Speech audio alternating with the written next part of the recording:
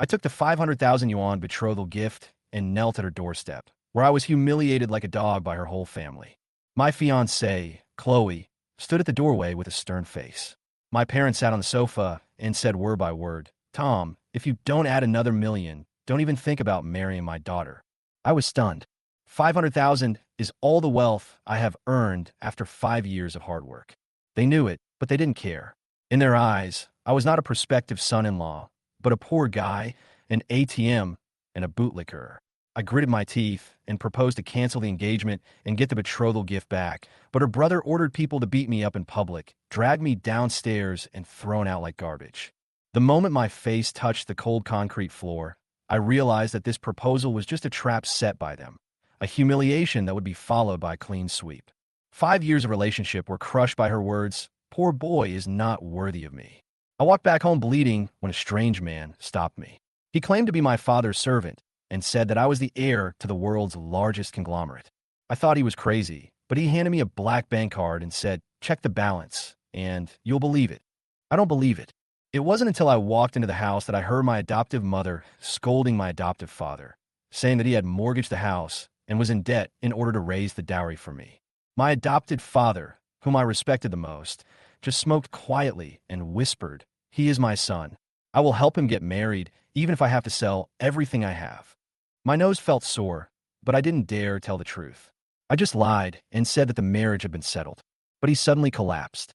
The doctor said it was a serious cerebral infarction and required immediate surgery, with a starting cost of 200,000 yuan. I knelt in the hospital corridor and realized that I had lost everything. The money was taken away by that woman's family. My adoptive father risked his life to support me and keep me going. I don't even have enough money to keep my father alive. I suddenly remembered the black card, rushed into the bank, and begged the teller to check the balance. She sneered, "You're so poor, yet you're trying to act like a rich guy? Are you worthy of using this card?" Just as she was calling for security, a customer manager came over, took a look at the card, his face suddenly changed, and he bowed repeatedly. "Sir, please move to the VIP lounge. Our head office president would like to receive you personally." When I was about to leave the bank lobby, the manager personally took me into the office, which made the female staff member named Mia in the lobby look confused. Jack looked at the black bank card in my hand. His eyes changed obviously. He recognized the faint golden dragon pattern. This is a black gold card that is even rarer than a black card, with no more than 5 in the world. He introduced himself and asked me to drop a blood test. This top-level card must be confirmed by DNA before it can be used. I was a little surprised at first, but I did it anyway. A drop of blood fell into the instrument, and a mechanical sound was heard saying, "Verification successful." Jack immediately bowed 90 degrees. His attitude instantly became extremely respectful, and he called me Mr. Su. After the screen prompted me to set a password, I clicked on my balance check. When the number popped up, I almost lost my balance. Tens of billions in pocket money. Only then did I realize the staggering wealth of my biological father. Rich enough to rival a nation was no exaggeration. Thinking of the Zhou family, if they knew this amount, they would probably regret it to the point of going crazy. I quickly linked my mobile banking account and prepared to leave to pay for my father's surgery. Jack quickly handed me his business card and told me to contact him anytime if I needed anything. I took it with a smile, pushed the door open, and walked out, my steps quickening. However, Mia suddenly stopped me, her face full of sarcasm, saying that the manager had exposed my identity and made me flee.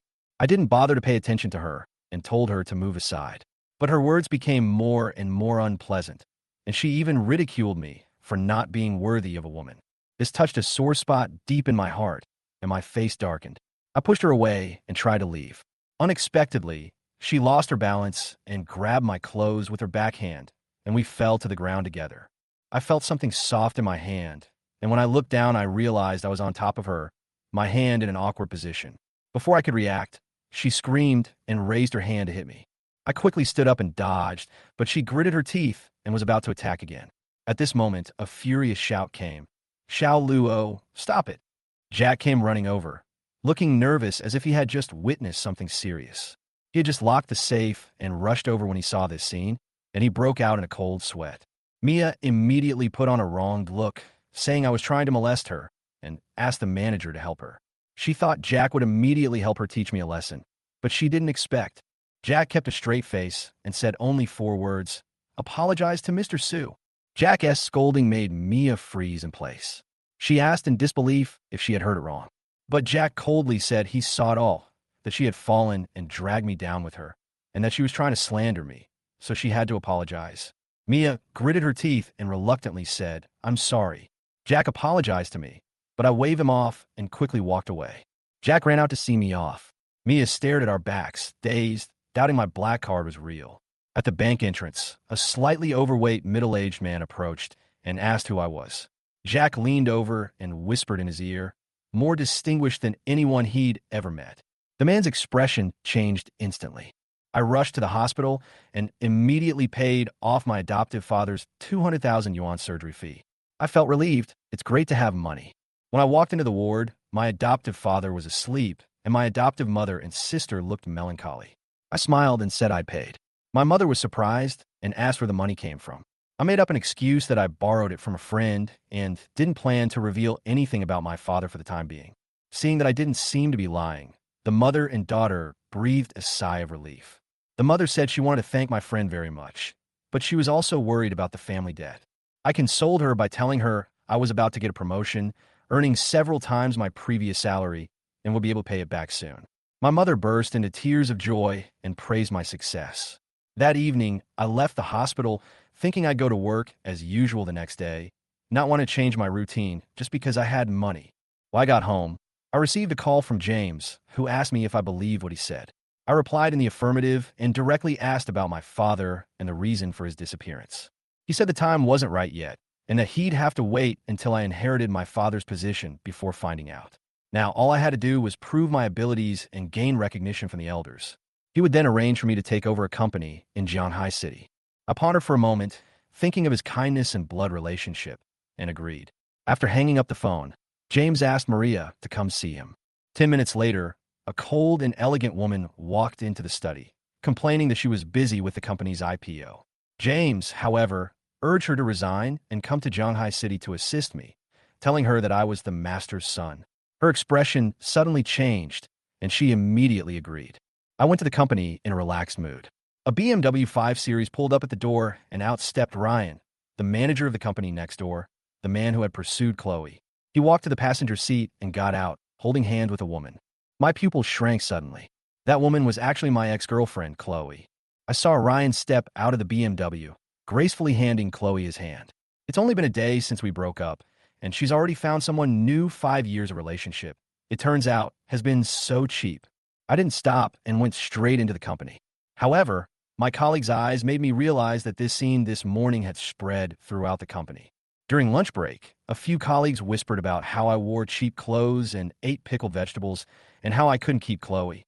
I clenched my fist, then unclenched it, not wanting to waste my time on such a woman. Suddenly, there was a slamming of the table. Zoe. She stopped the rumors for me and asked me what was going on. I told her the truth, and she consoled me, inviting me to come with her after work. Around noon, I got a text from Chloe asking to meet me in the bathroom. I tried to ignore it, but I went anyway. She said she loved me, not Ryan, and only chose him because of her brother's RV. I laughed in anger. In her eyes, I was just a tool. After a few sarcastic remarks, I turned and left, completely letting go of this woman. When I got off work, Zoe was waiting for me. We walked and chatted, and I half-jokingly said that I liked her like this. Chloe in both character and temperament. Now I have the confidence to believe that I am worthy of such a woman. As soon as she arrived at the office, she happened to run into Ryan again. This time, he was wearing sunglasses and holding flowers, obviously waiting for Chloe. After she accepted the gifts and the new phone for her brother, she kissed him in public and even took him to the car. Zoe couldn't stand it and said she would regret it one day. When Ryan saw her, he looked at her greedily, then scoffed at me for being useless and mocking me for not being able to afford the bride price. I was about to make a move, but Zoe took my arm and said with a faint smile, "Tom is my boyfriend." I was stunned, then admitted it. Ryan and Chloe were both shocked and incredulous, leaving in a huff. But before leaving, Chloe turned on me, saying I'd found someone new just one day after breaking up, and that I was lucky I'd broken up in the first place. Her words infuriated me. This was pure accusation. Watching the BMW drive away, I felt relieved. Zoe smiled and said she was just acting for me and that I owed her a favor. Although I felt a little disappointed, my affection for her deepened. I suggested we go to Yiminjuan, the best restaurant in Jianghai, for dinner. She was about to agree when the phone interrupted her. After a few words, her expression changed. She said she had to leave for something and would meet again another day. I sensed she was having trouble, but she denied it and hurried away. As I was lost in thought, my phone rang. A steady voice came from an unfamiliar number. "Hello, Master Tom. I'm Lucas, the head of Hongding Entertainment, a branch of the Haishin Group in Jianghai City." I immediately remembered what James had mentioned yesterday. The person on the other end of the line, calling himself Lucas, respectfully informed me that he would officially take over Hongding Entertainment in 2 days. He also wanted to invite me to dinner to discuss the company's situation first. I agreed, but declined his offer a ride and instead took a taxi to Jianghai City's top-tier Tianhai Hotel. The hotel's golden decor and opulence made me sigh.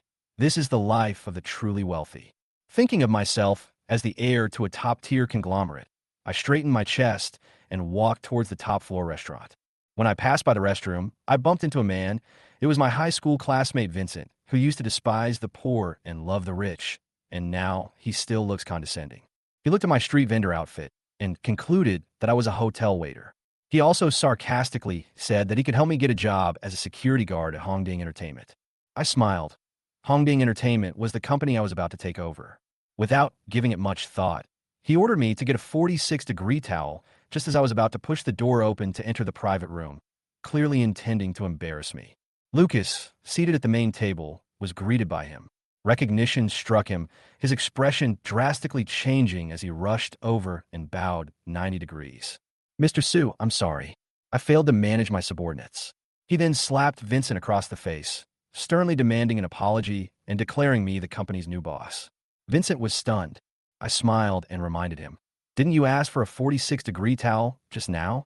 As long as he brings it, I'll forgive him." Vincent had no choice but to do as I asked, but he couldn't adjust the temperature. After several unsuccessful attempts, he finally collapsed to his knees, admitting his naivete and begging me not to lose his job. Seeing his sincerity and his ability, I let him go. Lucas breathed a sigh of relief and asked Vincent to toast me a glass of wine. The three of us sat down. I asked Lucas to give me a detailed introduction to Hongding Entertainment. The company focused on film, television, variety shows, and artist contracts. It was well known in Shanghai, but the group had invested little, and its potential hadn't been fully realized. I had already made a plan to use my own funds to support and expand the company. During the meal, I suddenly asked Lucas about his connections in Shanghai. He assured me that he had been running the business for many years and had connections in all walks of life. I nodded and gave him a task directly. "Help me investigate someone and see if she has encountered any difficulties recently." I didn't say the name, but I knew very well in my heart I wanted to know what happened to Zoe. I gave Lucas some general information about Zoe. He smiled meaningfully and promised to do his best to investigate. After dinner, I headed straight to the hospital to visit my adoptive father. Unexpectedly, a group of thugs burst into the ward. Led by Ethan, a man with a scar on his face, they demanded that my father return the money. My mother was surprised and furious, and my father reluctantly admitted that to raise the betrothal gift for me, he had borrowed an additional 50,000 yuan from relatives, in addition to the 50,000 yuan he had borrowed from them. But within a week, they doubled the amount to 100,000 yuan and threatened to withhold the surgery if I didn't pay. They even smashed the liquid bottle on the spot and even beat up the nurse who was trying to support me. I heard this as I walked into the ward, and I suppressed my anger and asked them to follow me out. In the corridor, I asked calmly how much he owed, and he said 100,000. I smiled and suddenly punched him in the stomach. Several of my younger brothers rushed over, but I quickly knocked them down with my years of boxing skills. Scar brother panicked. I forced him to reveal his account number and transferred 100,000 yuan to him on the spot. At the same time, I told him coldly that there would be a price to pay for hitting someone, but I would pay him back every penny. He stood there in a daze, and I turned and left. When we returned to the ward, my mother asked me worriedly where the money came from. I lied and said it was an advance on my salary from my boss and told her not to worry. She warned me, under no circumstances, to resort to loan sharking again. I remember the young nurse who had been beaten, and I went to the nurse's station to thank her. Her name was Yuna, and she was shy and unwilling to engage in conversation, only solemnly promising to take good care of my father. I returned to the ward to spend some time with my family before leaving. The next day at work, my supervisor, Ben, slammed the project plan onto my desk and told me to rewrite it. There were clearly no problems, yet he was picking on me for no reason. I scoffed. I'm no longer a poor kid who lets others bully me. I can't tolerate people like him. As I was about to leave, I got a call from Lucas. He said he'd found out about Zoe. It turned out her father had offended Steven of Fei Home Group, and the factory was facing numerous obstacles and was on the verge of bankruptcy. I immediately asked if he could help. Lucas confidently said he would mediate and that Steven would help him. After hanging up the phone, I headed to Zoe's office. She was frowning, looking absent-minded. I smiled and asked her what was wrong, asking knowingly, just waiting for her to speak. Zoe looked up at me and said tiredly, "Something happened at home." "What happened? What if I can help?" I asked with a smile. Zoe looked at me, shook her head, and said I couldn't help and told me to stay out of it. I knew in my heart that she didn't know that I had already contacted Lucas to help her deal with the difficulties in the factory. I planned to tell her after the matter was resolved and give her a surprise. I smiled and comforted her, telling her not to let her worries affect her mood, as she might meet someone who could help her. She smiled and agreed to have dinner with me after work. I helped at her feet and walked her downstairs to the garage. She half-jokingly asked me if I wanted to treat her to Yamenjuan, the top restaurant in Shanghai City. I nodded and said of course. She thought I was trying to be stubborn and planned to order less food to save my face. Arriving at Yemen Garden, the entrance was filled with luxury cars, and the decor was so lavish that even I was secretly shocked. As soon as I entered, I heard a shrill voice. It was Ryan, with Chloe by his side. Ryan ridiculed me for eating here with a woman, and Zoe immediately retorted that it was my treat today. He laughed with a look of disdain on his face, attracting a lot of attention. When the waiter asked for the reservation information, I just took out my cell phone and was interrupted by him. But when the waiter saw the reservation message on my phone, his face suddenly changed and he respectfully asked me to go to the dining area. Ryan thought I would only go to the low-end area, but was surprised to find that I went straight to the top area to take a seat. He ran to question the waiter, and it was confirmed that I had indeed booked a top-tier seat. Zoe couldn't help but ask me how I did it, and I just laughed and said I was lucky. At this time, Ryan deliberately ordered the A-level set meal for 28,888 yuan and looked at me with a provocative look. I opened the menu, pointed to the S-level set meal priced at 98,888 yuan, and said to the waiter, "I want this." Zoe whispered to me not to be impulsive, and I smiled and said, "Don't worry." Ryan's dishes arrived soon after, a trio of expensive seafood dishes that made him beam with pride.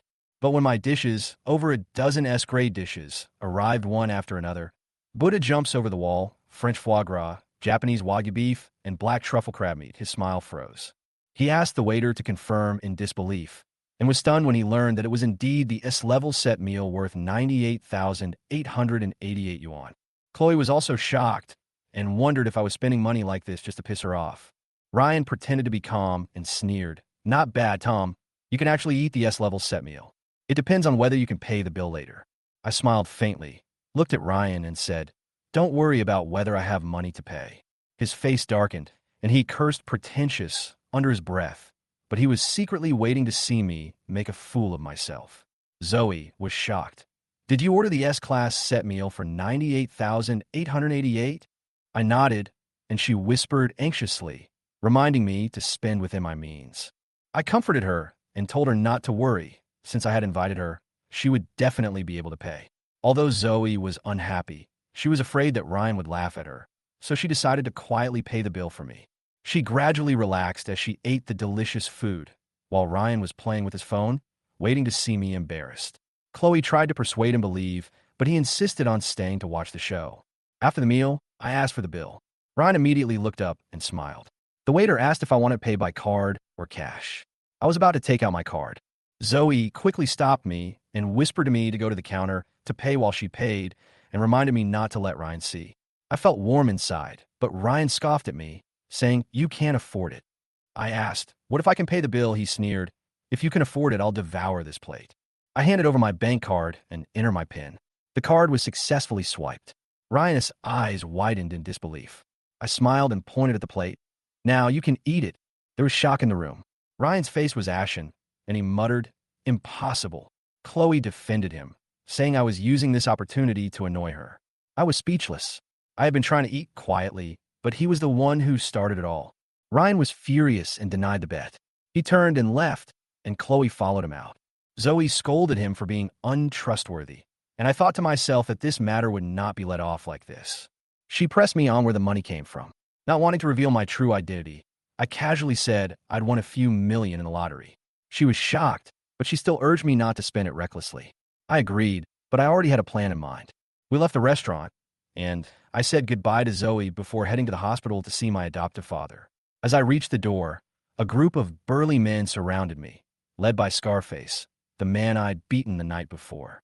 He sneered and said that Mr. Jean wanted to see me. The dagger was already against my abdomen, so I was forced to get in the car. The car drove to a business club. In the top-floor private room, a slightly plump man wearing a floral shirt, beach pants, and flip-flops was sipping tea.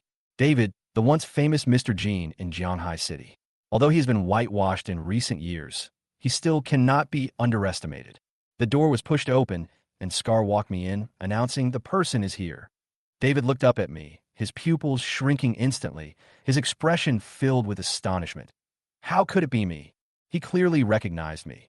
The young man Jack had personally declared at the entrance of Huachi Bank to be more distinguished than anyone else.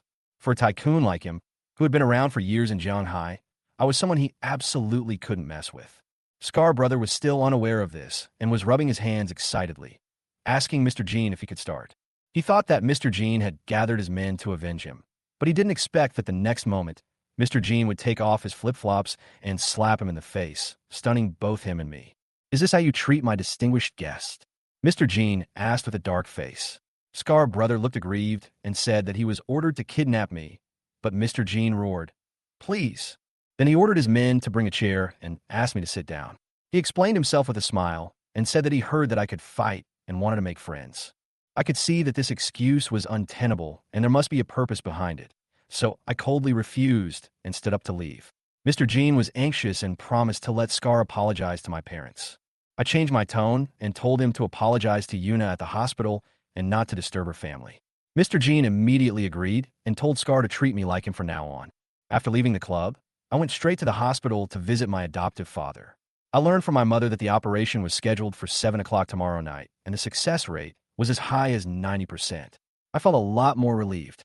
When passing by the nurse's station, she saw Scar Brother kneeling in front of Yuna with a branch in his hand, performing the act of carrying a branch to apologize, which scared Yuna so much that her face was in a panic. I walked over and explained that this was an apology prompted by my persuasion, and let her do whatever she wanted. Yuna was kind-hearted and unwilling to fight, so she just let him go. With just one word from me, Scar left, relieved. Yuna still didn't believe that he would truly repent. She rolled her eyes at me and turned to go eat. Her attitude was a little more communicative than when we first met. Back home, I lay in bed, unable to fall asleep. Thinking about my dinner with Zoe and my adoptive father's surgery, I felt a mixture of emotions. I casually opened the live streaming app one hadn't used in a while and entered the room of a female streamer named Asuka. She was in her early 20s, innocent-looking, and dressed in a short school skirt. Her live stream was quite popular. The barrage of comments like "Jianghai University friends and family have arrived" appeared, and I realized she was a student at my alma mater. Suddenly, Asuka S. Guardian on the screen sent out 10 rockets, 10,000 yuan, and reminded her of her promise to the person with the most gifts to have dinner with her. She smiled sweetly and replied that she would keep her promise. Soon after, another user named Asuka S. Little Follower swiped out 20 rockets, worth 20,000 yuan, and challenged the Guardian, Philip, saying that only he was worthy of dining with the goddess. This little follower turned out to be Alex, the younger brother of my ex-girlfriend Chloe, which made me look at the excitement. Philip retaliated with another 20 rockets. The two exchanged blows, the screen flooded with rockets, and the other viewers stopped sending gifts, waiting to see the extravagant spending. Soon, both sides had each spent 200,000. The live stream was abuzz, and Asuka was grinning from ear to ear. I could feel the tension between them, even through the screen. Philip gritted his teeth and threatened to spend another 100,000 to see if Alex could take it. The next second, the screen exploded with the message, Asuka S. Guardian sends out 100 rockets, a full 100,000 yuan. The whole audience was in an uproar, and this heroic spirit immediately overwhelmed the entire audience. Everyone waited with bated breath for Alex's response, but the screen remained silent for a long time. Philip sarcastically taunted the user. "Alex, you idiot, do you have any money left?" Watching this scene, I couldn't help but laugh out loud. After all, this little follower still owed me a big favor. That day, in another dormitory of Zhanghai University, Alex stared at Philip as provocation, his face flushed with anger. He gritted his teeth and transferred 300,000 yuan, vowing to win back the goddess heart in the live broadcast room. A few minutes later, he fired 300 rockets, prompting a barrage of comments like Tycoon. He took advantage of the situation to send out provocative comments, pretending to be confident. But I knew he'd already exhausted his few remaining cards. Sure enough, Philip couldn't hold on any longer and withdrew. Alex was so smugly laughing that he completely failed to realize the 500,000 yuan was the betrothal money the Zhou family had swallowed up. Thinking of this, my heart froze, and I decided to take action myself. Just as Asaka was about to announce the winner, I used my Beiyao account to fire off 1,000 rockets, instantly overwhelming the entire audience. The live stream was abuzz with comments questioning my identity, while I remained silent and logged out. At that moment, I imagined Alex throwing his phone, and I felt a surge of joy. Sure enough, he was yelling and cursing at me in the dormitory. I knew he'd not only lost face, but would also have to explain to his mother where the 500,000 yuan he'd originally intended for his wedding had gone. I closed my phone, chuckled to myself, and prepared to go to sleep, thinking good things are best left untold. But soon, Asaka's messages started popping up one after another, asking why I'd quit when I'd eat and if I didn't like her. I had no interest in her. All this was just to make Alex lose completely. Too annoyed to explain, I simply turned off my phone and went to sleep. The next morning, I remembered I had to take over Hongding Entertainment, so I left early. Although I no longer cared about my job, I still called my supervisor to ask for leave to conceal my guilt.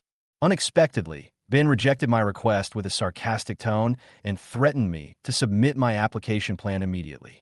This was my first time asking for leave, and I was met with such a tone. I hung up the phone without hesitation. Half an hour later, I arrived at Hongding Entertainment.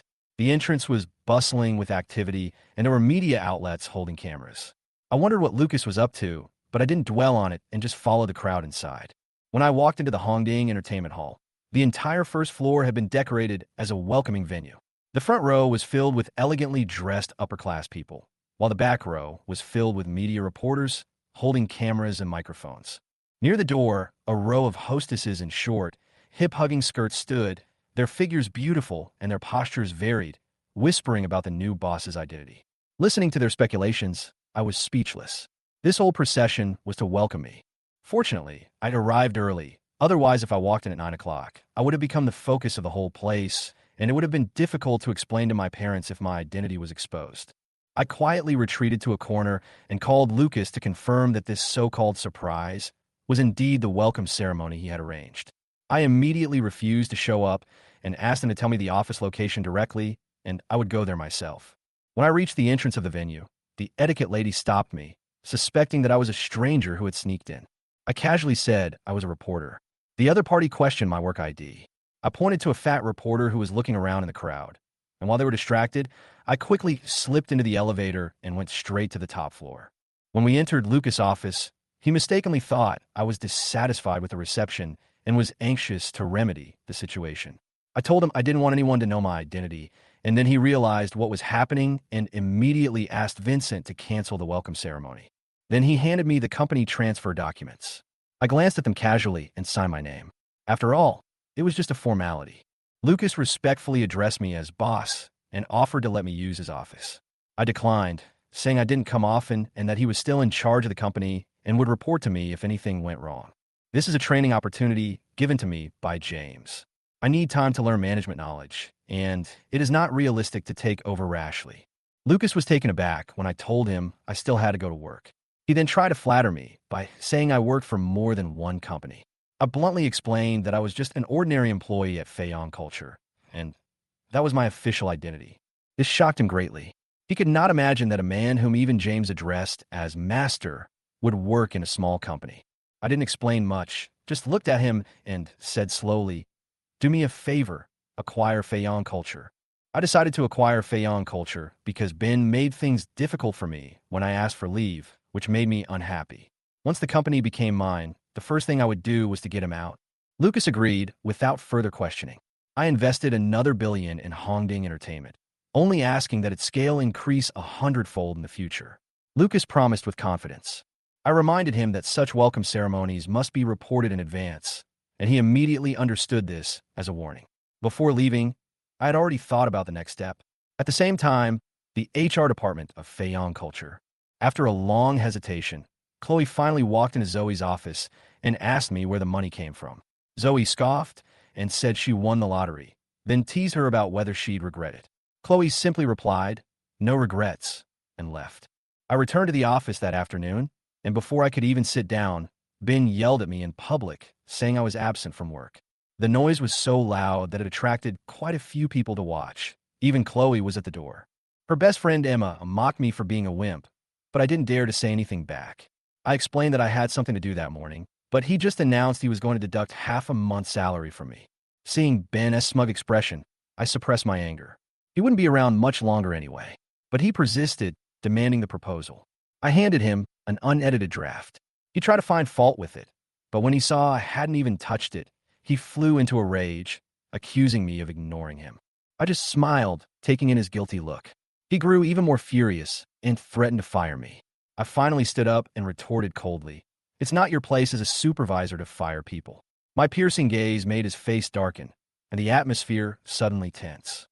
Ben was shocked by my gaze and subconsciously took a step back, but soon he stood up and threatened to report the matter to the chairman. I responded coldly, offering two compelling reasons. I had a recording of my request for leave as proof, and my proposal could be reviewed by experts. His face darkened, and he uttered a harsh word before turning away. I sneered. He didn't stand a chance. Outside the office, Chloe and Emma were shocked. Emma sarcastically said, "I'm still broke," but Chloe was lost in thought. She let Emma go first and walked towards me. I didn't want to respond, but she tried to dissuade me from the competitive revenge schemes I'd had yesterday, saying I'd regret it if I acted like a nouveau riche. Speechless, I immediately told her to leave. But she refused to give in, comparing me to Ryan, saying that he didn't order the S-level set meal because he was too lazy to care. She mocked me for being lacking in substance, and left after saying, "You'll regret it later." I shook my head and sighed, feeling completely down. I decided to go talk to Zoe. She was free, so we chatted for the entire afternoon. My mood instantly improved, and when people from the office came to deliver documents, they couldn't help but speculate about our relationship. We were chatting happily when a familiar voice came from the door. It was Wang Chong, my college roommate and best friend. He was a straightforward person, and he was also familiar with Zoe, so he spoke naturally and casually. I saw him come back, smiled, and said hello, and then left the office with him. He asked me if I had broken up with Chloe, and bluntly said that she was indecisive and a supporter of her brother, and that the money she had spent on her brother over the years was enough to buy a car. I just smiled bitterly. I never thought she would become like this. Wang Chong then smiled meaningfully and asked if Zoe and I were. I didn't answer, but he immediately understood and said with a grin, "I understand." He suggested having dinner together in the evening, but I had to decline. My father had to have surgery at 7 o'clock tonight, and I had to be there. Wang Chong offered to accompany me to the hospital, but I urged him to go home and visit his family. After all, my father's surgery had a 90% success rate, so there was no need to worry. After work, I rushed straight to the hospital and arrived at the ward a little after 6 o'clock. My adoptive mother, my sister Lily, and the nurse Yuna were all there. Yuna was taking my father's blood pressure. Lily saw me. She grabbed my hand and smiled excitedly. She was happier than anyone else when she learned I'd gotten a promotion and a raise. As I patted her head, a warm feeling welled up in my heart. When asked about her father's blood pressure, Yuna whispered that it was fine, her face flushing all the way to her neck, and then she hurried away. My mother urged me to thank her and lamented that she was a kind but introverted person. My mother suddenly asked about Chloe and I's wedding date, and I was stunned. We had already broken up on the day of the betrothal gift, and I only escaped the embarrassment because my father fell ill. I didn't want to distract my father before the surgery, so I lied and said I was getting married next month. My mother's face lit up immediately, and the atmosphere in our family was warm and cozy. The doctor came in to announce the start of surgery, and my father was wheeled into the operating room. Although the success rate was high, I still felt uneasy. Over the years, our family has weathered every storm together, and this home has become an inseparable part of my life. No matter what, I will protect it. We waited anxiously outside the operating room, and I kept comforting my mother and sister. After more than 2 hours, the operating room door finally opened. The doctor told us that the operation was a success and that I would be discharged after resting. My mother burst into tears of joy and I held her and my sister tightly in my arms. My father was wheeled back to the ward, and I stayed with him until after 10 o'clock before leaving.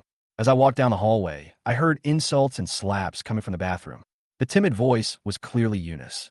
My face darkened, and I rushed over. Yuna fell to the ground, her body soaked, her clothes disheveled, and her face etched with the marks of a palm strike. A heavily made-up woman raised her hand, ready to strike her again. I shouted coldly, "Stop!" The woman turned around in surprise and angrily asked who I was. I ignored her and simply squatted down and whispered to Yuna, "What happened?" Yuna sobbed softly, refusing to speak. The heavily made-up woman behind me yelled that she'd stolen my phone. I turned and glared at her coldly. She tried to argue, but I slapped her in the face to silence her. She tried to run, but I grabbed her wrist in warning, too frightened to move. When I let go of her hand, I clapped my hands in disgust, and a layer of powder fell off, covering her face. Yuna saw this with a complicated expression. I squatted down and asked her what happened, and she just said that she didn't steal the phone. I turned to ask the woman, and she said that the phone was on the sink and disappeared when she turned around. Yuna was the only one there at the time. I glanced at the sink, which was empty, but I noticed a water stain extending to the edge and scratches on the floor leading to the back of the door. I pushed open the door and saw the phone. The woman's face lit up, and she picked it up. I coldly told her it had fallen and slid behind the door, and she hadn't heard it. She was embarrassed and tried to leave, but I stopped her and asked her to apologize. She walked up to Yuna, said sorry, and tried to beg me to let her go. I reminded her that she had hit Yuna and asked her to hit back. This wasn't revenge, but a way to teach Yuna to be strong, or she'd just keep getting bullied. The woman was unhappy, so I glared at her, and she shut up. I wiped away Yuna's tears, helped her stand up, and whispered, "Trust me." Her heart trembled, and she walked to the woman, her hands raised in the air, but not letting them fall. The woman urged her to fight, but Yuna suddenly withdrew her hand, turned around, and ran out, tears welling up again. I quickly chased her outside the hospital and stopped her. "Why do you want me to hit someone?" "I don't want to hit anyone." She cried and beat my chest. Seeing her weak appearance, I got anxious and yelled, "Because if you don't hit her, she will always bully you. Don't you understand?" I sighed and said to Yuna, "I have already told you the truth. It's up to you what you do next." After saying that, I turned and left, but I couldn't help looking back. I saw her standing alone in the moonlight, her shadow stretched out very long. My heart softened and I walked back. "Let's talk." I sat on a flower bed by the roadside, and she sat down beside me in silence. I asked for her phone, intended to write down the number, but she froze, and when she pulled it out, she screamed. The screen was shattered. It was an old model, which she had wiped clean and covered with girly cartoon stickers. It was obvious that she cherished it very much. I thought about her being pushed down in the bathroom. The phone must have been crushed there. She must be very frugal to still be using such an old phone. I saw a cell phone store nearby with its lights on, so I pulled her over. She resisted, but she didn't break free. When we walked into the store, I noticed that her eyes stopped on a pink mobile phone. She deliberately walked around it before asking the boss to take it out and bought it directly with her card. I put her card into the new phone, entered my number, and handed her the phone. She hesitated to take it, and I threatened her with a smile. "If you don't take it, I'll throw it away." She finally took it. "That's my number. Call me Tom from now on. Call me if you need anything." I already considered her my younger sister. Such a delicate girl always makes me want to protect her. She whispered, "Thank you," and I walked her to the hospital before leaving. The next day, I went to work as usual. When I got off work, Zoe approached me with a beaming smile. "Come on, I'll treat you to dinner." I was surprised she'd take me to Yuminjuan, a place that's not cheap. After the dishes were served and the wine poured, she finally spoke. "Do you know why I'm treating you?" It turned out that her father's factory had run into trouble a few days ago, and she had been feeling down. I had advised her not to lose heart, saying that someone would come to her aid. To my surprise, my words were spot on. Someone showed up to help, and the crisis was resolved. I knew in my heart that it was Lucas who coordinated this, but I didn't say it directly. I just smiled and asked her to guess who helped. She thought for a moment, and suddenly her eyes lit up. "I know who it is." I couldn't help but laugh. Did she guess it so quickly? I casually asked, "Sister Shui, who is it?" She looked me straight in the eye and said the man was from the company and liked her.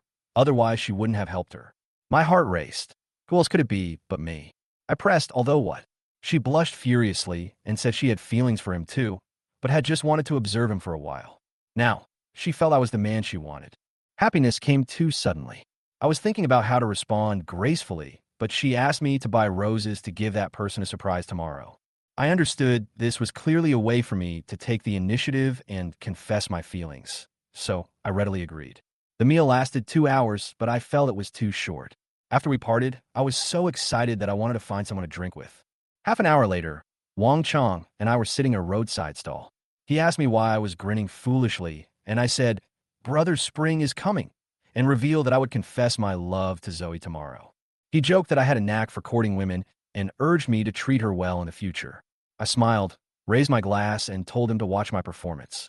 As I was drinking, 3 people came over from a distance, one of whom was Chloe's younger brother Alex. They were talking and laughing, not paying any attention to me. I sneezed and thought Zoe was missing me, not knowing they were talking about revenge. Suddenly, a familiar voice came from behind me. "Hey, isn't this my former brother-in-law?" I looked up, and it was indeed Alex. He sarcastically mentioned that his sister had dumped me, and I responded calmly. He then got angry and called me a loser. Wang Chong recognized his identity and forced him to drink as a punishment.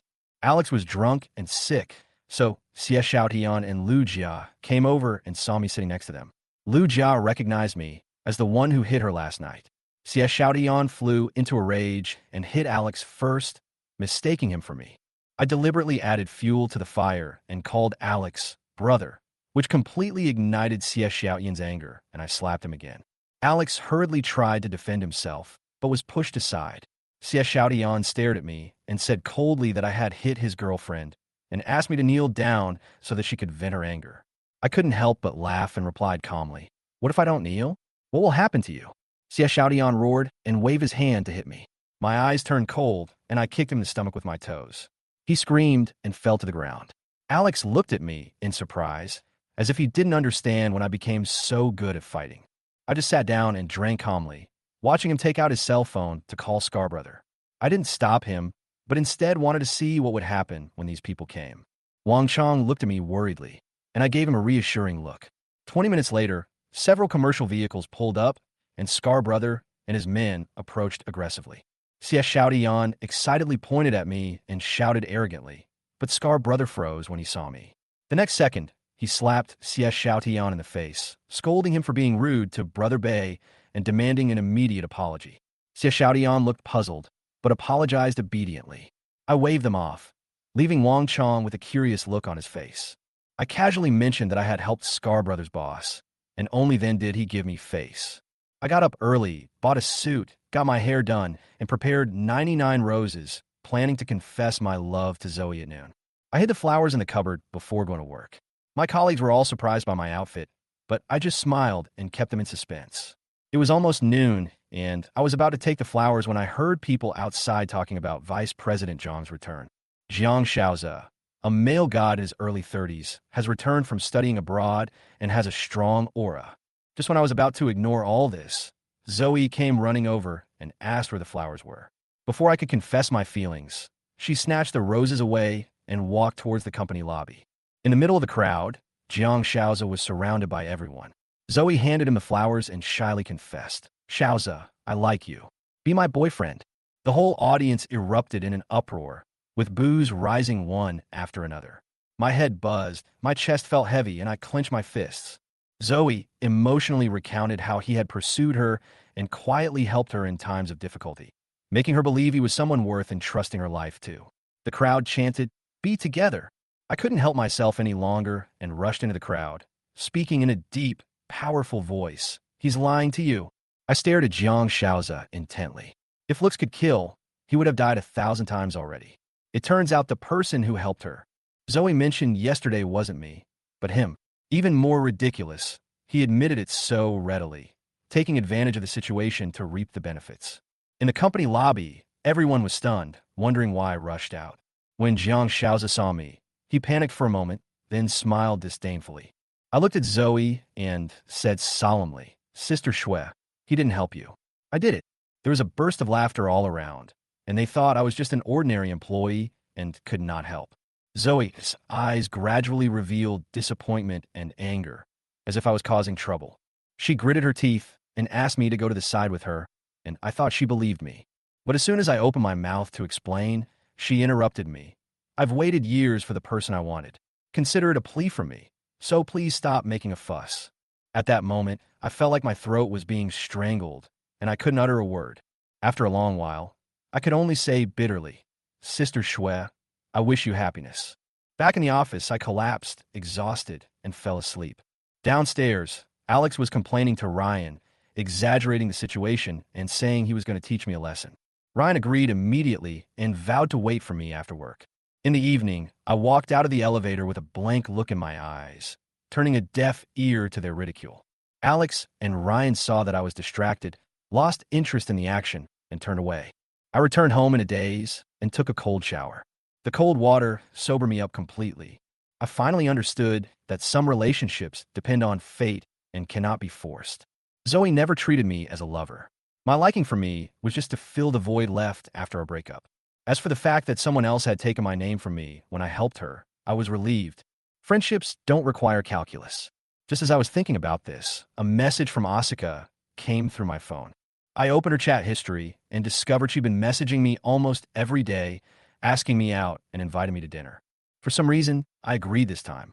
We agreed to meet at the entrance of Jianghai University the next morning.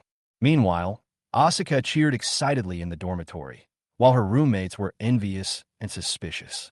Meanwhile, another silent girl quietly sent a message. In the boys' dormitory, Alex was happily reminiscing about the day's events. Suddenly, his phone vibrated. His pupils shrank after reading the message. Asuka, is he going to meet Bei Yao? Early that morning, Alex flew into a rage in the dormitory, smashing his apple on the floor and cursing Bei Yao for ruining his plans. He even called Xie Xiaodian to help beat the guy up. He never imagined that this Bei Yao was actually me. That morning, I was woken by a call from Lucas, who said he'd help me acquire Feiyang culture for a high price. I flatly declined the dinner invitation, telling Yang Xiong to continue managing the company and not reveal my identity. Feiyang culture was just a cover for me. I woke up a little after 10 o'clock and saw Asuka's repeated urging messages. I replied, asking her to wait a moment. By then, she had been waiting at the entrance of Jianghai University for 2 hours. Not far away, Alex and Xie Xiaodian were squatting in the scorching sun. 20 minutes later, I arrived at the school gate and sent her a message to tell her that I was wearing a white shirt. She appeared soon, wearing a long dress and exquisite makeup, and called out Brother Bei Yao with a smile, but showed a hint of disappointment when she looked at me. I was dressed too ordinary. Not far away, Alex squeezed to the front and saw me clearly. He was completely stunned and rushed over and yelled, Tom, are you stealing my woman? I almost laughed out loud when I saw him. Xie Xiaoyan's face turned pale behind him. He stammered and called Brother Bei, and then made an excuse to leave. Alex, however, was aggressive and slandered me in front of Asuka, saying I was a poor bastard who was dumped by his sister. Asuka began to doubt me, but I simply asked her calmly, do you believe it? She hesitated and denied it. So I took out my phone and swiped 1,000 rockets, a gift of 1 million, which made her instantly certain of my identity. Alex's phone fell to the ground and broke into pieces. He couldn't believe it. I calmly put my phone away and turned to leave. Asuka hurriedly caught up with me, shook off Alex's hand, and angrily told him to get out. Xie Xiaodian watched from a distance and followed me. Asuka kept explaining in a coquettish manner, saying that she was just upset by Alex. I replied coldly, I'm not eating. I'm going to the hotel. Do you want to come with me? She was stunned for a moment, but finally gritted her teeth and agreed, thinking, let me go first and we'll talk later. We entered the hotel, got our room cards, and got in the elevator. Alex, breathless, arrived and, upon seeing this, ran toward the elevator, only to be stopped by security. Sir, please show us your room card. Chapter 32, Tom's Apology. Damn, I need a room card. Alex cursed inwardly and then went to the front desk to get a room. But when I went to pay, I realized that I had no cash on me and my phone screen was broken, so I couldn't pay at all. Alex was almost furious. He slammed his phone to the ground and cursed. What use do I have for you? At the same time, Xie Xiaotian also came to the outside of the hotel and saw Alex angrily throwing his phone at the front desk. I thought, Alex is so angry, he might do something irrational to Tom. Then he took out his phone and dialed a number. Hey, Scar brother. I met Brother Bei. He's in trouble here. Come over and take a look. After hanging up the phone, Xie Xiaotian looked at Alex with a hint of guilt. Hey, brother. Brother Bei knows Mr. Jean. If I want to cling to Brother Bei's thigh, I have no choice but to betray you. Xie Xiaodian was at a loss. Mr. Jean was a big shot in the Jianghai city underworld, and everyone wanted to rise to the top. He wanted to seize this opportunity, but it wouldn't be appropriate for him to show up, since he and Alex were always around. Calling Scarbrother would not only resolve the situation, but also allow Scarbrother to say a few good words to Mr. Jean. Let's talk about Tom. After Tom and Asuka entered the room, Tom sat down on the sofa and said to Asuka expressionlessly, "Take it off." "What? Take off?" Asuka was stunned, thinking she had misheard. It turns out that this is exactly what he thinks of me. Seeing Asuka didn't move, Tom said coldly, "What? You still want me to help you take off your clothes? Didn't you come to the hotel with me just for money? Take off your clothes and I'll give you 1 million. In Tom's eyes, Asuka is a complete gold digger. During a live stream, he promised to have dinner with whoever gave him the most gifts. He came to the hotel with him just for money. If this isn't a gold digger, what is? He has always hated gold diggers. So how could he have any thoughts about Asuka? He just wanted to humiliate her. "Who do you take me for?" Asuka spoke excitedly, her chest heaving up and down. "You think the money is not enough? 2 million, is that enough? 3 million? 4 million? Tom took a step closer to Asuka with every word he said, eventually cornering Asuka. Asuka shielded her chest with one hand, pulled out her phone, and said in panic, "What do you want to do? Am I going to call the police?" Tom sneered, snatched Asuka's phone away, reached out a hand, and gently lifted Asuka's chin, saying, "We're already at the hotel. Why are you still pretending?" He just regarded Asuka's behavior as a trick to play hard to get, a common tactic of gold diggers. Asuka was completely frightened by Tom's actions. She suddenly sat down on the ground and burst into tears. "Although I worship money, I am not such a casual person. Please let me go," Asuka said while choking with sobs. Seeing this scene, Tom was a little stunned, but he still didn't believe that Asuka was a self-loving person. "You already said you worship money, so what's the difference between that and casualness?" Tom asked back, "Why do you think I'm such a careless person? Is it wrong for me to be materialistic?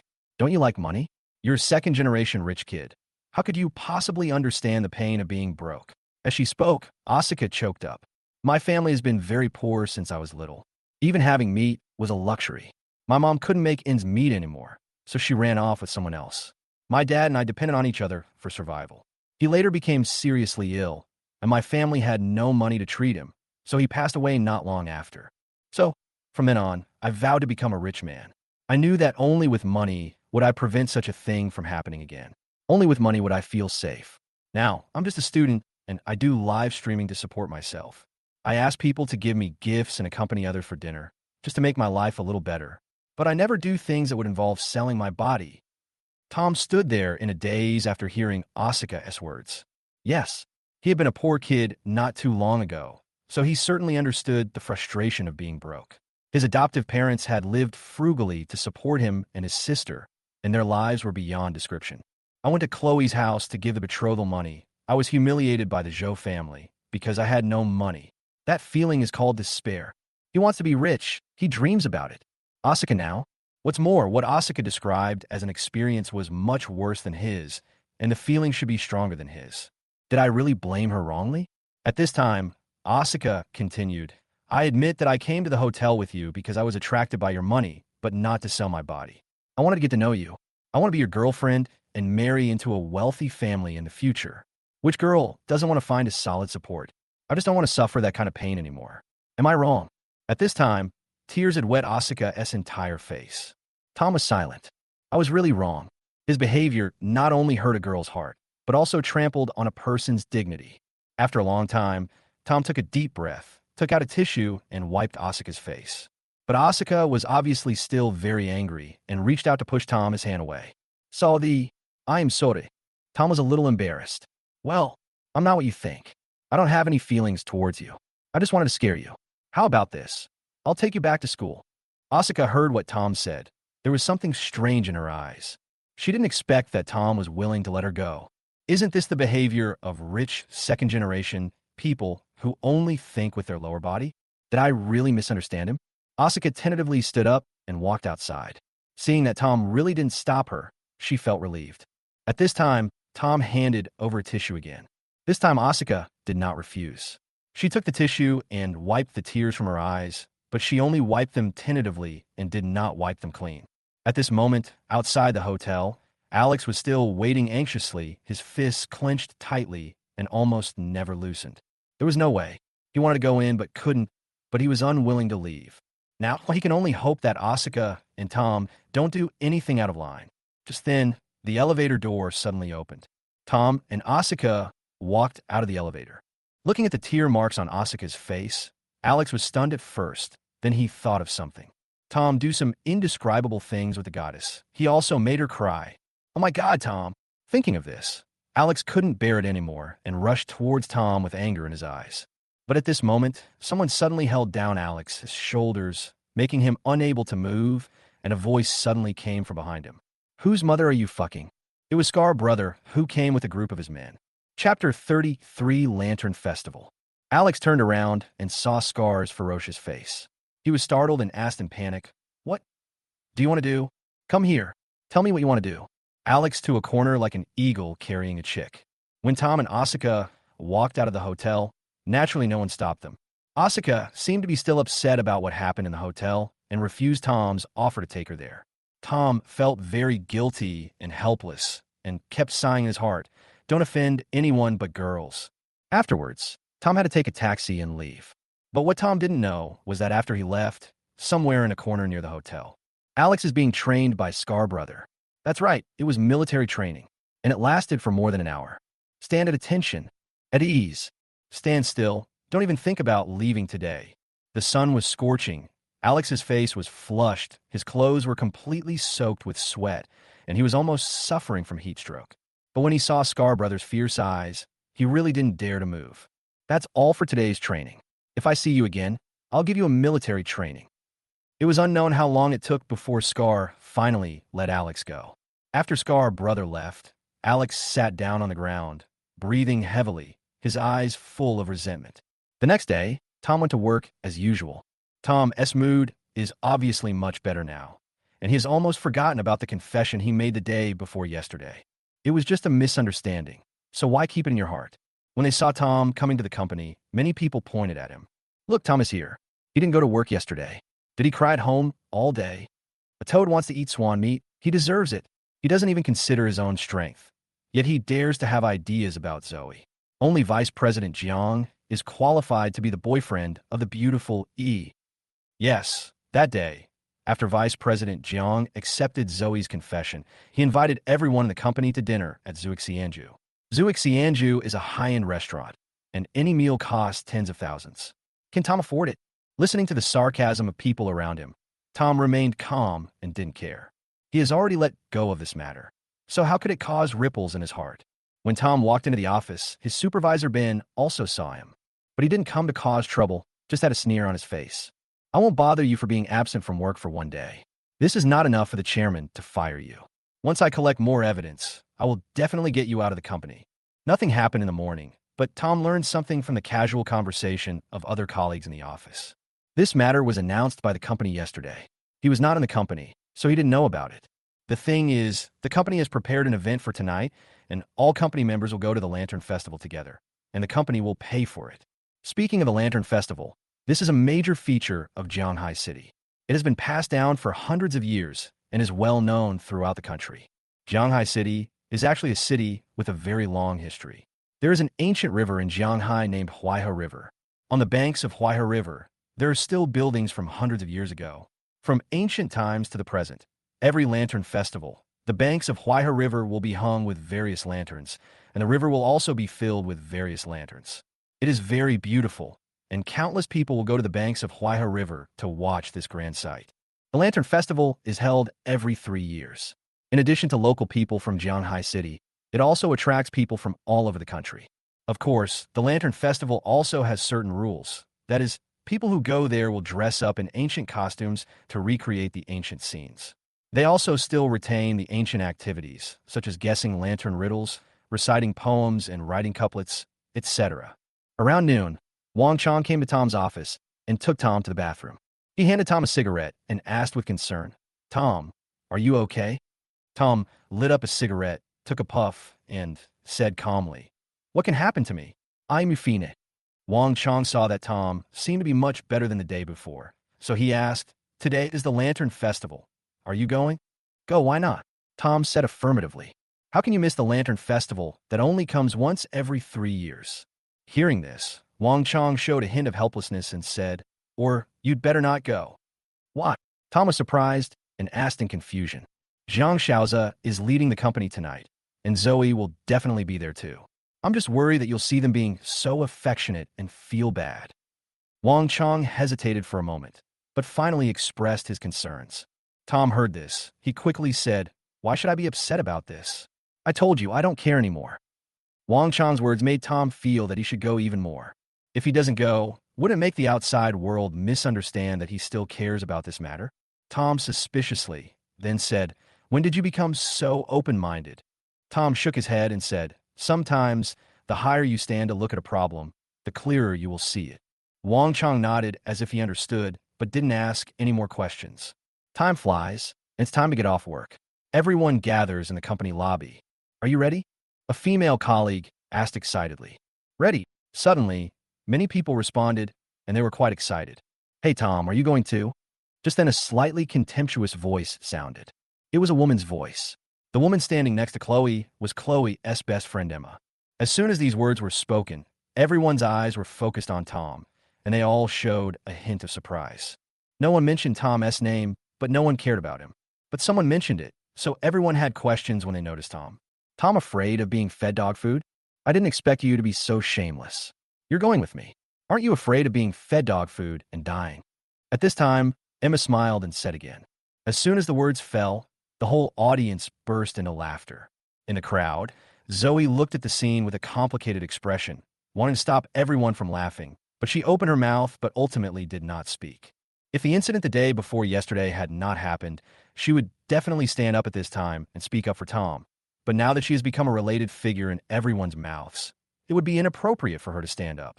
"Emma, don't go too far." At this time, Wang Chong, who was standing next to Tom, couldn't help it and said angrily, "What's wrong? Did I say something wrong?" Emma retorted coldly. Chloe beside her also pulled her sleeve as if she wanted her to stop talking. "Okay, let's go everyone." Just then, Zhang Xiaoza walked out of the office. Chapter 34 guessed the poem. The company prepared 2 buses for everyone to go to Huaihe. Tom and Wang Chong randomly boarded one of the buses. Coincidentally, Zhang Xiaoza and Zoe were also sitting on the bus in the first row. Tom got into the car. He saw the 2 of them. At this moment, the 2 of them were holding hands tightly, looking very intimate. They obviously saw Tom too, and their eyes met for a moment. Zoe immediately turned away, no longer looking at Tom. Zhang Xiaoza, on the other hand, showed a hint of disdain and then kissed Zoe on the cheek. Tom walked over calmly, without any ripples in his heart. After everyone was on board, the bus started quickly. After half an hour's drive, the bus finally arrived at its destination. As soon as we got off the car, everyone cheered. So beautiful, so lively. It was the time when the lights came on and the night was colorful. Looking along the Huai River, rows of lanterns float on the water, like stars in the sky, emitting dazzling brilliance. In the river, there are some beautifully decorated boats sliding slowly. On the boats, you can see dancers showing off their dancing moves, scholars reciting poems and composing couplets, and merchants drinking wine together. On the rows of green willows along the river, colorful lanterns are hung, flashing constantly. Some vendors also set up stalls nearby, some selling candied haws, some selling snacks, and some playing small games. The riverside road is crowded with tourists. "Let's go in after we change our clothes."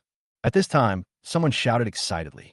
Because of the rules here, everyone has to wear ancient costumes when entering. So now they have to rent or buy a set of ancient costumes at the ticket office. When we arrived at the ticket office, the customer service staff immediately distributed the clothes to everyone because the company had already made arrangements. Soon, everyone changed into ancient costumes and walked in. "Holy crap, Tom, that's good." Wang Chong stared at Tom and said in surprise. At this time, Tom was wearing a white ancient costume. Tom, who already had a handsome appearance, now looked like a handsome young man. "How about we go play games together?" As we were walking down the street, someone suggested this. Indeed, just looking at the scenery is not so good. It is more fun when everyone interacts with each other. Immediately, many people agreed. Just then, someone saw a place to guess a poem in front and decided to play that game first. Soon, The group arrived at this place. There were many standing boards, on which hung 10 pieces of paper resembling couplets, each with the first half of a line of poetry written on it. Beneath these, a rolled-up piece of paper contained the second half of the poem, the answer, hidden from view. In other words, this poem guessing game has a total of 10 levels, each more difficult than the last. Participants need to guess all 10 lines of poetry correctly to complete the challenge. I think this kind of game should be played by our Vice President Jiang, the talented Jiang. At this time, someone said something. Yes, Vice President Jiang is a graduate of Jingxing University and is much more knowledgeable than us. Vice President Jiang, please help us with the sample.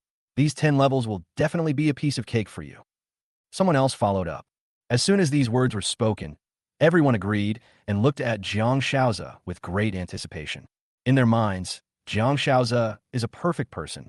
Not only is he young and rich, but he is also knowledgeable. This kind of thing will definitely not be difficult for Jiang Shaozi.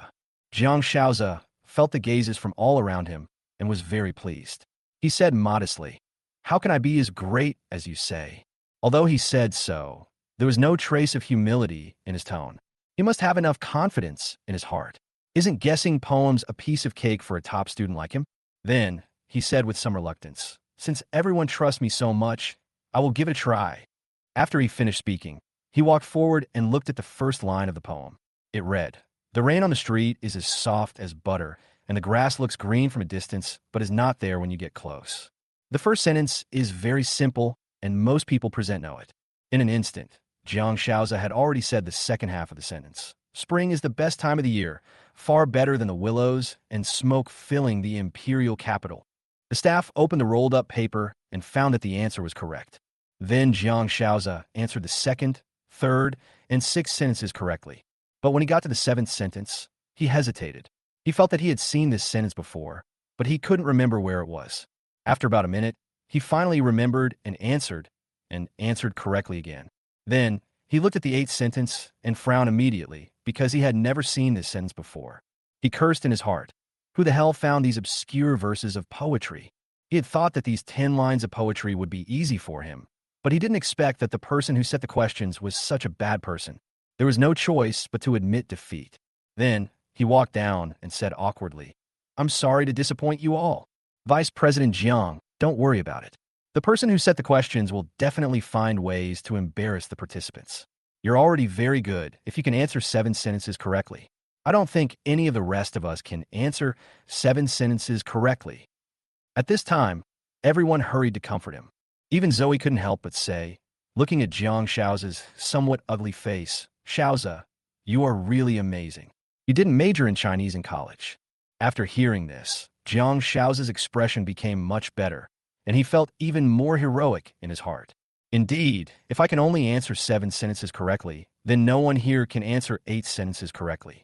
Who's next? At this time, the staff had already replaced the new verses on the standing board. Everyone looked at each other. Who would go up?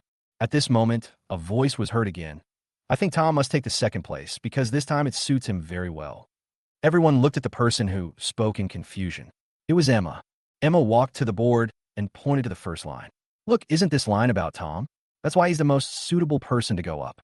Everyone looked at the first line of the poem and saw that it said, "Don't be a lovesick person in this life. There is no place in the world where lovesickness can be felt." Suddenly, they understood what Emma meant. This is a poem describing a person's disappointment in love. Isn't it talking about Tom now? "Tom, go up! Tom, go up!" At this time, everyone laughed and cheered. At this time, Tom walked up silently and prepared to be the second participant. The reason why he went up was not because of Emma's words or the crowd's urging, but because he really liked ancient poetry and had actually wanted to go up for a long time. Emma's pupils shrank when she saw this. "I'm just using this poem to mock you. How dare you do that?" She immediately showed a disdainful expression and said, "How can you be so confident as a Zhanghai University graduate? I'm afraid you can only answer the first sentence. Zhanghai University is only a second-tier university, which is very different from Jiang Shaozi's key university, Beijing University." Tom with disdain. "What if I can answer all 10 of these correctly?" At this moment, Tom suddenly turned around and said lightly. For a moment, the whole audience was silent. Chapter 35, Fairy Descends to Earth. What? Where does he get his confidence from as a student from a second-tier university? He actually got all 10 answers right. Even Jiang Shaoza from Jingxing University could only get 7 right. The whole audience stared at Tom in amazement. They don't believe it at all. You're not afraid of getting your tongue caught in the wind. If you answer all 10 correctly, I'll kneel down and call you daddy. But if you lose, you'll kneel down and call me mommy. How about that? Emma said arrogantly, her eyes full of disdain. When everyone heard this, they also wanted to watch the fun and started cheering. After all, they don't think Tom will win. Just wait and see Tom kneeling down and calling for his mother. However, only one person in the audience showed a worried expression. That's Chloe. Tom, who is worried, but Emma. When I was in college, as Tom's girlfriend, I was with Tom every day. Tom has no other hobbies except studying ancient poems. Tom might actually be able to answer these 10 lines of poetry, so Emma is very likely to lose. Then, she reached out and pulled the corner of Emma's clothes, whispering, Yin Yin, forget it. Don't go too far. However, when Emma heard this, she thought Chloe was speaking for Tom. She frowned and said to Chloe, Chloe, you've broken up with him, so don't worry about him anymore. Today I will make him call me mom. After saying this, Emma ignored Chloe and urged Tom. Tom, what are you still standing there for? Don't you want to guess all 10 sentences correctly? Hurry up. Tom smiled calmly and started to guess 10 sentences. The first sentence is correct. The second sentence is correct. The 10th sentence is correct. In less than a minute, Tom finished answering all the questions, and they were all correct. Everyone stared at Tom in disbelief. Emma looked as pale as death. How is that possible? How is that possible? How could a graduate from Jianghai University be so powerful? Even Vice President Jiang from Capital University could only answer 7 sentences correctly, but Tom not only answered them all correctly, but also so quickly. Now, is it time for you to fulfill your promise? At this time, Tom spoke with great force. Emma, you were so confident just now. Kneel down and call me daddy. Wang Chang also said this. The reason why he didn't stop the two from gambling was because he didn't think Tom would lose. He and Tom were college roommates, so he naturally knew what Tom was good at. Emma's face turned even uglier when she heard this, and she quickly said, You can't possibly get all the answers right. You must be cheating. You must be cheating.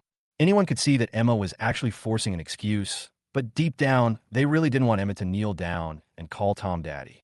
Chloe didn't know what to say. She had just advised Emma, but she still thought she was speaking for Tom. Although she felt helpless, she also didn't want her best friend to kneel down and call Tom dad, so she immediately said to Tom, Tom, we're all colleagues. Let's forget about it. I think this competition is inherently unfair. After all, the poems are different. Emma and Tom's bet was based on the difficulty of Vice President Zhang's 10 poems, and Tom's 10 poems must be very simple. So Tom, there's no need to pursue this further. Someone came up with a more reasonable explanation and said. When this was said, everyone in the audience agreed. Forget it. Why didn't you object when he wanted to bet with me just now? Now that she lost, you want me to forget it? Tom snorted and said. Everyone was speechless after hearing what Tom said. Everyone thought you would lose. Who knew you would win? Tom, I think we should just let this go. We're all colleagues. Let's not hurt the relationship. At this time, Jiang Shaoza, who was standing aside, spoke. As soon as Jiang Shaoza finished speaking, someone took over and said, The leader has spoken, so forget it. This poem guessing game is unfair. Let's play other games. After saying this, everyone rushed forward. Except for Wang Chang, no one paid any attention to Tom, who was still standing there. Fuck, these people are so shameless. Wang Chang couldn't help but curse. Changzi, don't be too angry. It's not worth it for these people. You have to believe what they say. Sooner or later you will pay for what you have done. Tom didn't take it seriously, as if he was mentally prepared. In this company, apart from Chloe being his girlfriend, he only considered Zoe and Wang Chang as friends. This shows how disappointed Tom is with this company. The others were opportunists and flatterers, and were not the same kind of people as him at all. But now, he could see that Zoe was avoiding him intentionally or unintentionally, so it seemed that they could no longer be friends. Xiangzi, you play with them. I want to walk alone. Then, Tom said something and started walking forward alone. Wang Chang also knew that Tom wanted to relax, and it would be inappropriate for him to follow him, so he simply returned to the main group. Tom walked forward along the riverside and met fewer and fewer people. After all, the lively places were concentrated in the front half of the entire area. Looking at the beautiful scenery around him, Tom gradually immersed himself in it. Tom didn't know how long he had been walking, but he was suddenly attracted by a scene in front of him. His eyes suddenly opened, and he stared straight ahead. I saw a small boat parked alone on the river ahead, with bright lights on the boat. But at this moment, a woman was dancing on the boat, her dance gracefully like a butterfly. Tom hurried forward and got closer. Only then could he see the woman's face clearly. He swore he had never seen anyone so beautiful. Her clothes were whiter than snow. Her wide sleeves were flying. Her eyes were as clear as autumn water, giving people a pitiful feeling. Her delicate face was as white as cream, and her whole body exuded a faint glow. If Tom were to describe it, it might be like a fairy descending to earth. At this moment, Tom was stunned. He slowly walked towards where the woman was. She was the only one in the world. Plop! Tom actually fell directly into the water. Help! Tom suddenly came to his senses, and because he couldn't swim at all, he began to struggle desperately. At this time, the beautiful woman who heard the shouting stopped and saw Tom falling into the water. Without hesitation, she jumped into the water and swam towards Tom. Soon, she swam to Tom, who had fallen into a coma. She grabbed Tom and brought him to the shore. Half an hour later, Tom slowly opened his eyes. Looking at the beautiful face facing him, Tom was stunned again. At this time, he was lying on the ground, and the woman was squatting on the ground facing him, looking at him with curiosity, and the distance between their eyes was less than 30 centimeters. The woman's clear eyes were so fascinating. His heart began to beat violently, and he felt a strong feeling in his heart. He knew this feeling was completely different from how he had felt about Zoe. This is the real, heartwarming feeling. I searched for him everywhere. When I turned around, he was there in the dim light. Chapter 36, Flower Jiu. When the beautiful woman saw Tom staring at her blankly, a blush appeared on her pretty face. She quickly turned her body to prevent Tom from staring at her face. Tom didn't realize his mistake and asked blankly, "Can I ask you a question?" Only then did the woman slowly turn around, eyes wide open, and ask curiously, "What question?" The beautiful woman's voice was so gentle that anyone who heard it couldn't help but feel a sense of warmth. "Are you a fairy from heaven?" Tom asked with his mouth slightly open and his eyes unblinking. "Probably not." The beautiful woman blinked, thought for a moment, and answered timidly, "Are you the angel who came to save me?" Tom continued to ask, "Probably not really." The beautiful woman bit her lip, continued to think about it, and replied, "I think you are." Tom said slowly. Hearing this, the beautiful woman's face turned even redder, and she turned sideways again. Cough, cough. Just then, Tom felt his stomach bloating and started coughing violently. "Are you okay?" When the beautiful woman heard Tom's violent cough, she turned around instantly, squatted down, and patted Tom twice, her face full of concern. Tom felt much better after he spit out a few mouthfuls of water that he had choked on when he fell into the water. Miss. At this moment, a woman's anxious voice came from not far away. The beautiful woman's face changed. She stood up hurriedly and was about to leave. "Are you leaving?" Tom panicked and quickly stood up and asked. Hearing this, the beautiful woman stopped, turned around, bit her lips, and nodded at Tom. "Where can I find you?" Tom asked quickly. Upon hearing this, the beautiful woman was about to say something, but then she hesitated. After a while, she walked a few steps to Tom, took out a handkerchief from her pocket, stuffed it into Tom's hand, then turned and left quickly. As he watched the woman's figure gradually disappear, a silly smile gradually appeared on Tom's face. Fuck, I don't even know his name or address. After an unknown amount of time, Tom suddenly came to his senses and slapped his head. I clearly asked her for the address just now, but why did she give me a handkerchief? I don't know what to do. Handkerchief. Yes, handkerchief. Tom suddenly remembered the handkerchief given to him by the beautiful woman and quickly opened the handkerchief in his hand. This is a white silk handkerchief with 3 words outlined in pink lines on it. Hua Jiu. Hua Jiu. Hua Jiu. Tom muttered. Is Hua Jiu her name? I have never seen or smelled fragrant jade in this world, but now I can hear the flowers speak. Tom, what are you grinning about? Just then, a voice came from behind Tom. Tom was startled and quickly put the handkerchief into his pocket. I've been looking for you for a long time.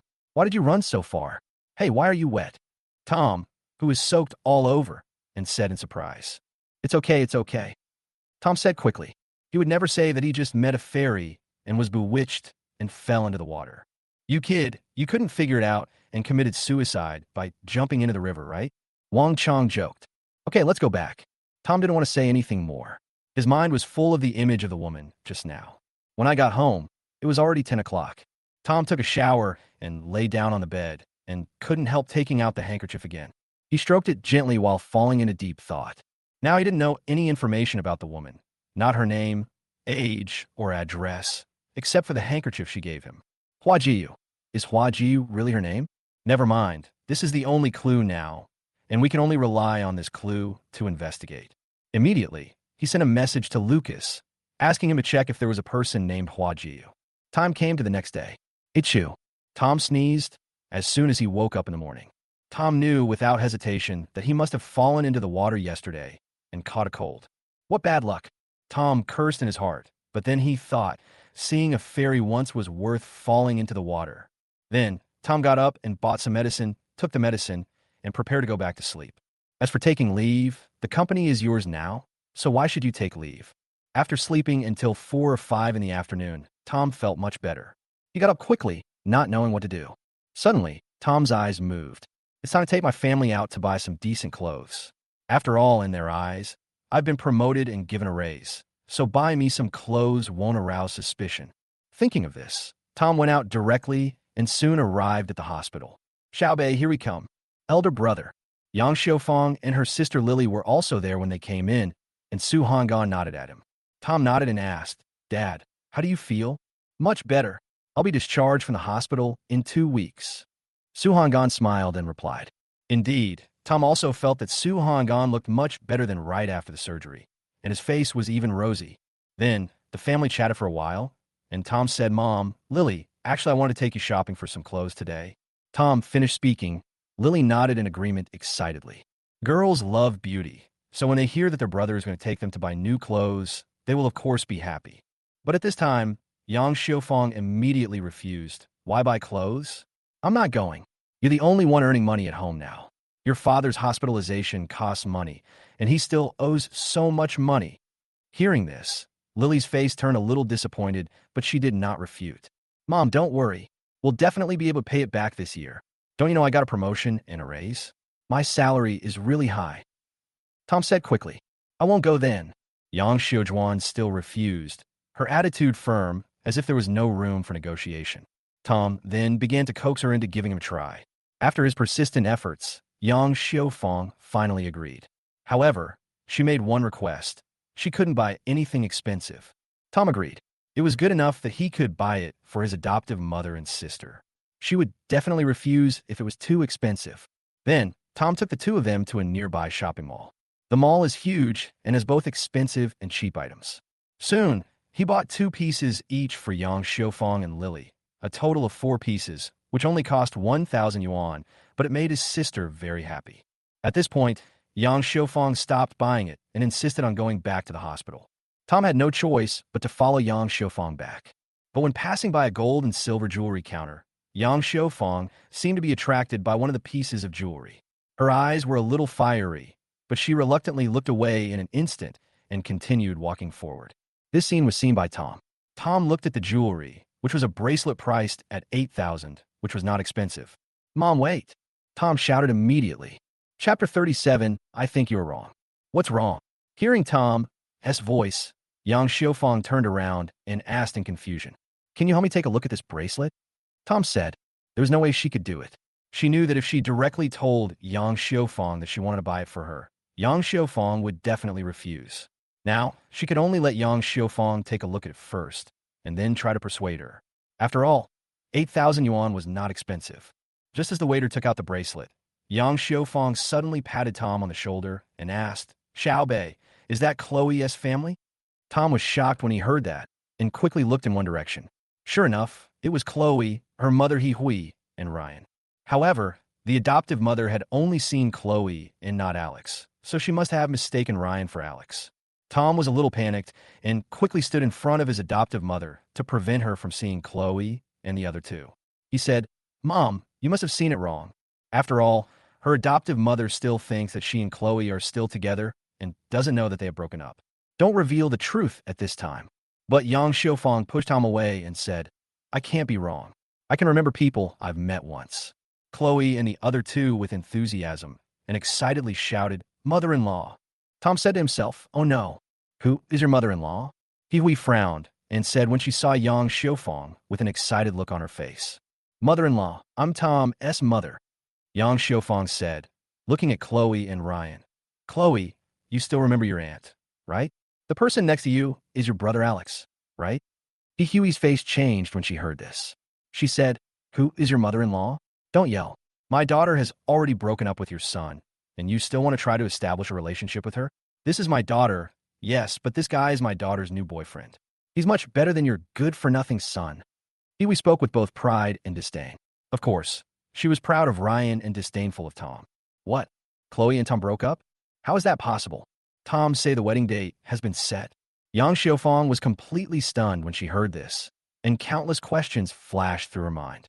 Seeing this, Hui seemed to have thought of something and said with a smile, Didn't Tom tell you the truth? That's right. How could he have the nerve to tell you this? Not only did he break up with my daughter, he also regarded the 500,000 yuan betrothal money as compensation for the loss of my daughter's 5 years of youth. Even Chloe was shocked. It had been so long since she and Tom broke up, and his family didn't know about it. At this time, Yang Xiufang still had a look of disbelief on her face. She felt that Tom could not possibly lie to her. Is there any misunderstanding here? At this time, Tom also ran over. Xiaobei, is what she said true? Yang Xiufang asked word by word.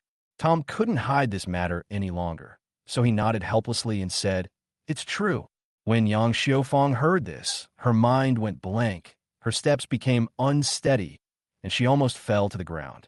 Tom quickly stepped forward and supported Yang Xiufang. Even Lily looked at Tom in shock. Is this still the brother I know? Why would he lie to us? Xiaobei, why did you lie to Mom? Yang Xiufang's eyes turned red, and she asked with heartache. Mom, actually, Tom was about to explain when Hui suddenly started talking again. Hey, are you guys shopping? Look at what you're holding. What brand is it? I've never seen it before. Are you bringing it in from a street stall? Looking at you now. Are you buying jewelry? You can only buy street stall goods for clothes. How can you afford jewelry? Hearing Hui's words, Tom's anger rose sharply, and his eyes were almost on fire. Sure enough, the thing he feared most happened. The reason why he didn't dare tell the truth to his family was because he was afraid that if his family knew about it and went back to find the Zhou family, they would definitely suffer. Moreover, if the adoptive mother heard Hui's gossip, wouldn't she feel even more guilty? Tom clenched his fists tightly. At this moment, he really didn't want to hide it anymore. He wanted Hui to know that the so-called son-in-law in your eyes was so insignificant compared to himself, and letting Chloe break up with him was the most wrong decision she had ever made in her life. Are you very proud? You think you are so great, but you don't know that in my eyes, you're just a clown, and in my eyes, he's just an ant that can be easily crushed to death. Tom looked at Hui coldly and pointed at Ryan, emitting a bone-chilling aura. Seeing Tom's eyes, Hui was stunned for a moment. When Ryan heard what Tom said, he became even more furious. A stinky loser actually dares to say that he is an ant? He couldn't help it immediately. What the hell are you talking about? Who gave you the confidence? Hui also said immediately. You can only buy some cheap things, and you still dare to look down on us? Son-in-law, it just so happens that you were going to buy me some jewelry today, so show him your financial strength. Ryan agreed immediately after hearing this. Tom humiliated me at Yimin Garden. I felt furious. Later, he thought about it carefully and realized that the 100,000 yuan was definitely Zoe's money. Otherwise, how could a loser suddenly become rich? But at this time, Chloe wanted to persuade Hui because she knew that Tom had won the lottery. However, after she saw that Tom had only bought some cheap clothes for his family, she thought that Tom's prize money must have been spent, so she didn't tell anyone about it. Then, Hui came to the gold and silver jewelry counter, pointed to a gold chain, and said, Son-in-law, I want it. Ryan took a look and saw that it was not expensive, only over 20,000 yuan, so he swiped his card immediately. Hui waved the gold chain in front of Tom and said disdainfully, Did you see that? Over 20,000 yuan, and you just bought it like that? Can you do that? Why are you so pretentious? At this time, Yang Xiufang also reacted, quickly pulled Tom's hand, and said, Xiaobei, let's go back first. After all, Tom and Chloe broke up. Although Tom did hide it from her, she believed that Tom definitely had his own considerations on this matter, and it would be okay to talk about it when they got back. Now she saw Tom being laughed at and ridiculed, and she couldn't help but feel heartbroken, so she wanted to take Tom away quickly. However, Tom just smiled and said to Yang Xiufang, Don't worry, Mom, just watch. After saying this, he walked to the counter, pointed at the cabinet, and said lightly, I want this. Kiwi looked in the direction Tom pointed and saw Tom pointing at an agate pendant with a price tag of 88,000 yuan, which should be the most expensive item in the store. Haha, Tom, I'm not saying anything bad about you, but can you really afford something worth 88,000? Kiwi said disdainfully. Then she turned to Ryan and said, My dear son-in-law, he can't afford it, but you can. How about this? You buy me the thing he mentioned. How about that? Ryan heard this and thought about it. 88,000 was an affordable amount for him, but he couldn't help but feel a pang of pain. However, this was the only way to show his financial strength. He gritted his teeth, made up his mind, and said immediately, Buy it. Wrap it up for me. However, at this time, Tom said calmly, I think you are mistaken. What I meant is that I bought all the jewelry in this cabinet. Chapter 38, Scene Reappearance. What? He wants to buy this whole cabinet of jewelry? Are you kidding me? Everyone was stunned. In fact, Tom was not wrong. When he first started, he was pointing at the cabinet, not a single item.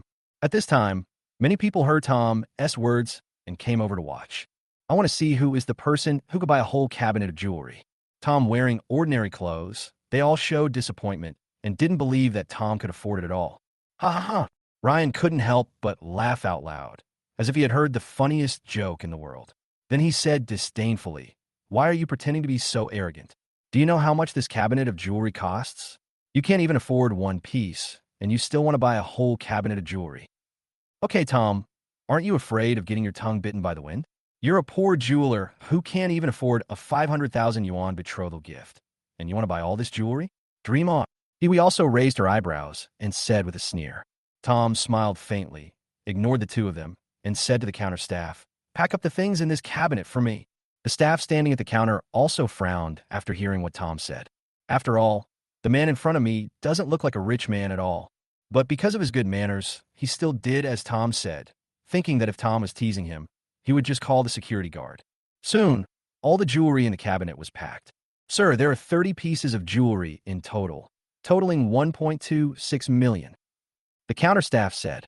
Hearing this number, Tom was stunned. So many jewels for only 1.26 million. Isn't that a bit cheap? Obviously, Tom's surprise was seen by Hui and Ryan. Tom, why aren't you paying? Are you stunned? Thinking you're about to be exposed. Are you looking for some excuse? Did you forget to bring your bank card? Or did you lose it? Hui and Ryan smiled and spoke in unison. Even the counter staff were a little annoyed. I was really teased. He was ready to call security. At this time, Yang Xiaofang also walked up to Tom again and said anxiously, Xiaobei, let's go quickly. We have money if we have it, and we don't have money if we don't. There's no need to argue with them just for this little face. As Tom's mother, she knows Tom inside and out.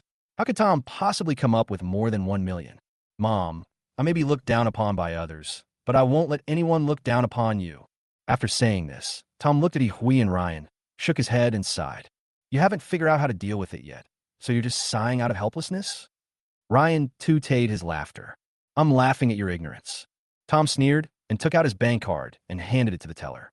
The counter clerk held the card doubtfully, wanting to quickly verify whether the person in front of him had any money, and quickly inserted the card into the card reader. Tom also entered the password. Drop. As the card machine sounded, the receipt came out. Suddenly, everyone was stunned. The receipt has appeared. Did the card swipe succeed? Sir, your jewelry.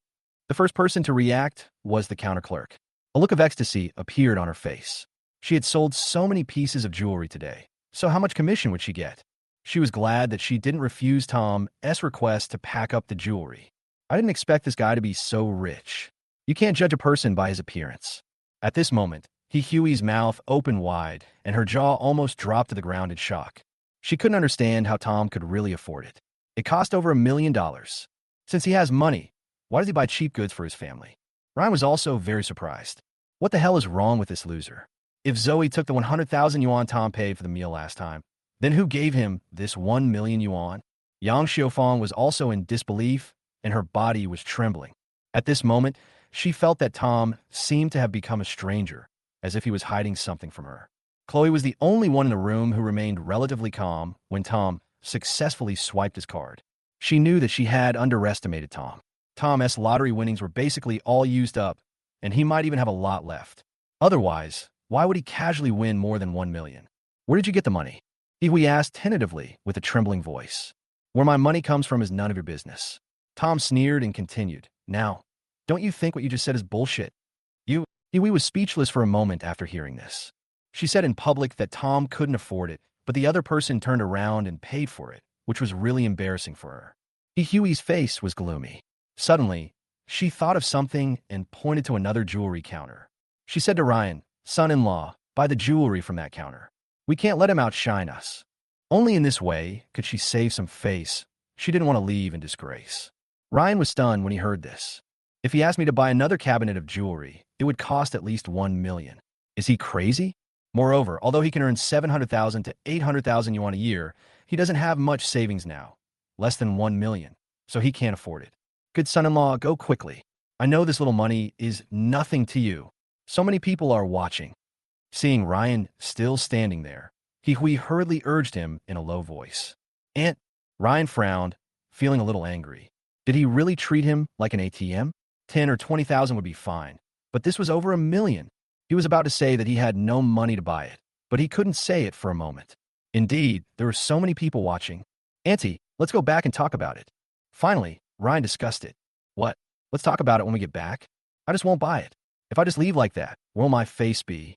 She immediately became furious and yelled, Ryan, I gave my daughter to you, and you won't even give me this little money to spend? If you don't buy it from me, I will make my daughter break up with you. Tom smelled a familiar feeling when he heard this. Hey, Ryan's current situation feel so similar to the situation when he went to the Zhao family to deliver the betrothal gift. At this time, the onlookers saw this and began to point fingers at Hui and the others. Didn't those people just say they could buy whatever they wanted? Yeah, you laugh at others for not being able to buy it, but then you can't afford it yourself. There are all kinds of people here. It's really weird. Listening to what the people around him said, Ryan's face turned red, and he wished he could dig a hole in the ground and crawl into it. I can't stay here anymore. I've lost all face. Then, Ryan walked straight out without looking back. Ryan, stop. Don't go. Hui's anxious voice could be heard behind him. Chapter 39, You must listen to me on this matter. Tom couldn't help but smile and pulled the shocked Yang Xiufang and Lily outside. As soon as they got outside, Yang Xiufang couldn't help but ask, Xiaobei, where did you get this money? Mom, I actually won the lottery. I wanted to give you a surprise the day Dad is discharged from the hospital. Tom thought about it and explained slowly. In fact, just now he almost confessed to Yang Xiufang, but he finally held back. He knew that he was not his biological child, so he had to be careful about it. He felt that his adoptive mother was a very fragile person. If he told her about it, her suspicion would definitely rise. She would always worry about him leaving the Su family, and there would definitely be a rift between them. Xiaobei, you're not going to make up an excuse to lie to me, are you? The chances of winning the lottery are incredibly low. Yang Xiufang was a little unconvinced and looked suspicious. Mom, how could I lie to you? Otherwise, how would I have over 1 million? Did I rob them? And Dad's 200,000 for surgery was actually my lottery winnings. You know our family situation. Who would be willing to lend me 200,000? Tom said this without blushing or beating his heart. Only then did Yang Xiufang begin to believe Tom. Then she immediately said, Lottery money isn't money, is it? Why did you buy so many jewels? Tom smiled awkwardly and said, Mom, I really can't stand their anger. Besides, isn't this jewelry very valuable? We can sell it if we need money in the future. After hearing Tom's words, Yang Xiufang nodded. Indeed, that's what Tom said. Brother, how much did you win? At this time, Lily asked curiously. About 6 million. Tom thought about it and said a very normal number. So much. Lily and Yang Xiufang both looked shocked. 6 million, the Su family might not be able to spend it all in their lifetime. Mom, after Dad is discharged from the hospital, we will move to a bigger house. Tom said it naturally, as this was what he had been wanting to do for a while. Let's talk about this later. Tell me about you and Chloe. Why did you hide it from us? Yang Xiufang didn't care about what Tom said. She changed the subject and mentioned the matter between him and Chloe again. Mom, I was really afraid that you would be sad that day, and since Dad had surgery recently, I was even more afraid to tell you. Tom said helplessly, but he didn't hide it. I thought my adoptive mother would ask more questions, but she said, Xiaobei, your family is sorry for you. You and Lily have suffered so much over the years. When Yang Xiufang said this, Tom could see the guilt on her face. He was stunned for a moment. In Tom's opinion, the family could not be blamed for this matter, but Yang Xiaofang took the responsibility on herself. Maybe this is what being a parent is all about. Evening, Zhou's house. At this time, the three members of the Zhou family gathered in the living room. He sat on the sofa with a gloomy face. It was obvious that he was still angry about what happened today. Chloe stood there expressionless while Alex sat on the sofa, playing with his phone. This Ryan is such a piece of shit. I thought he was my future son-in-law, but he couldn't even bear to buy me some jewelry. He said angrily. Look at the BMW he drives. He's a company manager, so he must be rich, but he's so stingy. After all this time, he's only given me 10,000 yuan in pocket money, which isn't even as expensive as the things that loser Tom bought me back then. Alex was also deeply touched, looking unhappy. She added, Sis, break up with him. I'll introduce you to a new boyfriend. He's my friend's older brother. He's coming back to China soon. His family is super rich, and he's definitely a much better guy than Ryan. Then how did Tom suddenly become so rich? He spent over $1 million just to buy something like that? Chloe, has he been lying to you and pretending to be poor in front of you? At this time, Huey suddenly asked again. This is a really weird thing happening today. Someone who can't even afford 50 yuan in betrothal gifts can actually easily spend over 1 million yuan. Hearing this, Alex immediately put down his phone and asked, What? Tom spent over $1 million again. Son, have you ever seen him use money? Huey asked quickly. I saw with my own eyes that he gave the female anchor 2 million. Alex hesitated and said he couldn't bring up the embarrassing incident from last time, so he just mentioned Tom's gift giving. He actually gave money to that lowly woman 2 million at a time. Huey opened her eyes wide, and her body was trembling slightly. She was obviously too shocked. In her eyes, women who do live streaming are idle and lowly women. Hearing this, Alex was obviously a little embarrassed and curled his lips. The girl he likes is called a cheap woman by his mother. How embarrassed is he? However, he couldn't reveal this relationship and sighed, Where on earth does this loser get his money? Chloe, do you know something? At this time, Huey saw something strange on Chloe's face and asked quickly. He won the lottery. Chloe hesitated, then spoke out. What? I won the lottery. Huey and Alex said almost in unison. Chloe nodded. No wonder that poor guy suddenly became rich. Where did his luck come from? He actually won the lottery. Huey slammed the sofa suddenly, feeling very unbalanced. Why didn't such a good thing happen to her? Tom, that loser, today, she couldn't help but get angry. Suddenly, her eyes rolled, as if she had thought of something, and she excitedly said to Chloe, Chloe, if you do this, you should break up with Ryan immediately and go get back together with Tom. Chloe could say anything. Alex jumped up from the sofa and said, Mom, that idiot is not worthy of being my brother-in-law. I don't agree with this, even if he won the lottery and has a lot of money now. During this period, Alex hated Tom to the core. How could he tolerate Tom being his brother-in-law again? Son, what are you thinking? As long as I can get him back together with Chloe, I can find a way to cheat all his winnings back from him, and then I can kick him out. Huey gave a sinister smile. Alex's eyes lit up, and he said excitedly, Mom, you're so thoughtful. Why didn't I think of that? He especially couldn't stand Tom's cocky look. If he could cheat Tom's money, he would become richer and get rid of his anger. Mom, I listened to you last time I broke up with Tom. Why are you asking me to get back together with him this time? I won't go. At this time, Chloe said excitedly, her eyes instantly red.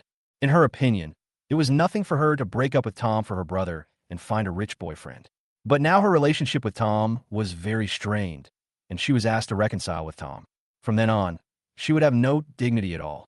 You must listen to me on this matter, no matter what method you use. Otherwise, what's the point of me raising you so old?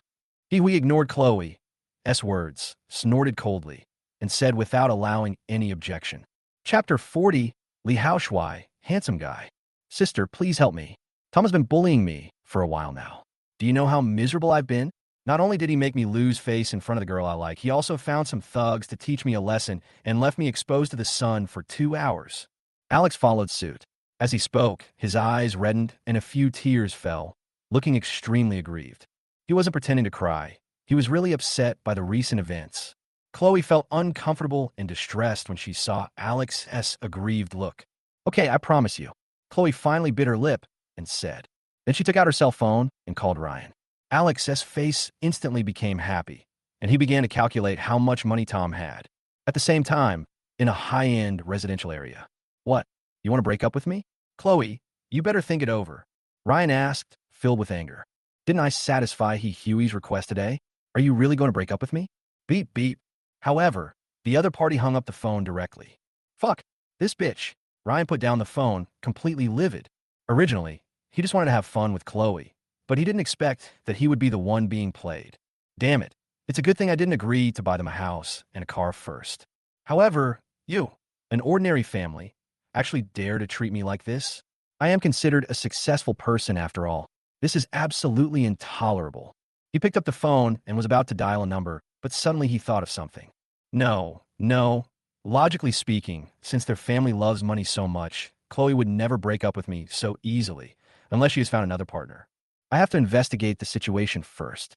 If it's someone I can't afford to offend, then forget it. But if it's someone I can afford to offend, Then he took out his cell phone and made a call.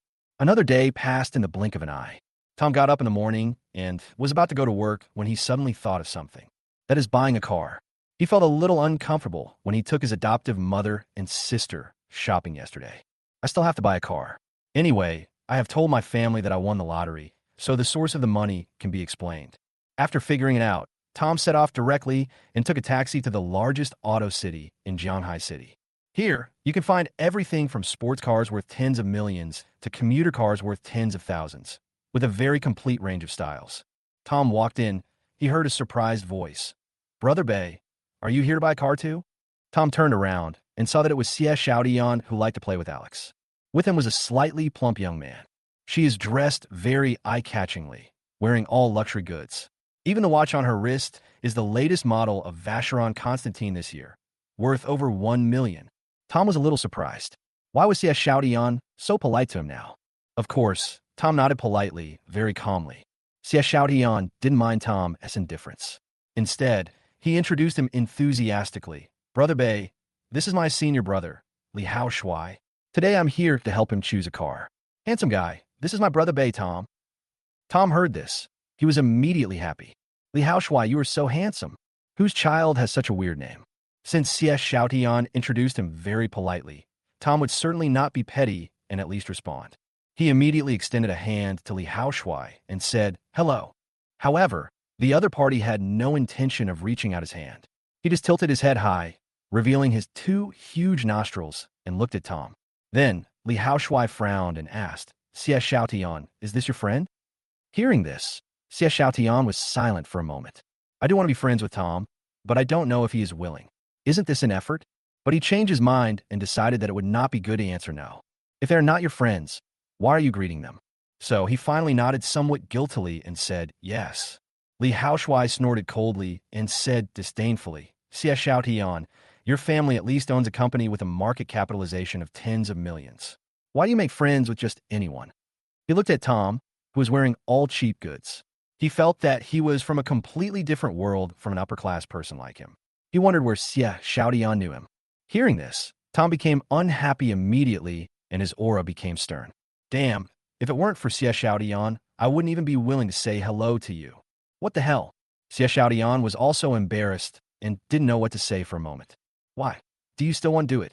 Seeing this, Li Hao Shuai showed no sign of weakness. Xie Xiaodian was so overwhelmed that his face looked extremely ugly. He wanted to introduce the two to each other, but he didn't expect this to be the result.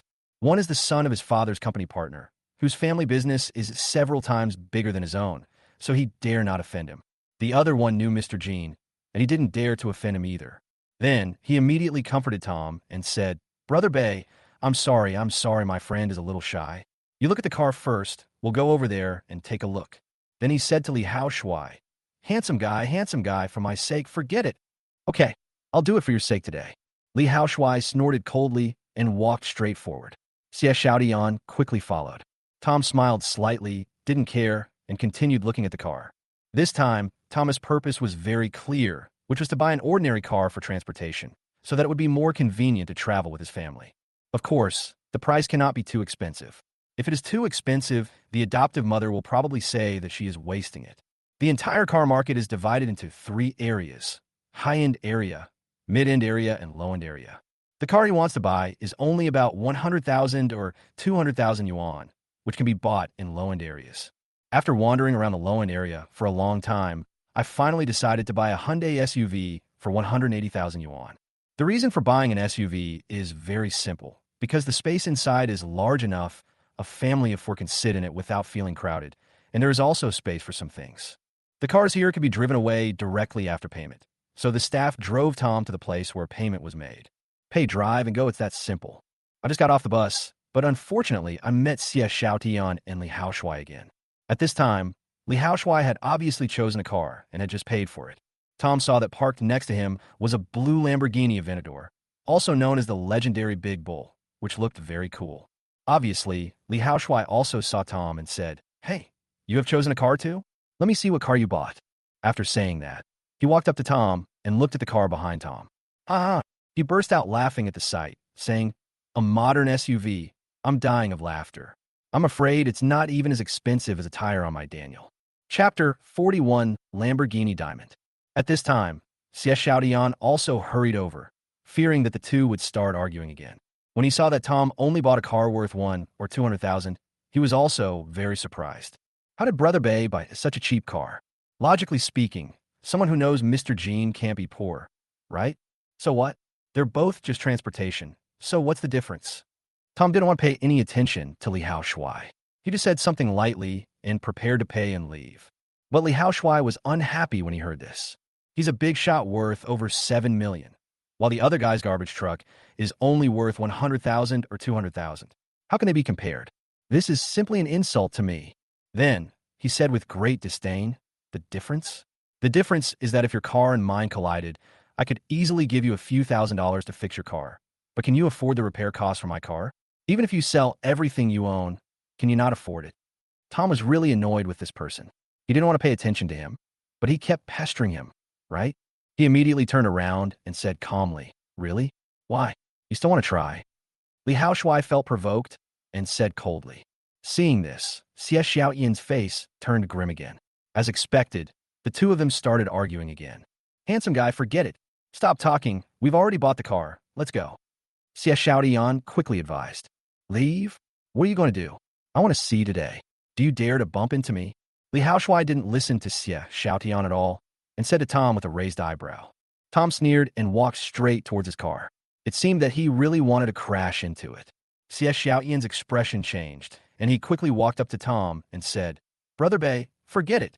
Don't bother with him. He's just like that." Tom patted Xie Xiaotian on the shoulder and said nothing. He knew that Xie Xiaotian was in a difficult position being caught in the middle, but Li Haoshuai really needed to be educated. The last time Li Haoshuai provoked him, he had already tolerated it once. If he tolerated it again this time, wouldn't it make Tom look scared? Tom walked to the car in 2 steps and started the engine. At this time, Li Haoshuai was a little nervous. Do you really want to crash? But he soon realized that the other party was just pretending and definitely didn't dare to really hit him. Thinking of this, he felt even more disdainful and immediately challenged. "Just try to bump into me. You want to scare me? I wasn't raised to be scared." Bang! But just as he finished speaking, the Hyundai SUV slammed into the bull cart like a wild horse that had broken free from its reins. The front of the Danube was completely deformed, while Tom's SUV, which cost more than 100,000 yuan, had no other damage except for a slight deformation of the lower part of the front. Xie Xiaotian was shocked. Is Brother Bay so irritable? He really bumped into someone. Li Hao stared at the scene blankly. He actually dared to hit? My new car? I just paid for it and haven't even driven it yet. Damn it, I must make this idiot pay me compensation. But then he thought again, how could this idiot, who could only afford a car worth 100,000 or 200,000 yuan, afford the compensation? The repair cost would be at least 1 million or 2 million yuan. And what he just paid for was the car, not the insurance. If he can't afford the compensation, he will have to pay for it himself. Isn't the quality of your car that good? At this time, Tom said with a smile, "You bastard, you still have a nerve to say that. Can you afford to pay for it? Can you afford to pay for it?" Hearing this, Li Haoshuai almost went crazy and yelled with a red face. Tom ignored him and said to the day's staff member next to him, "Calculate how much it costs to repair the car. I'll pay for it." What? He offered to pay for the repairs? Can he afford it? Li Haoshuai was a little skeptical. "Sir, the total cost of repairing this car is 2.1 million. At this time, the staff had already calculated the repair price. "Okay, swipe the card." Tom took out his bank card directly. Ding. Card swiping successful. Tom walked up to Li Haoshui and said calmly, "Now, do you still think I can't afford the compensation?" Li Haoshui was shocked when he heard this. This person is a hidden talent. I really misjudged him this time. He didn't quite understand why Tom, who was obviously rich, dressed so casually and only bought a car worth 1 or 200,000. But even if he had already admitted in his heart that he had underestimated Tom, he would certainly not show any weakness in public. So what? It's only 1 or 2 million, which is nothing to me. There are plenty of people who can afford it. Li Haoshui still showed great disdain. Really? I forgot to tell you, I'm actually planning to buy 2 cars this time, one for work and one for shopping. Tom smiled slightly. Li Haoshui was stunned, not knowing what Tom wanted to express. Tom said to the staff member next to him again, "Take me to see your most expensive car." The staff was also stunned when they heard this. You know, the price of the most expensive car is prohibitive. It has been here for 2 years and still hasn't been sold. However, regardless of whether the other party buys it or not, he will suffer a loss. If he can sell it, the commission will save him many years of hard work. Then his face lit up with joy, and he said excitedly, "Sir, please follow me." What? The most expensive car? Li Haoshui was also stunned when he heard this, but then he thought of something and hurriedly followed. Tom followed the staff all the way to the high-end area, where he saw a wide variety of sports cars, each with its own unique features and very cool designs. Then the staff took him deeper into the advanced area and stopped only at the end. "Sir, this is it." The staff member pointed to a car in front of him and said.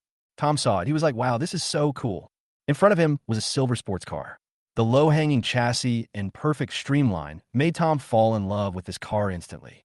The most eye-catching thing is that the wheels of this car are inlaid with small diamonds. How cool would this be to drive? If it is in the sun, the wheels of this car will be absolutely shining and bling-bling. "Why, you want to buy this car?" At this time, Li Haoshui's voice sounded behind Tom. At this time, Li Haoshui was looking at him with contempt.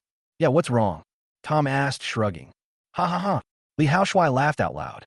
"You're really showing off. Do you know how much this car costs? I admit I underestimated you just now, but you want to buy this car. Can you afford it?" He knew the car was called the Lamborghini Diamond. It was a limited edition released 2 years ago with only 10 examples in the world. The owner of this car dealership had used a lot of connections to get it, and it was sold for 60 million. This car is indeed a powerful weapon, as its wheels are inlaid with diamonds. It is estimated that the 4 tires alone would cost 30 million. To be honest, he had always wanted to buy this car, but when he saw the price, he could only sigh helplessly. Although his family assets amounted to more than 1 billion, they were basically fixed assets, and the working capital was only tens of millions. Of course, he didn't believe that Tom could afford it. Being able to come up with 1 or 2 million and 60 million are 2 completely different concepts. Chapter 42 I'm sorry. What if I can afford it? Tom asked calmly. "If you can afford it, I'll kneel down and admit my mistake right here and now." Li Haoshui said disdainfully, then asked, "But what if you can't afford it?" "If I can't afford it, I'll admit my mistake to you on the spot." Tom smiled slightly and replied. Seeing this, Xie Xiaoyan's face turned ugly again. I had always wanted to stop the conflict between the two, but now they're getting more and more serious. "Brothers, please let it go for my sake," Xie Xiaoyan said with a sad face. "Xie Xiaoyan, this is none of your business, so stop meddling. Be careful. I'll have my dad terminate our cooperation with your company. I'm going to make this idiot admit his mistake to me today." Li Haoshui snorted coldly and said. When Xie Xiaoyan heard this, it was as if someone had grasped his vital point. He could only shut his mouth helplessly and stop talking. "How much is this car?" Tom asked the staff. "Sir, this car is 60 million.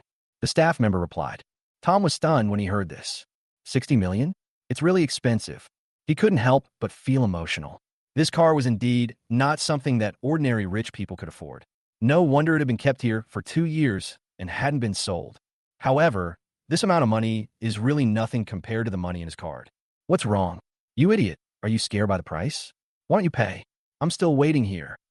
At this time, Li Haoshui saw Tom standing there without saying anything and thought that Tom was scared by the price. As he spoke, he walked over to the sofa nearby and sat down, his arms folded across his chest, looking like he was enjoying a good show. He then said jokingly, "If you can't afford it, come over here and kowtow and admit your mistake." Tom ignored him and said to the staff, "Take me to swipe the card." Tom really fell in love with this sports car. What man doesn't love a sports car? Especially a sports car like this one. Huh? The staff member was startled and asked in disbelief, "Sir, do you really want to buy it? Do you think I'm kidding? And the front end of that Hyundai SUV is a bit damaged. Replace it for me and I'll pay for it." Tom said, "Yes, sir." The staff was ecstatic. Then he drove the car with Tom to the place where he would pay. Damn, this idiot is acting more and more like him. Come on, follow him. I don't believe he can afford the money. After Li Haoshuai finished speaking, he took Xie Xiaodian and followed. When they arrived at the payment area, the staff took out the card machine and Tom handed over the card. At this time, Li Haoshuai also came here. When he saw this scene, he always felt that something was wrong. How come this idiot is so calm? Shouldn't he find an opportunity to slip away at this time? Then he asked Xie Xiaodian, "Xie Xiaodian, how do you know him? What is this person's background?" Xie Xiaodian was silent for a moment, then said, "I recognized him after he beat me up. As for his background, I really don't know. I just think Brother Bei is a little unusual." Xie Xiaodian didn't lie. It was indeed because he had troubled Tom at the roadside stall that day that he met Tom. As for Tom's acquaintance with Mr. Jean, it wasn't that he didn't want to talk about it, but because Scar Brother had warned him not to spread the news, he didn't dare to say it. What? They got to know each other after a fight. Isn't Xie Xiaodian funny? Li Haoshuai was speechless. Drop.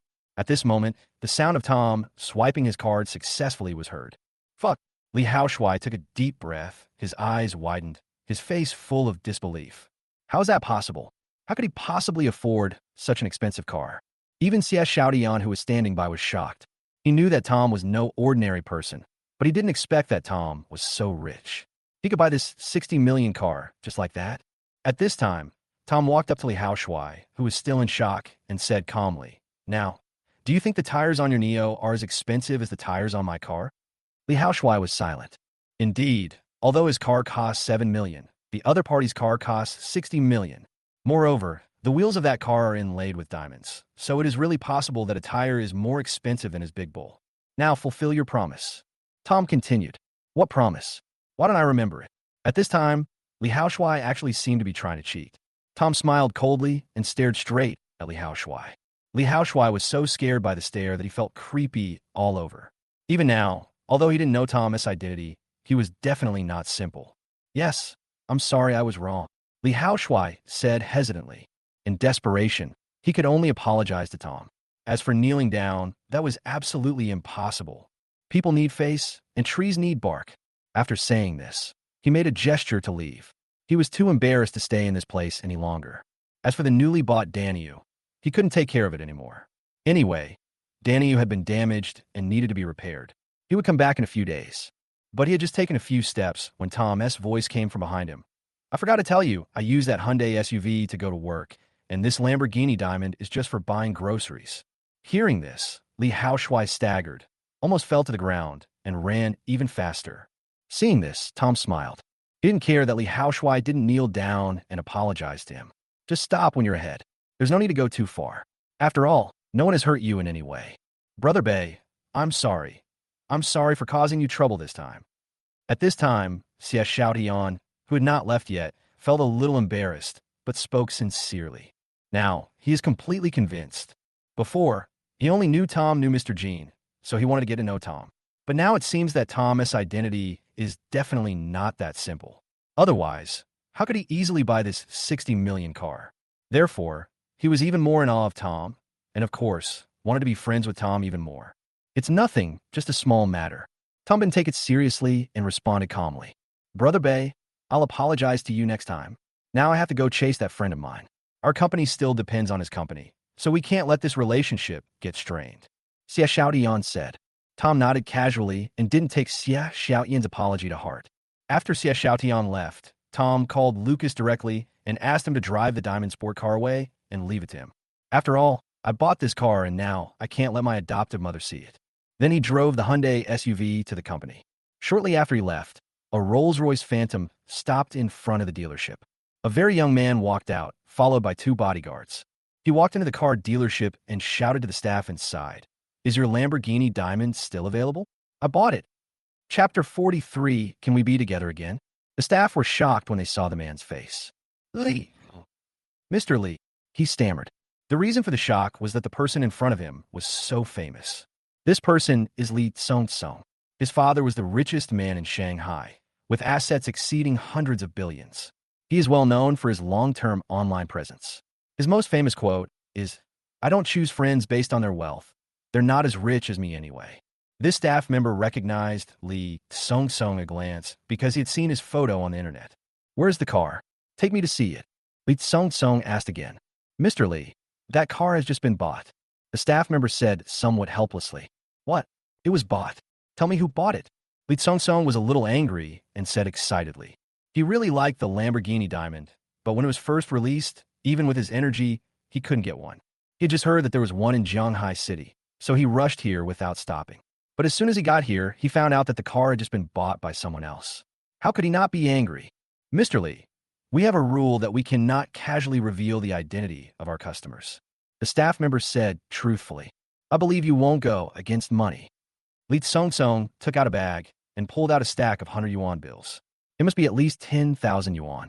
Seeing the money, the staff member's eyes lit up and he quickly said, "Mr. Lee, I'll get the information for you right away. Regulations are static, but people are dynamic. If he doesn't say anything, no one will know that he was the one who leaked the client's information."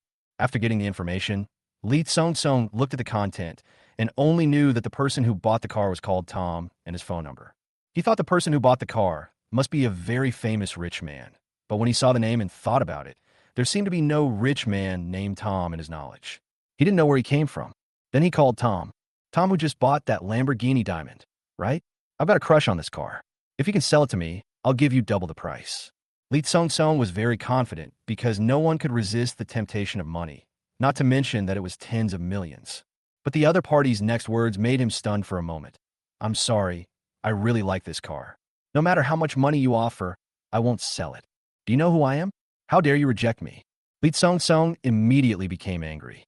Over the years, no one has dared to offend Lee Tsung-sung. Beep, beep, beep. However, the next moment, the other party hung up the phone. "Fuck." Lee Tsung-sung cursed and dialed the number again. "Sorry, the number you dialed is currently unavailable." Hearing the mechanical voice on the phone, Lee Tsung-sung knew that he had been blocked. "Check. Help me check who this idiot Tom is." Lee Tsung-sung's face turned dark, and he gave instructions to the people around him. By the time Tom arrived at the company, it was almost noon, and he was obviously late for a long time.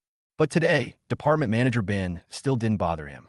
Tom thought that the chairman must have already given him a heads up, so he didn't take it too seriously.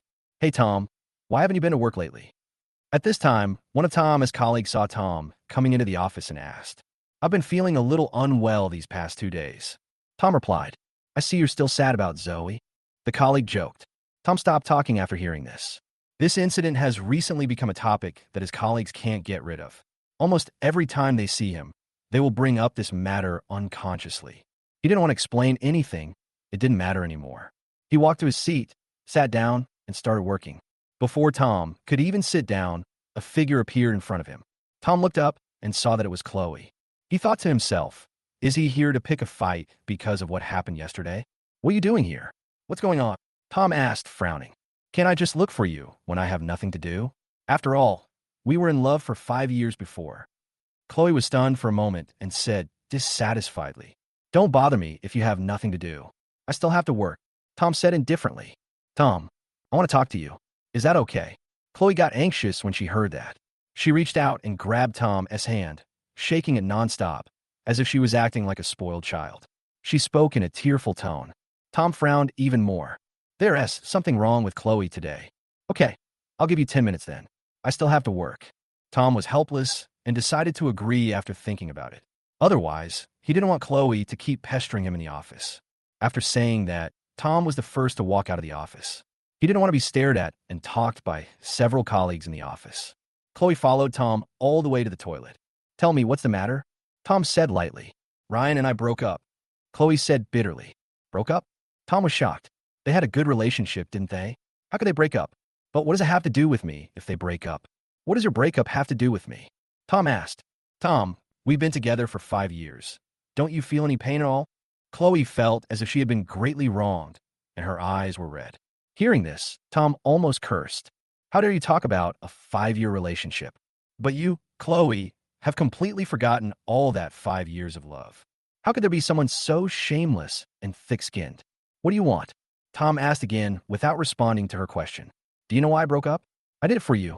It was indeed my fault before. It wasn't until 2 days ago that I realized that I loved you. I really don't want to give up these 5 years of relationship. Tom, can we get back together? As she spoke, Chloe's face was filled with emotion and tears fell down her face. In fact, she felt embarrassed when she said this. But Hui had already given her a death order, and her poor brother was bullied by Tom, so she had to do this. She knew that conventional tactics were no longer effective. After all, the two of them had already drawn a clear line between them. So now she could only go the emotional route, perhaps to gain Tom's trust. Chloe's acting was indeed quite good, but Tom couldn't believe it. He immediately asked, I remember you didn't say that at the beginning. I remember you said you broke up with me because of your brother. So, you're not going to buy a house or a car for your brother now. You know, Chloe's reason at that time made him upset for a long time. This is the most helpless thing in life, right? It's not that I don't love you. I just want to buy a house and a car for my brother. Hee hee. Chapter 44, Playing Around. Chloe was visibly flustered when she heard this, but quickly recovered and said, My brother doesn't want the house or the car anymore. He still thinks my happiness is more important, and my mom thinks so too. Tom, just promise me that you'll get back together with me, okay? 5 years of relationship can't just be let go like that. I know you still have me in your heart.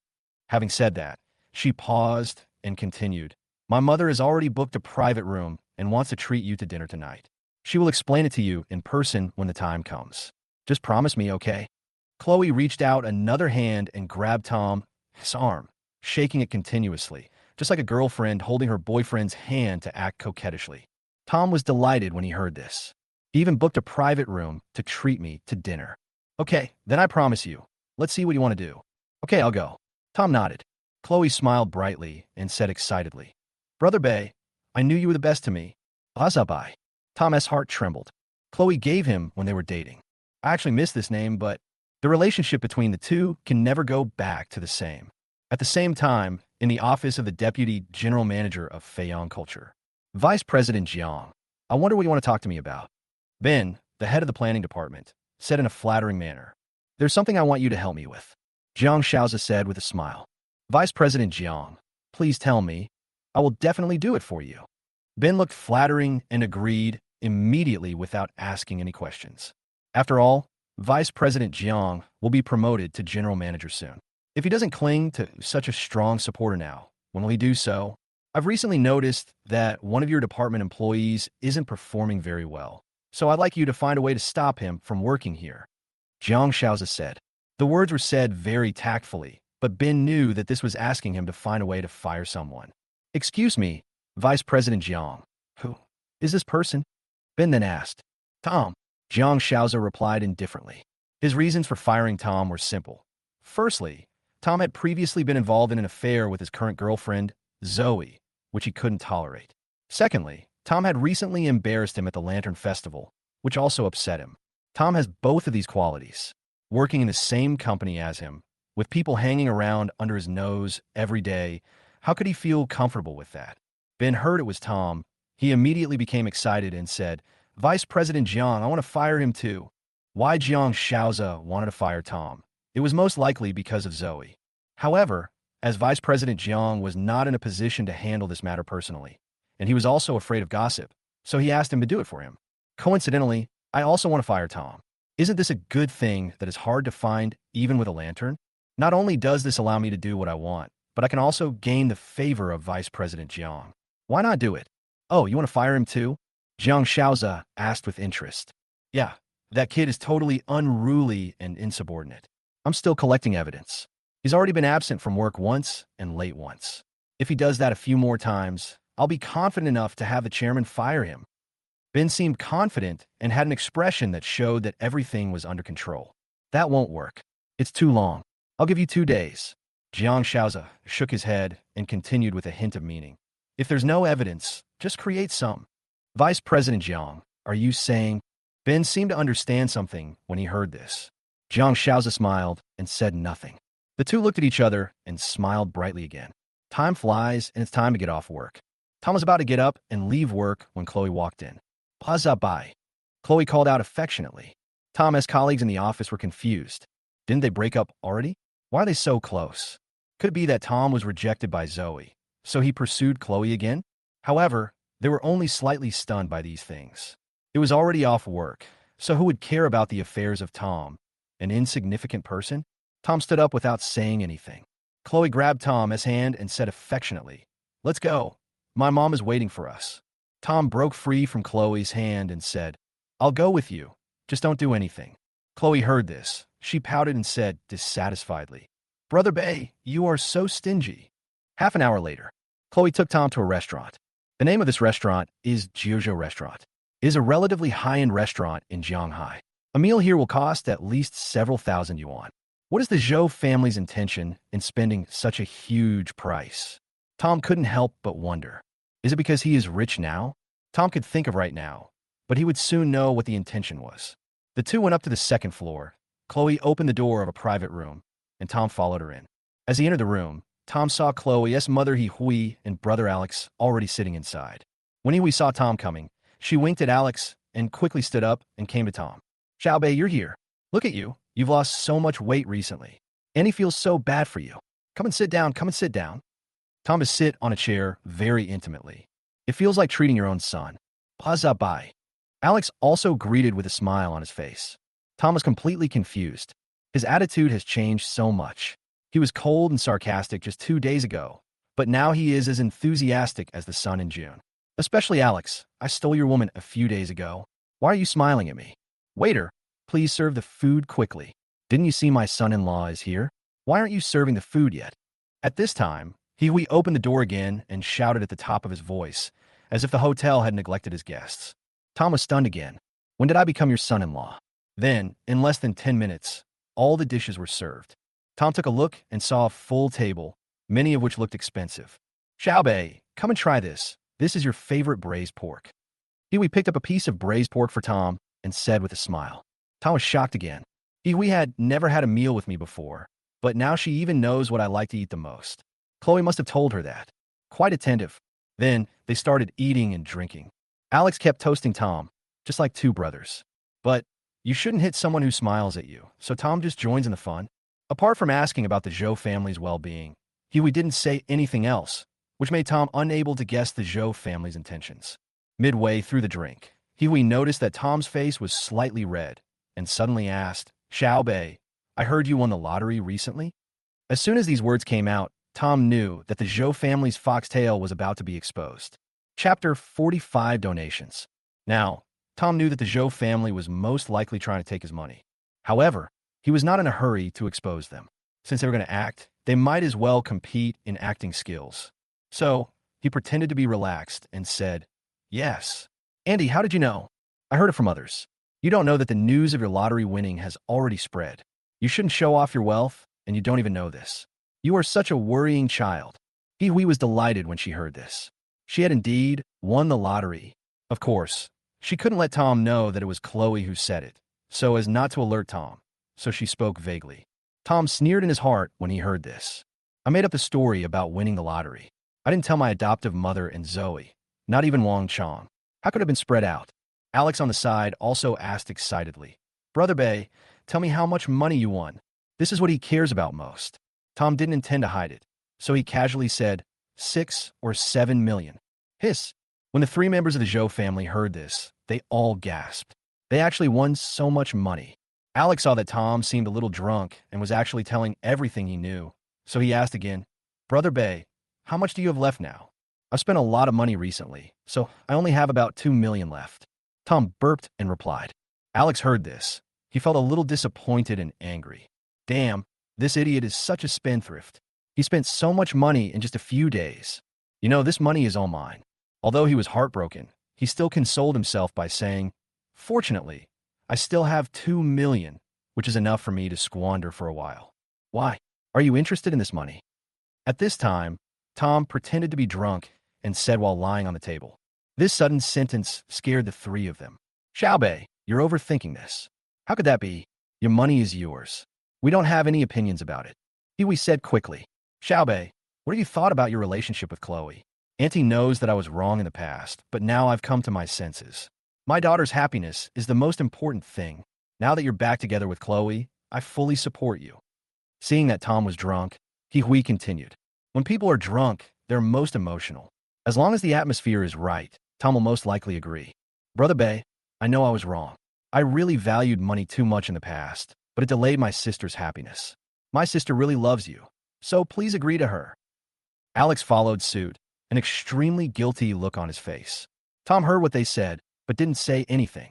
He was very happy in his heart. These people are pretending so much alike.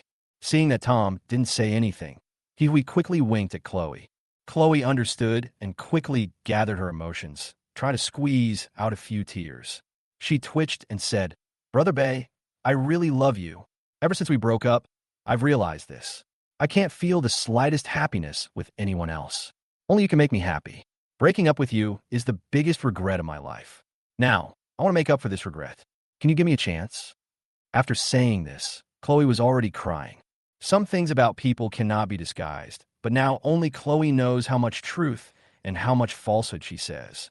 Tom naturally saw all of this, and for a moment, his heart almost wavered. After all, the two had been in love for 5 years. But soon his heart became firm. He knew that the two of them were no longer on the same path, and there was no possibility for them to be together again. But the show had to go on.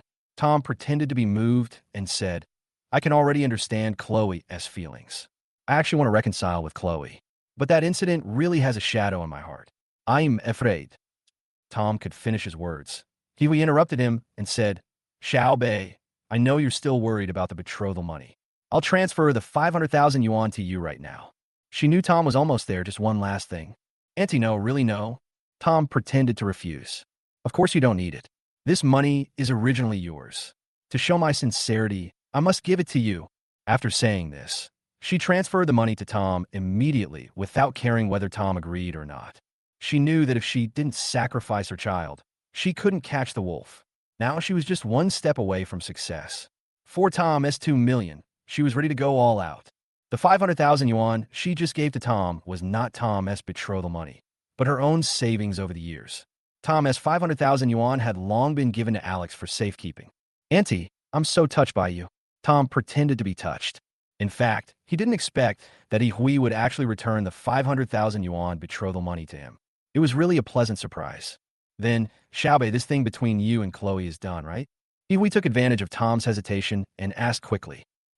Tom paused, then showed an embarrassment and said, Auntie, actually my parents know about my breakup with Chloe. They are very dissatisfied with your family now, so I will go back and do some work on them today.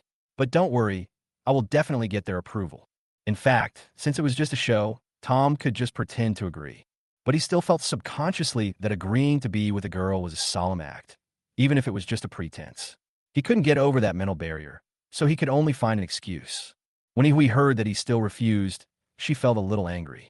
But she thought about it and decided that since Tom had already taken the bait, she couldn't force him. So she said, Okay, Annie will wait for your good news. After that, the communication among them became more lively, just like a family. Finally, they decided to go to KTV together after dinner to sing some songs and catch up with each other. However, they didn't know that there was a person standing outside the private room, eavesdropping on them. This person heard everything they said. Then the man quickly made a phone call. Half an hour later, Tom and the 3 members of the Zhao family supported each other and walked out of the private room. A few people came to the outside of the restaurant, and at this time, they saw a few people outside holding a banner and setting up a table, collecting donations. Miss and Mister, please show some love. Manhwa has been hit by an earthquake and is in urgent need of funds and supplies. I hope you can contribute a little. They noticed Tom and his group coming out of the restaurant, so they quickly walked up to them and said something. Tom looked at their work badges and saw that they were indeed official. He then said to Hui, Annie, I want to donate some love to the disaster area. Is that okay? Hui was delighted when she heard this. It turned out that Tom now treated her as his own and even asked her for permission to make donations. Although she scoffed at the idea of donating money, in order to show Tom that she had truly changed, she said, Of course we can do something like this to show our love. We'll donate too. Hui waved her hand, took out her mobile phone, and started transferring money to the bank card account number on the table. Alex also took out his mobile phone and prepared to donate money. Then how much do you think I should donate? Tom had already entered the account number, except for the amount, and asked again. When doing good things, of course we should do our best and donate as much as we can. Alex said as he transferred the money. Tom, He donated the only 10,000 yuan left in his card, and then said, "Look, Brother Bei, I only have 10,000 yuan in my card, and I donated it all." Although he felt a pain in his heart. After all, he had finally gotten the $10,000 from Ryan a few days ago.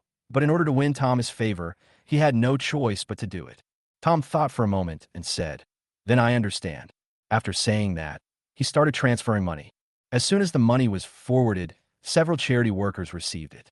They all looked at Tom in shock and said excitedly, "Thank you, sir, for donating 2.5 million to the disaster area.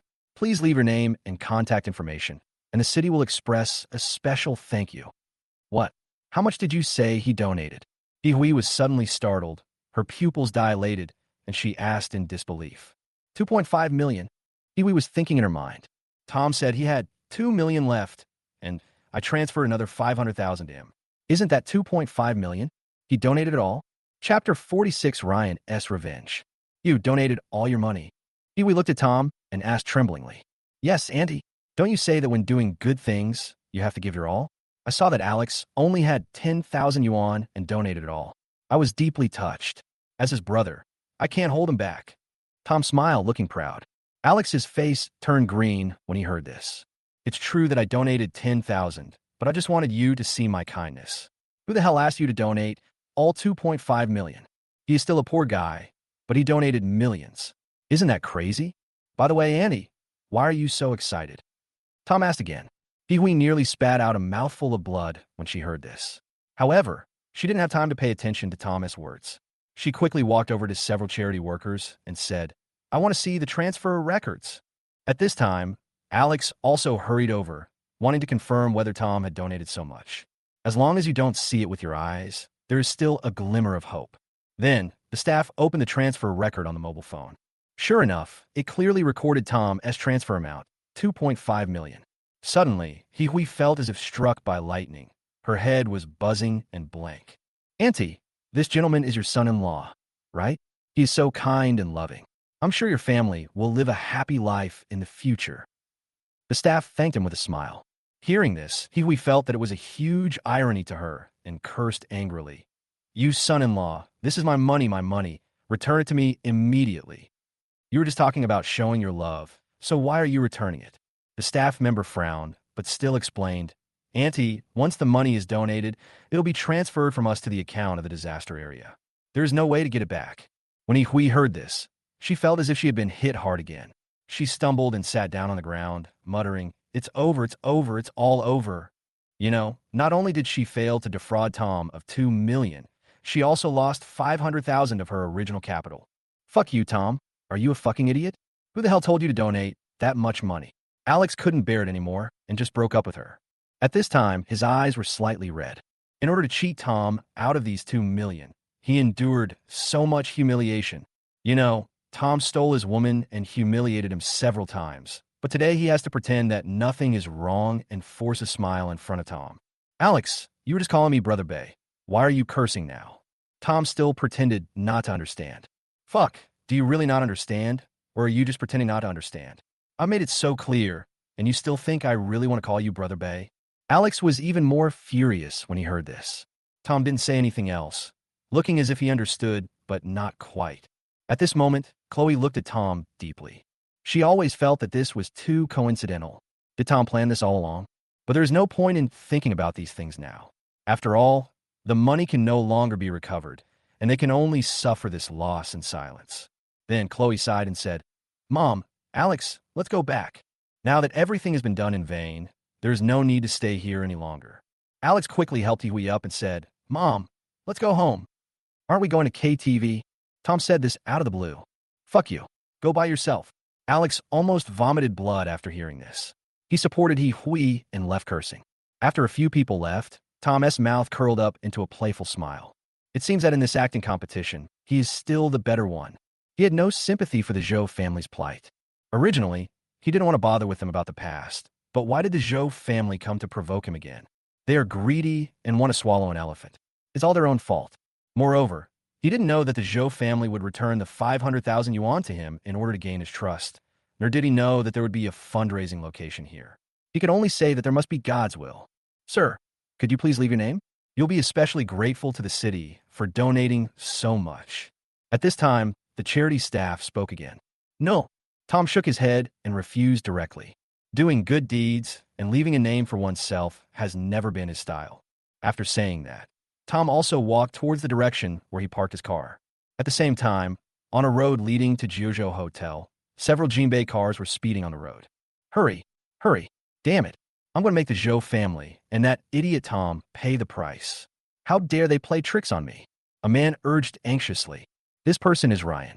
Chloe broke up with him yesterday. He asked his buddy brother Shanji to help him investigate Chloe's family. Brother Shanji is also a gangster in this area and has dozens of subordinates. He believes that the results will come out soon. Just now, Brother Shanji's men called him and not only took photos of him, but also told him the conversation between the Zhou family and Tom. The Zhou family and Tom immediately made him feel like he was being played. Why are you in such a hurry? I'm here. I'll definitely catch them today and let you vent your anger. Ryan, a man wearing a black vest and a cock-haired man, spoke slowly. This person is Brother Pheasant. As the car sped along and approached the restaurant, Ryan suddenly shouted, "It's them! It's them!" At this moment, he happened to see the 3 members of the Zhou family coming out of Jiuzhou Hotel and not far away. The car stopped immediately, and Ryan got out with a group of thugs. Ryan. He saw Ryan's unfriendly expression and asked fearfully, "What do you want to do?" Alex and Chloe were also startled and had a bad feeling. Where's Tom? Ryan asked without answering her question. Still at the hotel entrance. He was a little scared and answered without thinking. Take them away first. Ryan waved his hand, and several thugs came forward and arrested the 3 people. Then, Ryan got in the car and drove to the hotel with the others. A minute later, Ryan arrived at the hotel entrance, looked around, and saw Tom about to get into the car. Then, he brought a group of people to Tom and surrounded him. Ryan, what do you want? Tom narrowed his eyes slightly, looked at Ryan, who had a very unfriendly expression, and said coldly.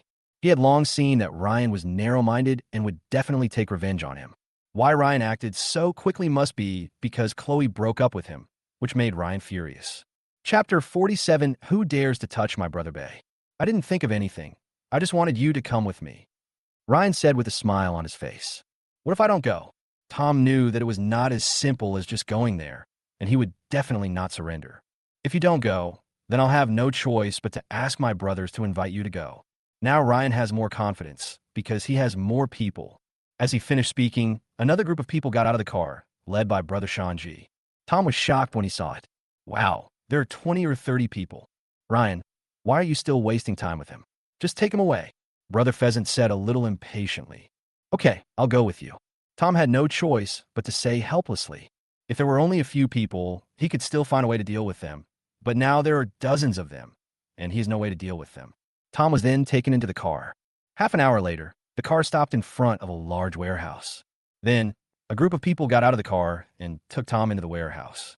There was a small table in the middle of the warehouse with food and wine on it. When the people who were drinking saw Brother Pheasant coming, they quickly stood up and respectfully called out, Brother Pheasant. Brother Pheasant nodded and asked, Where are the people? It's inside. Then, a group of people walked inside. Tom saw that Chloe and the other 2 were tied up and lying on the ground. Seeing Ryan coming, he quickly shouted, Ryan, my good son-in-law, I was wrong. Please let us go. He had never experienced such a thing before and was extremely scared. She knew that Ryan must be taking revenge because she let her daughter dump him. Brother Wei, I am your younger brother Xiaoji. Please let us go. Alex also shouted anxiously from the side. Then, Ryan ignored them and looked at Brother Shanji with a smile and said, Brother Shanji, thank you for what you did today. I will definitely treat you to a meal some other day. We've been friends for several years. Don't be polite to me. Brother Pheasant waved his hand and said, as if he didn't care about these little things at all. In fact, he didn't care that much about Ryan. After all, they were just drinking buddies. He just thought it was a simple matter, so he helped. At this time, Ryan looked at Hui and the others and said, Now you know how to beg for mercy? Where the hell were you before? Thinking of this, Ryan was furious. He walked up to Hui and slapped her in the face, angrily saying, I bought you that 88,000 yuan piece of jewelry out of kindness, and you still want me to buy you a whole cabinet of jewelry. Why don't you go to heaven? Just because of this, you let Chloe break up with me? And then you immediately get together with that idiot Tom. Are you kidding me? Son-in-law, I was wrong. I was really wrong. Please forgive us and let us go. I didn't really want Chloe to break up with you. We were just putting on a show to cheat Tom out of 2 million. He won the lottery and still had 2 million left. We thought we could get the money so Chloe could get back together with you. He was really panicked and told the truth half-truthfully. Tom, who was standing by, was not surprised at all when he heard this, but just smiled faintly. But when Ryan heard this, his eyes lit up. It turns out that the reason Tom suddenly became rich recently was because he won the lottery, and there's still 2 million left. If I can get these 2 million, it won't be a loss. Well, you should have succeeded now. Give me the money, and I'll forgive you, Ryan said with a smile on his face. Brother Way, we do want to, but that idiot just donated all the money, Alex said with fire in his eyes, giving Tom a hard look. Fuck, are you guys mentally retarded? You can't even keep this money. Ryan cursed, feeling both frustrated and angry. I thought I could make a fortune today, but the result turned out to be like this. Since you're no longer of any value, what use are you? Go and treat these 3 well for me, Ryan said coldly. As soon as these words were spoken, the 3 members of the Zhao family became anxious. Ihui said with a sad face, Please, let us go. I'll let Chloe be with you now. Yes, Brother Wei, we are a family. Alex quickly followed up. Brother Wei, please let my brother go. As long as you let him go, I will do whatever you want today. Chloe bit her lip, looking pitiful. In fact, she is still a conservative person, and it is really embarrassing for her to say such things. But she had no choice. It was okay for her to be beaten, but she couldn't let her own brother be beaten too. You know what? Chloe's current look really makes Ryan feel a little moved. Ryan looked at Chloe with lustful eyes and said, I actually forgot about this. Damn, I've been with you for 10 days and half a month. Every time I wanted to touch you, you made excuses. Now you're taking the initiative. Leave her here. I'm going to satisfy her demands today. I'm going to teach the other 2 a lesson. Ryan said again, pointing at Chloe. Sister, please plead for me again. Please help me. I don't want to be beaten. Alex was about to cry. These people all had fat faces and looked like tough guys in society. His small body couldn't stand it. Brother Wei, please, let my brother go. Please, I will listen to you in everything from now on. At this time, Chloe struggled and knelt on the ground, begging Ryan. Tom looked at Chloe with a very complicated expression, and he couldn't bear to look at it. He has deeply experienced Chloe's brother-supporting nature, but the current appearance of Chloe has once again refreshed his 3 views. However, Ryan ignored Chloe's begging. Now he just wanted to vent his anger. He wanted to vent out the anger in his heart. As for Chloe, he didn't have to care about any of her requests, because today he could play however he wanted. Started punching and kicking Hui and Alex. A whimpering sound was heard, causing Chloe to flow down, but Ryan felt a sense of relief. Both of them were thin and were almost dying after just a few hits. All right, only then did Ryan say with satisfaction. Upon hearing this, several big men stopped. Ryan looked at Tom again and said, Now it's your turn. You're a fucking poor loser who just won a little fortune in the lottery recently, and you've embarrassed me several times and even tried to make me eat my plate. Now it's time to settle this account. After saying this, he waved his hand and said, Get him for me. Then, several big men loosened their fists and walked towards Tom with ferocious eyes.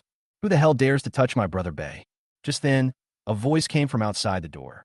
Immediately afterwards, another group of big men walked in from outside the door. The leader had a hideous scar on his face. It was Scar Brother.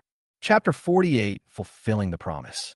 Scar Brother took the lead and walked quickly to Tom with his men to protect him. Brother Bay, are you okay? Scar asked with concern. Now that he was being valued by Mr. Jean, he had more people under him. Basically, this area was full of his spies.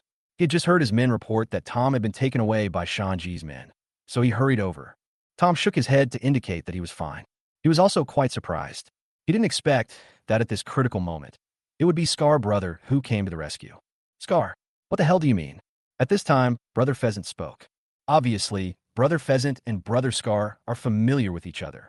You fucking kidnapped my Beige, and you're so nervous asking me this? If Beige loses even a hair today, you'll be dead. Scar said angrily.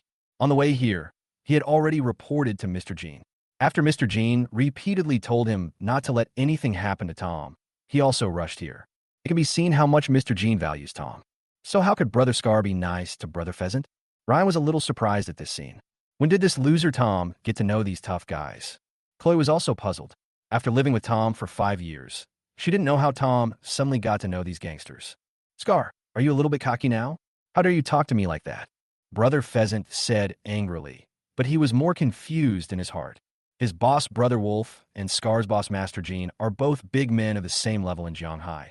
But the difference is that Brother Wolf is a highly valued subordinate, while Brother Scar is just a marginal figure under Master Jean, so his level is higher than Scar's. When did Scar Brother have the confidence to talk to him like this? To tell you the truth, Brother Bei is Mr. Jin's friend. Let him go immediately. I can pretend that what happened today never happened. Scar said seriously. To be honest, he still feels a little uneasy now. After all, the people he brings with him now are not as many as Brother Shanji's men. If a fight breaks out, he will definitely not end up well. Ha ha ha! This loser is Mr. Jin's friend. Brother Shanji's face was full of disdain. He said, Scar, if you leave now, I can pretend that your coming here never happened. Otherwise, I will deal with you too. He didn't believe a single word Scar said. Before coming here, he had already figured out that Tom was just a poor loser with no money or power. Otherwise, he would never have taken action against Tom. Since when have the big guys in the Jianghai gangster world become friends with the losers? So, you're not going to let him go, are you? Scar Brother snorted coldly and said, No, what can you do to me? Brother Pheasant raised his voice, his face provocative, and said, I'll count to 3. If you don't leave, don't blame me for attacking you too. Scar felt helpless, wondering why Mr. Jean hadn't come yet. He had no choice but to fight Shanji. He then moved a little closer to Tom, blocking him completely. Tom was quite touched. 1, 2, 3. Brothers, come on. Brother Pheasant shouted coldly, and everyone rushed towards Tom and Brother Scar. Stop. At this moment, a somewhat majestic voice came. Immediately afterwards, big men in black suits filed in one after another. One look at these people, and you can tell they're well-trained, not just ordinary thugs. Tom turned around and saw that the person leading the group was none other than David, Mr. Jean. Mr. Jean is still as fashionable as ever, wearing a floral suit on the upper body, beach pants on the lower body, and flip-flops on his feet as he walked in. Mr. Jean, Brother Pheasant murmured, secretly frightened.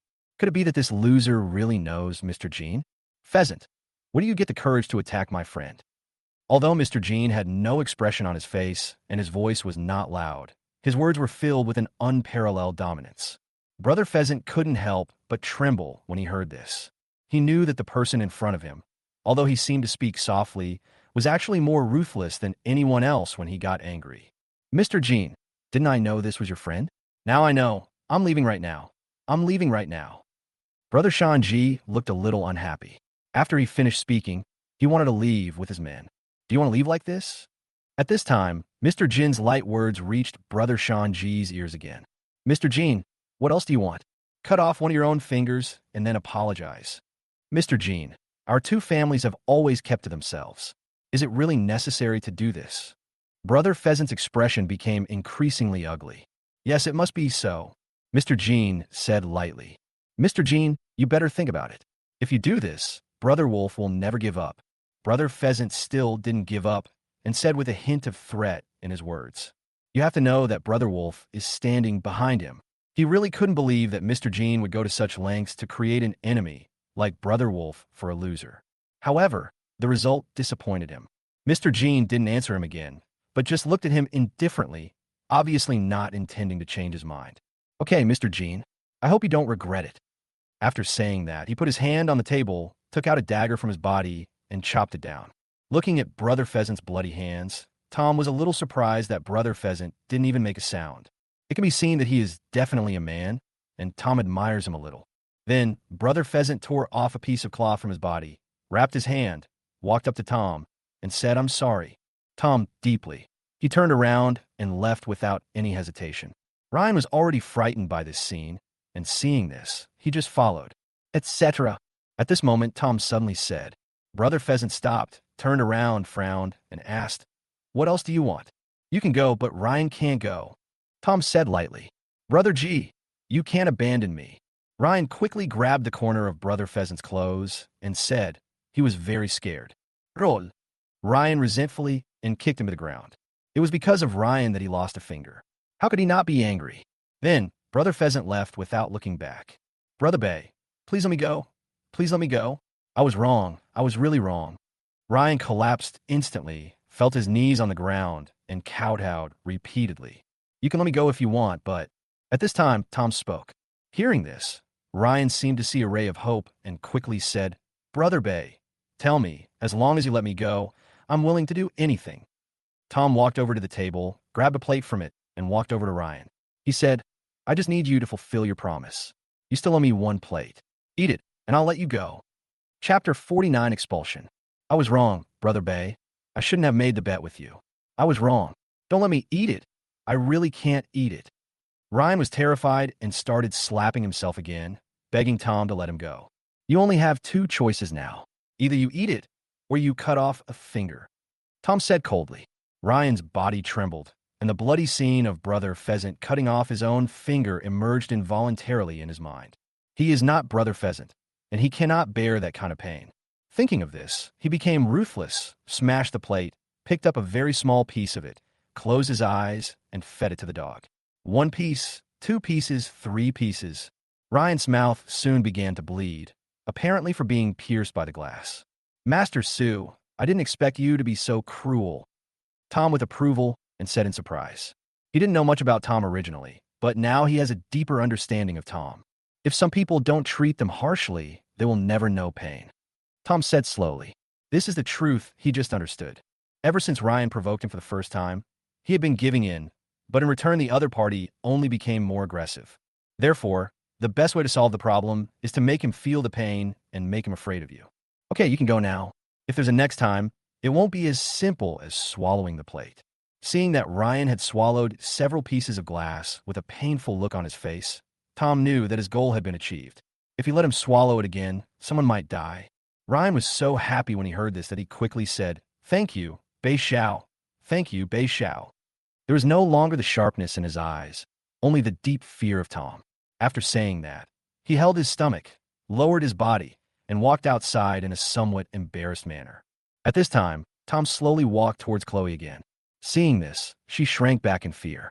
She felt that Tom seemed to have changed, become very strange, and was no longer the Tom she knew before. Then she thought of something, turned around to look at Hui and Alex, who had been knocked unconscious, and stood in front of them. Tom, please let my brother go. I was wrong and shouldn't have cheated you out of your money. I could do whatever you want with me, but please don't hurt my brother, okay? Chloe begged. In her opinion, Tom knew that her family wanted to cheat him of his money and was now ready to take revenge on them. Tom suddenly burst out laughing and said, Chloe, you are really a tragedy. Until now, you are still thinking about your brother. They beat you, scolded you, lied to you, and made you do things you didn't want to do. Have you never thought about living for yourself? Chloe bit her lip and said slowly, My brother is everything to me. I can contribute everything I have for him. Tom looked at Chloe with a look of disappointment, his face full of helplessness. I won't do anything to you, but Tom paused and continued. I hope we won't have any involvement anymore, and we can only be strangers when we meet again. After saying this, Tom turned and left. An hour later, in a private room of a business club, Tom and Mr. Jean sat opposite each other. I'm very grateful for your help this time. I'll get straight to the point. What is your purpose in approaching me? Tom looked at Mr. Jean seriously and said, The first time he met Mr. Jean said he wanted to be friends with him, but he didn't take it seriously. He thought he would never have any contact with Mr. Jean again. But today, Mr. Jean really helped him, and he began to face Mr. Jean squarely. He felt that since the two of them wanted to be friends, some things had to be said openly and honestly. A shrewd man like Jean Yi would definitely see what Tom meant. Knowing he couldn't hide it anymore, he said directly, Mr. Su, this is what happened. A few days ago, I was working at Huachi Bank and happened to see you. Lu Hong is my friend, and out of curiosity, I asked him about your identity. Don't blame him. I was the one who pestered him to tell me. So, I want to make friends with you. When Mr. Jean spoke, he was actually a little nervous. After all, he wasn't sure whether a young master like Tom would be angry if he knew that others were asking about his identity. Tom finally understood the reason. The only reason Mr. Jean wanted to make friends with him was because of his status, but he was not angry. After all, this was how society was. Moreover, although he is rich now, he has no power, which is what he lacks most. Now that Mr. Jean has confessed, he is very happy to make friends with Mr. Jean. Then we'll be friends from now on. Tom suddenly stretched out a hand. Mr. Jean was stunned. Is this young master so easy to get along with? Then he showed ecstasy and stretched out his hand to shake Tom's. The next day, Tom came to work as usual. When I first arrived at the company, I heard people talking around me. You know what? Chloe quit her job today and just moved all her things out. I saw it. I don't know why she would want to resign. She seemed quite down. Could she have run into some difficulty? Who knows? This is not something we should worry about. Why worry about it? The voices of several people came clearly into Tom's ears. Chloe quit her job? Tom was startled, then relieved. Maybe this is Chloe's choice. But it's better this way. From now on, the two of them will really have no more interactions. Tom didn't think twice and went to his seat to start working. Tom, you're having a great time these days, aren't you? You can go to work when you want to, or not go to work when you don't want to. But at this moment, a mocking voice sounded behind Tom. Such a familiar voice, of course Tom knew who it was. Ben. He was a little surprised. Why was Ben looking for trouble again? He didn't come to work twice in the past few days, but Ben didn't say anything. He thought the chairman had already given Ben a heads up. But if I had said hello, shouldn't Ben have come to see me? Manager Wu, what advice do you have? Although surprised, Tom still asked, what advice do you have? It's not really advice. I just want to fire you. Ben looked at Tom teasingly. What? Fire me? This company belongs to me. Do you want to fire your boss? Tom really wanted to laugh, but looking at the confident look on Ben's face, he really didn't know what basis Ben had for firing him. In theory, being late or absent from work twice does not constitute dismissal, and Ben should know this. Then what's your reason for firing me? Don't say it's because I'm late or absent from work. Tom asked, frowning. Of course not. This time I have enough evidence to fire you. I've already reported this to the chairman, and he'll be here soon. Ben's eyes were sharp, with a hint of sneer on his lips. Chapter 50. The evidence is conclusive. Ben said this. His voice was very loud, which immediately attracted the attention of many people, and they all gathered around. What has Tom done wrong? Ben wants to fire him again. I don't know. It looks like Director Wu is quite angry. Tom must have done something serious. No matter what Tom did, I think a loser like Tom is not worthy of working with us. He should have been fired long ago. Everyone started talking, one after another. At this time, two more people appeared in the crowd, Jiang Shaoza and Zoe. Just now, Ben had already reported to Jiang Shaoza before he went to see Tom. So, Jiang Shaoza quickly took Zoe to watch this good show. Ben always likes to pick on Tom. I wonder what excuse he'll use today. Do you think Tom will really be fired? Zoe said this casually, but seeing Ben's confident look, she felt a little worried. She thought that if Tom was really going to be fired, could she ask Jiang Shaoza to help speak up for him? After all, there were some unpleasant things between her and Tom, but they still had feelings for each other. As the company's vice president, Jiang Shaoza's words still carry some weight. Whether he will be fired depends on whether he has done something serious. If not, the chairman will definitely find out. No matter how much Ben says, it will be useless. If he has done it, there is nothing we can do. Jiang Shaoza pushed the gold-rimmed glasses on his nose and spoke righteously. However, he sneered in his heart because he knew that Tom would definitely be fired this time. Zoe heard this and suddenly couldn't say what she wanted to say. Indeed, what Jiang Shaoza said made sense and was impartial. At this moment, a slightly plump middle-aged man with a dignified face walked over. It was Yang Xiong, the chairman of Feiyang Culture Company. Ben, is he the person you mentioned who was selling company information? Yang Xiong asked with a somewhat gloomy expression. When these words were spoken, everyone was shocked. Tom was fired was actually because he sold company information. Although Tom is a loser in their minds, he is also honest. Would he really do such a thing? Even Zoe's face was full of disbelief. Yes, Chairman. Here is the evidence. Please take a look. As he spoke, Ben took out a document and handed it to Yang Xiong. Yang Xiong opened the document. Although his face looked grim, he felt relieved in his heart. This document does prove that Tom sold company information, but fortunately the information Tom sold was not the company's core secrets. The evidence is conclusive, so fire me. I'll write a letter of dismissal immediately. Since the information you're selling isn't core company data, I won't report it to the police either. Tom with some confusion. When did such a person appear in Feiyang culture? When these words were spoken, everyone was surprised again. I didn't expect this to be true. Tom seems to be a very honest person, but you can't judge a person by his appearance. Everyone looked at Tom with contempt. And Zoe looked at Tom with complicated eyes. Did I really misjudge him before? Although she didn't believe it, the evidence was now solid, and even the chairman had confirmed it, so she had no choice but to believe it. After all, it's impossible for the chairman to wrongly accuse a small employee, right? At this time, Jiang Shaoza showed a sneer on his face, as if he was not surprised by this.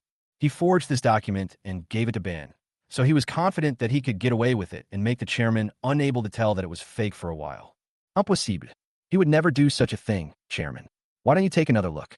Maybe you're wrong. At this moment, a figure jumped out from the crowd, came in front of Yang Xiong, and spoke excitedly. It was Wang Chong. He and Tom have been brothers for so many years, and he just can't believe that Tom would do such a thing. You mean my eyesight is blurry? Yang Xiong said dissatisfiedly, then looked at Ben and asked, what's his name? He doesn't know Tom's name yet, so if he wants to write a letter of dismissal, he naturally needs to know the other party's name. His name is Tom. Ben glanced at Tom with a smile and said. Upon hearing this, Yang Xiong was lost in thought, feeling that the name was somewhat familiar. But he didn't think too much about it and walked towards the office. Wang Chong saw that his words had no effect and his face turned ugly. He quickly walked up to Tom and said anxiously, Tom, I believe you definitely didn't do it, but why didn't you explain it to the chairman? I didn't do it, and there's no need to explain. Trust me, it'll be fine. Tom gave Wang Chong a reassuring look. He was really touched by Wang Chong's courage and courage. He was indeed a true brother. Tom was also confused at this moment. He had clearly acquired Feiyan culture, but why did it feel like Yang Xiong didn't recognize him? Although he was confused, he was not worried. After all, he was already the boss of this company. At worst, he could just tell Yang Xiong directly. Wang Chong was stunned when he heard this. He didn't know where Tom got the confidence from. When everyone heard Tom's words, their contempt grew even stronger. The evidence is irrefutable. I wonder where he gets the confidence to say he's fine. Tom likes to act cool now, can't you see? Last time Zoe confessed her feelings to Vice President Jiang, Tom actually said that he helped Zoe. How hilarious. People like this should be fired. Wait until the chairman prepares the dismissal letter immediately. Then we'll see how he can continue to act so arrogant. Everyone was talking and laughing, mocking Tom mercilessly. At this moment, Yang Xiong suddenly ran out in a panic. At this time, Yang Xiong was sweating profusely and gasping for breath. Everyone showed surprised expressions. It's only been less than 2 minutes. How could the chairman have finished the dismissal letter so quickly? It can't be that fast, right? Tom, with a guilty look, then said, let me make another announcement. Chairman, you think the punishment for Tom is too low, so you want to call the police? We absolutely support you. Everyone agrees, right? Ben heard this and said with a smile, Tom should go to jail. Then everyone echoed, Chairman, we absolutely support your decision. People with dirty hands and feet like this should be sent to prison and taught a lesson. Shut up. Yang Xiong roared suddenly.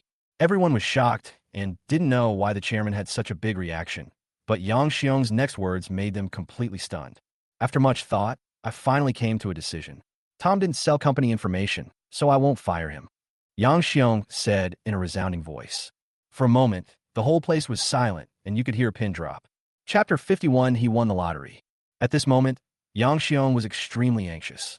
When he walked into the office just now, he finally remembered who Tom was. Isn't this your boss?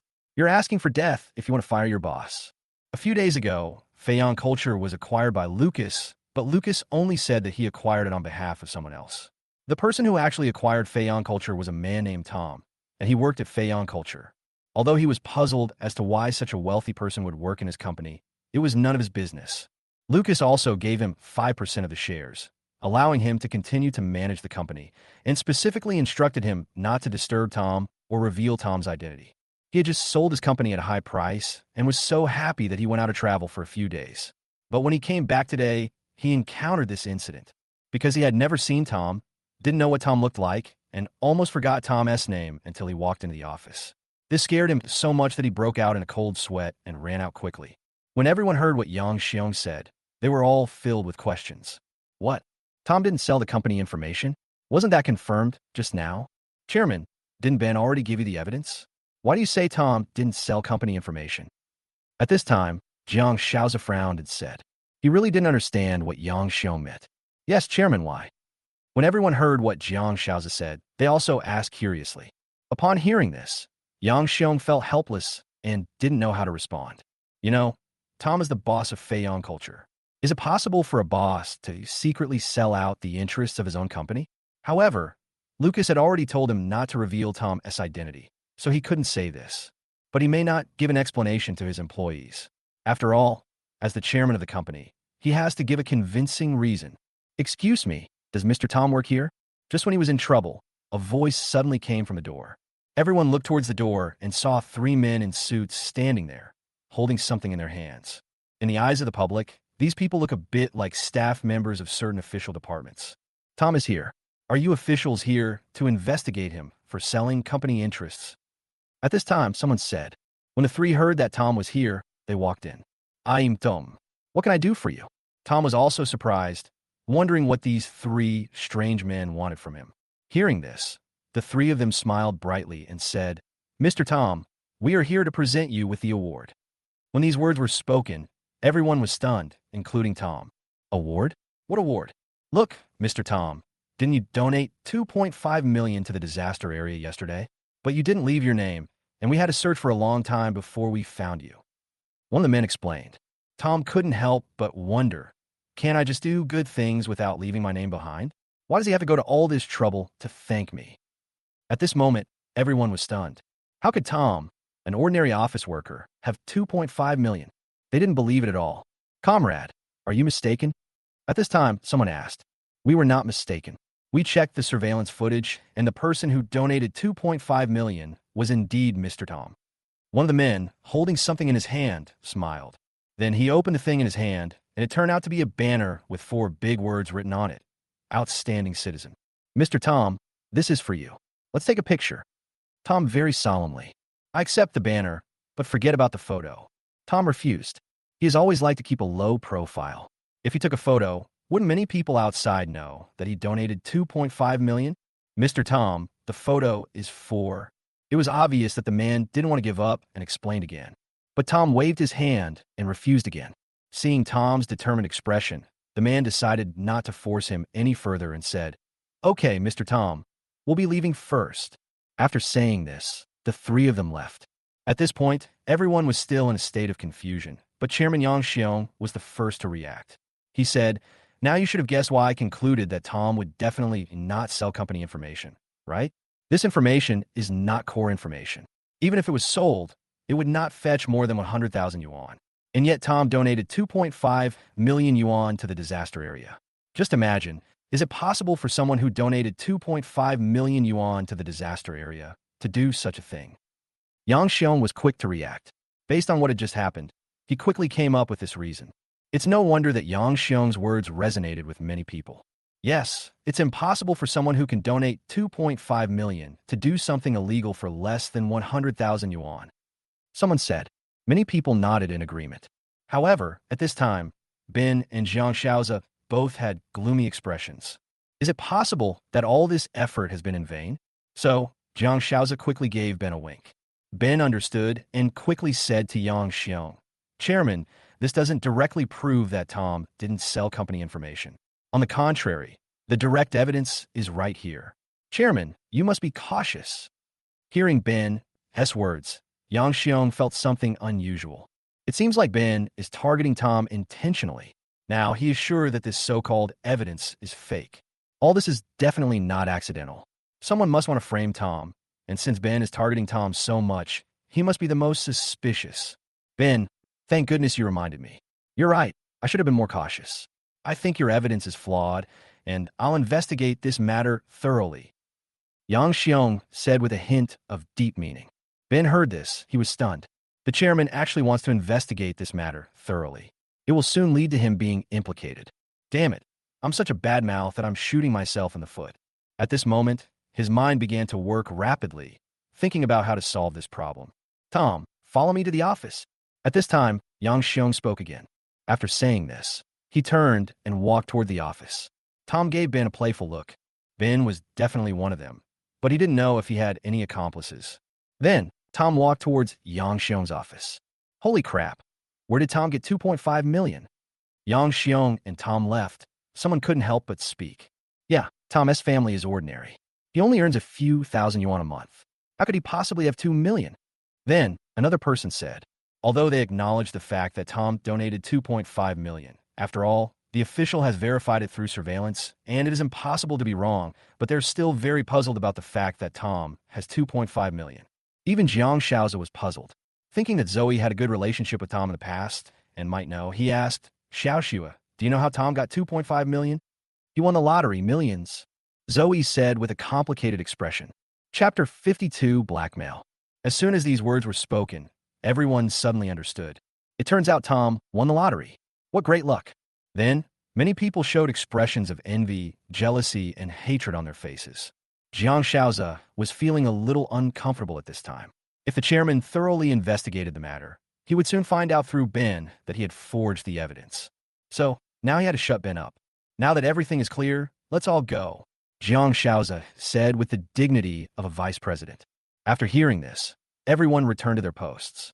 At this time, Jiang Shaoze quickly took Ben to a place where no one was. Vice President Jiang, what should we do now? If the chairman conducts a thorough investigation, it will definitely lead to me soon. Ben spoke first, his face extremely anxious. This matter is irreversible. Someone must take responsibility for it. Jiang Shaoze said seriously. Vice President Jiang, you order me to do this. Why should I take the blame? Ben didn't understand what Jiang Shaoze meant and felt a little angry. Don't you understand? You're the one who triggered this, so you definitely can't get away. I just need you not to betray me. Of course, I can compensate you, Jiang Shaoze said again. Ben fell into deep thought after hearing this. Indeed, what Jiang Shaoze said makes sense. He is basically involved in this matter, and it will definitely be discovered. Okay, I can promise you that. But it depends on your sincerity, Vice President Jiang. If you can't satisfy me, I won't be able to control my mouth. At this time, Ben looked at Jiang Shaoze meaningfully and said, he knew that since he was definitely going to be fired and Jiang Shaoze was so scared, he might as well blackmail Jiang Shaoze before leaving. I can give you 200,000, Jiang Shaoze said after a little consideration. He thinks 200,000 should be Ben's annual salary, and Ben should be satisfied. Are you kidding me? Vice President Jiang, are you sending away beggars? Is your position really that worthless? Ben left. So how much do you want? Jiang Shaoze didn't expect that 200,000 yuan didn't satisfy Ben and asked with a frown. 500,000. Ben looked at Jiang Shaoze indifferently, as if he had Jiang Shaoze in his grasp. He was sure that Jiang Shaoze would agree. After all, if he exposed Jiang Shaoze would definitely lose his position as vice president, a position that was very lucrative. More importantly, Jiang Shaoze will be promoted to general manager in a while. If something goes wrong at this time, there will be no hope for this position. Jiang Shaoze should be able to clearly distinguish between what is more important and what is less important. Jiang Shaoze stared at Ben with anger on his face. He really didn't expect Ben to ask for such a huge sum of money, 500,000, which was his annual salary. But in fact, he made a lot of money in his position as vice president, and his annual income was far more than 500,000. In a few days, he will be able to take the position of general manager, a position with more benefits and more power. He cannot make any mistakes now. By then, the 500,000 can be easily recovered. As for Tom, he could be easily fired by just making some trouble. Then, he gritted his teeth and agreed, saying, "You're so cruel. I hope you keep your word." Hearing this, Ben smiled brightly and said, "Vice President Jiang, my account is..." At the same time, Chairman's office. "Young Master Su, I'm old and confused. I didn't recognize you at first. Please forgive me." Seeing Tom enter the office, Yang Xiong hurried to Tom and said respectfully. Now, his heart is also in turmoil. After all, I almost fired Tom, the boss, just now. Just thinking about it made him shudder and break out in cold sweats. Tom just waved his hand, not wanting to argue any further, and said, "All right, I don't want this to happen again." Seeing that Tom didn't pursue the matter, Yang Xiong's face lit up with joy. He then said, "Young Master Su, you've been wrongly accused. I will definitely find the person who wronged you." Tom nodded and said, "That's it. Remember, I don't want anyone else to know my identity." Yang Xiong nodded repeatedly upon hearing this, and then said, "Young Master Su, I have a small suggestion." "Explain." "I think young Master Su doesn't want anyone in the company to know your identity, but there might be some ignorant people in the company who might give you a hard time. It's better to give you a promotion. The position of general manager will be vacant in a few days, so you can take it. No one will dare to give you a hard time. As for the reason, I can use the reason that young Master Su donated 2 million yuan. Yang Xiong said with a smile. Originally, he planned to let Jiang Shaoze take this position, but now there's a more suitable candidate. This way he can please Tom and save Tom from trouble. Why not do it? Tom heard this and felt that it made some sense, so he nodded. Young Master Su, please sit aside and drink some tea. I will immediately investigate for you who is trying to frame you. As Yang Xiong spoke, he made a phone call. Hey Ben, come into my office. To investigate such a matter, one naturally has to start with the parties involved, but Yang Xiong is almost certain that Ben is involved in this matter. A few minutes later, Ben came into the office. Ben, let me ask you, where did this false information that proves Tom's guilt come from? Yang Xiong couldn't tell that the information was fake at the moment, so he said this just to trick Ben. Chairman, I know I can't hide. I admit it was me who wanted to frame Tom, and I forged this document. You don't have to fire me. I've already packed my things, and am leaving immediately. Ben said this very calmly, as if he had no feelings about the matter at all. Now Ben has received 500,000 from Jiang Shaoza. He is so excited that he wants to leave early, but he can't show it now, so he can only hide his emotions. Ben in surprise, and swallowed the lines he had just prepared. He originally thought that Ben would quibble, but he never expected that Ben would admit it so readily. Is Ben thinking? He knew that Ben had worked hard for several years to get to the position of supervisor, so how could he give up so easily? Yang Xiong was a little unsure for a moment, so he looked at Tom and asked, Tom, what do you think? Now that he has admitted it, there is nothing more to say. Tom said lightly. Of course, he also saw the trick, but this matter happened in Ben's hands, so he could only start the investigation from Ben. However, Ben insisted that he did it, so there was no way to investigate further. But he could also guess that if there was someone behind Ben's back, then that person must be higher in rank than Ben and had friction with him. So who is this person? The answer is self-evident. Jiang Shaoza, Chapter 53 Blind Date. Then go ahead. Seeing that Tom had said this, Yang Xiong waved his hand helplessly at Ben. Ben looked at Tom in surprise. Yang Xiong and Tom just now made him feel as if Yang Xiong was taking Tom's lead and seeking Tom's opinion. However, although he felt strange in his heart, he was about to leave the company and would not think too much about these things. Then he left the office directly. That's it, I'm leaving too. Tom said this lightly, then stood up and left. After work in the afternoon, Tom drove his SUV to the hospital. Tom was in a very good mood because today was the day his adoptive father Su Honggan was discharged from the hospital. After a period of rest, Su Honggan had almost recovered. After parking his car in the hospital parking lot, Tom came to Su Honggan's ward. At this time, Yang Xiaofang and Lily were supporting Su Honggan and walking slowly back and forth in the room. Tom was delighted, thinking that his adoptive father was almost recovered. But then, he couldn't help feeling a little sad. Although my adoptive father's cerebral infarction has been cured, the root cause of the injury on his legs and feet from the work-related injury is still there, making it very inconvenient for him to move. Su Honggan had also been treated for this condition back then, but the doctor pronounced a death sentence on his legs and feet, saying that they would remain like this for the rest of his life, and there was no way they could be cured. Now, Tom believes that as long as he is willing to spend money, he can buy the best medical equipment. He can build a medical team and develop new technologies, and he will definitely be able to cure his adoptive father's leg. Afterwards, Tom went to complete the discharge procedures and walked downstairs with the three of them. At this moment, Tom seemed to have thought of something and said to Yang Xiaofang, Mom, wait here for me. I'm going to say hello to a friend. After saying that, Tom returned to the floor where his adoptive father's ward was. Arriving at the nurse's station, Tom looked around but couldn't find the person he was looking for after looking for a long time. Where's Yuna? Is she out doing ward rounds?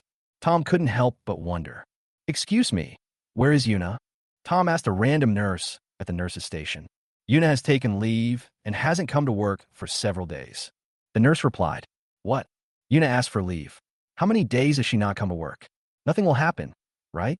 Tom then took out his cell phone and dialed Yuna's number. The phone rang for a long time before it was connected. Hey, so broke it? Hey. Yuna's timid voice came from the other end of the phone, with a hint of surprise in her words. Yuna, why did you ask for leave? Tom asked. Something happened at home. Yuna stammered. What is it? Do you need my help? Tom asked anxiously after hearing this. No, it's okay. I'll be back to work tomorrow. Yuna seemed a little panicked and said. Tom heard Yuna say she would be able to come to work tomorrow. He thought it was no big deal, so he didn't take it seriously and said, Okay, call me if anything happens. After hanging up the phone, Tom went downstairs and came to Yang Xiaofang. Xiaobei, let's go and get a taxi on the side of the road. At this time, Yang Xiaofang said, No, wait for me. Tom smiled. He knew his parents didn't know he bought a car. so he planned to give them a surprise. Then, Tom came to the hospital parking lot and drove over. Tom got out of the car and said to the three of them, "Get in." Suddenly, the three of them were stunned. "Xiaobei, did you buy this?" Yang Xiaofang stared at the car blankly and asked. "Yes, Mom." Tom replied with a smile. "How much did you buy it for?" Yang Xiaofang's face darkened and she asked. "Don't worry, Mom. I know you don't want me to waste money. I spent 180,000 on this car." Tom quickly replied. He knew that Yang Xiaofang cared about these things, so he bought this very cheap SUV at that time. Hearing this, Yang Xiaofang breathed a sigh of relief and said, "Xiaobei, don't blame me for nagging. I hope you can save that money and don't waste it. In the future, when you're in a relationship, you'll never break up because of lack of money again." Tom was touched, as he understood his adoptive mother's painstaking efforts. He knew that his adoptive mother must have guessed that the reason she broke up with Chloe was because she thought he was poor, so she asked him to save the money so that he could get married in the future. "Mom, I understand. Let's get in the car." Tom smiled, opened the car door, and helped Su Honggan to the back seat. Yang Xiaofang followed, and Lily sat in the passenger seat. Then Tom started the car. Lily was very excited after getting in the car. She looked around and said happily, "Yeah, our family finally has a car." Through the rearview mirror, Tom could see the genuine joy on Su Honggan and Yang Xiaofang's faces. The Su family has always lived in poverty. In the past, they could only dream of owning a car, which was something out of their reach. "But I never thought that now I finally have a car that belongs to my family." In their eyes, this is not just a car, but also carries the hope for a better life. After arriving home and settling her adoptive father down, Yang Xiaofang took Tom to the bedroom. "Xiaobei, Mom wants to tell you a good news," Yang Xiaofang said mysteriously. "Mom, don't keep me in suspense. Just tell me." Tom was very surprised and didn't know what his adoptive mother wanted to tell him. "Today, our neighbor, your Aunt Lu, came to the hospital to visit your father. I told her the news that you had broken up. Your Aunt Lu wants to introduce her relative's daughter to you, and I've already agreed on your behalf. You can go on a blind date tomorrow." Yang Xiaofang said with a smile. "What? Want him to go on a blind date? Mom, why are you going on a blind date? I'm not in a hurry. It's not like I can't find a partner." Tom quickly refused. During this period, there was a figure that always remained in Tom's mind and could not be shaken off. That was the fairy sister I met on the banks of Huai River during the Lantern Festival. He admitted that he fell in love with the girl at first sight. Even though it felt like a dream, an unreal dream, there was still no room for other girls in his heart. "Why aren't you in a hurry? In a few years, you'll be 30, and I'm still looking forward to having grandchildren. Besides, that girl works in a big bank and is very talented. Listen to Mom and go talk to her tomorrow." When Yang Xiaofang heard Tom's refusal, she immediately said with some dissatisfaction. Tom looked at his adoptive mother's expectant eyes and fell silent. "Okay, Mom, I promise you, I'll go and see it tomorrow." In the end, Tom couldn't bear to reject his adoptive mother's kindness and agreed first. As for the result of the blind date, he already had a plan in mind. Chapter 54, It Turns Out to Be You. The next day, morning, Tom came to a coffee shop in Jianghai City, Mengyan Coffee House. Walking into the cafe, Tom found that the decoration here was very novel, giving people a dreamlike feeling. At this time, a waiter came forward and asked, "Sir, do you have a reservation?" "Some." Then, Tom told the waiter the other party's reservation location. "Yes, sir, please follow me." Then the waiter took him to a seat. Tom sat down, ordered cappuccino, and casually picked up a magazine next to him and started reading, waiting for the woman to arrive. About 10 minutes later, a cold voice suddenly sounded beside Tom. "You are Tom, right? Then let me make it short. I have no interest in you. I came here for a blind date because my mother forced me to. So, don't have any expectations of me." At this moment, Tom was reading a newspaper with his head buried. When he heard this suddenly, he raised his head in confusion. He saw that sitting opposite him was a woman with a pretty face and a hot body. She was wearing sky blue slim jeans and a loose black gauze dress, looking extremely sexy. Why does this person look familiar? Tom's eyes showed a hint of surprise, and then he remembered. Isn't this the bank employee Mia he met when he went to the bank to withdraw money with his card? At that time, Mia looked down on him and mistook him for a troublemaker. Before leaving, he accidentally touched the woman's breasts. Likewise, Mia on the opposite side was also staring at him closely, as if recalling something. After a while, her pupils suddenly shrank and she exclaimed, "It's you." Tom smiled awkwardly and said, "You still remember me?" Indeed, He accidentally touched Mia in a place he shouldn't have touched, which made him feel a little embarrassed. So it was you who went on a blind date with me. Suddenly, Mia's originally cold face was filled with smiles. Yesterday, her mother asked her to go on a blind date today, but she was totally unwilling. After all, she wanted to find a young, wealthy, and high-quality man. But how could such a high-quality man not be able to find a partner and come here for a blind date? So she refused her mother without thinking, but she couldn't bear her mother's threat of death, so she had to come anyway. Of course, she also thought that she was just here for the formality, and then she could go back and find an excuse to say that others looked down on her. But coincidentally, after arriving, she found out that her blind date was Tom. Ever since the bank and Tom first met, she later deduced from the somewhat vague words of the manager Lu Hong that Tom must be a very rich man. So, isn't Tom exactly the kind of high-quality man she's looking for? Her thoughts before coming here have definitely changed. She must seize this opportunity. I didn't know it was you. Since we've met before, it makes it easier to explain. At this time, Tom said, he thought, since the other party didn't want to go on a blind date, and he didn't want to go on a blind date either, then the two of them were in the same camp. Now, if the two of them make a unified statement and go back to tell their respective parents that the other one looks down on them, then the matter is over, right? What's better to say? Mia said with a smile. There was a hint of shyness in her words, but her face was full of anticipation. She thought Tom was attracted to her, and she was very confident about her looks, especially her figure. Since the two have met, they both have a certain impression of each other. If the other person likes them, there's no need to go through so much trouble, and they can directly go through the process of dating. Since you don't want to go on a blind date and we're forced to come here, I'm the same way. So, let's just stick to one story and go back and say that the other person doesn't like us. Wouldn't that solve the problem? Tom said this with confidence. He believed the other party would definitely agree. Ah, Mia exclaimed, her face full of disbelief. She never expected Tom to say such a thing. She couldn't help but feel extremely regretful. If I had known this, I wouldn't have spoken first. I said I was forced to come and had no interest in the blind date at all. This is really shooting oneself in the foot. What's wrong? Tom asked in surprise. Actually, we can still try to get along. Mia gathered her emotions and said shyly. Hearing this, Tom was stunned. What does this mean? Didn't she just say that she was forced by her family to come on a blind date and that she wasn't interested in me? Why did your attitude change again? Could it be that when he saw me, he was fascinated by my appearance? Tom immediately rejected this idea. He was self-aware. Although he had a delicate appearance, he was still far from the enchanting beauty. Considering what happened at the bank before, Tom felt that there was only one reason why Mia was interested in him, and that was because Mia knew he was rich. Thinking of this, Tom felt a little disgusted. He had no good feelings towards gold diggers. Forget about trying. I already have someone I like. Tom refused directly. Of course, he couldn't directly say that the other party was materialistic. After all, it was Aunt Lou next door who introduced them, so he still had to consider the other party's face. Hearing this, Mia's face was embarrassed for a moment, and finally she could only say, okay. So what do you think of my suggestion just now? Tom asked calmly. Good. Mia could only answer helplessly. Okay, that's it for now. I'm leaving now. Tom finished speaking. He left the cafe. Mia looked at Tom's disappearing back reluctantly, lost in thought. Night. Tom returned home.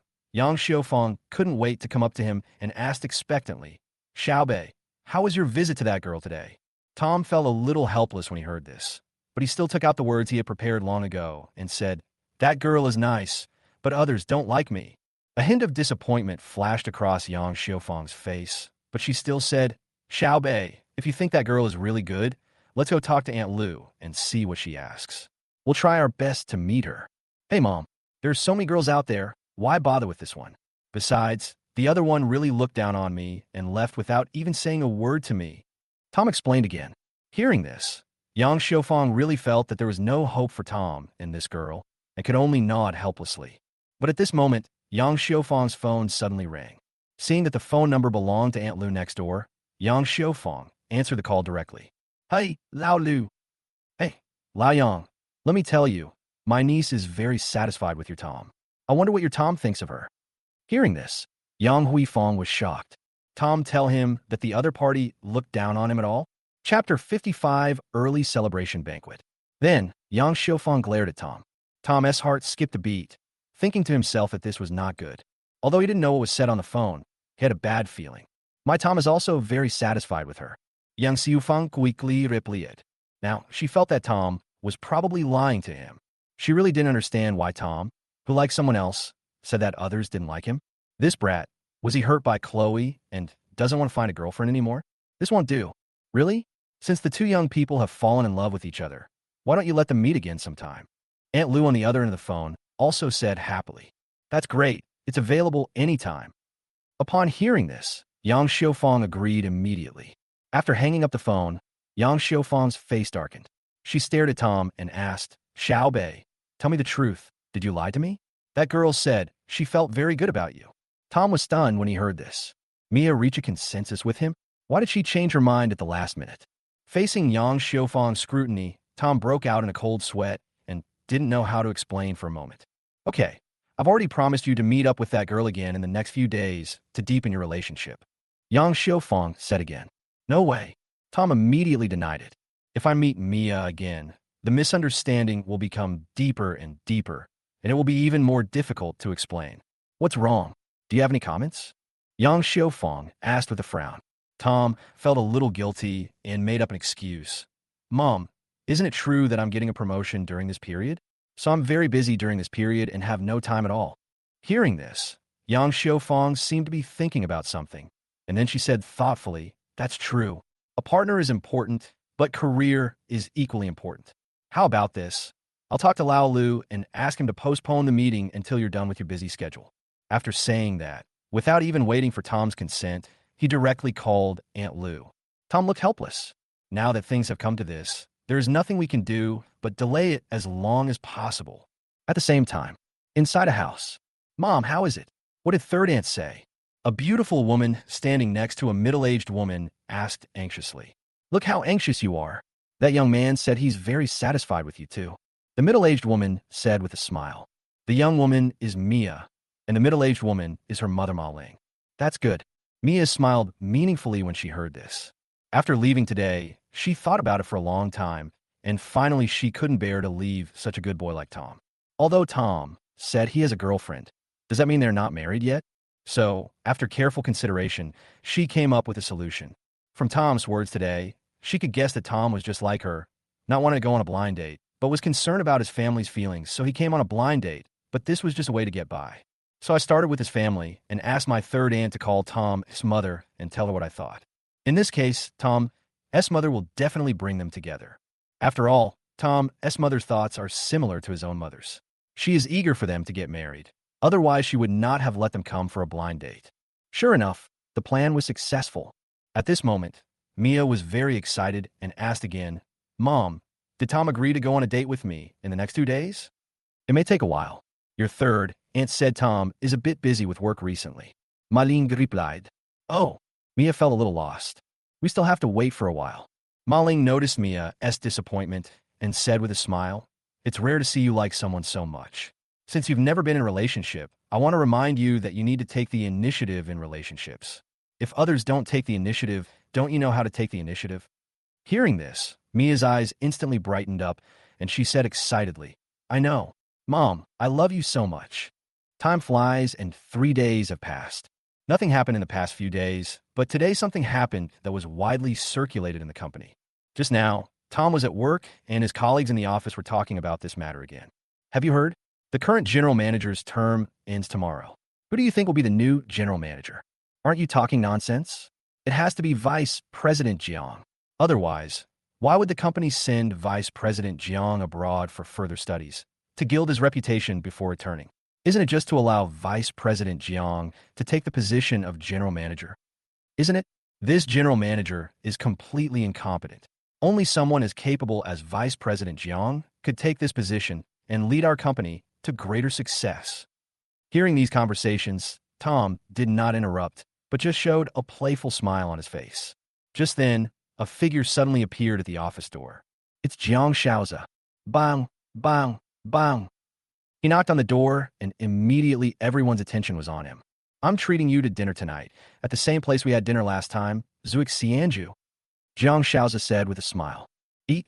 Vice President Jiang is treating us to a meal to celebrate his promotion to general manager tomorrow. At this time, someone said, "What Vice President Jiang? It's time to call him President Jiang." As soon as that person finished speaking, another person spoke up to refute him. "Okay, stop talking nonsense. I just want to invite everyone to get together." Jiang Shaoza pretended to be dissatisfied, but anyone could see the smug look on his face. "By the way, Tom, are you going?" At this time, Jiang Shaoza suddenly looked at Tom and said, it would have been fine if he hadn't said this, but as soon as Jiang Shaoza said it, everyone's attention was focused on Tom again. Tom heard this, said nothing, and shook his head. He had no interest in Jiang Shaoza's treat, and this might not even be Jiang Shaoza's early celebration party. How can he have a nerve to go? After all, he used to have feelings for Zoe, and now Zoe is with Vice President Jiang. As a love rival, he must feel inferior. After all, Vice President Jiang will become the general manager tomorrow. One person said disdainfully. As soon as these words were spoken, everyone agreed and laughed disdainfully. Seeing this scene, Jiang Shaoza smiled with great satisfaction and said to everyone, "Remember the time, 7 o'clock tonight." After saying that, he left. After get off work, everyone in the company happily headed towards Zhuxianju. Tom drove his car back home silently.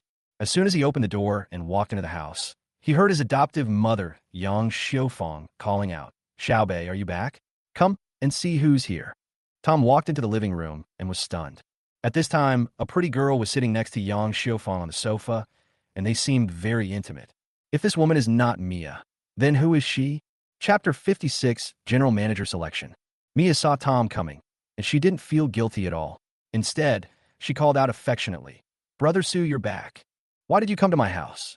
Tom couldn't help himself and said angrily, he doesn't know what Mia is going to do.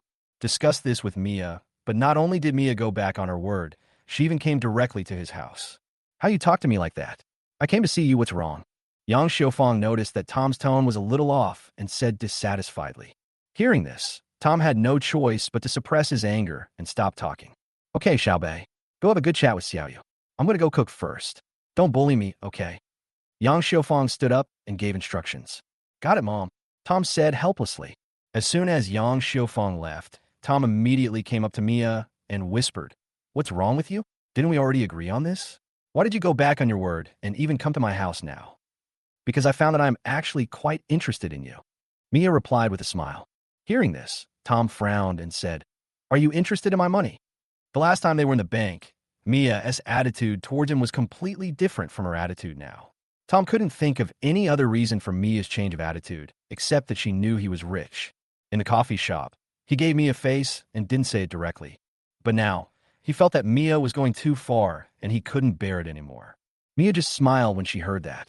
She didn't respond to Tom's question and instead asked, "You are so rich. Why doesn't your family look wealthy?" As soon as these words came out, Tom's face instantly turned gloomy, and a chill emanated from him, causing Mia to tremble as if she had fallen into an ice cellar. For Tom, family harmony is the most important thing he considers now. He temporarily concealed his identity in order not to disrupt this harmony.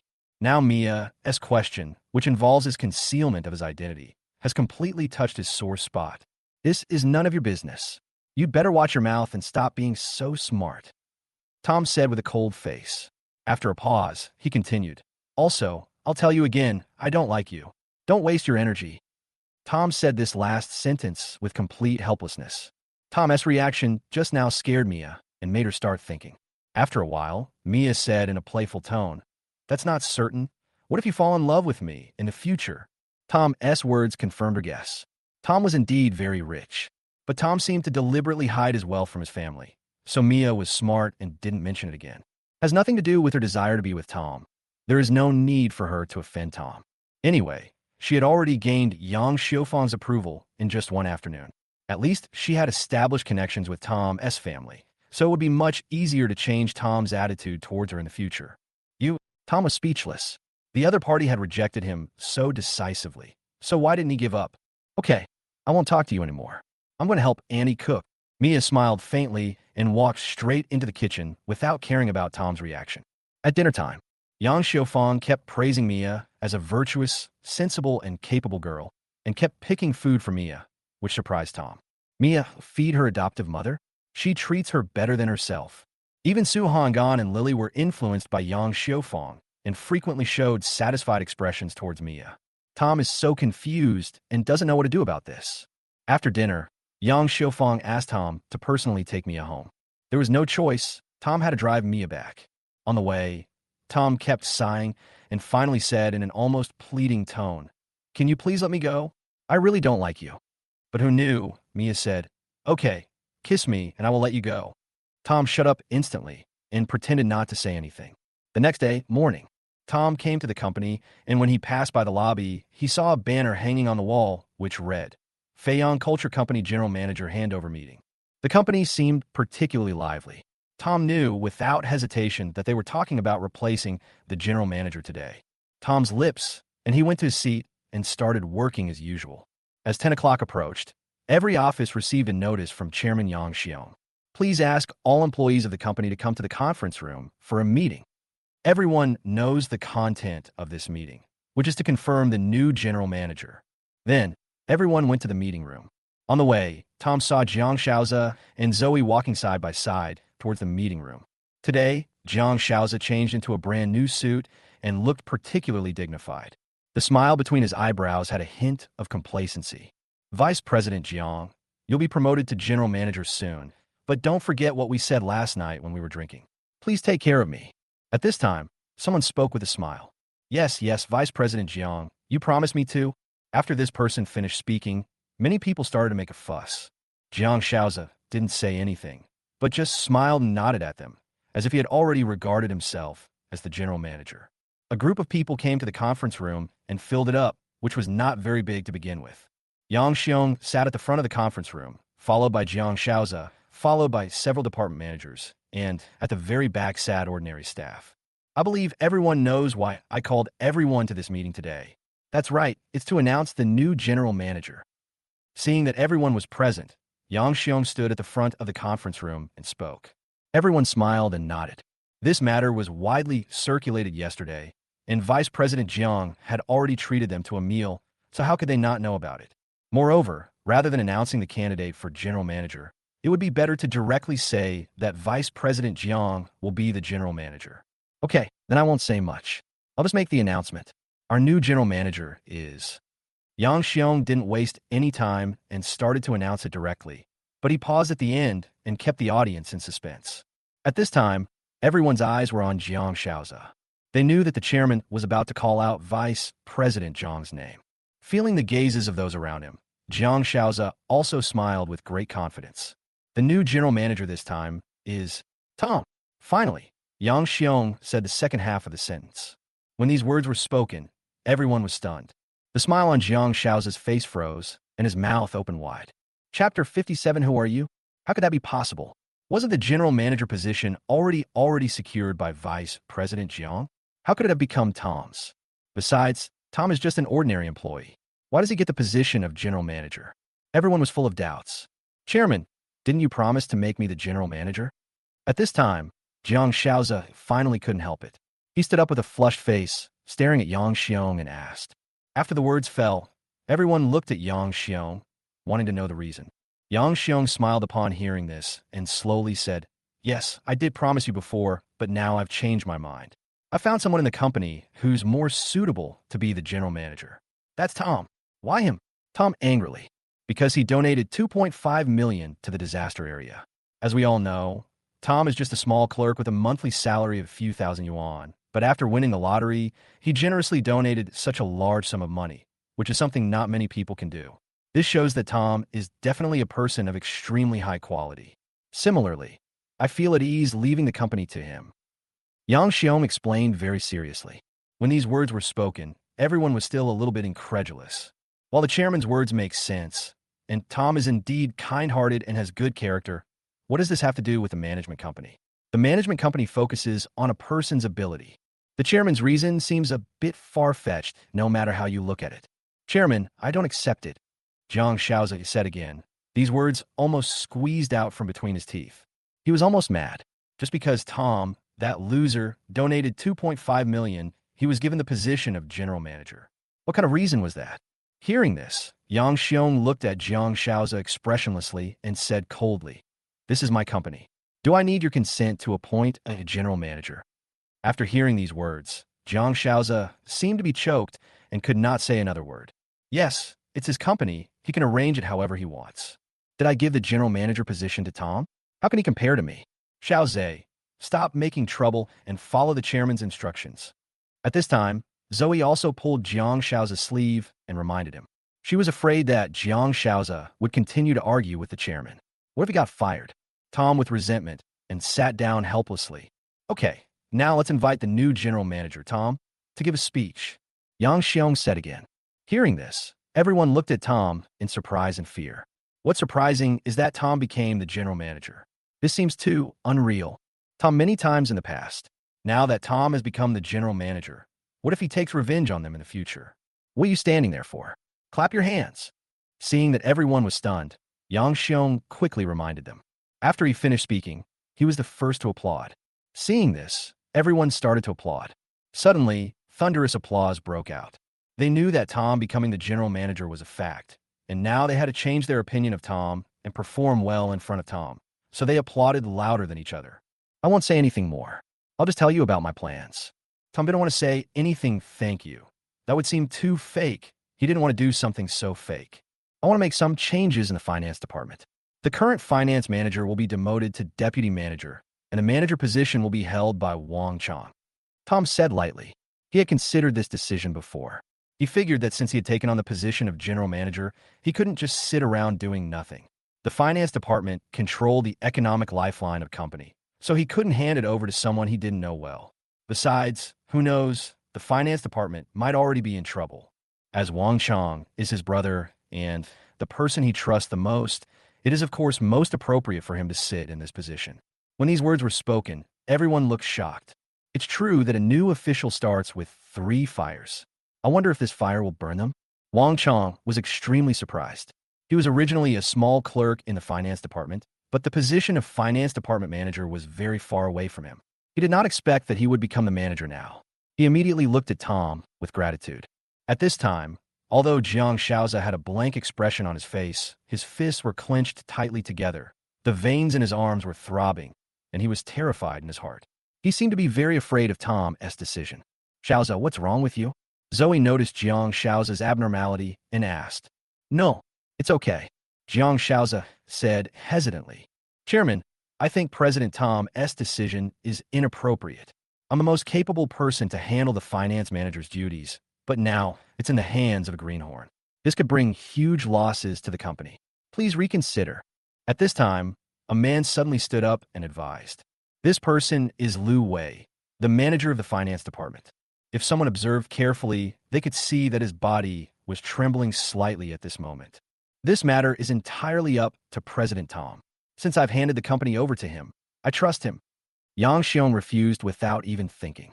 Just kidding. Tom is the boss of the company. What can I say about him? Whatever the boss does is his business. He is just an employee. President Tom, do you have anything else to say? At this time, Yang Xiong asked again. No more. Tom only thought of this one thing, and there was nothing else to say. Okay then, let's adjourn the meeting. Yang Xiong waved his hand and left the meeting room directly. President Tom, please support us in the future. President Tom, we did have some disagreements in the past, but that's all in the past. From now on, we will definitely follow your lead. Yes, President Tom, from now on, we will firmly support you. If you tell us to go east, we will never go west. As soon as Yang Xiong left, many people gathered around Tom and expressed their loyalty to him. They knew that Jiang Shaoza and Tom had a feud, so they could only choose one of them. Now that Tom was the general manager, they would definitely stand on Tom's side. Jiang Shaoza looked at this scene, feeling both angry and lonely. In the past, these people were all around him. Now that Tom has become the general manager, everyone is going to Tom's side. Perhaps this is what it means when the tree falls, the monkeys scatter. Zoe also looked at Tom with a complicated expression, then reached out and held Jiang Shaoza's hand tightly. Listening to the hypocritical words of the people around him, Tom smiled faintly and said to them calmly, "Who are you?" After saying that, Tom flicked his sleeves and walked away. Chapitre 58 Yuna commis suicide. As soon as the meeting ended, Jiang Shaoza took out his mobile phone, sent a message, and then went to the bathroom. A few minutes later, a figure sneaked in. This person is Lu Wei, the former finance manager. Vice President Jiang, what should we do? Why don't we run away? If Tom finds out about us, we'll go to jail. As soon as Tom took over, he replaced me with his people. It's obvious that he's already aware of the company's finances. Lu Wei said anxiously. Jiang Shaozi didn't say anything. Instead, he took out a cigarette, lit it, took a deep puff, and said disdainfully, "What are you afraid of? Do you think he can detect our affairs?" For an ordinary employee like him to detect these things is just a coincidence. You need to quickly clean up all traces that need to be cleaned up. The new financial manager was only an accountant before. What would he possibly find out? He heard Tom replace the finance manager just now. But just now he changed his mind and realized that Tom was just an ordinary employee who became the general manager by sheer luck. He had no ability and no vision. What could he accomplish? After thinking about this, he was no longer panicked. Lu Wei heard this and thought about it, and realized that it was indeed the case. "Okay, I'll go over and clean up the traces I left behind." Lu Wei nodded and said. Jiang Shaozi took another drag on his cigarette, timidly exhaled a puff of smoke, waved to Lu Wei, and said, "Go ahead." Tom became the general manager, so this office was naturally moved to the general manager's office. After sitting inside timidly for a whole day, when it was time to get off work, Tom prepared to go home. Just at this moment, his cell phone rang. As soon as the call was connected, Yang Xiufan's voice came from inside. "Xiaobei, go home quickly. Xiao Yu is waiting for you. Don't keep other girls waiting for too long." Oh, I have to work overtime today." After hanging up the phone, Tom slapped his head suddenly, feeling so confused. Mia, at his house again? She's treating his house like her own, right? After a while, Tom took a breath and prepared to go home. After driving away from the company parking lot, he did not go home. Instead, he drove the car to the river, parked the car, and strolled along the river. This incident really made him feel upset, so he wanted to relax by the river. As he walked, Tom began to miss the fairy girl he met by the Huai River, so he took out the handkerchief from his bag.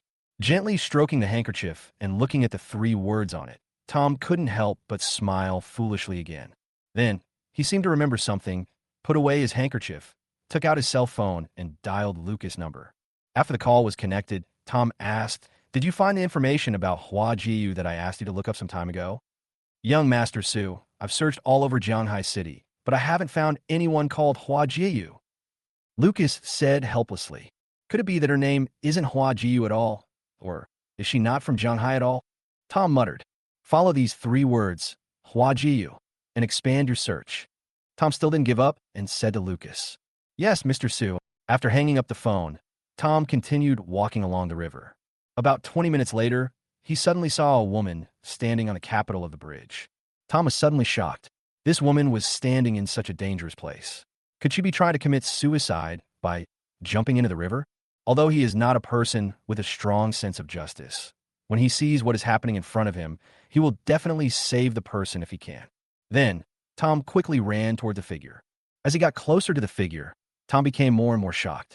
Because this figure looks very much like a person, Yuna. Then he increased his speed to the limit and soon arrived under the pillar where the figure was standing. Tom looked closely and found that the girl was Yuna. At this time, Yuna's face was tearful, her eyes were full of reluctance, and she was staring blankly at the river below her. Apparently, she didn't notice Tom standing under the capital. "Yuna, what are you doing? Come down quickly," Tom shouted loudly at Yuna. Yuna was startled when she heard the sound and saw Tom standing under her. "Su, brother Tom." Yuna was a little stunned. "What on earth do you want to do? Come down now." Tom was so anxious that he continued to shout. Yuna seemed to want to say something, but her throat just moved and no sound came out. "Yuna, I don't know what happened to you, but I know we only live once. If you died, your parents would be so sad. Come down first. If there is anything, we can face it together and solve it. Okay?" Tom continued patiently. But just these few words seemed to touch the most vulnerable part of Yuna's heart. "My mom died a long time ago. She was killed by my dad. As for my dad, he doesn't care if I live or die. He just wants me dead. Brother Tom, stop trying to persuade me. Let me die. There is no hope in my life anymore. No one cares about me or understands me. I don't want to live like this anymore." Yuna burst into tears as she spoke. After a while, she took a step forward and stepped directly on the edge of the capital. If she took another step, she would fall straight down. Just as she took her other foot, Tom shouted with almost all his strength, "Yuna, even if no one in the world loves you, your brother Tom will stand behind you and support you, protect you." Just as Tom finished speaking, Yuna's body trembled, and her foot was slow to fall. After a long time, Yuna finally withdrew her foot. Yuna, come down. No matter what you encounter, I can help you. Really trust me, Tom said softly, then extended a hand to Yuna. Yuna hesitated for a moment, and finally, she slowly stretched out a hand and placed it on Tom's hand. Tom instantly grabbed Yuna's hand, pulled it down, and caught her. He put Yuna on the ground, then pulled him to a patch of grass and sat down. Now, can you tell me what's going on? Tom looked at Yuna gently and said softly. Now he had already guessed that Yuna's suicide must be related to her leave during this period. But Yuna still looked hesitant. She wanted to speak out several times, but when the words reached her throat, she swallowed them back. This time Tom didn't urge her anymore. She knew Yuna was not good at speaking and was even afraid of speaking. Now she was trying hard to think of what to say. All he had to do was wait for Yuna to take this step. After a long time, Yuna suddenly reached out and slowly opened half of the clothes, saying, "Brother Tom." Tom looked over and instantly felt a surge of anger rising in his heart. Her body was covered with scars. Chapter 59, Wang Dazhuang. Who is it? Tom stared at Yuna's scars motionlessly, a shocking coldness bursting out of his body, and he spoke slowly. At this moment, Tom felt angrier than ever. Who is so heartless as to do such a cruel thing to such a kind and innocent girl? Yuna was a little scared by Tom and fell silent again. Yuna, tell me, no matter who it is, I'll help you vent your anger. Tom stared at Yuna and spoke seriously. It's my dad. Yuna stammered, fear in her eyes. Hearing this, Tom was stunned. Your dad? How could your dad have the heart to treat you like this? Tom asked in surprise. My dad gambled and owed a lot of money. He asked me to help him pay it back, but I gave him almost all my monthly earnings, and he still beat me. Yuna paused after every sentence, and it took her a minute to finish speaking. Now Tom finally knew that Yuna's father was a beast without any humanity. Not only did he not give his daughter anything, he also used her as a tool to make money and even beat her. Come on, take me to your house. Tom reached out and pulled Yuna up, saying coldly. Today he wanted to see what kind of father could do such a despicable thing. It is said that even a tiger will not eat its own cubs. In Tom's opinion, Yuna's so-called father may be worse than an animal. No, don't. Yuna screamed as if frightened. What's wrong? Am scared. Yuna said with a look of panic on her face. Tom smiled at Yuna and said softly, don't be afraid. Brother Tom is here. Do you want to continue this hopeless life? Do you want to be trapped in this repetitive despair? If you want to break it, you must face it. Do you understand? Perhaps Tom's words gave Yuna a great sense of security, and she actually nodded slowly. Then, Tom took Yuna into the car. But just then his phone rang. When the call was connected, the adoptive mother's voice rang out from the other end. Xiaobei, why haven't you come home yet? Xiaoyu has been waiting for you for so long. Tom felt a little helpless and said, Mom, I might be back very late. I got a promotion today, and I'm having a company dinner. Okay, enough talking. I am drinking. Tom hung up the phone and then, following Yuna's instructions, drove towards her home. On the way, Tom couldn't help asking about Yuna's family affairs, and Yuna told him hesitantly. Although she didn't say much each time, she finally allowed Tom to piece together a complete story. It turns out that ever since Yuna could remember, her father had been a heavy drinker and gambler, and when he got home, he abused her mother. Eventually, her mother, overwhelmed by the pressure, committed suicide. From then on, her father targeted her with his rage, beating and scolding her every other day. Later, Yuna attended medical school and left home, which gave her some relief. But once she started working, she fell back into the same nightmare. Her father came after her and demanded she hand over her salary every month. Even a penny short would result in a beating and scolding. After knowing this, Tom finally understood why Yuna was so self-deprecating and weak. How could she not become like this after experiencing such a past since childhood? Yuna is now deeply afraid of her father and dares not resist at all. Bullied by colleagues outside and beaten by her father at home, she couldn't stand this kind of life. Her life was dark and without any hope. So, she wanted to end her life and escape from this dark world. At this moment, Tom had an indescribable feeling in his heart. He just wanted to hug this helpless girl. At her age, this is the most brilliant thing in life. But at this time, she was enduring pain and suffering that others could not understand. Tom has secretly vowed to change Yuna's current life. Half an hour later, Tom arrived at a small town. This is where Yuna lives. By Yuna, Tom came to a small bungalow. In front of the house, a large amount of garbage was piled on the ground, and it seemed that it had not been cleaned for a long time. Wine bottles were the most numerous. Tom took a rough look and saw that there were at least hundreds of bottles. Yuna seemed a little uneasy at the door. Tom saw this and stepped forward, took Yuna's hand and said, "Come on, I'm here." Then the two of them walked in. As soon as they entered the door, they heard someone talking in a room. "If you don't pay me back today, I'll kill you. No one has ever dared to borrow money from me, Big Brother B, and not pay it back." A very rough and fierce voice sounded. "Brother Big B, I'm really out of money. Can you please give me 2 more days?" Then another humble voice sounded, sounding very weak. Bang! There was another loud crash. Tom quickly pulled Yuna in. When the two entered the room, they found several big men standing in the room, all wearing black vests. The leader was bald, with a face full of flesh and a ferocious-looking dragon tattooed on his arm. At this moment, he was pulling a middle-aged man's hair. The man's body was covered with scars, bruises, and purples. His eyes were dull, and he looked extremely depressed. "Dad!" Seeing this scene, Yuna was so scared that she hid behind Tom and screamed softly. Seeing this, Tom realized that the man being beaten was Yuna's father, and that these people were obviously there to collect debts. He immediately said, "Stop." Suddenly, the eyes of several big men were focused on Tom. Where did this little brat come from? Big Brother B, the leader, frowned. When he saw Yuna behind Tom, his eyes lit up and he said with a lustful look, "Wow, what a pretty little girl." Yuna felt numb all over when Bigby looked at her, as she nervously grabbed the corner of Tom's clothes. At this time, a big man whispered something in Big Brother B's ear. Suddenly, Big Brother B smiled and said, "Hey, Wang Dazhuang, I didn't expect your daughter to be so pretty. I heard that you often ask your daughter to help you pay off your debts and often abuse your daughter. Otherwise, how about selling your daughter to me to pay off your debts?" Hearing this, Tom couldn't help but clench his fists. Similarly, he could also predict that a father who did not treat his daughter as a human being would definitely agree to him. But what surprised Tom was that Wang Dazhuang, who had originally had dull eyes, suddenly turned fierce after hearing what Bigby said. He said in a cold voice, "Even if it's abuse, only I can abuse her. Who do you think you are?" Bah!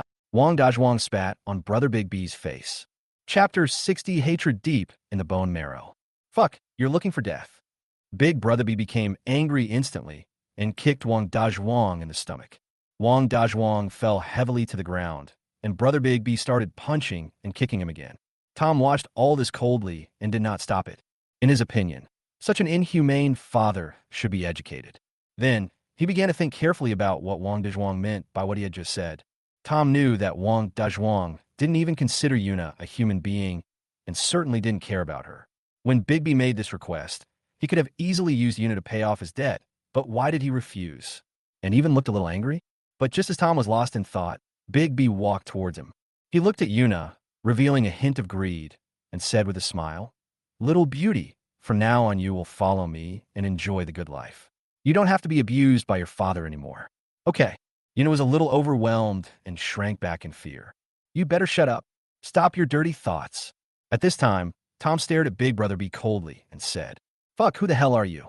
How dare you talk to me like that?" When Bigby heard what Tom said, he became furious and slapped Tom directly. Tom just slightly turned his body to avoid Big B's palm and then kicked him in the stomach.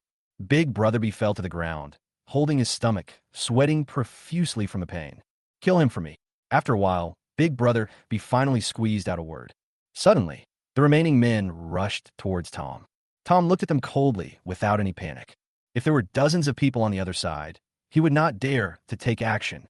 But since there were only a few people on the other side, he was still confident that he could defeat them. Then, several big men attacked Tom with their fists and kicks. Tom dodged and fought back at the same time. The big men were unable to resist at all. After a minute, they were basically all lying on the ground. Several big men were groaning in pain on the ground, and Big Brother B's face was full of horror. "Damn, I met a martial artist. It would be fine if you had ideas about money, but you have ideas about people, then you ask for it." Tom snorted and said, "How much does he owe you?" Then Tom asked again. Bigby obviously didn't know why Tom was asking this. Given the situation, shouldn't he just tell us to get out?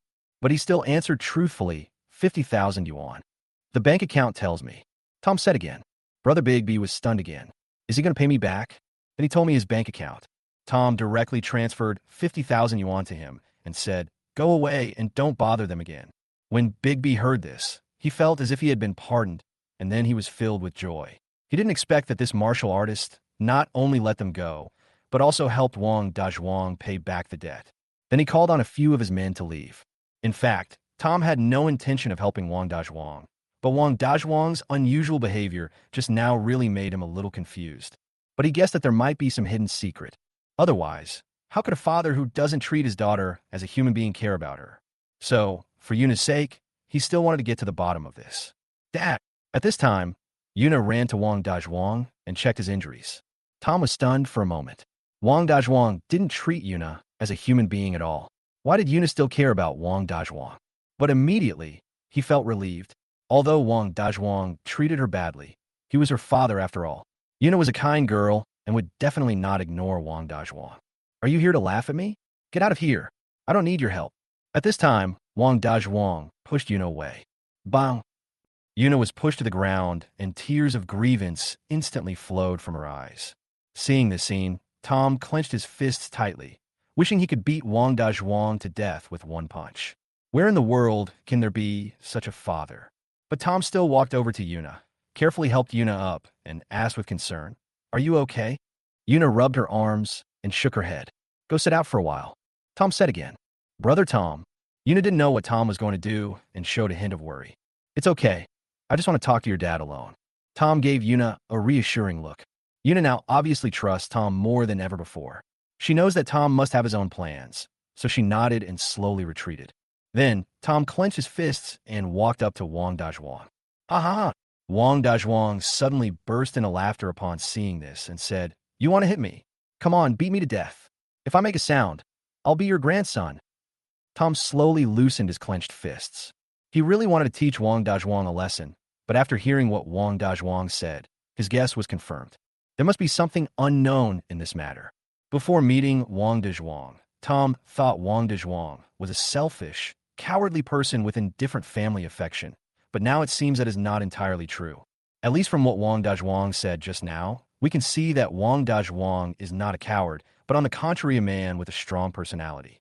Judging from what just happened, first of all, Wang Dazhuang often abused Yuna, but he did not use Yuna to pay off his debts, which proved that Yuna was useful to him, but it was definitely not to pay off his debts. Otherwise, he would have directly handed Yuna over to Brother Big B. Second, Wang Dazhuang was beaten, and Yuna showed concern for him. Even if they were just in a casual relationship, Wang Dazhuang should have been very touched. But in fact, Wang Dazhuang was not touched at all, and he even bit back. What kind of relationship between the two would be like this? In Tom's opinion, they are not like parents, but more like enemies. Wang Dazhuang hates Yuna. The first point can be easily explained based on this relationship. Because Wang Dazhuang hates Yuna, he abuses Yuna, and he is the only one who can abuse her. What kind of hatred could make Wang Dazhuang's character so distorted? But based on Tom's misunderstanding of Yuna, he didn't believe Yuna would do anything bad to Wang Dazhuang. Tom still couldn't figure out what the reason was. At this time, Tom looked at Wang Dazhuang and said coldly, "You hate Yuna a lot, right? And it's not just ordinary hatred, it's the kind of hatred that goes deep into your bones. That's why you abuse her. And it's so abnormal that you can only abuse her yourself, and she has become your personal tool to vent your inner hatred. I don't know if I'm right." As soon as these words were spoken, Wang Dazhuang's face changed instantly, as if someone had guessed the secret that had been hidden deep in his heart for many years. Chapter 61, The Truth Comes Out. In just a moment, Wang Dazhuang's expression returned to normal, and he said calmly, "I don't know what you're talking about. She's my daughter. I gave birth to her. I can beat her if I want to. What does it have to do with you?" Tom clearly caught Wang Dazhuang's momentary panic. He smiled, ignoring Wang Dazhuang's excuses, and continued, "If Yuna is truly your biological daughter, you probably wouldn't mistreat her. Would you know father would treat his own flesh and blood like that? So, Yuna isn't your biological daughter, right?" Wang Dazhuang's face turned even more panicked when he heard this, but he immediately hid it and angrily said, "You're lying. Yuna's birth certificate still has my name, Wang Dazhuang, on it. How could she not be my biological daughter?" Hearing this, Tom showed a hint of surprise. If Wang Dazhuang's name is indeed written on the birth certificate, then Yuna must be Wang Dazhuang's biological daughter. But Wang Dazhuang's two panics did indirectly confirm his guess, and he was still confident about this. Then, Tom continued. Even though Yuna is not your biological daughter, you have raised her for over 20 years. Don't you have any feelings for her? Tom knew that he had to follow the point that Yuna was not Wang Dazhuang's biological daughter and hit Wang Dazhuang's pain points again and again, instead of following Wang Dazhuang's reasons. Only in this way could he get closer to the truth. After hearing Tom's words, Wang Dazhuang stopped talking this time and remained silent, even a little dazed. Tom knows and is talking about Wang Dazhuang's pain points again. To be honest, I'm not my current parents' biological child, but they clearly know this, and they still treat me as their own. My family isn't well off, and we live a tight life. But they were willing to spend all their savings on me, even borrowing high-interest loans to raise the money for my wedding gift. How is that compared to you? Tom took advantage of Wang Dazhuang's absent-mindedness to deepen the topic again and tell him about his own personal experience. He knew that the more real something was, the more it would touch people. At this moment, Wang Dazhuang, who heard Tom's words, began to tremble slightly and clenched his fists tightly. After a long while, Wang Dazhuang seemed unable to bear it any longer and yelled hysterically, "What do you know? Her mother is a bitch, and her whole family is a bitch. Her mother couldn't bear my abuse and committed suicide, so she is the only one who will pay for her mother's debt." Tom felt a little excited when he heard this. Wang Dazhuang finally gave in. There's indeed something hidden here. From Wang Dazhuang's words, he knew that Wang Dazhuang hated Yuna, his mother, and hated Yuna because he hated her mother.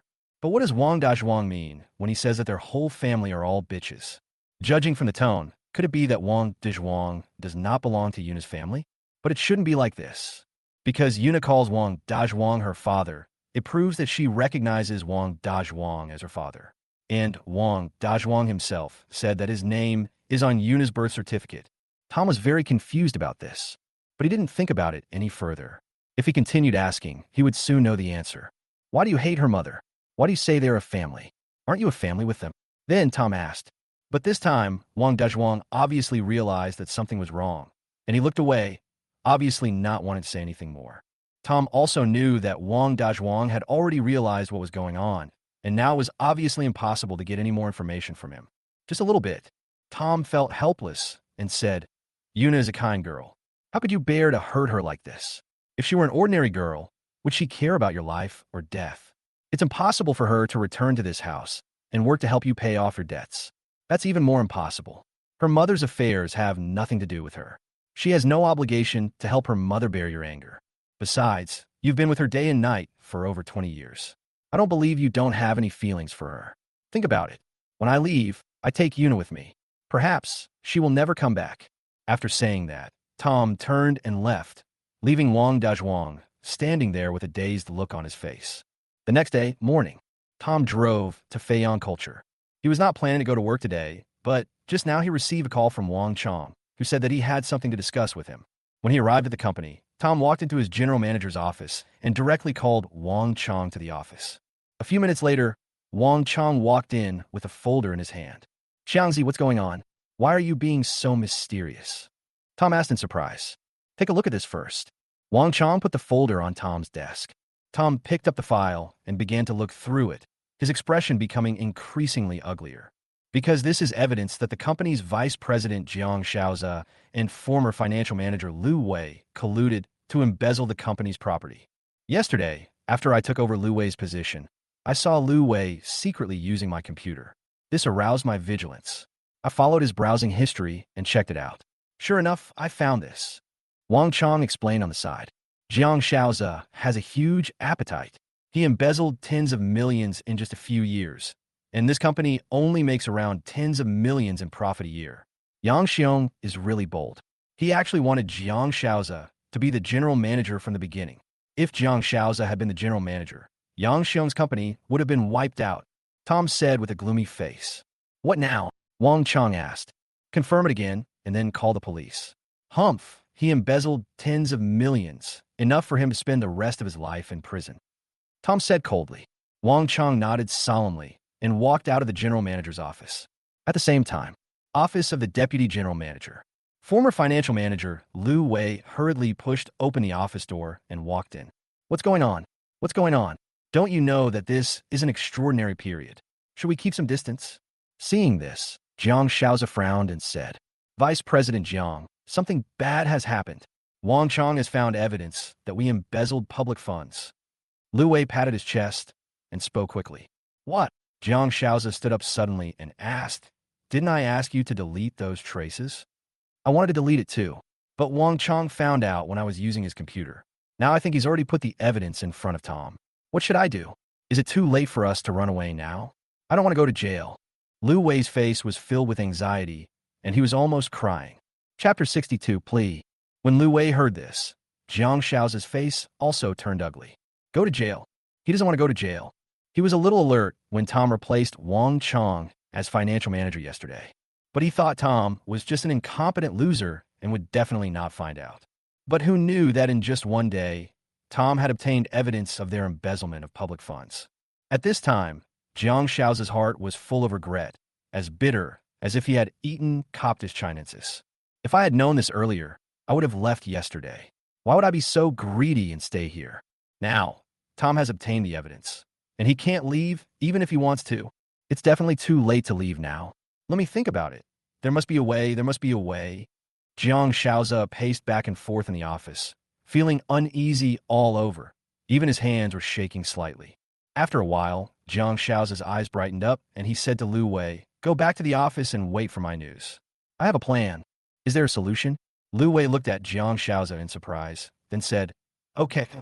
After Lu Wei left, Jiang Shaozi came to Zoe's office. Xiaoxue, I want to ask you for something. Jiang Shaozi couldn't wait to speak as soon as he entered the door. Shaozi, what's going on? Why did you come all the way here to tell me? Just send me a WeChat message. Zoe looked at Jiang Shaozi in surprise and said, I must tell you in person. I must. Jiang Shaozi said seriously. Seeing Jiang Shaozi's cautious look, Zoe burst out laughing and said, Then tell me. Xiaoxue, the story begins a few years ago. At that time, I had just taken the position of vice president and didn't have much savings. But then, my mother was suddenly diagnosed with cancer and needed a lot of money for surgery. But where would I get the money? I was also blinded by greed for a while and took advantage of my position to embezzle the company's public funds to pay for my mother's medical treatment. Later, I couldn't help myself and embezzled a few more sums of money. But now Thomas found out. Xiaoxue, you must save me. Otherwise, I will go to jail. Jiang Shaozi anxiously told the whole story. As to whether the reasons he gave were true or false, only he himself knew. After hearing what Jiang Shaozi said, Zoe was completely stunned. After a long while, Zoe said in a daze, Jiang Shaozi, even if your mother is sick, you can't do this. It's illegal. And you did it once. It's enough. Why do you have to do it a second time? In her mind, Jiang Shaozi is a perfect man. Jiang Shaozi has almost all the advantages of being young, rich, gentle, considerate, capable, humble, and polite. But she simply couldn't believe it. How could the man she loved so deeply do such a thing? Seeing Zoe hesitate, Jiang Shaozi knelt down and said anxiously, Xiaoxue, you must save me. Only you can save me. You and Tom used to have such a good relationship. If you just go and beg Tom, he will definitely let me go. Please, if I go to jail, my life will be over. Zoe was finally moved when she heard this. Yes, Shaozi is now in the golden age of his life. If he goes to jail, his life will be ruined. Moreover, he didn't do it on purpose. He had his own reasons. It was for his mother. But if I ask Tom, will he agree? Just as Zoe was lost in thought, Jiang Shaozi spoke again. Xiaoxue, you know I love you very much. That time when your father's factory got into trouble, I used all the money I had embezzled from the company over the years to smooth things over for you. Could you bear to see me go to jail like that? What? In order to help me, Shaozi used all the money he earned over the years at great risk to smooth things over. Zoe was stunned for a moment, tears of emotion flowing from her eyes unconsciously. Shaozi, why are you so stupid? Is it worth it? Zoe asked touchily. For you, it's worth it, Jiang Shaozi said seriously. Xiaoxue, I'll beg you just this once, because I don't want to be ruined like this. Shaozi, get up. I promise you, I promise you. Zoe helped Shaozi up and said excitedly, Xiaoxue, you promised. Thank you, Jiang Shaozi said ecstatically, feeling relieved at the same time. You can do so much for me, so of course I have to do something for you. Zoe wiped the tears from her face and smiled.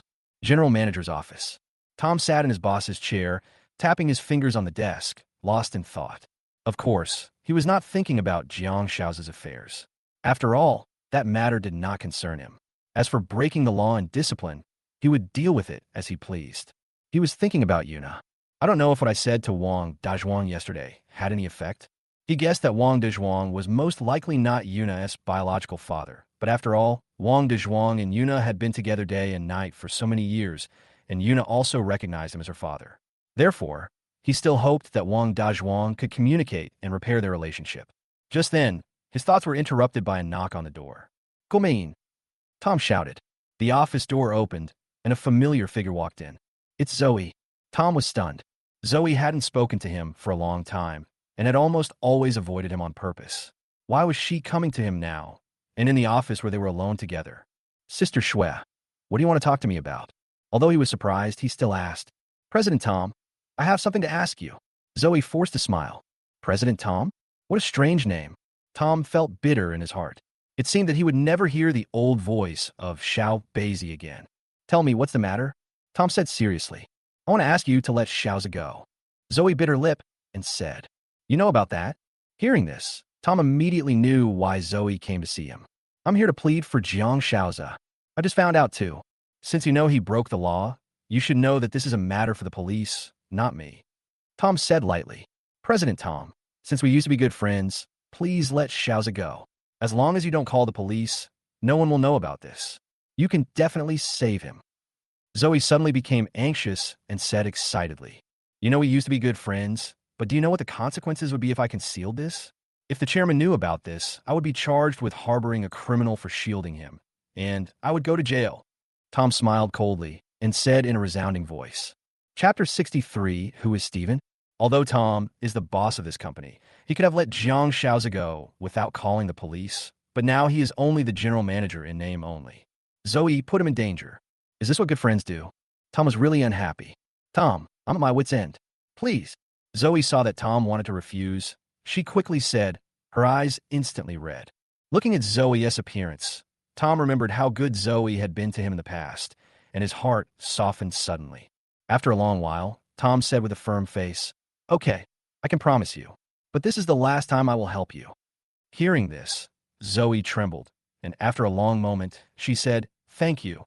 Then, Zoe left Tom's office and came to Jiang Xiaoza's office. "I've already asked Tom for you," and he agreed.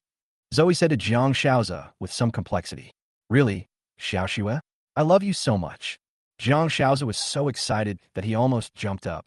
He walked quickly to Zoe and was about to hold Zoe's hand. But Zoe dodged Jiang Xiaoza's hand and said calmly, "I feel a little uncomfortable. I'll go back to the office first." Until Zoe returned to the office and locked it tightly. Turning around, she could no longer control herself and burst into tears. She felt that at that moment, she seemed to have truly lost something important that would never come back. As for Jiang Xiaoza, he didn't care about Zoe's abnormal behavior just now. After hearing Zoe say that Tom had let him go, he immediately sent a message to Lu Wei on his mobile phone. A few minutes later, Lu Wei walked into Jiang Xiaoza's office with some excitement. "Vice President Jiang, is the matter resolved?" Lu Wei asked with shining eyes. "Nonsense. With me here, it's easy, right? Don't panic like you did this time when you encounter problems next time. There's always a solution to every problem." Jiang Xiaoza said proudly. Yes. Lu Wei said repeatedly. "Tom has let me go now. I can't stay in this company any longer just to be on the safe side. I'll give you 3 days to transfer all of the company's assets to this account. We'll split the profits 30% and 70%, and then we can expand overseas." As Jiang Xiaoza spoke, he handed a piece of paper to Lu Wei. "Vice President Jiang, you're trying to cut off Feion Culture's financial resources and force it to close down." Lu Wei took a breath of cold air. He knew that Jiang Xiaoza wanted to embezzle all of Feion Culture's liquid funds and then run away. Once Feion Culture runs out of working capital, there will be only one outcome: bankruptcy. We've been so humiliated in this company. How can we not let it go? Besides, our corruption has been discovered. It's like a ticking time bomb. We might as well take the initiative. What do you think?" Jiang Xiaoza said viciously. After a brief hesitation, Lu Wei said directly, "Okay, let's do it. With this money, we can live a carefree life abroad. Remember, we only have 3 days. Once those 3 days are up, we must run away." Jiang Xiaoza ordered solemnly. "Don't worry, with my familiarity with financial affairs. 3 days is more than enough, Lu Wei said confidently. Time came to the next day. General manager's office. Tom received a phone call. Tom was a little surprised when he saw that the call was from Yuna. When will Yuna take the initiative to call him? Soon, Tom answered the phone and jokingly said, "Why did you think of calling your brother Tom? This is really different from your usual style." Yes. Sorry to bother you, brother Tom." Yuna's nervous and guilty voice came from the phone. She thought Tom was blaming her, so he hung up the phone. Beep, beep. Listening to the voice coming from the phone, Tom's face turned green. It was just a joke, wasn't it? Later, Tom called Yuna back. "Hey, Yuna, I was just kidding you. What do you want to tell me this time?" Tom explained quickly, fearing that Yuna would hang up the phone again. I want to say thank you, brother Tom." Yuna was silent for a moment and stammered. "Thank me for what?" Tom asked with a puzzled look and a smile. "My dad called me today. It was the first time he called me. He said he was sorry and would never hit me again." Yuna's somewhat excited voice came from the phone. Tom could tell that Yuna was genuinely happy. Yuna, who was not good at expressing herself, said so many words at once. Then congratulations. Ha ha ha. I hope you won't jump into the river again. Tom joked again after hearing this. "No, I'm ignoring you, brother Tom." Hearing Tom's joke, Yuna said a little embarrassedly. After saying this, she hung up the phone. Tom put away the phone and a smile appeared on his face. It seems that my words really worked. Wang Dazhuang is a sensible man after all. Was also sincerely happy for Yuna that her matter had such an outcome. Just when Tom was feeling smug, the phone rang. He looked at the number and saw it was Lucas calling. Tom saw Lucas's phone number. His first reaction was, "I found my fairy sister. Is it possible that good things will come in pairs today?" Tom answered the phone with some excitement. "Master Su, there's something I need to ask you for instructions." Lucas's respectful voice came from the phone. Hearing that it wasn't about the fairy sister, Tom felt a little disappointed, but he still said, "Go ahead." "Steven, the CEO of Fei Hong Group, is having his 50th birthday tomorrow, and he sent me an invitation. Steven has a wide network of contacts in Jianghai, and I'm sure a lot of important people from Jianghai will be there tomorrow. I was wondering if you'd like to come with me? After all, you've only been in charge of Hongding Entertainment for a short time, so tomorrow would be a great opportunity to make some connections." Lucas explained. Who is Steven? Tom felt like he had heard this name somewhere before, so he asked, "Mr. Su, you forgot so quickly?" Lucas was a little surprised and said, "The last time you asked me to help a man named Zoe with a problem at his family's factory, it was because his family had offended Steven. It was because I came forward to talk to Steven about it, that he stopped making things difficult for that factory." Tom remembered immediately after hearing this. Why does this name sound familiar? "Okay, then I'll go with you tomorrow." Immediately, Tom agreed. Indeed, what Lucas said makes a lot of sense. After all, Hongding Entertainment is located in Jianghai, so we'll definitely need interpersonal relationships in Jianghai in the future, so it is necessary to make more friends. Chapter 64, Who to Have Dinner With? Zoe, in the HR manager's office, also received a call. "Hey, Dad, why are you calling me?" Zoe asked. "Do you still remember President Wei of Fei Hong Group? Didn't we have some friction with him some time ago? That's why he was making things difficult for our factory." Later, with Xiao's mediation, President Wei finally shook hands with us and let us go. Zoe's father, Yongchong, said on the phone. "I remember. Dad, what's wrong?" Zoe asked in surprise. This happened some time ago, and it made her very anxious for a while, so of course she remembers it very clearly. If it weren't for Jiang Xiao's help, her factory would probably have gone bankrupt by now. Boss Wei is celebrating his 50th birthday tomorrow, and he sent an invitation to our family. This means Boss Wei considers us his friends now. Yongchong said excitedly, extremely excited. "Really? That's great." Zoe was also very excited. You have to know that hers is just a small factory with a market value of several million, while the other party is a group with a market value of hundreds of millions. The two are not on the same level at all, and there's even a gap of several levels. What does it mean that the other party invites them and treats them as friends? This shows that his small factory is going to take off in the future. With Steven as a friend, won't the business increase dramatically in the future? Of course, she also knew that all this was thanks to Jiang Xiaoza. Without Jiang Xiaoza's mediation, how could they and Steven resolve their conflict and become friends? Thinking of this, Zoe couldn't help but say, "Then let's call Xiaoza as well." I was just about to tell you this, but think about it. Since Xiaoza helped us, he must know President Wei. And since President Wei invited us, how could he not invite him? So, when the time comes, we can just come with Xiaoza, and he can introduce us to President Wei. On the other end of the phone, Yongchang said with a smile. Good. Zoe agreed. The next day, Tom left home and went to Tianhai Hotel. Tianhai Hotel is where Steven is holding his birthday party today. He and Lucas agreed to meet at Tianhai Hotel. Half an hour later, Tom drove the car to the parking lot of Tianhai Hotel. Tom had just gotten out of the car when two people got out of a BMW 7 Series next to where he had parked. Pause up by. A surprised voice came. Tom looked in the direction of the voice and found it was Xie Xiaotian. Next to Xie Xiaotian stood a middle-aged man who looked somewhat similar to Xie Xiaotian. Tom nodded at Xie Xiaotian. Dad, this is the brother Bei I told you about. Xie Xiaotian introduced his father Xie Qianshan. When Xie Qianshan heard this, a hint of surprise flashed in his eyes. Is this the young man Xiaotian mentioned? The one who spent $60 million to buy Lamborghini Diamond? Hello, you must be Tom, right? I'm Xiaotian's father. I've heard Xiaotian talk about you, and now that I see you, you're indeed a young and promising person.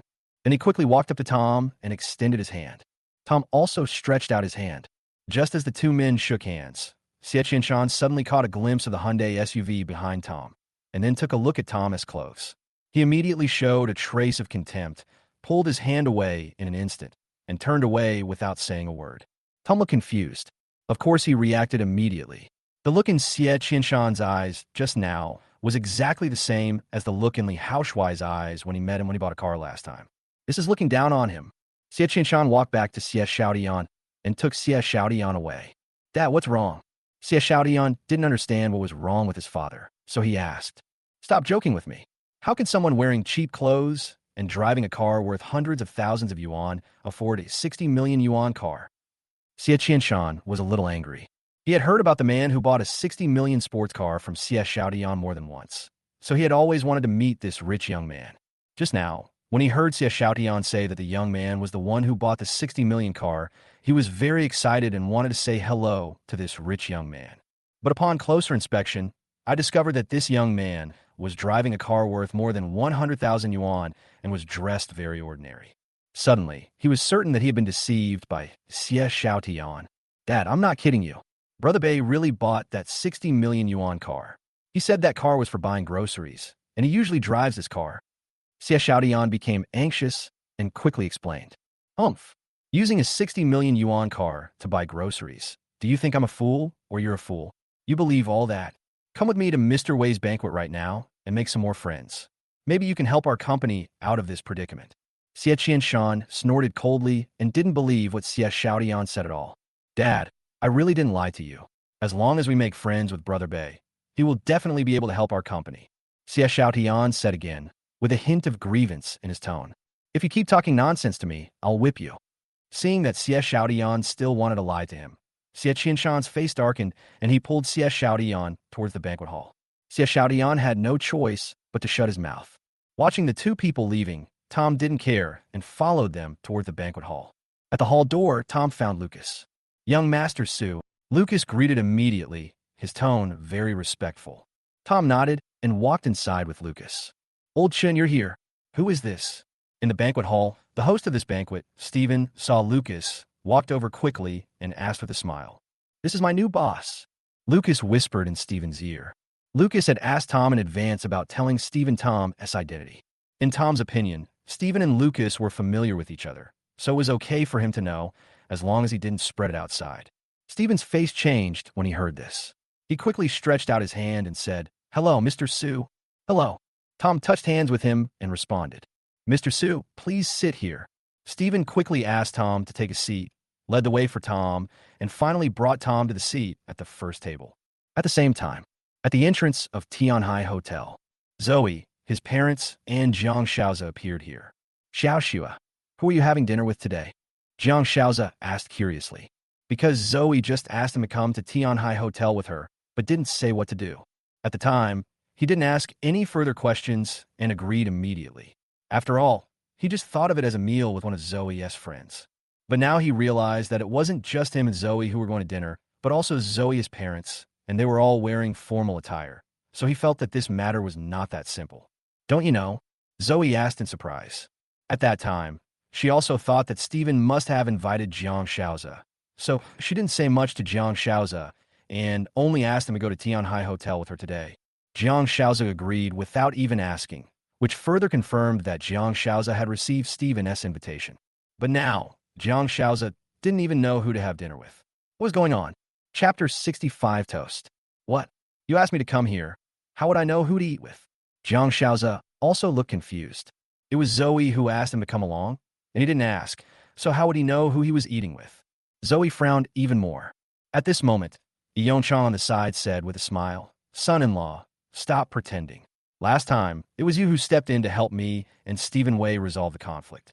How could you not know that Stephen Wei is celebrating his birthday this time? It is obvious that Yeonchang is very satisfied with Jiang Shaoza and has even called him son-in-law. In his opinion, this son-in-law is both capable and humorous. He is simply perfect." Jiang Shaoza was stunned when he heard this, and even a little panicked. Damn, this is Stephen's party. How would he know Stephen? Wouldn't it be exposed as soon as he met Stephen? But he recovered as usual in an instant and said with a smile, "Uncle E, wasn't this just a joke? I didn't expect you to see through it so quickly. You kid." Yeonchang smiled and said, "Come on, let's go in. We'll need you to introduce us to Mr. Wei later." After saying that, he enthusiastically took Jiang Shaoza's hand and walked inside. Jiang Shaoza had no choice but to follow him in. At this time, in the banquet hall, Tom received a call from Wang Chong. Tom got up from the table and went to a deserted place and answered the phone. "What's up?" Tom asked. "I discovered that the company's working capital had been secretly transferred to an unfamiliar account." Wang Chong said seriously. "Who did it?" "Lu Wei. Call the police." "Good." After hanging up the phone, Tom's face became completely gloomy. This Lu Wei is trying to embezzle the company's working capital. Tom would never believe that Lu Wei, a deputy manager, would dare to do this. It's obvious that someone is behind him. Thinking about the previous corruption case involving Lu Wei and his partners, Tom easily determined that the man was Jiang Shaoza. Humph. Jiang Shaoza, I let you go last time because of Zoe's plea, but I didn't expect you to dare to do this again. You can't blame me then. Tom sneered and then returned to the banquet hall. It was almost 12 o'clock when Stephen walked onto the stage. "Thank you all for coming to my 50th birthday today." As soon as he finished speaking, the whole audience burst into thunderous applause. Stephen smiled and continued speaking, mostly just some polite words. After hesitating for 2 minutes, he announced the start of the banquet, then walked down the stage and returned to the first table. As the banquet began, the whole hall became lively and people started toasting each other. After all, most of the people present here are here to make friends. More friends means more paths to take. According to the unspoken rules of seating arrangement, the closer you sit to the front, the higher your status. The table where Stephen sat became the primary target of everyone's toasts. After all, the person who could sit at the same table with Stephen must be the person with the highest status in the whole place. At this time, the first table was already surrounded by people, all of whom came to toast. At a table near the back, Xie Qianshan looked towards the first table from time to time, and then showed a depressed expression. The purpose of his coming here this time was to make some friends and see if they could help him solve the recent problems in the company. Now, his target was the first table, but it was already crowded with people, making it impossible for him to get through. After waiting for nearly 20 minutes, there were finally fewer people there. Xie Qianshan looked excited and stood up and walked quickly to the first table. "Boss Wei, we'd like to toast you. We hope you'll take good care of us in the future." Xie Qianshan said this very flatteringly. Sure. Stephen politely clinked glasses with Xie Qianshan and took a sip. After toasting Stephen, it was time to get down to business. After all, the other people at the table were his targets. "Boss Wei, please introduce me to him," Xie Qianshan said with a smile, preparing to toast everyone at the table one by one and leave their contact information. "Okay, then let me introduce you. This is my distinguished guest today, Mr. Su." Stephen looked at Tom and said that in his heart Tom was the most important, so of course he had to introduce Tom first. "Hello, Mr. Su. I toast you." Xie Qianshan looked in the direction where Stephen was looking and was stunned for a moment. "Isn't this the person I met in the parking lot just now?" He is actually Stephen's distinguished guest, so what Xiao Tian just said is true. Thinking of this, he felt extremely regretful. What kind of opportunity did I miss? "Sorry, I don't drink." At this time, Tom raised his head and said lightly, without giving any face at all, "Are you kidding? Why should we give face to such a person who looks down on others?" Hearing this, Xie Qianshan's face was full of embarrassment. He smiled awkwardly and said with a stiff upper lip, "Young Master Su, then you drink tea, and I'll drink wine." "Sorry, I don't drink tea either." Tom still didn't give him face. Xie Shan felt even more embarrassed after hearing this, but he didn't dare to get angry. He could only say, "Then I'll do it. You can do whatever you want, Mr. Su." After saying that, he drank the glass of wine in one gulp. Now, he knew that he might have offended Tom and could only place his hopes on others. Then, he started to toast others, but it seemed like everyone else at the table had reached a tacit understanding and didn't give Xie Shan any face, which made Xie Shan feel very embarrassed. The others were all smart people, knowing that Tom was Stephen's guest. They knew that Xie Shan must have offended Tom, and Tom did it on purpose. Therefore, they would definitely not offend Tom for a small matter like Xie Shan. In the end, Xie Shan had no choice but to leave with a red face. As soon as Xie Shan left, Tom stood up, picked up his glass, and said, "Everyone, I'll toast to you all." Tom saw what happened just now. Everyone ignored Xie Shan to give him face. Although it was not his request, he still wanted a toast to show his appreciation. Tom toasted everyone. He sat down and buried his head in his food.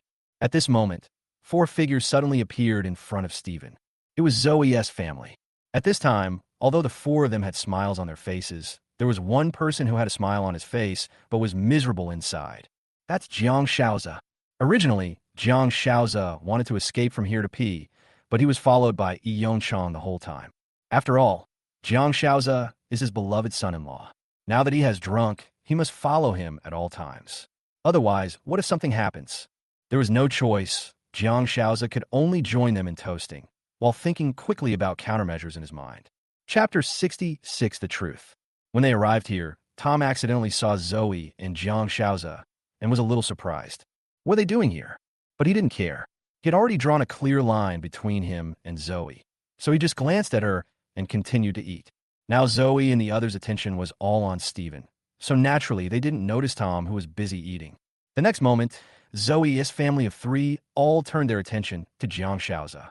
The meaning is of course very clear. Of course, they want Jiang Shaozi to take the lead in introducing Stephen to them. After all, although they had reconciled with Stephen, they were not familiar with each other, so they definitely needed Jiang Shaozi as a middleman to take the lead. Jiang Shaozi saw this and broke out in a cold sweat. After thinking for a moment, he said, "Boss Wei, I brought my girlfriend and her family to toast you. Thank you for your magnanimity and for reconciling with her family."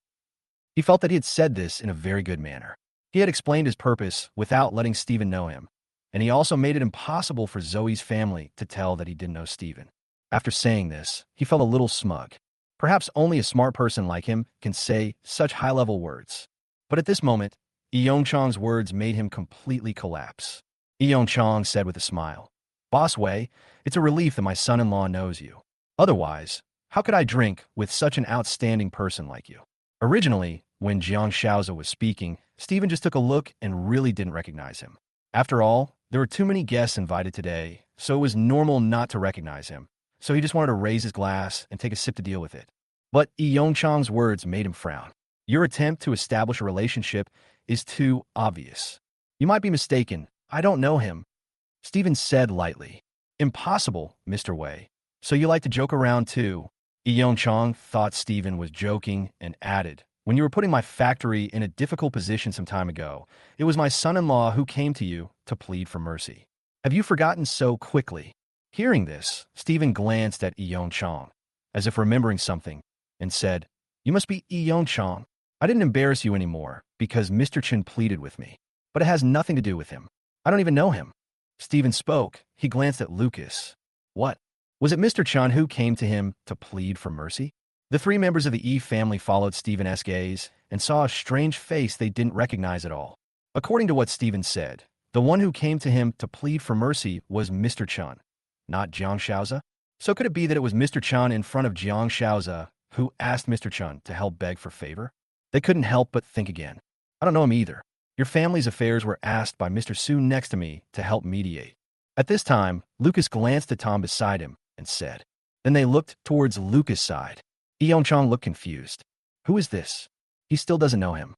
Zoe beside him was indeed shocked, with a look of disbelief on her face. Tom? Why is he here? Did he help our family? Was what he said before true?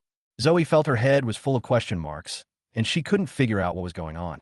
At this time, Tom didn't even raise his head. Although he knew Zoe was wondering who helped his family, he didn't care at all and didn't want to explain. It is very simple to explain and prove, and there is no need to wait until now. Zoe had no choice but to turn and look at Jiang Shaoza. At this time, Jiang Shaoza stood there in a daze, with no expression on his face, and no one knew what he was thinking. Shaoze, is what President Wei said true? Zoe asked after gathering her emotions. Although she felt that this matter was 99% likely to be true, she still held on to the last glimmer of hope. Jiang Shaoze felt that everyone's eyes were on him, and suddenly he became anxious. Fuck, I'm not going to play with you anymore. Isn't it just a small matter? Do you have to make it so clear? Jiang Shaoze cursed angrily, then turned around and was about to leave. In his opinion, it didn't matter even if Zoe knew the truth now. After all, he was ready to run away with the money. As soon as all the funds of Feiyan culture are transferred to his account, he will go abroad immediately. At this point, how could Zoe not know the truth? It turns out that she had been deceived by Jiang Shaoze from the beginning to the end. And the person who really helped her was Tom. Why don't I trust him? Why don't I trust him? He helped me, but I misunderstood him. How did he feel at that time? He must be feeling wronged. He must be disappointed in me. Tom again. But Tom continued to eat by himself and didn't pay any attention to what was happening here. At this moment, she felt as if her heart was stabbed by a bayonet. But at this moment, several uniformed policemen suddenly came into the hall. Jiang Shaoze had just taken a few steps when he suddenly had a bad feeling. He then quickened his pace, wanting to leave here as soon as possible. Jiang Shaoze stopped. Seeing this, the police quickly surrounded them. There was no way Jiang Shaoze could outrun the police, and he was quickly caught by several policemen. Jiang Shaoze, you are suspected of embezzling public funds. Please come with me. The leader took out the detention certificate and shouted, I didn't break the law. I didn't break the law. You arrested the wrong person. I'm going to sue you for favoritism and abuse of power.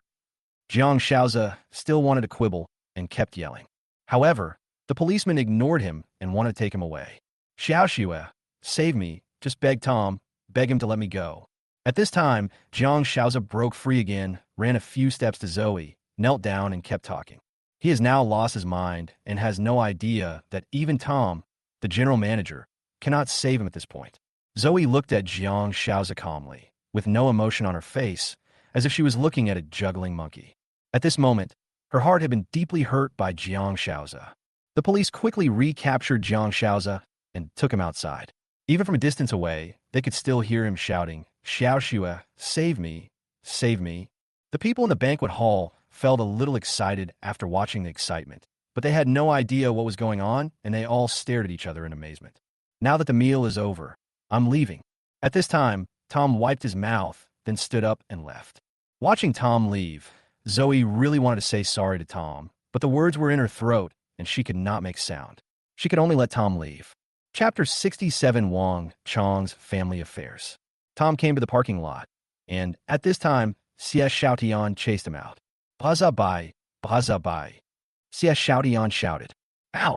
Tom turned his head and asked in surprise. I'm sorry for what happened just now. My dad really didn't mean to look down on you. Xie Xiaotian said with some guilt.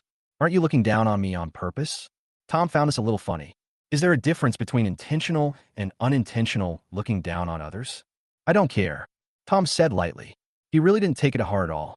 His mouth and hands are on someone else's body, and he couldn't control them.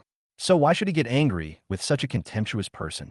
Oh, Brother Bay, I'm glad you don't mind, Xie Xiaotian said excitedly. Nothing. I'm leaving now. Tom finished speaking. He opened the car door. Xie Xiaotian became anxious when he saw this, and quickly said, Brother Bay, if you have something to say, just say it. Tom was a little impatient. Why was Xie Xiaotian dithering like a woman? Can I ask you for a favor? Xie Xiaotian asked timidly. I want you to help my company. We're having problems. Tom couldn't help but laugh and said, Xie Xiaotian, I have no relationship with your family. I've only met you a few times at most. I'm not a good person, so why should I help you? After hearing what Tom said, Xie Xiaotian was stunned for a moment and didn't know what to say. He thought that Tom knew him and would ask what happened in his family, but he didn't expect that the other party didn't even want to listen and directly refused, and the reason he gave was so good that he couldn't refute it. While he was stunned, Tom had already driven away.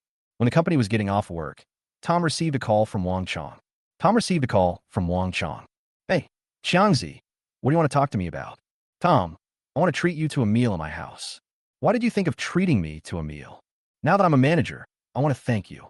We haven't gotten together in a long time. Okay then, you're at the company now, right? I'll pick you up. After hanging up the phone, Tom rushed to the company. When they arrived at the company, Tom took Wang Chong into his car. Xiangzi, why don't we just eat outside? I don't want to bother your wife. Tom advised. No, I sent a message to my wife, asking her to stir-fry some side dishes and get some wine. I think they should be ready by now, Wang Chong said with a smile. Tom had no choice but to nod in agreement. 20 minutes later, Tom parked his car downstairs of Wang Chong's building. Wang Chong lives in an old residential area that has probably been built for 20 to 30 years.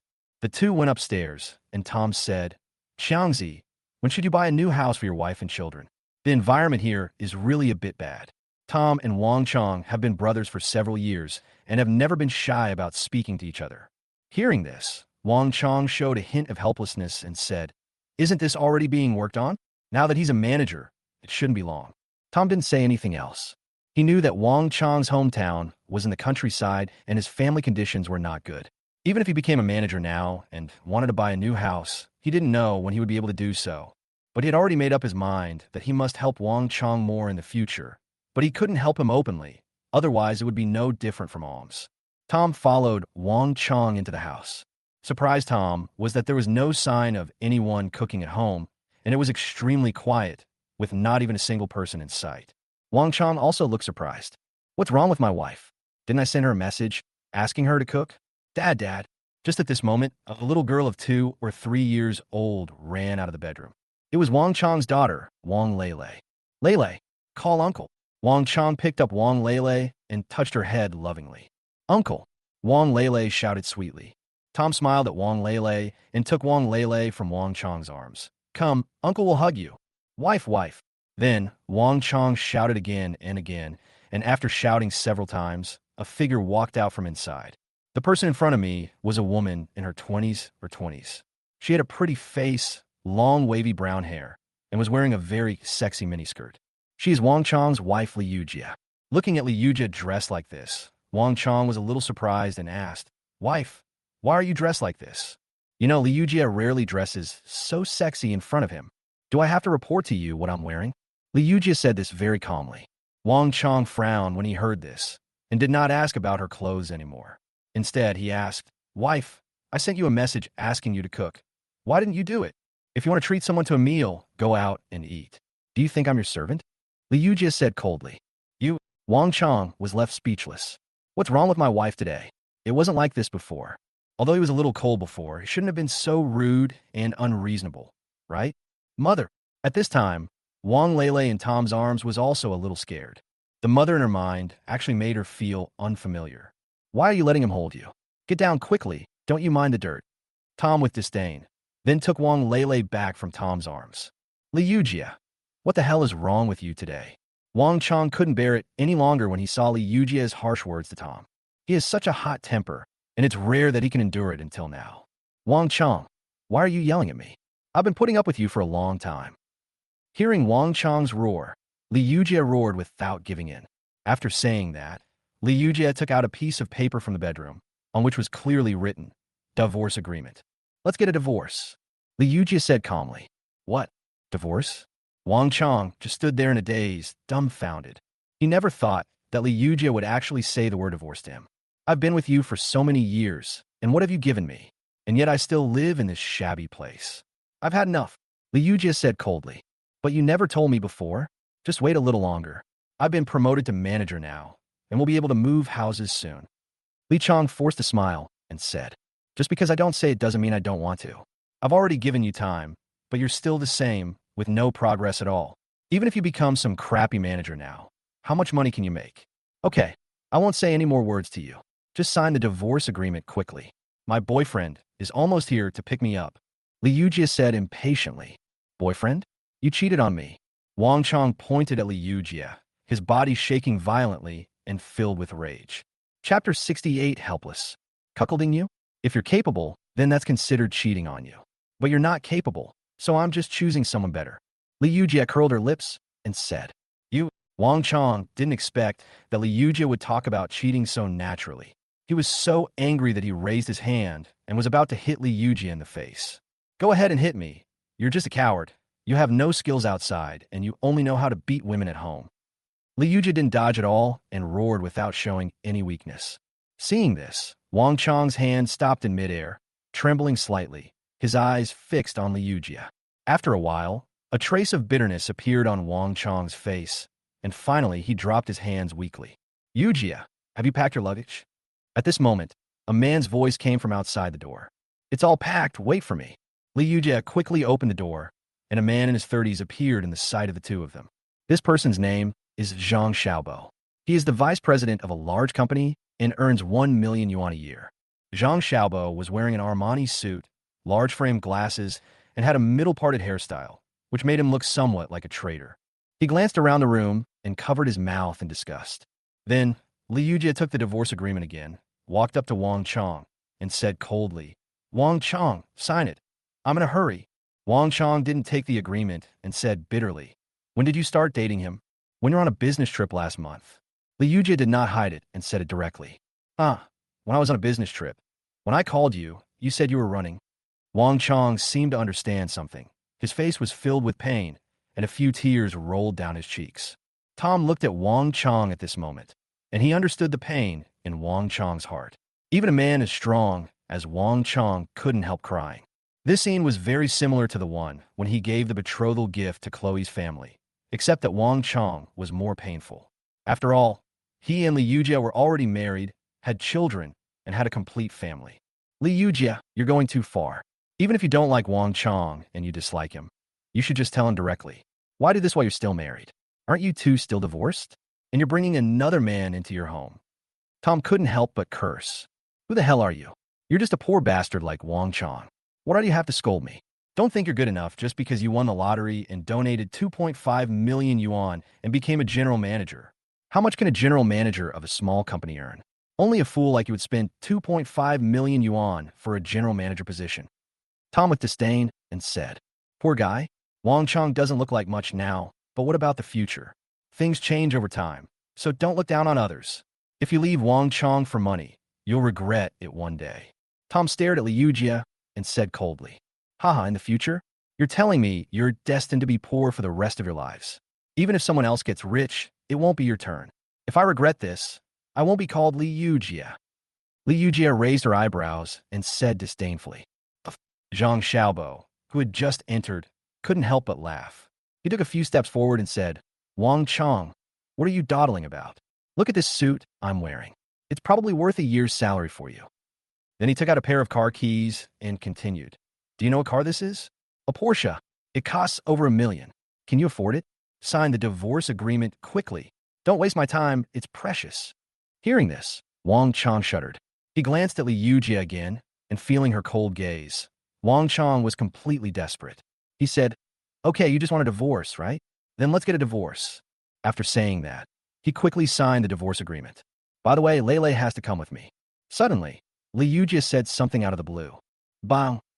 The pen in Wang Chong's hand fell to the ground. No, Lele must follow me, Wang Chong said with determination. Even though Li Yujia had changed her mind about him, he didn't care anymore. But Wang Lele was his own flesh and blood, and he couldn't bear to let her go. Besides, how could he let Wang Lele call someone else dad? Wang Chong, wake up. Lele is still young and needs a good environment to live in. Do you have the heart to let her live with you in this shabby little house? She will go to school soon. Do you have the heart to let her classmates look down on her for having a poor father like you? Li Yujia yelled at Wang Chong. Hearing this, Wang Chong was stunned. Lele, come with Mom. Mommy will take you to live in a big house. At this time, Li Yujia grabbed Wang Lele's hand and was about to leave. Mom, I won't leave. That uncle is so scary. Lele is scared. Lele wants to be with Dad. Wang Lele tried to break free from Li Yujia's hand, but was held tightly by Li Yujia. Stop. At this moment, a cold voice sounded behind Li Yujia.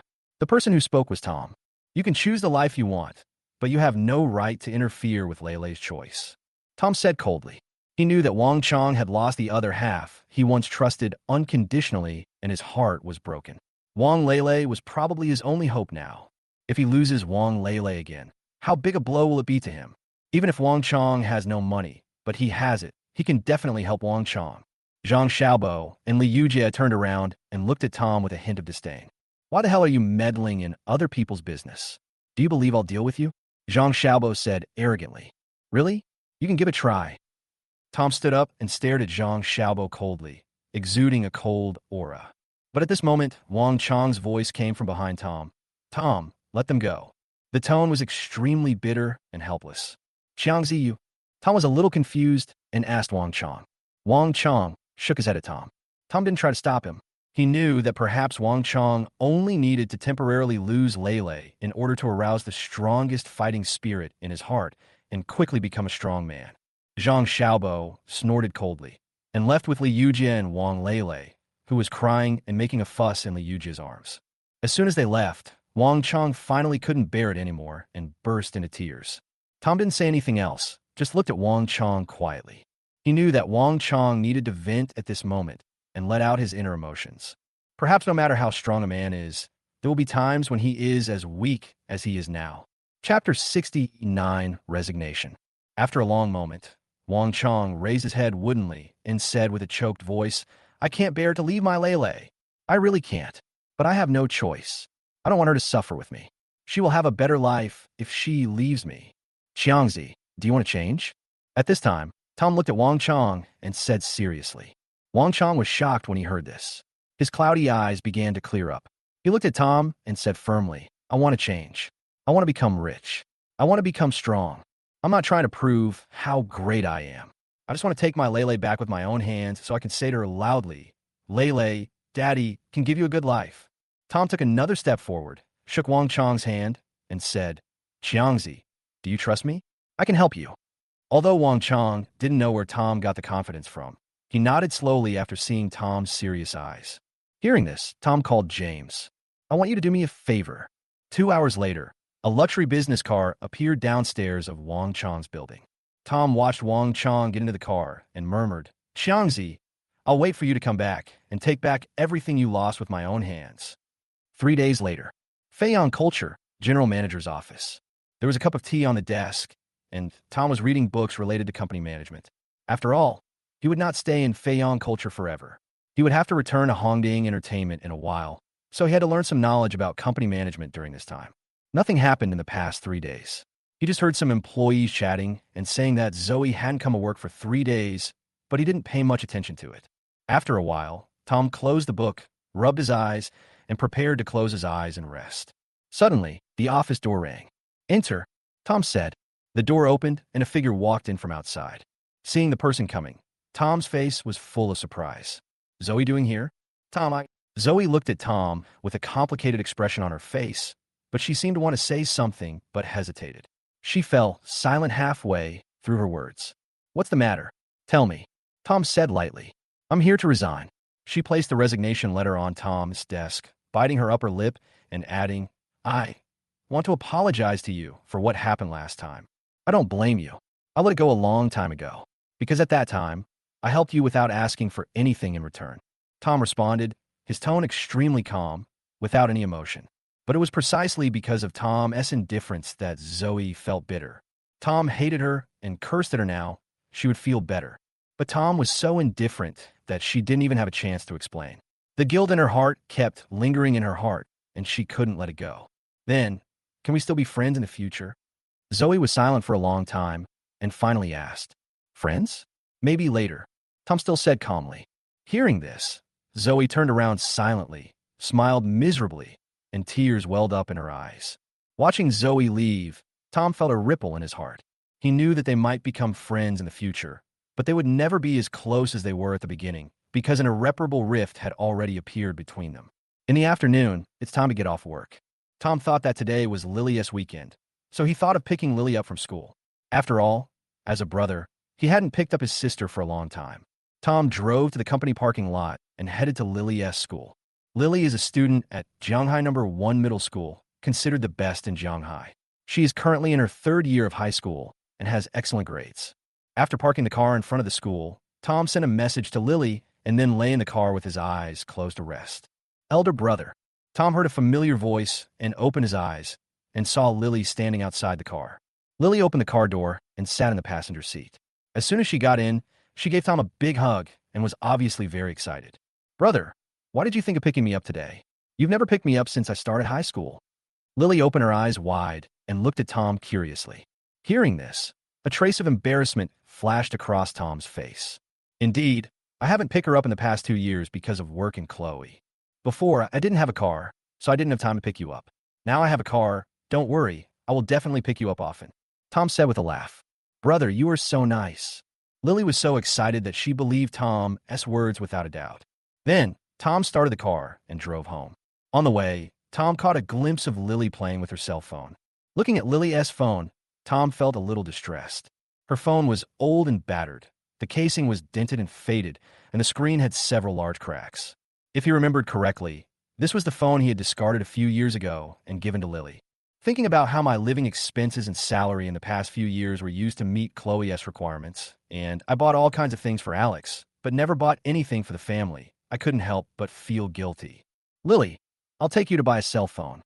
Tom immediately turned the car around and drove towards the nearby shopping mall. Brother, Mom told you not to waste money. You still have to get married. Lily advised. Don't worry, I'm a company leader now. I earn much more every month than before, so you don't have to worry about the wedding money. You've been using that phone for ages. Now that I have money, I definitely can't let my sister suffer. Don't refuse me on this matter, Tom said with a smile. Okay, brother, I'll listen to you. Lily was very happy and obviously wanted a new phone. 10 minutes later, Tom parked the car in the parking lot and took Lily to a large mobile phone store in the square. Lily, look at what phone you like. I'll buy it for you. Tom said to Lily with a smile. Wow, you're so arrogant. Just buy whatever you like? You look so shabby. You can't even afford a new iPhone, right? At this time, a voice came over. Tom looked in the direction of the sound and saw 3 very young girls looking at their phones. 2 of them were dressed very maturely, looking like super sisters in society, while the other one was wearing a school uniform but with heavy makeup. Lily, who is this guy? Could it be the guy you hooked? The girl in school uniform covered her mouth and laughed. Tom frowned and asked, Lily, do you know her? The one in school uniform is my roommate, Lu Hui. I don't know the other 2. Lily replied, a hint of fear in her eyes. Little girl, you have to think before you speak. Didn't your parents teach you how to speak? Tom felt that his roommate Lily's words were really harsh, so he spoke to the girl in a cold voice. Chapter 71, Dazhuang disappears. You poor bastard, what right do you have to criticize me? Am I wrong? You're the one trying to act so high and mighty in front of Lily. Have you seen that latest iPhone? It's a limited edition worldwide, priced at 38,000 yuan. Can you afford it? Lu Hui said disdainfully. What if I bought it? Tom said coldly. If you buy it, I'll sleep with you. It's up to you. You've never touched a woman as beautiful as me, have you? Tom with contempt while speaking. She simply didn't believe that a person like Tom, who was wearing cheap clothes, could afford a mobile phone worth tens of thousands of yuan. Hearing this, Tom was stunned and speechless. Lu Hui is still a student. Is she so open-minded? She also feels so good about herself. I'd find someone like you disgusting if you were given to me. Tom said coldly with a look of disgust on his face. You? Lu Hui's face flushed red upon hearing this, and she angrily said, if you can afford this phone, I'll kneel down and apologize to you. If you can't afford it, you can kneel down and sing Conquer for me. How about that? Ugh. Tom responded and said directly to the counter staff, get that phone for me. Brother, forget it. Let's go. At this time, Lily whispered beside Tom. She originally thought of buying a mobile phone worth 2 or 3,000 yuan. But now her brother and Lu Hui are angry with each other and want to buy her a mobile phone worth tens of thousands of yuan. How could she afford it? This is the money for her brother's future wife. Ha ha ha, Lily, you know you can't afford it, right? Next time you go fishing for a rich guy, at least he should be rich. At this time, Lu Hui saw this and said with a smile, Hui, don't talk nonsense, this is my brother. Lily puffed up her cheeks and said angrily, brother? You mean my dear brother? Hui laughed again. Lily was so angry that she was speechless. Swipe the card.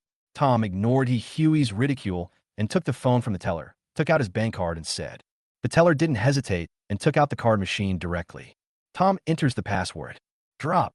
Card swiping successful. Sir, this is the receipt. The teller said.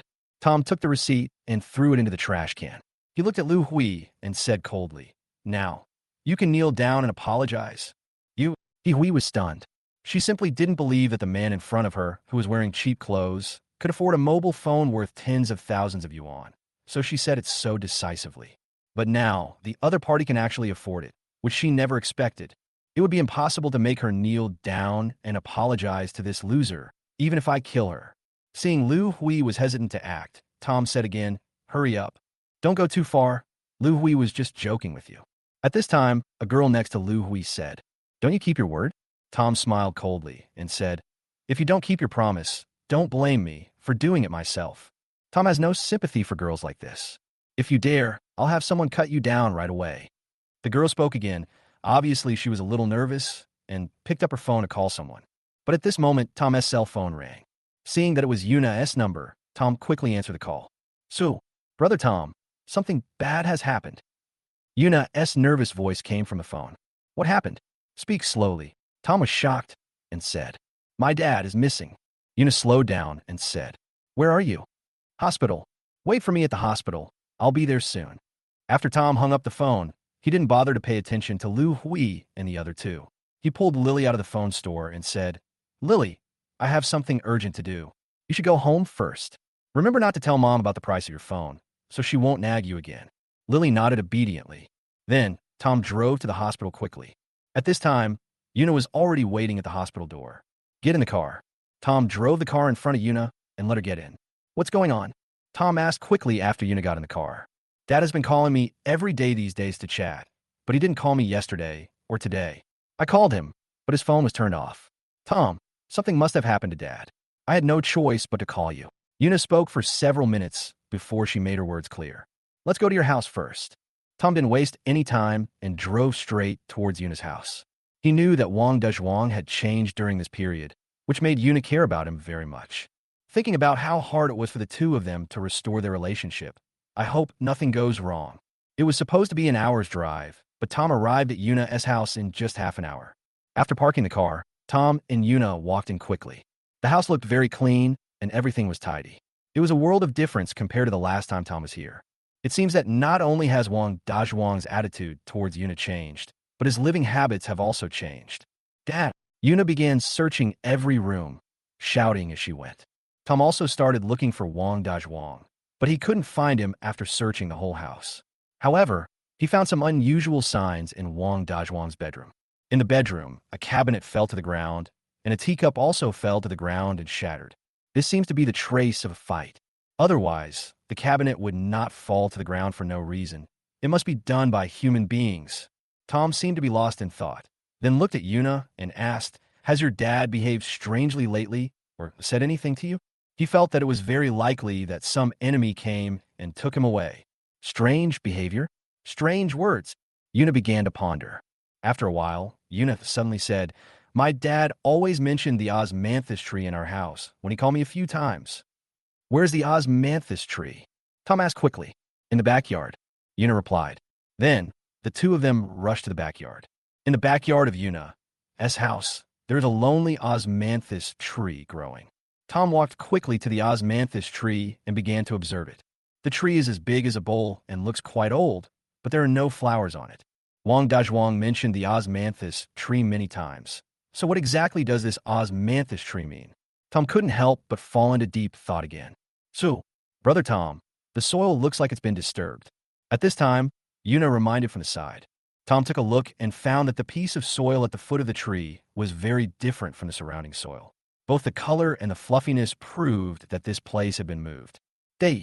Without any hesitation, Tom picked up a wooden shovel and started digging. Chapter 71: Yuna's Collapse. A few minutes later, the tip of the wood touched a hard object. Tom showed a look of joy and reached out to take it out. This is a rusty iron box. He opened the box, and a small notebook appeared inside. Then, Tom took out the small notebook, opened the first page, and looked at the contents. Only then did he realize that it was a diary. The date written on the first page is 2000, so this diary started recording 20 years ago. March 6th, 2000, Sunny. It's been 5 years since I joined the Red Group, and I want to go back. When I left, Xiaoyan said she'd wait for me until I came back. I have to go back, even if it means being labeled a traitor. Xiaoyan, wait a little longer. I'm already making preparations. 2000, September 3rd, cloudy. I finally escaped from the Red Group. Even though I killed several of them, I had to do this to get home. Shaoyan, here I come. September 20th, 2000, heavy rain. I finally returned to Shanghai, but what I saw made me crazy. Shaoyan actually married another man and gave birth to a child who is already 1 year old. At that moment, my mood was as gloomy as the weather today. I will kill them, kill this adulterous couple, and this evil child. Finally, I held back because I remember the skill I was most proud of having learned in the Aka group. Disguise. Killing them would be too easy for them. I want this bitch to live in the shadow for the rest of her life. So I killed the wild man and put on his human skin mask. From now on, I can live with this bitch as a man. I can abuse her to my heart's content. August 7th, 2008, cloudy. After 8 years of abuse, this bitch finally couldn't bear it anymore and committed suicide. Although she's dead, my anger still hasn't subsided. What a pity. Oh, and there's her daughter. Since you're gone, let your daughter bear the consequences. June 1st, 2015. Today this bastard went to medical school. Seeing her leave, I actually felt a little reluctant. Do I have feelings for her? My hatred should have been mostly gone after all these years, so should I just let it go and stop abusing her? After all, she's just a child. No, that whole family is a bunch of bastards. I won't let any of them go. They all deserve to die. They all deserve to die. 2020, November 28th, sunny. Today, a group of loan sharks came to my house, and just at this time, this evil creature came back with a man. I was beaten by a loan shark, and that man helped me pay back the money. That bastard came to pull me away, and at that moment, I was almost moved, but I still held back. I couldn't have any feelings for her, so I pushed her away. Afterwards, the man talked to me alone, and he actually guessed that I was not the biological father of that evil creature. He asked me, "Don't I have any feelings for this evil creature?" Yes, I have been with her day and night for 20 years. Don't I have any feelings for her? December 1st, 2020, sunny. I lay at home for 3 days thinking about it. I realized that I had actually stopped hating him. The reason I refused to let go is just because of that bit of paranoia. I also discovered that I actually care about Yuna. Even though I am not her biological father, every detail of my life with her over the past 20 years has been imprinted in my mind. So I decided to let it go. So from today on, I will treat it as my own daughter. December 4th, 2020, cloudy. These days, I call Sharo every day. Sharo looked very happy and seemed to talk a lot more. In fact, I'm very happy too. It turns out being a father feels pretty good. However, these past 2 days, I always feel like someone is watching me around my house. My first reaction was that the people from the red group had arrived. After 20 years, have you finally found me, the traitor? However, I have no regrets in my life. Come if you want. But I'm a little reluctant to leave Sharo. Seeing this, the diary is gone. Impossible. How could this happen? How could this happen? Yuna seemed to have lost all her strength. She squatted on the ground weakly and burst into tears. Tom looked at Yuna with some complexities, not knowing what to say. Yes, anyone who finds out that the person who raised him for 20 years is not only not his father, but also the murderer of his father, will devastate. Moreover, the most bizarre thing is that this murderer of her father originally hated her, but in the end he actually developed feelings for her and wanted to become her father. This complicated relationship makes Yuna wonder whether she should hate him or love him. Tom knew that Yuna was feeling conflicted and in pain. When Yuna's crying gradually subsided, Tom hugged her tightly and said, "Yuna, no matter what happens, Brother Tom will always be by your side." Yuna's body trembled when she heard this, and she twitched violently a few times before nodding heavily. "Are you still looking for him now?" Tom asked again. After reading the diary, Tom knew that Wang Dezhuang was most likely taken away by the mysterious organization Red Group, and his life or death was unknown. Yuna fell silent after hearing this. "It doesn't matter. Whatever your decision is, I support you." Tom saw this and said. He could see that Yuna was still struggling. After a long while, Yuna raised her head, looked at Tom seriously, and said, "Brother Tom, I still want to find him." Yuna didn't explain, but Tom knew that perhaps the reason why Yuna made this decision was something she couldn't even explain herself, and it might just be her intuition. "Okay, I'll look for more clues." Since he was taken away, he must have left some clues. Tom spoke. He began to walk around the yard. He saw that there was another back door in the backyard. He walked out the back door and found a 2 or 3 meter wide dirt road in front of the door. Suddenly, he saw 2 clear rows of tire tracks on the dirt road, extending from the back door to a long distance away. There must have been some foreign vehicle here. He could tell that Wang Dezhuang didn't have many friends, and generally no one would look for him. So it was very likely that Wang Dazhuang was taken away by this car. As long as he followed this dirt road, there was a chance that he would find Wang Dazhuang. Tom instantly guessed some key points and immediately drove with Yuna to follow the tire tracks. We followed the tire tracks all the way up the mountain, past a small town along the way, and finally arrived at the edge of a cliff. The wheel tracks disappeared here, proving that these people disappeared here, but now no one could be seen at all. Moreover, Wang Dazhuang has been out of contact for several days. God knows whether he is dead or alive. Dad! At this moment, Yuna suddenly exclaimed. Tom looked in the direction where Yuna was, and to the left rear, there was a huge rock about 5 or 6 meters high. There was a wooden stake stuck on the stone, and a person was hanging on it. Chapter 72, only one room left. The next moment, Yuna rushed forward. Tom quickly stepped forward and grabbed Yuna, because he saw that there seemed to be something abnormal about this person. Tom pulled Yuna and slowly got closer, only to find that the man had buried his head and his face could not be seen clearly, but there were actually several big birds perched on his body. When they saw what was happening on Tom's side, they fluttered away. Is it your dad? Tom asked slowly. It's him. I remember the clothes he was wearing very clearly. I bought them for him. Yuna said affirmatively. Tom nodded and climbed up the rock alone. A foul smell of decay and blood hit Tom's face, and he knew the man was dead. Only when he came in front of this person did he see the man's face clearly. It was a strange face. But then Tom thought of the contents of the diary and felt relieved. Wang Dazhuang was wearing a human skin mask at that time, but it is obvious that the mask has been torn off now.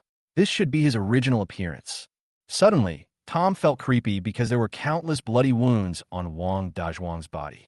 Tom thought of a very cruel punishment in ancient times, lingqi. There is another name for lingqi, which is cutting into pieces with 1,000 knives. As the name suggests, it means cutting the person's body one by one. It is obvious that Wang Dazhuang was also subjected to similar punishment before his death. So what kind of pleasure did he experience before his death? What kind of organization is this mysterious organization, and why is it so cruel? Tom took a deep breath and pulled it off the stake. Then he saw a mark left on the wooden stake, a hexagram-shaped pattern. Tom didn't think much about it and brought it to the ground. Dad! Yuna quickly ran over and squatted down. He's dead. That's what he should be like. Tom said helplessly. Yuna didn't say anything, but just looked at the corpse and couldn't help crying. Tom knew that no matter how much Yuna hated Wang Dazhuang before, now that she saw his body, all the hatred had disappeared. With Wang Dazhuang's death, Yuna has lost her last relative in this world. Just then, a light drizzle suddenly began to fall from the sky. The rain wet Yuna's hair and flowed down her collar, but she was unaware of it and continued to stare at Wang Dazhuang's body and cry.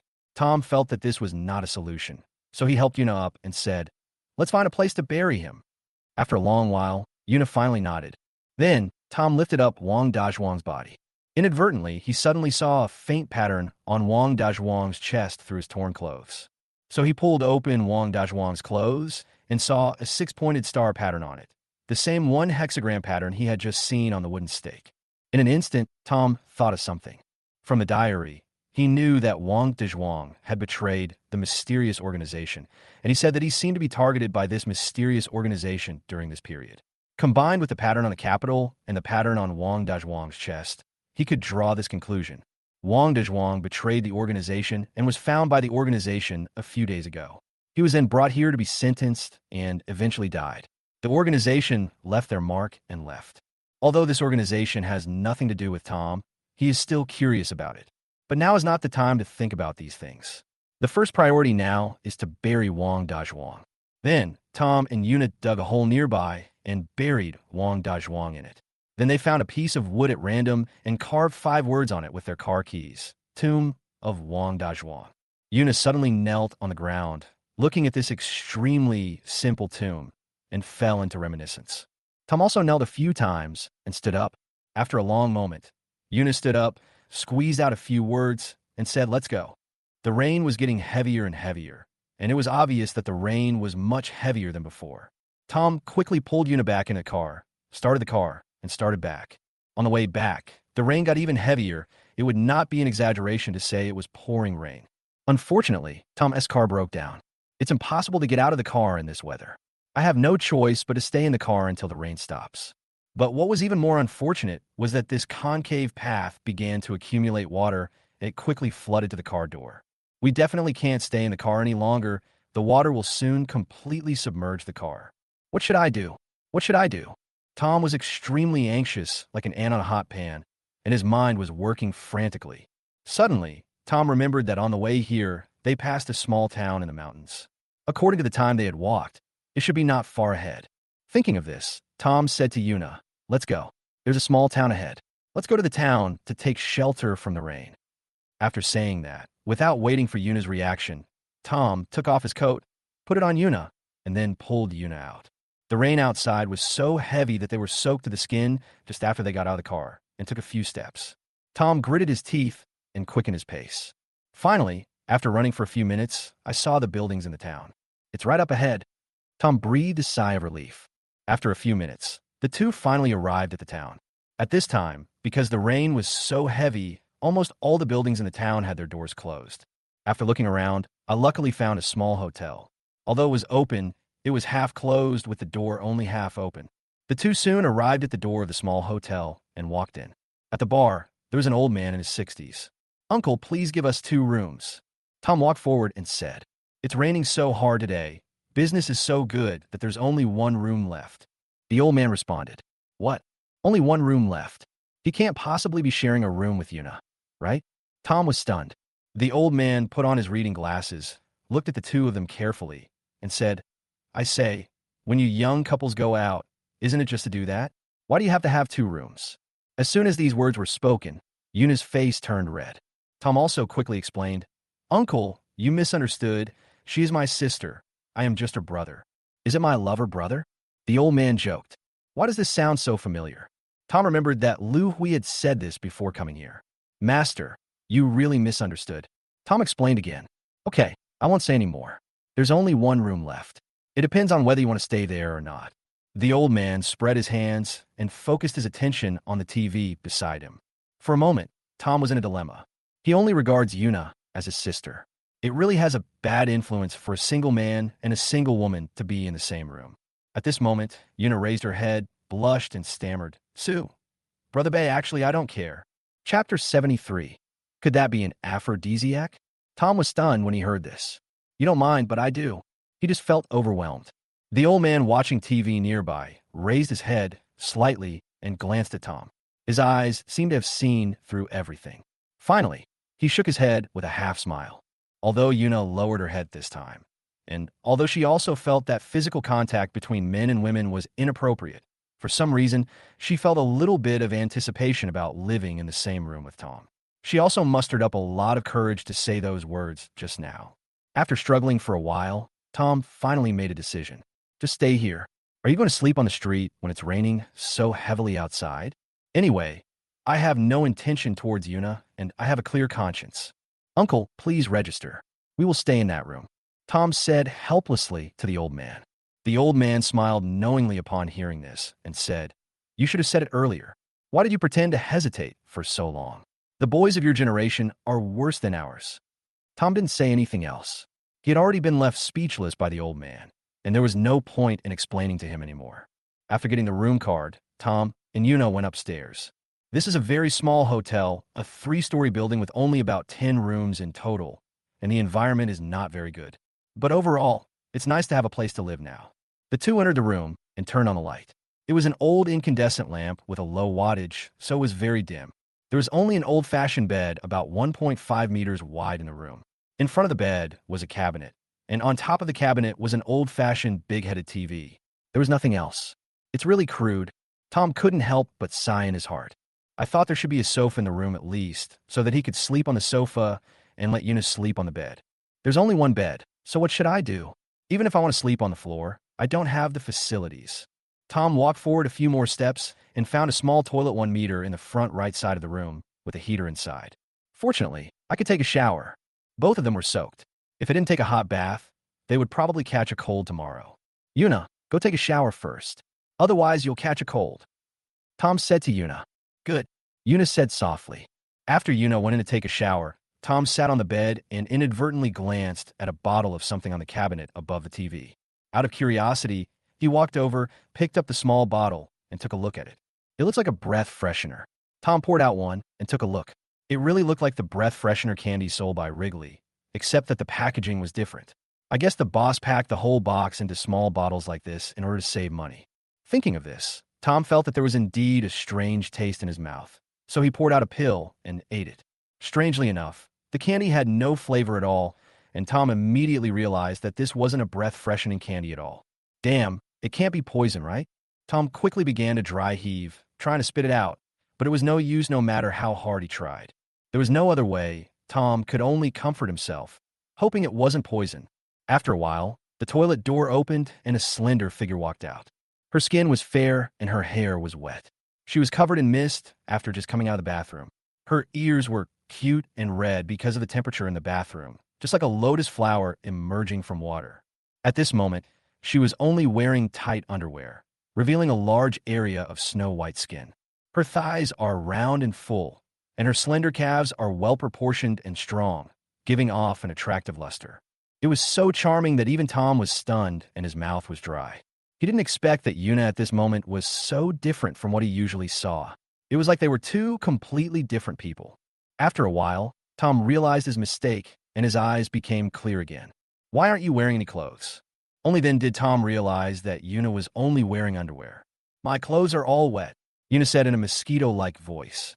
She lowered her head, her face as red as a ripe apple. She was so shy that she wished she could dig a hole in the ground and crawl into it. "Oh." Tom was a little embarrassed. "Indeed, other people's clothes are soaked. Would you still let them keep wearing clothes?"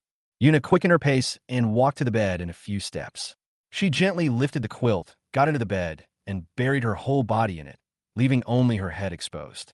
Tom also went into the bathroom. He was wet and felt very uncomfortable. After washing the rain off his body, Tom prepared to leave the toilet.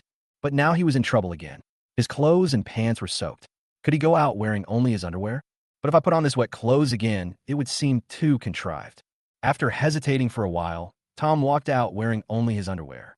"Never mind, I don't have any bad intentions anyway. Be upright and do the right thing."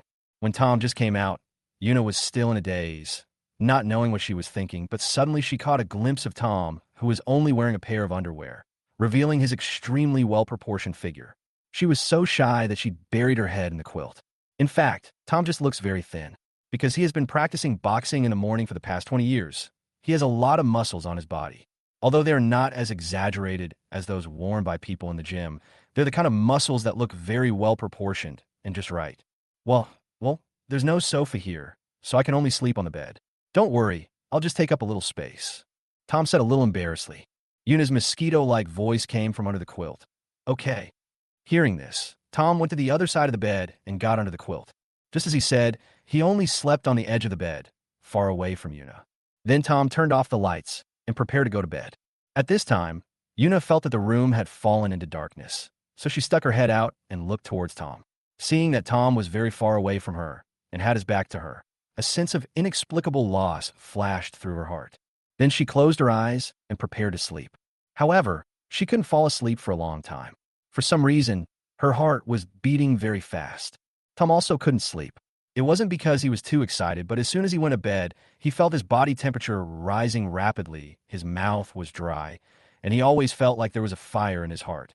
As time went by, Tom found that the feeling was getting stronger and stronger, and his whole body felt like it was about to explode. What the hell is going on? Isn't she just a woman? Why did I have such a big reaction?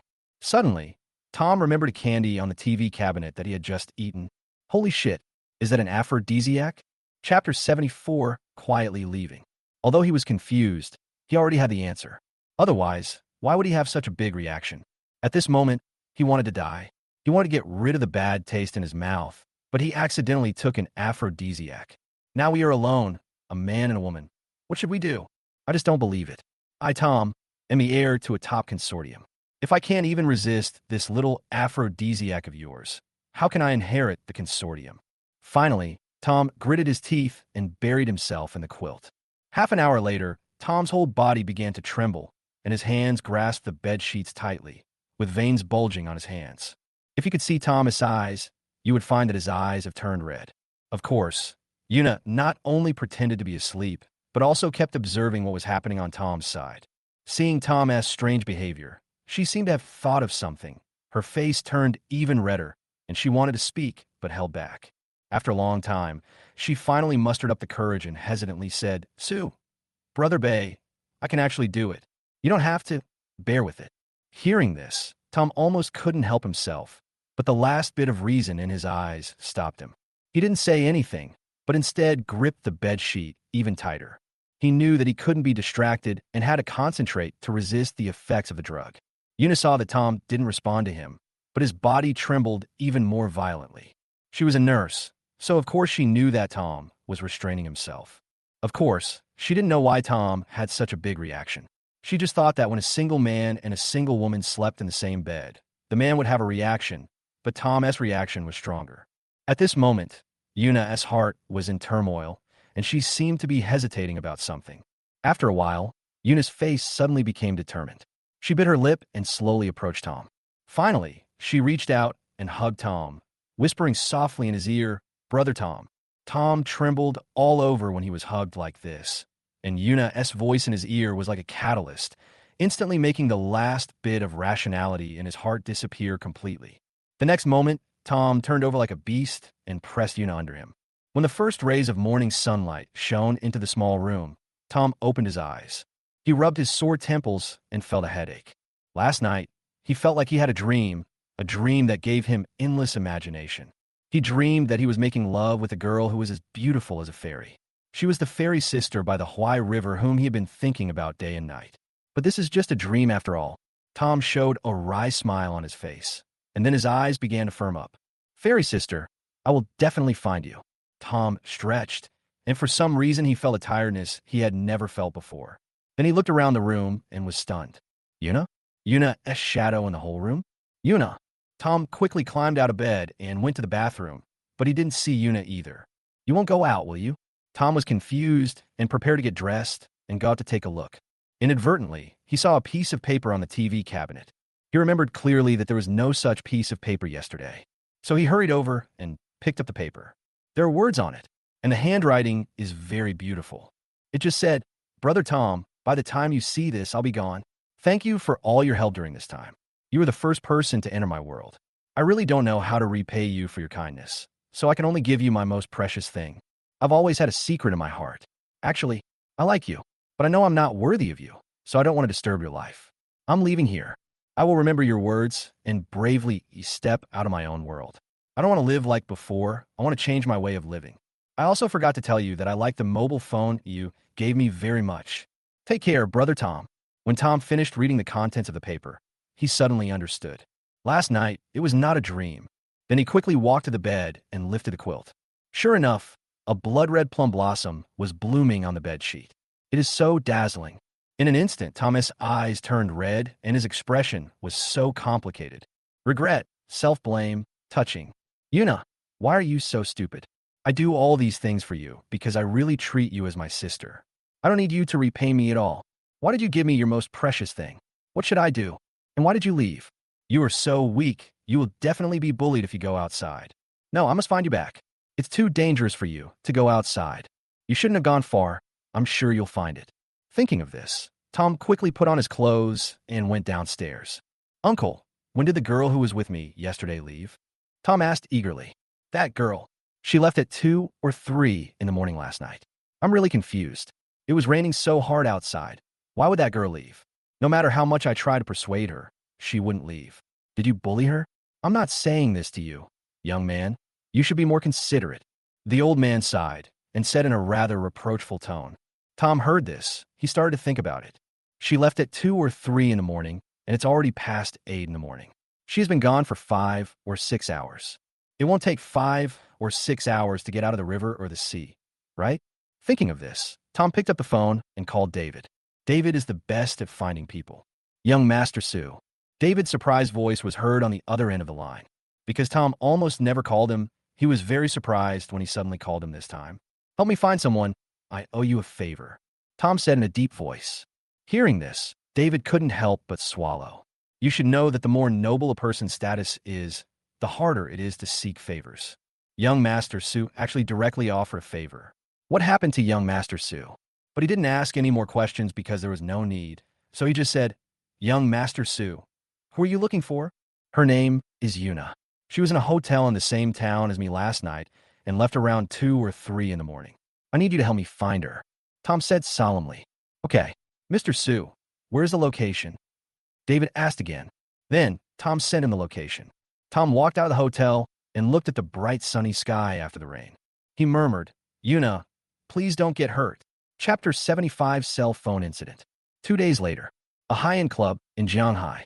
Tom sat alone in a box, exhausted both physically and mentally, with a half-burned cigarette in his hand and an ashtray in front of him full of cigarette butts. God knows how many cigarettes he has smoked in the past 2 days. It has been 2 whole days, and there is no news about Yuna at all. At this moment, there was a hint of indescribable emotion in his heart, but more of it was heartache. The girl was already pitiful enough. She grew up in abuse and had just restored her relationship with her father some time ago.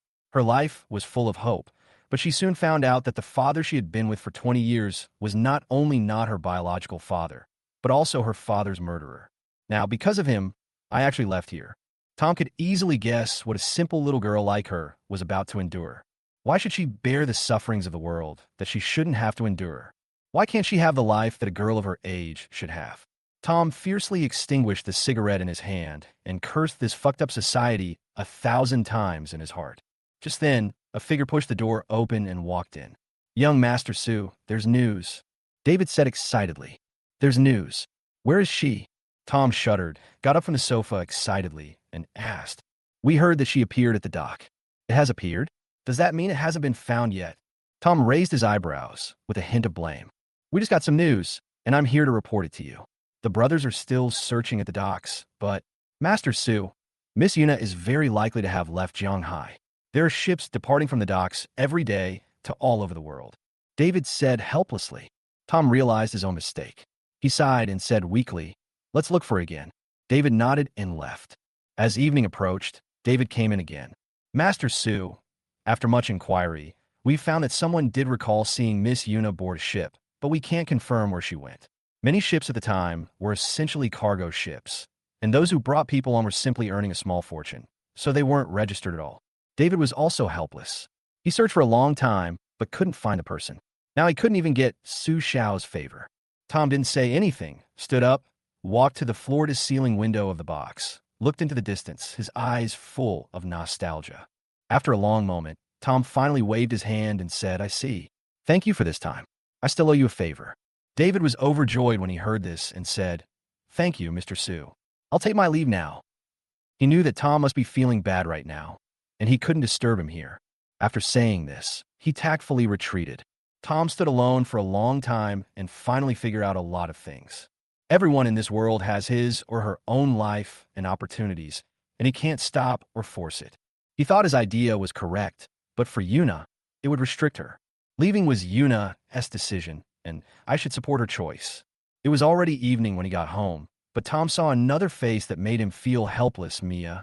Tom was speechless. Why are you here again? Xiaobei, what's wrong with you these days? You're always so depressed, every day. Xiaoyu is visiting our house today. She made all the dishes on this table. Come and try them. When Yang Xiufang saw Tom coming home, she quickly said. Tom was already a little irritated when he heard this, and now he was even more irritated. He said, Mom, I've already eaten, you eat it. After saying that, he walked straight towards his bedroom. Hey kid, at least try it. Yang Xiufang glared at Tom's bedroom and complained. She could feel that Tom didn't seem to like Mia very much, but Mia was a really nice girl. He is filial, polite, handsome, and most importantly, he has a big butt, so it will be easy for him to give birth to a son in the future. She didn't understand what Tom was dissatisfied with. Auntie, does Tom dislike me? At this time, Mia asked somewhat aggrievedly. How could that be? I guess he's just too tired these past 2 days. I'll talk to him later. Xiaoyu, don't worry. Annie is very satisfied with you. Seeing that Mia was sad, Yang Xiufang quickly comforted her. Tom returned to his room and was indeed tired, so he fell asleep immediately. But she didn't know that after he fell asleep, his phone received several messages. The next day, Tom got up and checked his cell phone out of habit. There were actually a few messages from Lily. Then he clicked on the message. Brother, I'm sorry. I lost the phone you just bought me. But I really didn't mean to do that. I don't know how it happened. It just disappeared. But don't tell Mom, okay? This phone is so expensive. I'm afraid Mom will scold me. Reading Lily's message, Tom felt Lily's strong sense of remorse. And at the same time, he also felt that this matter revealed an unusual flavor. Losing your phone is a small matter. Silly girl, please don't let it affect your mood too much. Tom immediately called Lily, but the phone was turned off. Tom thought of something and sighed. His phone had fallen, so it must have been turned off. This message must have been sent to him by Lily using someone else's phone. So, Tom decided to go to the school in person to see how his sister was doing. After getting up and washing up, Tom drove to Zhonghai No. 1 Middle School. After registering his name at the school gate, Tom found Lily's class. But I didn't see her in the classroom. After asking her classmates, I found out that she should be in the dormitory. So, she headed towards Lily's dormitory again. When he arrived at the dormitory door, he was stopped by the dormitory lady who said, "Young man, this is the girls' dormitory. No men allowed." "Auntie, I'm here to find my sister." Tom explained. "Who is your sister?" "Lily. You're Lily's brother." Lily lost her phone yesterday, but she searched the entire dorm and almost got into trouble. The dormitory aunt said with some concern. "What on earth happened?" Tom asked quickly after hearing this. The dormitory aunt hesitated, as if she didn't want to say more. Finally, she said, "Men are not allowed to enter the girls' dormitory, but because you're Lily's brother, and Lily is a good child, we will make an exception and let you in. Go ask him yourself." Tom said nothing more and quickened his pace towards Lily's dormitory. I was almost at Lily's dormitory. I heard a heated argument. Chapter 76. You are the weasel again. At this time, in a girl's dormitory. "Lily, get out of my way. A good dog shouldn't block the road." A woman with heavy makeup pointed at Lily's nose and said, "Lu Hui, I checked the surveillance footage. You were the only one back in the dormitory during that time. It must have been you who took it. Give me back my phone." Lily said with a blush on her face. "Fuck, Lily, you've grown up now, quite good at scamming people, huh? If I had entered the dormitory, I would have taken the phone, but my phone is missing, and you were the only one in the dormitory just now. So, it must have been you who took it? Don't think I don't know. You must be jealous of me, and you secretly hid the phone yourself, and then you want to slander me." Lily coldly, and said with disdain. As soon as these words were spoken, the two girls next to Lu Hui burst out laughing. "You're talking nonsense." "I didn't." Lily was so angry that she trembled all over when she heard this. She looked helpless as she saw the mocking expressions on the faces of several people. "I say, get out of here right now. You just lost your phone, right? Isn't your boyfriend quite rich? Why don't you just ask him to buy you another one?" Lu Hui snorted coldly and said, "That's my brother, not some idiot." Lily emphasized, "Just go and pick on the rich guy. What's there to be embarrassed about? I'll say one last thing. If you don't get out of here, I'll do it. Damn it, I wanted to do it to you last night. If the dormitory aunt hadn't been here, would you still be standing here talking to me now?" After saying this, Lu Hui was about to leave with the other two girls. But Lily stepped forward and stood in front of them, saying stubbornly, "Lu Hui, please give me back my phone. It was the first phone my brother gave me." "Fuck girls, fuck her for me. This stupid bitch." After Lu Hui finished speaking, she slapped Lily. At the same time, the other two girls also surrounded her. Lily didn't expect Lu Hui to start fighting as soon as she said so. Her face was full of fear, and she could only cover her cheeks with her hands in despair. It was at this moment that a hand suddenly appeared in front of them and held Lu Hui's wrist tightly. "If you touch her, I will make you regret coming into this world." A cold voice rang out in the dormitory, startling Lu Hui. This voice is so cold and scary. Lu Hui slowly turned her head and saw a man dressed in ordinary clothes. "Looks familiar. It's you, you idiot." Lu Hui remembered the person who made a bet with her in the mobile phone store that day. When Lily saw that the person coming was Tom, her face was full of surprise. "You're acting so arrogant again. Last time, I let you act so arrogant in front of me. Now you dare to touch me," Lu Hui said with great disdain. Bang! As soon as he finished speaking, Tom slapped him. Last time, he wanted to teach this girl who spoke without thinking a lesson. But because of Yuna's matter, he didn't have time to pay attention to her. But this time it was this girl again, so he wouldn't be polite. Tom would never hit a girl, but this girl touched his sore spot. Everyone has a weak spot, and Tom is no exception. His weak spot is his family. He can allow others to hurt him, but he will not allow his family to be hurt, even if it is insults. "How dare you hit me? Damn it, I'm going to fight you." Lu Hui was immediately furious. How could she tolerate being beaten by this pretentious guy? She pounced on Tom with her teeth bared. Bang! Without any warning, she was slapped on the other side of her face. Lu Hui was almost going crazy. She had never been humiliated like this before. "If you dare to move again, I can't guarantee that your face will turn into a pig's head today, Tom said coldly, a chill emanating from his body. Hearing this, Lu Hui trembled and became quite still. She stood still and didn't dare to move. The other two girls were also frightened by Tom and stood aside, silent. Lily's eyes were filled with surprise. Her brother was so manly now. She suddenly felt a sense of security. Then, Tom looked at Lily and asked, Lily, what happened? She took my phone. Lily pointed at Lu Hui and said, Stop slandering me. Which eye did you see me taking your phone? I think you're trying to frame me. A trace of panic flashed in Lu Hui's eyes, and without waiting for Tom to speak, she immediately cursed. Tom glared at Lu Hui fiercely. Lu Hui was frightened again and closed her mouth, not daring to speak. Lily, why are you so sure she took your phone? Tom asked again. I left my phone on the bed yesterday and went to the bathroom to take a shower. When I came out, my phone was gone. Then I checked the surveillance footage and found that only Lu Hui had entered the dormitory during that time, Lily said with a look of grievance. Tom fell in a deep thought after hearing this. To Lily, the biggest and only suspect now is Lu Hui. However, the surveillance footage only captured Lu Hui entering the dormitory and did not capture any direct evidence. It is also possible that, as Lu Hui said, Lily framed her.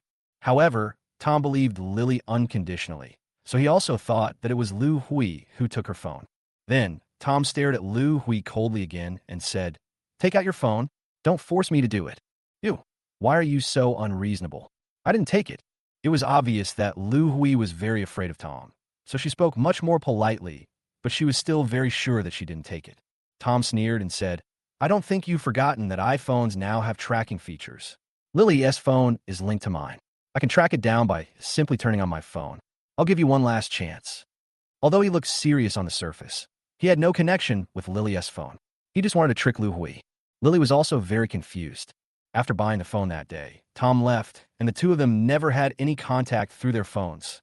However, her eyes soon turned, as if she thought of something, and she immediately smiled and looked at Lu Hui with interest.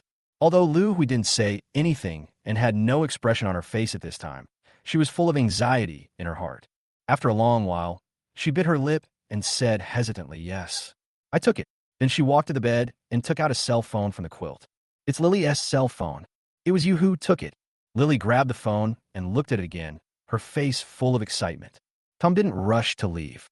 He calmly sat down on a bed, then looked at Lu Hui and said calmly, Now that you admit that you took the phone, shouldn't we also settle the score from last time? Chapter 77, Class Reunion. When Lu Hui heard this, her body trembled again, because she thought of the bet they made last time, that if she lost, she would have to kneel down and apologize. But because of Tom, she did not complete the bet.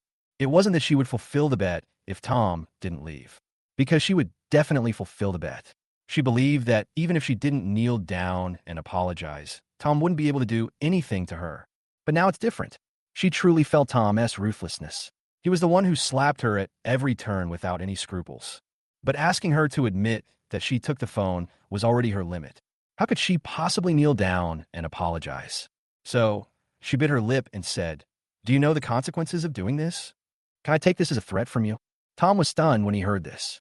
At such a young age, you're still learning to threaten? You might think so. Lu Hui saw Tom, was stunned for a moment, and thought Tom was scared. Seeing this, the two girls behind her also echoed, You'd better not go so far, otherwise the handsome guy will not let you go. Handsome guy? Tom was stunned again. He felt that the name was familiar.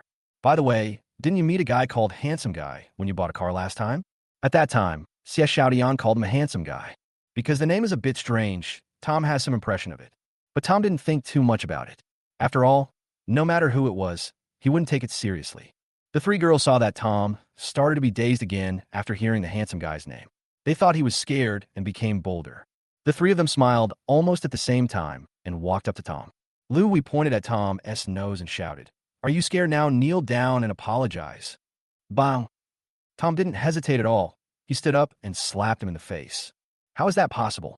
Wasn't he scared by the title of handsome guy? How dare he hit me? For a moment, Lu Hui was completely stunned. Even if you know the King of Heaven, so what? If you don't fulfill the bet today, I will turn you into a pig's head. Do you believe it?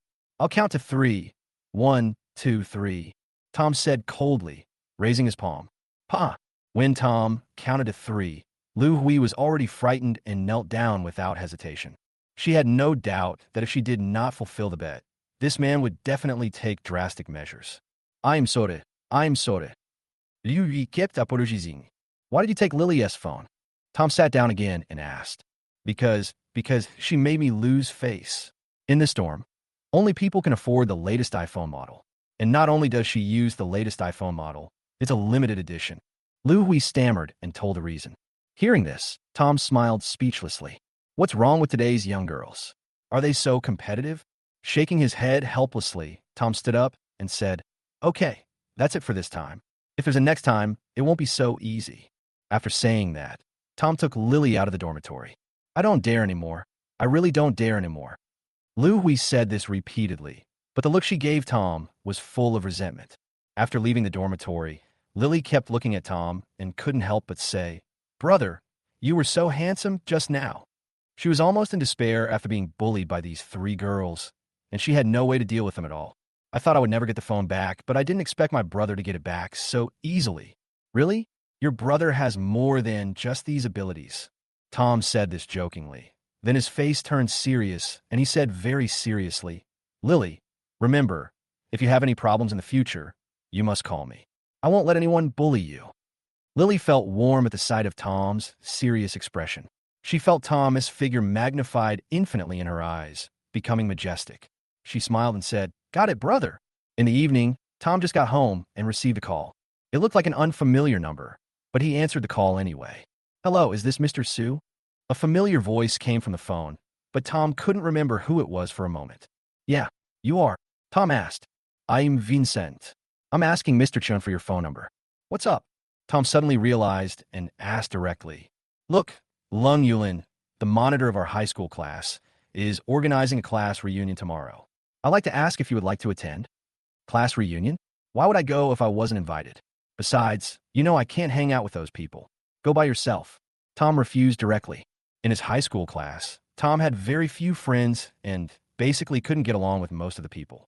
Tom actually knew that it was because he was poor that those people were unwilling to play with him, and he was too lazy to flatter these people. Master Su, I heard that Chun Feng was coming, so I asked you specifically. At this time, Vincent said again. Chun Feng. Tom was stunned for a moment, and a fat figure involuntarily appeared in his mind. Chun Feng, a chubby boy, was one of his few good friends in high school. Perhaps both of them became friends because they were disliked by their classmates. However, after graduating from high school, Tom lost contact with Chun Feng. It's not that Tom didn't contact Chun Feng, but that he couldn't contact Chun Feng at all and didn't know where he went. Now, hearing Vincent say that Chun Feng was coming, he couldn't help but get excited and immediately said to Vincent, Okay, let's go tomorrow. Tell me the address. Vincent told Tom the address. Okay, let's meet there tomorrow. Tom finished speaking. He hung up the phone. At this time, Tom was looking forward to tomorrow's class reunion. I wonder what Chun Feng looks like now, as I haven't seen him for almost 7 or 8 years. The next day, in the morning, Tom drove towards Hailong Villa, the venue of the class reunion. Tom had just parked his car and was getting out when he saw a man staring at him closely in front of a BMW. Suddenly, the man exclaimed, You are Tom. Tom looked the man up and down and immediately recognized him. This person's name is Chun Xin, and he is also his high school classmate. I guess he's also here to attend the class reunion. Jen Xin. Although he couldn't play with this guy, they were classmates after all, so Tom still greeted him with a smile.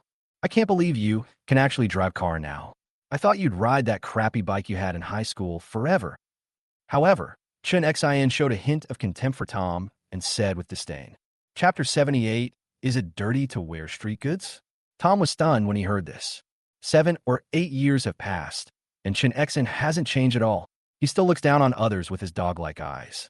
But it seems that a person's appearance can be easily changed, but his nature is difficult to change. Tom didn't say anything. Chun Xin didn't want to say anything more. After all, Su was not on the same level as him, and it would be cheap to say too much. Of course, as to why Tom was here, he didn't think he was here to attend a class reunion, because it was impossible for a class reunion to invite a loser like Tom to attend. Then, Chun Xin snorted coldly and walked away. Tom didn't care. After all, they were not on the same path, so what was there to care about? Then, Tom went to the main entrance of the villa and saw Vincent already there. Young Master Su. Vincent saw Tom coming. He quickly stepped forward to greet him. Tom nodded in response. Then, the two of them walked into the villa, turned a few corners, and arrived at the door of a private room. Vincent, you're here too. I heard you're a manager at Hongding Entertainment now. That's awesome.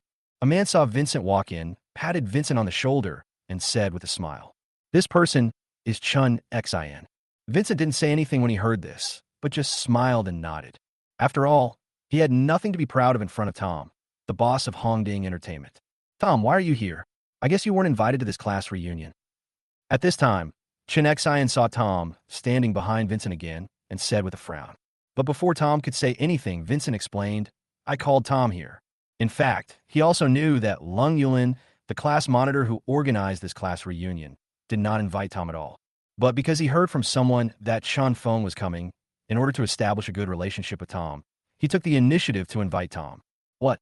Vincent, why did you call him here? Don't you know that this is a Valve world where losers are not allowed to enter?" Chun Xin raised his eyebrows and said, his tone full of disdain.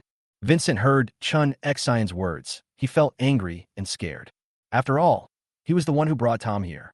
If Tom is unhappy with him because of this, who can he go to for justice?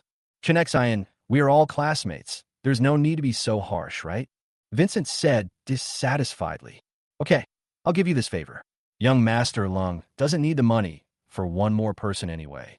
Tom, with disdain again, turned around and walked in. "Mr. Su, I'm so sorry. I don't know them." Vincent quickly explained to Tom in a low voice. "Phoenix." But Tom simply waved his hand and interrupted him. After all, he came to see Chun Feng today, not to get angry with these people who look down on others. Then Vincent and Tom walked into the box. At this time, there were already about 10 people in the box, sitting at a large round table that could accommodate 20 people. It could be seen that everyone is centered around one man. The man was wearing a Versace suit and had long flowing hair, looking like a handsome young man. Tom recognized him as Lung Yulin, the class monitor in high school. At that time, Lung Yulin was the Prince Charming of many girls in the class. He came from a wealthy family, had good grades, and was handsome. At this time, the entrance of the two also attracted everyone's attention. They saw Vincent. They all smiled and nodded and greeted him. But when they saw Tom, their faces were filled with surprise. What's going on? Could it be that Master Lung also invited Tom, this loser? Then they looked at Lung Yulin, wanting to know the answer. But Lung Yulin was also a little confused and then frowned deeply. Didn't he invite this loser? How could someone be so shameless as to show up uninvited? At this moment, Chun Xin, who was sitting next to him, said he was brought by Vincent. As soon as these words were spoken, everyone looked at Vincent with dissatisfaction. "Vincent, you know that at our annual reunion, we always have these few people. Why did you bring an outsider? You are the manager of Hongding Entertainment now. After all, how could you be hanging out with someone like that? You brought him here, and I lost my appetite." Everyone was blaming Vincent. Vincent's brows were almost furrowed. "I just managed to shut Chun Xion's mouth with great difficulty. And here you come again. You are really trying to harm me, right?" But he didn't dare say this out loud. After all, Tom had already told him not to reveal his identity. Just when he was feeling embarrassed, Lung Yulin spoke up and said, "All right, we are all classmates. Since we are here, let's sit down." However, he emphasized the word classmate, and the irony was self-evident. Tom didn't care about these things. He just found an empty seat, walked up to it, and asked, "Excuse me, is anyone here?" At this time, a girl next to her raised her head. Tom was stunned for a moment. This person turned out to be Su Shanshan, the beauty in his high school class. Su Shanshan was very beautiful in high school. She liked to wear white dresses and was very pure and cute. But now Su Shanshan has a more mature and charming look than in high school. However, Tom didn't like her because she had one thing in common with this group of people, which was snobbery. Su Shanshan frowned, looked at Tom with some disdain, and said, "No one, but I don't want you to sit next to me." "Huh? Why?" Just when Tom was puzzled, Chun Xin stood up from his original seat and then quickly sat in this seat. He looked at Tom provocatively and said, "You want to sit next to the class beauty?" Tom just thought it was a little funny. He had no interest in Su Shanshan at all. Shaking his head, Tom was about to find another empty seat when he heard Su Shanshan mutter, "Wearing this cheap street vendor outfit. Isn't it dirty?" Tom was stunned when he heard this, turned his head away, and couldn't help but ask in a cold voice, "Is it dirty to wear street stall goods?" "Yeah, wearing street goods." Su Shanshan was immediately upset when she saw that Tom, a poor loser, dared to refute her, but she was interrupted by Lung Yulin before she could say anything. Shan Shan. Lung Yulin gave Su Shan Shan a look. He felt that they were not from the same world as Tom, so there was no need to be angry with Tom. Maybe this was the only time they would have a meal together in their life. Su Shan Shan listened to Lung Yulin's words and stopped talking immediately. Tom didn't say anything more and just found an empty seat and sat down. Okay, let's eat, everyone, Lung Yulin said again. Lu Ming, didn't you say that fat guy, Chun Feng, was coming? At this time, someone asked. The man named Lu Ming replied. Who knows where he got the news that we were having a class reunion? He sent me a message saying he was coming. I didn't take it seriously. He wasn't part of our plans anyway. Let's start eating. But just as he finished speaking, a somewhat fat figure appeared at the door. You guys are so rude. You just started eating without waiting for me. Chapter 79, Look in the mirror more often. Upon hearing this, everyone looked towards the door. When they saw the person at the door, they were all stunned. Standing at the door was a somewhat fat man with long hair tied in a bun. He was wearing a blue Taoist robe and a pair of cloth shoes. Whose Taoist priest is this? Why is he coming here instead of staying in the Taoist temple? Who are you? Someone asked the figure at the door. I am Chen Feng. The figure at the doorway walked in and answered with a smile. What? This is Chun Feng? Chun Feng, have you become a Taoist monk? Someone asked. As soon as these words were spoken, the whole audience burst into laughter. Tom didn't laugh, but he was very surprised why Chun Feng was dressed like this. Upon hearing this, Chun Feng did not deny it and nodded. Hearing this, Tom was even more surprised. Why did Chun Feng become a Taoist priest? What happened to him over the years? Ha, Mr. Taoist, please take a seat inside, but there's only one seat left. It seems you and Tom are quite destined to be together. You're both a little different. At this time, Lung Yulin looked at Chun Feng with contempt and pointed to the seat next to Tom. Although he also disliked Chun Feng, since the person was already here, he couldn't just chase him away. As a squad leader, he has to save face. Upon hearing this, Chun Feng looked at Tom, his eyes lit up, and he quickly walked to Tom's side and sat down.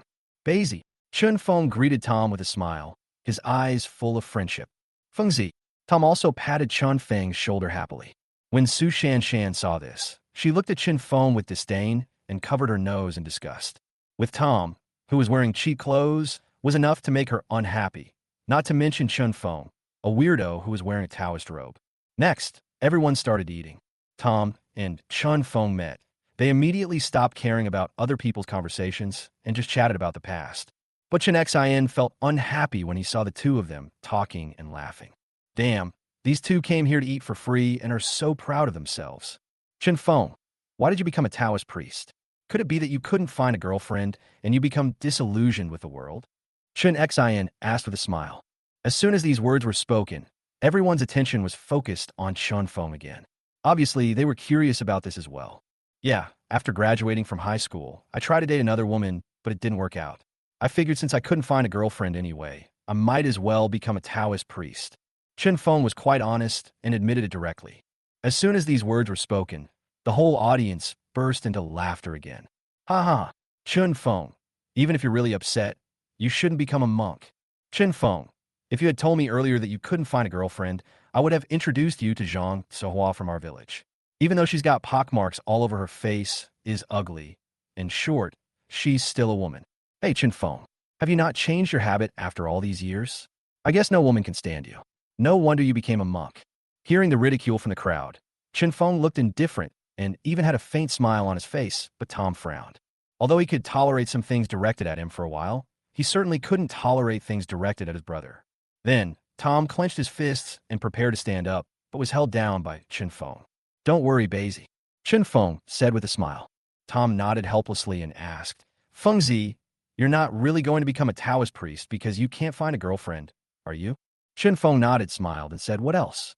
Hearing this, Tom did not feel helpless at all, but rather a sense of relief, as if he had seen through the mundane world.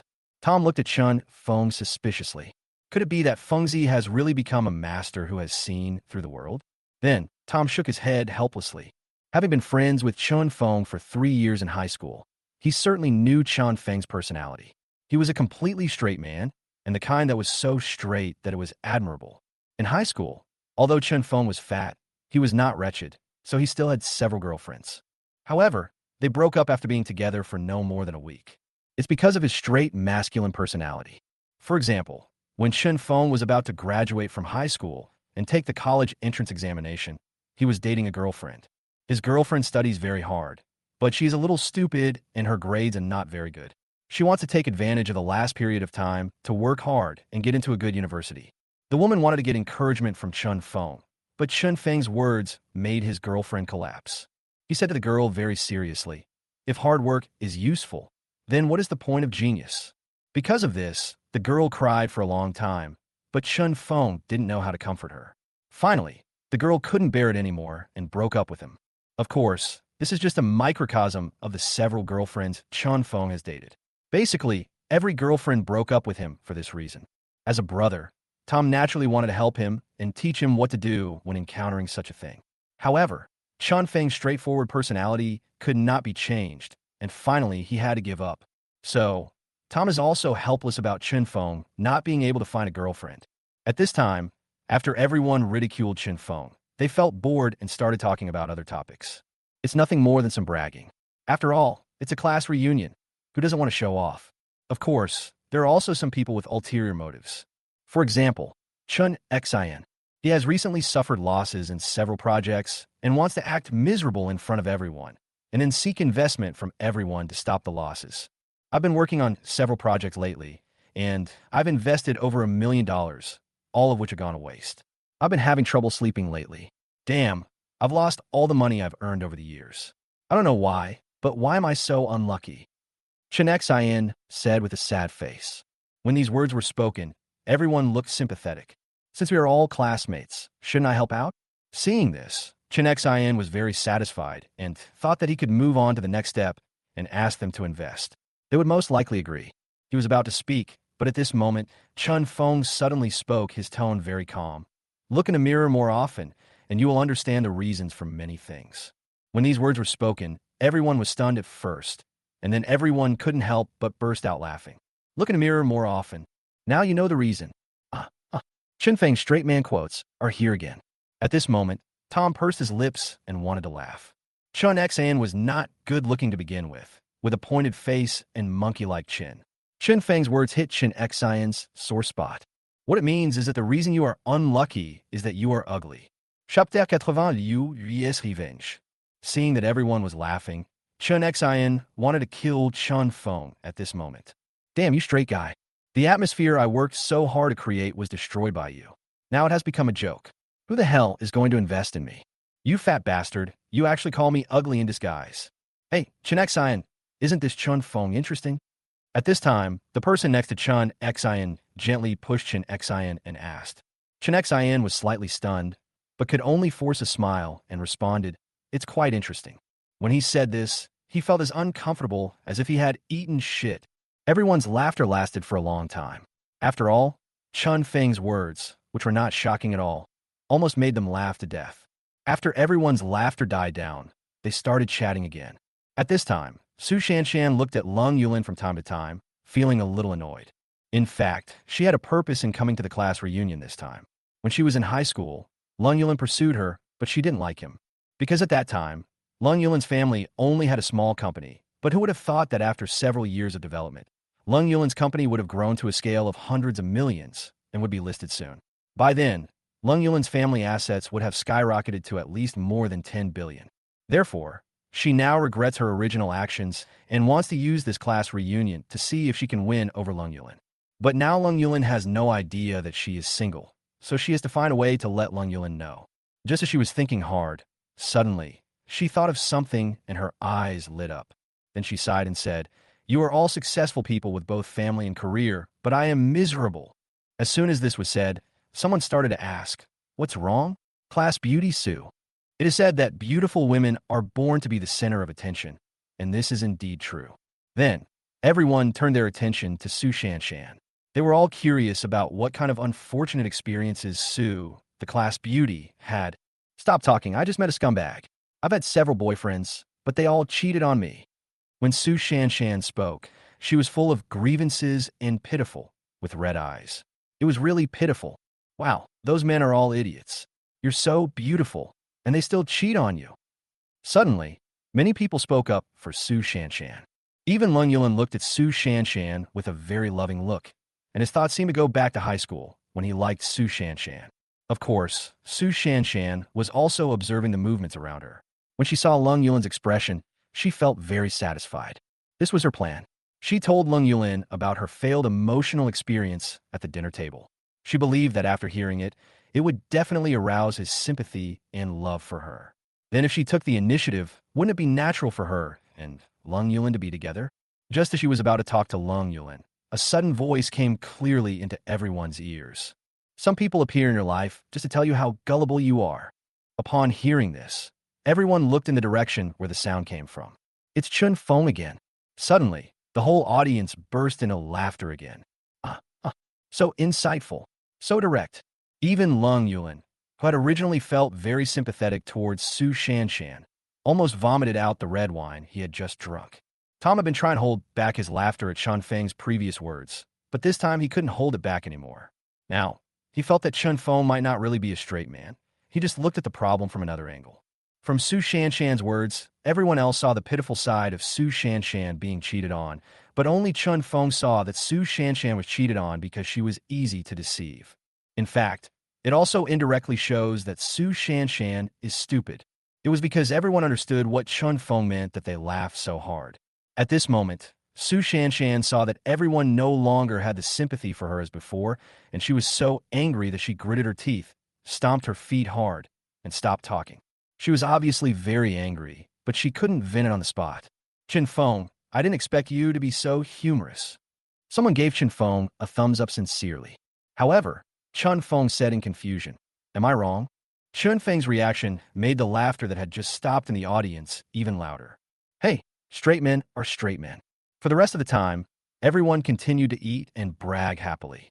However, two people at the table were not so happy. They had gloomy faces and looked unhappy the whole time. At the same time, Jianghai University. Two young men appeared at the school gate, with two strong men standing behind them. The two men were Li Haoshuai and Xie Xiaotian. At this time, a woman came out from inside. It was Lu Hui. She came to Li Haoshuai and said aggrievedly, "Handsome guy, look at my face. I got beaten by that idiot yesterday. You have to vent my anger for me. Don't worry, honey. I brought everyone here. No matter who that person is, I'll definitely help you get rid of this evil." Li Haoshuai said viciously, "Handsome guy, you're so nice to me." Lu Hui pecked Li Haoshuai on the face. "When will that girl come out?" At this time, Li Haoshuai asked again. "It will definitely come out in less than 10 minutes. A confident smile flashed across Lu Hui's face. Sure enough, after a few minutes, two more girls walked out of the school. It was Lily and her best friend Luo Xiang. Luo Xiang, what surprise did you bring me out to give me? Lily asked curiously. You'll know soon enough. A hint of helplessness flashed across Luo Xiang's eyes. After walking a few steps, the two came in front of Lu Hui. Sister Hui, I brought the person to you. You promised me that you wouldn't cause me any trouble in the future. Luo Xiang said this tremblingly. She was extremely scared of Lu Hui in front of her. Don't worry, I won't cause you any trouble. You can go now, Lu Hui said with a smile. Luo Xiang, what's going on? Lily finally realized something was wrong and asked quickly. But Luo Xiang didn't dare to look Lily in the eye and said, I can't help it. Lily, don't blame me. After saying that, Luo Xiang ran away. Bang! Lu Hui slapped Lily directly in the face. Bitch, call me right now and get your bastard over here. At this moment, Lily understood their purpose very well. They wanted to take revenge on her brother. Don't even think about it, Lily said stubbornly. She knew that if Tom came, the consequences would be disastrous, as there were 5 of them. Bang!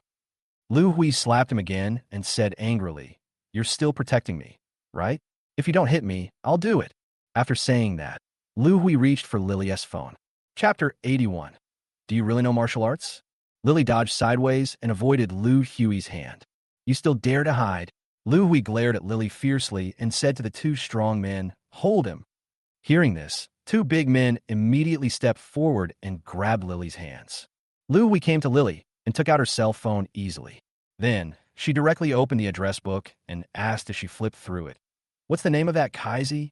If you don't tell me, I will call them one by one. There will always be one that is right. I won't tell you, I won't tell you. Lily was already in tears. Suddenly, Lu Hui sneered and said, Your address book is quite simple. There's only one man's name. It must be that rich guy. This saves time. Lily's pupils shrank when she heard that, and she felt extremely regretful. She saved Tom's cell phone number. She never saved the name brother, but just wrote Tom's real name. He's not, Lily quickly explained, but it gave Lu Hui the feeling that she was trying to hide something. Lu Hui snorted coldly and dialed Tom's number directly. When Xie Xiaodian glanced at the name on the phone, he was suddenly shocked.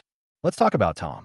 At this time in the box, after 3 rounds of drinks, everyone had almost finished drinking and it was time to end. At this time, Lung Yulin said, let's end the dinner. Let's continue the fun this afternoon. As soon as these words were spoken, they immediately attracted widespread response, and everyone in the private room agreed with them. Afterwards, the drunk people supported each other and left the box. At this time, a male classmate who was a little drunk suddenly grabbed Chen Feng's neck. Chen Feng, I admire you. You're so awesome. Someone as awesome as you want to be a Taoist priest. Are you trying to learn some magic? The man said this with a smile, obviously drunken and talking without thinking. But when Chen Feng heard it, he said seriously, it can't be considered as immortal skills, but martial arts can still be considered. When these words were spoken, the people around them almost fell down laughing. Martial arts. He actually said he learned martial arts? Do you think this is the world of Jin Yong and Gulong's novels? A group of people shook their heads, walked out of the villa amidst laughter, and then got into the car without paying any attention to what Tom and the others said. Instead, Vincent came up to Tom and asked, Mr. Su, are you going? Tom shook his head and said, go ahead. Vincent knew that Tom's purpose of attending the class reunion was to meet Chen Feng. So after hearing Tom's words, he left tactfully. Basie, he calls you Master Su. Are you hiding something from me? At this time, Chen Feng asked, if I told you that my true identity is the son of the world's richest man, would you believe me? Tom said with a smile. I don't believe it. Chen Feng shook his head seriously. Tom was helpless. When I tell the truth, no one believes me. I told you I know martial arts, but you don't believe me? At this time, Chen Feng suddenly said. Hearing this, Tom smiled and shook his head. Of course, his thoughts were the same as those who left. This was not the world of martial arts novels. So where did the martial arts come from? However, Chen Feng said stubbornly, even you, my brother, don't believe me? Fine, just wait and see, I'll show you my skills. After saying that, Chen Feng squatted down and then suddenly jumped up. Ouch! Chen Feng had just jumped 20 centimeters out of the ground when he seemed to have pulled something and fell to the ground. Tom couldn't help laughing and helped Chen Feng up. You're so funny. Are you performing some Qigong tricks? Tom joked. Chen Feng said in extreme embarrassment. Damn, I just drank a little wine. It affected my state. Just watch me, I'll do it again. Chen Feng continued to speak unyieldingly, making a gesture to jump. Tom quickly stepped forward to stop Chen Feng. You think the fall wasn't bad enough? But before Tom reached out his hand to hold Chen Feng down, Chen Feng had already jumped up. This jump left Tom stunned. Chen Feng actually dragged his fat body and jumped more than 3 meters high. Yes, it was indeed more than 3 meters high. Tom had no choice but to look up. The next moment, Chen Feng landed on the ground and looked at Tom's dazed expression. He said with satisfaction, I'll show you another trick. After saying that, he stretched out his palm and slapped the wall next to him. Bang! A palm print several centimeters deep appeared on the wall. Tom wiped his eyes, his face full of disbelief. Oh shit, am I seeing things? This is really martial arts? He originally thought that the martial arts in novels were just fictional, but he didn't expect that they really existed. Basie, I didn't lie to you, did I? Chen Feng showed a proud look. Fuck, Chen Feng, that's awesome. Tom couldn't help but give Chen Feng a thumbs up. Do you want to learn? Chen Feng suddenly asked with a hint of deep meaning. Can I learn? Tom was a little excited. Who wouldn't want to learn such an amazing thing? Then you have to leave the worldly world and become a Taoist priest like me. Chen Feng said with a smile. Then forget it. Tom waved his hands repeatedly. He doesn't want to be a Taoist priest. Besides, martial arts were useful in ancient times, but how useful are they in modern times? No matter how powerful they are, can they be more powerful than thermal weapons? At this time, Chen Feng took out his mobile phone and looked at it. His expression changed, and he said, Basie, I'm going back to the mountains. What's wrong with you? We haven't seen each other for years. Why are you in such a hurry to leave? Tom asked in confusion. I came to this class reunion to ask about you, so I finally begged my master to give me half a day off. If I go back late, it will be over. Chen Feng looked anxious and seemed to be very afraid of his master. All right then. Helpless, Tom had to say. Okay, Basie, this is my phone number. Remember it and call me if you need any help. Chin phone and Tom exchanged phone numbers and left. Then Tom came to his car, and just as he opened the door, his phone rang. When he looked at the number, it was Lily calling. He was surprised, wondering if something had happened to Lily again. The next moment, he answered the phone, but the voice coming from the phone was not Lily S. "You stinking loser, Lily is in my hands now. If you don't want anything to happen to her, come meet me at the gate of Jianghai number 1 middle school." Hearing this, Tom hung up the phone immediately. Something really happened to Lily, and he had already recognized whose voice it was. It was Lu Hui, who was taught a lesson by her yesterday. At this moment, Tom exuded an extremely cold aura, which seemed to make the air around him drop a little. "I had already spared you yesterday, but now you still don't know what's good for you, so don't blame me for being ruthless." Chapter 82, Xie Xiaoyan's Interference.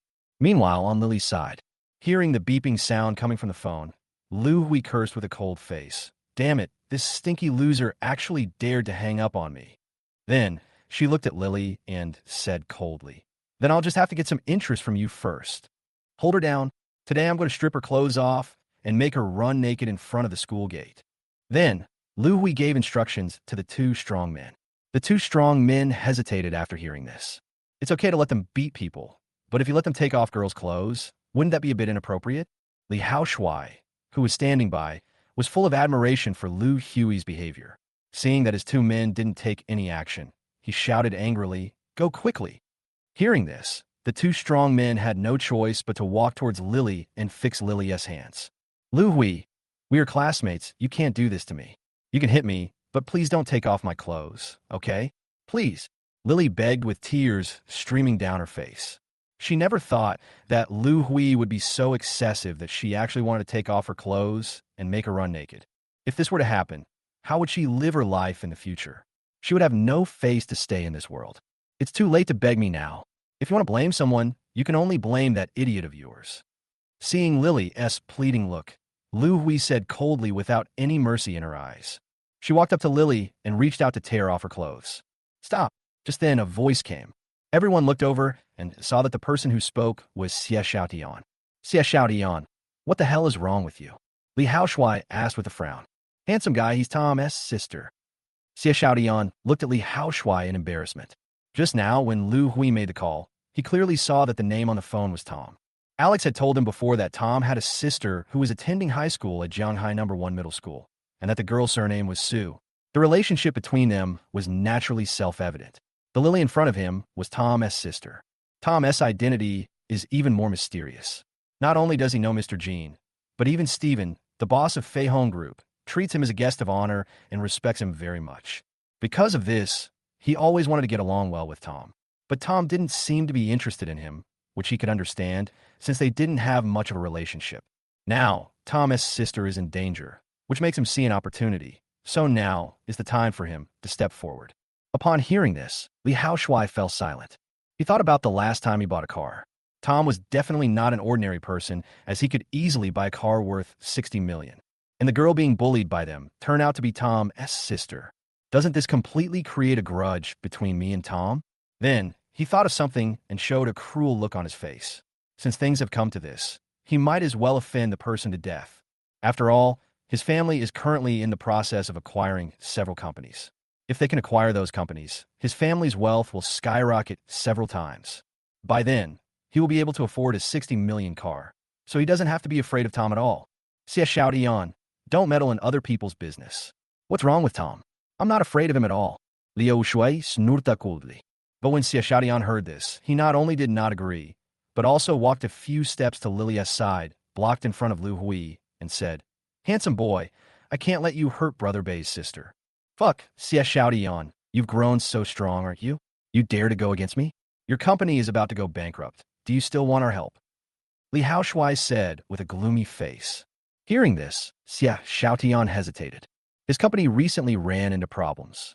For some reason, all suppliers stopped supplying materials to his company during this period, causing the company to be unable to operate at all and the capital chain to be directly broken. Unfortunately, the bank, as if it had discussed it with him, began to demand payment from him and gave him a deadline. This series of circumstances led to his company being on the verge of bankruptcy. And the reason he was with Li Haoshuai today was because he wanted to ask Li Haoshuai's family to help his company. However, Li Haoshui had been vague and could not confirm it. Tom more than Li Haoshui. He felt that as long as he helped Tom's sister, Tom would definitely remember the favor and help him. Thinking of this, Xie Xiaotian gritted his teeth, his face showing a firm look, and said, "Handsome boy, I am standing here today and I will definitely not let you hurt her." Seeing this scene, Lily's eyes were full of strange colors, as if she saw hope. "Okay, Xie Xiaotian, you asked for this. If you dare to stand in my way, I'll beat you too. Come on," Li Haoshui said coldly with a gloomy face. Hearing this, the two strong men came directly to Xie Xiaotian and started punching and kicking him. Xie Xiaotian wanted to resist, but facing two big men, they were not on the same level at all, and he had no power to resist at all. Soon, Xie Xiaotian fell to the ground, and the two strong men stopped. "Hold her down." Seeing that no one was stopping her, Lu Hui gave another order and was about to strip Lily's clothes off. But at this moment, Xie Xiaotian didn't know where he got the strength from and stood up from the ground shakily. He spat fiercely, his saliva stained with blood, and said with difficulty, "I won't let you hurt her." Seeing this scene, Lily felt not only shocked but also a little touched. "I don't know why this stranger would help me like this. Even though he was injured, he still stood in front of me." Even Li Haoshui was a little shocked. When did Xie Xiaotian become so tough? Then, he snorted coldly and said, "It seems that you are determined to go against me, right? Fight me." Lily down again, came to Xie Xiaotian and started punching and kicking him again. This time, the blows were much heavier than last time. Without any suspense, Xie Xiaotian was knocked down again. The two big men stopped and walked towards Lily, but just after taking a step, one of them felt one of his feet being grabbed, and he could not move forward at all. The big man turned around and saw Xie Xiaotian lying on the ground, reaching out a hand and grabbing his ankle. "Grass!" The big man was immediately enraged and kicked Xie Xiaotian. With this kick, Xie Xiaotian would definitely be seriously injured and would have to stay in the hospital for at least a few months. But just when his foot was about to kick Xie Xiaotian, a black shadow rushed over at lightning speed. Bang! The big man flew backwards. Chapter 83, I Won't Allow Anyone to Bully You. Everyone was stunned and looked towards the figure. The person who came was Tom. At this moment, there was no expression on Tom's face, and others could not tell whether Tom was happy or sad. But it is precisely because of this that people can feel Tom's terror even more. Seeing Tom coming, Lily was filled with joy, but at the same time, she was filled with worry. After all, there were several people on the opposite side. Seeing this, Xie Xiaotian finally breathed a sigh of relief. At this time, Tom walked over to Xie Xiaotian, helped him up, and asked in a complicated tone, "Are you okay?" Tom saw clearly the scene where Xie Xiaotian tried his best to shield Lily behind him.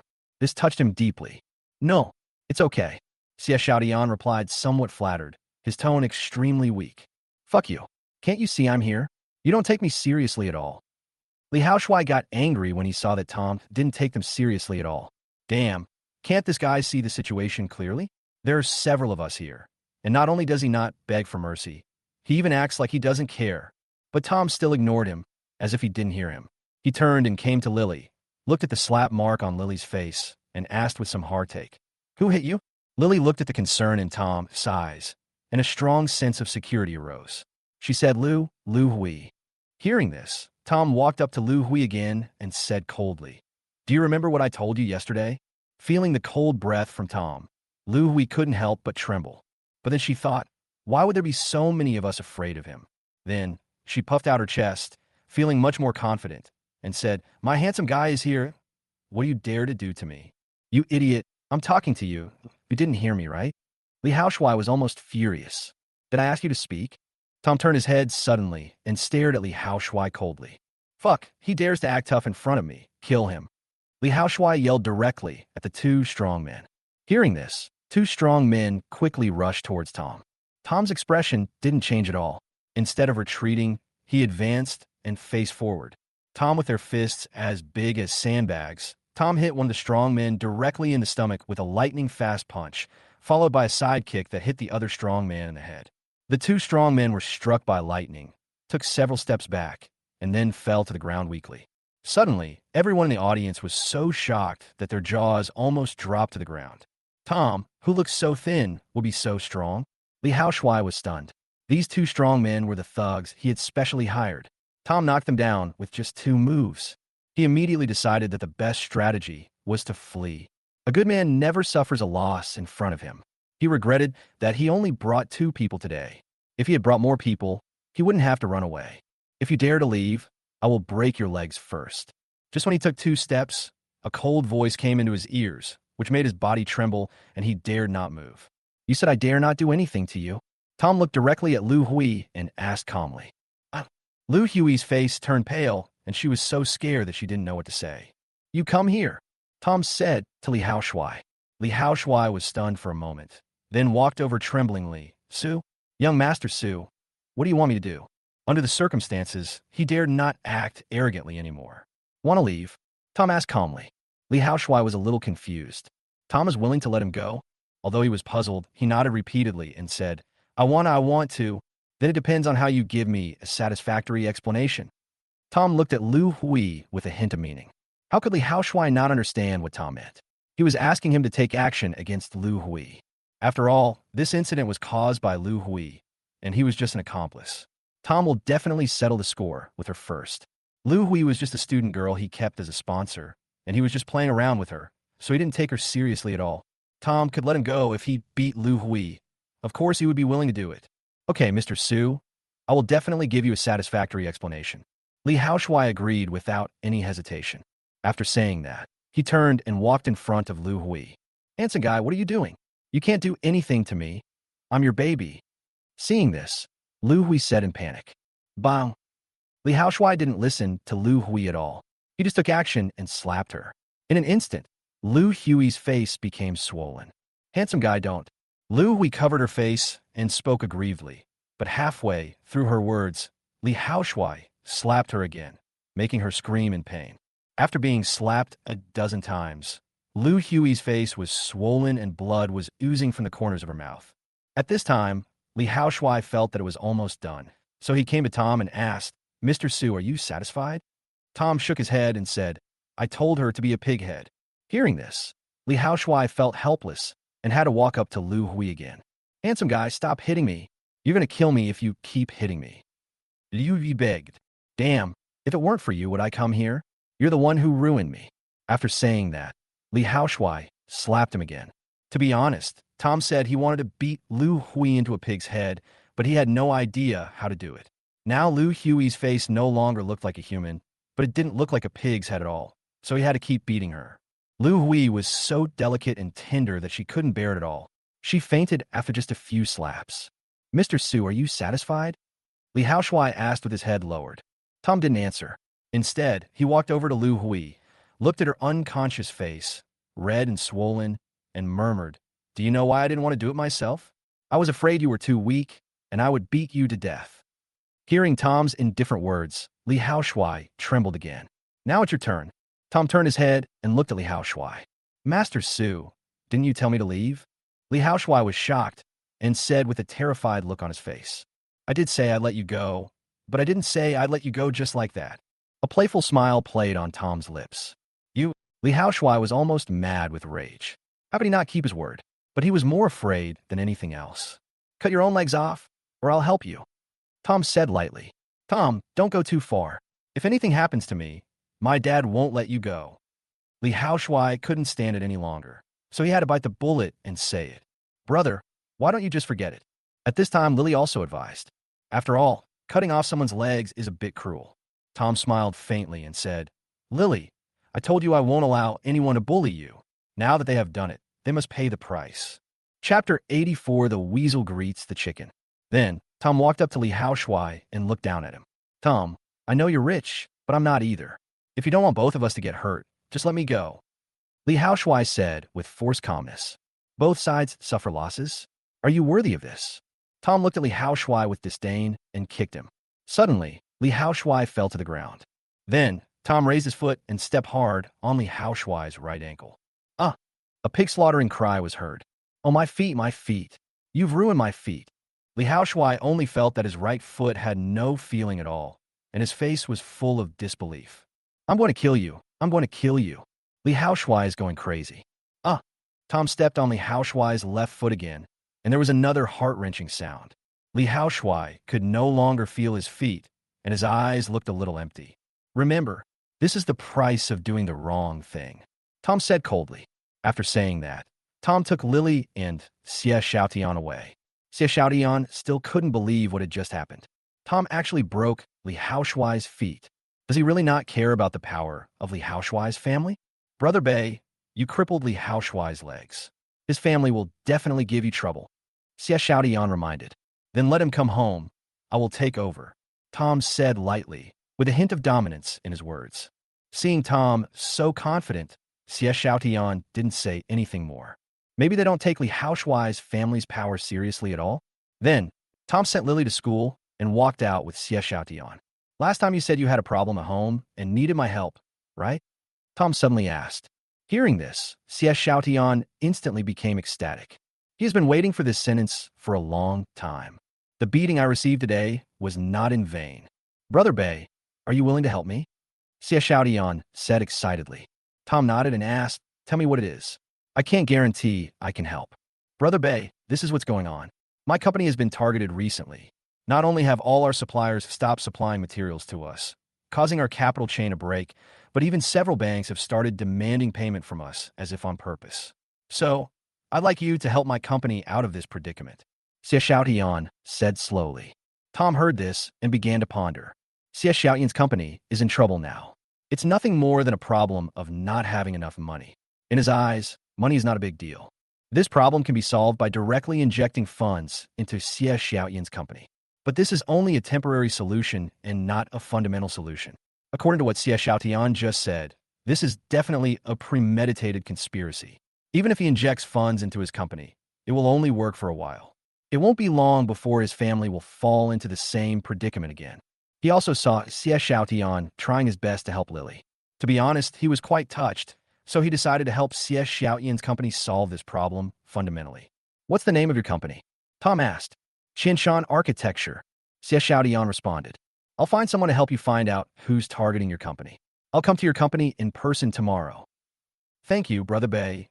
Xie Xiaotian thanked him repeatedly and was very happy. In the evening, Tom took out a business card and dialed the number on it. This was the business card Lu Hong gave him when he withdrew money from the bank. As the manager of Huachi Bank, Lu Hong naturally has connections with banks in Shanghai City. If you want to find out who is instigating the bank to collect the debt, just ask Lu Hong to help find out. After making this call, Tom called Lucas again. As the general manager of Hongding Entertainment, Lucas has dealt with many companies in Shanghai, so it is most appropriate to let Lucas inquire about the supplier's affairs. The next day, Lucas and Lu Hong were indeed very efficient and reported their investigation results to Tom early in the morning. It turns out that the bank and those suppliers are all driven by the same company, which is called Mingda Construction. Its boss is Li Mingda. What surprised Tom the most is that Li Mingda is actually Li Haoshuai's father. Li Mingda not only made things difficult for Qianshan Construction Company, but also for several other construction companies. Tom easily figured out the key, which was to disrupt the supply chains of these companies through pressure from suppliers and banks, and then acquire them at low prices. This is Li Mingda's strategy. He wants to take over several construction companies at once. Li Mingda has a really big appetite. Tom couldn't help but admire Li Mingda. Tom met Xie Xiaotian when buying a car. Xie Xiaotian said that Li Haoshuai's company was a partner of his company. He even didn't let his own partners go. It really is true that there is no such thing as a man without ruthlessness. It seems that the saying that the business world is like a battlefield is indeed true. Then, Tom went out and went directly to Qianshan Building. Arriving at the entrance of Qianshan Building, Tom called Xie Xiaotian. In front of Tom, panting, and it was obvious that he attached great importance to Tom. Mr. Su, I'll take you to my dad's office. Let's talk there. Good. Tom nodded. A few minutes later, Xie Xiaotian brought Tom to Xie Qianshan's office. Master Su, you are here. When Xie Qianshan saw Tom come in, he quickly stood up and spoke respectfully. This attitude is completely different from the last time I saw Tom. Tom didn't care about Xie Qianshan's change of attitude at all, because he and Xie Qianshan were not the same kind of people at all. If Xie Xiaotian hadn't saved Lily this time, he probably wouldn't have met Xie Qianshan at all. He knew that Xie Qianshan's current attitude towards him was all due to the change in his identity. If he were still the poor boy he used to be, it would be strange if Xie Qianshan would even look at him straight in the eye. Tom didn't want to waste any more time and went straight to the point. Mr. Xie, the person who messed with you this time is... But just as he was halfway through his words, a figure walked in from outside the door and said, "Old Xie." This is a middle-aged man, about 50 years old. "Li Mingda, what are you doing here?" Seeing the person coming, Xie Qianshan frowned and asked. Because his company had problems, he asked his business partner Li Mingda for help many times, but Li Mingda kept making excuses, which made him very unhappy. Hearing Xie Qianshan's address to this person, a barely perceptible smile appeared on Tom's face. This is like a weasel greeting a chicken. There is definitely no good intention. "Old Xie, I'm not happy with your attitude. I'm here to help your company." Li Mingda looked very dissatisfied. "What? Help my company? Could it be that Li Mingda has changed his mind?" "Real." Xie Qianshan's brows gradually relaxed, and he asked, "Tapte buitantasing Li Mingda's kuning." "Certainly," Li Mingda said with a smile, then took out a document from his arms and placed it on the desk. "Company acquisition letter." Xie Qianshan picked up the document and took a look, then exclaimed, "Li Mingda, is this how you help me?" "What do you mean?" Xie Qianshan roared excitedly. "Hey, old Xie, why are you so excited? Your company is about to go bankrupt. Why not sell it to me and recover some of the losses? Isn't that helping you?" Li Mingda was not surprised, as if he had anticipated Xie Qianshan's reaction, and said with a smile, "Li Mingda, you're kicking me when I'm down. Kicking me when I'm down." Xie Qianshan almost roared. Qianshan Building is the result of his life's work. If he wanted to sell it, he would have sold it long ago and would not have waited until now. It is precisely because he has feelings for Qianshan architecture that he will live and die with it. When Qianshan Construction encountered difficulties, Li Mingda not only did not help, but also wanted to buy out his hard work. Isn't this just adding insult to injury? Xie Qianshan, don't be ungrateful. If you don't sell it now, you won't get a penny when your company goes bankrupt." Li Mingda said with a gloomy face. Snap, snap, snap, snap. At this moment, a slow and heavy applause rang out. Several people looked in the direction of the applause in surprise. "Why are you clapping?" Li Mingda asked with a frown. "I think some people are incredibly shameless. On the one hand, they're encouraging suppliers not to supply Qianshan Construction and having banks demand repayment from Qianshan Construction. On the other hand, they're shamelessly acquiring Qianshan Construction under the guise of helping." "Mr. Li, you pulled that off beautifully," Tom said with a playful smile. The three of them were stunned when they heard this.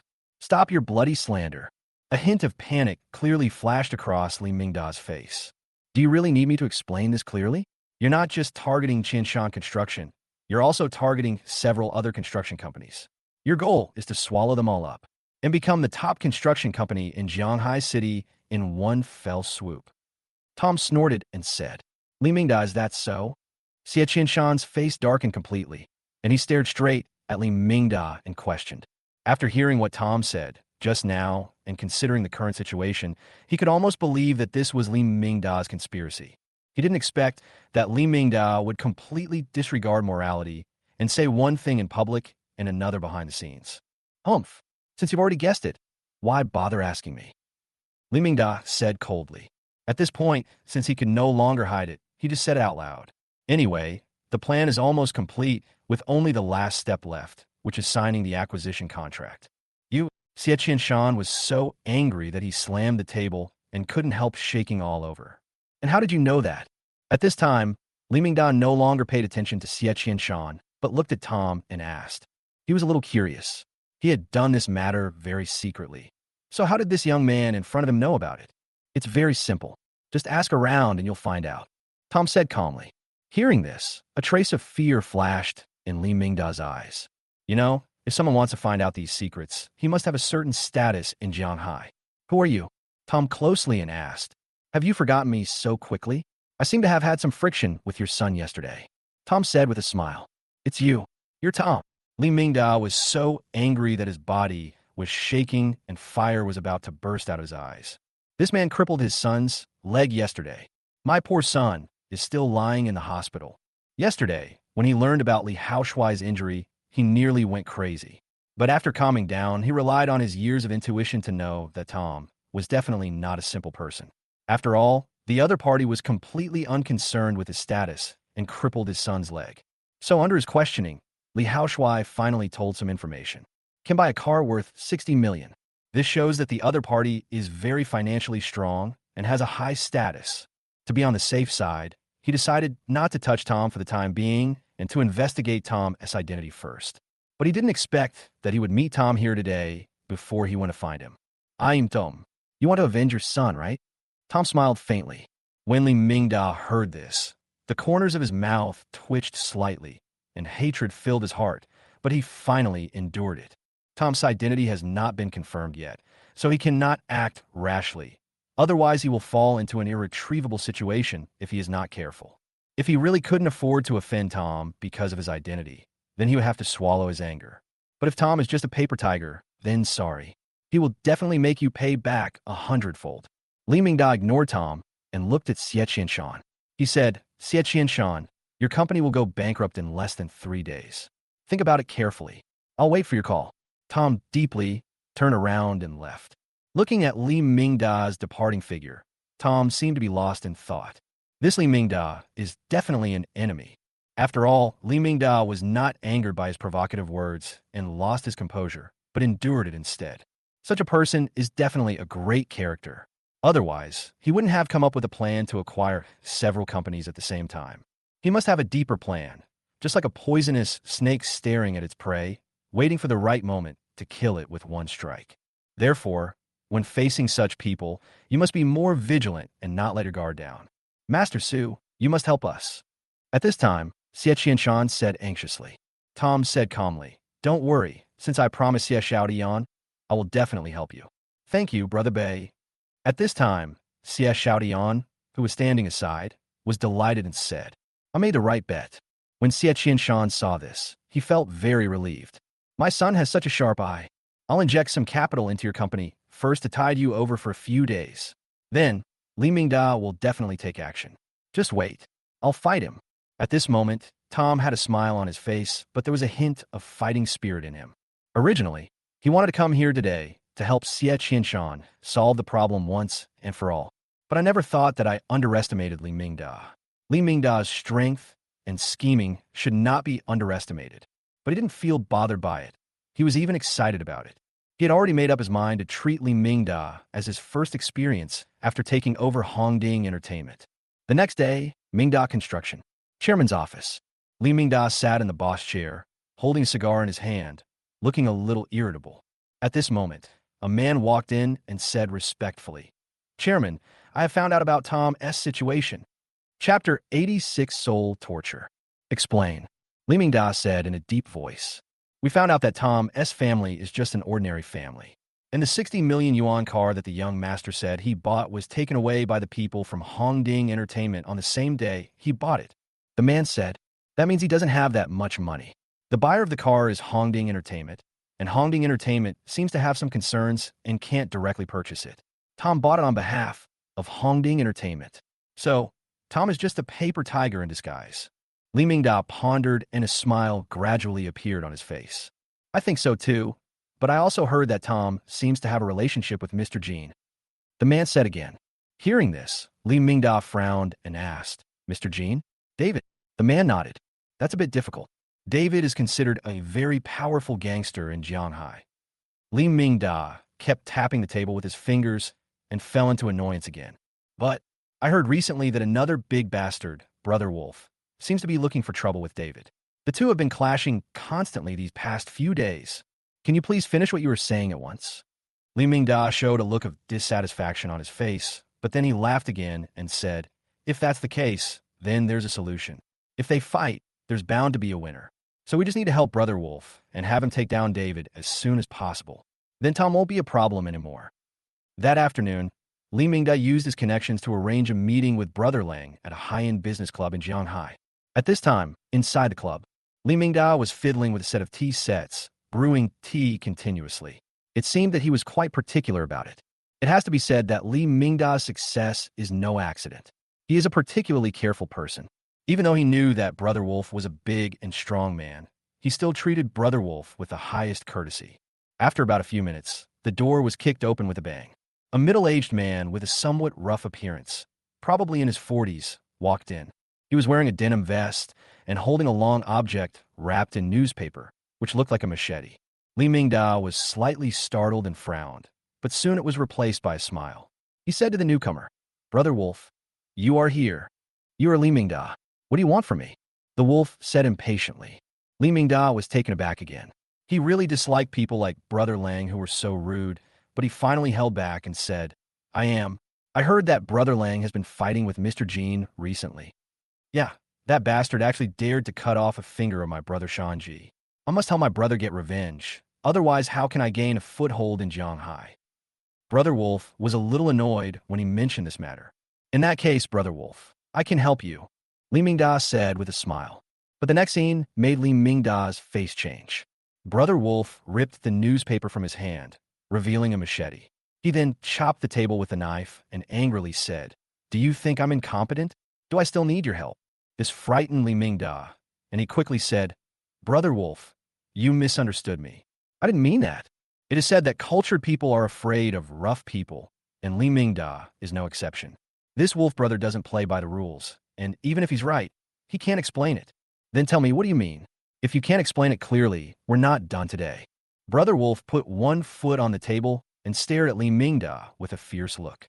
Brother Wolf, I have no doubt about your strength, but I think you still need some financial support, and I can provide you with the money. After saying that, Li Mingda took out a box that had been prepared long ago from under the table, opened it, and found it was full of money. He knew that although Wolf Brother was equally matched with David in the gangster world, David had a legitimate business on the surface, so he was not short of money at all. If the two of them start fighting, money will definitely become Brother Wolf's weak point. After all, the rich side can buy more advanced weapons and give more rewards to their subordinates to boost morale. When Brother Wolf saw the money, his eyes widened. He immediately took the box and said with a smile, Okay, I won't be polite then. After saying that, Brother Wolf didn't even ask Li Mingda why he helped him and just left with the money. Looking at Brother Wolf's departing figure, a trace of disdain gradually appeared on Li Mingda's face. People like Brother Wolf are simple-minded, and it is very easy to take advantage of him. 3 days later. Today is Lily's day off again. Tom called Lily and said he would pick her up, but Lily directly refused him, saying that she had to go home with her friends and didn't need to be picked up. Tom respected his sister's opinion and did not go. He went straight home after work. After staying at home for a while, Tom was bored and looked at the scenery outside the window. As I was looking, I suddenly caught a glimpse of two figures downstairs. A man and a woman. They looked familiar. Tom looked more carefully and found that it was Lily and Xie Xiaotian. It seems that the two of them are quite close, talking and laughing. Is Xie Xiaotian the friend his sister mentioned? Oh shit, are they in love? No, I have to ask clearly. Xie Xiaotian is so ambitious that he actually dares to attack his own sister? Watching Xie Xiaotian and Lily separate and seeing Lily go upstairs, Tom quickly took out his phone and called Xie Xiaotian. Hey, Brother Bay, what's wrong?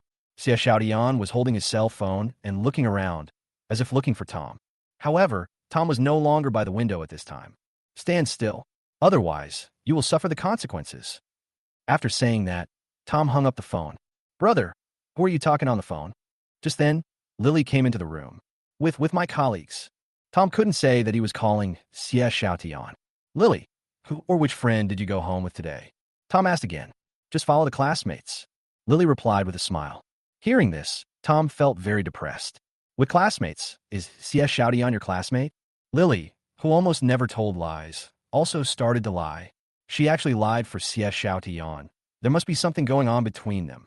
Thinking of this, Tom walked out of the house angrily. Brother, where are you going? Go get the express. Tom came downstairs and saw that Xie Xiaotian was standing there obediently, without moving. Xie Xiaotian, come here. Tom walked to a blind spot that couldn't be seen from the upstairs, for fear that Lily would see him. Hearing this, Xie Xiaotian walked over obediently. Tell me, what's going on between you and Lily? Why did you go home with her? Tom stared straight at Xie Xiaotian and spoke seriously, as if he was interrogating his soul. Chapter 87, Mr. Jin's Trouble. Brother Bay, I was worried that Sister Lily might be in danger, so I escorted her back. You won't blame me, right? Xie Xiaotian said hesitantly. Of course I don't blame you. Tom looked straight at Xie Xiaotian. His cold eyes seemed to penetrate his soul, making him shudder. But I warn you, don't have any ideas about my sister. She's only 18 years old and still in high school. How could Xie Xiaotian's little tricks be hidden from his eyes? So he warned him immediately. Xie Xiaotian was stunned when he heard this, and muttered to himself, Isn't 18 years old an adult? Even though he felt very aggrieved, he still said timidly, "Brother Bay, don't worry. Sister Lily and I are just brother and sister. I definitely don't have any other thoughts." As he spoke, Xie Xiaotian raised his hand and swore. "No, that's the best." Tom glared at Xie Xiaotian and asked, "Has there been any movement from Li Mingda in the past 2 days?" "Brother Bay, we've been keeping a close eye on him, but there hasn't been any movement from Li Mingda in the past 2 days." Xie Xiaotian answered truthfully. Tom was puzzled when he heard this and murmured, "That shouldn't be the case." He absolutely did not believe that Li Mingda was the kind of person who could be magnanimous. Besides, Li Mingda's son had been crippled by him, so how could he not fight back? Then there's only one possibility. Li Mingda is still waiting for an opportunity to kill him with one blow. Therefore, the further you get, the more you cannot let your guard down. Send more people to inquire about it. Don't let your guard down. If anything happens, notify me immediately." Tom said seriously. "Okay, Bazabai." Xie Xiaotian nodded seriously. The next day, Tom walked out the door. He heard a voice beside him. "Bazabai, Bazabai." Tom looked in the direction of the voice and saw the person who was talking. It was Scar Brother. "Why are you here?" Tom said with a frown. "Brother Bay, I really have no other choice. I want you to help me." Scar Brother said with a bitter face. "What happened?" "Mr. Jean has been in big trouble recently, but he hasn't had the nerve to look for you. But us subordinates are worried, so we came to you without permission. Take me to see Mr. Jean." Looking at Scar's sad face, Tom knew that David must be in big trouble. "Also, if you have any problems in the future, call me and don't hang around my house." Tom added. He didn't want his parents to see him hanging out with hooligans like Scar Brother. His adoptive mother might start to worry about him again. Okay, Brother Bay, I won't do that again. I'll take you to see Master Jean right now," Scar Brother said excitedly after hearing this. 20 minutes later, Scar brought Tom to David's office. When Mr. Jean saw Tom suddenly appear, he was filled with surprise. "Mr. Su, you are so honored to come. I wonder what brings you here this time?" David asked. "I heard you were in trouble and needed help." Tom replied. "How did Mr. Su know that I was in trouble?" David looked at Scar Brother suspiciously, but Scar Brother had a guilty look on his face and didn't dare to meet his gaze.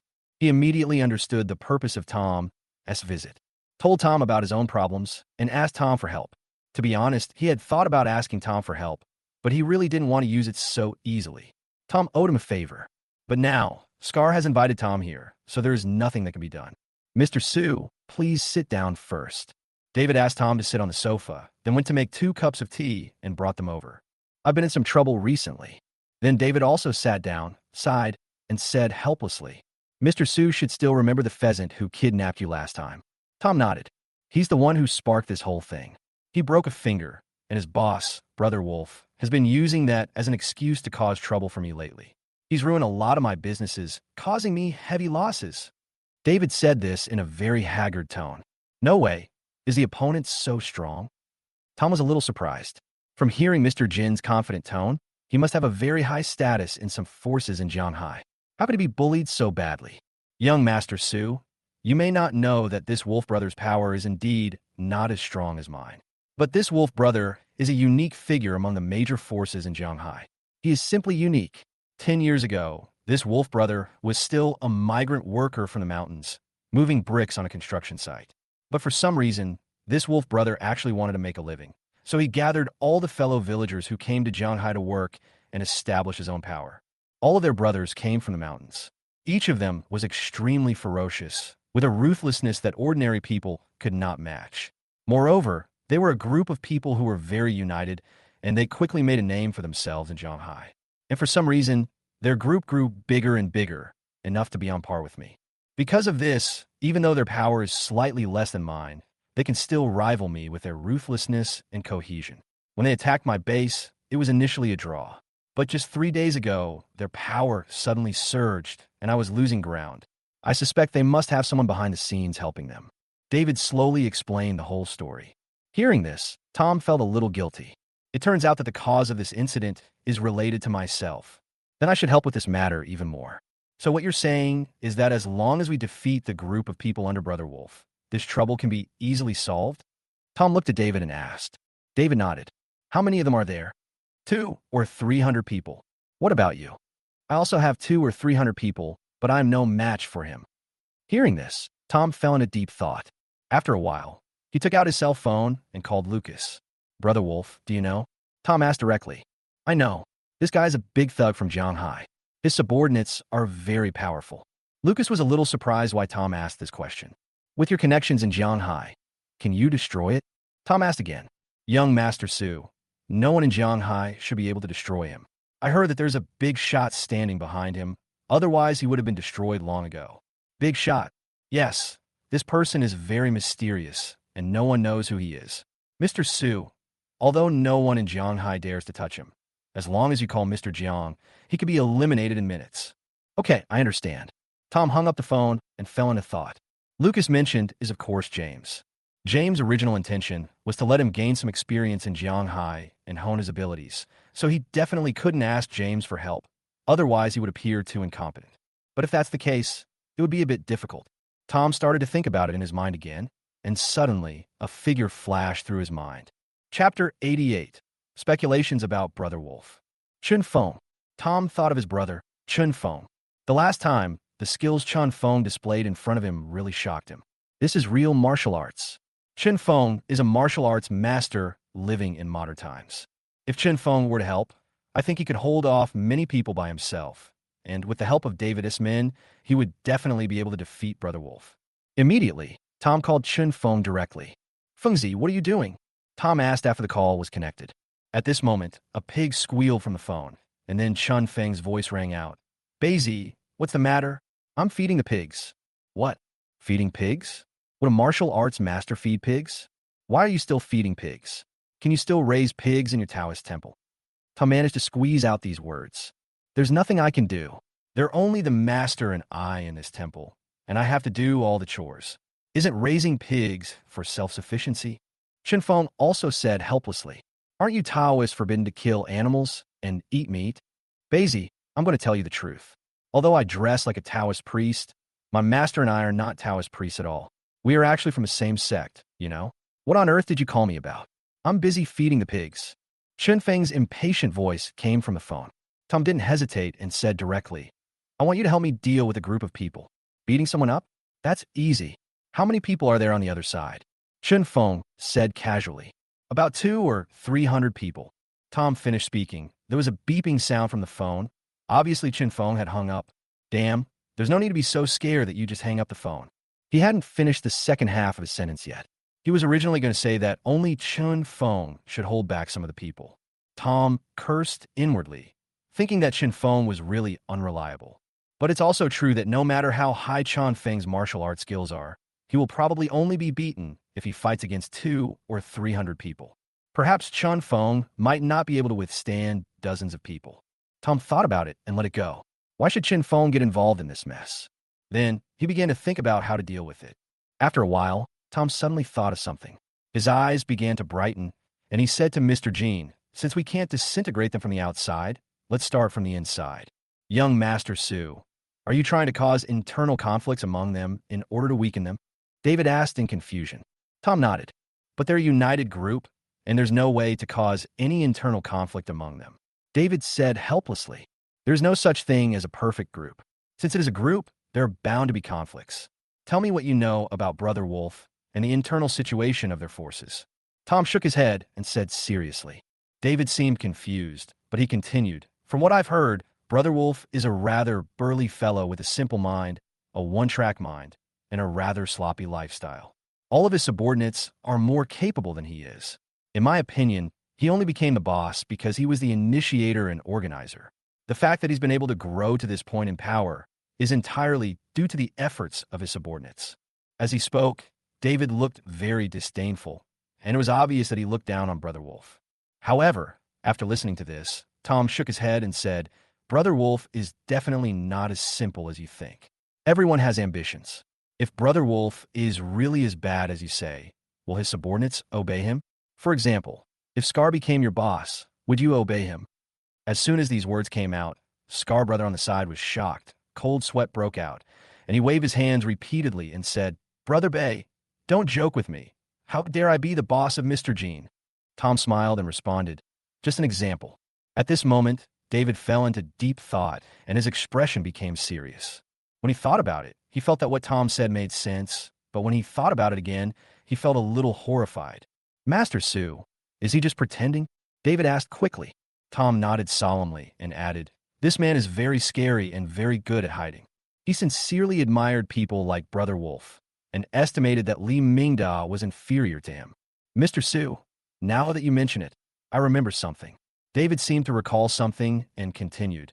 His subordinate Shanji was once the top thug for another boss. He was strong, loyal, and righteous. But during a fight between Brother Wolf and his boss, Shanji defected and followed Brother Wolf, which led to the boss being directly eliminated by Brother Wolf. Originally, the outside world was suspicious of Brother Wolf's tricks, but thinking that Brother Wolf's big body couldn't possibly have any tricks, they all thought that Shanji had changed his nature because of the benefits. But now it seems that it might really be Brother Wolf's tricks. Master Su, you saw Shanji's broken finger that day. He is definitely a man. Tom nodded and said, then let's use Shanji as a breakthrough point and find out his family situation first. After all, if Brother Wolf wants to use some means, he will definitely start with Shanji's family or friends. David immediately arranged for someone to investigate. It was at this time that Tom's phone rang. Tom looked and saw that it was a call from Chen Feng. After the call was connected, Chen Feng's voice rang out. Hello, Basie, the signal was not good in the mountains just now. I have finished feeding the pigs now.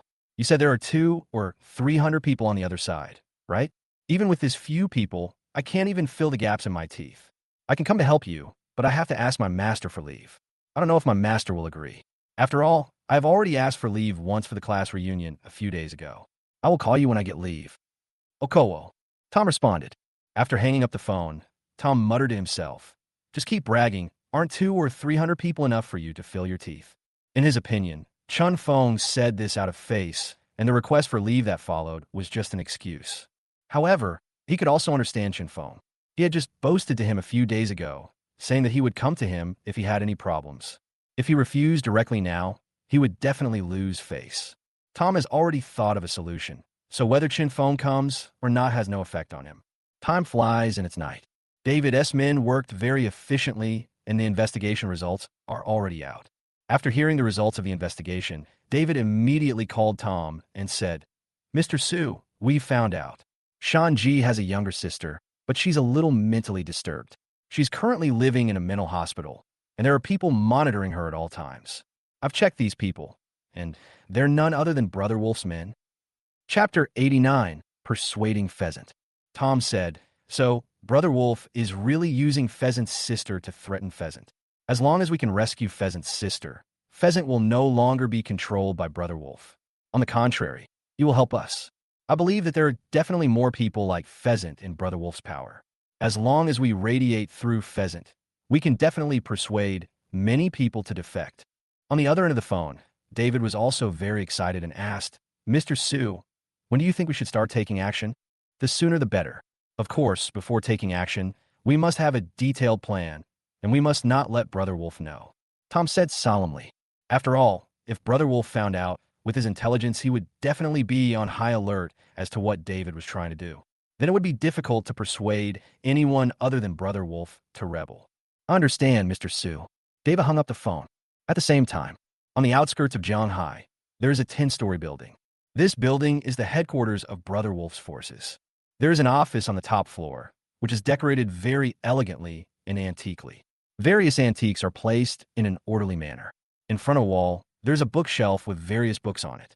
At this time, Brother Wolf was sitting on the armchair in the office, flipping through a book with the 4 big words, The Art of War, written on it.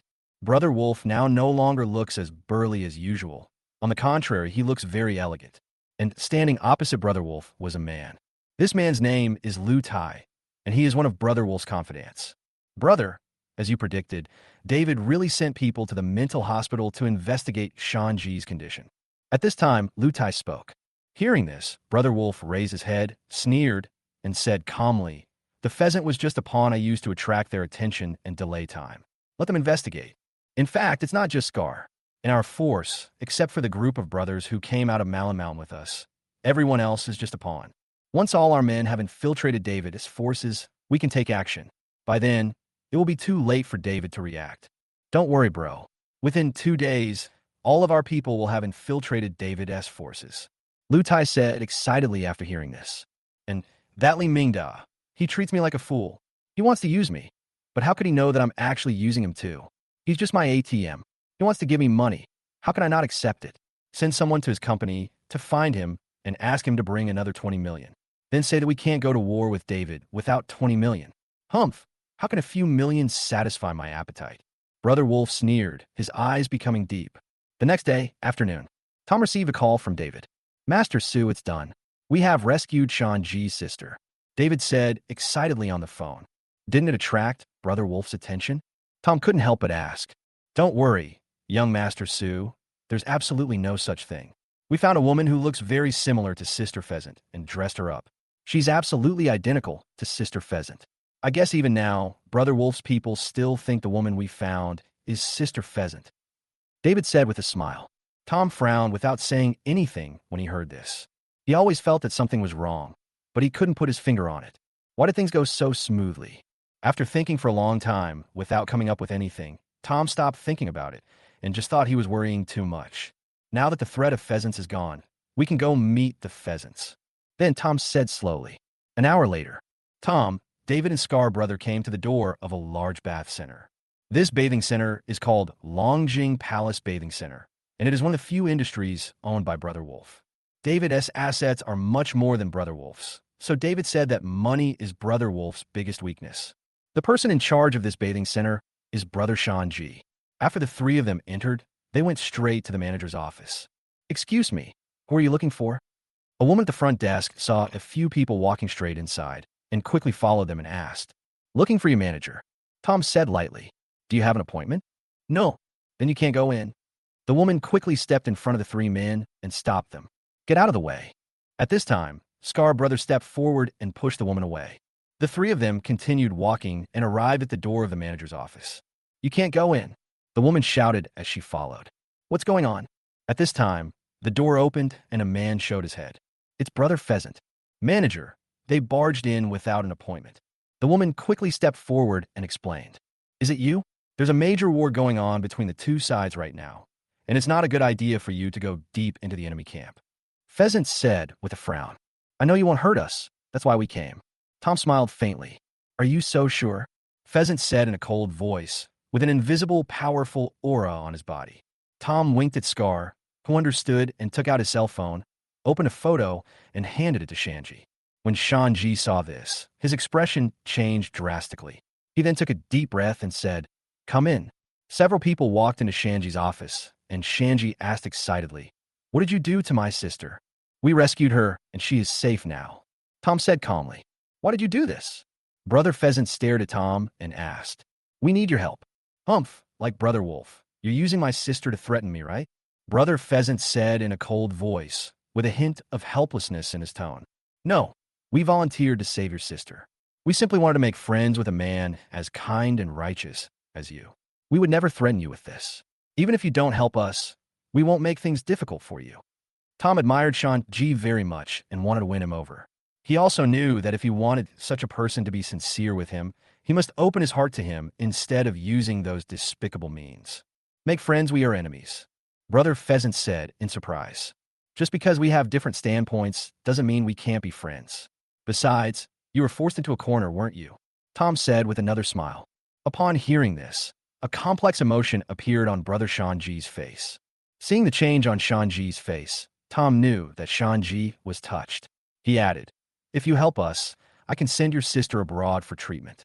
I've found out that mental disorders caused by this kind of stress can actually be recovered. Chapter 90 Meeting. I promise. As soon as Tom finished speaking, Brother Pheasant spoke directly without any hesitation. As long as you can do this, my life will be yours. At this time, Shanji knelt directly on the ground and said with his hands clasped. Tom quickly helped Shanji up and said, Tom, keep my word. From now on, you are my brother. Tom looked at the pheasant and said seriously. He respected Shanji, a man of loyalty and righteousness, and would not look down on him just because of his humble origin. Hearing this, Pheasant's eyes turned red and he said, What do you need me to do? I've always suspected that Brother Wolf is not as simple as he appears to be. What happened with your sister has only confirmed my suspicions. There must be people like you within Brother Wolf's faction, right? That's right. Brother Wolf is not only not what the outside world sees him to be, but his methods are also extremely ruthless. In addition to his group of brothers who came out of the mountains, there are also several extremely capable people who were coerced and induced by Brother Wolf to join his forces. If I want to incite them to rebellion, can you help me convince them? Tom followed up with another question. It's hard to say. Some are driven by profit. As long as the profit you offer is higher than Brother Wolf's, you can almost certainly succeed. But if it's like me, with leverage in his hands, it's very difficult. Pheasant replied, Can you help me contact them? Let me meet with them. I can still do this. Okay, then, you can help me arrange an appointment with them at a place tomorrow, and I'll talk to them. Tom thought about it and said, At night, in the 10-story headquarters of Wolf Brothers' forces, Lu Tai walked into the office. Brother, our people have completely infiltrated David's forces. Also, we received news from Zhang Kuang today that Shanji has contacted him and more than 10 other people and asked them to meet with David and a man named Tom tomorrow. Lu Tai reported respectfully. Who is Tom? Brother Wolf asked with a frown. The sudden appearance of an unfamiliar name caught his attention. He does not allow any variables and does not fight unprepared battles. Brother, I've checked. Tom is David's friend. He's currently the general manager of a company, but he doesn't have much power. Lu Tai said with a smile that he knew Brother Wolf's habits very well. So after knowing Tom, he went to check. No, if he didn't have any strength, David definitely wouldn't have asked him to join. Brother Wolf did not agree with Lu Tai's words, but frowned even deeper. Just then, Brother Wolf's phone rang. Brother Wolf looked at the phone number, smiled, and said, Li Mingda is here to question me. Then he answered the phone and said, Mr. Li, it's so late. What's the matter with you calling? You took over 20 million from me. Why haven't you taken any action yet? Li Mingda asked coldly on the phone. You're talking about this matter. Haven't we used up all the money? Without money, the efficiency will definitely be slow. How about this, Mr. Li? You transfer another 20 million to me, and David's power will definitely disappear tomorrow. Brother Wolf said this in a completely gangster tone. Hearing this, Li Mingda on the other end of the phone almost dropped it. You've already asked for more than 20 million, and you still want another 20 million? This is 20 million, not 200,000. 2 million is a small amount. Although he can take it out, it also hurts. He originally thought that a few million could solve the problem, but he didn't expect that this Wolf brother was a complete gangster and completely unreasonable. It was too late for him to regret now. He had already given away 20 million and could not give up halfway. If you promise me you can do it tomorrow, I'll transfer the money to you right away. Li Mingda said with gritted teeth. In order to avenge his son and for his own grand plan, he endured it. Hearing this, there was a hint of surprise on Brother Wolf's face. Agreeing to such a request? What exactly is Li Mingda's purpose? He felt inexplicably curious. Then he said, Mr. Li, I will definitely promise. But I want to ask, why do you want David to fall so much? Because someone killed my son, but David has a good relationship with him. If I want to touch him, I have to be careful with David. Do you understand? Li Mingda said unhappily. At this point, he just said it directly. Then I understand. Mr. Li, as long as you pay, you will definitely get what you want tomorrow. After saying that, Brother Wolf hung up the phone and smiled. At this moment, all the doubts in his heart were cleared up. Li Mingda wanted to take action against Tom, but he was afraid of David, who was behind Tom. He went to war with David, and Li Mingda helped him in order to bring David down so that he could move against Tom. Tom is friends with David. If David falls and Li Mingda attacks him, he will be in danger, so he has to help David. This relationship is completely a triangular one. From this, it can be seen that Tom is indeed a boy with no background. The reason why he could be with David is simply because he and David are in the same boat. Thinking of this, Brother Wolf's smile deepened. He said to Lu Tai, Let's act tomorrow. We have to strike when they think their plan has succeeded. From hope to disappointment, and then to despair. That's what makes it interesting. The next day, Tom, David, and Scar Brother came to a very secret club. At this time, Brother Pheasant was already waiting at the door. Seeing Tom and others arrive, he took them to a meeting room. At this time, the conference room was already full of people, about 10 in total. Everyone, I believe you know why I'm here. Tom spoke first. I know. As long as you can meet our requirements, I can help you. You should know that we were all coerced and bribed by Brother Wolf. At this time, a man with a somewhat feminine appearance spoke. Zhang Kuang is right. Now let's negotiate terms. I don't have any leverage over Brother Wolf. I only followed him because of the benefits he promised me. As long as the benefits you offer are higher than what Brother Wolf offers, I'll help you. Another sturdy man who looked a bit fierce said, Okay, Then let's negotiate terms, Tom said without hesitation. In the following time, Tom negotiated terms with them one by one. In the end, out of more than 10 people, 2 or 3 did not agree because Brother Wolf had the evidence in his hands and he could not help at all, but the rest agreed. Tom is very satisfied with the help of these people, and his chances of winning have increased a lot. Just then, David suddenly received a call. After hanging up the phone, David's face turned pale, and he said to Tom in a somewhat lost voice, "Mr. Su, all my places and companies have fallen." Chapter 91, Chun Feng's Shining Appearance. What? All of them have fallen? Tom was also suddenly startled. My brothers just called me and told me that we have a huge problem internally. We have been completely infiltrated by the enemy, so my territory fell almost instantly. David's legs went weak, and he sat down on the stool. At this moment, Tom had a sudden epiphany. He felt that he had always been led by Brother Wolf, and that Brother Wolf had anticipated all of this. No wonder he always felt that everything was going so smoothly. Brother Wolf must have known for a long time that they were going to rescue Pheasant's sister, but the other party simply ignored them. Instead, he used their attention to focus on Brother Pheasant's sister instead of on his own forces, so it was easy for their people to infiltrate. Tom felt a little bitter. It seemed that he was still a little stunned. But at this moment, Tom suddenly thought of something and said, "We haven't lost yet.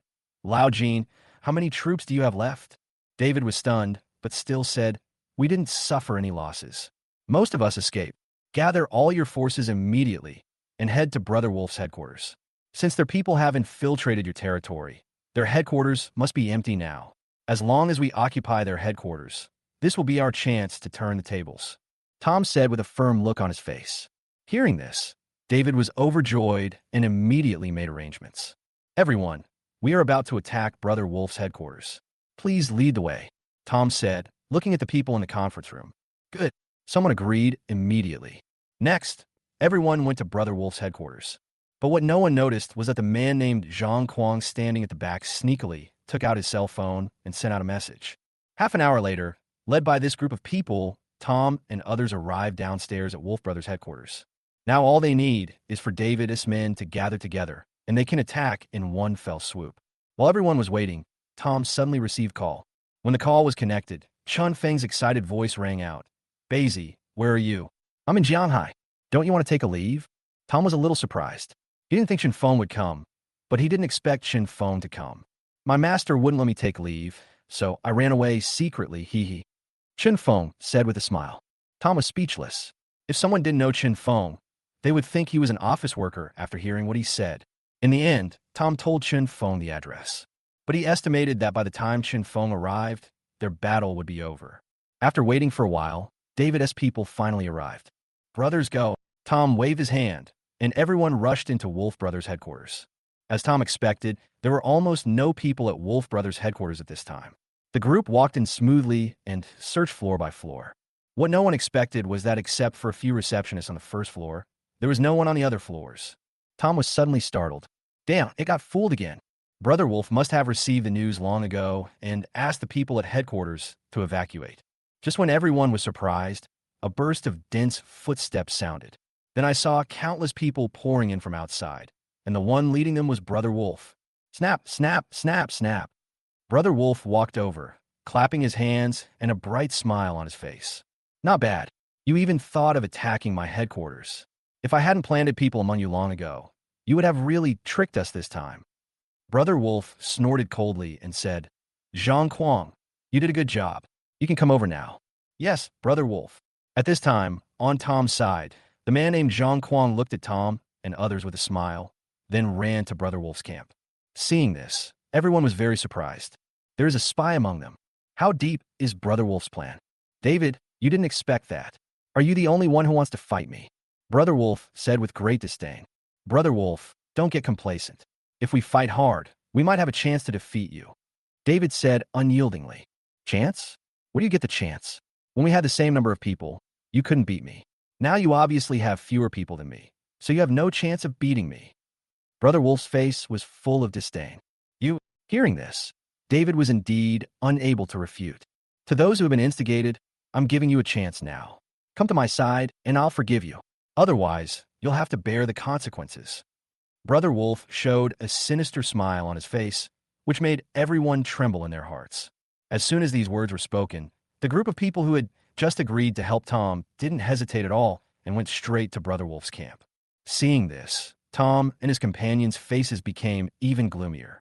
Their chances of winning were slim to none. Brother Wolf took a look at the dozen or so people who had just walked over and felt very disdainful in his heart.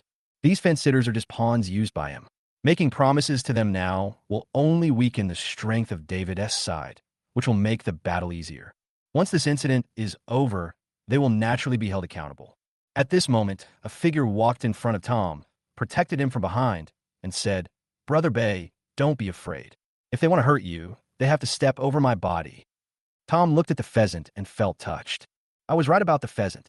Shanji is indeed a man of affection and righteousness. But there was still a bitter taste in Tom's mouth. Even if he could beat several people alone, and Pheasant could beat several people alone, they could not beat Brother Wolf at all. He could run, but David was completely defeated. Dao. This is his first experience. He doesn't want to lose like this. He can't run. He owed David a favor. He promised to help David. He can't run away. Then Tom gritted his teeth and said to David, "Let's fight. At least there's still hope." David nodded after hearing this. Seeing that the other party actually wanted to resist, Brother Wolf showed disdain and said, "Then I'll have some fun with you." Suddenly, at this moment, a voice came over. What a lively scene. Everyone looked in the direction of the sound, but saw no one and only heard footsteps. I heard his voice before I saw him. After several seconds, a figure slowly appeared in everyone's sight. This person is Chun Feng. But at this time, Chun Feng's appearance was very strange because he was holding a broom in his hand. But this broom looks very different from ordinary brooms. It seems to be made entirely of wrought tan. Didn't I tell you to evacuate everyone in this building? Why is there still a cleaner? Brother Wolf frowned and asked the person next to him. I don't know either. The people around Brother Wolf were also very puzzled and shouted at Chun Feng, "You, leave now, or you'll be fired." Chapter 92. Shocking skills, overwhelming victory. However, Chun Feng acted as if he didn't hear it and walked straight in one direction. Basie, there's a traffic jam on the road. I'm late. Chun Feng walked up to Tom, touched his head, and said apologetically. When these words were spoken, everyone was shocked. It turns out that this cleaner was called by Tom to help. This is a fight. Why did he call a cleaner? Immediately afterwards, not only the people on Brother Wolf's side, but even the people on Tom's side showed disdain towards Chun Feng. However, Tom's people didn't say anything, but Wolf Brother sarcastically said, "You're a cleaner. Why don't you just clean properly and come here to make fun of yourself? With your size, you can only be used as a punching bag." However, Chun Feng acted as if he didn't hear anything and asked again, "These are the people, right?" Tom nodded and asked again, "Fengzi, why did you bring a broom?" He was very surprised. If you come to fight, you should at least bring a decent weapon, right? Of course the broom is for sweeping up garbage. Chun Feng smiled, glanced at Brother Wolf, and said meaningfully. Tom was stunned. My brother is so unreliable. He wants to attack the person opposite with just a broom, but he didn't believe it at all, and thought Chun Feng was just bragging. Fuck, where did this idiot come from? Such a big mouth. The people on Brother Wolf's side couldn't help but speak angrily. If Brother Wolf hadn't spoken yet, they would have rushed up and beat up that fat guy first. Basie, let me tell you, this broom is a treasure of our sect. It's hundreds of years old and has been used to sweep the floors for hundreds of years. It still hasn't broken. It's of excellent quality. Tom didn't believe him. Chun Feng explained again. As soon as these words were spoken, the whole audience couldn't help but laugh. This guy is really a funny guy hired by the monkey to make people laugh. Thomas' mouth twitched and he said, "Okay, hurry up and focus. There's going to be a fierce battle soon." Tom didn't believe what Chun Feng said at all. But now that Chun Feng is here, their chances of winning are better. Although Chun Feng's words were unreliable, he did have the strength.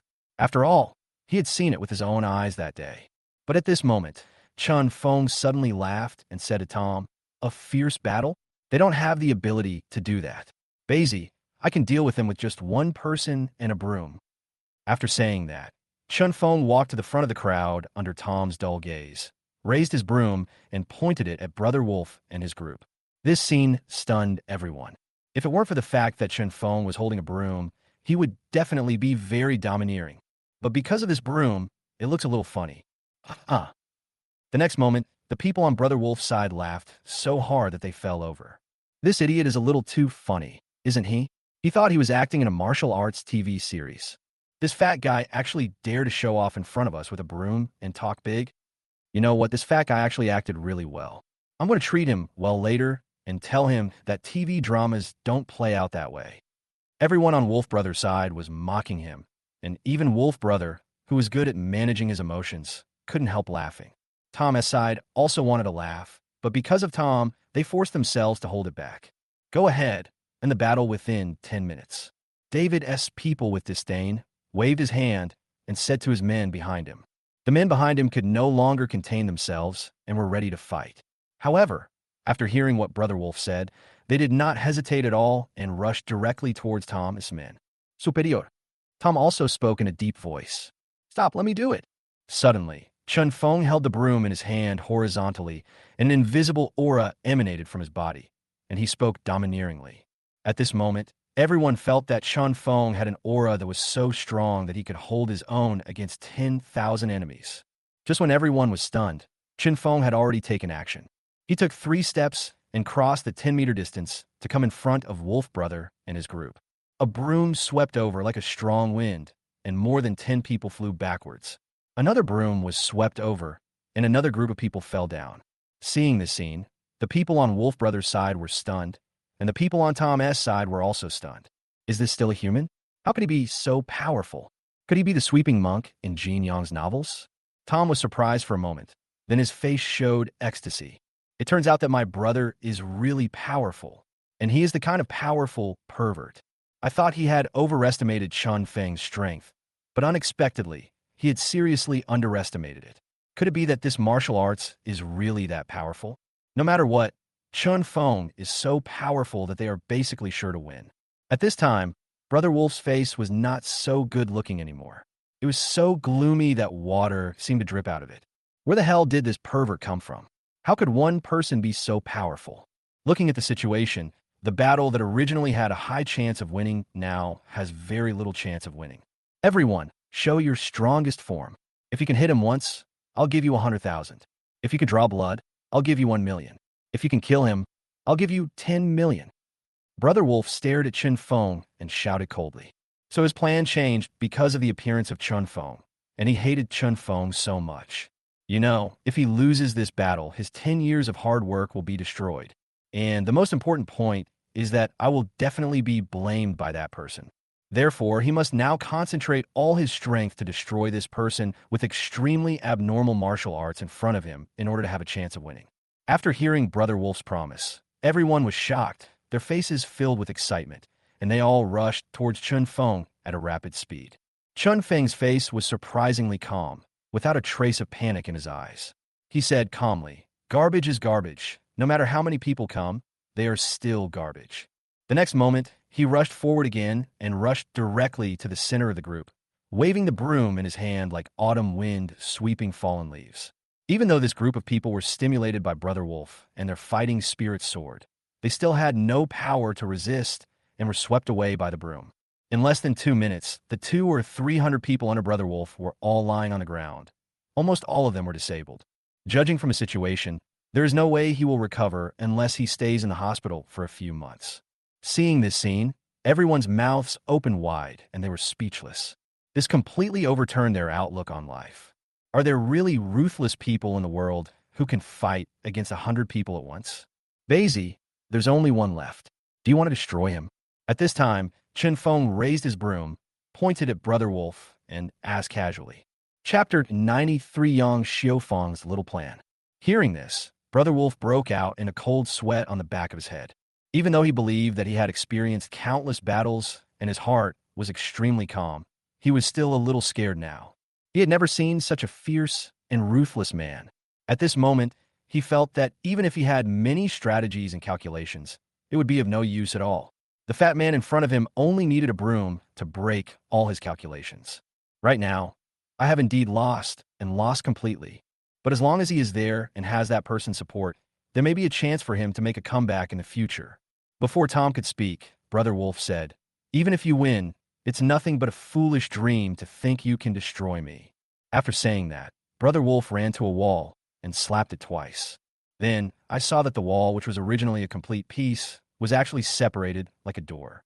Before anyone could react, Brother Wolf stepped inside, and the door closed immediately. He's trying to run. Chase him. David yelled upon seeing this. However, Tom waved his hand and said, don't chase him.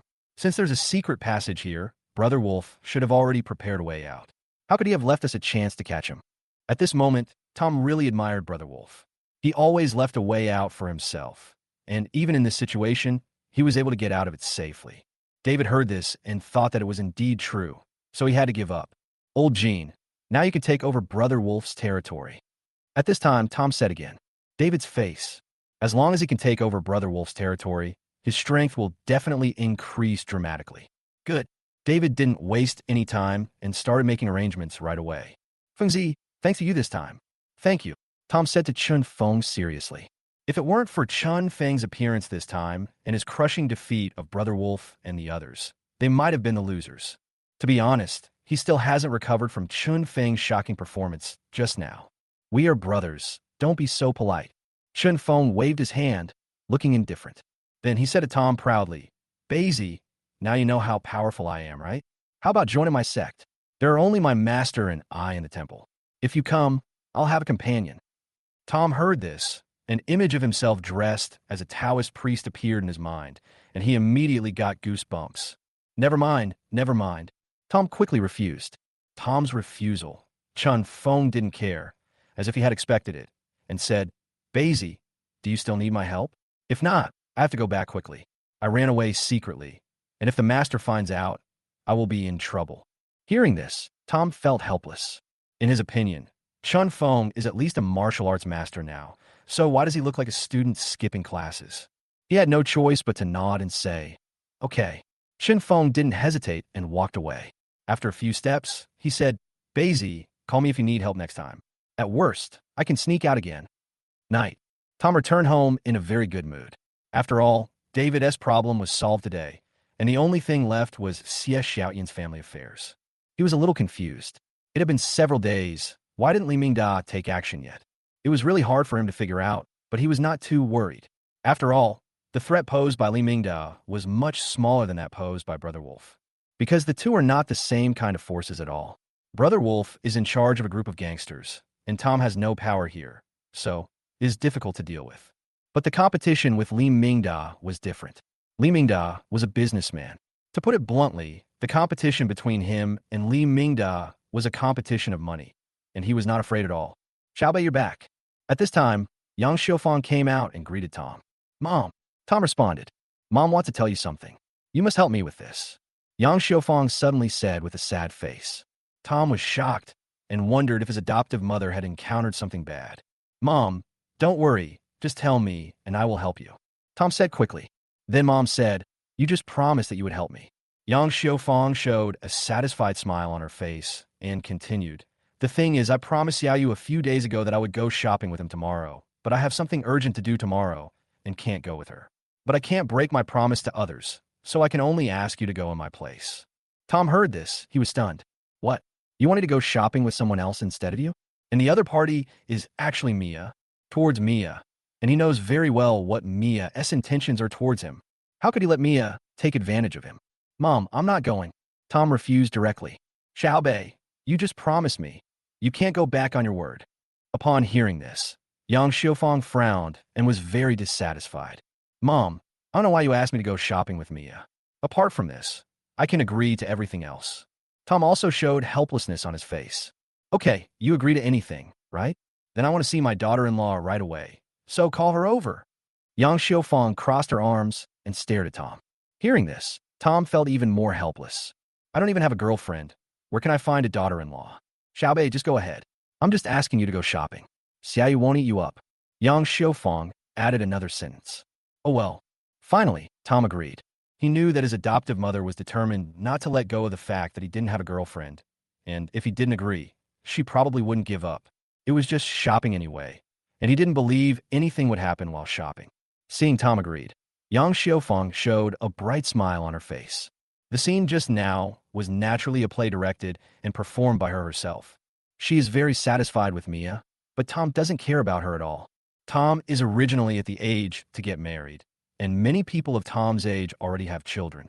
If you let go of such a good girl, Where will you find her in the future? In her opinion, Tom was so resistant because he had never gotten along with Mia and couldn't see her good points. So, today she thought of a way to let Tom and Mia go shopping to increase the time they spend together. Afterwards, Yang Xiaofeng returned to the bedroom and called Mia. Xiao Yu, I'm your Aunt Fong. I've already told Xiao Bei that he'll go shopping with you tomorrow, and he's agreed. You must seize this opportunity and let him discover your good qualities. Chapter 94, is it him? Mia, on the other end of the phone, had a bright smile on her face after hanging up. Tom, you can't escape from my grasp. Then she frowned again. She started to worry.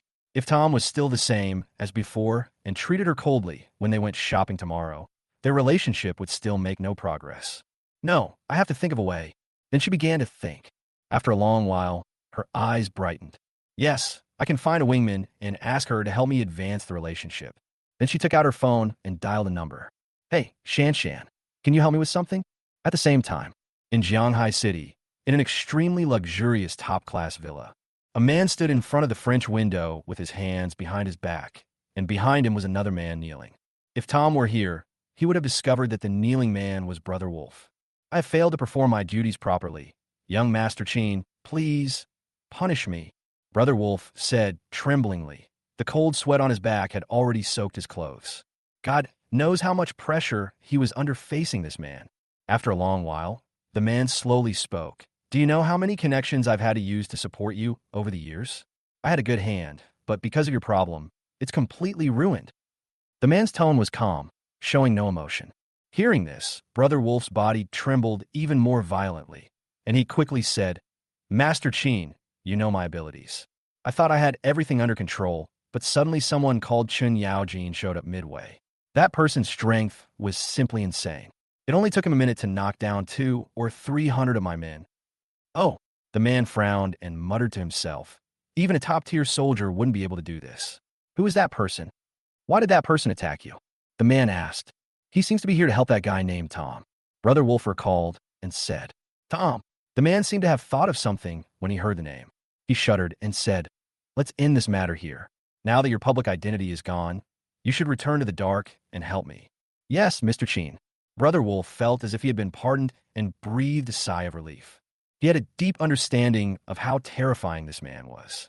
After walking out of the villa, Brother Wolf sat down on the ground with a thud, his legs shaking. Brother Wolf was breathing heavily. He rested on the ground for a while and was about to leave when his cell phone suddenly rang. He answered the phone and heard Li Mingda's angry voice.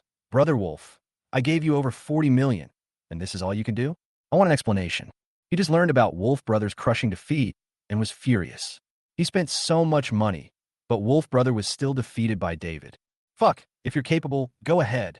Besides, I didn't promise you anything. Why should I, Brother Wolf, explain my actions to you? Brother Wolf cursed.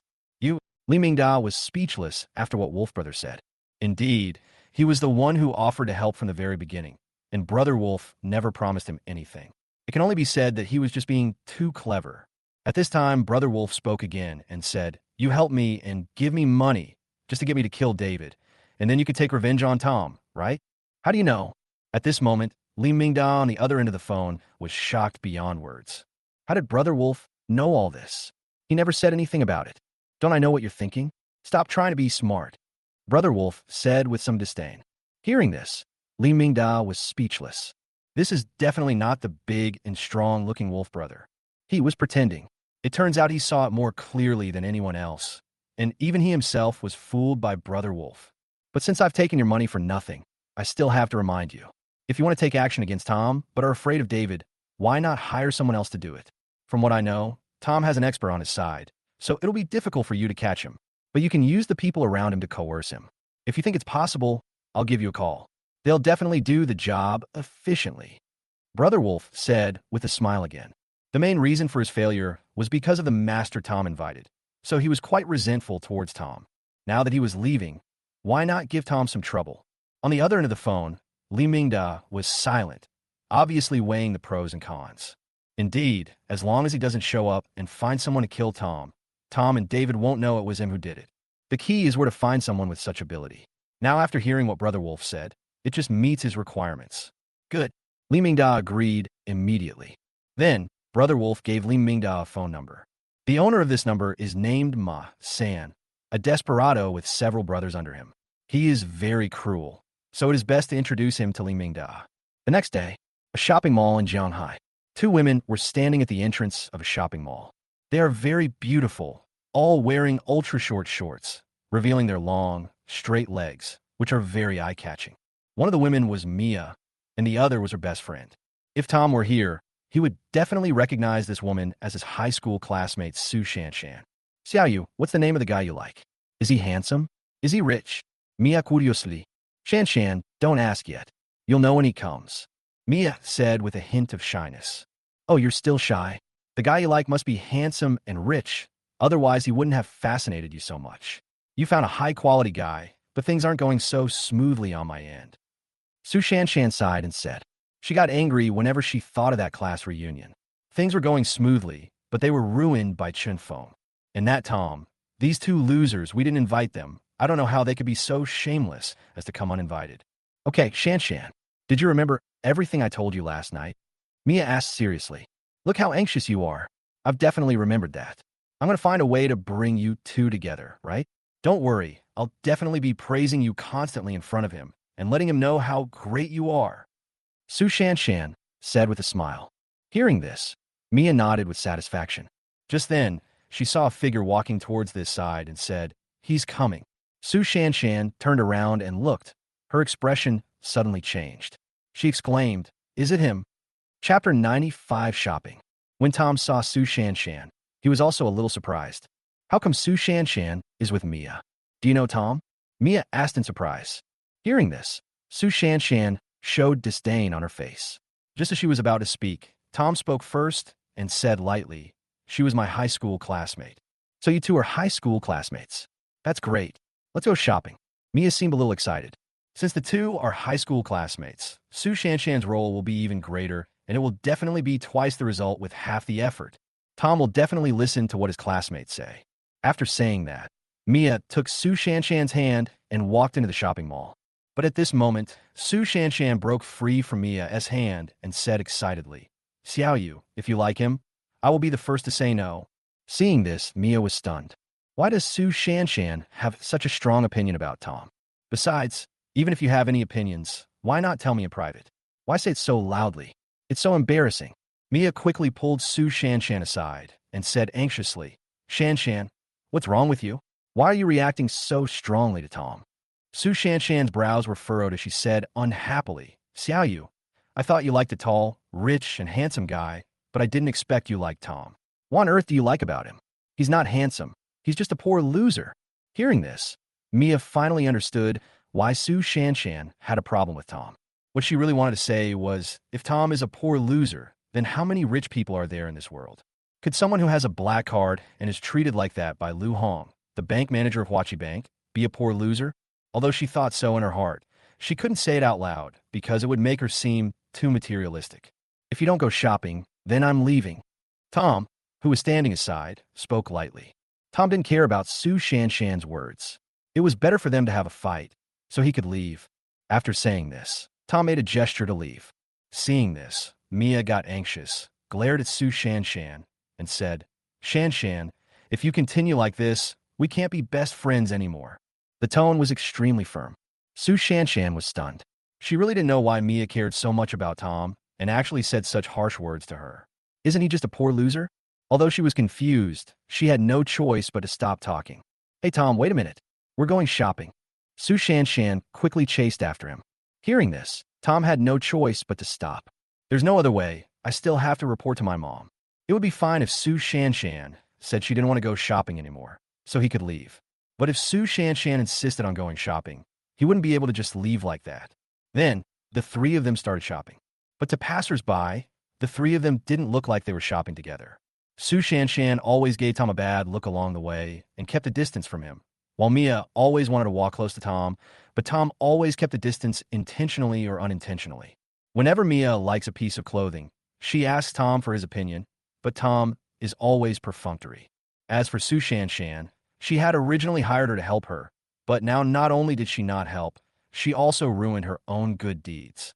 So, this shopping trip made her very annoyed. The three of them didn't look like they were together at all.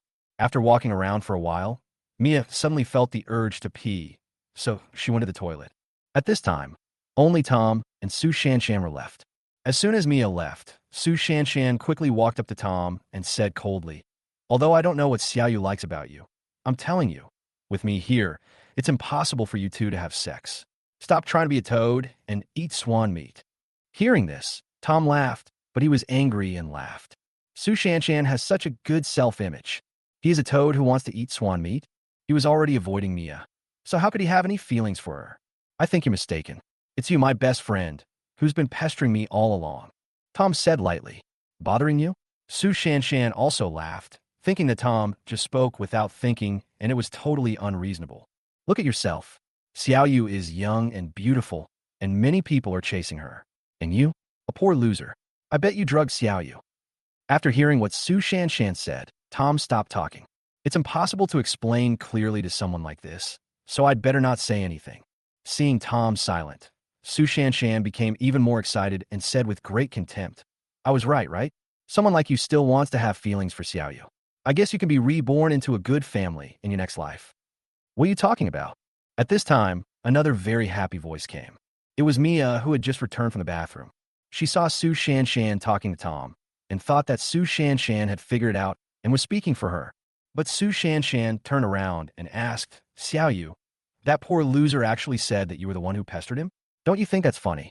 Immediately, Mia knew that Su Shanshan was making things worse for her again, and she was so angry that she almost died. Then, she walked up to Tom and said apologetically, Tom, I'm sorry, Shanshan. But before she could finish her words, she was interrupted by Tom. Tom said calmly, I don't care. There was no emotion in his tone. But it was precisely because of Tom's lack of emotion that Mia felt awkward and didn't say anything for a while.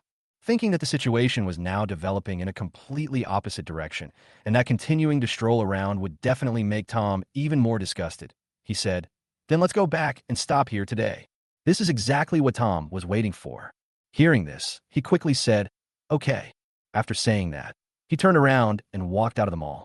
As soon as Tom left, Mia stamped her feet angrily and said to Su Shanshan, Su Shanshan, you've killed me today. Su Shanshan got a little angry when she heard this and said with a red face, Mia, I'm doing this for your own good. Tom is a poor loser. What's wrong with your brain that you would fall for him? You're talking nonsense. He's not a poor loser. He's...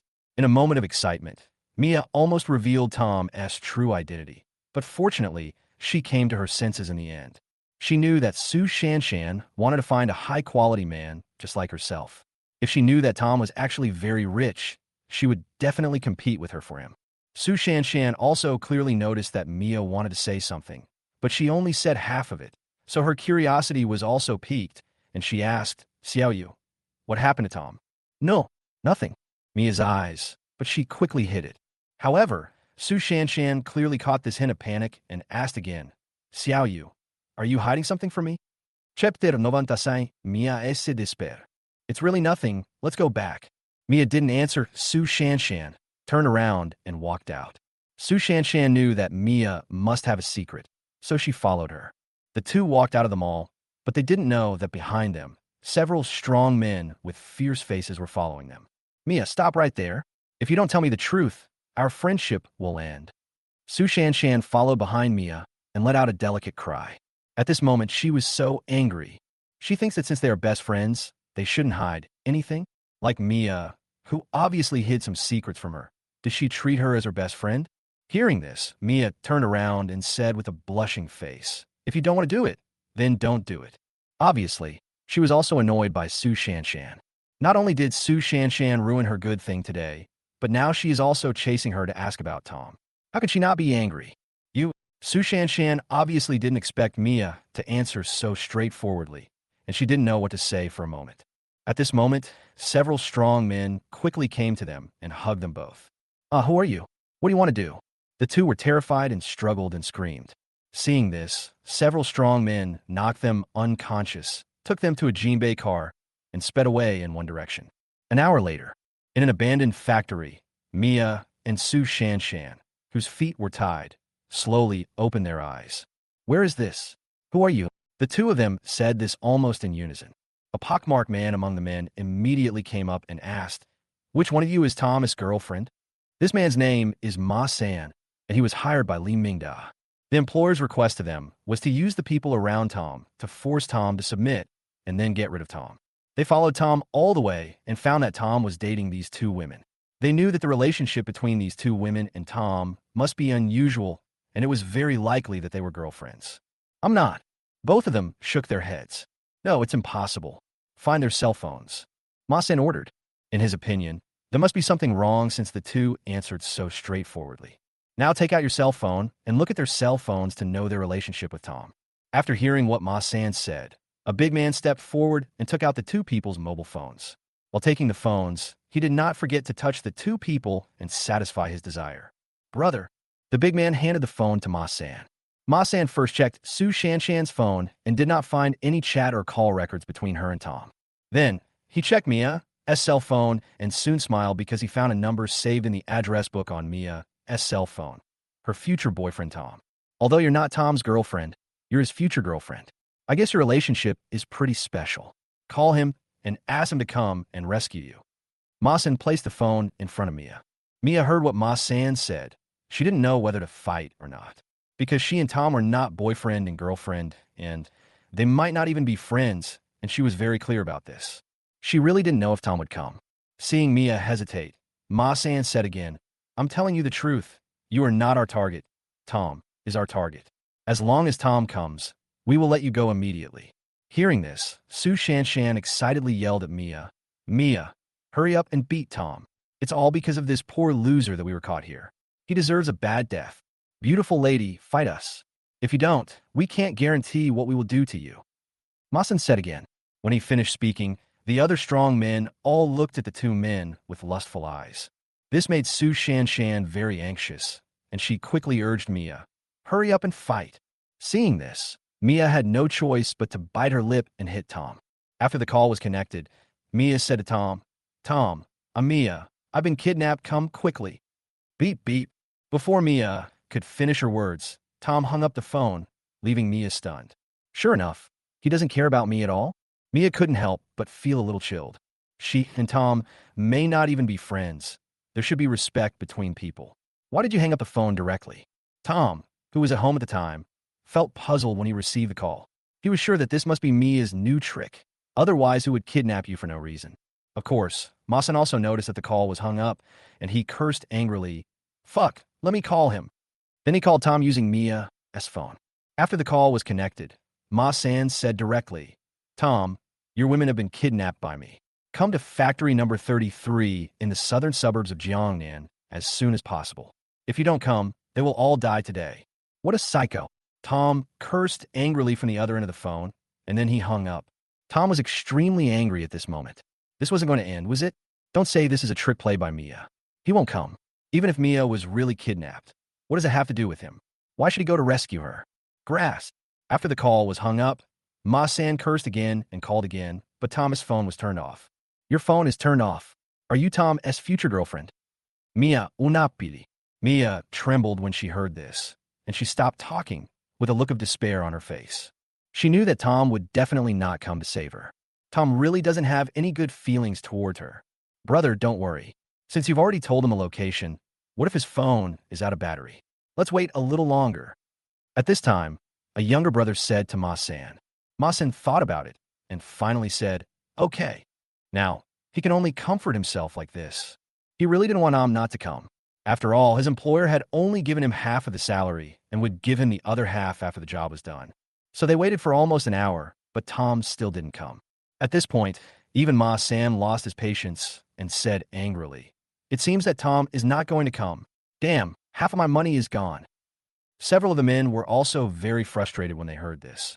But then they looked at Mia and Su Shanshan, a hint of greed on their faces, and said, brother, since Tom is not coming, these two beauties can't be wasted. All right, damn it. I've lost half my money. If I don't vent my anger on these two adorable beauties, I'd be really wasting my money. As he spoke, Ma San walked towards Mia and Su Shanshan and said, let me go first, then you guys can go up. Chapter 97. Tom arrives. Seeing Ma San approaching, Mia and Su Shanshan panicked and shouted, what are you doing? Don't come over here. Don't come over here. Don't you know what I want to do? It's been a long time since I've tasted the flavor of beauties of your level. Masen licked his lips with his tongue, his face full of grim smile and his eyes full of greed. Please let us go.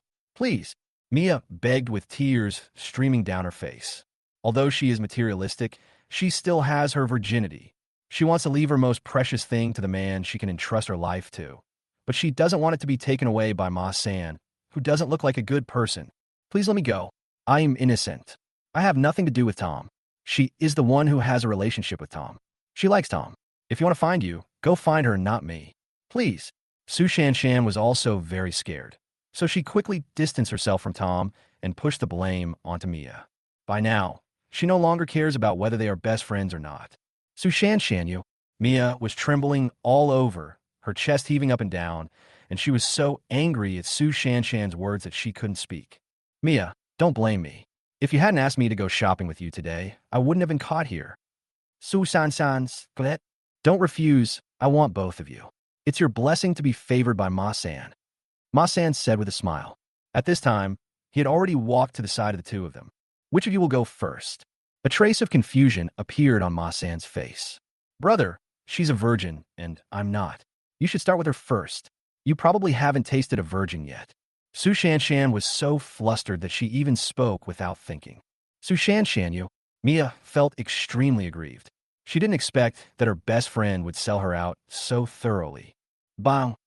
As soon as Su Shanshan finished speaking, Ma San slapped her in the face and said angrily, Fuck, who the hell are you saying hasn't tasted a virgin? Who am I, Ma San? How could I not even taste a virgin? Actually, Su Shanshan was right, but how could Ma San admit it? This would be extremely embarrassing in front of his subordinates. However, I do prefer virgins. Let's start with you. Ma San looked at Mia with a grim smile and said. Then he reached out his hand, gently stroked Mia's face, and then slowly slid down. Mia's eyes flowed like a flood. There was no longer the brilliance in her eyes, only deep despair. Just now he was expecting Tom to come and save her, but now she no longer has any hope in Tom. She used to think that money was what made her feel safe, but now she realizes that money is not omnipotent. Now, as long as someone comes to save her, she will regard that person as her Prince Charming, no matter whether he is rich or good-looking.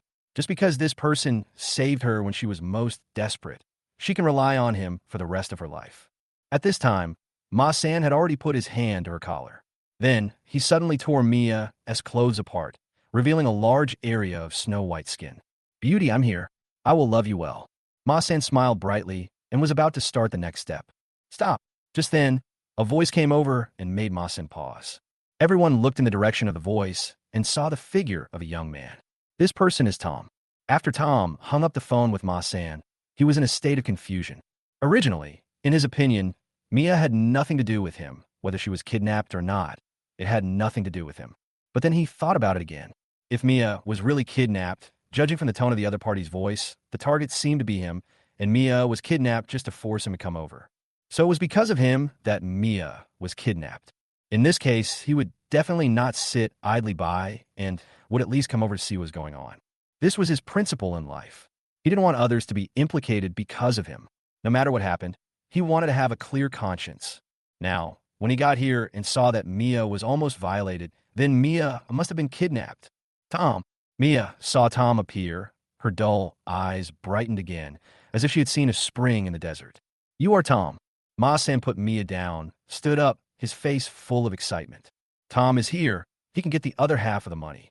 Tom, you jinx are finally here. It's because of you that we were caught here. When Su Shanshan saw Tom coming, resentment appeared on her face, and she started cursing. Brother, now that Tom is here, can you let us go? Su Shanshan said to Ma San again. Hearing this, Ma San indeed turned around and laughed at Su Shanshan, revealing his yellow and black teeth. He said, that's what I said just now, but now I've changed my mind. I'm going to cripple Tom, and I want your bodies too. Blame it on you being too tempting. Once I cripple Tom, I'll favor you. Hearing Ma San's words of breaking his promise, Su Shanshan almost collapsed and kept yelling, You don't keep your word. You are a devil. You are a devil. Who sent you to deal with me? At this time, Tom stared at Ma San and asked coldly, Do you think I'll tell you? Ma San snorted coldly, then added, We're hired by someone. The employer only wants to cripple you, not take your life. As long as you surrender obediently, you won't suffer much. But if you try to resist, I can't guarantee how hard I'll hit you. Really? I really want to resist. Do you want to give it a try? Tom said lightly. He still has the confidence to deal with just these few people. Just talk. Come on. Ma-sen waved his hand, and several of his men attacked Tom. Kill him, kill him. Su Shanshan kept cursing Tom. In her opinion, since she could no longer escape, the more miserable Tom was, the more painful she felt. She didn't think Tom could beat these people. However, the next scene really made her jaw drop. Tom strode forward and kicked a big man, sending him flying backwards. Then he threw another punch, and the other big man fell to the ground. After just a few moves, all four men fell to the ground. Now it's your turn. Tom looked at Ma-san and said coldly. Ma-san was shocked and felt that Tom was really amazing. However, as someone who had killed several people, he was not afraid of these things. He took out a dagger from his pocket and attacked Tom. Chapter 98. Sorry, I can't do it.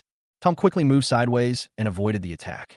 It has to be said that although Ma-san's fighting power is not very good, he exudes a ruthlessness that makes Tom quite afraid. This kind of reckless person is not afraid of how powerful his opponent is. He just attacks recklessly. After dodging Ma-san's attacks several times, Tom finally seized the opportunity and kicked Ma-san in the stomach, which is a relatively vulnerable part of the human body. Ma-san felt his knees on the ground after being kicked so hard by Tom, and he couldn't get up at all because of the pain. Then, Tom kicked Ma-san again, completely depriving him of his fighting ability. This scene really shocked Su Shanshan and Mia. They didn't expect Su's fighting ability to be so strong that he knocked down all 5 opponents with just a few moves. After a moment of shock, they began to rejoice because they were saved. He walked up to Ma-san and asked in a cold voice, "Now you can tell me, who sent you here?" "Ah, there's no way we would betray our employer. Even if you kill me, I won't tell anyone." Ma-san showed a ferocious smile on his face. "Really? I don't believe there's anything unchanging in this world. The reason you're so fearless is simply because I haven't threatened anything you really care about." Tom looked directly into Ma-san's eyes and said coldly, "A desperado like you probably doesn't care much about your own life. Let me guess, what do you care about? Is it your brother's life? The safety of your family? Or something else?" Hearing this, Ma-san's expression finally changed, and he looked at Tom blankly. Just then, footsteps were heard, and a group of people walked into the abandoned factory. The leader was Brother Pheasant.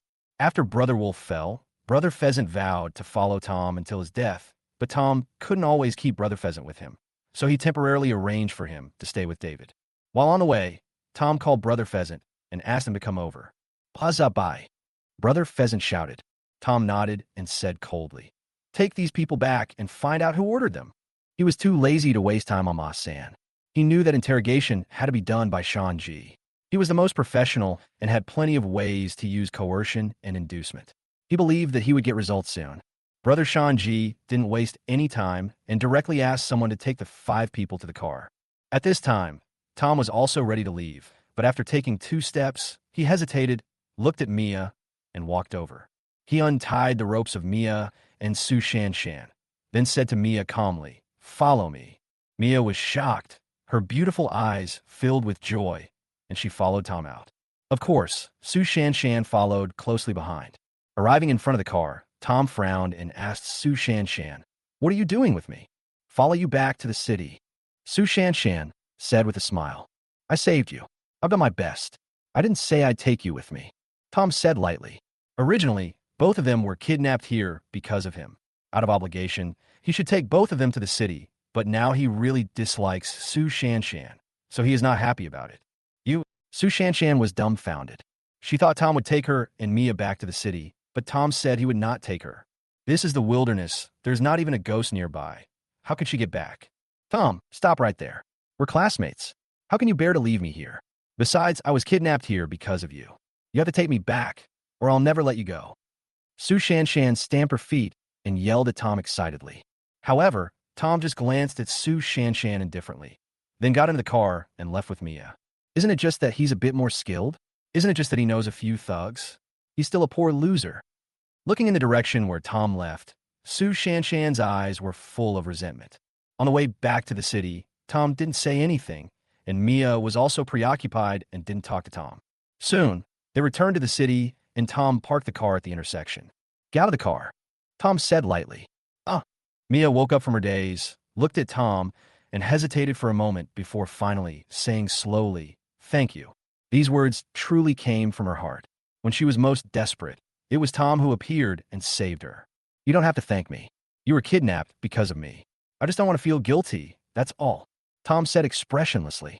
Hearing this, Mia's eyes flashed with disappointment, and she asked again, "Do you really have no feelings for me at all?" "No," Tom said without hesitation, his tone firm. Seeing this, Mia bit her lip, her eyes reddened, and she said, "Tom, I know you think I'm materialistic. I admit that I am materialistic and I like your money. But today I really fell in love with you, not because of money. Today, when I was most desperate, I hoped that someone would appear and save me from the abyss. If there was such a person, no matter whether he was rich or poor, tall or short, beautiful or ugly, I would be willing to spend my whole life with him. And that person really appeared, and it was you." Tom smiled helplessly and said, "Is there some misunderstanding between us? I only saved you because I was worried about my conscience. Also, liking someone isn't as one-sided as you say. What's more important is the compatibility of souls. Do you understand?" Mia said with a bitter taste in her mouth, "I understand. I won't bother you again." Hearing this, Tom was a little surprised. Has Mia finally figured out? "Can you hug me? Let me remember the smell of you." When a person can't have something, the only thing she can do is not to forget it. At this time, Mia looked at Tom seriously again and spoke in a tone that was almost begging. Tom was stunned for a moment, then said seriously, "Sorry, I can't do it. After all, Mia is just materialistic and has not done anything bad. We cannot completely deny a person just because of some of her shortcomings."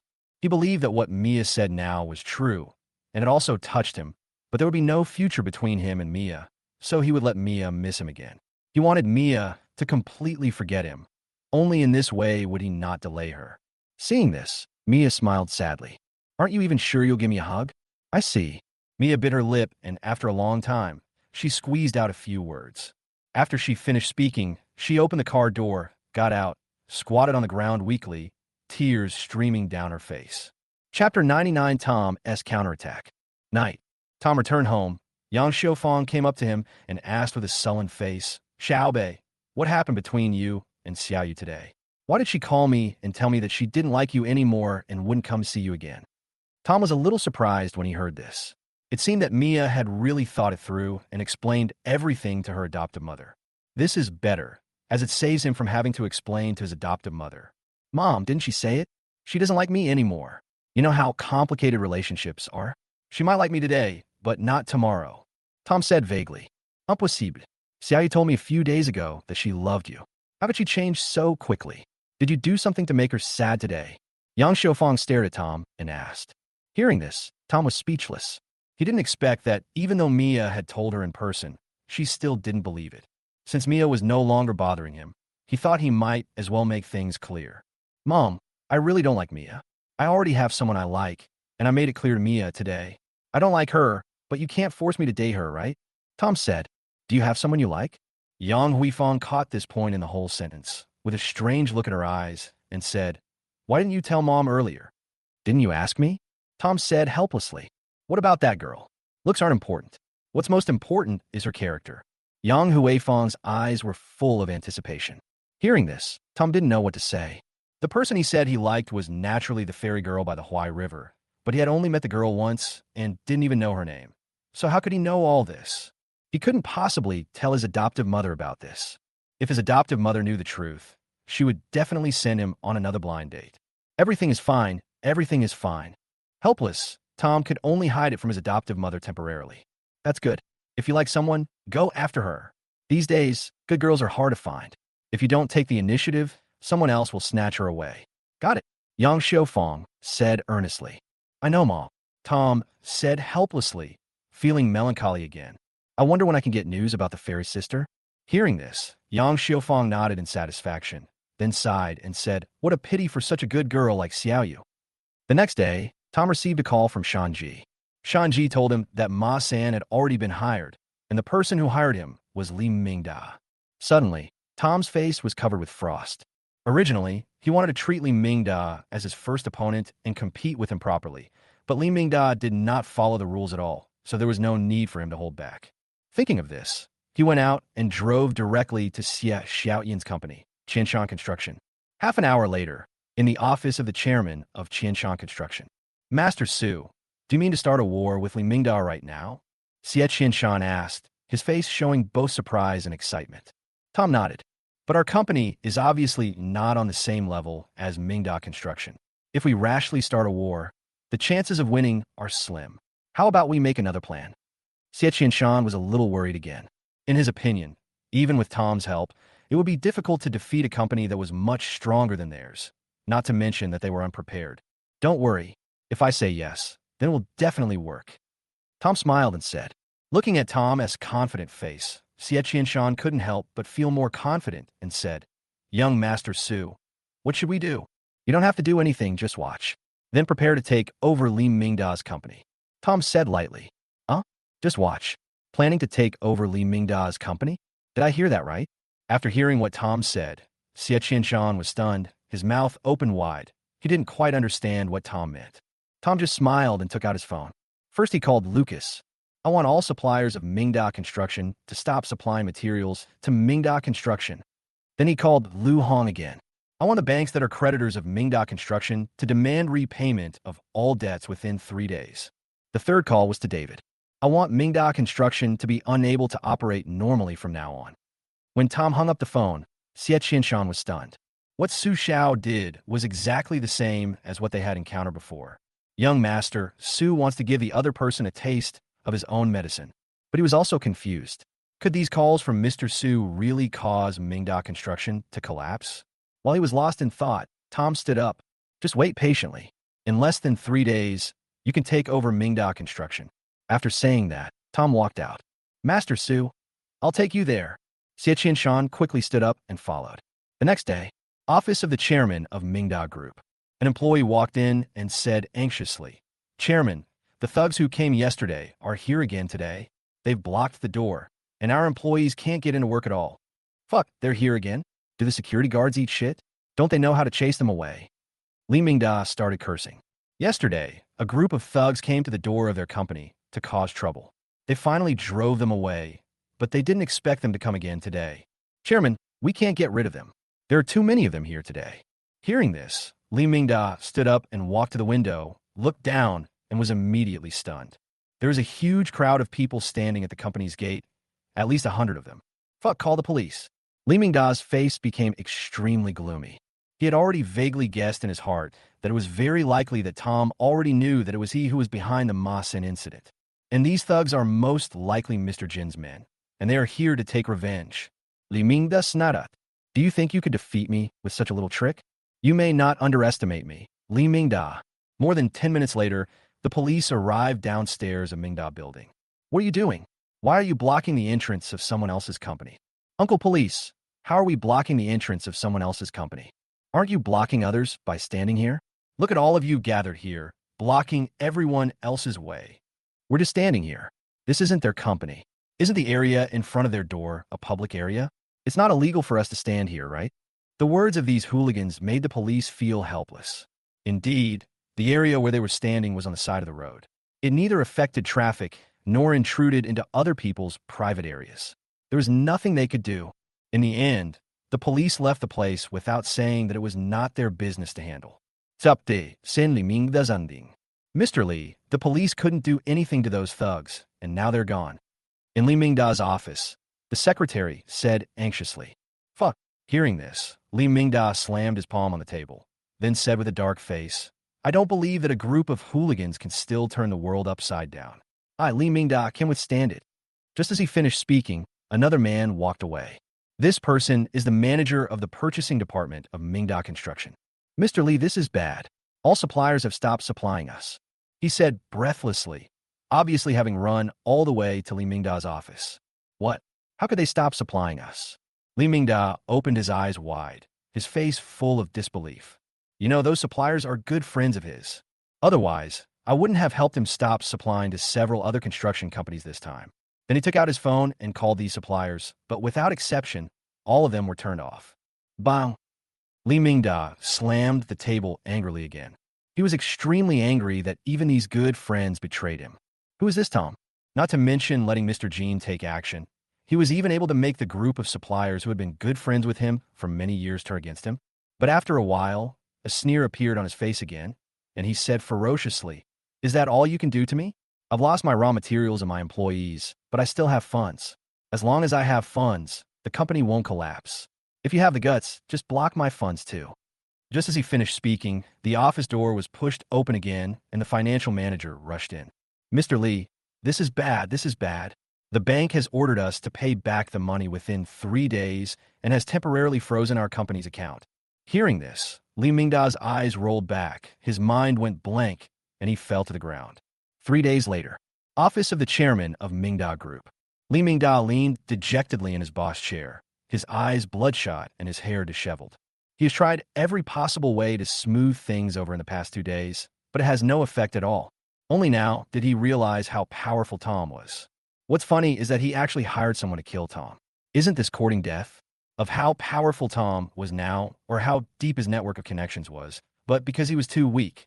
Lee Mingda's company was only worth a few $100 million, while Lucas S. was worth $2 billion, and his network was stronger. Given this comparison, suppliers would undoubtedly choose Lucas. The banking situation was even simpler. As the manager of Huachi Bank, Liu Hong was considered one of the most powerful figures in the banking industry in Shanghai, with a deeper network of connections. Basically, every greeting had to be addressed to him. Just then, 2 more people walked into the office. "Mr. Lee, almost all the employees of the company have resigned. Now, there are only 2 of us left." "Mr. Lee, the bank just called again. They said that the 3-day deadline is up in an hour. If we don't pay off the debt, they will seize our company and use it to pay off the debt." Ha ha! Hearing this, Li Mingda smiled, a very sad smile. When a tree falls, the monkeys scatter. One misstep can lead to eternal regret. However, even though you won, Li Mingda, will never lose. At this moment, a trace of ferocity appeared on his face. Then he stood up and slowly walked out the door. "Mr. Lee, Mr. Lee," 2 employees shouted. But Li Mingda acted as if he didn't hear anything and continued walking forward step by step. Then he got on the elevator and came to the rooftop. Slowly, I walked to the edge of the roof. There was another burst of wild laughter, and then Li Mingda leaped forward. "Qianshan architecture. What?" Li Mingda jumped off the building. Xie Qianshan, who had just received the news, was shocked and felt like he was dreaming. Young Master Su actually did it. With just 3 phone calls, he forced Li Mingda to jump off the building. Only now did he realize that he had underestimated Tom's strength, and he underestimated him a lot. Only then did he realize how wrong it was to look down on Tom. Fortunately, his son Xie Xiaodian made up for his mistake. Otherwise, he would not have been able to cling to someone like Tom. "All right, since Li Mingda jumped off the building, can I take over Mingda Construction?" Suddenly, he remembered Tom as promised to him to take over Mingda Construction. If he could take over Mingda Group, it would definitely become a second-tier enterprise in Shanghai City. His status would also rise. Then he took out his phone and called Tom. After the call was connected, Xie Qianshan said excitedly, "Young Master Su." Li Mingda jumped off the building. "You are really amazing. Can I take over his company?" "Go ahead." Tom just responded calmly and hung up the phone. But Tom, who hung up the phone, was not calm at this time. His original intention was just to make Li Mingda lose his company, and he didn't want to kill Li Mingda. He didn't expect Li Mingda to have such a fierce temper and jump off the building directly. After a while, Tom sighed slowly, and his eyes gradually became firm. Li Mingda brought this upon himself. If he hadn't wanted to attack the people around him, he wouldn't have used this method to fight back. A few days later, Tom came to Feiyang Culture Company, but he didn't come to work today, but to say goodbye. During this period, he has learned a lot of experience in managing a company, so he decided to officially return to Hongding Entertainment. After explaining some things to Yang Xiong, Tom left Feiyang Culture and went to Hongding Entertainment. He called Lucas in advance, and Lucas offered to come down and greet him in person, but Tom refused. Now he didn't want the whole company to know his identity. Although Lucas didn't pick him up, he still greeted the guard. So Tom came to the door of Hongding Entertainment, gave his name, and walked into Hongding Entertainment smoothly. He walked through the first-floor lobby and went straight to the elevator. As soon as he entered the elevator, Tom noticed a very beautiful girl staring at him. He couldn't help but feel a little confused. Am I already so attractive now? Although it was a very happy thing to be stared at by a beautiful girl, He always felt that the way girls looked at him made him feel a little unnatural. Then he turned sideways to prevent the girl from seeing his front. But at this time, the girl also turned her body sideways, her eyes always fixed on his front, and took 2 steps forward. At this time, the distance between the two was less than 30 centimeters, which was no longer the normal distance between 2 strangers. Tom was very surprised by the woman's strange behavior and was about to question her. But at this moment, the girl's face changed, as if she had thought of something. She opened her mouth wide, pointed at Tom, and said, "It's you. Chapter 101 Money, I have plenty. Do I know you?" Hearing this, Tom was also stunned and asked in confusion, "You forgot about me so quickly. At the welcome party hosted by Mr. Chun, it was you who pretended to be a reporter, tricked us, and sneaked in," the woman said angrily. Her name is Zhang Jiai, and she's a trainee under Hongding Entertainment. Some time ago, Lucas held a ceremony to welcome the new boss, and she and other artists from the company acted as hostesses, standing at the door to welcome guests. At that time, they met a young man who had neither a work permit nor any photographic equipment and stopped him. But the young man said he was a reporter and slipped in when they were not paying attention. Later, they asked the reporters inside, but no one knew the young man. Then, the truth is obvious. They were fooled by that young man. Now, she saw Tom and found that Tom looked exactly like the young man that day. The reason why she remembered it so clearly was, firstly, because she had a good memory, and secondly, because she was the one who stopped Tom and said a few words to him. Until now, she is still brooding over this matter and hates Tom to death. You know, if Tom was a terrorist, and if they let him in like this and the general manager found out, she would definitely lose her job. Thinking about it made her a little scared. "Oh, you're talking about what happened that day." Tom suddenly understood. After hearing what the woman in front of him said, Tom remembered what happened that day, but he had no impression of the woman in front of him.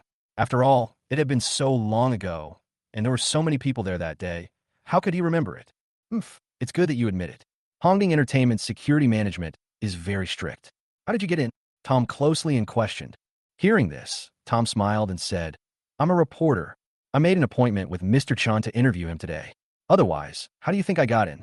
He made up a random excuse to fool around, but Zhang Jiai didn't believe it at all. She said in a more serious tone, "You're trying to lie to me again. How can you interview Mr. Chan when you don't even have the interview tools? Tell the truth. What exactly are you doing at Hongding Entertainment? Otherwise, I'll notify Mr. Chun immediately." "Actually, I am." As he spoke, Tom suddenly paused, then suddenly stretched out his hand, as if to grab Zhang Jiai. "Ah!" Seeing this, Zhang Jiai screamed, crossed her arms over her chest in fear, and jumped to the corner of the elevator. "Isn't it just a joke? Is it necessary to have such a big reaction?" Tom muttered. He just suddenly felt that the girl in front of him was interesting and wanted to play a joke on her, but he didn't expect Zhang Jiai to have such a big reaction. Bye! Just then, the elevator door opened and the elevator had reached the top floor. Tom walked straight out of the elevator and headed towards Lucas' office. At this moment, Zhang Jiai's face changed. Did he go to the general manager's office? Oh no. Oh no. He must have had a purpose for sneaking in. If he wants to do something bad, the general manager will be in danger. No, I have to stop him. Thinking of this, Zhang Jiai didn't hesitate at all and quickly chased after him. Arriving at the door of Lucas' office, Tom opened the door and walked in without knocking. Lucas saw Tom coming. He quickly stood up and walked forward to greet Tom. At this moment, a figure suddenly rushed in from outside the door, instantly stood between him and Tom, opened his arms, and blocked Tom's way. "Mr. Chun, please get out of the way. He's going to hurt you," Zhang Jiai yelled, her face extremely serious. After hearing this, Tom and Lucas were stunned. "What the hell is this? What are you doing? Get out," Lucas said with a frown. "Mr. Chun, he pretended to be a reporter, sneaked into Hongding Entertainment, and came to your office. He definitely wants to do something bad to you." Zhang Jiai was a little confused and explained anxiously. "What fake reporter? What are you talking about? Do you know who he is?" "He is," Lucas said angrily, but was interrupted by Tom mid-sentence. Tom gave Lucas a look and said, "I'm not a fake reporter. I'm a real reporter. If you don't believe me, ask Mr. Chun. I made an appointment with Mr. Chun a long time ago and am here to interview him today." Lucas had almost revealed his true identity, and now he didn't want anyone other than Lucas and Vincent at Hongding Entertainment to know his true identity. After all, he couldn't guarantee that these people would be so tight-lipped. If the news got out, it might get to his adoptive mother and father, which would be troublesome. Lucas was startled when he saw Tom's look. He realized he had almost let something slip. So he said, "Yes, he's a reporter. He came here today to interview me. Any questions?" "Ah," Zhang Jiai exclaimed in disbelief after hearing what Lucas said. Then, a hint of embarrassment appeared on her face. She said, "Is he really a reporter? So what do you think?" Lucas said in mock dissatisfaction. Seeing this, Zhang Jiai apologized repeatedly and said, "I'm sorry, Mr. Chun. I'm sorry, Mr. Reporter. I misunderstood. Okay, let's do what we need to do." Lucas waved his hand, not wanting to bother with such a trivial matter. After hearing this, Zhang Jiai left the general manager's office feeling a little depressed. Seeing Zhang Jiai leave, Tom smiled and said, "This girl is quite interesting. Young Master Su, if you like her, I can help you two get together." Lucas felt that Tom had a good impression of Zhang Jiai and said with a smile, "What are you talking about? I was just saying it casually." Tom was a little speechless and didn't want to talk about this topic anymore. He continued, "I came here today to make plans for the near future for Hongding Entertainment. I may not come here often in the future, but you have to keep me updated on the situation of Hongding Entertainment." "Yes, Mr. Su." Lucas's expression turned serious, and he replied, "What is the current situation of the entertainment industry in Jianghai and the entire Shanghai province?" Tom asked. "Currently, there are 3 entertainment companies in Jianghai. Hongding Entertainment is the largest, while Tianqing Entertainment is slightly weaker, while Qin Entertainment is much weaker. Looking at the entire Shanghai province, Hongding can only rank 5th. Lucas introduced Tom carefully. "My goal is to make Hongding Entertainment #1 in Shanghai within 6 months." Tom looked determined and spoke slowly. Hearing Tom's words, Lucas was completely shocked and said helplessly, "Mr. Su, this is a bit unrealistic. The entertainment companies ranked ahead of Hongding Entertainment in Shanghai province are all established companies. It's not easy to surpass them." However, Tom smiled faintly and said, "Lucas, do you lack ability? I've been familiar with your resume. You've grown Hongding Entertainment from a small company to its current size in just a few years, and with extremely limited resources. All you lack are resources and money. And I have plenty of money." As he spoke, Tom exuded an invisible aura of dominance. Chapter 102, Rich Second Generation Gathering. Now is the era of traffic. To occupy a certain amount of traffic in this era, we need to promote a group of popular stars in terms of artists and create popular programs in terms of variety shows. Next, I will start from these 2 aspects. Tom said again. In fact, during this period of time, he has been thinking about the development of Hongding Entertainment, and now he has a preliminary plan in his mind. "Okay, it's all up to Master Su to arrange." Lucas replied with a hint of surprise in his eyes. Originally, he thought Tom was just a rich kid with a fancy background who probably wouldn't understand much. But now that Tom could speak so eloquently, it showed that Tom had truly put in the effort.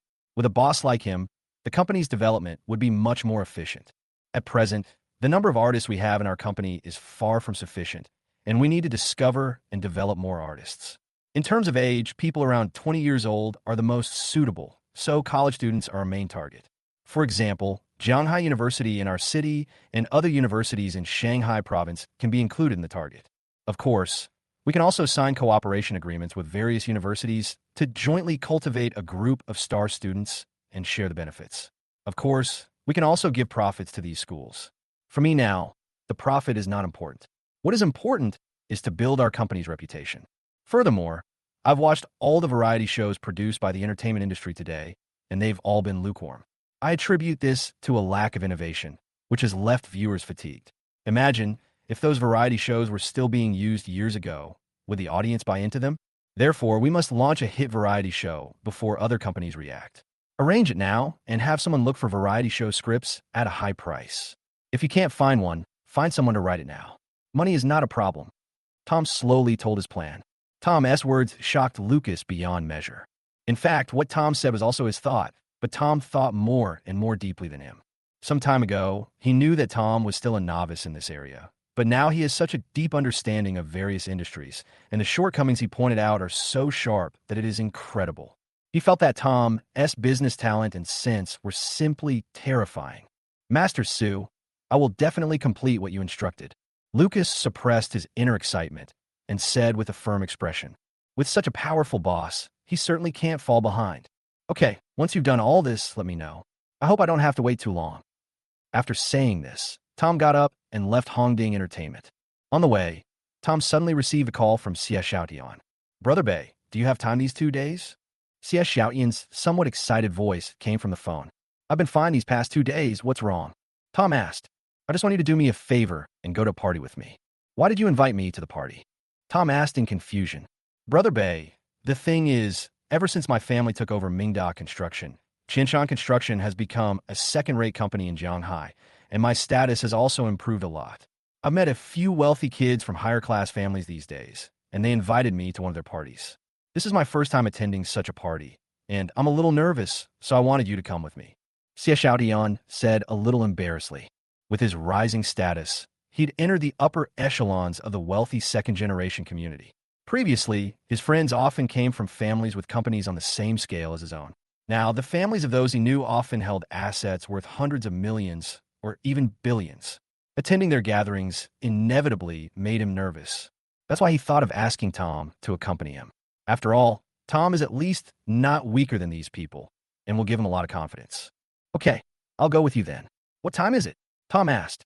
In fact, he had never attended any gatherings of the rich second generation. Since he had nothing to do, he decided to go and see what the so-called gatherings of the rich second generation were like. Tomorrow. Brother Bei, can you drive out that Lamborghini Diamond you bought? If you don't want to drive it, you can lend it to me. That way I'll feel more confident. At this time, Xie Xiaotian said again. He felt that since it was his first time attending such a party, he must not lose face. Rich second generations like to compare themselves with others, and if you don't look good, others might not pay much attention to you. Tom thought about it and agreed. Okay, I'll lend it to you, and you can drive it. Originally, Tom thought that he would not touch the car before confessing to his adoptive parents, but now that Xie Xiaotian wants to borrow it, it doesn't matter. Okay, thank you, Brother Bei. Seeing that Tom agreed, Xie Xiaotian said excitedly. I'm going to be a big hit tomorrow when I drive this car. No one can underestimate me, Xie Xiaotian. The next day, Tom first came to Hongding Entertainment and saw the Lamborghini Diamond worth 60 million driving away, and then came to Qinshan Building. Damn, Brother Bei's car is really cool. So cool. Xie Xiaotian, who had been waiting at the door, saw the cool sports car from a distance. He waited until the sports car stopped in front of him and couldn't help but exclaimed. Tom got out of the car, smiled, and said, You drive. Okay. Tom said. Xie Xiaotian didn't waste any time and got into the driver's seat impatiently. After Tom got into the passenger seat, Xie Xiaotian suddenly stepped on the accelerator. The sports car made a loud roar and shot out like an arrow from a bow. Half an hour later, the two arrived at the destination of the party, Delai Manor. This manor is located in the northern suburbs of Jianghai City. It is surrounded by mountains and adjacent to the sea. It is the top gathering place in Jianghai City. There are not only horse farms, golf courses, swimming pools, but also racetracks, and the entertainment facilities are very complete. The two parked the car in the parking lot and walked towards a private room in the manor. When they entered the box, they saw that there were already more than 10 people gathered in the box, chatting leisurely. Thank you, Xiaotian. Seeing Xie Xiaotian walk in, a man stood up and greeted him. Brother Yu. Xie Xiaotian also quickly responded. This person was a wealthy second-generation man he had met recently, named Huang Yu, who was said to have a fortune of 500 million. After Xie Xiaotian's family took over Mingda Construction, their fortune was comparable to his. Who is this? Huang Yu looked at Tom, and seeing that Tom was wearing cheap clothes, he obviously didn't look like a rich second generation like them. So he frowned and asked. Chapter 103, Meeting an Acquaintance. This is my brother Bei. I asked him to come with me. Xie Xiaotian introduced enthusiastically. Hearing this, Huang Yu's frown deepened. This is a gathering of their rich second-generation circle. It's a bit unreasonable that you brought people here without informing us. If you bring someone who is also a rich second generation, it is acceptable. After all, everyone wants to expand their network, and it is beneficial for everyone to make some impressive friends. But why did you bring a poor guy here? Xie Xiaotian was a little embarrassed when he saw this.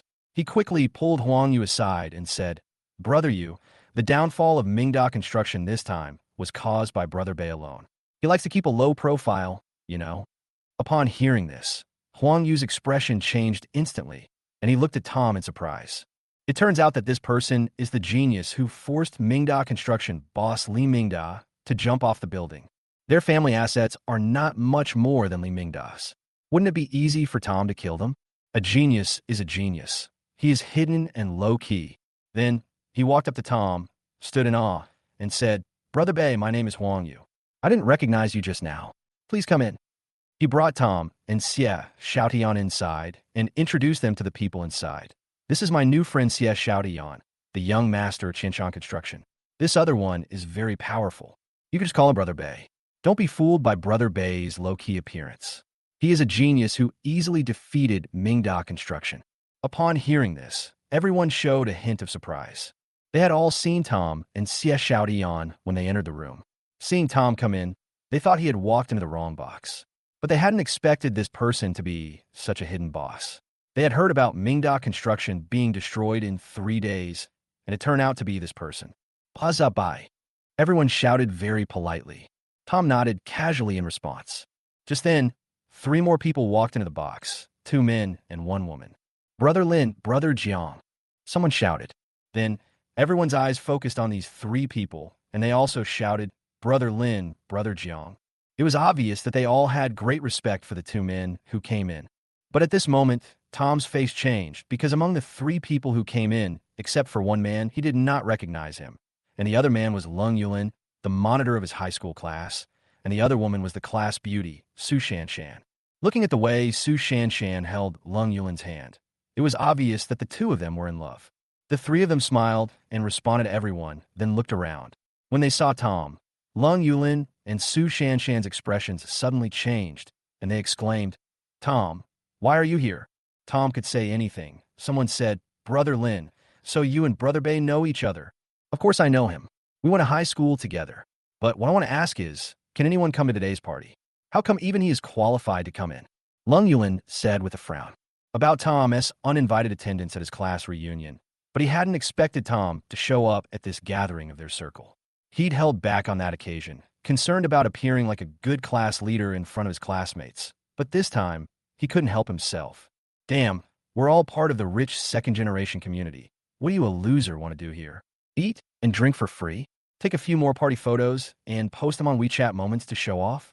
Hearing this, everyone was stunned. Aren't Brother Lin and Brother Bei classmates? How could they say such things? Brother Lin, although we didn't invite Brother Bei, he's the tough guy who brought down the Mingda group a few days ago, so he's naturally qualified to come. After all, having one more friend isn't a bad thing. At this time, Huang Yu began to explain. What? He brought down the Mingda group? Are you kidding me? He's just a poor loser from an ordinary family. How could he have such ability? Who told you that? Lung Yulin snorted coldly and said disdainfully. When these words were spoken, the whole audience was stunned. Tom comes from an ordinary family? Just a poor loser? They all looked at Huang Yu in confusion, wanting to know the answer. After all, it was Huang Yu who told them this. Huang Yu's face completely fell. He looked at Xie Xiaotian angrily and asked, Xie Xiaotian, are you lying to me? This guy's just a poor loser, right? Of course, he believed what Lung Yulin and Xie Xiaotian said. After all, Lung Yulin's family company had just gone public, with a market value of over 1 billion, making him a very prominent figure in their circle. How could he lie to them about such a small matter? Brother Yu, I didn't lie to you. Brother Bei really brought down Mingda construction. Otherwise, how could our family be able to afford Mingda construction? Xie Xiaotian quickly explained. Cut. Everyone looked at Xie Xiaotian with disdain, obviously not believing what he said. A guy pretending to be a rich kid actually showed up. How disgusting. Is he here to eat and drink for free? He's already been exposed, and he still has the nerve to stay here. Someone said with disdain. Xie Xiaotian stood up angrily and wanted to speak for Tom, but it was his first time facing this group of rich second generations at this level, so he really lacked confidence and didn't know what to say. Tom questioningly, his eyes full of panic. Tom smiled faintly and said to everyone, I wonder how I can prove that I did what Li Mingda did. If he were alone, he would not pay any attention to these people and would not party with them at all. But because he was called by Xie Xiaotian, he couldn't let Xie Xiaotian lose face here. Haha, you still want to prove it? Aren't you just looking for an excuse to eat and drink for free here?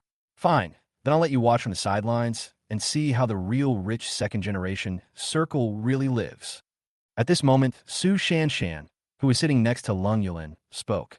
She had never had any good feelings towards Tom in the first place, and what happened a few days ago made her even more resentful towards Tom. Tom actually left her in the wilderness dozens of kilometers away from the city and let her walk back alone. However, this incident also led to her and Lung Yulin's good relationship. Fortunately, she called Lung Yulin that day, and Lung Yulin came to pick her up in person.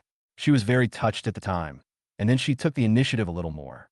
The two of them naturally did some things and got together. However, this incident did not make her hate Tom any less, so now she must take advantage of this opportunity to give Tom a good blow. At this moment, another man ran into the box excitedly. Lu Jian, what makes you so excited? Someone asked. Holy crap, do you know what I saw? I saw a $60 million sports car in the parking lot. A Lamborghini Diamond. Lu Jian said excitedly. Chapter 104, whose sports car is this? Wow. As soon as these words were spoken, the whole audience was in an uproar. What? A Lamborghini Diamond worth $60 million. Could it be that the owner of this car has also come here today? You have to know that anyone who can afford a $60 million car must be much richer than them. Although they are rich second generations, the money belongs to their parents and is not theirs at all. They do not have much money at their disposal. Lu Jian, where is the car? Take me to see it quickly. Maybe we can meet this super rich man. At this time, someone couldn't help but speak. Hearing this, many people's eyes were also burning. Why are you so anxious? Didn't we make an appointment to go racing this morning? When the track is clear, I'll take you there. Lu Jian said with a smile. Sports cars are generally played by rich people, and racing is also a common entertainment activity among the second generation of rich people. Basically, every time they get together, they go racing first to show off. Next, everyone started chatting in the box. At this moment, almost no one paid attention to Tom. The topics of discussion were basically all related to this Lamborghini Diamond. Everyone was guessing which big shot in Jianghai was the owner of this sports car. When Xie Xiaodian heard everyone's discussion, he said nothing, but he was already very happy. He had just been scolded by everyone and was already extremely upset. I wonder what your expressions will be when you see me driving this car later. About half an hour later, Lu Jian received a call and said to everyone, the track is clear. Let's go. Let's go. When everyone heard this, they all cheered. Lu Jian took the lead and led everyone to the parking lot. Look, that's the Lamborghini Diamond. Not bad. Lu Jian pointed at the Lamborghini Diamond and said excitedly. Everyone looked at the sports car with their eyes shining. They all came to the front of the sports car and began to look at it. What a cool car. Damn, if I could buy a car like this, I would wake up laughing in my dreams. I want to buy it too. It's a great way to pick up girls. If I could find a boyfriend with a car like this, my family would be so happy. Everyone sighed in admiration, and many people took out their mobile phones to take pictures. Although it is true that they are rich second generations, there are different levels of rich second generations. Their sports cars worth millions pale in comparison to this 60 million sports car. At this time, Lung Yulin and the other two standing at the end of the crowd did not seem as fanatical as these people. Yulin, this car looks great. Su Shanshan couldn't help but say something. In fact, she also wanted to go and see the car up close. After all, she had never seen such an expensive sports car. But because her boyfriend, Lung Yulin, didn't go, she could only follow Lung Yulin reservedly. It's certainly good-looking, but expensive doesn't necessarily mean it's practical. My Lamborghini is only 8 million, but it's not necessarily slower than this car. Lung Yulin said sourly. He really couldn't afford this car. After all, having a rich family didn't mean he could squander at will. He also wanted to see what was so special about a 60 million car. As a person of higher status in this group of people, he couldn't just watch it with those people like an inexperienced person, right? So what if it's a 60 million sports car? It's not that we can't afford it. It's just that we don't want to spend the money. 60 million, I can invest it in stocks, isn't that great? The man named Jianga, next to Lung Yulin, said this with disdain in his eyes. Indeed, he is qualified to say this. This person's name is Zhao Jiang, and he's the young master of the Jianghai Zhao Group. The Zhao Group is a publicly listed company with a market capitalization of billions. Lung Yulin's family's company recently went public, so the two companies are preparing to cooperate. That's why Zhao Jiang and Lung Yulin have been getting closer recently. Zhao Jiang could certainly come up with 60 million, but it was almost all his liquid funds. If he used it to buy this car, he would likely fall into a financial crisis. So, although he could afford it, he wouldn't do such a stupid thing. Brother Jiang is absolutely right. Lung Yuelin also smiled and nodded. Everyone watched here for more than 10 minutes. At this time, Lu Jian spoke up and said, Okay, you've seen it all. It's time to go racing. However, If anyone can drive this car to race, I'll be damned happy to lose. Hearing this, everyone withdrew their gazes reluctantly. Let's go. Let's drive over there. Everyone started walking toward their cars. Their cars are all parked in this parking lot. At this moment, someone noticed that Xie Xiaotian was still standing there, so they asked Xie Xiaotian, "Why don't you go find your car? Are you planning to secretly drive someone else's car away to compete?" "Yes, I drove this car to the race. But not secretly, I drove it openly," Xie Xiaotian said with a smile. As soon as these words were spoken, everyone who had just walked a few steps away turned around and looked at Xie Xiaotian in shock. "Xie Xiaotian, are you kidding me? You mean this car is yours? Then try driving it. If you could drive it away, I'll kneel down for you right here." At this time, Huang Yu walked over and said with a sneer. Just now, he felt that Xie Xiaotian had deceived him by telling him that Tom was a low-key rich second generation, and he was also blamed by everyone, which made him quite angry. Now Xie Xiaotian said this big talk again, which made him want to mock Xie Xiaotian. He knew Xie Xiaotian was only a few pounds and a few ounces. His family used to own a company with a market value of tens of millions, and it was only recently that they took over Mingda Construction that their wealth increased to hundreds of millions. But it was still far from enough to buy this car. "This car is mine." Xie Xiaotian felt extremely unhappy about being ridiculed by Huang Yu and spoke loudly. "Then why don't you open one and try it?" Hearing this, everyone said with sarcasm on their faces, not thinking that Xie Xiaotian could drive the car away. Xie Xiaotian didn't say anything more. He took out the car keys and pressed the unlock button. Drop. The car lights flashed twice and the locks were unlocked. Xie Xiaotian opened the car door, smiled at everyone, and said, "Don't you believe it now?" At this moment, everyone was stunned, their jaws almost dropping to the ground in shock. "Impossible! Impossible! How could your family possibly afford this sports car?" Huang Yu's face was full of disbelief. He couldn't understand how Xie Xiaotian could possibly afford such a car, given his family situation. "Huang Yu, what did you say just now?" Xie Xiaotian looked at Huang Yu with a smile again. Since Huang Yu was rude to him, how could he be polite to Huang Yu? Hearing this, Huang Yu's face was filled with embarrassment. Although he couldn't figure it out, it was indeed Xie Xiaotian who opened the car. What should he do? He didn't want to kneel down to Xie Xiaotian. At this moment, Zhao Jiang spoke up and asked, "Where did you buy this car?" "Shanghai Auto City," Xie Xiaotian answered calmly. He watched Tom buy the car, so of course he knew where he bought it. "That's easy. My friend is the general manager of the Auto City. I can ask him and find out whether you bought the car or not," Zhao Jiang said with a smile on his face. Chapter 105, you won't deny it this time, right? Hearing Zhao Jiang's words, everyone's eyes lit up. Even Huang Yu thought of something and quickly said, "Yes, Brother Jiang, call quickly." Although Xie Xiaotian has the car keys and can drive away the car, it does not mean that the car belongs to Xie Xiaotian. Since Xie Xiaotian said that he bought the car at Shanghai Auto City, just ask the staff there who bought the car at that time, and you will know the truth. At this moment, he had a strong premonition that this car was definitely not bought by Xie Xiaotian. Xie Xiaotian's face showed anxiety at this time, and his heart was in turmoil. If Zhao Jiang really called to ask, he would definitely know the truth of the matter, and the matter would be exposed. He didn't know how embarrassed he would be then. Zhao Jiang glanced at Xie Xiaotian indifferently, took out his cell phone, and pretended to make a call, etc. Suddenly, Xie Xiaotian called out hesitantly, "What's wrong, Xie Xiaotian? Are you scared?" Huang Yu sneered at this, and became even more certain that this car was not bought by Xie Xiaotian. He said, "Brother Jiang, ignore him, call quickly." Hearing this, Xie Xiaotian panicked even more and said, "I admit it, this car is not mine." As soon as these words were spoken, everyone couldn't help but laugh. Xie Xiaotian is indeed lying. Xie Xiaotian, weren't you quite pretentious just now? Why are you so cowardly now? Since this car isn't yours, where did the car keys come from? You didn't steal them, did you? If the owner knew about this, your newly developed company would probably be ruined by the enraged owner. Ha ha ha. Huang Yu laughed out loud, feeling extremely happy. This car belongs to Bazabai. Brother Bei lent it to me. Xie Xiaotian was slandered by Huang Yu for stealing the car, so he quickly explained. As soon as these words were spoken, the whole audience burst into laughter again, and everyone was laughing so hard that they fell over. Xie Xiaotian, are you kidding me? If you said this car belonged to Brother Bei, we believe you. But you're saying it belonged to this loser who pretended to be a rich second generation to get into our circle. Aren't you taking us for fools? That's right. This loser can only pretend to be a rich second generation and eat and drink for free. I guess everything he owns is less than 1,000 yuan.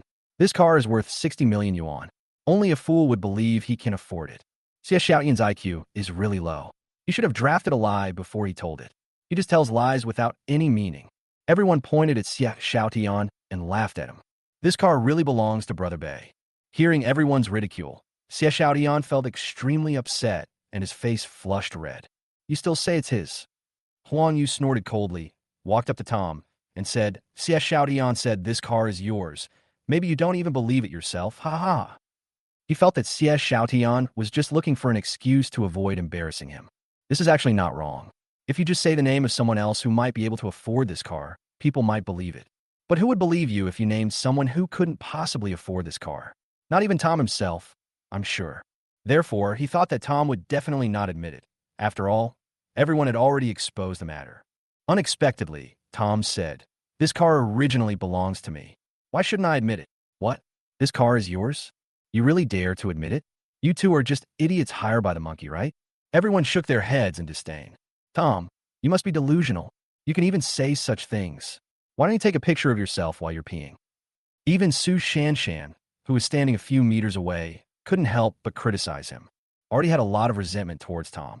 So how could he let go of an opportunity like this? Huang Yu was speechless and was amused by the two men. He immediately said, Okay, Xie Xiaotian, if this car is his, I will really kneel down for you this time. If I lie, my legs will be broken as soon as I leave the house. Huang Yu didn't believe what they said at all. In order to attack them, he said it directly and firmly. Brother Jiang, this car definitely doesn't belong to them, but I want to know the owner's name. Xie Xiaotian has the car keys, so he must have stolen it. I want to tell the owner. Then, Huang Yu spoke to Zhao Jiang again. Tom with contempt and started dialing number. After the call was connected, Zhao Jiang deliberately turned on the speakerphone. Hello, Mr. Jiang. What can I do for you? A middle-aged man's voice came from the phone. Old Wang, long time no see. Do me a favor. Master Jiang, please speak. Help me check. Who bought that Lamborghini diamond in your auto city? Okay, Mr. Jiang, please wait a minute. I'll take care of this little thing for you right away. A minute later, a man's voice came from the phone. Mr. Jiang, the name of the person who bought this car is... When a voice on the phone said this, Zhao Jiang quickly raised the phone so that everyone could hear the voice. His name is Tom. When these words were spoken, everyone was stunned. How could it be? No way, it couldn't possibly be Tom. He is just a poor loser. How could he afford this 60 million car? Lao Wang, which Tom is this? What does he look like? Why haven't I heard of this name in Shanghai? Zhao Jiang was a pretty good person and was the first to react, thinking that it might be a duplicate name. Oh, Master Jiang, you're really putting me in a difficult position. I haven't even met him before, but I do have his phone number. You say, don't tell me I said that. Our rules here are to keep customer information confidential. Then the man on the phone read out the phone number. Zhao Jiang quickly signaled Huang Yu to call this number.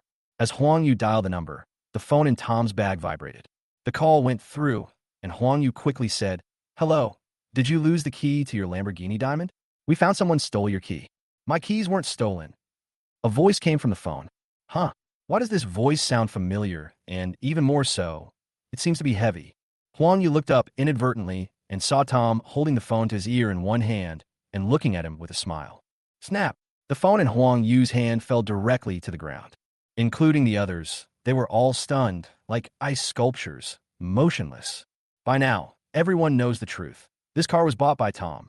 Seeing everyone's expressions, Xie Xiaotian immediately became excited. Finally, I can breathe a sigh of relief. Then, he quickly walked up to Huang Yu and said coldly, You won't deny it this time. Chapter 106, Are you worthy of it? Huang Yu was speechless for a moment. He had just sworn with his own mouth and spoken with certainty. But at that time, he believed that this sports car could not possibly have been bought by Tom. Now that it has been confirmed that the car was bought by Tom, he cannot deny it at all. So, he looked at Brother Jiang with pleading eyes. Brother Jiang was the strongest among the people present, and he hoped to get his help. As the elder brother here, Jiang Ge was embarrassed not to help Huang Yu. After all, Huang Yu is an old member of their circle, and Xie Xiaotian was not even a new member here, but only an outsider. He could not allow the people in their circle to be bullied by outsiders. Then, he walked up to Tom and said, Brother, I think we should just leave it at that. You're very strong. I already know that. But I'm not weak either, and I don't want to have a grudge against you. Let's just be friends and take a step back. What do you think? Xie Xiaotian was just an insignificant person to him. He knew that everything depended on Tom, standing behind him, the one in charge. After what happened just now, he was quite wary of Tom. You know, if someone could buy a sports car worth 60 million, his family must be very wealthy. So he spoke very politely to Tom now. Seeing this, everyone thought Tom would agree to make a big deal out of a small matter. After all, Brother Jiang was one of the most influential people in their circle with billions of dollars in assets at home, so anyone would have to think twice. Xie Xiaotian also felt that Tom would agree. After all, he and Tom were just ordinary friends, not brothers who had risked their lives together. There was certainly no need for Tom to create a big enemy like Zhao Jiang, but he was already satisfied in his heart. The move he just made had hit Huang Yu hard in the face, making him breathe a sigh of relief. But at this moment, Tom said calmly, "What if I say no?" When these words were spoken, everyone in the audience was stunned. He actually refused Brother Jiang's persuasion. This is really disrespectful to Brother Jiang. Where does he get the confidence from? Is it just because he bought a 60 million yuan car? Brother Jiang's family has billions of assets, so it's not like he can't afford a 60 million car. Everyone knows that Brother Jiang cares a lot about his reputation. Tom has offended Brother Jiang, and Brother Jiang will definitely not let him go. Zhao Jiang raised his eyebrows, his expression uncertain as he said, "You better think it over carefully. If you reject me today, we will be enemies from now on." Brother Jiang almost squeezed out these words from between his teeth and said them with full cruelty. However, Tom smiled faintly and said, "Enemy, are you worthy enough?" As soon as these words were spoken, the whole audience was boiling. Tom is so arrogant. Who does he think he is? Perhaps only the young masters of a few top families in Jianghai would dare to say this. But Tom, who is he in Jianghai? Do you think you can say whatever you want just because you have some money?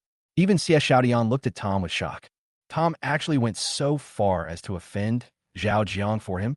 For a moment, his heart was moved beyond words. Okay. Zhao Jiang said 3 okay words in a row. He was furious, but because he was afraid of Tom, he finally endured it and said, "We'll see." After saying this, Zhao Jiang looked at Tom deeply, then drove directly into the competition venue. When the others saw that Zhao Jiang had gone to race, they felt there was no point in stopping, so they quickly drove into the competition venue. Now only Huang Yu was standing here extremely awkwardly, not knowing whether to leave or not. If you still want to deny it, you will bear the consequences. A man's words must be kept, Tom said lightly. Huang Yu's face turned extremely ugly, full of unwillingness. Tom didn't even give Brother Jiang any respect. So how could he care about a small figure like him? Wouldn't it be a piece of cake for him to mess with him? Plop. Huang Yu knelt down on the spot and said, "I'm sorry, I was wrong." Seeing this, Xie Xiaotian felt even more happy. "Weren't you so arrogant just now? Now you're kneeling down. Let's go." Tom showed no expression and got into the car directly. "Let's go." Xie Xiaotian obviously hasn't reacted yet. "Not leaving? You still want to stay here?" Tom asked. "Oh, let's go. Let's go, of course." Xie Xiaotian quickly responded. Indeed, there is not much point in staying here now. He came to this party this time mainly to make some friends in this circle, but now it seems that those people don't seem to welcome him at all, and there is not much point in staying. Moreover, he had gotten rid of the anger in his heart and was in a very good mood. There was no need to make himself uncomfortable anymore. Then, Xie Xiaotian also got in the car. On the way, Xie Xiaotian hesitated for a long time and finally couldn't help but said to Tom, "Brother Bei, thank you." His eyes were red and his voice was sincere. He really didn't expect that Tom would offend Zhao Jiang for him. It can be seen that Tom is really good to him. He had made many friends before, but no one treated him like Tom did. "You're welcome. From the moment you stood in front of Lily, fearing life and death, I considered you a brother," Tom said seriously. "Brother?" Xie Xiaotian was stunned. This word seems unfamiliar, even though it is familiar. What is familiar is that when he goes out, basically everyone he meets calls him brother. But how many of them are real brothers? He was sure that there wasn't one. "Don't you want to?" Tom asked again. Yes. Xie Xiaotian said quickly, and finally couldn't help shedding a few tears of emotion. At night, at Dry Manor, the gathering of this group of rich second generations has ended, but Zhao Jiang was extremely unhappy today. When he thought of Tom, he felt angry. In all these years, Zhao Jiang had never been treated with respect by anyone. At this time, a group of people came to the gate and prepared to leave. Some people left one after another, and in the end, only Zhao Jiang, Lung Yulin, and Su Shanshan were left. Brother, sister-in-law, are you saying that Tom is really your high school classmate? Zhao Jiang suddenly asked. Of course I'm sure. We've been classmates for 3 years. How could I not know? His family is really poor, and sometimes I even see him secretly eating pickles. At this time, Su Shanshan spoke first. Then how do you explain his car? Zhao Jiang asked doubtfully. Hearing this, the two were puzzled and couldn't figure out how Tom had the money to buy that car. But I have a feeling this car isn't his. We just had a class reunion last week. If Tom really had this car, why didn't he drive it out then? Instead, he had to endure the ridicule of his classmates. Lung Yulin also followed up with the analysis. Since you all said so, I'll have someone investigate again. Damn, I'm really feeling uncomfortable if I don't let this anger out. After saying that, Zhao Jiang took out his phone. Chapter 107, The Swindlers Group. He first called a friend who knew about cars. After all, he is not very interested in cars. If he wants to know more about the 60 million sports car, he will have to ask friends who pay attention to this aspect. After the call was connected, Zhao Jiang said directly, Dawei, do you know the Lamborghini Diamond in Jianghai Auto City? Brother Jiang, you really look down on me. As a car lover, how could I not know about such a famous car? I have been saving money for a long time and have always wanted to buy that car. But I heard that the car was bought by someone some time ago. It made me sad for a long time. Do you know the person who bought the car? I heard his name was Tom, but I'd never heard of that name before. But then I asked around and found out that the car had been sitting in the Hongding Entertainment parking lot ever since it was bought. It had never even been driven. What a waste of such a valuable asset. Okay, I understand. Zhao Jiang had already gotten the answer and didn't want to listen to the person on the phone anymore. So he hung up the phone. He said the car had been parked at Hongding Entertainment and had never been driven. That's quite strange. Why didn't Tom drive it after buying it? And why did he park the car at Hongding Entertainment? Zhao Jiang felt that his doubts were increasing. But the more doubts there are, the more it proves that there is something wrong with Tom. Hongding Entertainment? One of my classmates is a manager there. I can ask around. At this time, Lung Yulin said with a smile when he heard the 4 words Hongding Entertainment. Then he took out his cell phone and made a call to Vincent. Vincent, I want to ask you something. I heard that Hongding Entertainment recently put a Lamborghini Diamond in the garage. Whose car is it? After the call was connected, Lung Yulin asked directly. That car, that belongs to our new boss. Vincent thought for a moment and said this. In fact, the car belonged to Tom, and he knew it, but Tom had already told him not to reveal his identity, so he couldn't say directly that the car belonged to Tom. Lung Yulin was his high school classmate, and now his family owned a listed company. He didn't want to offend him, so he just said that the company belonged to the new boss. Is it their new bosses? Not Tom S. Lung Yulin was immediately delighted and said no more. Okay, I understand. I'll treat you to a meal another day. After he finished speaking, he hung up the phone. Brother Jiang, it has been confirmed that this car does not belong to Tom, but to the new boss of Hongding Entertainment. Lung Yulin said with a smile. Hearing this, Zhao Jiang did not let down his guard and asked again, could this Tom be the new boss of Hongding Entertainment? He also knew about the change of owner of Hongding Entertainment. But the new boss has never appeared in public and has always been very mysterious, so no one outside knows who the new boss is. Brother Jiang, don't worry, it can't be him. If it was really him, why didn't he tell us at the class reunion? And Hongding Entertainment is such a big company. If they want to buy it, it will cost at least 1 billion, right? Do you think that Tom can afford it, no matter how possible it is? In my opinion, Tom might know the new owner of Hongding Entertainment. He bought the car for the new owner, and the car was lent to him by the new owner of Hongding Entertainment. He wants to show off in front of us. Lung Yulin expressed his analysis, his words full of disdain. Hearing this, Zhao Jiang's face began to relax, and in just a moment, he was full of smiles. It seems we were indeed fooled by that brat. There's no way I'll let him go like this. Zhao Jiang's face was filled with ruthlessness. He paused and said, but he actually knows the new owner of Hongding Entertainment. I can't take action too directly. Then, Zhao Jiang fell into deep thought. After a long while, Zhao Jiang suddenly remembered something and quickly took out his phone again. Hello, who are you looking for? A rough man's voice came from the phone. I found Boss Long. I am. Boss Long, I want you to do something for me. After hanging up the phone, Zhao Jiang sneered. Tom, let's see how you die this time. He knew that the other party was a scammer group. What is a scammer group? They are scammers who specialize in defrauding others, and they are extremely professional scammers. If you're cheated by these people, At best, you will lose most of your property, and at worst, your family will be destroyed. With these people helping him, he could not only vent his anger, but others would not be able to find any evidence against him. At the same time, in a small villa in Jianhai. At this time, there were 8 people sitting in the living room of the villa, both men and women. At this time, a big man just hung up the phone. A man asked, "Boss, another business? How big is the order?" As soon as these words came out, the other 6 people looked at the big man expectantly. "He's just a minor character. We don't need to go all out. Just one of you can go." The big man called the boss said indifferently. When they heard that it was just a minor role, the group of people lost interest and lowered their heads. "What's wrong with you? Are you going to quit if your business is small? If you decided to go alone, who will go?" The big man said dissatisfiedly. "I think we should let Xiaoling go. She's a latecomer, so let her practice." At this time, another person said.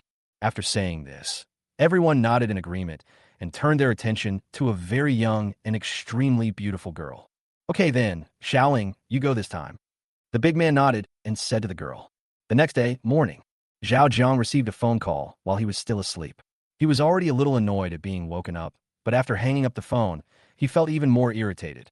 The call was from the scam group he contacted yesterday. The other party actually said that they would only send one person and still needed his cooperation. This made Zhao Jianyu feel annoyed. Damn, the other party can do it well at this point, and he just needs to sit back and wait for the result. In the end, he still has to take action. According to the other party's plan, he needs to find someone who is familiar with Tom to act as a lead to lure Tom into the game. What a hassle. For a moment, he really didn't know who to look for. And if Tom wants to join the game, he must find someone he trusts. Since it is someone Tom trusts, then this person is unlikely to betray Tom. Zhao Jiang sighed and began to think carefully. After a long while, a figure suddenly flashed through Zhao Jiang's mind, and his eyes lit up. He was certain that there would be absolutely no problem in letting this person do this. Chapter 108, Betrayal. The next day, Tom came to Hongding Entertainment again. Artists make up half of the company, so when Tom joined the company, he met many of the company's artists along the way. Maybe it's because of the difference between celebrities and ordinary people. These people walk very ostentatiously, with arrogant eyes, giving a feeling of being superior. Bang! Just then, a woman walking very fast bumped into Tom. "Don't you have eyes when you walk? How do you walk?" Tom angrily and cursed.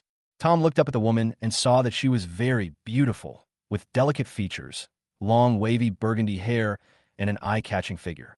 She was wearing a cheongsam, and her pair of long, snow-white legs were faintly visible, which was very sexy. But the only flaw is that she wears heavy makeup, which makes her look a bit tacky. Tom felt very upset after being yelled at by the woman. "It was obviously you who was walking too fast and bumped into me, but now you're the one complaining first and blaming me." Seeing Tom looking at her, the woman angrily asked, "What are you looking at? How can a loser like you be qualified to look at this beauty? If you keep looking, I'll dig your eyes out." Is this the quality of Hongding Entertainment artists? Tom suppressed his anger and said in a cold voice. Hearing Tom's words, the woman laughed. "My qualities aren't for a loser like you. Besides, what qualifications do you have to judge me? Judging from your cheap clothes, you must be the cleaner here, right? Do you believe that I can fire you with just one word?" "Fire me?" Tom laughed too. "Just an employee. You didn't want to fire your boss? What? Don't believe it." Seeing that Tom still didn't seem to believe in her power, the woman took out her cell phone and prepared to make a call. "Sister Yun." But at this moment, a voice sounded beside the two of them. Tom turned around and saw that it was Zhang Jiai who had chased him all the way to Lucas' office last time. "Mr. Reporter, are you here to interview Mr. Chen again today?" Zhang Jiai looked at Tom again and asked. Tom also smiled and nodded. The woman next to her realized after hearing what Zhang Jiai said that this loser was a reporter who came to interview Lucas, not a cleaning staff of Hongding Entertainment. It turned out that she was wrong, so she couldn't fire this loser in front of her. Then she snorted coldly and left quickly. "Who is she?" Tom asked Zhang Jiai. "She's our Hongding Entertainment star artist, Song Yun." "Mr. Reporter, did you have a conflict with her just now? Don't mess with her. Although she's beautiful, she has a bad temper. Many of our artists and staff have been scolded by her." Tom in a very low voice, afraid that others would hear. Song Yun. Tom remembered the name in his mind. After saying goodbye to Zhang Jiai, Tom came to Lucas's office. Lucas saw Tom coming and knew why he was there, so he immediately reported to Tom, "Mr. Su, regarding artist recruitment, we've already established partnerships with several universities in Shanghai province. including Jianghai University in Jianghai City. Next week, our company will send people to these prestigious universities to select suitable talent. As for variety shows, I've been collecting a lot of ideas on the market these days, but none of them are satisfactory. They're basically just rehashed ideas. But don't worry, I've already hired a foreign variety show master to personally design a plan for us. I believe the results will be out soon. Very good. Tom nodded. I have to say that Lucas's ability to get things done is really good. He was able to get things done to this extent so quickly. If Jianghai University is recruiting next week, I'll go there myself. Tom said again. Anyway, he had nothing to do, and the location was Jianghai University, so he wanted to do it himself. Good. Lucas nodded. Then, Tom spent the whole afternoon in Lucas' office. Just as he was about to leave, the phone suddenly rang. When he saw the name, it was James calling. He was a little surprised. Normally, James wouldn't call him, so he didn't know what the reason was this time. Then he answered the phone. Young master. James's smiling voice came from the phone. Uncle Jiang, what do you want from me? Tom is also very polite.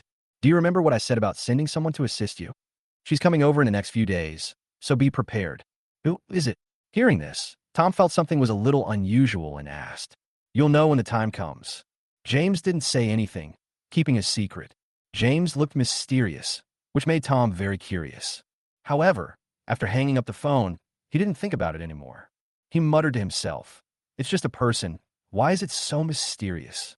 At the same time, Qianshan Architecture. At this time, an uninvited guest came to the general manager's office of Qianshan Construction.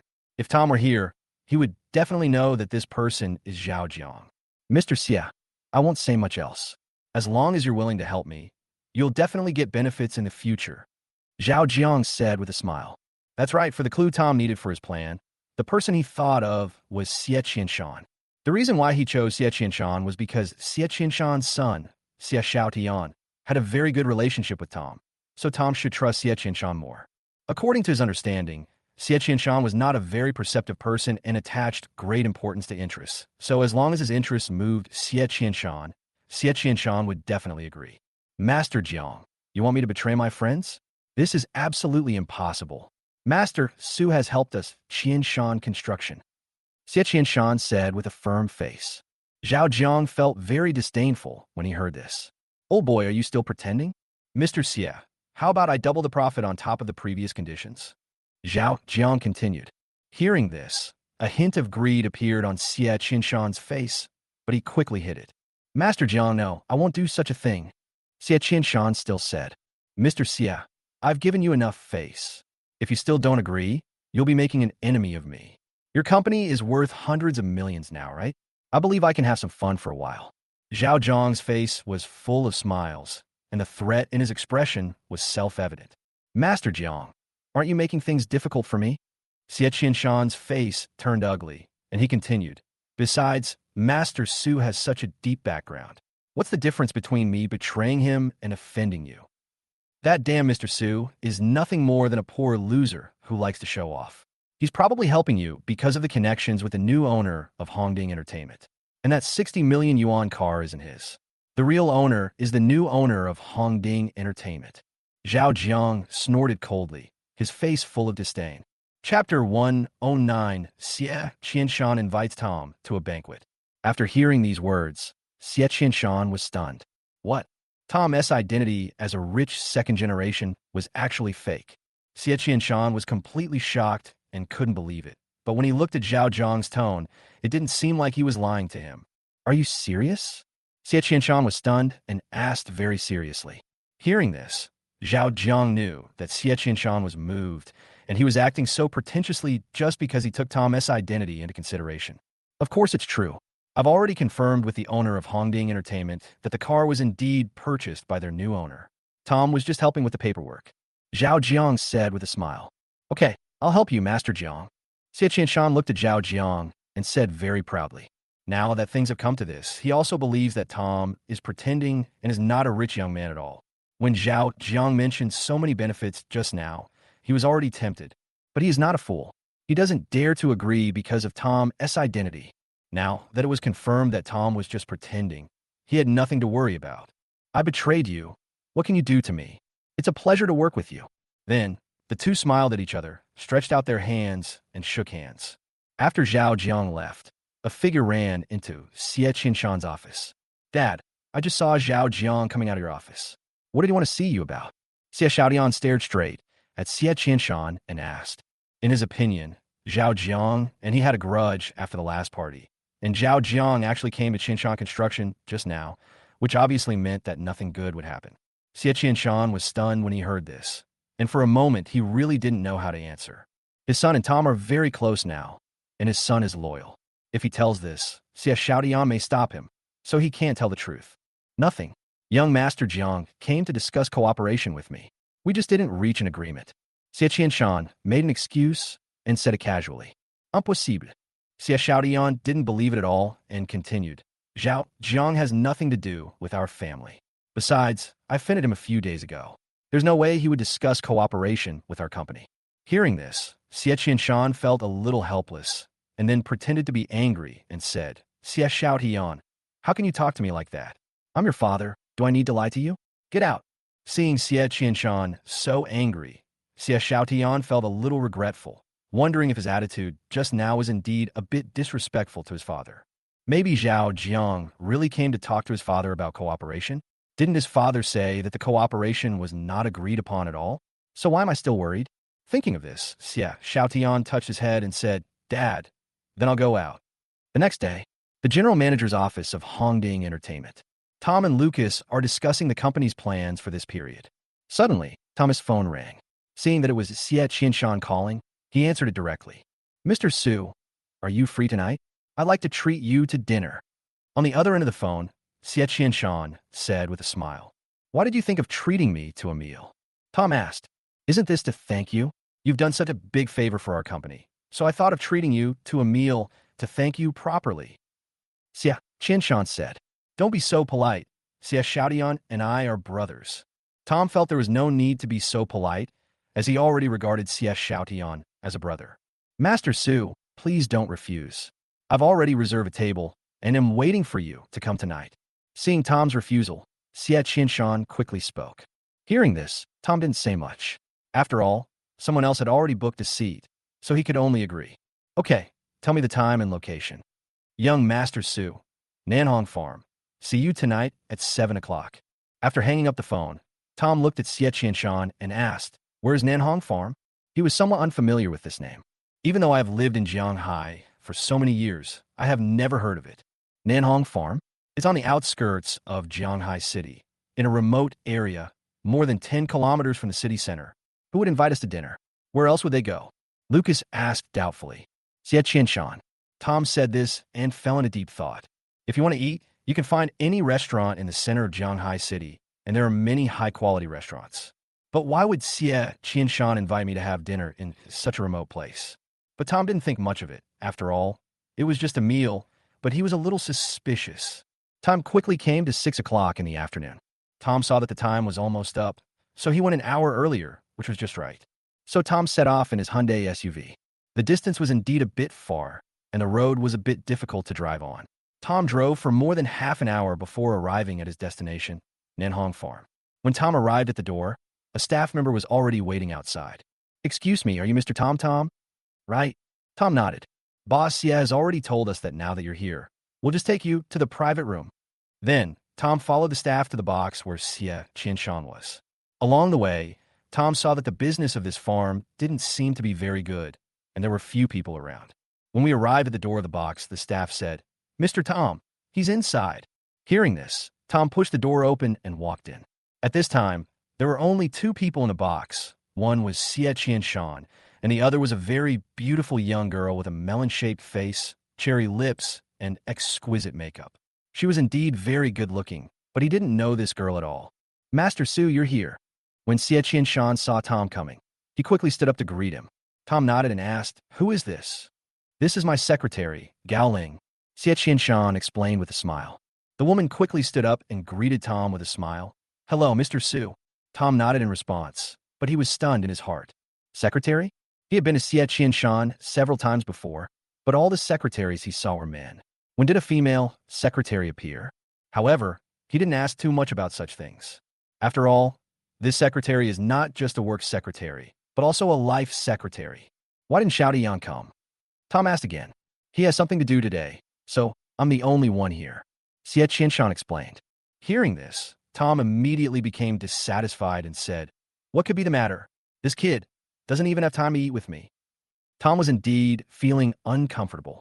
He regarded Xie Xiaotian as a brother and had never had a formal meal with him. So Xie Xiaotian wouldn't come to the first meal? As he spoke, Tom was about to call Xie Xiaotian. This made Xie Qianshan very anxious. He quickly stood up and stopped him, saying, Young Master Su, Xiaotian really has something important to do. He really can't come. Otherwise, considering your relationship, how could he not come? Don't worry. I will make him apologize to you another day. Chapter 110 Goodbye Hexagram Tattoo. Seeing that Xie Qianshan said this, Tom didn't feel comfortable calling Xie Xiaotian again. Then, the three of them began to eat and drink. Mr. Su, I offer you a toast. Thank you for your help. Without you, there would be no Qianshan architecture as it is today. In fact, Qianshan architecture might not even exist anymore. Xie Qianshan was very moved, his eyes full of gratitude. He stood up, raised his glass, and said to Tom, It's okay, we're all family. Tom also spoke very politely and drank a glass with Xie Qianshan. Gao Ling, go have a few drinks with young Master Su. At this time, Xie Qianshan spoke to the woman next to him. Upon hearing this, Gao Ling left her seat with her wine glass and walked straight to sit next to Tom. Suddenly, Tom felt a fragrant breeze coming. It was obvious that the woman named Gao Ling was wearing perfume, and it was an extremely seductive perfume that made Tom feel a little excited. Tom frowned secretly. If you want to toast, just toast. Why do you have to come to him at toast? Although he was a little surprised and a little uncomfortable, Tom didn't show anything. After all, it was just a glass of wine. Gao Ling then raised her glass and leaned closer to Tom, her body almost touching his. She raised the corner of her mouth slightly, smiled at Tom, and said, Mr. Su, I toast you a glass. Feeling Gao Ling's orchid-like breath surrounding him, Tom suddenly felt his blood boiling. This Gao Ling is simply a seductress. The charm revealed in her every move almost made him lose his mind. No wonder Xie Qianshan chose him as his secretary. Tom unconsciously shrank back and kept a distance from Gao Ling. However, Gao Ling's smile widened as she said, Master Su, are you afraid that I'll eat you?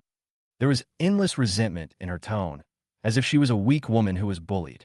This made Tom feel a little embarrassed. Yes, as a grown man, why would I be afraid of a little girl? Thinking of this, Tom no longer avoided it deliberately. He looked directly at Gao Ling, raised his glass, and clinked it with the glass in Gao Ling's hand, then drank the wine in the glass. Mr. Su, you have a good alcohol tolerance. Gao Ling praised with a smile on her face. Tom felt it and just nodded perfunctorily. Then, what surprised Tom was that after Gao Ling finished a glass of wine, she didn't leave, but sat next to him and ate the food. Aren't you sitting next to Mr. Xie? Tom asked awkwardly.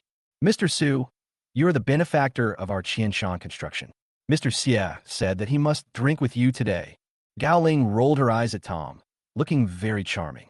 Yes, Mr. Su, I haven't been feeling well recently and can't drink too much, so I brought Gao Ling here today so she can drink more with you. Xie Qianshan also explained on the side. Tom didn't say much after hearing this, but just moved to the side. He really didn't dare to get too close to Gao Ling.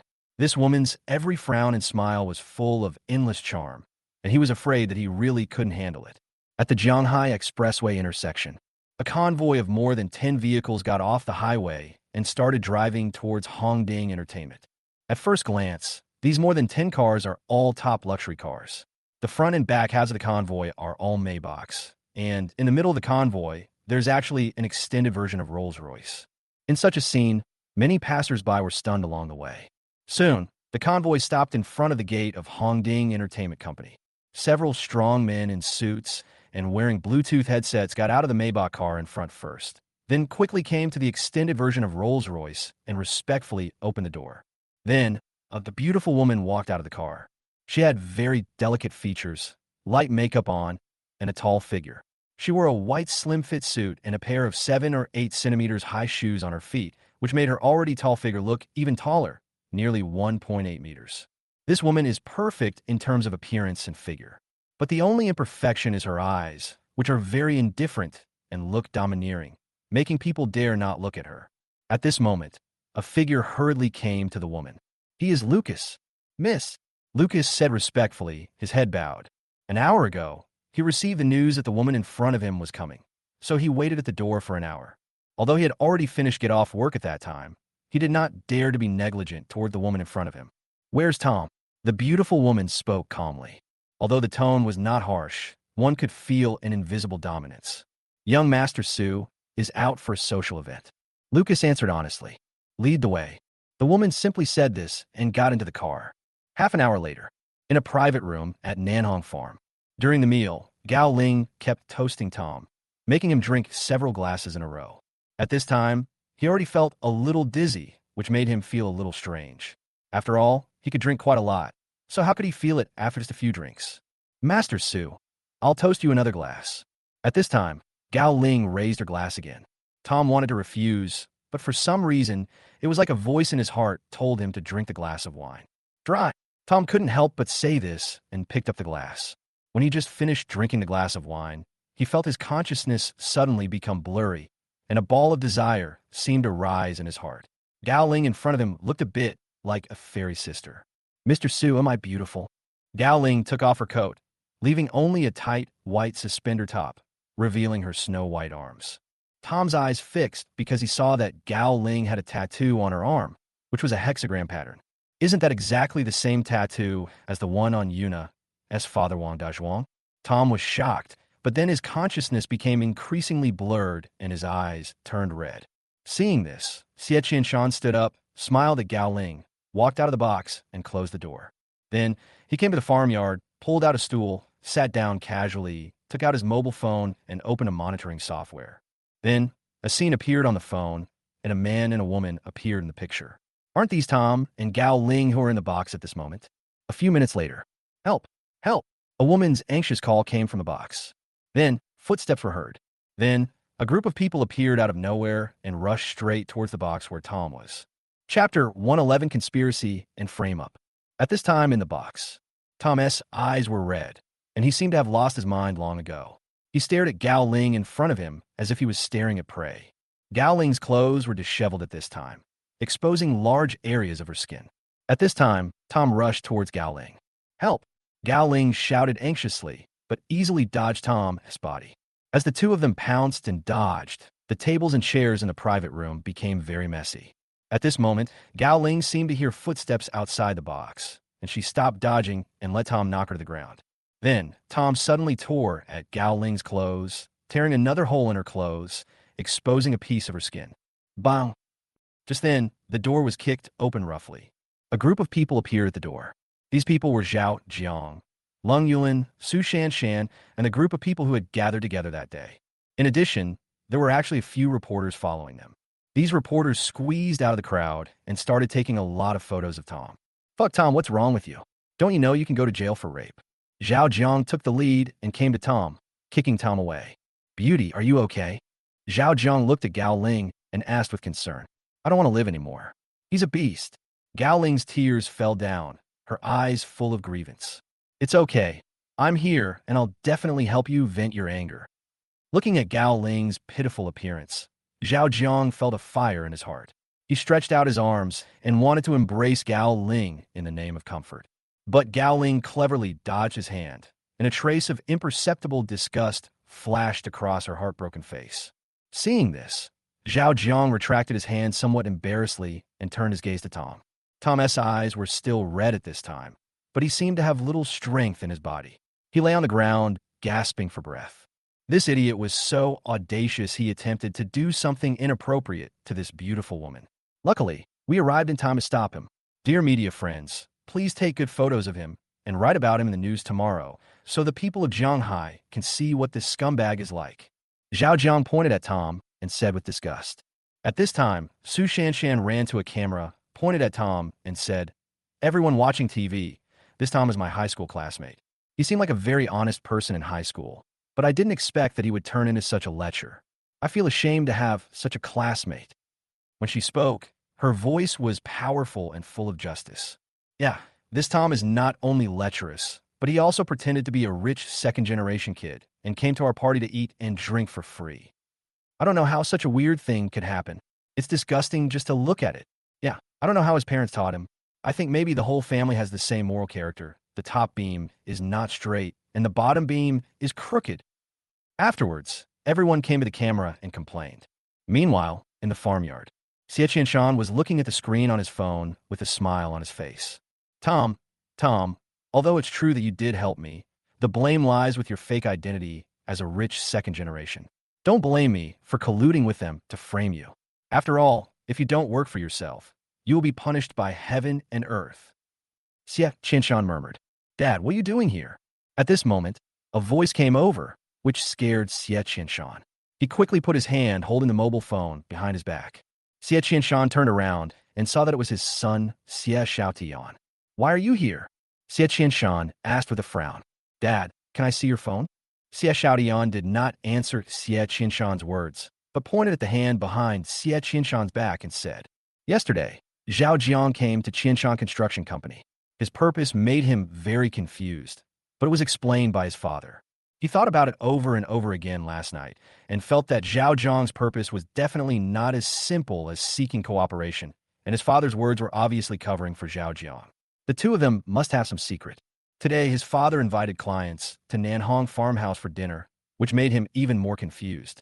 You know, his father had never invited clients to a remote place like Nanhong farmhouse for dinner. So, half an hour ago, he quietly came to Nanhong's farmer's house to see what was going on. But unexpectedly, he saw his father sitting in the farmyard, looking at his mobile phone and laughing. Out of curiosity, he had been observing from the side until he heard his father say that just now, and immediately knew that this was a conspiracy against Tom. Why are you looking at my phone? Xie Qianshan panicked a little and held the phone tighter in his hand. Hearing this, Xie Xiaotian did not answer Xie Qianshan. He took 2 steps behind Xie Qianshan and snatched the phone away.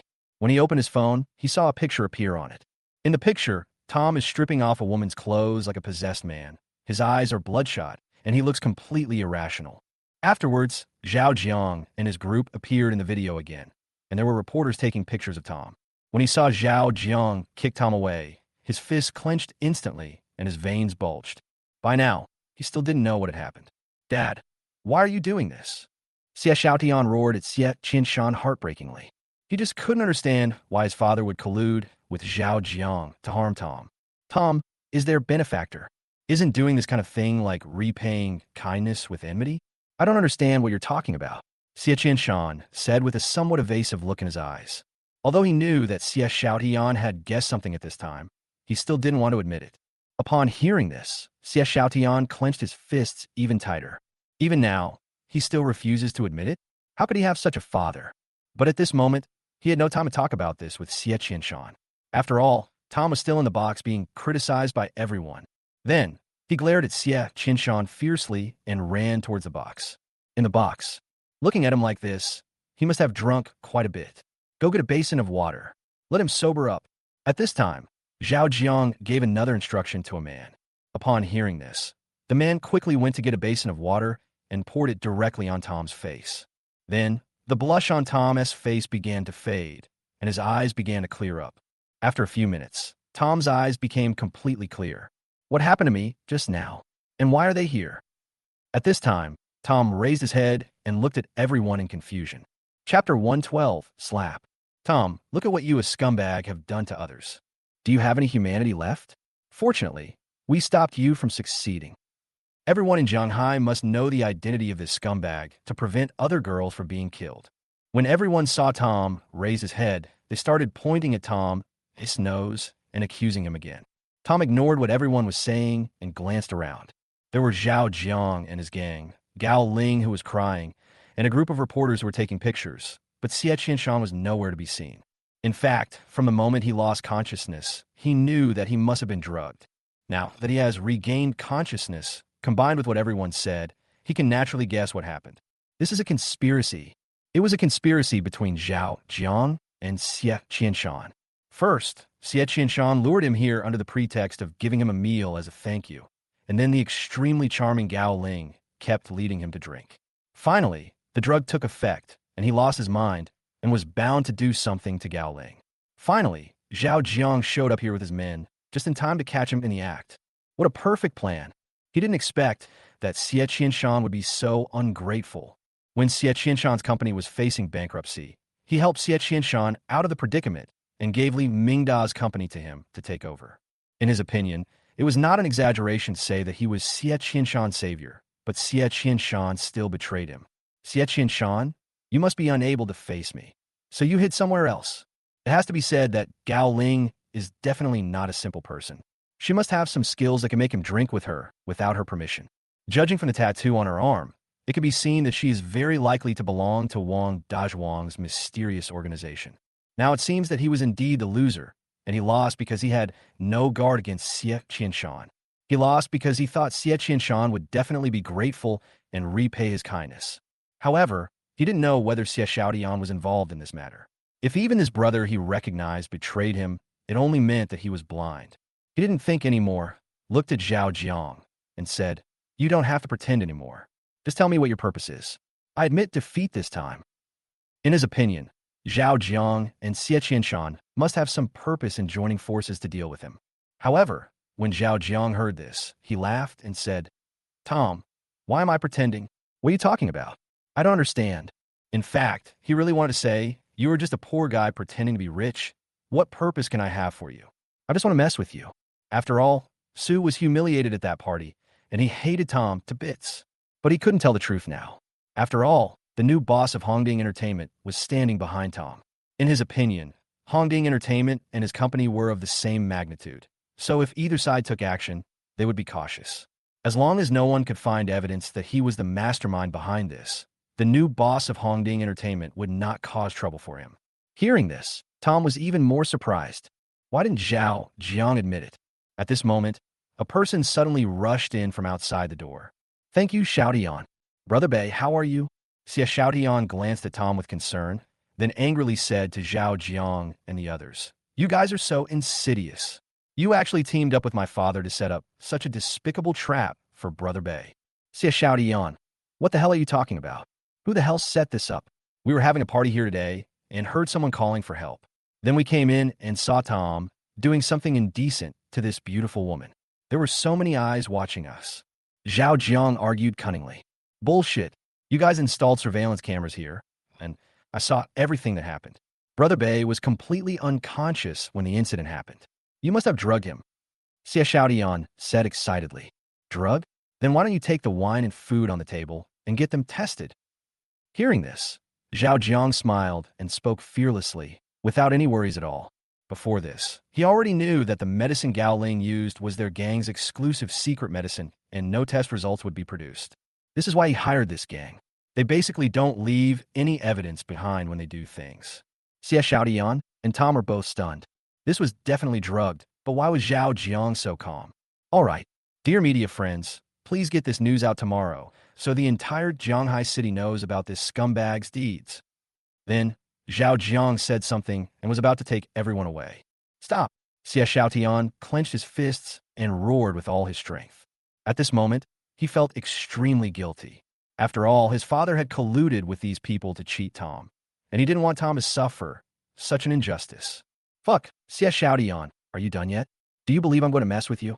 Zhao Jiang was startled by Xie Xiaotian's voice and said angrily, "Come on, come and kill me. If you kill me, you will have to pay me back with your life, and I will have avenged Brother Bei." Xie Xiaotian took a step forward, puffed out his chest, and looked completely fearless. Tom felt touched and relieved when he saw Xie Xiaotian defending him so much. His vision was right. The brother he recognized did not betray him. Then, Tom stepped forward, patted Xie Xiaotian on the shoulder, and gave him a look of gratitude. "Just tell me what you want. If you want money, just name the amount, and I'll give it to you." Tom looked at Zhao Jiang again and said in a deep voice, "Now, the other party has taken videos and photos of him. Even if he is wronged, if these videos and photos are spread out and seen by his adoptive parents, how sad will they be?" So, he was helpless and could only give in. Hearing this, Zhao Jiang showed disdain on his face. "How dare you, a poor guy pretending to be a rich second generation, say such big words?" However, he would not express his thoughts. Instead, he said, "I've already said it. I don't understand what you're talking about. I only know that you'll be a celebrity in Zhanghai City tomorrow." With a burst of wild laughter, Zhao Jiang turned around and was about to leave. "Stop." At this time, another voice came into his ears. He wanted to ignore it, but suddenly a look of surprise appeared on his face because the voice did not come from inside, but from outside the door, and it was a woman's voice. Everyone focused their attention on the door and saw a beautiful woman appear at the door. Seeing the woman's appearance, all the men present swallowed unconsciously. Because this woman is really too beautiful. Zhao Jiang looked at the stunning beauty who suddenly appeared. A trace of greed flashed in his eyes. He looked at the woman with lustful eyes and said, "Beautiful lady, you asked me to stop. Do you want to ask me out?" Slap. The woman heard this without any expression on her face and said coldly. Immediately, two big men walked out from behind the woman, grabbed Zhao Jiang without saying a word, and slapped him several times with extremely loud sounds. Zhao Jiang's face swelled up instantly, and blood oozed from the corners of his mouth. Chapter 1:13 Maria. Fuck, how dare you hit me? Do you know who I am? Zhao Jiang was completely unprepared and was a little stunned by the sudden slap. Then he looked at the beautiful woman in front of him and said angrily, "Who is he?" The young master of a listed company with a market capitalization of billions. He holds a pivotal position in Jianghai. Now he was beaten by an unknown woman. How could he not be angry? I don't need to know who you are, and I don't want to know who you are. All you need to know is that my name is Maria, and if I hit you, you have to stand still. The woman remained calm and said calmly. Although the voice was not loud and the tone was flat, it was full of invisible dominance. Maria? After hearing this name, Zhao Zhang's face changed drastically and he froze for a moment. The group of rich second generations behind Zhao Jiang were also filled with anger when they saw Zhao Jiang being beaten. Hearing Maria's words at this moment, he became even more furious. Fuck, who is this Maria? I've never heard of her before. Why is she talking so pretentiously? That's right, he actually dared to hit Brother Jiang. Brother Jiang, kill him. Let him know what it means to be a man. This woman is so beautiful. It would be a pity to kill her. I think Brother Jiang could tame this little wild horse. Everyone looked at Maria coldly and talked. Fuck, you guys are trying to kill me. What are you talking about? At this moment, Zhao Jiang turned around and glared at the group of people fiercely, cursing angrily. Then, with an anxious look on his face, he said to Maria, Aunt Jiang, I was wrong. I was really wrong. I didn't know it was you. If I had known it was you, I would have beaten me to death and never dared to disrespect you. At this moment, Zhao Jiang was so regretful. He even wanted to slap himself a few times. He was so mean and dared to disrespect her. Maria? She's the daughter of James, the richest man in Shanghai. She's also the queen of Shanghai's business world. She's responsible for almost half of James' rise to wealth.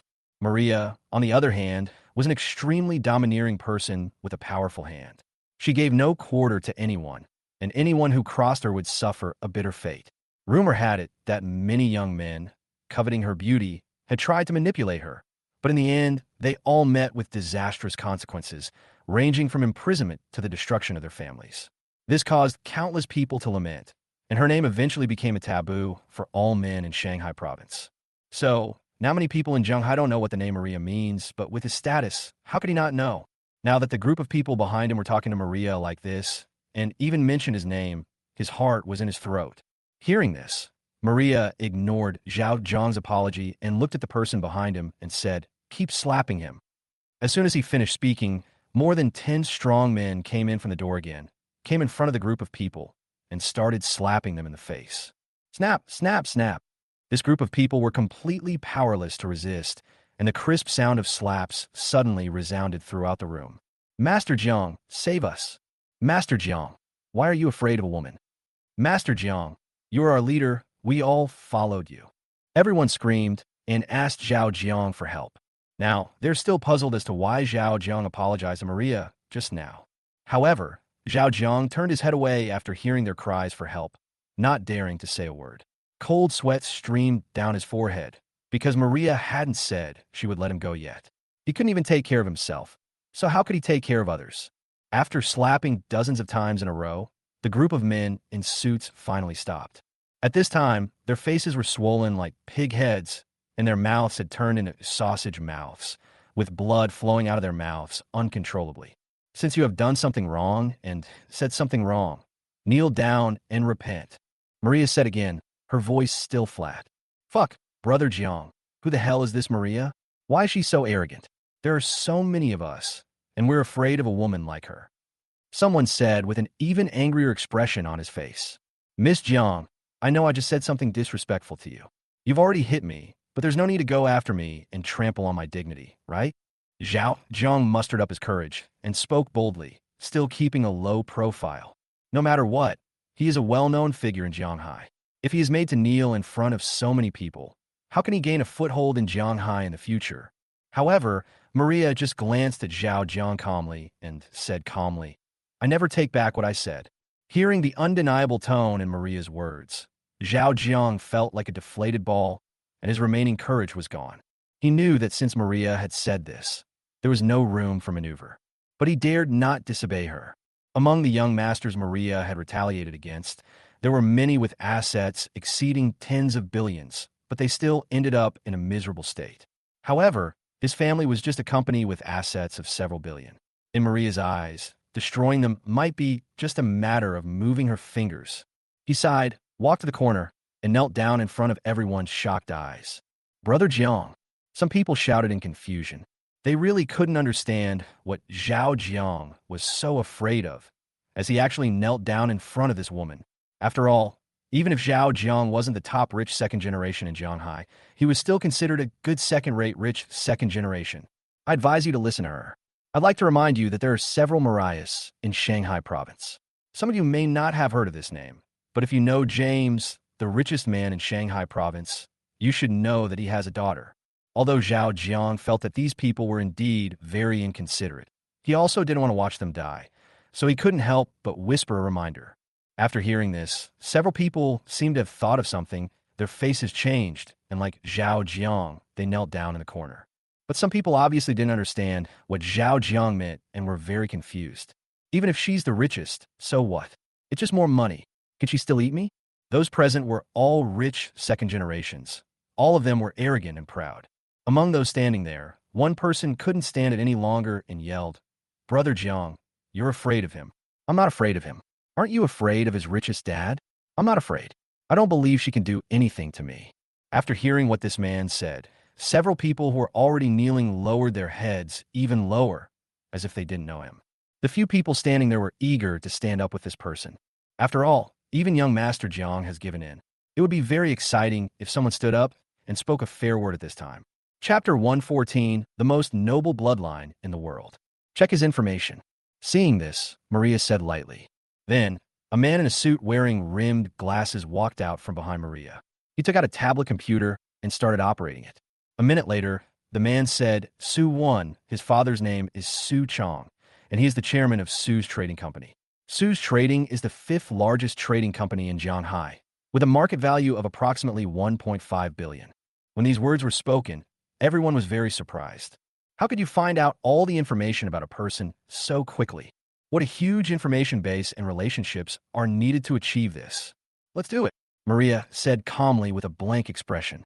Everyone was confused about what Maria meant by the three words, take action. But then Maria said casually, last time, a company with a market value of billions didn't last more than 20 minutes under my management. I wonder how long your company can last under my management. As soon as these words were spoken, the man named Su Wen was stunned for a moment. What? A multi-billion-dollar company couldn't last more than 20 minutes in your hands? What are you bragging about? It seems like you want to take action against my company. I don't believe you can do anything to my company. After all, my company is the fifth-ranked trading company in Jianghai. Ha ha ha. Su Wen laughed out loud and said with disdain, Okay, then I want to see what you can do to my company. Maria said it all. The people around him also looked at Maria with great disdain. Maria stopped talking when she saw this and just looked at these people indifferently, as if she was looking at air. 5 minutes later, suddenly, Su Wen's phone rang. Su Wen, which big shot did you mess with outside? As soon as the call was connected, his father Su Chong's roaring voice was heard on the line. Dad, what's wrong? Su Wen was very confused. He didn't know what was wrong with his father that he started scolding him right away. What the hell have you done? Don't you know? Our company is about to be ruined. I finally found out that you offended a big shot. If you can't get the forgiveness of that big shot, you'll be begging for food from now on. Su Chong said angrily. Dad, Hearing this, Su Wen was speechless for a moment until the person on the other end of the phone hung up. Big shot. Big shot. Could it be that what the woman in front of me said was true? Is she really that powerful? Who is she who can destroy her own company in just 5 minutes? At this moment, Su Wen felt like crying, but had no tears. Seeing Su Wen's expression, The kneeling people seemed to have guessed what had happened and showed sympathy on their faces. What they were more curious about was why such a powerful person like Maria would come to a small place like Jianghai. The people standing next to Suwon were a little curious and asked, "Brother Wen, what happened?" Suwon was a little dazed and ignored them. Plop. Suddenly, Suwon knelt down and cried bitterly, "I was wrong. Please let my company go." As soon as these words were spoken, the pupils of the people standing there suddenly contracted. Did this woman really do it? Suwon's company went bankrupt in just 5 minutes? Damn, who on earth is this woman? Now, they finally understood that the other party was really an extremely powerful person, and they really couldn't afford to offend him. Without any hesitation, the group of people immediately walked quickly to the corner and knelt down obediently. At this time, Maria pointed her finger at Tom and asked, "Do you know who he is?" Maria's sudden words startled everyone, and they looked up in the direction of Maria's finger. "Isn't that Tom? Tom? Isn't he just a poor loser pretending to be a rich kid?" At this point, even Tom was a little confused. He didn't know this domineering woman who was full of queenly temperament, and of course he didn't know what this woman meant. "Ms. Jiang, this Tom is just a piece of trash. He's not worthy of your attention." Everyone said this in unison, their contempt for Tom evident in their words. Waste? That's right, he is a waste. A waste who has the most noble bloodline in the world, but is still bullied by a bunch of ants like you. Maria's tone was calm, but different from the calmness just now. There seemed to be a hint of disappointment in her tone. Everyone was confused when they heard this. The most noble bloodline in the world? What does this have to do with Tom? Looking at Tom's loser appearance, he has nothing to do with the so-called noble bloodline. Maria compared them to ants. Although they were angry, they dared not speak out and could only pretend not to hear. But when Tom heard this, his heart was shocked. Maria called him the one with the noblest bloodline in the world, which sounded a bit awkward and exaggerated to him. But his biological father was the head of the world's top financial group and controlled 60% of the world's wealth, so he could understand Maria's address to him. But how did Maria know all this? Her last name is Jiang. Is she related to James? And yesterday James just called him to tell him that the person he sent to assist him would come to Jianghai in the next few days. Could it be that this absolutely beautiful yet extremely domineering woman in front of him is here to assist him? Tom's eyelids twitched wildly. If it was really her, he couldn't control such a domineering female CEO. Although I'm disappointed in his weakness, you guys bullied him after all, and I have to stand up for him. Tell me what just happened. At this time, Maria spoke again. Hearing this, Zhao Jiang was even more surprised. He didn't know why Maria stood up for Tom, but he thought that he couldn't tell the truth. After all, the other party was on Tom's side. If he told the truth, wouldn't he die a more miserable death? Then he said, "Miss Jiang, this is what happened. A group of us were having a party here today. We heard someone shouting for help in this private room, so we ran in and saw Tom trying to rape a beautiful woman." As he spoke, he pointed in a direction. He knew Gao Ling was in that direction, and his eyes subconsciously looked in that direction. At this glance, he was completely stunned, as if he had seen something incredible. Because Gao Ling, who was standing there just now, disappeared. How is that possible? How could a living person disappear out of thin air right under the noses of so many people? Chapter 115. You kneel down. Go on. Seeing Zhao Jiang pause, Maria said lightly. Zhao Jiang was shocked upon hearing this, but he couldn't stop thinking. He spoke again. Then we rushed in and rescued that beautiful woman. He even stripped her clothes off. Everyone present can attest to this. Miss Jiang, don't be fooled by Tom's appearance. You can't judge a person by his appearance. He's a beast. Everything that happened in the private room just now has been recorded by the surveillance cameras inside. To be on the safe side, they installed surveillance cameras in advance. This was to provide solid evidence of Tom's crime, leaving him no room for error. Maria frowned slightly when she heard this. Then, she said calmly, "That's not the truth." With her years of understanding of human nature, she had already sensed something unusual in Zhao Jiang's tone. Furthermore, how could a private dining room be equipped with surveillance cameras? So, he concluded that Zhao Jiang was lying. However, she does not need evidence. As long as she believes in something, it is right. Miss Jiang, if you don't believe me, you can check the surveillance footage. Zhao Jiang spoke again, his tone extremely anxious. Maria, the surveillance video on his phone. But at this moment, Maria's eyes fixed, she looked straight at Zhao Jiang and said, "This is not the truth." The tone is domineering, firm and unquestionable. For a moment, Zhao Zhang's hand suddenly stopped and his body trembled slightly. Because he saw Maria's eyes, those cold and sharp eyes seemed to be able to see through his soul and all the thoughts in his heart. At this moment, he was like a chick and Maria was like an eagle, and he had no way to hide under her nose. Despair, fear, and helplessness instantly filled Zhao Zhang's heart. Miss Jiang, I was wrong. I'll tell you. I'll tell you. Zhao Zhang had collapsed, and his voice was very weak. This is a trap we set up, a trap targeting Tom. Yesterday, I approached Xie Qianshan and asked him to join me in dealing with Tom, and he agreed.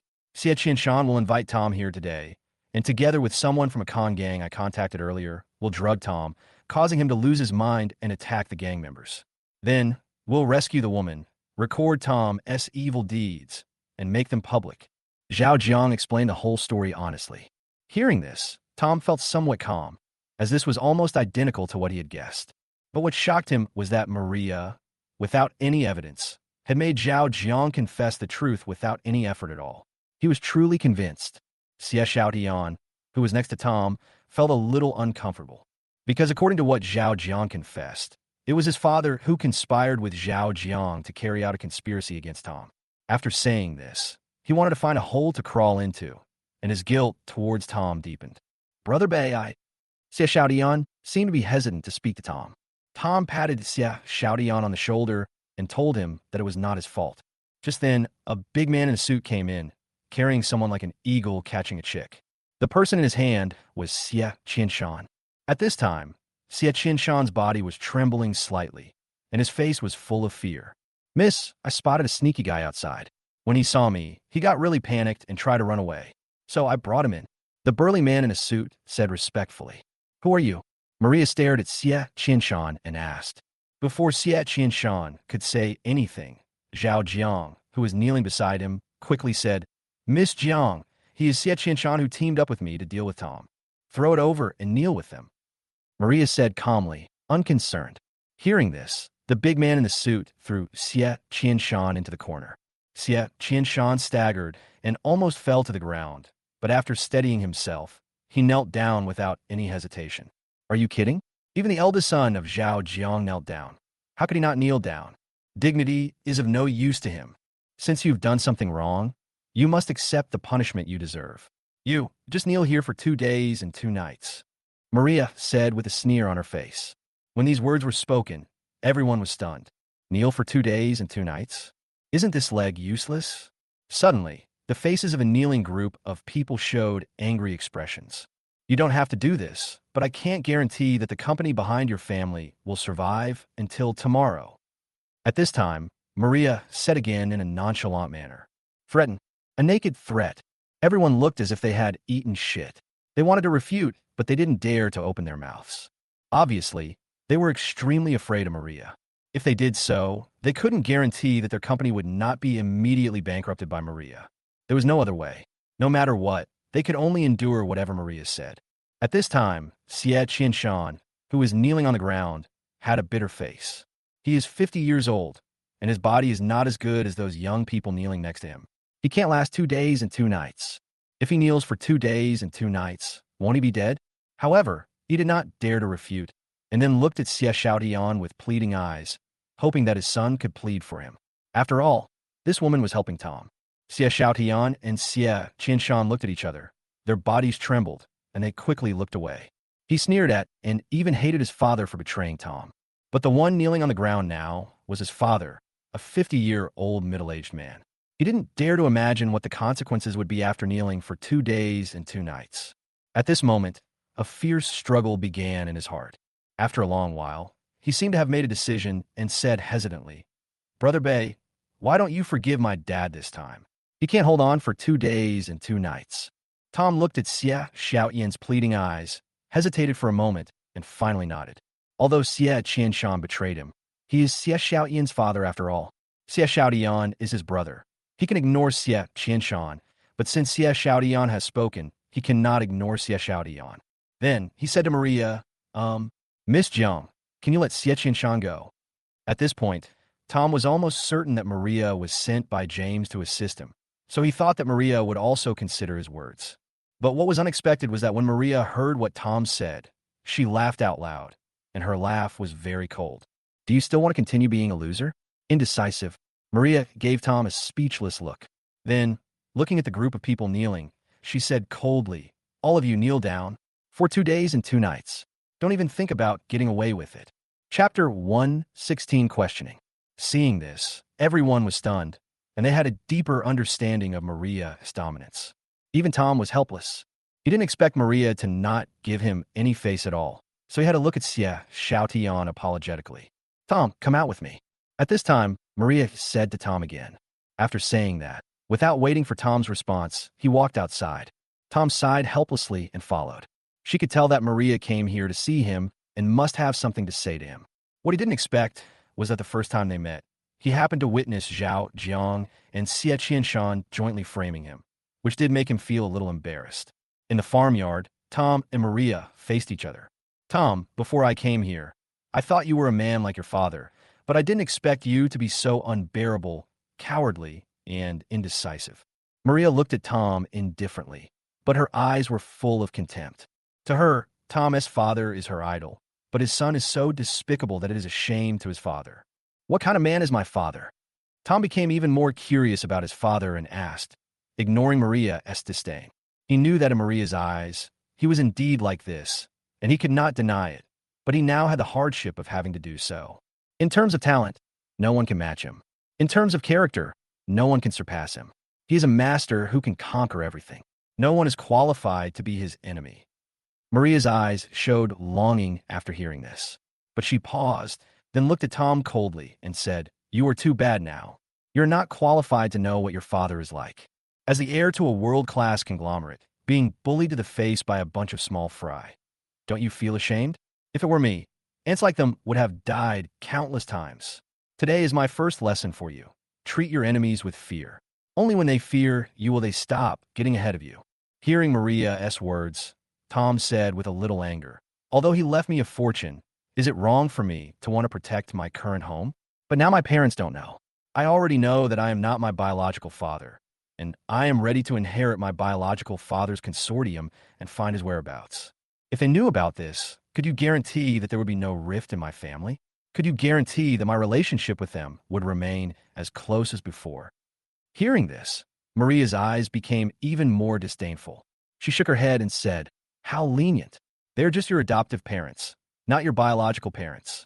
What you need to do now is to inherit your father's glory and carry it forward, not just be a weakling like you are now. So what if they're not my biological child? They raised me for over 20 years and gave me everything they had without reservation.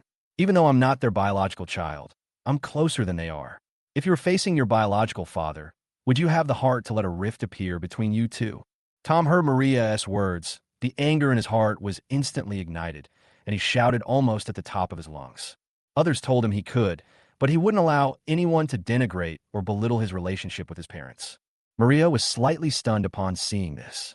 She didn't understand why her words caused such a big reaction from Tom. But then she started to think about what Tom said. To be honest, she had no idea about James's fatherly love. When she was young, James was busy with the development of the company. She saw James very rarely and received very little love from him. The only things that kept her company were the books. Therefore, she has always been a top student. She completed all university courses and graduated at the age of 15. She came to James' company. With her talents, she made the company develop rapidly and eventually made James the richest man in Shanghai province. During this process, she hardly felt James' fatherly love. So, the word father is just a name to her, nothing more. Are the family relationships that Tom mentioned really that important? Although she really didn't understand, for some reason, she felt that what Tom said seemed to make some sense. Maria's expression then softened a bit, and she asked, do you want to keep going like this for the sake of so-called scruples? I'm still unsure how my adoptive parents would react when they find out about this, so I don't dare confess to them rashly. Until I confess to them, I can only stay like this. Tom said helplessly. Hearing Tom's words, Maria surprisingly didn't refute him.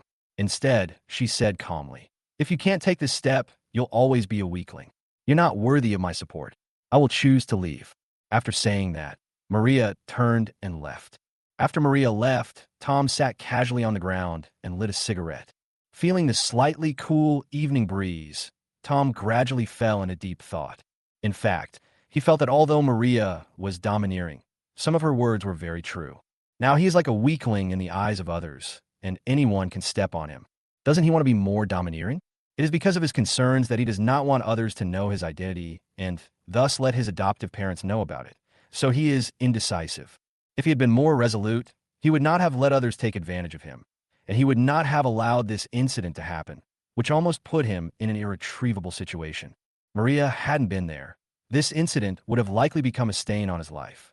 Indeed, he shouldn't hesitate like this. As Maria said, if he refused to confess to his parents, he would always be timid in doing things.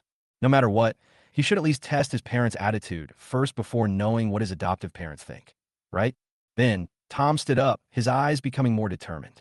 At the same time, Tom didn't know was that Maria's words had a profound impact on him, and his words had also had a profound impact on Maria.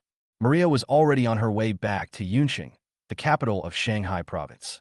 Tom's words kept echoing in her mind, and she murmured, "What exactly is family love?" After a long moment, Maria's eyes suddenly flashed with something strange, and she said to the driver, "Turn around and go back to Shanghai City." Chapter 117. Children make choices, but I want both. 2 days later, something happened in Shanghai City today. More than 10 rich second generations in Shanghai City were admitted to the hospital at the same time. They all had problems with their legs, but when asked about the reasons, they all kept silent. Xie Qianshan, the general manager of Qianshan Construction, was in a more serious condition and fell into a coma. Before he fell into a coma, he left some instructions and handed over Qianshan Construction Company to his son Xie Xiaotian in advance. In the morning, Tom came to Hongding Entertainment again. Entering the office, he saw an unexpected person, Maria. Tom was a little confused. Didn't she leave? I thought you were so devastated by what I said that you didn't come to the company for 2 days, Maria said expressionlessly. Hearing this, Tom felt a little embarrassed. Indeed, he had been thinking about how to confess to Sue's parents at home these past 2 days. After all, he needs to think about this matter carefully before he can come up with a safe solution that can achieve his goal without affecting his relationship with his adoptive parents. Today, he just thought of a way to test his parents first and decided to try it at night. So he came to the company during the day. I have other things to do. Tom wouldn't say that he was thinking about this at home, so he made up an excuse. But Maria didn't care what Tom was doing these past 2 days. She said directly, "Tell me, what are your plans for the development of Hongding Entertainment?" Seeing this, Tom took 2 steps forward, sat on the sofa, and said, "Hongding Entertainment is currently ranked 5th in Shanghai province, and my goal is to make Hongding Entertainment the #1 in Shanghai province within 6 months." Maria was surprised when she heard this, and then she said, "You're quite boastful. What are your specific plans?" By Tom's words, making Hongding Entertainment the #1 in Shanghai province within half a year was a claim that even she, the queen of Shanghai's business community, didn't dare to make. However, for some reason, even though she felt that Tom could not do it, she actually had a glimmer of hope. Next, I'll start from 2 aspects. First, vigorously expand the company's artist pool and cultivate a few top-tier artists as soon as possible. In fact, Hongding Entertainment's artist resources are not weak, but it lacks some promotion channels. I am also planning to start training a group of new talents soon. The candidates will be selected from local talents and selected from major universities. They don't have the worldly airs of those veteran artists. On the contrary, they have just entered the society and have a fresh air. This kind of artist is actually the most popular with the audience. Secondly, the variety shows released by major entertainment companies now are all cliches, and audiences just watch them to pass the time. If a brand new variety show comes out, who will still watch them? Next, I will create a unique variety show. I've already asked Lucas to select the script for this. As soon as the script is out, this thing can be put into practice immediately. Tom expressed his thoughts in an orderly manner. Maria's eyes lit up even more when she heard this. Tom's thoughts coincided with hers. If she were to do it, she would do it. But Tom has only been in this industry for a short time, and it's really great that he has such insights. It seems that he is not as incompetent as imagined. At this moment, although her face was expressionless, she was faintly excited in her heart. Just then, there was a knock on the office door, and then Lucas walked in. Tom mentioned Lucas. Lucas arrived. Speak of the devil appears. Young Master Su, the script you requested has been written. I've selected 3 that meet your requirements and will now give them to you for your review. Lucas walked up to Tom and handed a folder to him. Tom looked at the content, and roughly knew what the script was. The first one, Where We Going, Baby, is a parent-child program. To put it simply, celebrity parents take their son on a trip and record what happens to them. The second one is called Run Girls. That is, a group of girls go to various tourist attractions to complete various challenges. The third one is very interesting, and the creativity is even more advanced. It is called Who is the Rich Man? This is a variety show about super rich people. The production team will invite a group of ordinary people, several men and women, to live in a closed environment. Among this group of people, all the women are beauties, and all the men are very wealthy, but there is one fake wealthy man. Through the process of getting along with each other, let everyone find out this fake rich man. I have to say, it's really interesting. Mr. Sue, which variety show should we choose to record? At this time, Lucas asked. Tom put the papers aside and began to think. Maria also picked up the document and started reading it. She quickly finished browsing the content and then looked at Tom. In fact, she was also curious about which variety show Tom would choose to record. She felt that if Tom had good taste, he would definitely choose a variety show about super rich people, because this was also the most likely to become popular among the three types of variety shows. Finally, Tom stopped thinking and said, These three scripts are all very novel. But the first and second ones seem a bit ordinary compared to the third one. The third one is composed entirely of ordinary people, which is fundamentally different from the previous variety shows that were all participated by celebrities. This is the first advantage, and this is a show about super rich people, things related to money, which meets the standards of this era. This is the second advantage. And among the many wealthy people, adding a fake one creates suspense and arouses people's desire to watch the show. This is the third advantage. Watching Tom talking, Maria showed a satisfied look, and she agreed with what Tom said. So you chose the super rich type of script, right? Maria asked. Tom shook his head, smiled faintly, and said, Only fools would make choices. I want them all. Hearing this, Lucas and Maria were both stunned. Seeing the two people's expressions, Tom explained, These three programs, although there is a big gap between the first, second, and third, they are all better than the previous variety shows. In this case, why don't we take them all? Night. Tom went to the supermarket downstairs to buy some wine and then went home. When we got home, Yang Xiaofang had just put the dishes on the table. Xiaobei, why did you buy wine today? Seeing Tom coming back with wine, Su Hangan sat on the sofa and asked with a smile. Dad, aren't you thinking about us? It's been a while since we've had a drink together. What time is it today? Tom said with a smile. Okay, then make it. As he spoke, Su Hangan came to the table. Obviously, Su Hangan was in a good mood during this period. Then, the family of three began to chat while eating. In fact, the reason why Tom bought the wine was very simple. He just wanted to take the opportunity to test his parents about his biological father. Midway through the drink, Tom saw the time was almost up, so he suddenly took out a dragon-shaped jade pendant from his neck and asked casually, Dad, Mom, where did you buy this jade pendant for me? He learned from James that this jade pendant was left to him by his biological father. Chapter 118, Recruiting Artists. Hearing Tom's words, Yang Xiaofang was suddenly startled. Her body shook violently. Her pupils suddenly contracted, and she stared at Tom closely, as if she wanted to see something. Su Hangan, who had already drunk quite a bit of wine, became alert after hearing these words. He instantly sobered up and looked at Tom thoughtfully, not knowing what he was thinking. Seeing his parents' expressions, Tom lowered his head, pretending to be calm. He took another bite of food and said with a smile, Mom and Dad, what's wrong? Is there something wrong with this jade pendant? Seeing this, Yang Xiaofang felt that Tom seemed to be asking casually, so she felt relieved and said with a relaxed face, This jade pendant, I bought it at the jade shop in the south of the city when you were born. I think that shop has been closed for a long time. Yeah, Xiaobei, why do you ask this? Su Hangan blinked several times, then looked at Yang Xiaofang deeply, and then asked, I'm just curious. This jade pendant looks very finely crafted. It must be worth quite a bit of money, right? Tom made up an excuse to deal with it. Oh, it won't cost much. Su Hangan responded, but he lacked some confidence.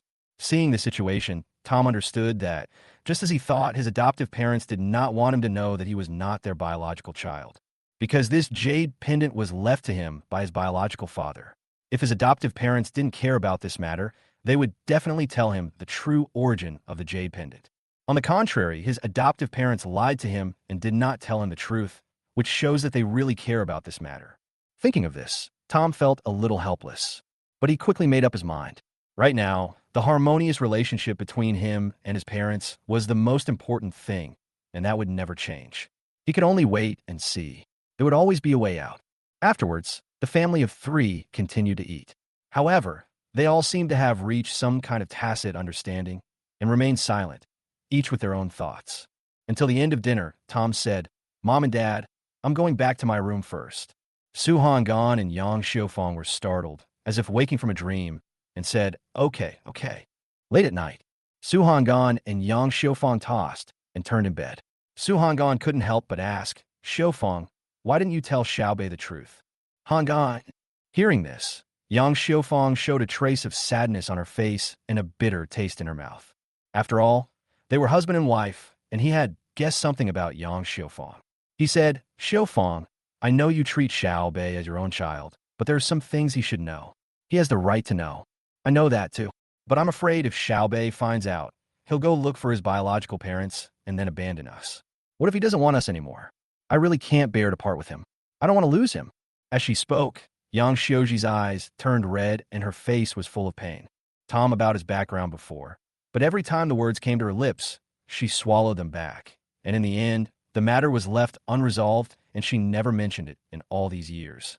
He was afraid that once Tom knew that he was not their biological child, he would want to find his biological parents and leave them. "Xiufeng, this isn't a solution. Are we going to keep dragging it on like this and let Xiaobei stay in the dark for the rest of his life?" Su Honggan picked up a tissue, wiped Yang Xiufeng's tears, and persuaded her again. Yang Xiufeng was speechless and could only remain silent. After a long while, she slowly said, "Let me think about it again." The next day, in the morning, Tom received a call from Lucas. "Mr. Su, today is the day Hongding Entertainment is recruiting at Jiangbei University. The time is 10 a.m. In addition to you, a professional artist from our company will be accompanying you to provide you with advice. I have given her your phone number, and she will contact you when the time comes." Lucas said very respectfully, "Okay, I understand." Tom responded. Before, he told Lucas that he would personally attend the recruitment assessment for Jianghai University. That Lucas's arrangements were very thoughtful. He is not a professional and can only evaluate an artist's appearance at best. However, he has only a superficial understanding of the evaluation of some dancing and singing skills and is not professional. It would be most appropriate for him to be evaluated together with a professional artist. After hanging up the phone, Tom washed up. After washing up, Tom looked at the time. It was already 9 o'clock, so it was almost time, so he drove off. On the way, he received another strange call. "Hello, are you Mr. Tom?" A woman's voice came from the phone, and her tone sounded a little reserved. "Right?"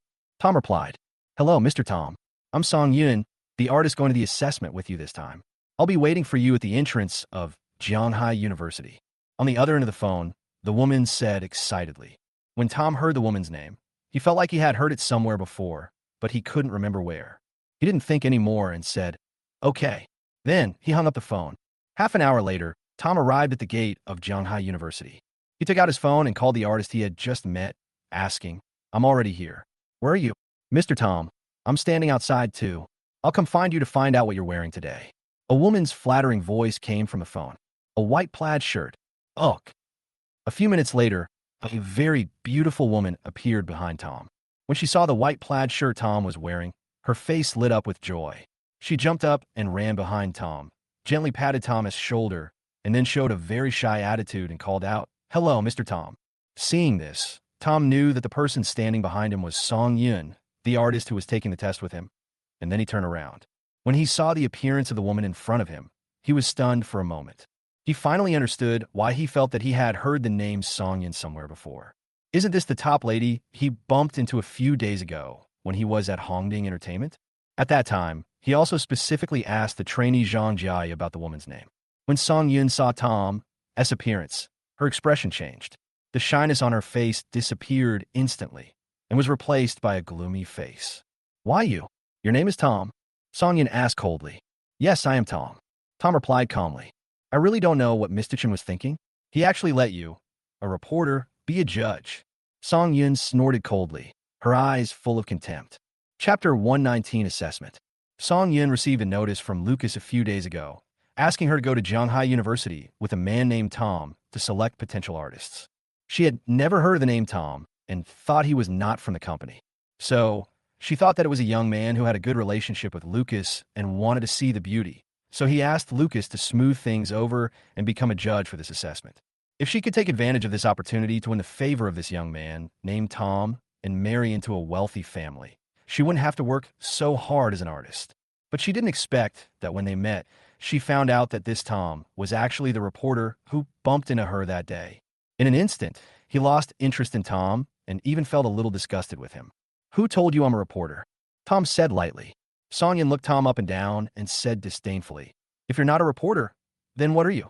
Hearing this, Tom really wanted to say that he was the boss of Hongding Entertainment. After all, it was not a big deal for a boss to be despised by his own employees. But when he thought of the sad looks in his adoptive parents' eyes when he was testing their attitude 2 days ago, he stopped thinking about it. Now, he didn't dare to reveal his identity rashly. Tom stopped talking. Songyun looked at him with contempt, turned around, and walked towards the school, not wanting to say another word to Tom. Seeing this, Tom narrowed his eyes and felt a little angry, but he had no choice but to follow.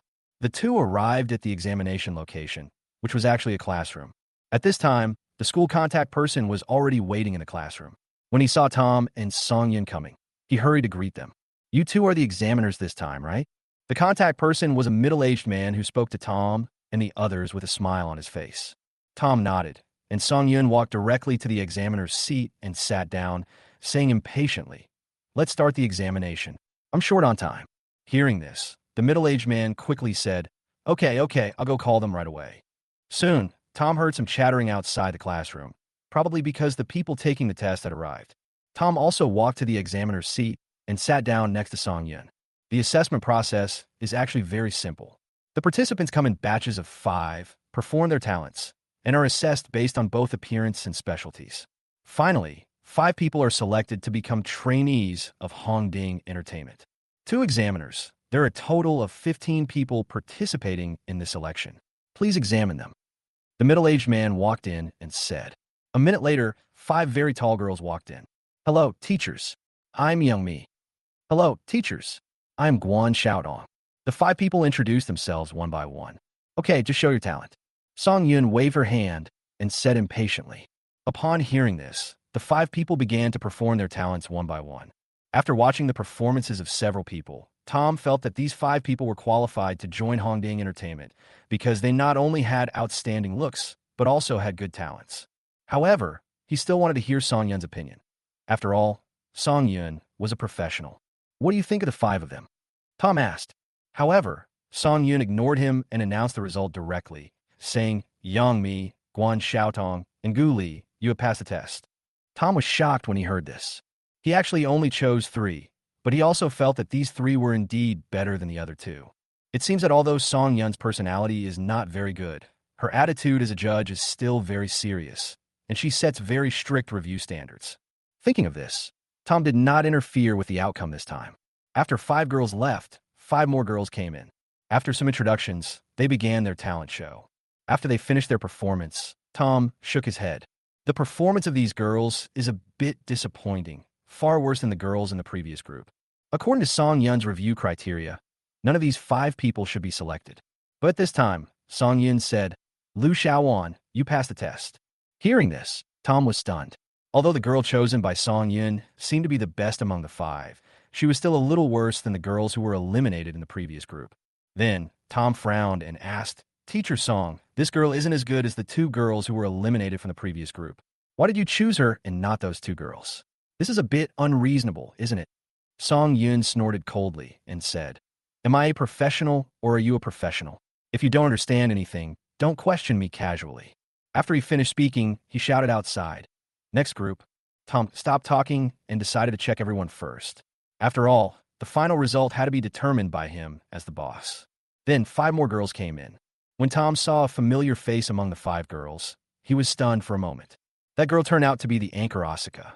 Why did she come to take part in the artist assessment? Doesn't she really like money? As a live streamer, with so many people giving her tips, she can earn much more than an artist. Asuka obviously saw Tom as well. Her body trembled, her mouth opened wide, and her expression became a little uneasy. At this moment, a voice suddenly rang out from outside the classroom. "Come on, Asuka! Asuka, you are the best!" Why does this voice sound familiar? Tom was stunned for a moment. Suddenly, he heard, "Isn't this Alex's voice?" However, when he thought about the fact that Alex was Asuka's loyal pursuer, he no longer felt surprised as to why Alex was here. "Start introducing yourself." At this time, Songyun said. Then, the 5 people began to introduce themselves. When the girl standing in the middle introduced herself, Tom clearly saw her wink at Songyun, and Songyun immediately responded. "Eye contact. They must know each other." Tom guessed in his heart. After the introductions were made, they began to perform their talents one by one. After watching the performance of the 5 people, Tom was a little disappointed with this group, because among these 5 people, only one is particularly outstanding, and the other 4 are very poor. It can be said that they're even worse than the 5 people in the previous group. And the one who stood out was Asuka. I have to say, Asuka is not only beautiful, she is also very talented and dances really well. No wonder so many people watch her live broadcast. It seems it's not just because she is beautiful. Now there is only one spot left, and the person who passes the test in this group must be Asuka, no doubt about it. "Susia, you passed the test."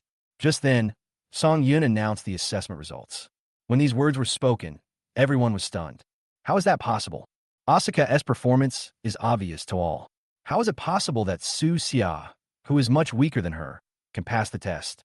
Chapter 120, I want to see the fairest result. "Teacher, you are not kidding, are you?" At this time, Asuka asked with a blushing face. She was really angry about this result. "Do I look like someone joking? I'm a judge, and whoever I say advances will advance. Those who pass the assessment today report to Hongding Entertainment tomorrow." Songyun said this coldly, then stood up and prepared to leave. Seeing this, Asuka's face was full of bitterness, and she felt weak all over and was about to fall down. Asuka with disdain and sneered. "Teacher Song, are you sure your result just now is fair?" At this time, Tom looked at Songyun coldly and said. He already felt strange about the assessment results of the previous group. The results of this group are even more outrageous. Thinking about the girl who had just exchanged glances with Songyun, that is, the girl named Susia, Tom knew that Songyun was definitely using a backdoor. Isn't it a bit ridiculous to open a backdoor for others in front of your boss? "This is our company's business. Don't meddle in it, outsider." Songyun frowned and said coldly. Tom wanted to laugh. As a company owner, can I ignore the affairs of my own company? But he couldn't say that. Instead, he said, "Songyun, if you insist on doing this, I'll have to call Mr. Chun and ask him to come and see for himself who meets the criteria for advancement." When Songyun heard Tom say he wanted to ask Lucas to come and see, she panicked. Since Lucas can ask Tom to be a judge, he probably trusts Tom more. Maybe Tom can really ask Lucas to come. But then she argued, "You're not a professional, so how can you know that my judgment is unfair? How can you laymen tell such detailed judgments about a contestant?" Hearing this, Tom sneered. Songyun is still quibbling. "Okay, then I'll check if that girl named Susia has any connection with you," Tom said again. At this moment, he has concluded that there must be a relationship between Songyun and Susia. Either the two of them are acquaintances, or Susia bribed Songyun. What is the relationship between the two? Just check and you will know. Hearing this, Songyun became even more panicked. Indeed, before the test, 2 girls contacted her, one named Lu Xiaowan and the other Susia, and asked her to use a backdoor to help them pass the test. Although the money given is not a lot for her, she would rather miss it, right? She saw no risk. After all, recruiting trainees from several schools was just one of the issues. There were dozens of trainees in total, so if 1 or 2 were subpar, it wouldn't be a big deal. So she agreed. But now, if Tom really checked the relationship between Susia and her, it would be easy to find out. After all, the transfer records are still there. Lucas is a very upright person. If he knew about this, he would not only fire her, but also ban her. "What do you want?" Songyun said with a gloomy expression. At this point, she had no choice but to compromise. But what made her most unhappy was that she was actually threatened by this young reporter. "I want to see the fairest outcome," Tom said lightly. "Okowo." Tom a cold look and said to the girls in the audience, "I made a mistake in judgment just now. Now let me announce the results again. Asuka is the one who advances from this group." After saying this, she really didn't want to stay here any longer and walked straight out the door. Asuka heard that Songyun's sentence had been changed. Her face was filled with joy, and she even shed a few tears. "Sister Yun, I gave you 50,000 yuan, but you promised me that you would let me pass the test." At this time, the woman named Susia shouted excitedly and chased after Songyun. As the assessment came to an end, some were happy and some were sad, and everyone left one after another with different feelings. Asuka, however, slowly walked up to Tom, looked at him with a complicated expression, and said, "Thank you. Why do you want to be an entertainer?" Tom smiled and asked curiously, "I had the potential to be an entertainer.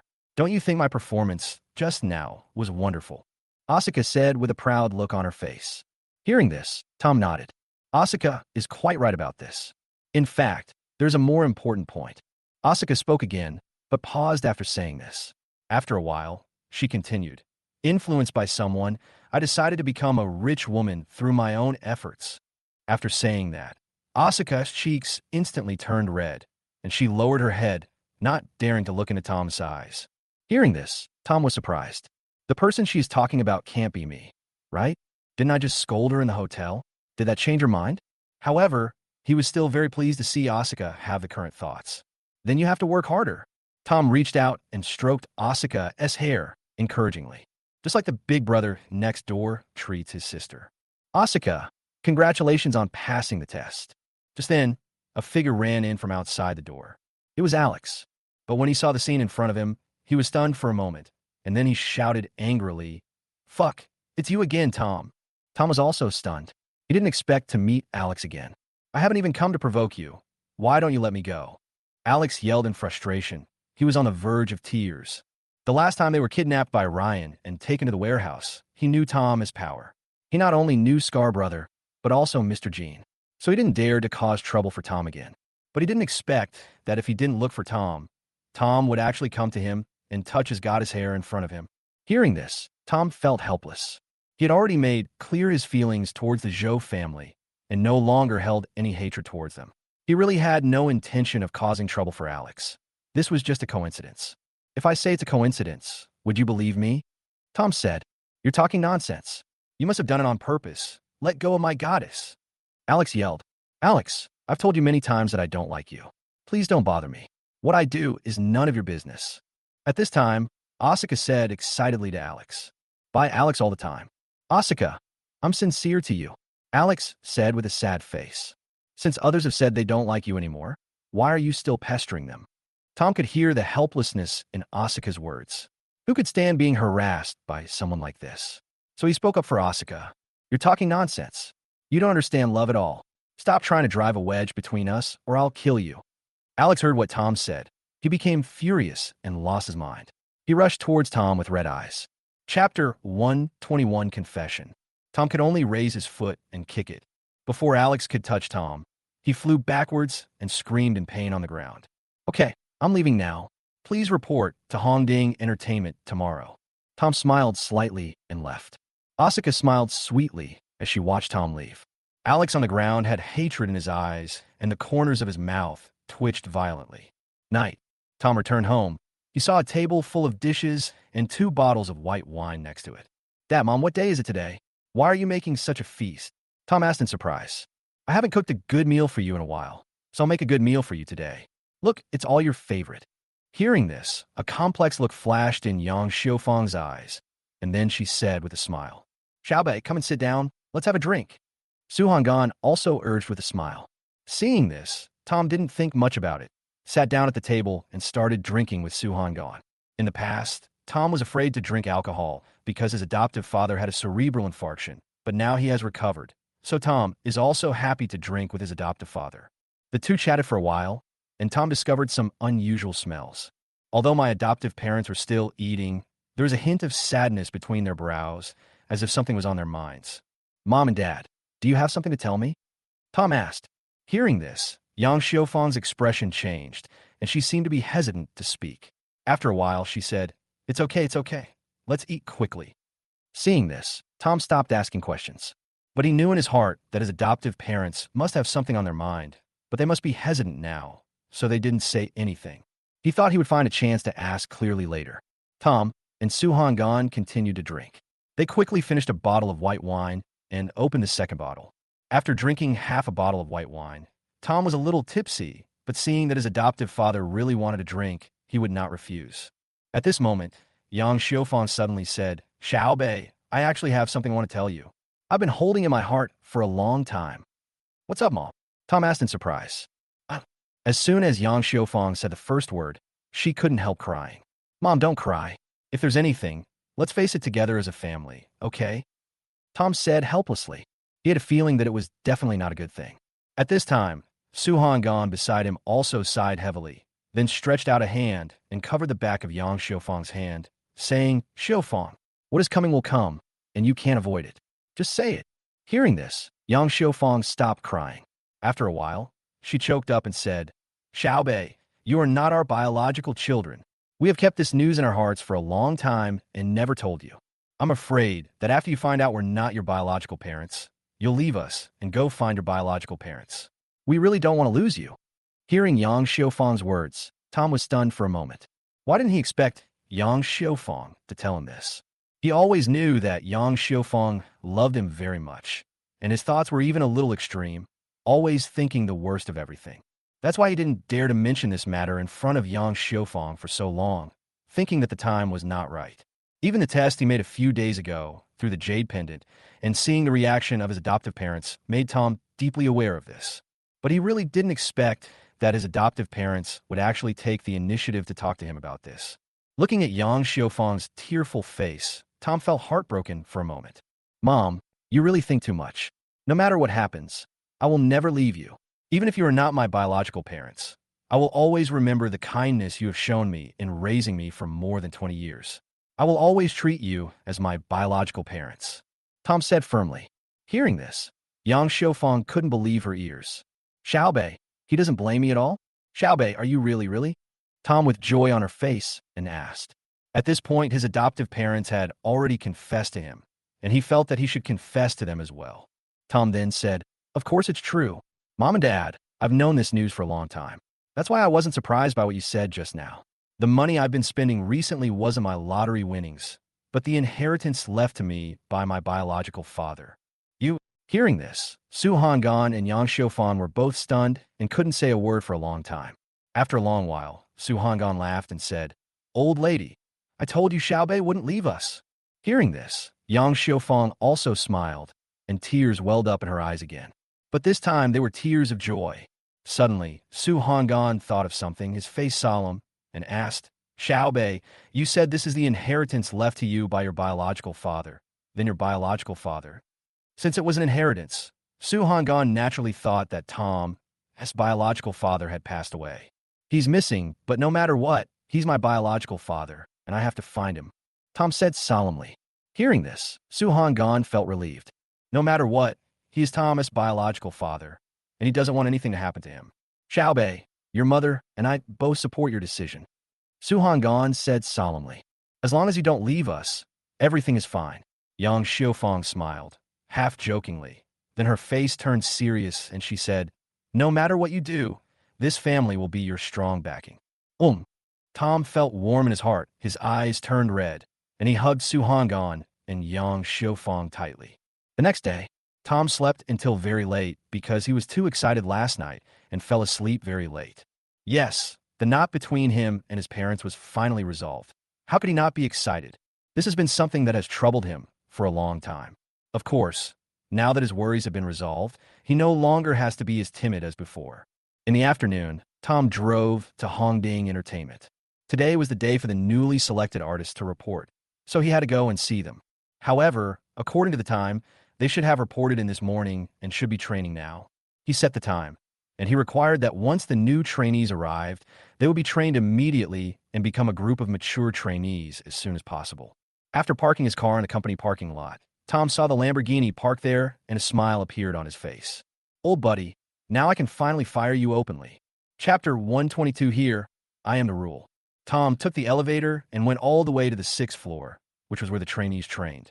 On this floor, there are dozens of practice rooms of various sizes, and the passages outside the practice rooms are like a maze. In fact, he didn't know which practice room the new trainees were training in. Now that he had arrived here, he didn't want to call and ask, so he just started looking for them one by one. Along the way, he saw trainees of different levels practicing, but he didn't find a group of new trainees. There was no other way, so Tom thought of asking someone. Just then, a woman came towards him. Mr. Reporter, the woman made a sound of surprise. Tom turned around and saw that it was the trainee Zhang Jiai he had met twice before. I came just in time to ask for directions. Do you know which practice room those new trainees are practicing in? Tom asked. Hearing this, Zhang Jiai smiled and jokingly said, Why? Mr. Reporter, do you want to go see some beauties? Or do you want to interview these new ladies? Hearing Zhang Jiai's words, Tom was speechless and said directly, Can't I just check on my employee's work status? Now that he has confessed to his parents, he can speak without any scruples. It doesn't matter even if others know his identity. Zhang Jiai couldn't help but laugh. Mr. Reporter, you're serious, right? Your employee? Are you saying you're the boss of Hongding Entertainment? Of what Tom said, and just regarded him as a humorous person. Hearing this, Tom felt helpless. If he told the truth now, people would not believe him. However, there was no need for him to explain. Sooner or later, everyone would know that he was the boss of Hongding Entertainment. Take me there quickly, Tom said seriously. Seeing that Tom seemed to be really busy, Zhang Jiai didn't dare to joke anymore and walked forward with Tom. After turning a few corners, Zhang Jiai pointed to a large practice room and said, Mr. Reporter, that's it. Tom was just about to walk over, and Zhang Jiai brought Tom here and was also about to leave. But at this moment, a burst of angry curses came from the practice room. Look at what you're dancing for. It's wrong no matter how you dance. It's just a piece of shit. Is that your hand a dog's paw? How should I place it? Don't you understand? You're not worthy of being an artist at all. Get out of here. Then, another series of popping sounds were heard, like someone being hit by some object. Tom quickly quickened his pace and walked over, and Zhang Jiai followed him with a look of curiosity. When he arrived outside the practice room, Tom saw a woman holding something similar to a ruler and beating another woman's body. The girl lowered her head and did not dare to speak. He could only hear her sobbing softly. She was wearing a black training suit with tight short sleeves, revealing her two snow-white arms, but now they were covered with red and swollen scars. One could imagine how many times she had been whipped. The trainees around had different expressions. Some expressed deep sympathy, but did not dare to speak for him, while others sneered and looked gloating. And the woman holding the ruler was Song Yun. Tom frowned when he saw this. He knew that Song Yun had a bad temper, but wasn't a bit too much now? These people are new to the company, and it's normal for them to be unfamiliar with some actions and do them incorrectly. Why are they being treated so viciously?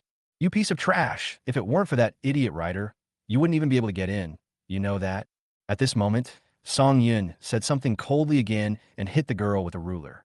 Seeing this, Tom took 2 steps forward and grabbed the ruler in Song Yun's hand. Suddenly, everyone was shocked. Someone actually dared to offend Song Yun. The girl who was beaten also raised her head in surprise. When she saw that it was Tom who grabbed Song Yun's ruler, her face was full of disbelief. Tom also saw the girl's face at this moment, and it was Asuka. In an instant, Tom seemed to understand something. Asuka's level is definitely at the top among these artists. It looked like Asuka was the only one getting hit. It was obvious that this was a deliberate targeting. When I think about what happened yesterday, the relationship becomes clearer.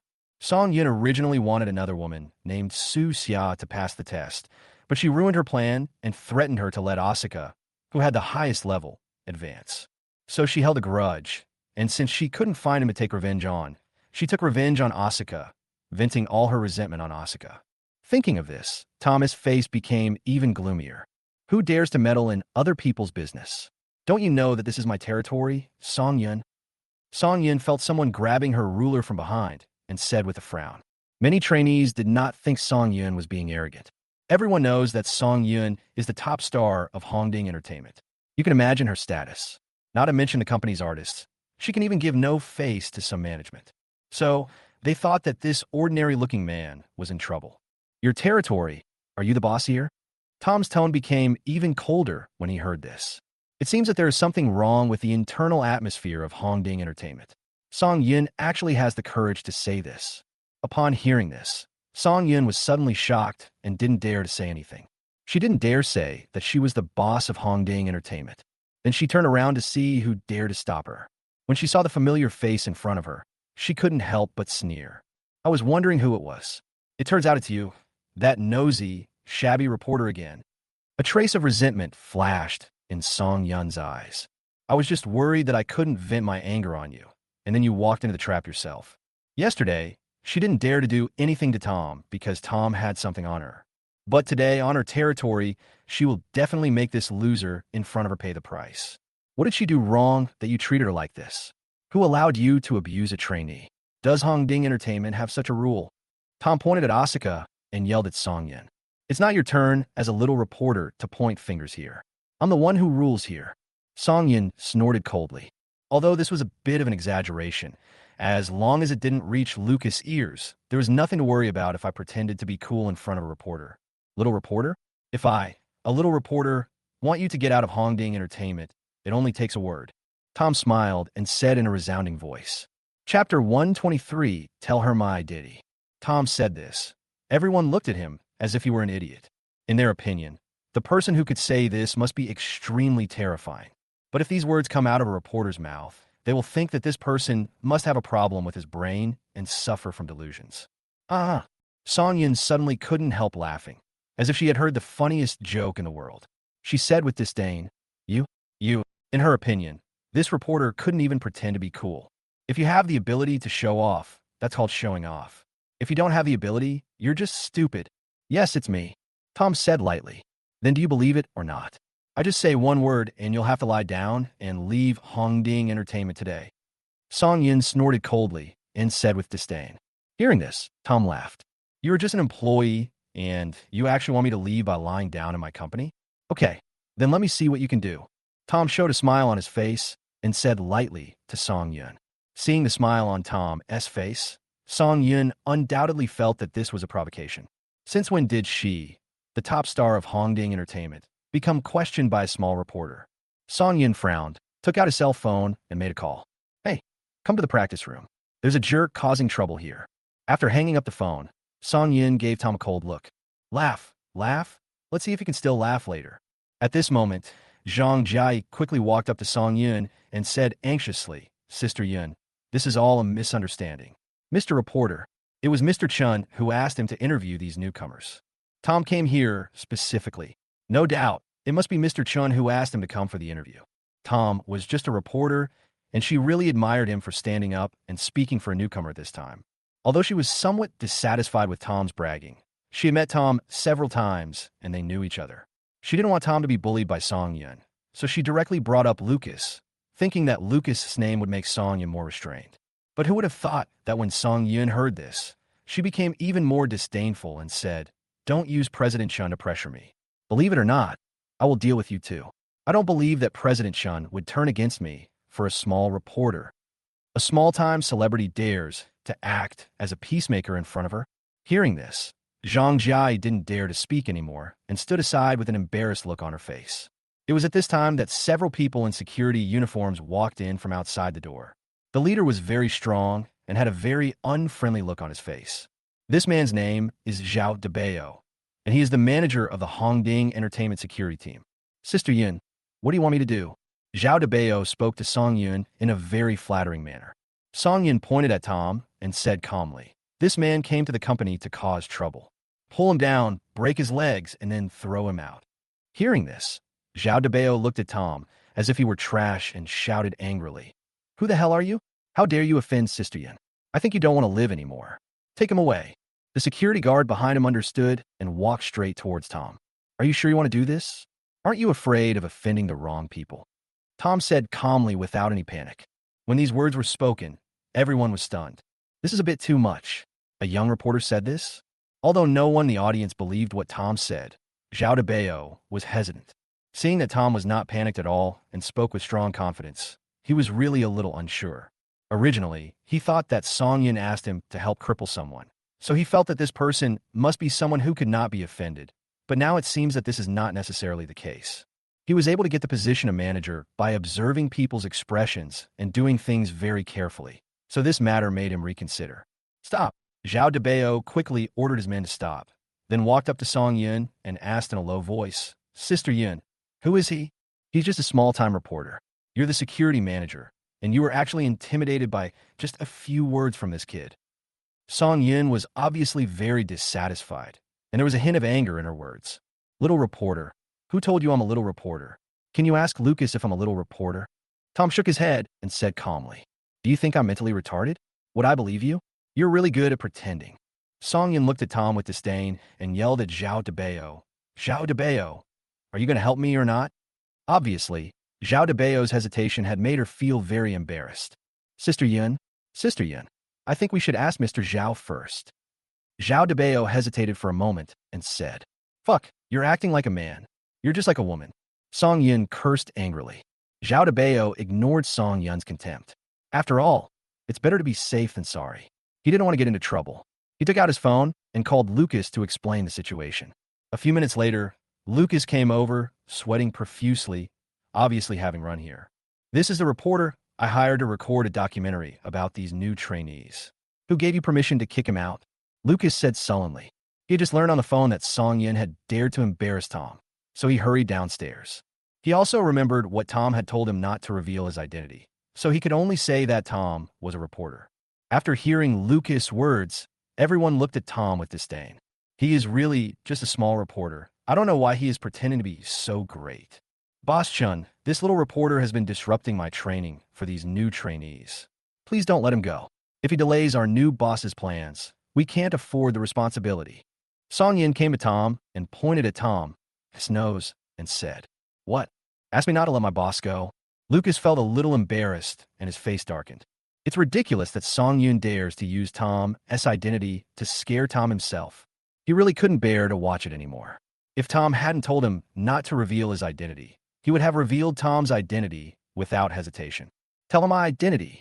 Just then, Tom spoke word by word. Hearing this, Lucas's face lit up with joy. Young Master Su finally revealed his identity. Just as he was about to speak, he heard Song Yin sneer at Tom and say, Come on, what kind of identity do you have? Didn't you hear what Mr. Zhao said? You're just a small reporter. How dare you act so pretentious? Who the hell said that Mr. Su is just a reporter?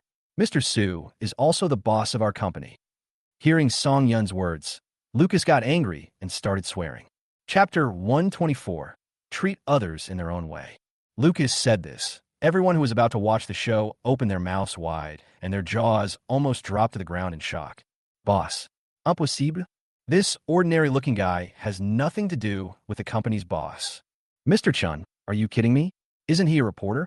How could he be the boss of the company? Song Yun's face was full of disbelief. She had met Tom several times, and every time Tom was dressed in ordinary clothes and didn't look like a rich man. Moreover, she had confronted Tom many times. If Tom was the boss, he would have turned against her long ago. Why would he keep enduring it? Reporter?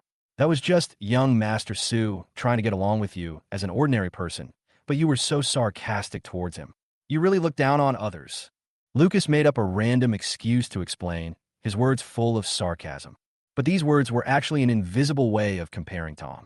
After hearing what Lucas said, everyone began to believe it. After all, as the general manager of Hongding Entertainment, Lucas had no need to deceive them for a reporter, which meant that this seemingly ordinary person in front of him was actually the boss of the company. For a moment, no one dared to speak or even breathe. After all, they had just laughed at Tom. At this time, Zhao Debao swallowed hard, looking frightened. That was a close call. I almost beat up my boss. Fortunately, I was cautious and stopped at the critical moment. Zhang Jiai, who was standing by, was very uneasy.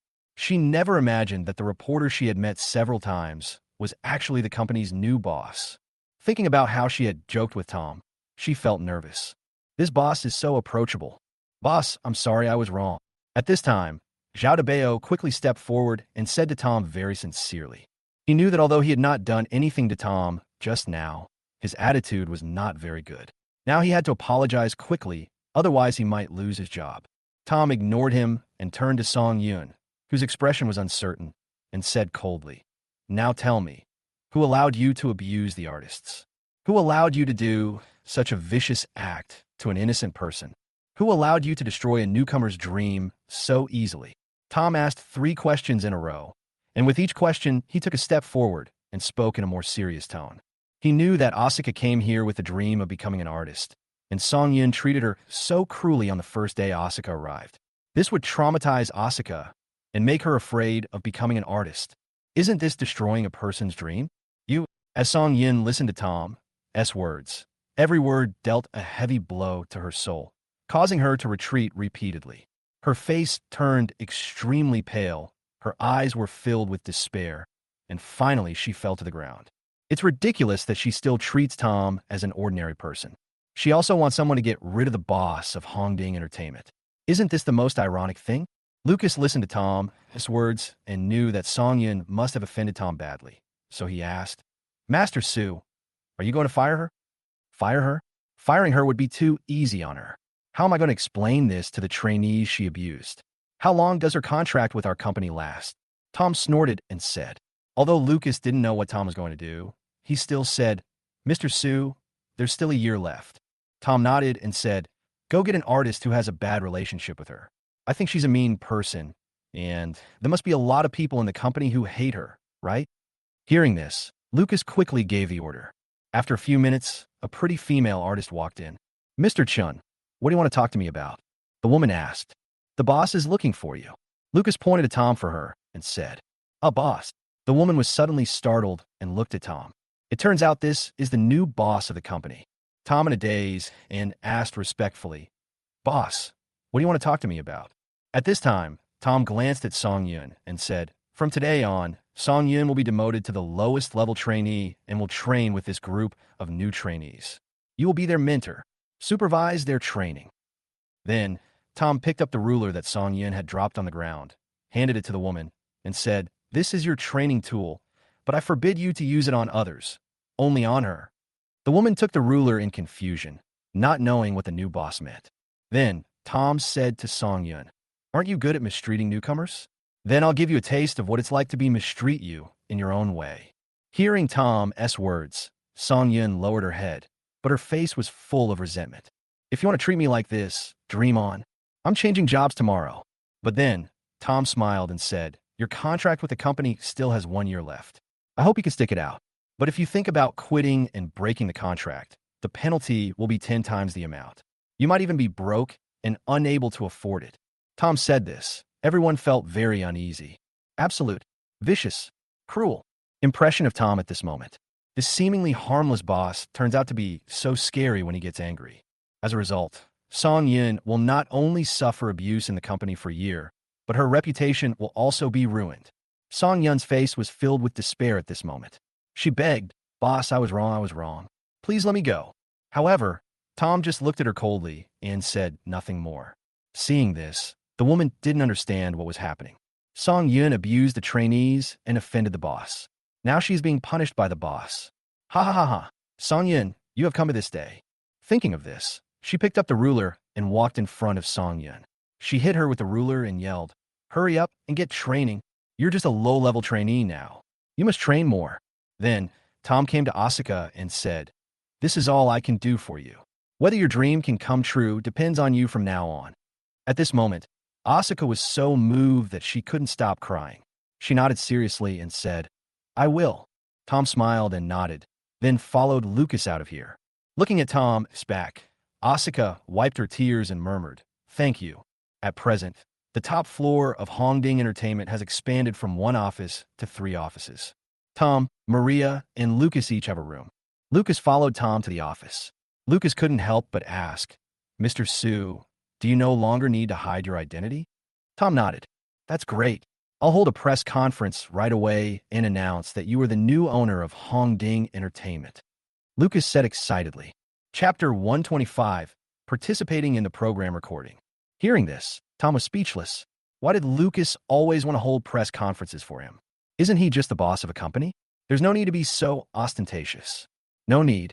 Although I don't care about others knowing my identity now, I'm a low-key person. There's no need to make such a fuss. Tom refused. Hearing this, Lucas didn't know what to say and left Tom's office. After a while, Maria suddenly came to Tom's office. Tom, I want to discuss something with you. Maria still had a stern face and looked indifferent, unconsciously emitting an aura that kept people at a distance. Tom muttered to himself, maybe this is the unique temperament of the legendary domineering president. What's up? Tom asked. The 3 variety shows you've chosen, Where Are We Going, Baby, and Run, Girls, have already cast their roles and are ready to start filming. But I'd like to discuss the 3rd variety show, Who's the Rich Man?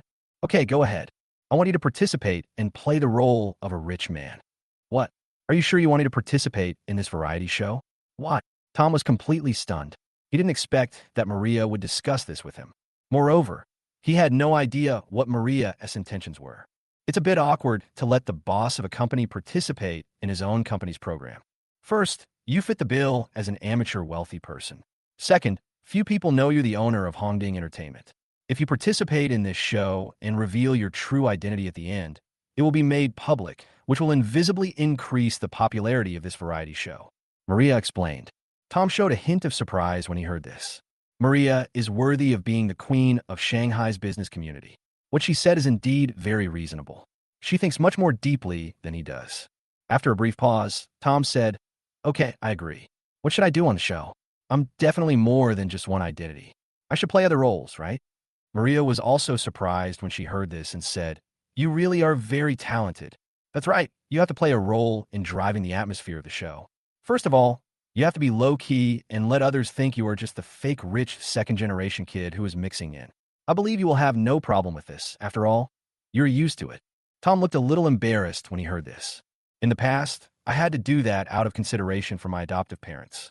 Then, you have to prove your financial strength and impress them. This will boost the atmosphere of the entire show and directly maximize the effect of the show. Do you understand me?"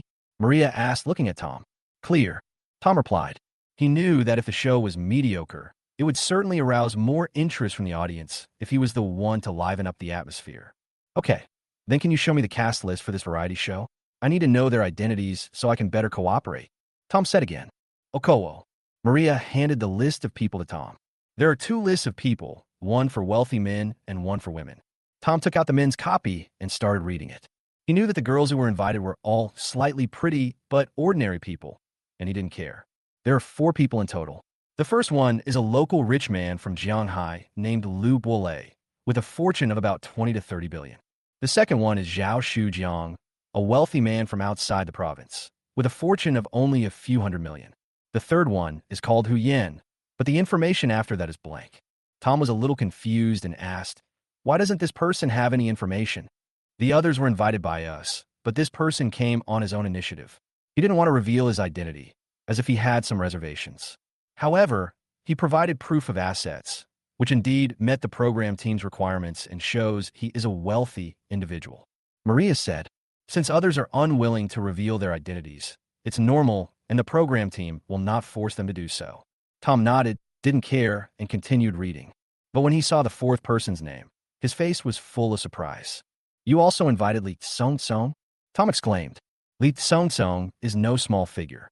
He was once the son of the richest man in Shanghai. He was once active at the forefront of the internet and was known as the disciplinary inspection committee of the entertainment industry. Since he is very famous on the internet, of course Tom knows him. Although his father is no longer the richest man, a lean camel is still bigger than a horse, and his family still has assets of more than 100 billion. Hearing this, Maria smiled and said, "This isn't the real Li Song-song, just a look-alike. I asked him to change his name to Li Song-song. I know you're wondering why I hired a fake one." Maria paused and continued, "I want the audience to mistakenly believe that he is Li Song-song, the son of the former richest man. They won't be able to guess that he is the fake one. And the other 4 of you have all demonstrated considerable financial resources, so the audience will be even less able to guess who is the fake one. This is the only way to keep the show suspenseful, and only such a show will be a big hit. If it's so easy to guess, then the show will fail." Hearing what Maria said, Tom was completely impressed by her. Sure enough, old ginger is still spicy. Maybe this is why Maria became the queen of Shanghai's business world. She always thinks of things that others can't think of. "Awesome." Tom's face was full of admiration, and he asked, "When will the filming start?" "I've been waiting for you. We can start filming tomorrow. I've also had your props prepared.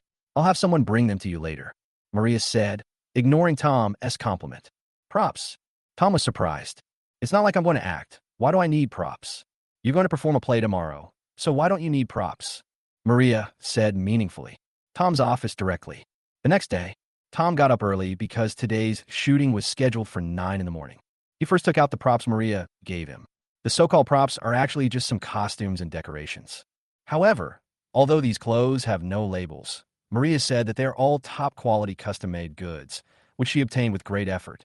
The only decoration is a seemingly ordinary watch, but if you look closely, you will find that there is an X-shaped symbol on the watch. Anyone who knows about watches will know that this symbol is the code name of a master, and the watches he handcrafts usually have this symbol engraved on them. Among the watches he makes, the cheapest one will not cost less than 10 million.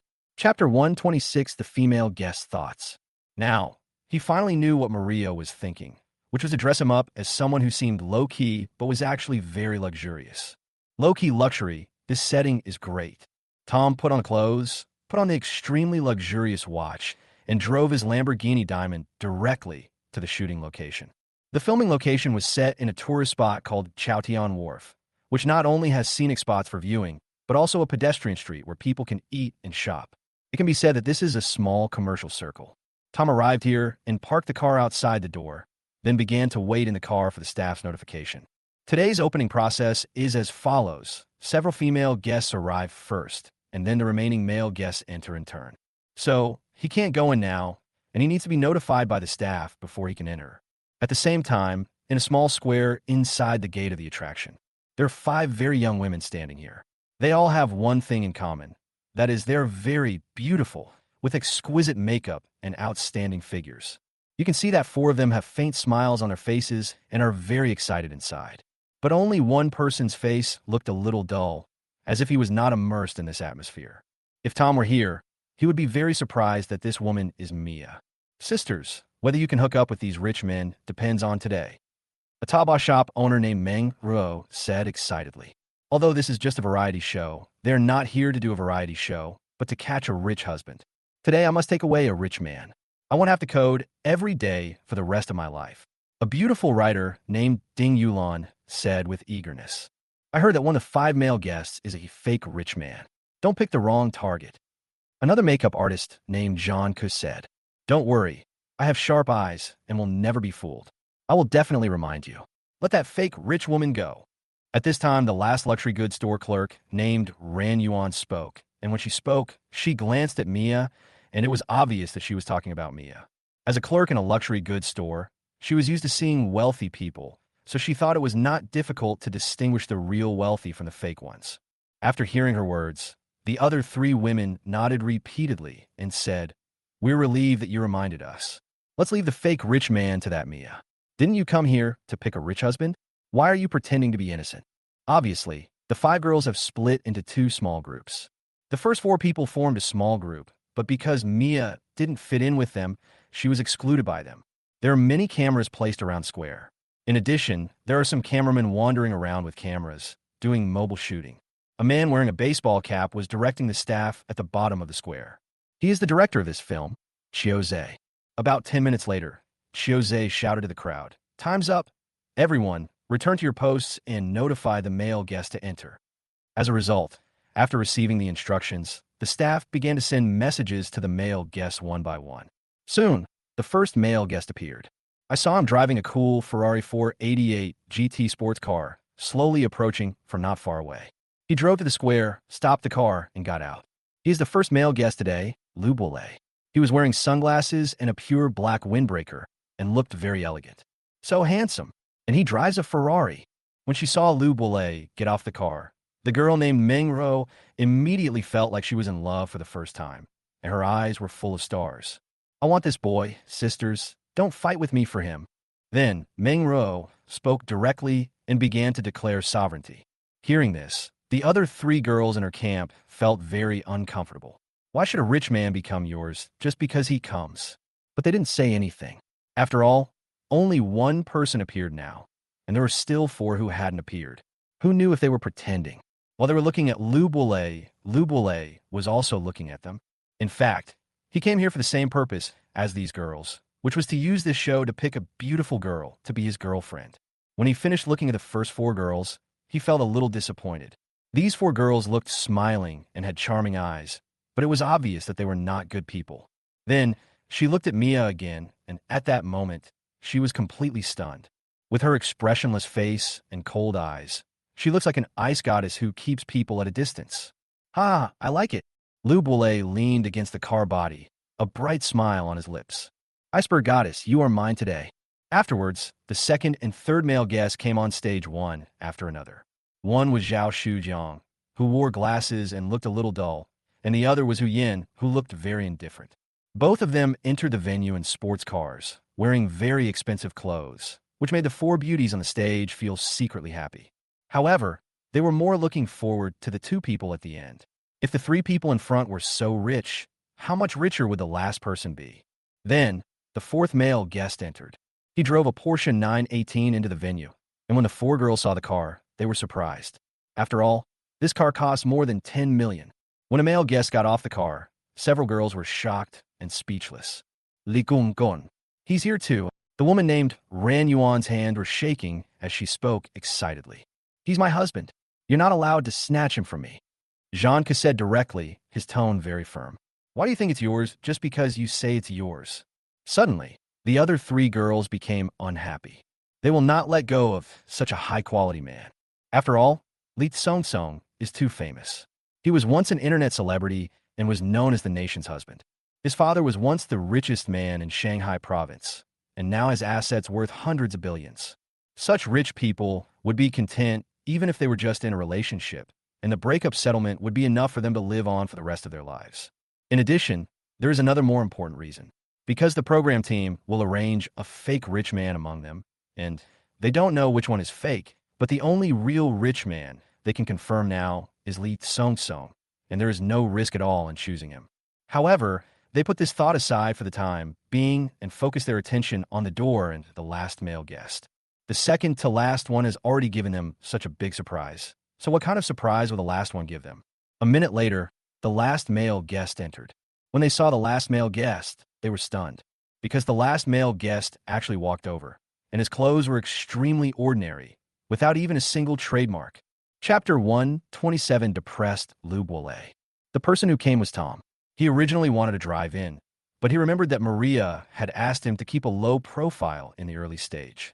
If he drove in a car worth 60 million, how could he keep a low profile? So he thought about walking in. How could this person walk in here? As a wealthy man, how could he not even drive a car? I think that guy is the fake rich guy among the 5 male guests. That's great now. There are 4 male guests, and we each have one. The remaining one will be left to Mia. I don't think it's that simple.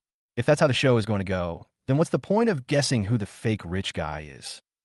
What's the point of it? We just need to get what we want. The 4 girls started whispering together. They were obviously confused about Tom's appearance last, but more disappointed. They had originally had high expectations, but did not expect this result. Tom, with confusion. Only Mia, who didn't care about what was happening on the field, was stunned when she saw Tom appear. Why did he come to participate in this show? Why would he rather come to this show than accept me? When he sees me participating in this show, he won't think I'm that kind of woman, right? At this moment, her heart seemed very flustered. Of course, she knows what the outside world thinks of this program. It's nothing more than women looking for rich husbands and rich men looking for beautiful women. She didn't know how she was chosen by the program team. She originally wanted to refuse, but the program team gave her a remuneration of 100,000 yuan, and she was short of money, so she was tempted. Finally, she decided to attend just to get by. At this moment, Tom also glanced at the several female guests standing in the small square. Originally, he had no interest in these female guests and was just going through the motions, but this was a recording of the show after all, and if he didn't take a look, it would seem a bit fake. But when he saw that the 5th person was Mia, he was obviously stunned. Why is she here? Why did I meet her again? Tom was speechless. However, no matter what the reason for Mia's visit, it had nothing to do with him, so he didn't think about it anymore. Now that all the male guests have arrived, let's begin the first part of our show. This first part is for everyone to chat together, get to know each other, and form a general impression of each person. At this time, the director spoke. The girls on the stage seemed very excited as they finally got to the point. Then, the director directed some logistics staff to leave and handed the venue over to 10 guests and a small number of photography staff. After most of the staff on site evacuated, the scene began to move. The first ones to move were definitely the 4 girls, and they all walked towards Li Tsong at the same time. The reason is very simple. Except for Tom, although the others also look very good, they are not sure whether they are really rich. Li Tsong is the only real rich person they can be sure of. What are you doing? Didn't I tell you that I like Li Tsong? Go find another male guest. Seeing this, Jean-Ku became anxious and said, Jean-Ku, aren't we worried that Master Li won't like you and that you'll waste this opportunity in vain? The other 3 women said in unison. Hearing this, Jean-Ku trembled with anger. Just now, they said they were sisters, but now they are turning against each other just to steal a man, and they say it so righteously. Then, she gritted her teeth and instantly quickened her pace. Before the other three girls could react, she was the first to come in front of Li Tsong. "Mr. Li, can I talk to you?" Zhanka said shyly. "Of course," Li Tsong said with a smile. The three of them were slightly stunned when they saw this, and then showed an unwilling look. After all, Zhanku had gotten there first, and they couldn't go to Li Tsong with a smug look on their faces. With so many cameras watching, they had to be reserved. In the end, the three decided to look for the remaining male guests. As for Li Tsong, there will always be a chance later. Of course, Manhwa set her sights on Lu Buolei, the person she first fell in love with, and hurried towards him, fearing that the other two girls would get there first. Seeing this, Ding Yulan and Ran Yuan aimed at Zhao Shujiang and Hu Yin respectively and walked toward each other. As for Tom, he was not even within their consideration, because from now on, the fake rich man was most likely him. At this time, Lu Buolei, a local wealthy man in Shanghai, saw that the four girls had moved, but Mia was the only one who did not move. He was delighted and walked towards Mia. "Beautiful lady, let's chat." Walking up to Mia, Lu Buolei said with a smile. "Ah." Mia was in a daze and was startled by Lu Buolei. Let's forget it. She had been thinking about how to find Tom, but because Tom had made it very clear that day, she was still hesitant. Now Lu Buolei wanted to get to know her better, but she instinctively refused because she participated in this program only for the money and had no other thoughts. Mia's rejection did not make Lu Buolei feel unhappy at all, but made him even more excited. He likes this feeling. "Beautiful lady, since we're both on this show, it's fate. I just want to make friends with you. Having more friends is good for both of us." Lu Buolei said again that he knew that the more aloof a beauty was, the more he needed to take things slow. Hearing this, Mia didn't know how to refuse for a moment, because there was indeed nothing wrong with what Lu Buolei said. At this moment, a voice sounded behind Lu Buolei. "Sir, can I talk to you?" Lu Buolei turned around and saw that the person behind him was one of the four girls. He immediately frowned. He had no interest in this girl. This girl was Manhwa. She had come here specifically to find Lu Buolei, but Lu Buolei went to find Mia, which made her very angry. Li Tsong and the other two male guests were contacted by the three young ladies, leaving only Tom. She didn't want to find Tom, so she had to bite the bullet and go find Lu Buolei. She was confident that a cold girl like Mia would definitely not be able to compete with her. "I'm chatting with this beautiful lady." Although he didn't like it, Lu Buolei still declined tactfully. "This beautiful lady looks quite aloof, and she definitely doesn't like to communicate with others, but I'm willing to communicate with you. Why don't we have a good chat?" Although she was rejected, Manhwa did not back down. She was unwilling to give up until she achieved her goal. "Sir, I'm feeling a little unwell. You should talk to this young lady instead." Seeing this, Mia quickly said, "Yes, this lady is not feeling well right now and is not suitable for chatting. You can talk to me instead." Manhwa directly grabbed Lu Buolei's hand and pretended to walk to the side. Lu Buolei was extremely depressed and wanted to slap Manhwa. "Damn, you ruined all my good things." But when he looked at the cameras around him, although he was angry, he couldn't show it, so he could only follow Manhwa to the side unwillingly. Chapter 128, Are You a Fake Rich Man? Seeing Lu Buolei leave, Mia breathed a sigh of relief, glanced at Tom, and then quickly looked away. Tom were the only ones left on the court. She was too embarrassed to go find Tom. As for Tom, since no one was looking for him, he was happy and relaxed. He found a place to sit down and played with his mobile phone. After a long while, Mia finally mustered up the courage to come up to Tom and tentatively asked, "How are you really?" She comforted herself in her heart. "This is just a show. Just chat with ordinary friends. I believe he won't mind." Tom heard this and looked up. It was Mia. He replied calmly, "I'm fine." "What's wrong?" "No, nothing. I was just asking. Why did you come to participate in this show?" Mia asked again with a flash of panic on her face. "Well, I was just helping a friend. He said the show was short of one person and asked me to fill in." Tom replied. He couldn't say that he was the boss who initiated this program, so he made up an excuse to get away with it. Hearing this, Mia felt a little happy. It turned out that he was just there to help, not to find a girlfriend.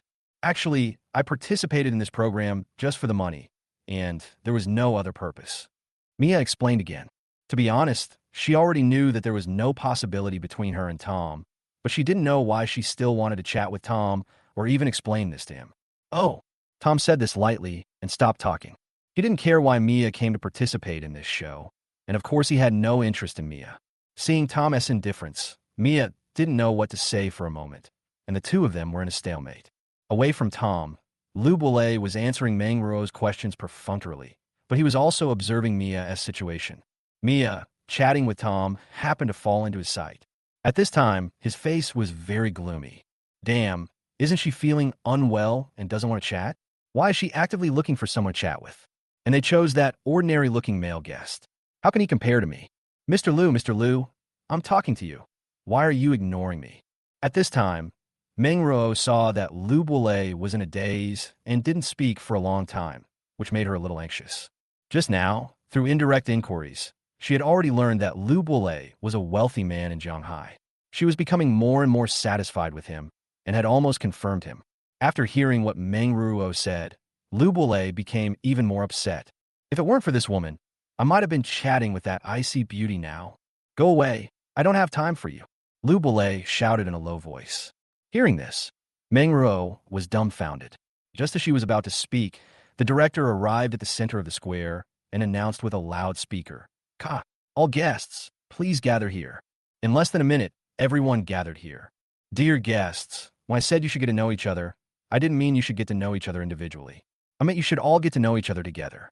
Because at the end of the show, you will be asked to guess who the fake rich man is. So you need to get to know everyone present so that you can make the right judgment. The director explained to the guests helplessly. The scene just now was like a blind date, which made him unable to bear it. Then he talked about some more rules and left, and the show began to be re-recorded. Some male guests didn't care, but some female guests were unhappy because they lost the opportunity to be alone with the rich man. But they couldn't say much and could only follow the arrangements of the program team. Then, according to the director's new requirements, the 5 female guests sat in a row, the 5 male guests sat in another row, and the 2 rows kept a distance of several meters and sat cross-legged directly in the square. My name is Meng Ruo, and I'm a Taobao store owner. I hope. Several female guests began to introduce themselves. The first 4 introduced their information in great detail, even their measurements, but Mia only gave a few brief sentences. After the female guests have finished introducing themselves, the male guests will begin their introductions. My name is Lu Boulay. I'm from Shanghai, and I'm currently the owner of a company with assets of 3 billion. Lu Boulay said this very confidently, and while speaking, he glanced at Mia, hoping to attract her attention. My name is Zhao Shujiang, and I'm currently the boss of an IT company in Hangzhou. Zhao Shujiang introduced. My name is Hu Yin. Although I'm not the boss of any company, I have a lot of pocket money. The man named Hu Yin introduced. He speaks very little, but you can tell from his words that he is a very rich second-generation rich. My name is Li Song. I won't introduce myself any further. I believe you all know me, he. Li Song said with a grin. Hearing this, the first 4 girls smiled and began to whisper. I'm satisfied with Li Song, so please don't argue with me, okay? That won't do. That Zhao Shujiang is an IT guy. He's so quiet, and he blushes when he talks to me. I don't want to talk to him. Me too. Huyin is so cold and never treats me well. I want to go find Li Song too. I'll choose my Lu Boulay. You 3 can fight for Li Song. Tom's face flushed red. He didn't know why, so he moistened his throat and said, My name is Tom. I'm also from Shanghai, and I'm currently the boss of a company. When the girls heard this, they were stunned, their mouths half open, and they stopped arguing. Puff. After a while, they just laughed and said, Are you still the boss of the company? The words were full of sarcasm. In their opinion, Tom not only didn't have a car, but also dressed very casually, and he didn't look like someone who ran a company at all. They also considered whether Tom was faking it, but pretending to be rich was understandable on this show, since one of the characters was actually a fake tycoon.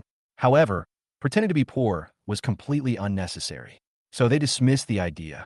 Brother, I'm also from Shanghai. May I ask which company you are the boss of? At this time, Lu Boulay also asked. He heard Tom Jiang Heron.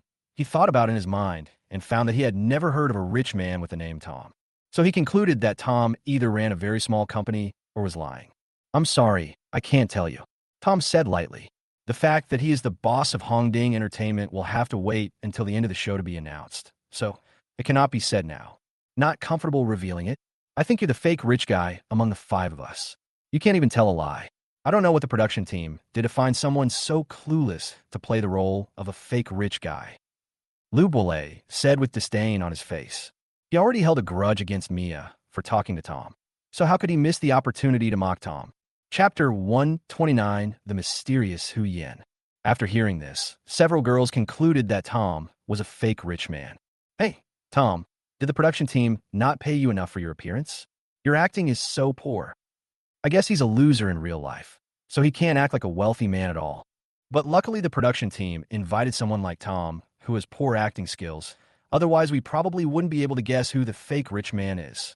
Several girls started talking with smiles on their faces. Tom provocatively, "You're just a loser and you want to compete with me for a woman?" Tom didn't care about what these girls said. After all, it was just a show. On the contrary, he felt like laughing. How would these girls feel if at the end of the show they found out that he was the boss of Hongding Entertainment?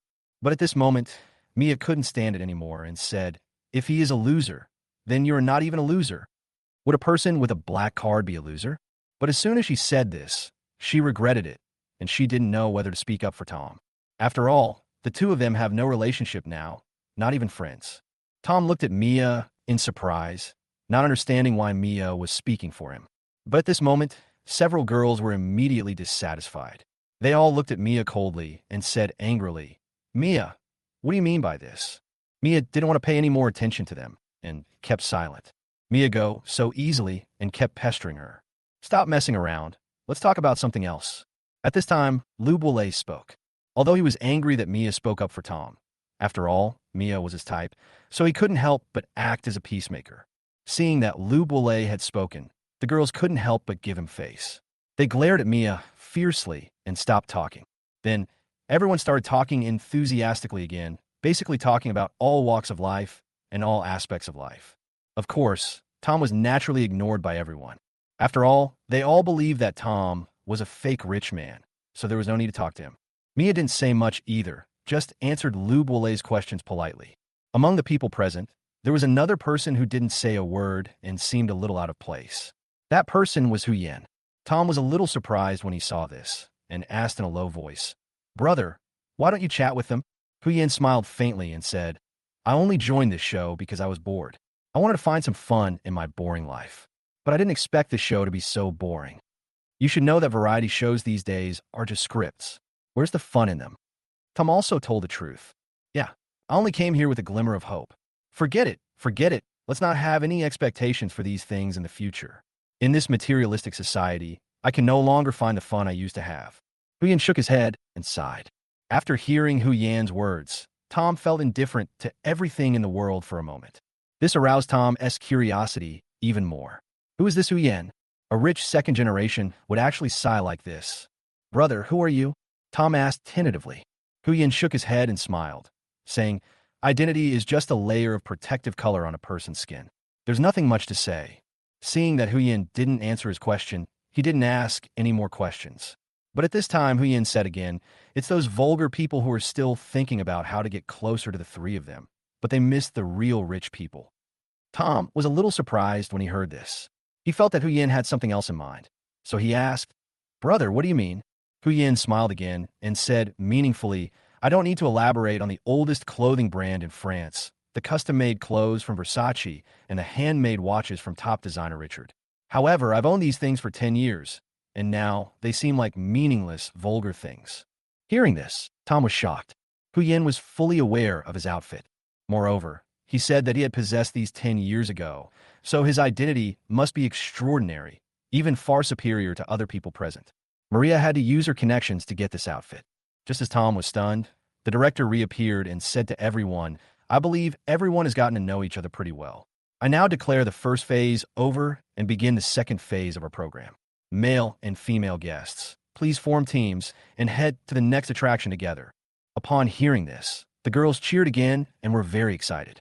They easily deciphered the content of the second stage. Team up and head to the next attraction. Isn't that a way to have a deeper conversation? Then let's go. Who wants to go with me? At this time, the fake Li Song spoke with a smile. As soon as these words came out, all the girls except Mia and Manhwa quickly responded, "Mr. Li, I'll go with you." Now they have lost interest in the other four male guests and are only interested in Li Song, so they're all scrambling to deepen their relationship with Li Song. "Okay then, let's go together." Li Song did not refuse and spoke directly in a heroic manner. After saying that, Lee Song took the three girls into his four-door sedan and left directly. Tom saw this scene. He couldn't help but admire it. Maria is really amazing. With such an awesome actor, I guess no one would know that the fake Lee Song is the fake rich man. Mr. Liu, let's go. At this time, Mengro also hurried to Liu Bulei's side and urged him. However, Liu Bulei ignored her and walked up to Mia, saying with a smile, Miss Luo, let's go together. Seeing this scene, Mengro gritted her teeth in anger and glared at Mia fiercely. It's this woman again. I really don't know what kind of love potion she gave to young Master Liu. Mr. Liu, you go first. I will go with him.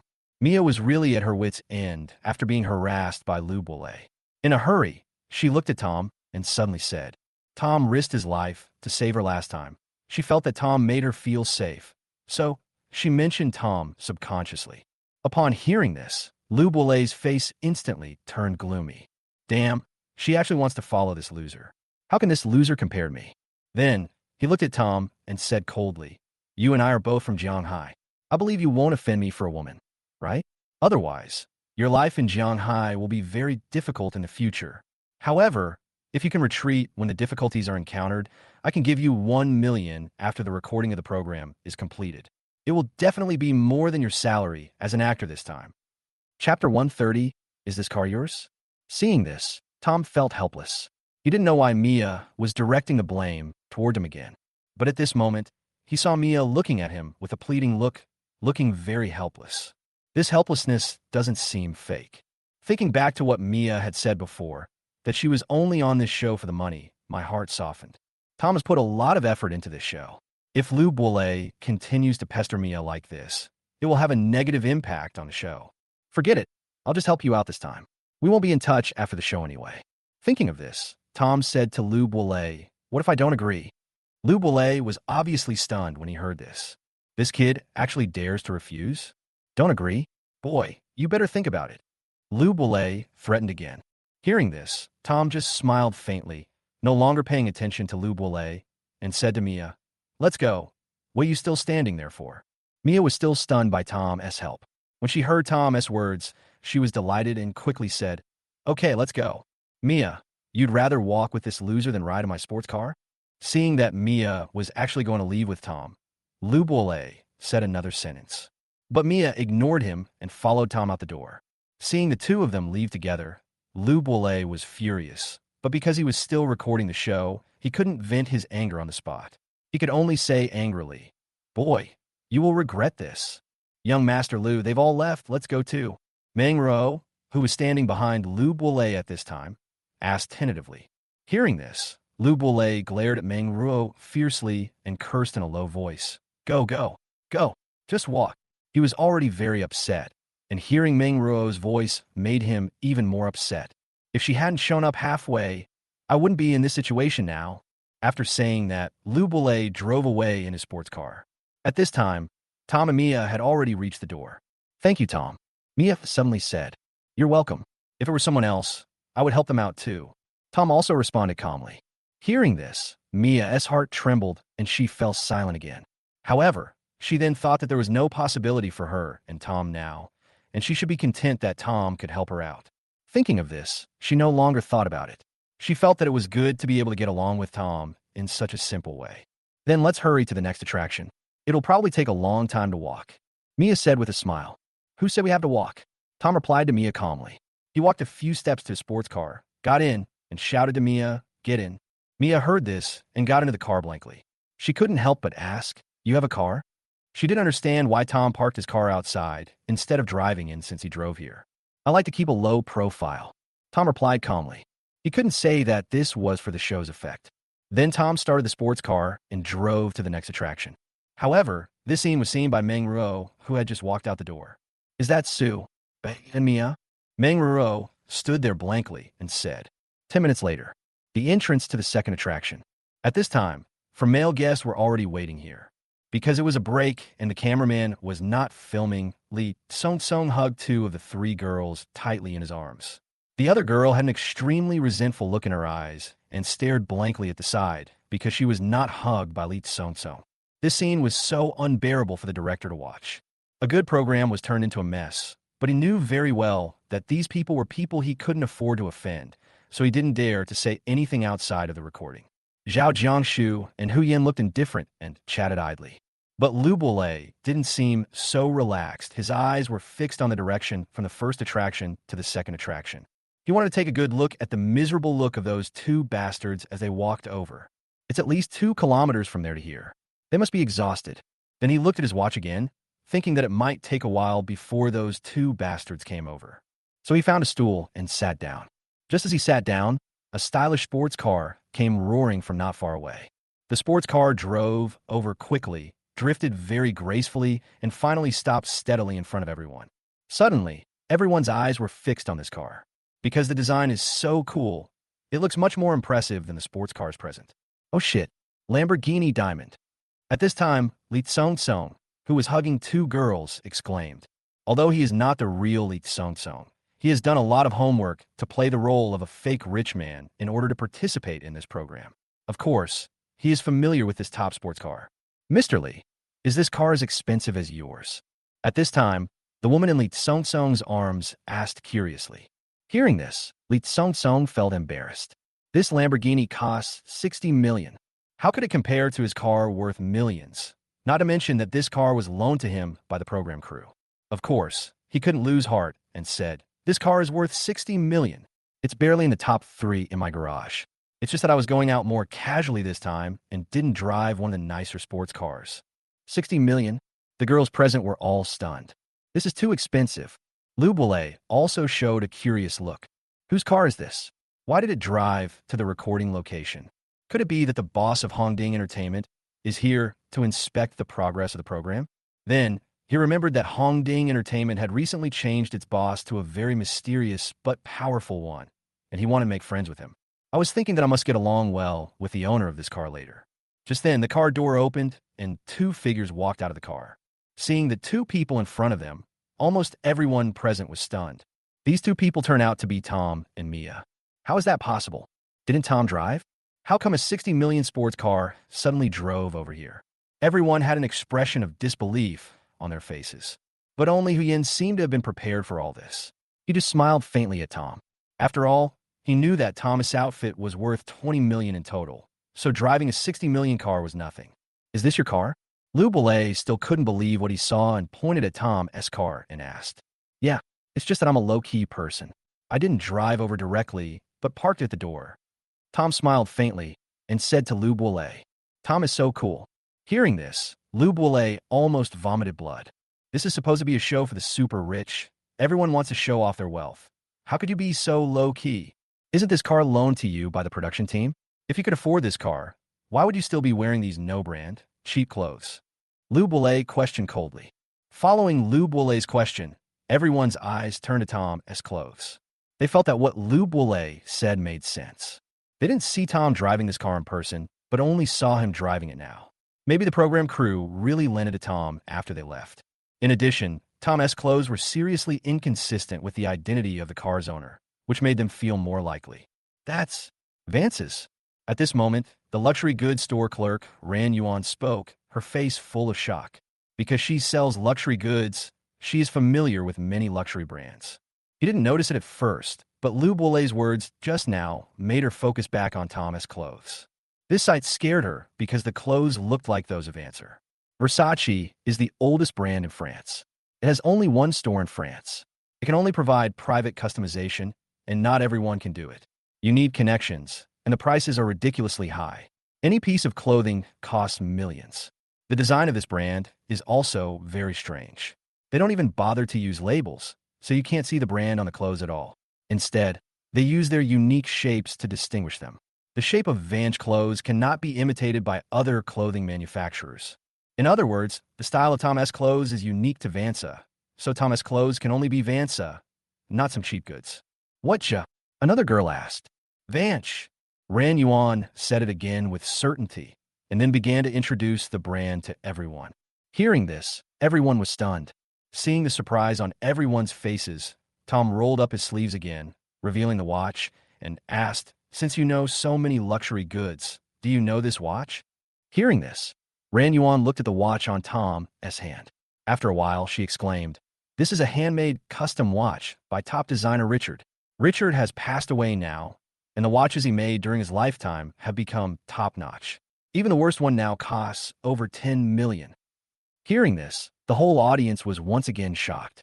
How could they not understand by now? Tom is really rich. So, the car belongs to Tom and is not loaned to him by the production team. Seeing the surprised expressions on everyone's faces, Tom felt very satisfied. He knew that the show had achieved the effect he wanted. It was worth it for him to keep a low profile for so long in the early stage. Lou Boulai's face looked as if he had eaten shit. Damn, this guy is actually a real rich man. And it seems that his wealth is even higher than his family's. What he said to Tom at the beginning, he wanted to dig a hole in the ground and crawl into it. Lee Tsung-sung, who was standing by, was also deeply shocked by Tom's wealth. After all, he was just an imposter and had never seen such a scene before. Damn, a whole set of clothes cost tens of millions. However, since he was pretending to be Lee Tsung-sung, he had to act more like one. So he said to the three girls beside him in a very pretentious manner, "This Tom is not bad. He almost caught up with me." We're still shocked by Tom, were obviously stunned for a moment when they heard Lee Tsung-sung's words, and then they reacted. That's right. Master Lee is the son of the former richest man in Shanghai province, with a fortune of hundreds of billions. It's not like he can't afford these things. Since we already have Mr. Lee, why should we care about Tom? Mr. Lee, Tom is still far from you. The three women quickly flattered him. Lee Tsung-sung was very satisfied when he heard this.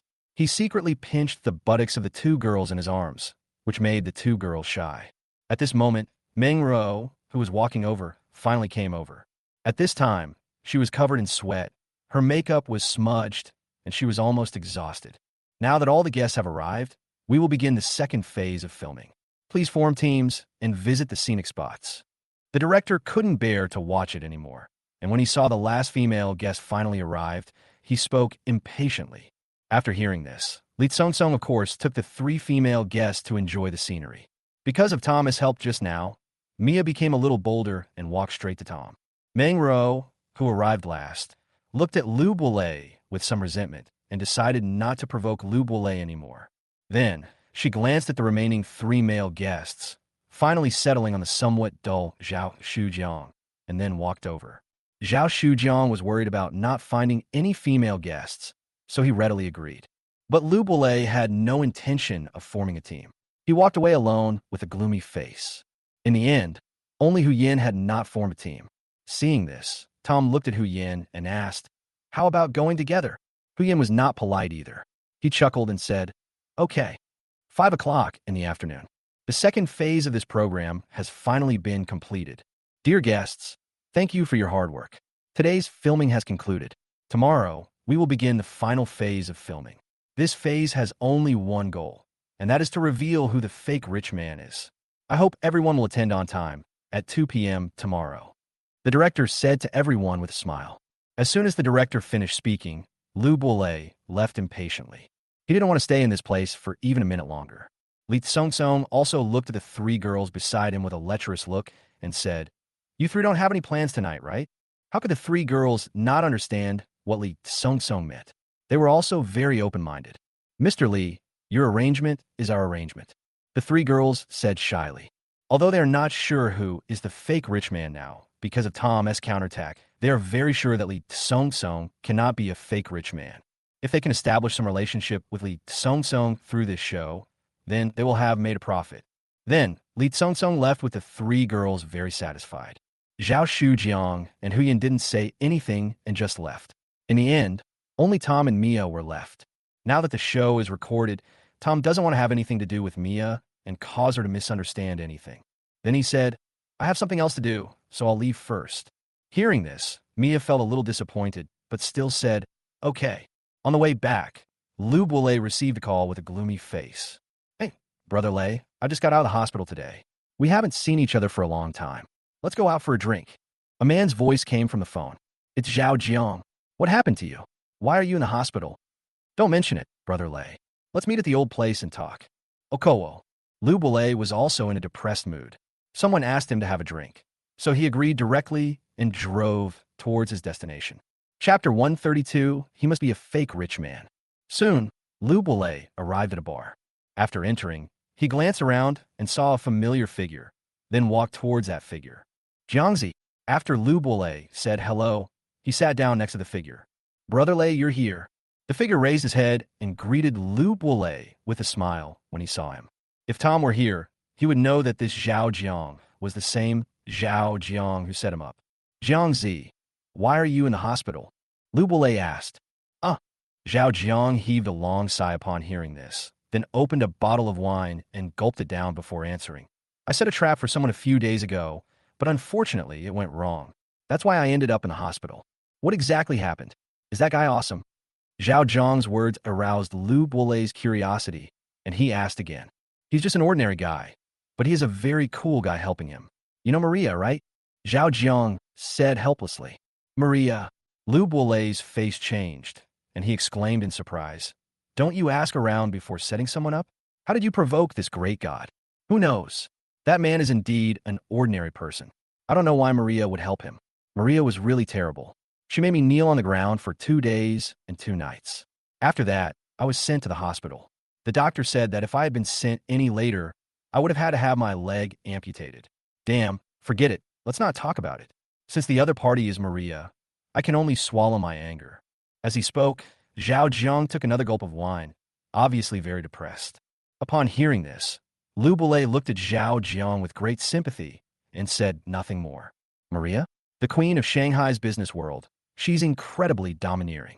Among the more powerful second-generation rich in Shanghai. Her name is a household name, a name everyone shudders at.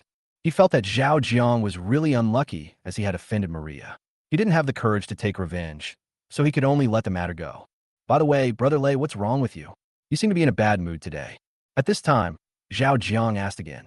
When Lu Buolei heard Zhao Jiang's question, he was furious and said with gritted teeth, Damn it, I met a pig pretending to be a pig and eating the tiger today. I'm so embarrassed. Lu Buolei hates Tom so much. Tom steal the woman he liked. He also slapped him in the face. However, Tom later showed that he was stronger than him, so he didn't dare to retaliate. He took a deep breath and told the whole story. After hearing Lu Buolei's words, Zhao Jiang asked with some confusion, Brother Lei, you said that person is from Shanghai, but Shanghai is basically a famous rich second generation and you know everyone. What's more, how could you not know him, who is even more awesome than you? I'm curious too. Lu Buolei sighed and said, What's his name? Zhao Jiang asked again. Tom. Tom. Zhao Jiang exclaimed. What's up, bro? Lu Buolei asked in surprise. Zhao Jiang remained silent, lost in thought. After a long moment, he slowly spoke. Brother Lei, the person I set up is the same person you're talking about, Tom. He must be the fake rich guy among you male guests. I've investigated him, and he's just an ordinary person from a mediocre family. I can also deduce that Maria is the new owner of Hongding Entertainment, but her father simply transferred the company to her. I don't know how Tom got lucky enough to meet Maria, which is why she helped him and allowed him to participate in this show. After analyzing Lu Buolei's experience in conjunction with his own, he suddenly became clear-headed and understood everything. Fuck, that guy is actually a fake rich guy. Damn, why is he pretending to be so cool in front of me? This guy's acting is too good. He even fooled me. Lu Buolei cursed angrily. After Zhao Jiang's analysis, he understood everything. It's so embarrassing to be intimidated by a fake rich man. Seeing Lu Buolei's furious expression, Zhao Jiang's eyes rolled, and an idea came to his mind. He said, Brother Lei, he embarrassed you so much. Why don't we deal with him? Although he wanted to kill Tom, Tom had Maria's support, so he didn't dare to touch Tom. But he could use Lu Buolei's hatred and let Lu Buolei be his gun. Hearing this, Lu Buolei thought for a moment and said, Forget it. With Maria backing him up, I dare not touch him. He's not stupid. He knows that although Tom is an ordinary person, he can't stand up to Maria behind him. That's why he won't do such a stupid thing. Hearing Lu Buolei's words, Zhao Jiang felt a little disappointed, but he didn't want to bring it up again. He picked up a bottle of wine and said, Brother Jiang, we are all the same, wanderers in this world, with grudges but afraid to take revenge. Come, let's drink this bottle of wine. Lu Buolei also opened a bottle of wine, clinked glasses with Zhao Jiang, and drank it all in one gulp. To be honest, he's in a much better mood now than before, because he knew that Tom was a fake rich man, so he still had a chance to get Mia. In his opinion, Mia was so close to Tom because she saw that Tom was a very rich man. As long as Tom's identity is revealed tomorrow and Mia knows that Tom is a fake rich man, that will be her chance. The next day, the filming location of the program, Who is the Rich Man, was also held in the square yesterday. At this moment, there are 2 rows of benches in the square, 5 in each row. Yesterday's 5 male guests and 5 female guests were all present and sat on the stools. Among the 10 people at this time, Lee Tsong-song looked a little tired, listless, and pale, but his expression revealed a sense of satisfaction. The women who left with him yesterday all had rosy faces. Mia, with greedy eyes. On the contrary, the remaining few people were very calm. Just at this moment, the director came over. Dear guests, thank you for participating. Now we begin the final segment of this episode, where the identity of the fake billionaire will be revealed.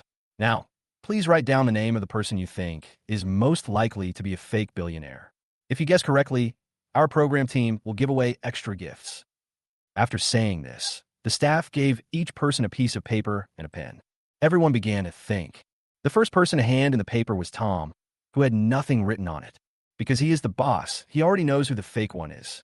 If he writes it down, it will be embarrassing when his identity is revealed later. So he simply doesn't write it. 2 minutes later, everyone had submitted their answers. The director had the votes counted and said, "Now, let's announce the votes for each of the 5 male contestants." Chapter 133, The Truth Revealed. 10 contestants, 8 voted, and 2 abstained. Li Tsong-song 0 votes. Zhao Shujiang 1 vote. Lu Bolei 1 vote.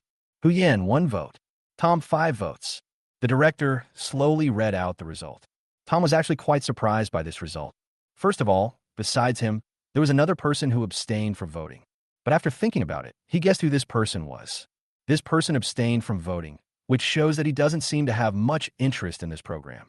So this person must be Hu Yan. Secondly, he showed his strength in the second stage yesterday, but I didn't expect that so many people would still vote for him and think he was fake. Of course, he was very satisfied with the answer. After all, the answer would be announced soon. The more contrast it caused, the better the show effect would be. What he didn't know was that his move in the second stage yesterday had actually fooled several guests. But these people were not fools, and they could get the result after some analysis. They felt that Tom was being a bit pretentious, as if he was trying to show off, which was very suspicious. Since they couldn't guess who the fake rich man was, they could only vote for Tom. As for Lu Bolei, he was already certain that Tom was a fake rich man. Who else could he vote for if not Tom? Now it seems that Tom is the one everyone here thinks is most likely to be a fake rich man. So, is he really the one? The answer will be revealed soon. The director said with a slightly meaningful smile on his face. Upon hearing this, everyone held their breath and concentrated, obviously very interested in the answer. Although they almost all think that Tom is a fake rich man, the answer has not been announced after all, right? Tom is... The director started to speak again, but paused here. Hearing this, everyone looked at Tom with a sneer on their face. This Tom is really a fake rich man. He was so good at pretending yesterday. Is Tom not a fake rich man? The director continued. Holy shit, is there something wrong with this director? Can you finish a sentence in one breath? Everyone was speechless, like a deflated ball. The first half of the director's sentence made them think that the result was out, but they didn't expect that the director's sentence turned out to be a question, and still did not explain whether Tom was a fake rich man. This scene is like the director of a show called I Am a Singer. It's so hateful. Director, please tell me. A girl next to Lee Tsong-song urged. She couldn't wait to find out the answer and left. After all, Lee Tsong-song had already promised him last night that the 3 of them would be his girlfriends. Although she was a little disappointed that she couldn't have Lee Tsong-song alone and had to share him with the other 2 girls, this identity was enough, and she would definitely not lack money in the future. Lu Bolei was very angry. He was about to reveal Tom's identity as a fake rich man, but he was teased by the director like this. Director, is it fun to play this kind of word game with us? Lu Bolei said in a deep voice. I'm just trying to liven up the atmosphere, the director said with a wry smile. Then his expression straightened. He said, Tom isn't a fake rich guy. When these words were spoken, several people looked incredulous. It's not Tom? Director, how could it not be Tom? You must be kidding. Lu Bolei's face flushed. He suddenly stood up and questioned. From the conversation between Zhao Jiang and him yesterday, all the evidence has made him believe that Tom is a fake rich man. But now the director says that Tom is not a fake rich man. How can he believe it? Is Zhao Jiang lying to him? He quickly denied it because Zhao Jiang had no reason to lie to him. I'm not kidding, the director said with a smile. Okay, then I want to hear who the fake rich man is, and why Tom is not a fake rich man. Liu Boulay sat down with his arms folded across his chest, as if he would not give up until the other party gave him a convincing reason. Hearing this, everyone turned their attention to the director again. They all want to know if this fake rich man is not Tom. Then who is it? The director moistened his throat, looked at everyone with a smile, and said slowly, "The fake rich man in this episode is Li Kongkong." When these words were spoken, everyone was stunned. How could it be Li Song? He is the last person who is likely to be a fake rich man. Moreover, his identity as the national husband and his father being the former richest man in Shanghai province are well known to everyone. You're talking nonsense. How could Mr. Li be a fake rich man? At this time, a girl next to Li Song couldn't help but question with a flushed face. Yeah, how is that possible? Are you, the production team, lying with your eyes open? How could the dignified Mr. Li be a fake rich man? If Mr. Li is a fake rich man, then how many rich people are there in this world?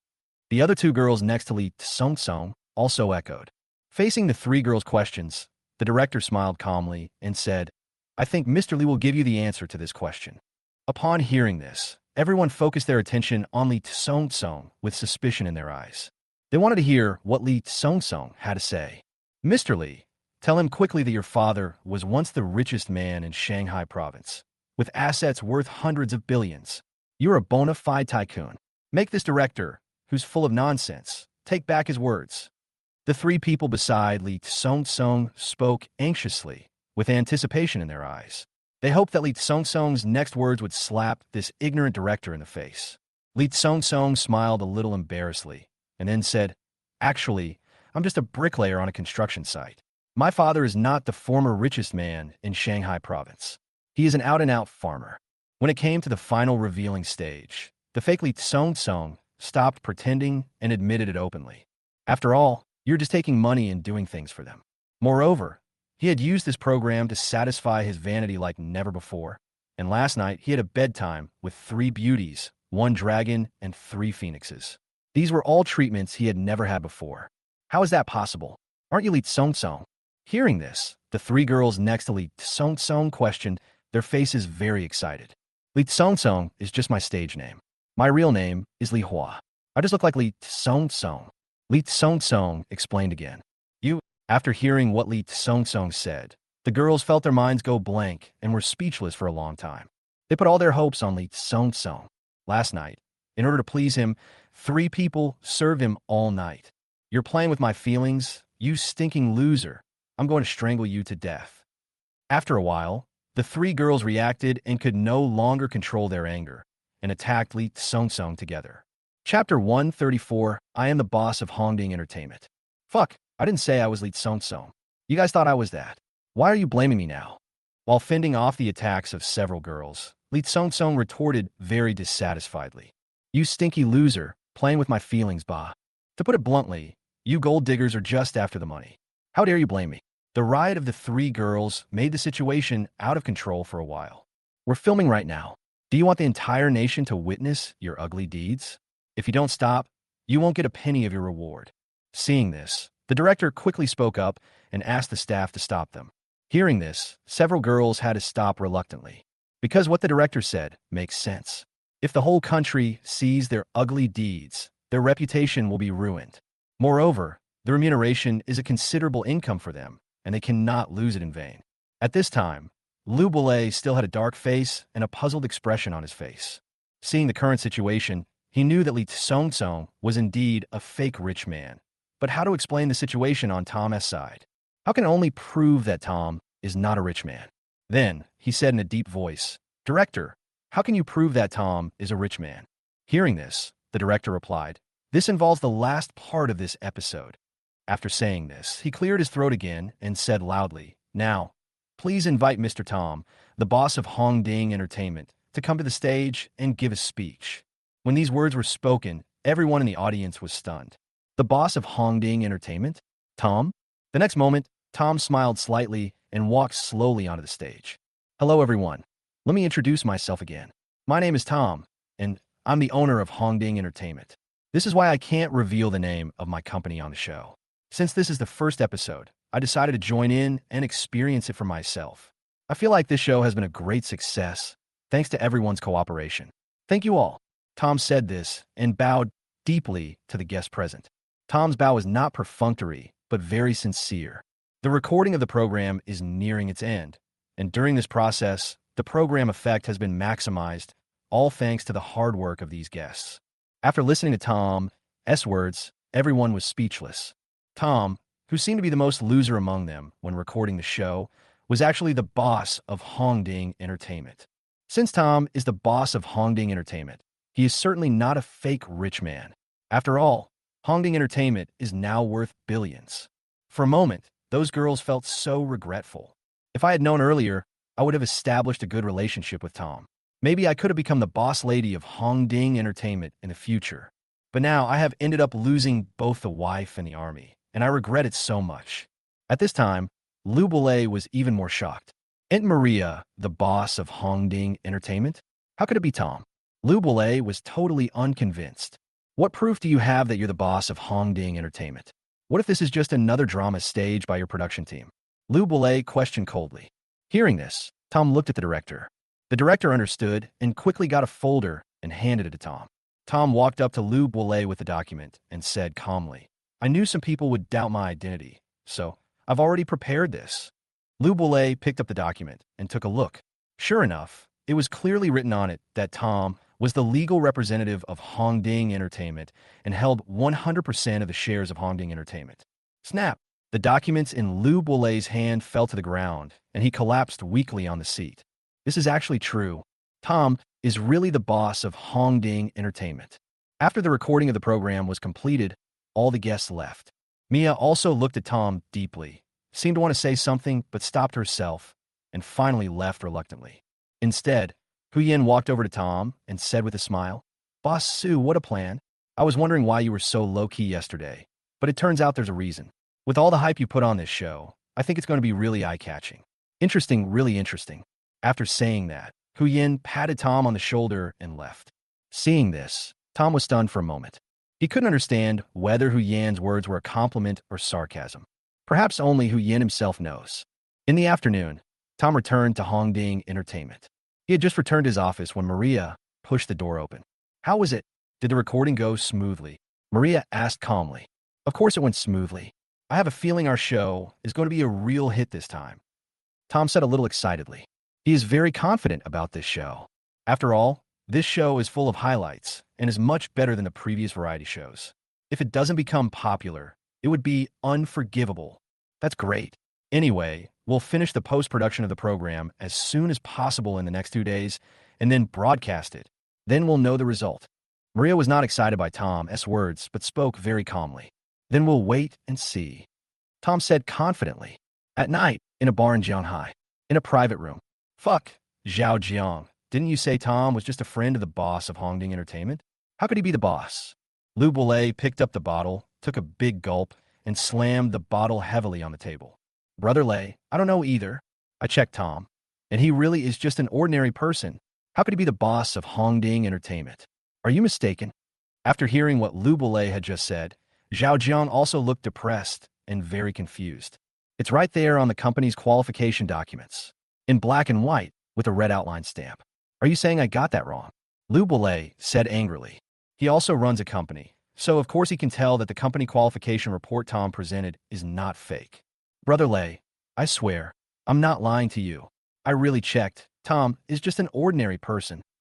Zhao Jiang thought Lou Boulay thought he was lying to him, so he swore quickly. Forget it, forget it. Let's not talk about this anymore. Let's drink. Lou Boulay was upset and didn't want to talk about this matter anymore. Then the two began to drink, and in less than an hour they had finished a bottle of beer. At this time, both of them were a little drunk. Zhao Jiang suddenly said, Brother Lay, I have to let this anger out. I have a way to get revenge on Tom without offending Maria, the man behind him. Are you interested? Brother, what can we do? Lou Boulay showed a hint of excitement in his eyes, burped, and asked, Isn't Tom the boss of Hongding Entertainment? I know a group of con men. Let them cheat him and bankrupt him. Even if Maria finds out, she'll just know that Tom was framed by this group of con men. It has nothing to do with us. A sinister glint flashed in Zhao Zhang's eyes, and he spoke slowly. The con-man gang he was talking about was the one he had asked to set a trap for Tom last time. He had seen the abilities of the con group last time, and if it weren't for Maria's appearance, they would have succeeded. Now, under the influence of alcohol, he wants to join forces with Lu Buolei to snatch Tom again. Brother Zhao, that's great. But are you sure? Hearing Zhao Zhang's words, Lu Buolei became excited, but still asked cautiously. Of course we're sure. Last time, they only sent one person and nearly put Tom in an irretrievable situation. This time, if we pay them more and send them all out, it will definitely work. Then, after the job is done, we'll make them leave Jianghai.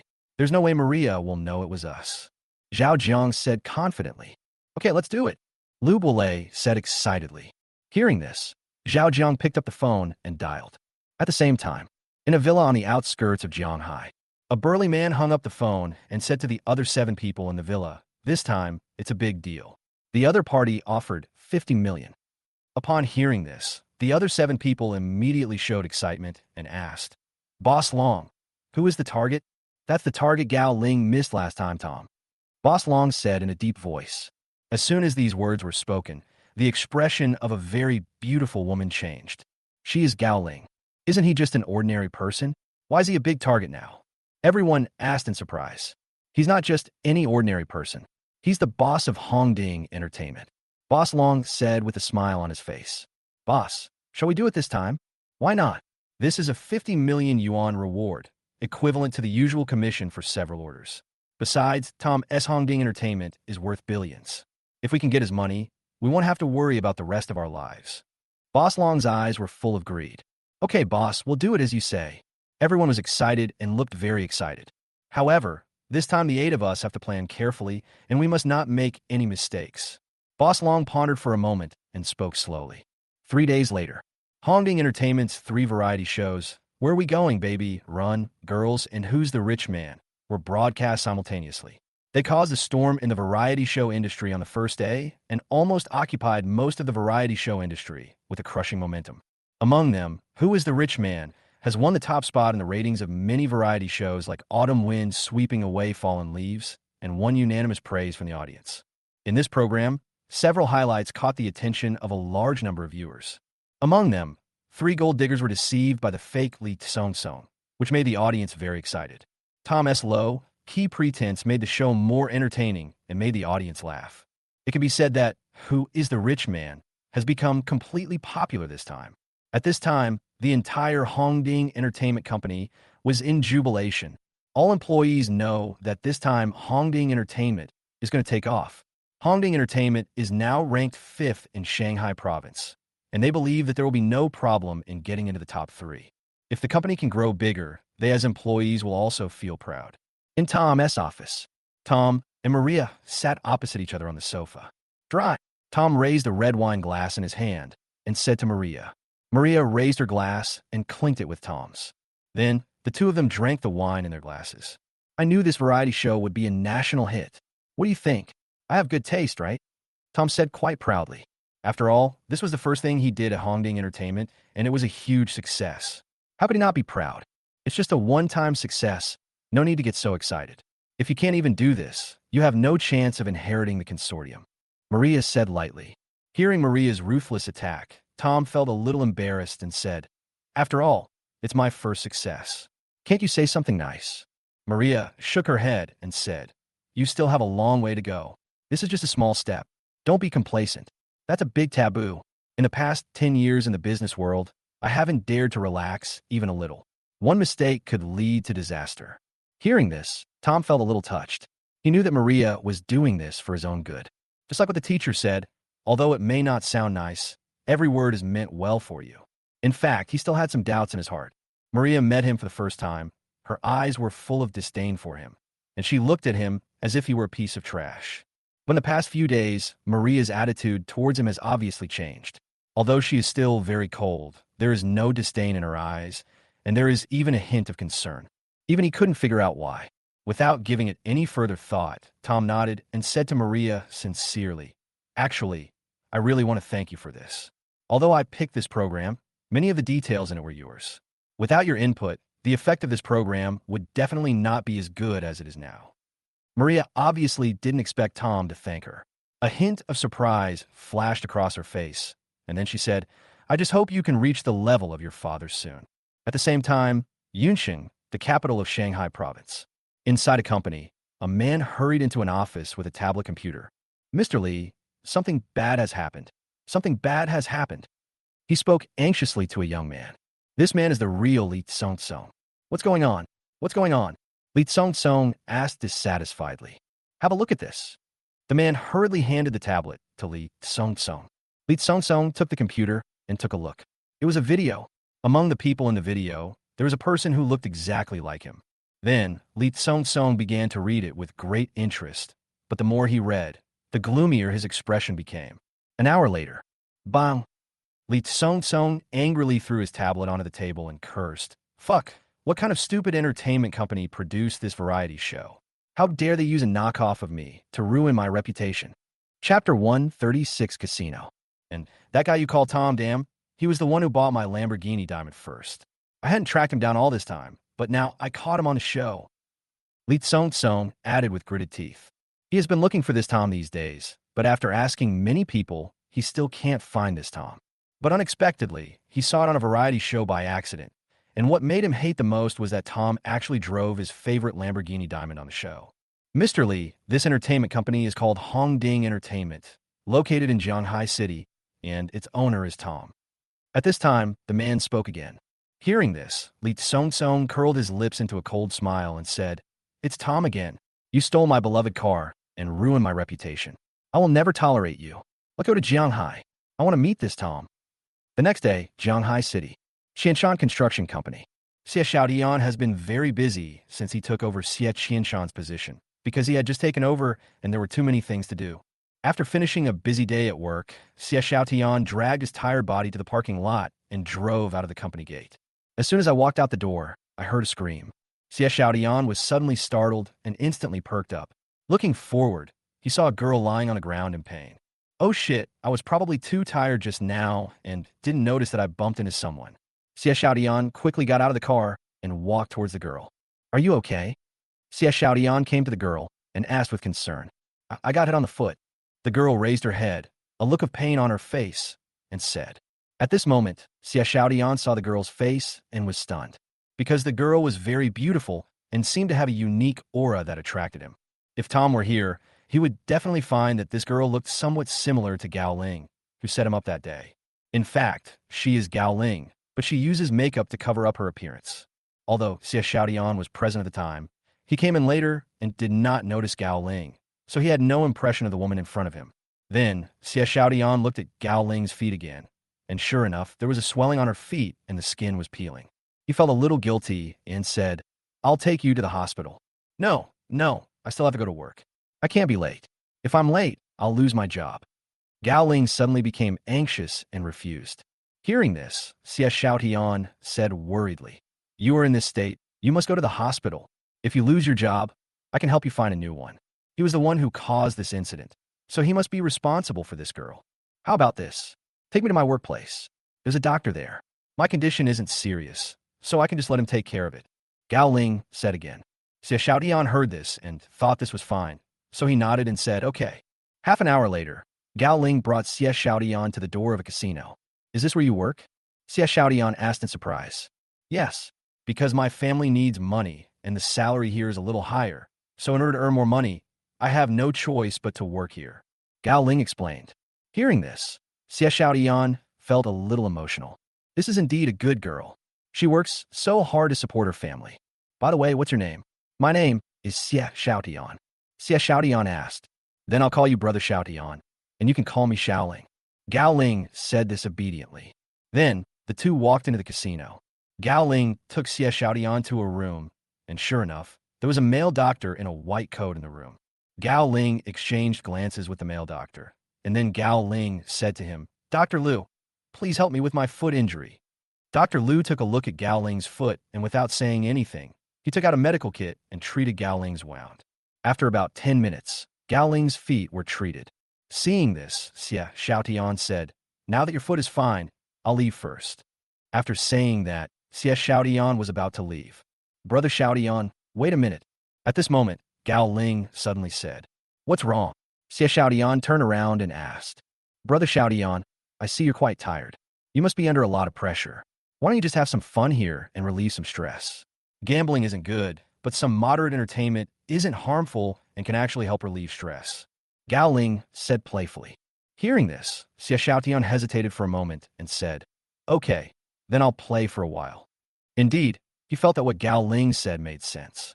During this period, dealing with company affairs had put him under a lot of pressure, and he felt very depressed. Appropriate entertainment may also be beneficial. Afterwards, Gao Ling brought Xie Xiaotian to the casino lobby, where there were Apple machines, shark machines, big/small betting machines, and 24-point gambling machines. Gao Ling took Xie Xiaotian to exchange tens of thousands of chips and started playing. An hour later, at this time, under Gao Ling's guidance, Xie Xiaotian's tens of thousands of chips had turned into hundreds of thousands. Xie Xiaotian, who seldom gambles, felt emotional. It was too easy to win money. "Brother Xiaotian, you've played all the slot machines in this hall. There's no point in playing anymore. How about I take you to play something more fun?" Gao Ling suddenly smiled and said to Xie Xiaotian, "Okowo." Xie Xiaotian was a little proud at this time and agreed immediately. He thought that since he was here to relax today, he might as well have fun. After all, the difference between winning and losing wouldn't be that big. Seeing that Xie Xiaotian agreed, Gao Ling smiled and took Xie Xiaotian to a private room on the second floor. Inside the box, there was a gambling table about 3 meters long and 2 meters wide. It was already full of people playing cards. Looking at the mountains of chips on the gambling table, Xie Xiaotian was a little stunned. This is a bit too much. Looking at the denominations of those chips, all of them added up would be worth at least tens of millions. Suddenly, Xie Xiaotian felt hesitant, and a look of hesitation appeared on his face. "Little brother, come and play cards too. Come on, there's still one seat available, with no limit on the stake." At this time, a big man stood up and shouted at Xie Xiaotian. This person is Boss Long.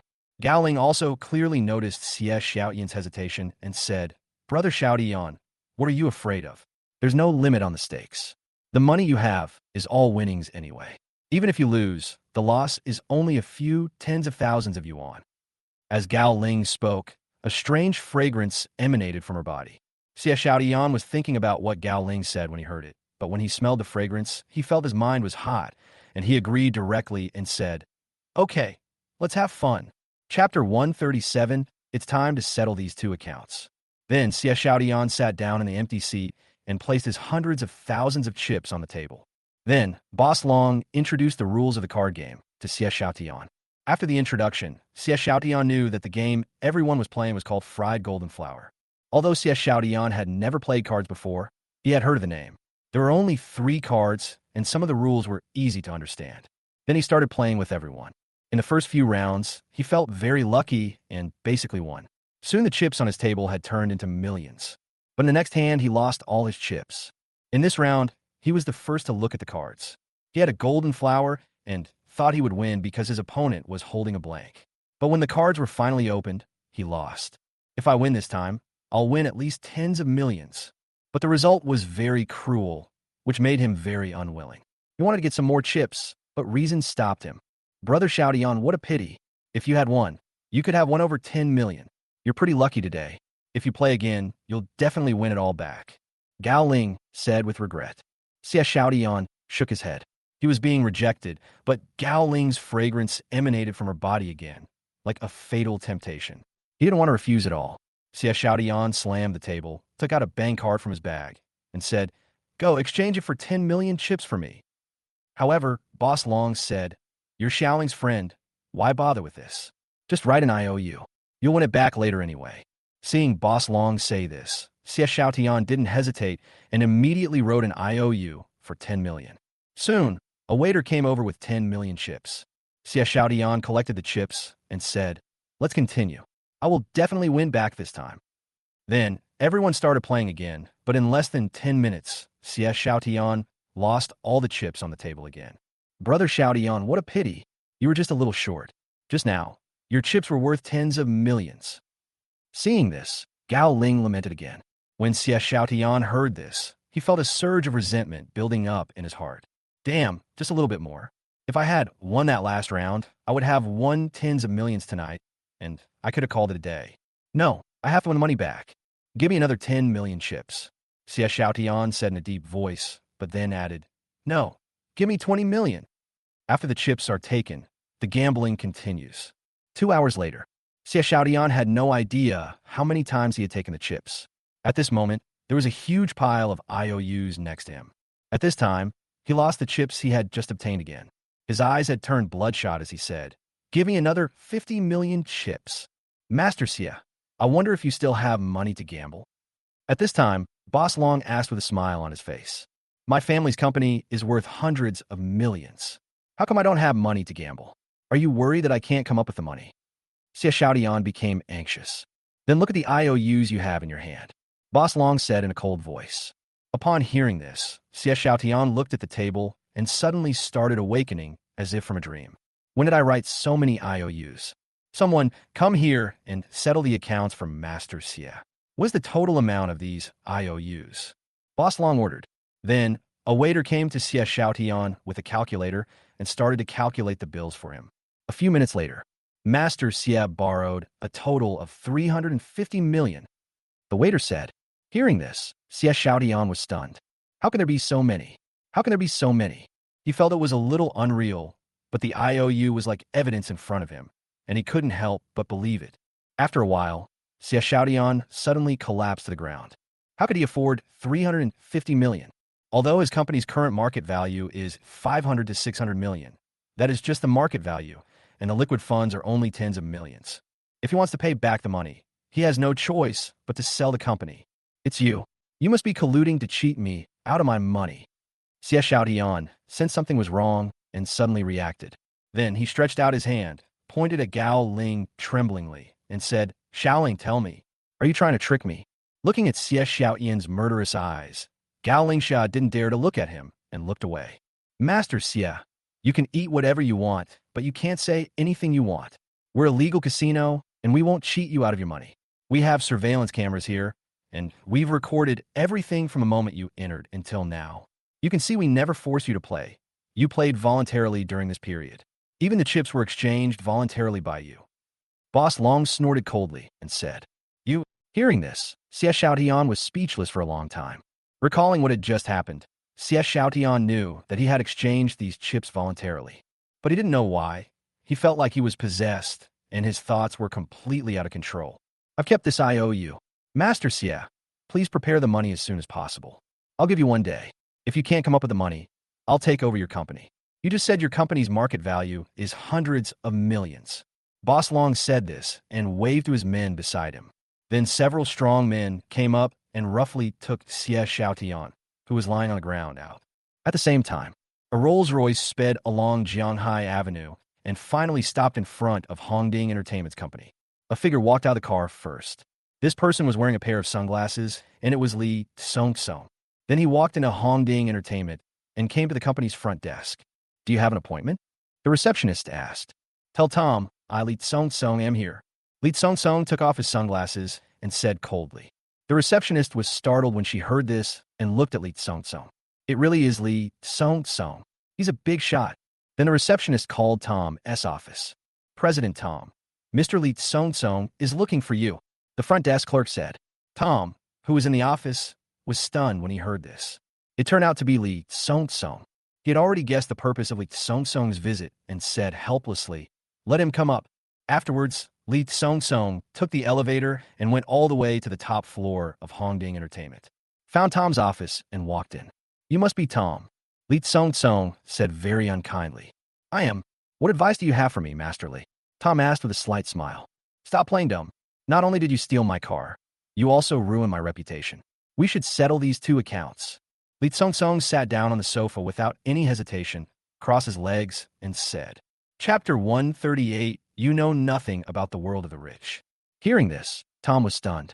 He knew that Li Tsong-song came to him for something related to the show, but what about stealing his beloved car? Then he asked, Mr. Li, how did this robbery of your beloved car come about? I was the one who saw your Lamborghini diamond first, but you snatched it away from me. I called you later, but you hung up on me. Li Tsong-song said angrily. Whenever he thought of this, he got angry. I was willing to pay twice the price, but the other party still hung up the phone without mercy. Hearing this, Tom suddenly understood. He remembered that he had just bought the car that day and received a call on his way back. The person on the phone was very wealthy, but he still refused. I didn't expect that person to be Lee Song-song. Mr. Lee, I bought this car through the formal process. It doesn't count as a rip-off, does it? Tom shrugged and said, I can't care less. Anyway, you snatched away the thing I had my eye on. I'll just consider it as you snatching it away.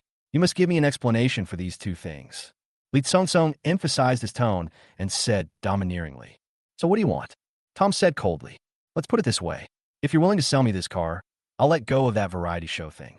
Suddenly, Lee Song-song's expression changed, and he said with a smile, In his opinion, the most important thing is to get this car. As for the variety show incident, it is a small matter. After all, it was explained at the end of the show that the counterfeit car was not him. He felt that Tom was in the wrong this time, so he would definitely compromise. Seeing this, Tom finally understood that Lee Song-song's real purpose was this car. But he really couldn't bear to sell the car. After all, he liked it very much. As for the variety show incident, he was worried that Lee Song-song would cause trouble before filming began, but Maria told him not to worry, as she would take care of Lee Song-song. So, Tom is now thinking about asking Maria to come to the office. Mr. Lee, I'm sorry. I like this car too, so I won't sell it. Tom refused directly. Hearing this, Lee Song-song narrowed his eyes slightly and became furious. He cursed, Fuck, don't you know what I Lee Song-song mean? Don't refuse a toast and then drink a forfeit. Your company is only worth 20 to 30 billion. Believe it or not, I can make your company go bankrupt with just one word. He never thought that Tom would still refuse. I've already given him enough face. Didn't the other party really know how powerful Lee Song-song was? Although his father was no longer the richest man in Shanghai, he still had assets worth hundreds of billions. Wouldn't it be easy to destroy a company worth 20 or 30 billion? Before Tom could say anything, Lee Song-song took out his phone again, operated it for a while, handed it to Tom, and said condescendingly, Open your eyes and take a good look. This is my bank card balance. Look at how many zeros are at the end. Tom glanced at it casually. There was a long string of numbers on it. The first two digits were 4 and 8, followed by 7 zeros. 480 million. Tom was also slightly stunned. This Mr. Lee was worthy of being Mr. Lee. He was indeed much richer than Jiang Hai's group of rich second generations. There were hundreds of millions in his bank card. Seeing Tom's slight daze, Lee Song-song smiled, with an arrogant look on his face. He looked down at Tom and said, See the gap between us? That's just my pocket money. You don't understand the world of the rich at all. As long as you're willing to sell the car to me, I am willing to pay double the price. Otherwise, your company will go bankrupt. In fact, no matter what problems he encounters, he likes to solve them with money.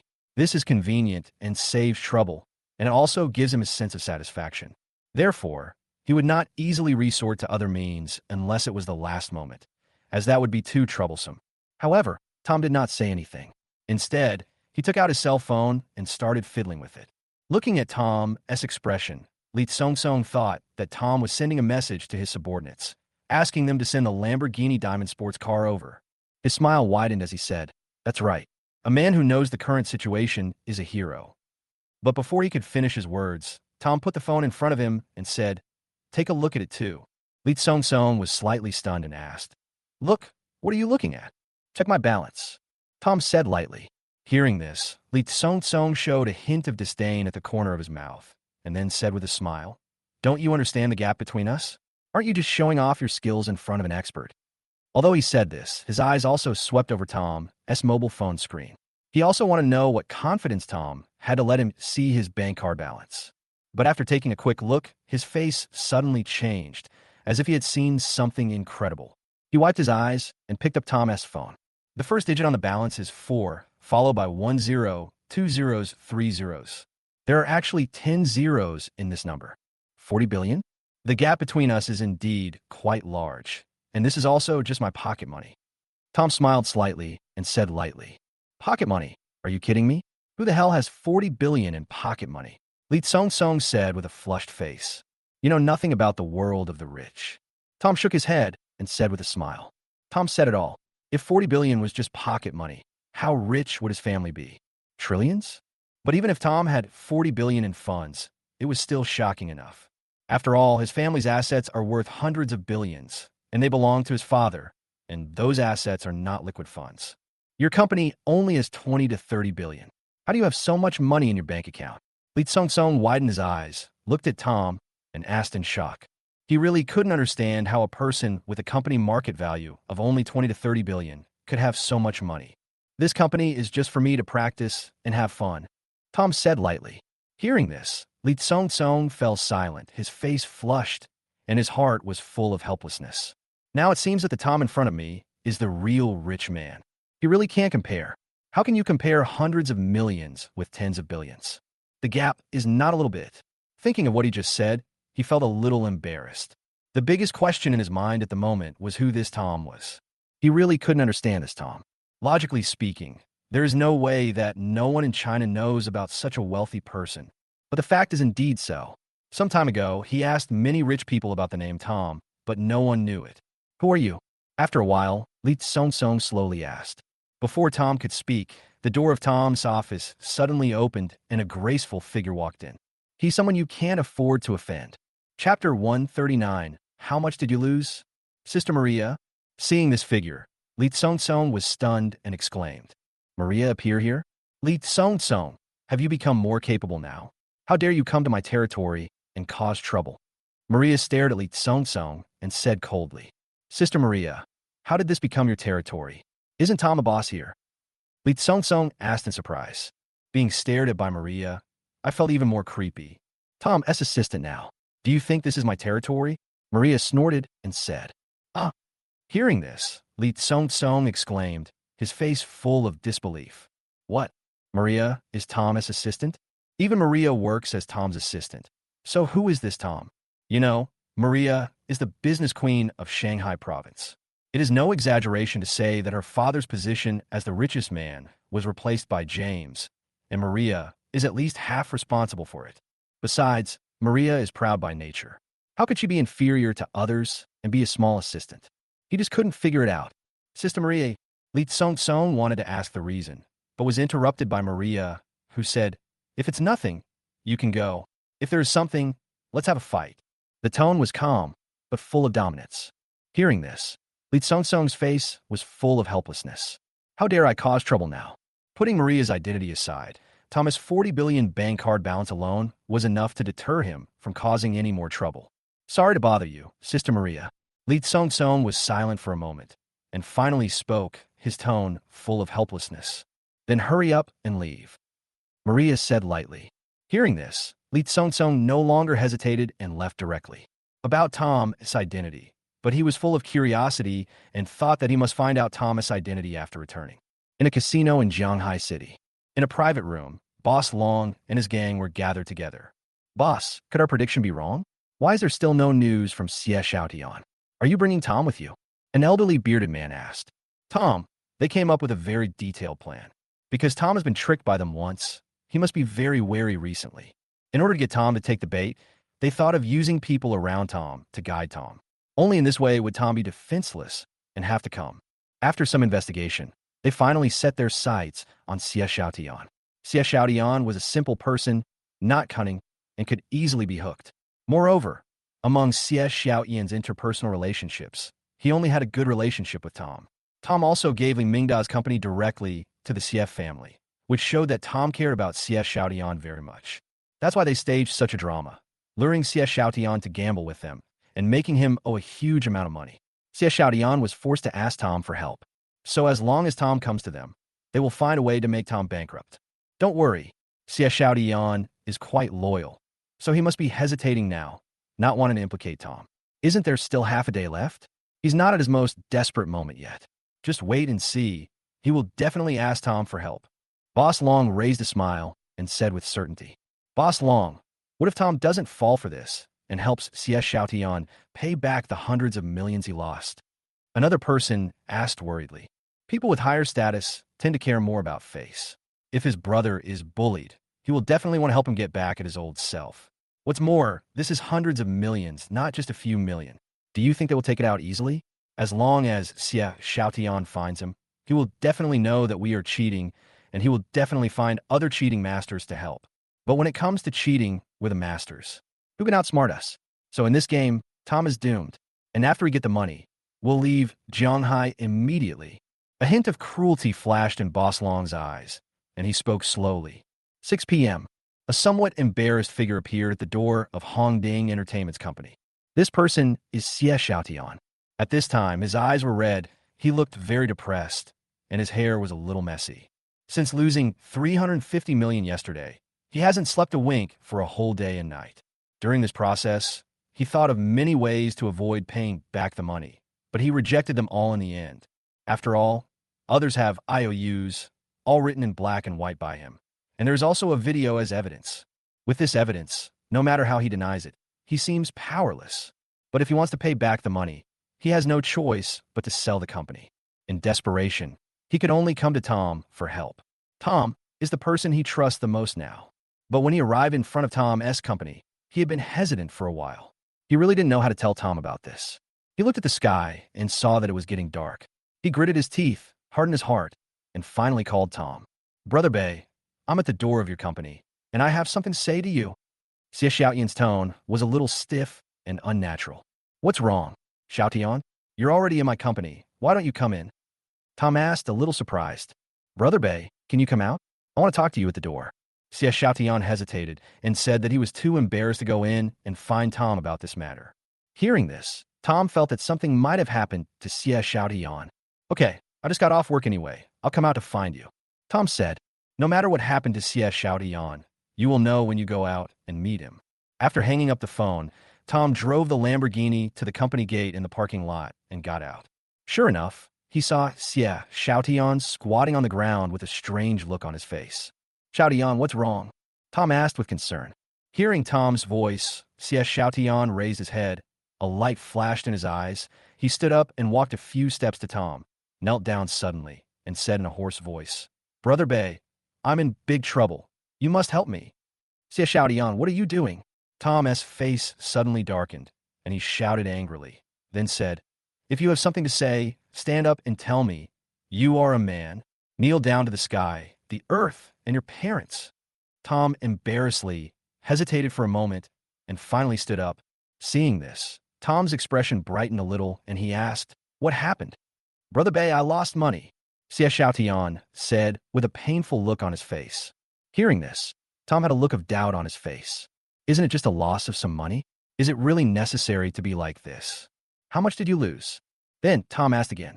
Hearing this, Xie Xiaotian stammered, I lost 350 million. How much did you lose? Tom's face changed drastically. Chapter 140, Finding a Place. 350 million. Xie Xiaotian didn't dare to look at Tom's eyes and spoke in a low voice. Hearing this, Tom took a deep breath. He couldn't believe that Xie Xiaotian would lose so much money. Then he asked, How did you lose so much money? Tell me what happened. In his impression, Xie Xiaotian was not such an impulsive person. How could he do such an irrational thing? Xie Xiaotian controlled his emotions and then began to tell what had happened. A few minutes later, after listening to Xie Xiaotian's words, Tom fell into deep thought. After a while, he slowly said, Xiaotian, you've been set up. From Xie Xiaotian's narration, he understood everything. It was obvious that someone was deliberately targeting him. From the very beginning, Xie Xiaotian bumped into the girl and was then led by the girl to the casino, where they gambled again, and finally Xie Xiaotian owed a huge sum of money.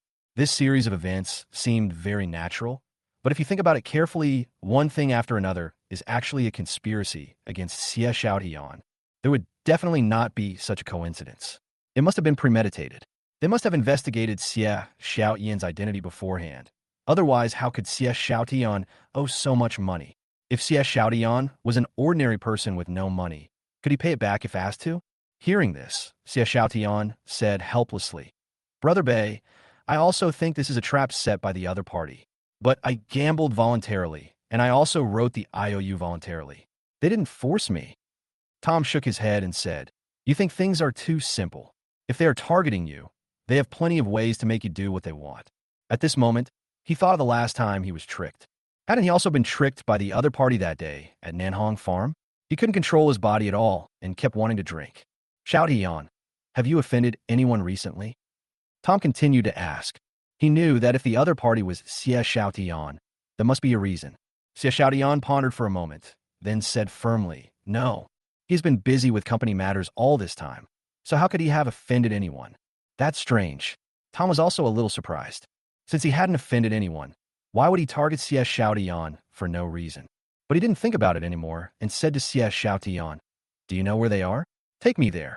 I will help you solve this matter." In his opinion, his brothers were being bullied, so how could he just stand by and watch? No matter what the other party's purpose is, we must get back at them. Good. CS Xiaotian was delighted when he heard this. Then the two got in the car and set off. Tom, led by CS Xiaotian, arrived at the gate of a casino. "Brother Bay, this is it." CS Xiaotian got out of the car first and said to Tom. Then Tom nodded and got out of the car. He glanced at the casino and thought that if he went in, there would probably be a fierce fight, and the two of them were a little outnumbered now. Then he took out his cell phone and sent David a location and a message. "Let's go." After doing all this, Tom took Xie Xiaotian into the casino. The moment the two stepped into the casino, a waiter's eyes fixed on them, and then he quickly walked towards a private room on the second floor. Tom glanced at the entire first floor of the casino and found that there were not many people. "Hey, why are there so few people here? There were a lot of people when we came here yesterday," Xie Xiaotian asked in confusion. Hearing this, Tom seemed to have thought of something. He smiled and said, "Yesterday we want to make you fall into the trap, so we had to act more realistically. That's why we hired extras. Now that you've fallen into the trap, there's no need for these extras to stay here." After hearing what Tom said, Xie Xiaotian felt so angry. Just then, a big man came down from the second floor. "It's Boss Long." Tom next to Xie Xiaotian. The corners of his mouth inadvertently curled up. What puzzled him was that Tom did not bring any cheating experts with him, but only went with Xie Xiaotian. He was confused. Could it be that Tom had given in and was planning to help Xie Xiaotian pay back the 350 million? Then, he looked at Xie Xiaotian and said in a cold voice, "Xie Xiaotian, have you raised the money? I was just saying I'd go to your company to find you." Xie Xiaotian didn't know what to say for a moment. He didn't raise any money. At this time, Tom pulled Xie Xiaotian behind him and said, "Let's not talk about Xie Xiaotian for now. I want to ask, is your casino still open? I want to play a few games." Hearing this, Boss Long was delighted. It turns out that Tom did not give in, but planned to take action himself. What surprised him was that Tom was not a master of tricks. Wouldn't he die faster if he followed them? Then, a hint of disdain flashed across his face, and he said with a smile, "Our casino is open. Of course we want to do business. But if you want to have fun, this first floor is so boring. The fun is on the second floor. Are you interested?" "With pleasure." Tom smiled faintly and responded, "Then please go to the second floor." Boss Long said with a smile, and then Tom and the other two came to the private room on the second floor. Entering the box, Tom saw that there were already 7 people in the box, gathered around a gambling table. When Tom saw a girl at the gaming table, his eyes fixed on her. He felt that the girl looked familiar. In an instant, he remembered that this girl was somewhat similar to Gao Ling who had tricked him last time. Xie Xiaotian obviously saw the girl as well. He quickly walked up to her and said excitedly, "Xiaoling, I was kind enough to send you back to the casino. Why did you try to cheat me?" Seeing this, Gao Ling remained expressionless and said nothing. Boss Long quickly stepped forward and said, "Kid, who's trying to trick you? Do you believe I'll sue you for defamation? Your IOU and the surveillance video are right here, and you still dare to talk nonsense?" Hearing this, Xie Xiaotian felt guilty and immediately felt like a deflated ball. Tom pulled Xie Xiaotian, signaling him to calm down, and then said to Boss Long, "What are you going to play? Tell me." Boss Long spread his hands and said, "Whatever you want to play." In his opinion, no matter what game he plays, Tom will lose. After all, how can an ordinary person compare to a con man? Then let's just roll the dice and guess the size. It saves me the trouble. I like things to be simple and direct," Tom said directly. Hearing this, Boss Long felt even more disdainful.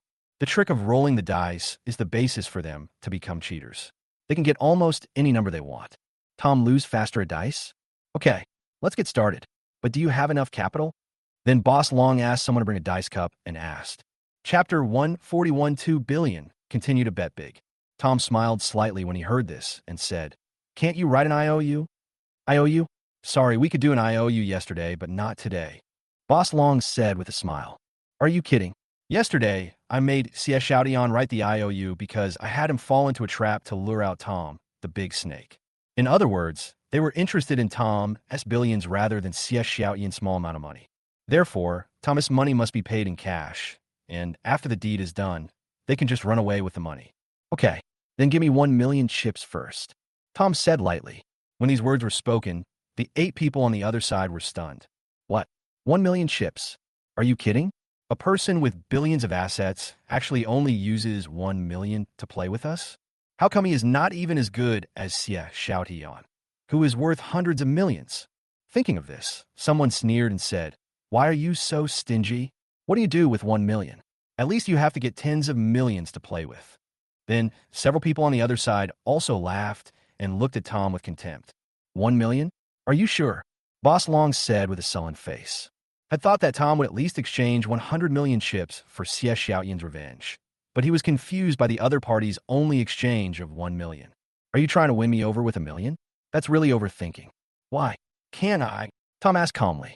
Okay, why not? Boss Long hesitated for a moment and said, Go get him 1 million chips. In his opinion, since Tom came to find trouble, he would definitely not be satisfied with just losing 1 million, and he would definitely change his chips again. Soon, a man came over with 1 million chips and a credit card machine. Tom didn't waste any time and just spent 1 million. Seeing this, Boss Long said calmly, Buy it and don't let it go. Hearing this, Tom directly pushed out the 1 million. 1 million by big. Then, Boss Long started rolling the dice. Bang! Boss Long slammed the dice cup on the table, a hint of disdain flashing in his eyes. Whatever you buy, I can shake out the opposite number. Open it. Tom didn't even look at it, as if he knew the outcome. Boss Long picked up the dice cup and saw the numbers on it were 1, 2, 3. 1, 2, 3, little one. Would you still play if you lost? You wouldn't give up playing just because you lost 1 million, would you? Boss Long said with a look of disdain on his face. Of course, he said this just to provoke the other party. He was really afraid that the other party would stop playing. But even if Tom doesn't play, he has a way to deal with it, which is to drug the other party, but it is a little more troublesome. Play, of course I will play. Give me another 2 million. Then, Tom exchanged another 2 million chips. 2 million continues to be a big bet. Boss Long started rolling the dice. Without a doubt, Tom lost again. Exchange for 1 million chips for me, Tom said again. Then, he bet another 4 million on the big ticket. Seeing this, Boss Long was extremely happy. Tom's current betting pattern is to double his bet next time. Although he couldn't understand Tom's thoughts, he was confident that he could make Tom lose every time. As long as the other party keeps playing like this, Tom's billions of assets will soon be won away by him. Tom lost the next few games and didn't win a single one. Tom lost last time, reached 128 million. At this moment, Boss Long was extremely happy. After 2 more rounds at most, Tom will probably run out of liquid funds. At that time, he will ask Tom to mortgage the company to the bank for cash and directly win all of Tom's assets. You're not going to give up playing, are you? Maybe you'll win the next round. Boss Long continued in a joking tone. Tom has lost 100 or 200 million now, and it is very likely that he will stop playing. But as long as Tom stops playing, he will immediately drug Tom. Keep going. Give me another 256 million chips, Tom said lightly. The gambling continued, but Tom lost again. Another 512 million chips, Tom said lightly. Seeing this, Boss Long was extremely happy. This should be Tom's last bit of working capital. After all, Tom's company is only worth 2 or 3 billion, and the working capital will definitely not exceed 1 billion. In other words, if Tom loses this time, he will directly mortgage the company in the next round. If Tom loses the next round, all of Tom's money will be in his hands. Tom lost this round again. At present, Boss Long has won nearly 10 billion in fund from Tom. I guess you're out of money, right? Why don't you just stop here? Boss Long said this on purpose. Of course, he wasn't afraid that Tom wouldn't play. Why don't you play? Tom replied calmly. Still want to play? Okay, let me give you a friendly reminder.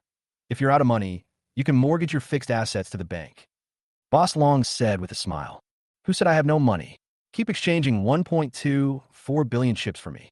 Tom snorted and said, How can you still have money? Boss Long asked with a frown. Why? Do you know how much money I have? Tom asked with a smile on his face. Hearing this, Boss Long was speechless. He can't say that he had investigated Tom beforehand. Give me the chips quick, Tom urged. Boss Long snorted coldly and said, Give it to him. He simply didn't believe that Tom could make another 10 billion. But what he didn't expect was that when the waiter handed Tom the chips and asked him to swipe his card, Tom actually swiped the card successfully. For a moment, Boss Long's face was full of disbelief. How is that possible? According to their investigation, all of Tom's assets are indeed only one company, Hongding Entertainment. So where did he get all this money? Just as Boss Long was puzzled, Tom asked with a smile, "Are you afraid and don't dare to play anymore?" Hearing this, Boss Long immediately became unhappy. "What do you mean he doesn't dare to play? Since you want to give me money, don't blame me for being rude." Thinking of this, Boss Long just rolled the dice. The result of this round is obvious. Boss Long still won. But at this time, Boss Long's wrist was already a little numb, and his spirit was a little weak, with a few drops of sweat dripping down his face. It was obvious that the dice he just rolled were very difficult for him. "Go ahead, give me another 2 billion chips." Tom still said something indifferent. Boss Long opened his eyes wide and looked at Tom. Does he still have money? If he plays again, he will definitely win. It is true that he is a con man and he can control the size of the dice, but this does not mean he can control it infinitely.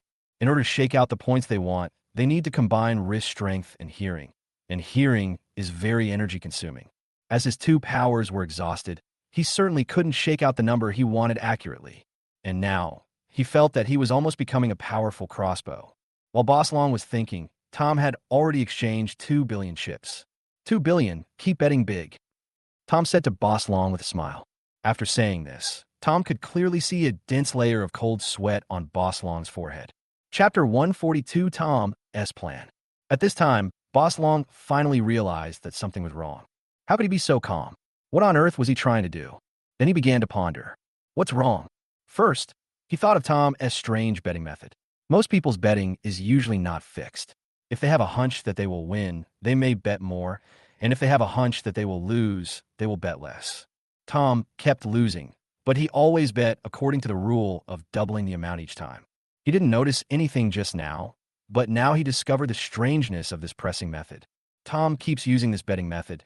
No matter how much he wins before, as long as he loses once later, all the money he won will be lost to Tom, and he may even lose money himself. This way, he wouldn't be allowed to make a single mistake. However, as the number of dice rolls increased, his energy would gradually deplete, and he wouldn't be able to get the desired number. His chances of winning would depend entirely on luck. But if Tom wants to be invincible using this pressure method, there must be a prerequisite, that is sufficient capital. Looking at Tom's calm demeanor, he knew that Tom must have brought enough capital and was obviously well prepared.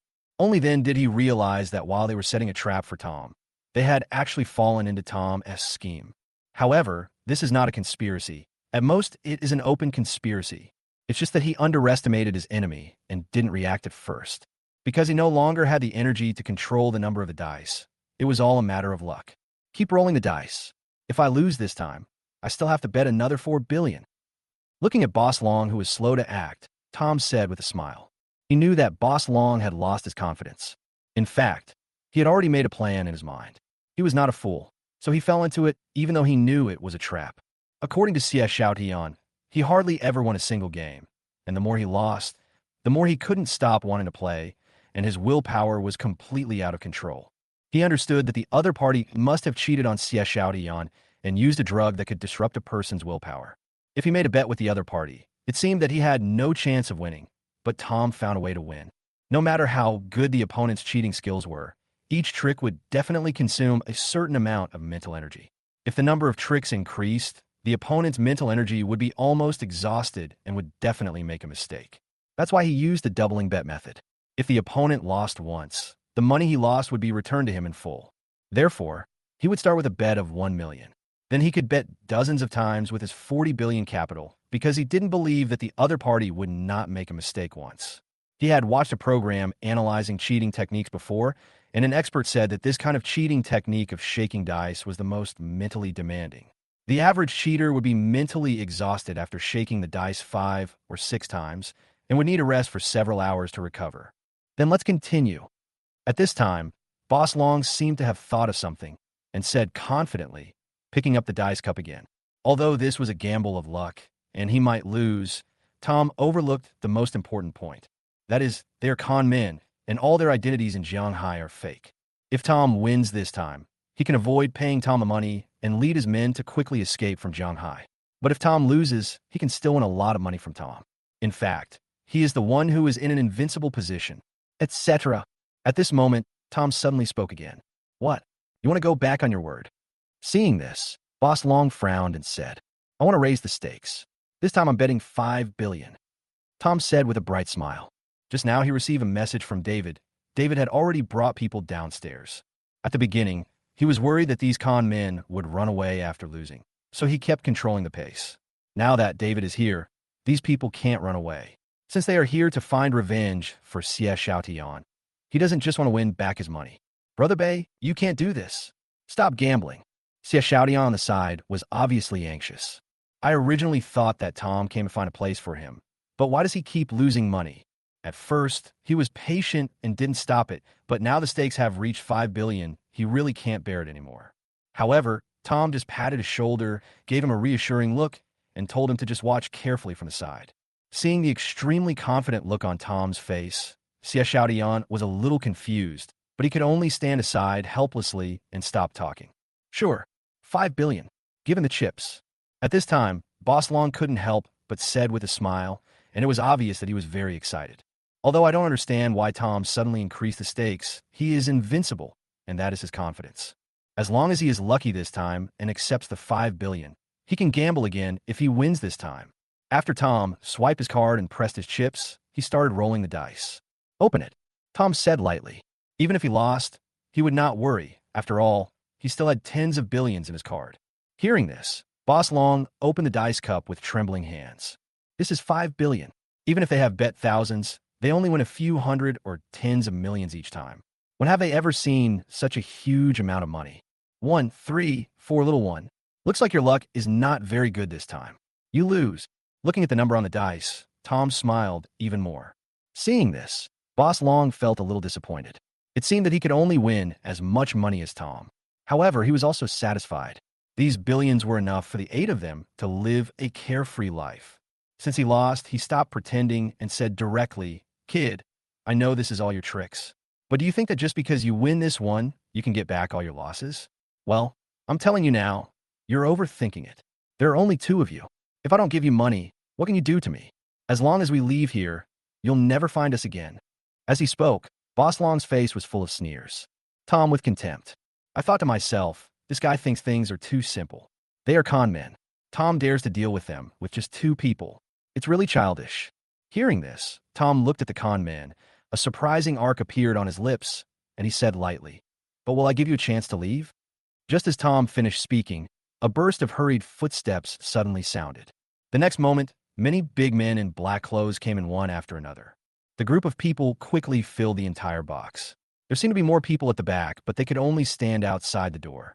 Judging from the situation, there must be at least several hundred people. Then, 3 figures walked in again. They were David, Scar Brother, and Pheasant Brother. Who are you? Boss Long looked at the group of people with a somewhat grim expression and asked. He was obviously a little panicked. Even the other 7 people beside him looked very unhappy. They all looked at Boss Long at a loss, looking to him for help. Chapter 143, Boss Long's Fear. However, no one on David's side paid any attention to what Boss Long said. Young Master Su, David, and the other 2 greeted Tom together. Tom nodded in response. David then glanced coldly at Boss Long and his group, then smiled playfully and said, Isn't this casino the one I used to run? I remember I abandoned a long time ago. I'm just confused. How did you get in here and openly do business here? After these words were spoken, Boss Long and his group were stunned. When they were choosing a location, they chose this casino because it was abandoned, so it was easy for them to occupy the casino without others noticing any clues. But unexpectedly, this casino actually belongs to the person in front of me. What a coincidence. However, none of this matters now. The most important thing is how to get out of this situation. It's obvious that these people are Tom's men. Now that so many people are surrounding them, they have no way to escape. So, at this moment, their brains started to work rapidly, thinking about how to get out. Are you guys thinking about how to get out of this now? Tom glanced at them with a smile and said, It's actually very simple. You just lost, so all you have to do is pay me 10 billion. Minus Xie Xiaotian's 350 million. I only need 9.65 billion. Hearing this, everyone's faces looked very ugly. They only received a total of 7 billion from Tom, and the money they owed to others in the past 2 years barely added up to 100 million. Where can they find the remaining 2 billion? And now this group of people have surrounded this place so tightly that they can't escape even if they have wings. Boss Long was the eldest of the group, so he remained calm. He said, We'll admit defeat this time. We don't have that kind of money. I know you know we don't have any. Just tell me what your intention is." Hearing this, Tom glanced at Boss Long and said, "I want to know a few things. If you tell me, I'll let you go. If not, I can't guarantee that you'll be able to leave this casino today." "Okay, ask. I'll tell you everything I can." That's all Boss Long could say. After all, when you live under someone's roof, you have to bow your head.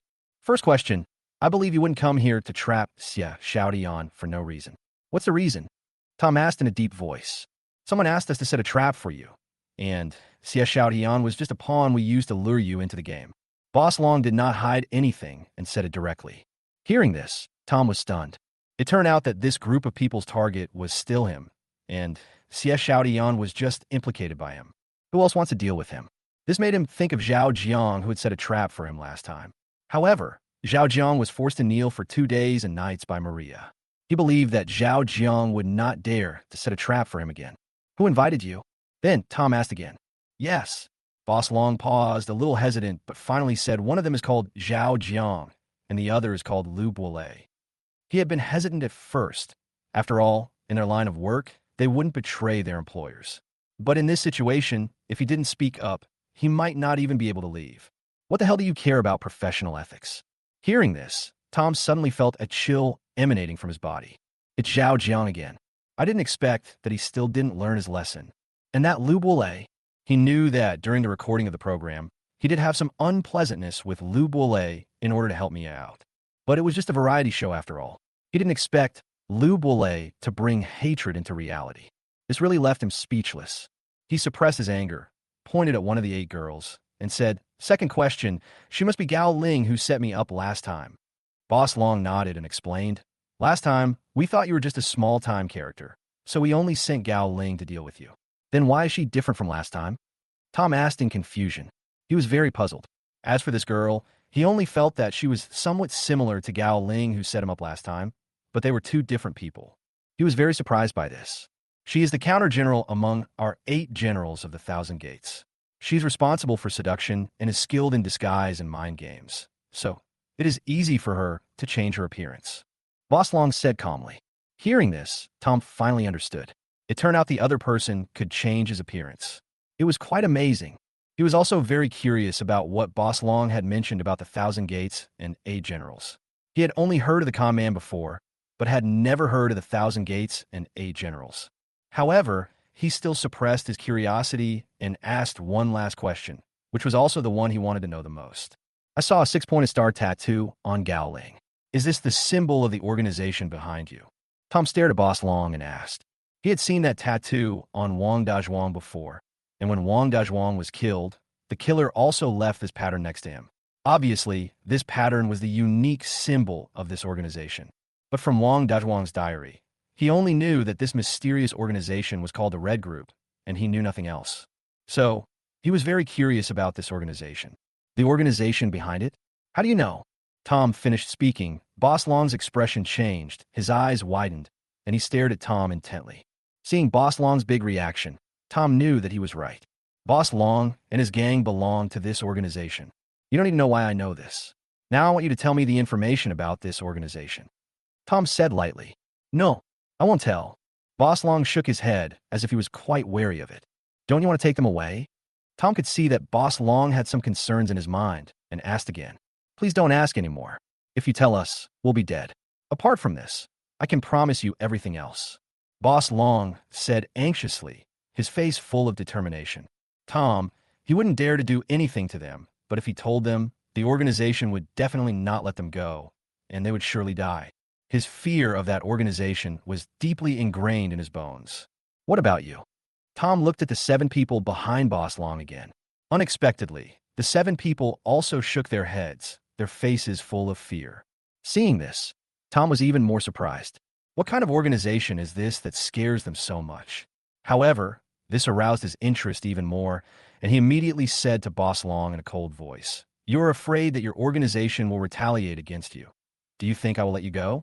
I told you, answer my questions, and then I will let you go. Otherwise, I will make you feel true despair. Chapter 144, 1,000 Gates and 8 Generals. Upon hearing this, Boss Long simply stopped talking. Doesn't he believe Tom dares to kill him? That organization can treat human life as worthless, but Tom is just an ordinary man with money. Would he dare to kill anyone? Seeing this, Tom said coldly, "It seems that you really don't intend to tell me. I hope you don't regret it. There are 8 of you. Let's start with your men, one by one." After saying that, Tom winked at Brother Pheasant. It can be seen that this boss is the kind of person who cares about his subordinates. He will not watch his subordinates die in front of him. Of course, he was just trying to scare Boss Long. If Boss Long didn't say anything at this time, he would not be able to kill anyone.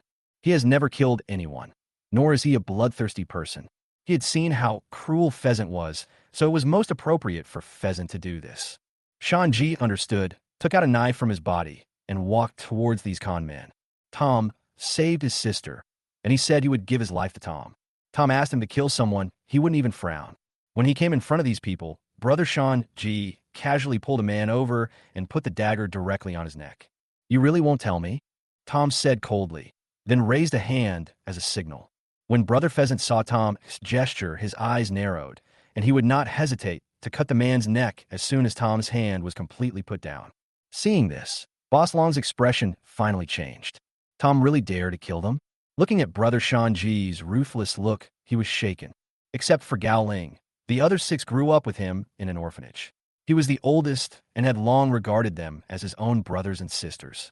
If his life was to be exchanged for the lives of others, he would choose to die without hesitation. But if he has to watch these people die one by one in front of him, what is the point of him keeping this secret? "Boss, please don't tell anyone. If you tell anyone, none of us will survive." Seeing the change on Boss Long's face, the man with the dagger at his neck spoke anxiously. Hearing this, a sneer appeared on Tom's face, and he slowly lowered his hand. He was also taking a gamble. If Boss Long didn't say anything when he was about to put his hands down completely, then he would have no choice but to give up. Seeing this, the struggle on Boss Long's face became more obvious. When he saw Tom's hand was about to drop completely, he finally couldn't help it and said, "Let him go, I say." Hearing this, Tom smiled brightly. He made the right bet. Then Tom said to Pheasant, "Let him go." "Boss, why are you doing this? Don't you know how terrifying that organization is?" The person who was put down said this excitedly. Boss Long didn't say anything. Only deep helplessness appeared on his face. That organization is indeed scary, but if he doesn't tell anyone now, he will see these brothers and sisters die in front of him. I only want you to know this, and I also hope you won't reveal it to anyone. At this time, Boss Long looked at Tom and said seriously. He knew that there is no impenetrable wall, and as long as he spoke out the organization's affairs, the organization's capabilities would soon be known. But if he only told Tom and asked him to keep the secret, then there would be a high probability that it would take longer for the organization to know about it. Good. Tom agreed immediately. Then he took Boss Long to another box. "Go ahead. There's no one here now." Tom said, "This organization is called the Gray Group, a con artist gang. Most of the world's most famous con men are members of the Gray Group. We're just the lowest level team in the Gray Group. The organization rarely assigns us tasks, so we have no income. We can only take on small business in places like Jianghai. The organization also requires that no one within the group reveal even the slightest bit of information about the organization. Violators face certain death." Boss Long said slowly. Hearing this, Tom was very surprised. "Isn't it the red team? Why is it called the gray team?" He remembered that Wang Dazhuang's diary clearly stated that the organization's name was Red Group, and Wang Dazhuang would never get the name of his own organization wrong. "Does your organization have any other names?" Then Tom asked. "No." Boss Long nodded firmly. "Have you ever heard of the Red Group? I saw this 6-pointed star tattoo on another person, and he claimed to be from the Red Group." Tom continued. Upon hearing this, Boss Long's eyes showed a hint of bewilderment. He said, "That's impossible. Everyone in our Gray Group has a 6-pointed star tattoo on their body, but that's just our organization. How could a Red Group emerge? I've never even heard of that name." After hearing what Boss Long said, Tom stared at him, feeling even more confused, and then fell into deep thought.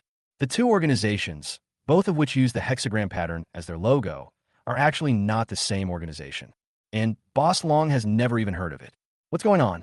Looking at Boss Long's expression, he didn't want to hide anything. Besides, it had come to this point, so there was no need for Boss Long to hide anything. But he felt that there must be some connection between the Red Group and the Gray Group. However, he didn't think about it anymore. After all, he was just curious about these things and was not in a hurry to figure them out. Then were the 1,000 gates and 8 generals you just mentioned? Tom asked again. Just now, Boss Long mentioned the 8 generals of the 1,000 gates again, and he was somewhat interested in it. There are many con gangs in our gray group, but each one consists of a fixed 8 members, known as the 8 generals of the 1,000 gates. They are divided into the main general, the advocate general, the counter general, the escape general, the win general, the fire general, the elimination general, and a rumor general. Every time we set up a scam, the 8 of us have a clear division of labor, and each performs their duties. I am the main general, the protagonist of every operation, responsible for the direct actions, and the only one who directly encounters the target. As for Gao Ling, you already know her. She is the counter general, responsible for staying close to the target, luring the target, and assisting me. The others are responsible for planning, spreading rumors, beating people, negotiating, spreading rumors, and escaping. Normally, when we receive business in Jianghai, we don't need to mobilize all our forces because we're dealing with less powerful characters, so there's no need for such a large-scale deployment. And the 2 times we dealt with you, we underestimated you, which is why we ended up like this. Boss Long said slowly, with an extremely lonely look on his face. Hearing this, Tom was a little surprised. He didn't expect that such a small gang of con men could have so much knowledge. According to Boss Long, he was really lucky this time. If he hadn't hidden his identity and let the other party underestimate him, he might have really fallen into the hands of the other party. If the other 8 people attacked at the same time and set a more rigorous trap for him, he really had no confidence that he could handle it. Are you interested in helping me? At this time, Tom suddenly said, Chapter 145 Tiansheng Entertainment. After listening to what Boss Long said, Tom had a general understanding of their gang and saw their value. So, he wanted to bring them under his command. This is definitely a big help. Just imagine if you encounter a tough opponent in the future and directly let the 1,000 gates and 8 generals deal with him, the opponent will probably have a headache. Boss Long was shocked when he heard what Tom said. Tom actually wants to conquer them. Isn't Tom afraid of that organization? He doesn't believe Tom hasn't considered this. The Gray Team attaches great importance to confidentiality. Although what they told Tom was not a core secret, the organization will not let them go.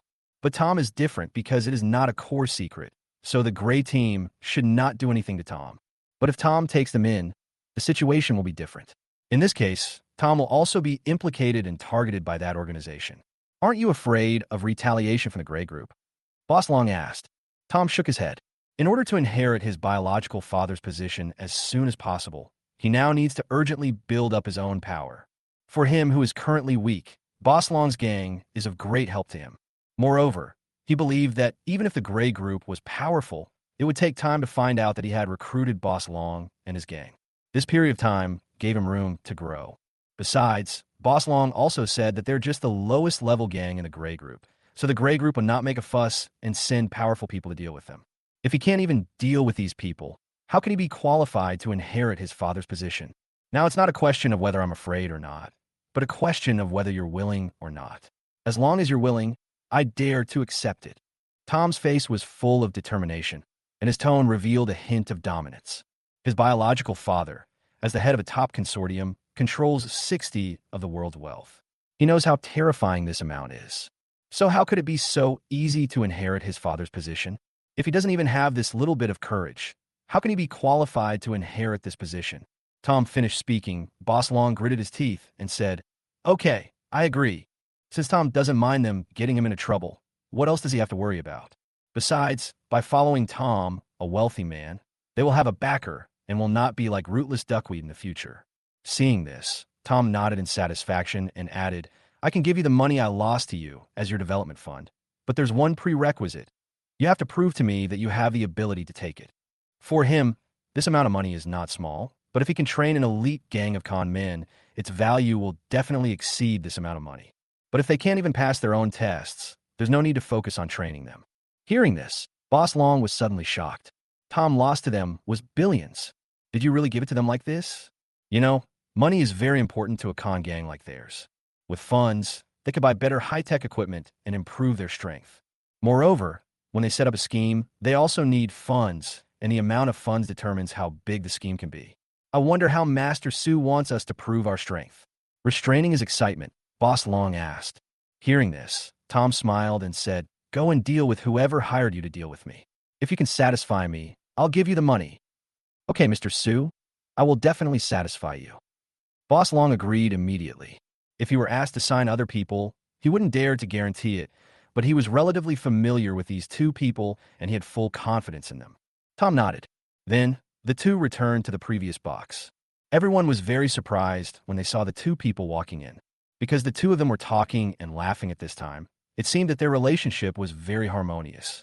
Weren't they hostile just now? How did their relationship suddenly become so good? Young Master Su will be our boss from now on. Call him Young Master Su. At this time, Boss Long spoke to the 7 members. Upon hearing this, the 7 people looked shocked. Tom becomes our boss? Obviously, they understood, and from then on they followed Tom's instructions.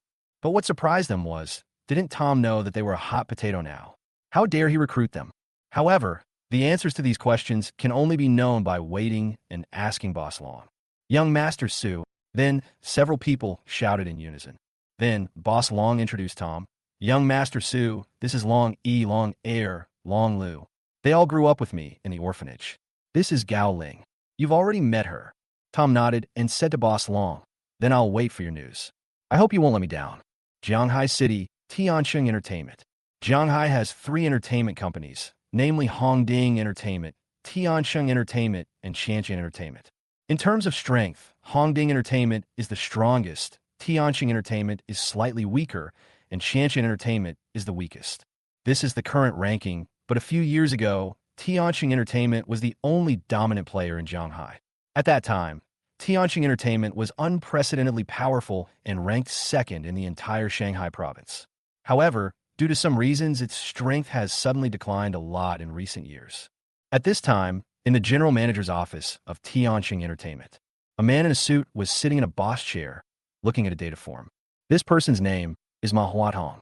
He just returned from graduating with a doctorate from abroad some time ago and took over one of his family's companies, which is Tiansheng Entertainment. A man wearing gold-rimmed glasses stood in front of Manhwa very respectfully. His name is Zhang Xiaobo, and he is the general manager of this company. If Tom were here, he would find out that this person was the one who took Wang Chong's wife away.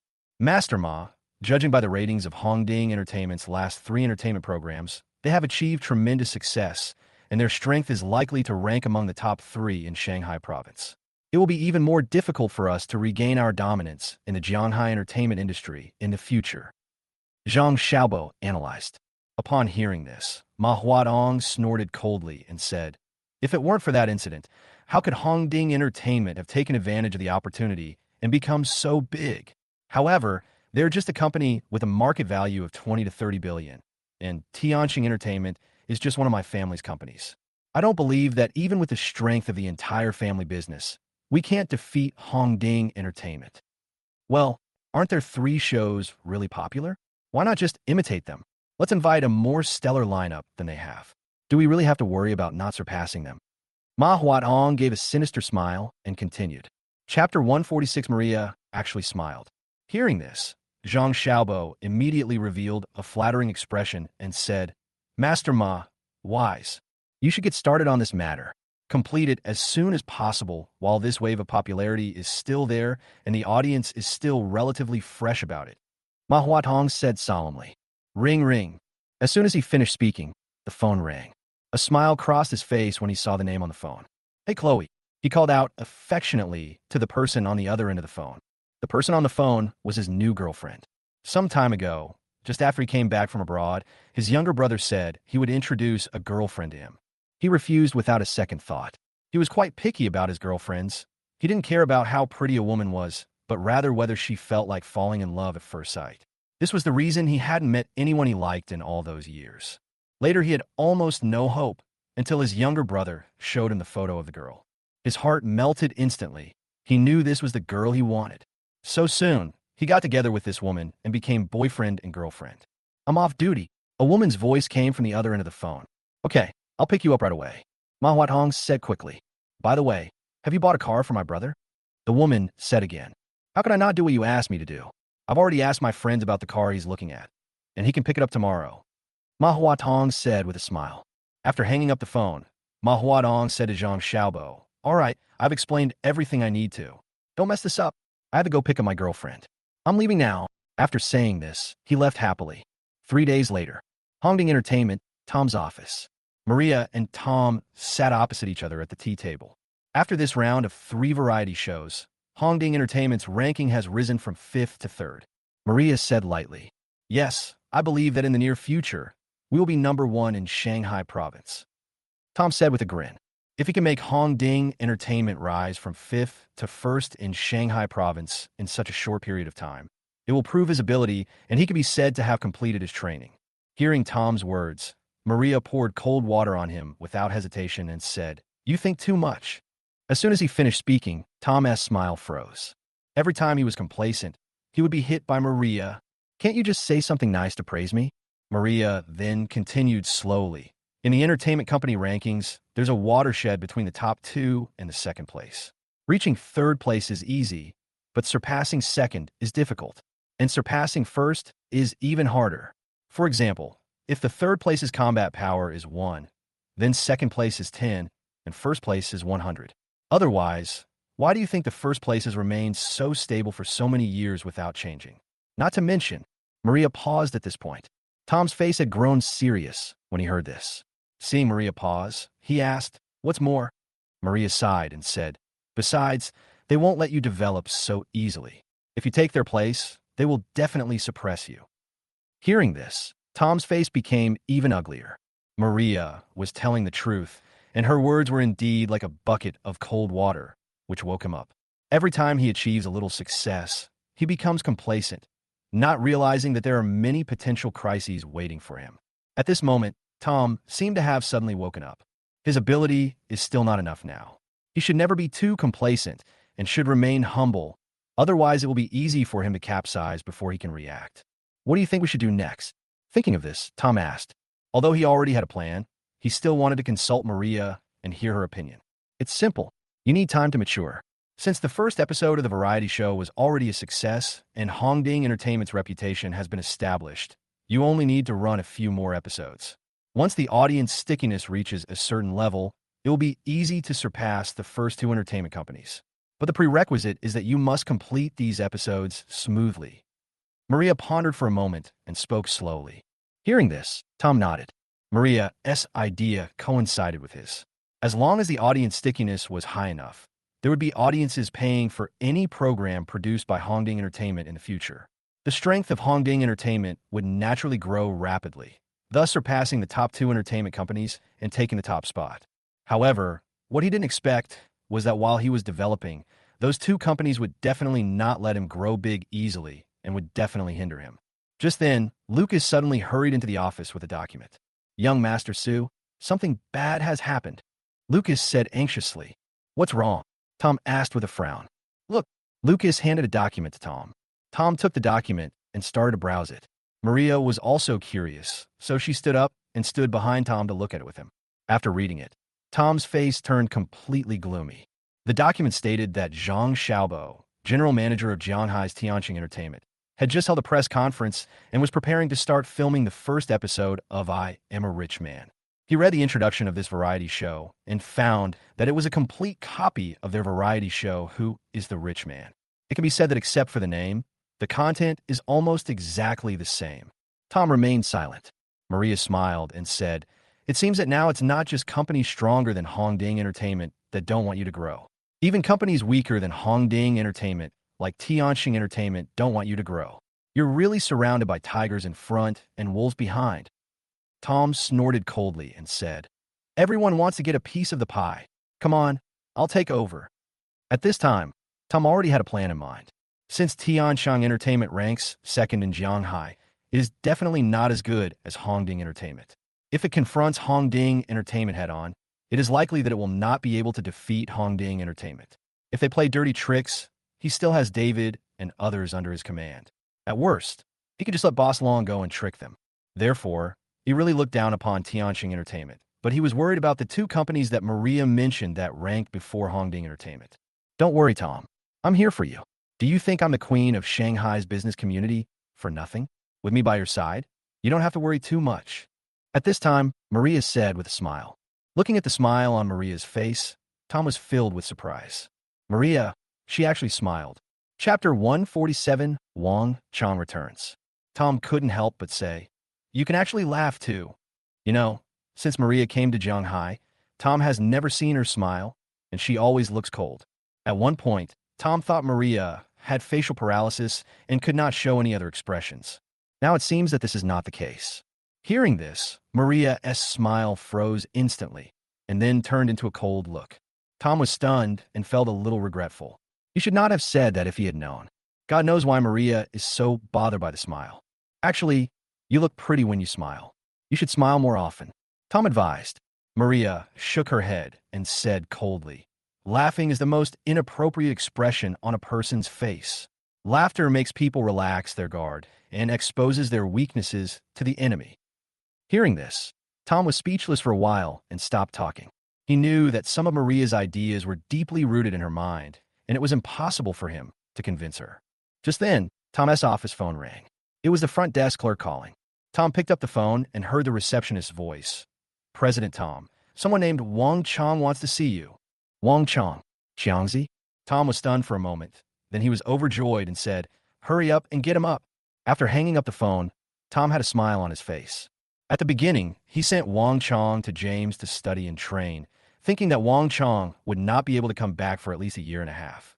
But he really didn't expect that Xiangzi would come back so soon. A few minutes later, the office door opened and a familiar figure appeared in front of Tom. "Xiangzi, Tom." As soon as they met, they gave each other a big hug. "Xiangzi, are you considered to have completed your studies and return now?" Tom said with a smile. "This is all thanks to you. If you hadn't helped me, I wouldn't be who I am today," Wang Chong said sincerely. Hearing this, Tom shook his head and said with some dissatisfaction, "We've been brothers for so many years, and you're telling me this? Let me introduce it to you. This is..." Tom looked at Maria again, wanting to introduce Maria to Wang Chong. However, Wang Chong interrupted Tom and said, I definitely don't need you to introduce this place. If I don't even know Miss Maria, the Queen of Shanghai Province's commerce, then my trip to Yunqing would be in vain. In other places, many people might not know Maria's name, but in Yunqing, the capital of Shanghai Province, which is Maria's base, almost everyone knows her. So when he first arrived in Yunqing, he knew Maria's name. Moreover, in the process of learning business skills, he always regarded Maria as his goal. Then he stretched out his hand and said to Maria, "Hello, Miss Maria, I'm Wang Qian." Maria didn't say anything. She simply reached out her hand and touched Wang Chong's briefly, then said calmly, "You two can reminisce about the past. I'm leaving now." After she finished speaking, she left Tom's office. Seeing this, Tom said helplessly, "That's just the way she is." Wang Chong didn't take it seriously and said with a smile, "The Queen of Shanghai's business community is notoriously aloof. She's already doing me a great favor by shaking my hand." Hearing this, Tom stopped talking and asked, "Xiangzi, now that you're back, what are your plans? How about helping me with something?" "I am delighted. I'm just worried about finding a place to display my talents," Wang Chong said with a smile. Then he paused and changed the subject, saying, "But I have a request." "You tell me. If you have any requests, just ask." Tom said generously, "I want to use the company's power to deal with someone. I should settle some accounts before I leave. I want to personally take my Lele back from them. Before I come back, I've already checked. The person who took away my ex-wife and daughter is named Zhang Xiaobo, the general manager of Shanghai Tianqing Entertainment," Wang Chong said with a hint of coldness on his face. Zhang Xiaobo, Tianqing Entertainment. Tom was stunned. Isn't this the enemy he's going to deal with? Originally, no matter who Wang Chong wanted to deal with, as a brother, he would definitely support him. Now that he heard that Wang Chong was going to deal with Zhang Xiaobo, he was of course even happier. Then Tom said, "Xiangzi, what a coincidence. You just happen to be here. Tianqing Entertainment is currently antagonizing our Hongding Entertainment. So, it's perfect for you to take charge of this matter." Originally, Tom wanted to deal with Tianqing Entertainment himself, but now that he's run into Wang Chong, he decided to let Wang Chong do it. Since Wang Chong is so confident now, then, as his brother, I should believe in my brother's ability. At the same time, in a villa on the outskirts of Shanghai, Boss Long and 5 members sat in a conference room. "Is everything ready?" Boss Long asked in a deep voice. "Everything is ready." At this time, in the conference room, a man wearing black-framed glasses said, "This man's name is Long Air, and he's the most brilliant of the 8 generals. He's usually the one who orchestrates any schemes they set up. Besides that, he's also a very capable hacker. At this moment, there was a computer in front of him, and countless data flashed through the computer. He quickly tapped a few times on the computer, and then two images were projected onto a wall. These two images are surveillance images of the offices of the chairman of two companies. The people in the picture are Zhao Jiang and Lu Bolei. Okay, then we can begin our plan. I hope we win this battle beautifully, so the young master, Su, won't underestimate us. Also, this is for the 7 billion in development funds. If we have that money, our team might be able to rival the top con teams in the gray group. Boss Long's face turned serious, and he said, "Good." Everyone was excited. In the past, they could only dream of becoming a top con team. But if they had 7 billion in development funds, their fantasies would no longer be fantasies and would most likely come true. Then, Boss Long took out his phone and called Zhao Jiang. After the call was connected, Boss Long said, "Young Master Jiang, the matter has been settled. Tom has gone bankrupt. When will your 20 million arrive?" Zhao Jiang and Lu Bolei jointly asked him to do this. Zhao Jiang contributed 20 million yuan and Lu Bolei contributed 30 million yuan, totaling 50 million yuan. "Is it done?" Zhao Jiang's voice came from the other end of the phone, sounding both surprised and delighted. "Young Master Jiang, just read today's newspaper and you'll know," Boss Long said with a smile. "Once I confirm, the money will be transferred to you." After saying this, Zhao Jiang hung up the phone. Afterwards, Boss Long called Lu Bolei again and said the same things he had said to Zhao Jiang. Then, this scene appeared in the offices of the chairman of Zhao Group and Lu Group. "Buy me a copy of today's Jiang poster." Zhao Jiang and Lu Bolei both gave the same instructions to their secretaries. Chapter 148: Boss Long's Plan. After hearing the instructions from their respective chairmen, the secretaries of the chairman of the Zhao Group and the Lu Group quickly walked out of the company. They went to the newspaper nearest to the company. "Boss, I want to buy a copy of today's Jiang poster." The two secretaries spoke to the owners of the two newspapers respectively. The two newspaper owners directly gave them two newspapers. Then the two secretaries paid and left. Watching the two secretaries leave, the two newspaper owners smiled. They are Long San and Long Si. They came here specifically to sell these two fake newspapers to the two secretaries. Then they took out their phones, called Boss Long, and said, "Boss, mission accomplished." Zhao Group. After Zhao Jiang got the newspaper bought by his secretary, he quickly started reading it. Sure enough, when he opened the newspaper, there was a huge headline that almost blinded his eyes. Tom, the boss of Hongding Entertainment, owed a huge amount of money due to gambling and was unable to repay it, so he declared bankruptcy. "Ha ha ha!" Zhao Jiang burst into laughter and said excitedly, Tom, you've come to this day. Don't think I can't do anything to you just because you have Maria backing you up." Then, Zhao Jiang put the newspaper aside. At this moment, he thought of something and took out his cell phone. He felt that it was not yet certain, so he had to log in to Jiang Haibin's official website to take a look and confirm it again. Logically speaking, since Boss Long asked him to see Jiang Haibao, he must have revealed this news exclusively to Jiang Haibao. So you won't see this news anywhere else, but as long as Jiang Hai publishes it in the newspaper, it will definitely be released on the official website at the same time. After entering Jiang Haibin's official website on his mobile phone, he saw the headline on Jiang Haibin's official website was the news of Tom's bankruptcy. Only then did he feel relieved, and then he called Lu Bolei. "Hey, Brother Lei, Tom is bankrupt. Did you know that?" "Ha ha ha." Zhao Jiang laughed and said this, his words full of uncontrollable excitement. "Of course I know. Boss Long just called me. I also confirmed that what he said is indeed correct." Lu Bolei also said this very excitedly. "Brother Lei, let's pay him then. Come out tonight and we'll celebrate." Zhao Jiang suggested. "Okay, no problem. See you at the old place tonight." Lu Bolei agreed immediately. At the same time, in a villa on the outskirts of Jianghai, Boss Long looked at the screen projected on the wall with a smile on his face and said to Long, "Second brother, your hacking skills are really impressive. You were able to easily hack into the internal networks of both of their groups and pass on that fake Jiang Haibao website to them." Ruji smiled nonchalantly and said confidently, "Boss, if you give me good enough equipment, I can also hack into those world-class corporate networks." Hearing this, Boss Long sighed and said, "Second brother, we didn't have the funds before, so we couldn't get good equipment. Besides, we didn't need such good equipment back then. But now it's different. As long as we can get this funding, things will be completely different in the future. And when we help young Master Su, your talents will be fully displayed." At this moment, Boss Long's phone rang with the sound of money arriving. Looking at his phone, Boss Long laughed and said, 50 million has arrived. Poor two idiots, they didn't even know they were trapped by us. After saying this, his face straightened and he said again, tomorrow we will start the next step of the plan, and we must not take it lightly. Night. In a bar in Jianghai, Zhao Jiang and Lu Bolei gathered here again. At this time, 2 bottles of wine were placed directly on the table for the two of them.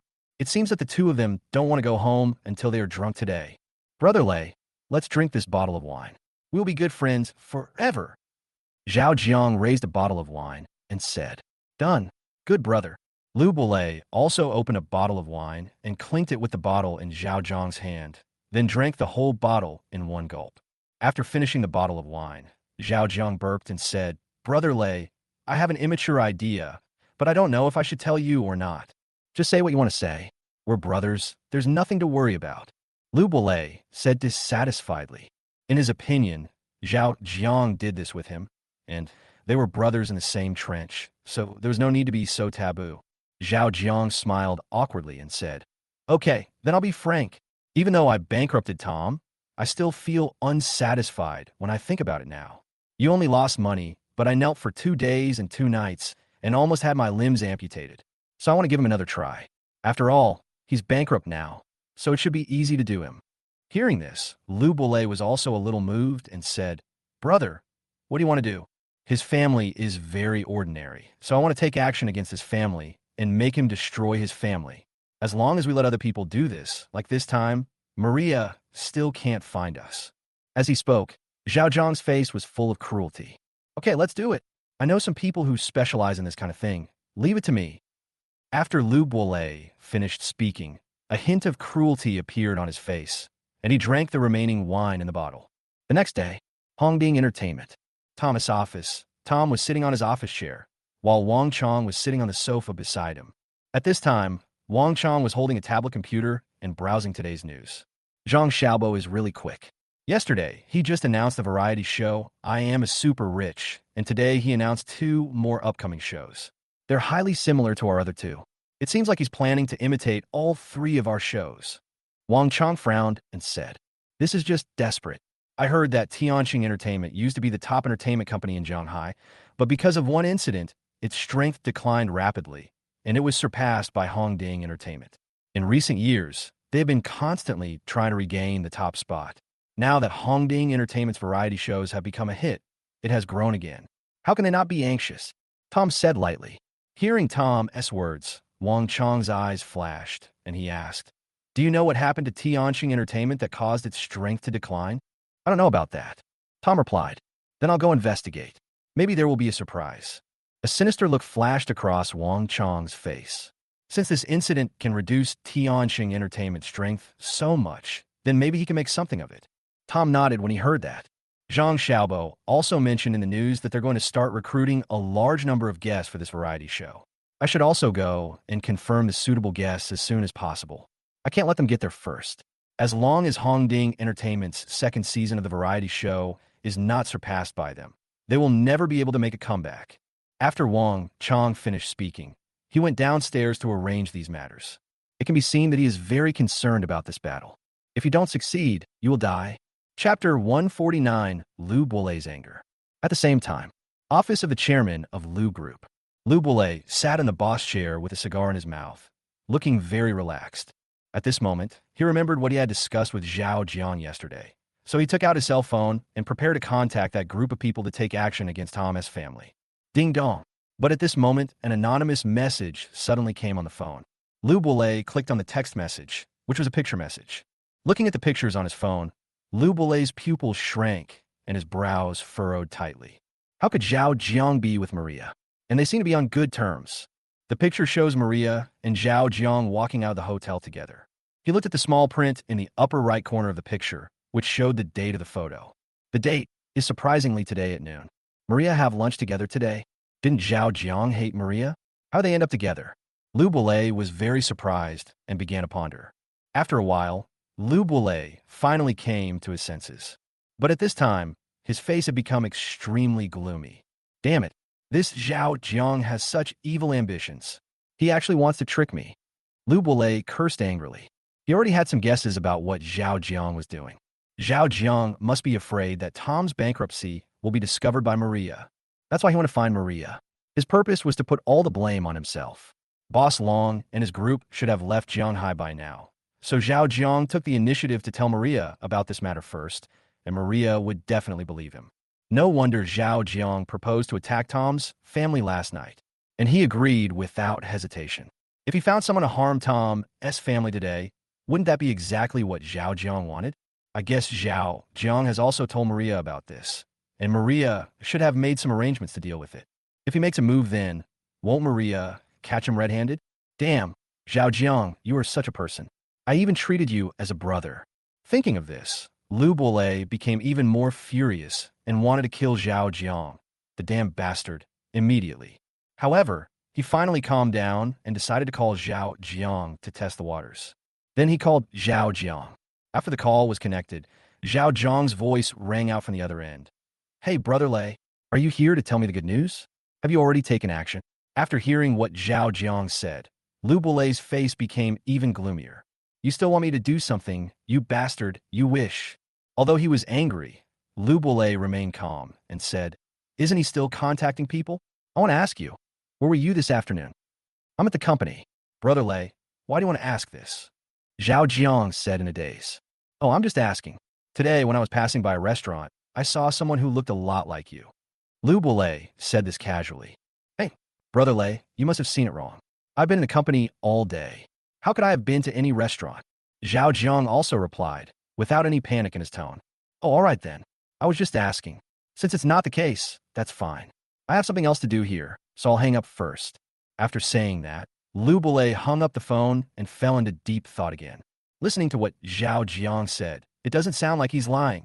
When Zhao Jiang answered his question, he really seemed to have no idea, and his tone was very normal, without any panic at all. That's strange. What about that photo? Lu Bolei was so confused that he couldn't understand why. After a long while, Lu Bolei's face changed, and he suddenly thought, could this photo be a fake photo used by someone with ulterior motives to sow discord between him and Zhao Jiang? The more he thought about it, the more likely it seemed, but one must be cautious, so he finally decided to investigate first. Then, he wanted to make a phone call and ask someone to investigate Zhao Jiang. But at this moment, a man wearing glasses rushed into the office in a hurry. This person's name is Zhao Tsong, and he is the manager of the securities department of Lu Group. Boss Lu, something bad has happened. Zhao Tsong said. What's the matter? Why are you so flustered? Lu Bolei asked. Since this morning, someone has been maliciously acquiring our group's shares. Although they did it very covertly, I still noticed it. Zhao Gong Li. What? Someone is buying our group's shares. You have plans for my group. You're not here with good intentions. Have you found out who it is? Lu Bolei asked with a gloomy expression. I'm checking now, and I think there will be results soon.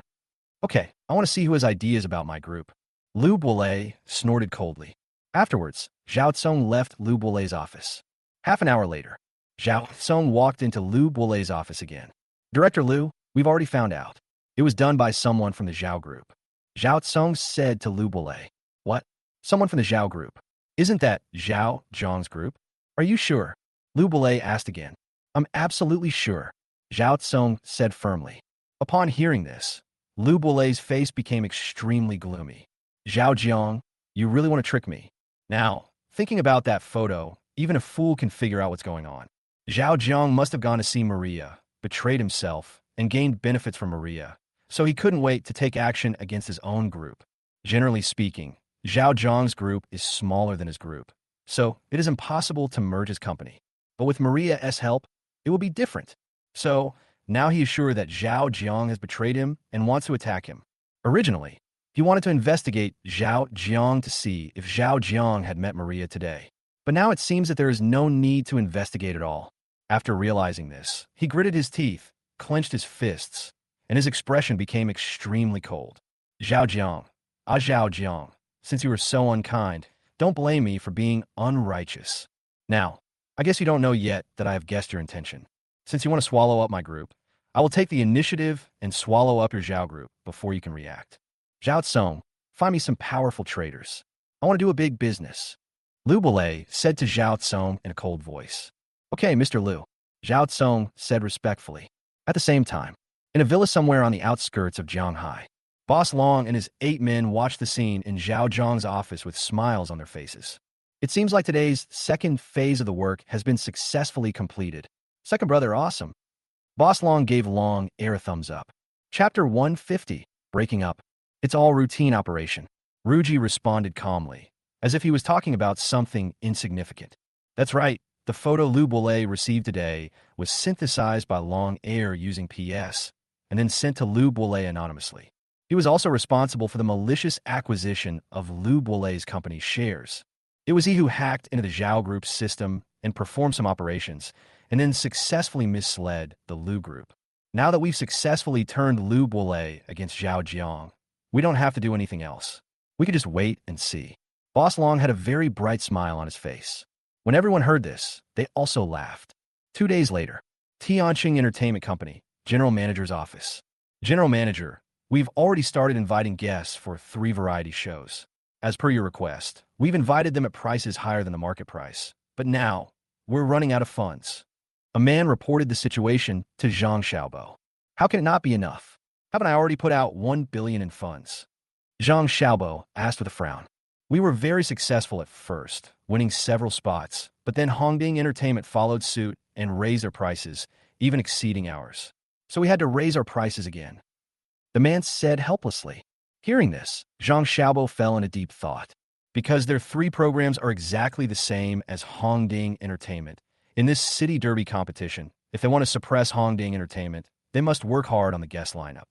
Therefore, the guest lineup invited by Tianqing Entertainment must completely overshadow Hongding Entertainment. His strategy now is to invite all of the hottest traffic stars at all costs. That's why he put out 1 billion yuan, which is all the working capital of Tianqing Entertainment. No entertainment company has ever put out so much money to invite guests for 2 or 3 variety shows. Because Tianqing Entertainment must outperform Hongding Entertainment in the variety show this time, no matter the cost, even if it means losing money. But what he didn't expect was that Hongding Entertainment would also be so reckless as to raise the price to compete with them for these stars. This was far beyond his expectations. But once the arrow is shot, there is no turning back. Tianqing Entertainment must win this time and cannot lose. Then he took out his phone and called Manhwa. After the call was connected, he explained the situation to Manhwa. After hearing his words, Manhwa was silent for a moment and then said, I will transfer 2 billion from other family companies to you. Are you confident that you can win this battle? Hearing this, Zhang Xiaobo was extremely excited and immediately said, Master Ma, I will definitely win. If I lose, I will resign. He directly issued a military order. If he still can't win this battle, even with 2 billion, then what's the difference between him and trash? In his eyes, this kind of thing could never happen. After hanging up the phone, Zhang Xiaobo's eyes brightened.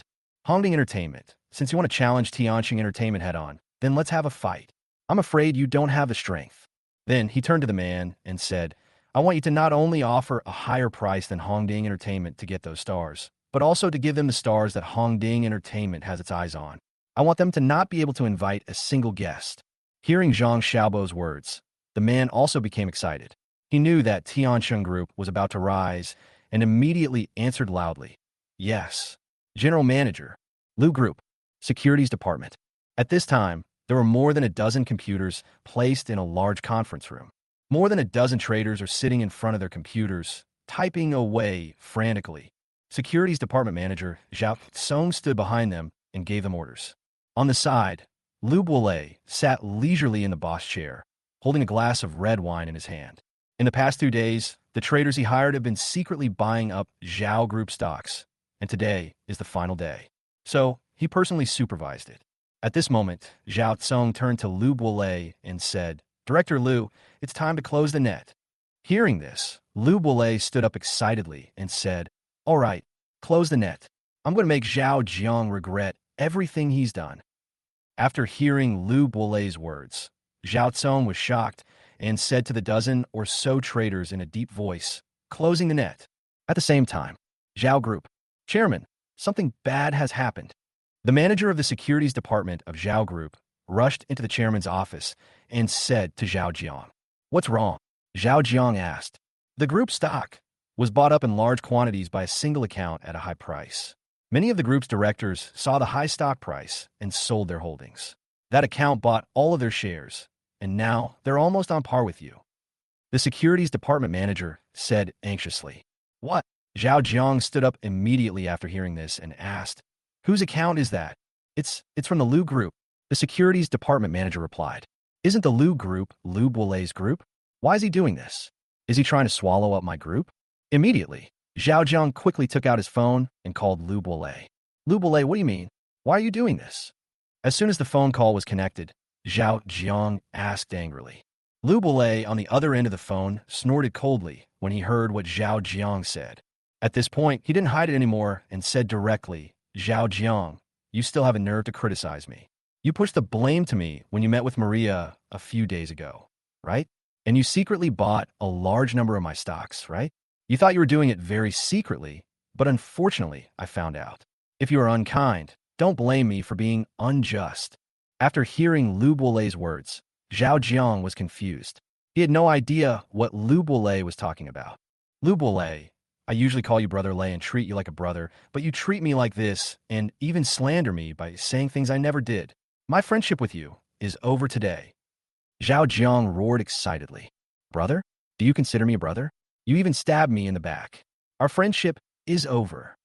Liu Buolei said coldly. Hearing this, Zhao Jiang's face turned icy cold. He said, Liu Buolei, stop talking nonsense. Don't you just want to swallow up my group? And you're finding so many excuses. You can always find a pretext to accuse me. Since you want to do this, don't blame me for being ruthless. Although your group is bigger than mine, if you want to swallow it up, I'll tear off some pieces of your flesh. By now, he knew very well that Liu Buolei might be treating him as a brother on the surface, but secretly had been coveting his group for a long time. Otherwise, Liu Buolei wouldn't have accused himself of some false charges. All of this is just an excuse. Zhao Jiang hung up the phone immediately and called the group's financial manager again.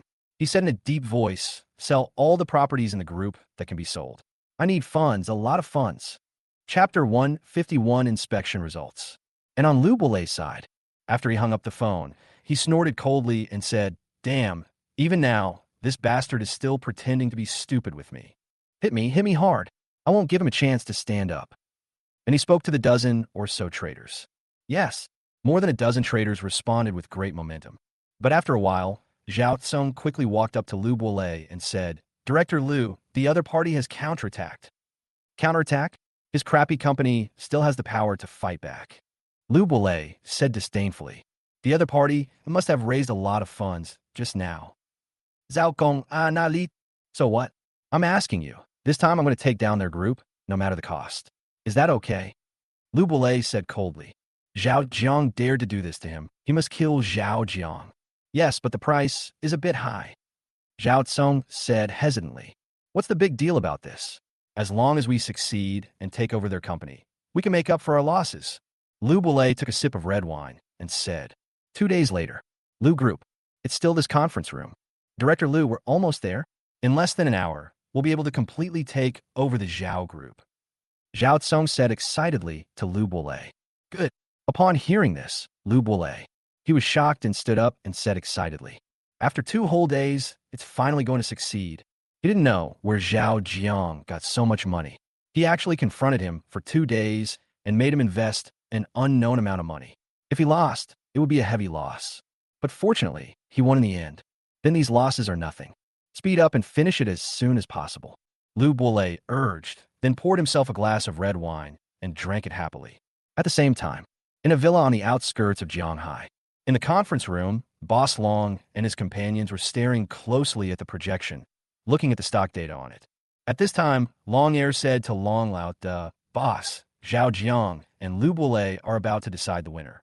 It's time for us to enter the arena.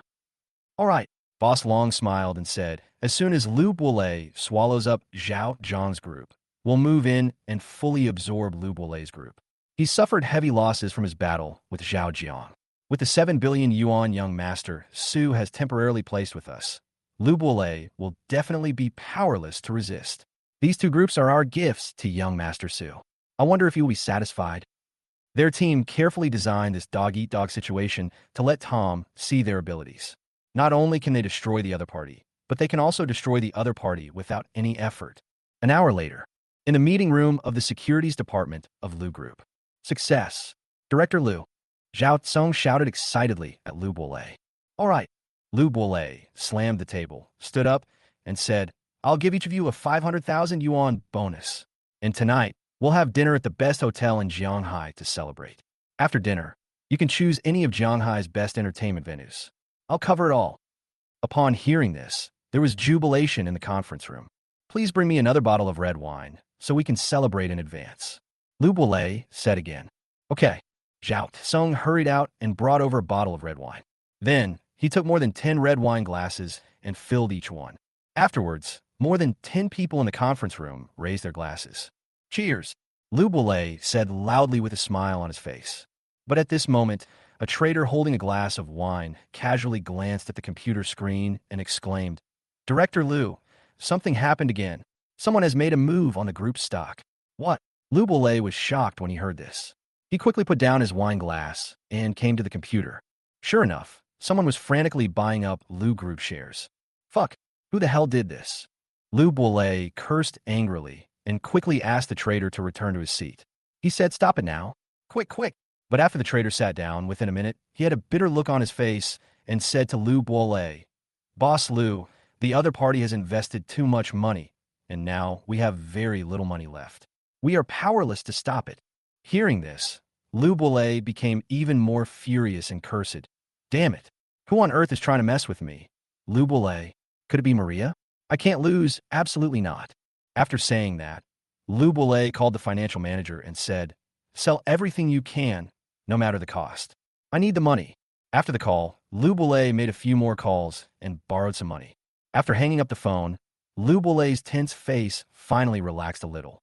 He felt that the money should be able to last for a while, so he would have some breathing space to deal with it. But at this moment, Zhao Tsung said to him bitterly, Director Lu, it's over. The Lu Group has changed hands. What? It's over already? How could it be so fast? Lu Boulay's mind went blank, and he collapsed to the ground powerlessly. Maria must have helped Zhao Jiang swallow up my group. It must be. Lu Boulay murmured. No, this group is the hard work of several generations of our Lu Group. How can it fall into my hands? I'm going to call Zhao Jiang and beg him to let me go. Maybe he'll return the company to me for the sake of our brotherhood. Then, he took a deep breath, took out his phone, and called Zhao Jiang, but no one answered the call, which made him feel a little lonely. However, the call was finally connected at the last moment before it was about to end. Seeing this, Lu Boulay was delighted and quickly said bitterly to the phone, Brother, I was wrong. Can you return the company to me? It is the hard work of several generations of our family.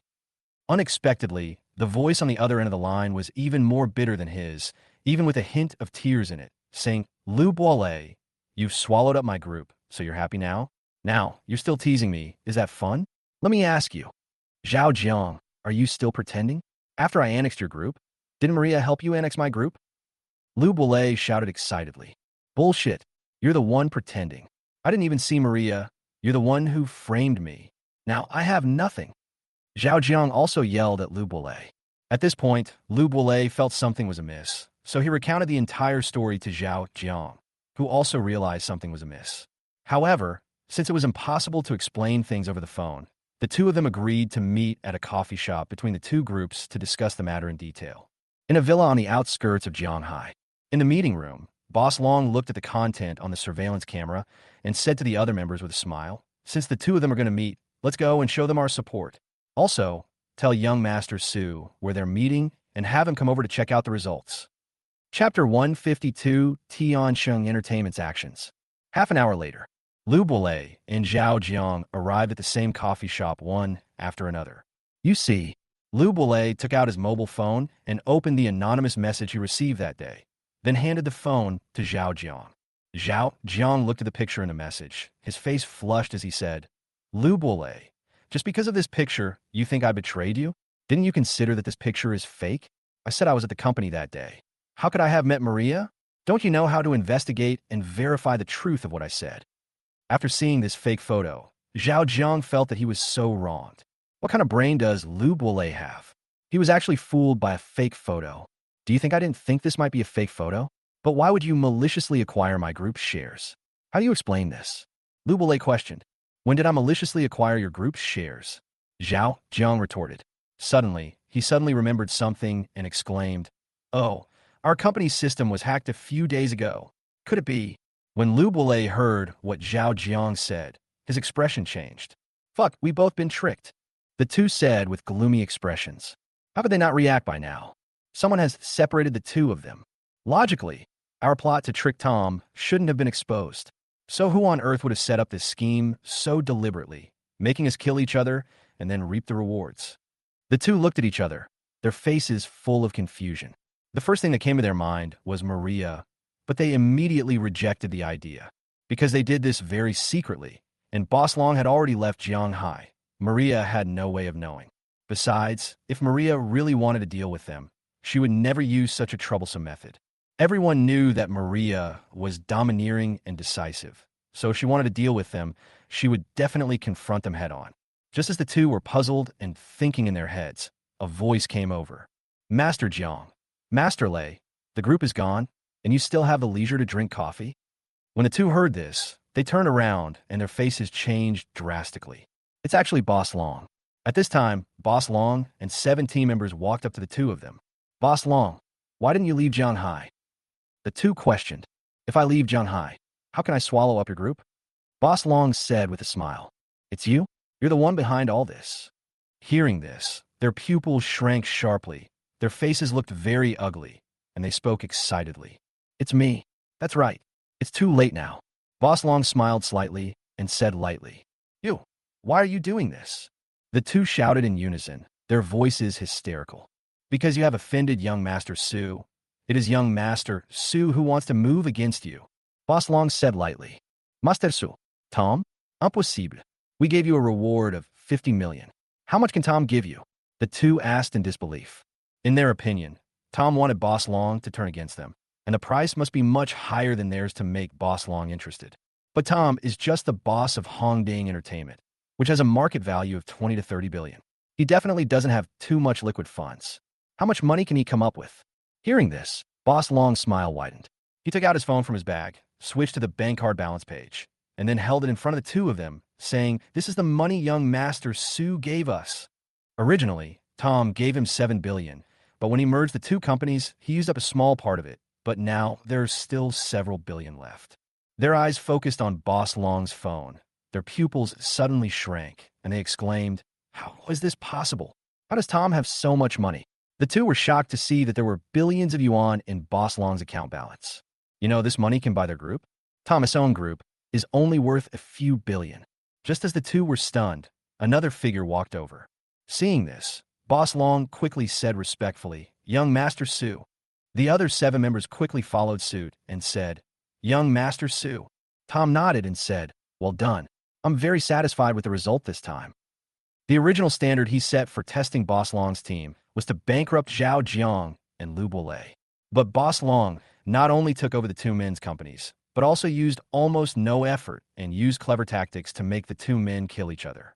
This was far beyond his expectations, and, of course, Boss Long had definitely exceeded his standards. At this moment, Lu Bulei and Zhao Jiang rushed up to Tom with red faces and said, "Tom, aren't you the boss of Hongding Entertainment? Where did you get so much money?" In their opinion, which of their two groups is not better than Hongding Entertainment? But it is hard to understand why Tom can come up with so much money. However, Tom just smiled faintly and said, "Hongding Entertainment is just a place for me to practice. You don't know anything about me." The two were stunned by Tom's words, and for a moment, it was as if the words they wanted to say were stuck. Who is he and why is he so arrogant? Seeing this, Tom said again, "I will take good care of your group for you." After saying that, Tom turned and left. Seeing this, Boss Long also followed Tom and left, leaving the two of them in a daze. At the same time, Hongding Entertainment. In the office, Wang Chong was listening to a man's report. Now, Tom has appointed Wang Chong as the Deputy General Manager of Hongding Entertainment. Vice President Wang, Tianqing Entertainment has been going absolutely crazy these days. They've snatched up more than half of the few top-tier celebrities on the market, and surprisingly, they're paying double the market price. Furthermore, they'll outbid us for any celebrity we're interested in. We've only invited a handful of guests these days, and the show is about to begin, so we don't have enough people. The man said helplessly, full of grievances. Zhang Xiaobo is so cruel to himself. He'd rather lose everything than let us suffer.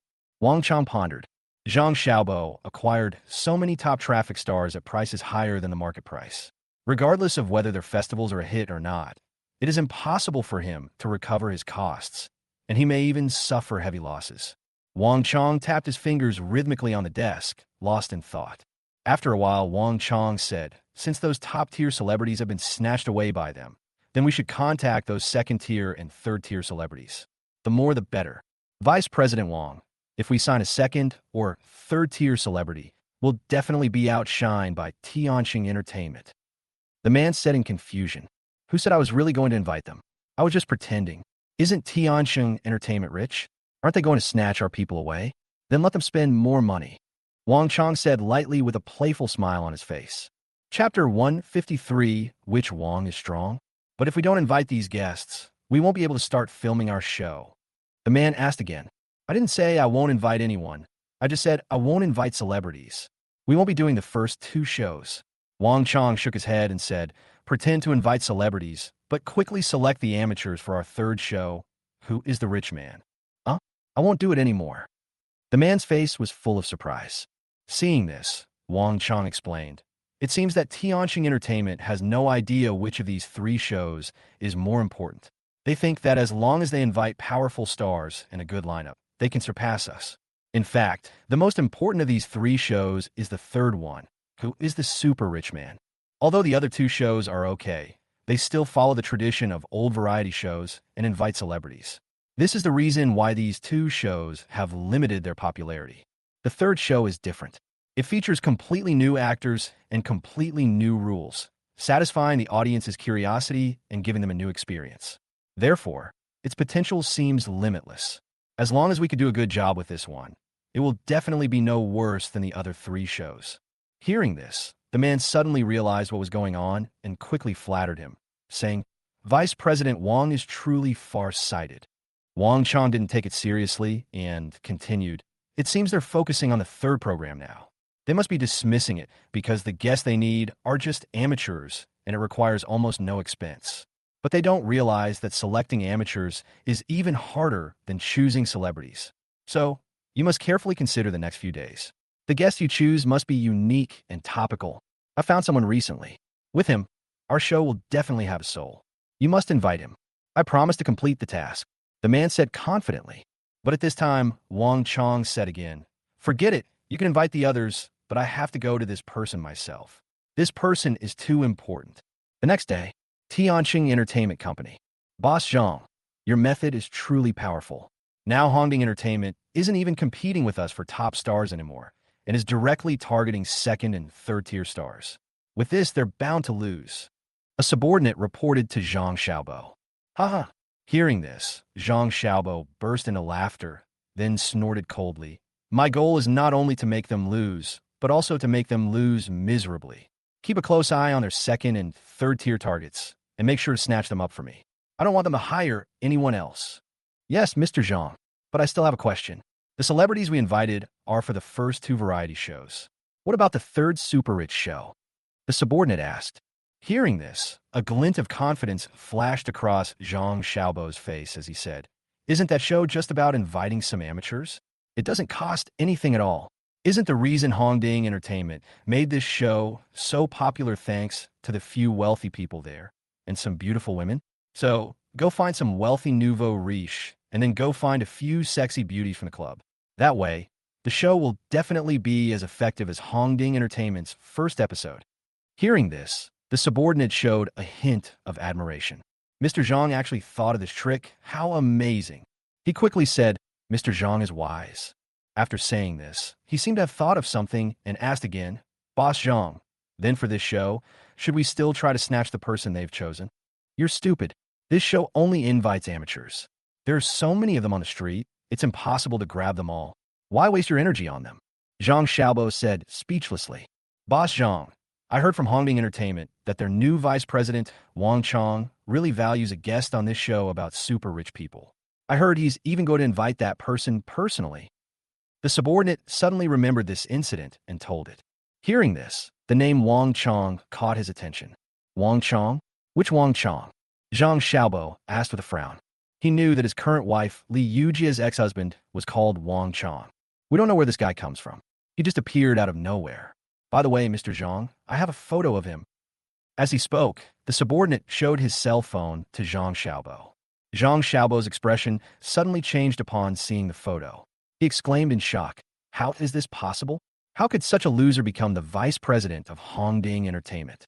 Could it be that Hongding Entertainment is blind?" He couldn't believe it when he saw that the person in the photo was his wife's ex-husband. He was also present when Li Yujia and Wang Chong signed the divorce agreement. At that time, Wang Chong's family was very poor. He really didn't expect that in such a short time, Wang Chong has now transformed himself into the vice president of Hongding Entertainment. Then, a hint of coldness appeared on his face, and he said, "Since he values someone so much, I really have to let him snatch this person away. Keep a close eye on his movements. I want to know who he has his eye on." 3 days later, Hongding Entertainment. Vice President Wang, the dozens of second and third-tier celebrities we selected have all been snatched up by Tianqing Entertainment at exorbitant prices. The financial losses Tianqing Entertainment has suffered this time are estimated to be astronomical. A subordinate reported the situation to Wang Chong. I'll show them what it means to draw water with a bamboo basket and get nothing." Wang Chong snorted coldly and asked, "How's the guest recruitment for the godly rich show going?" "We have already recruited 5 female guests and 4 male guests. The only one missing is the last male guest you mentioned." The subordinate responded, "Okay, it's time for me to take action. Once I invite the last guest, the show can start recording." Wang Chong said with a satisfied look on his face. "Okay, Vice President Wang." After the subordinate finished speaking, he left Wang Chong's office. In the afternoon, Wang Chong left Hongding Entertainment. An hour later, Wang Chong came to the gate of an old residential area. Looking at this community, a hint of reminiscence flashed in Wang Chong's eyes. This community is where he used to live. Since he went to Yunqing, he hasn't been back for several months. At this moment, scenes from his past life with his ex-wife and his daughter kept appearing in his mind, as if it had happened yesterday. A crystal teardrop slid down her cheek.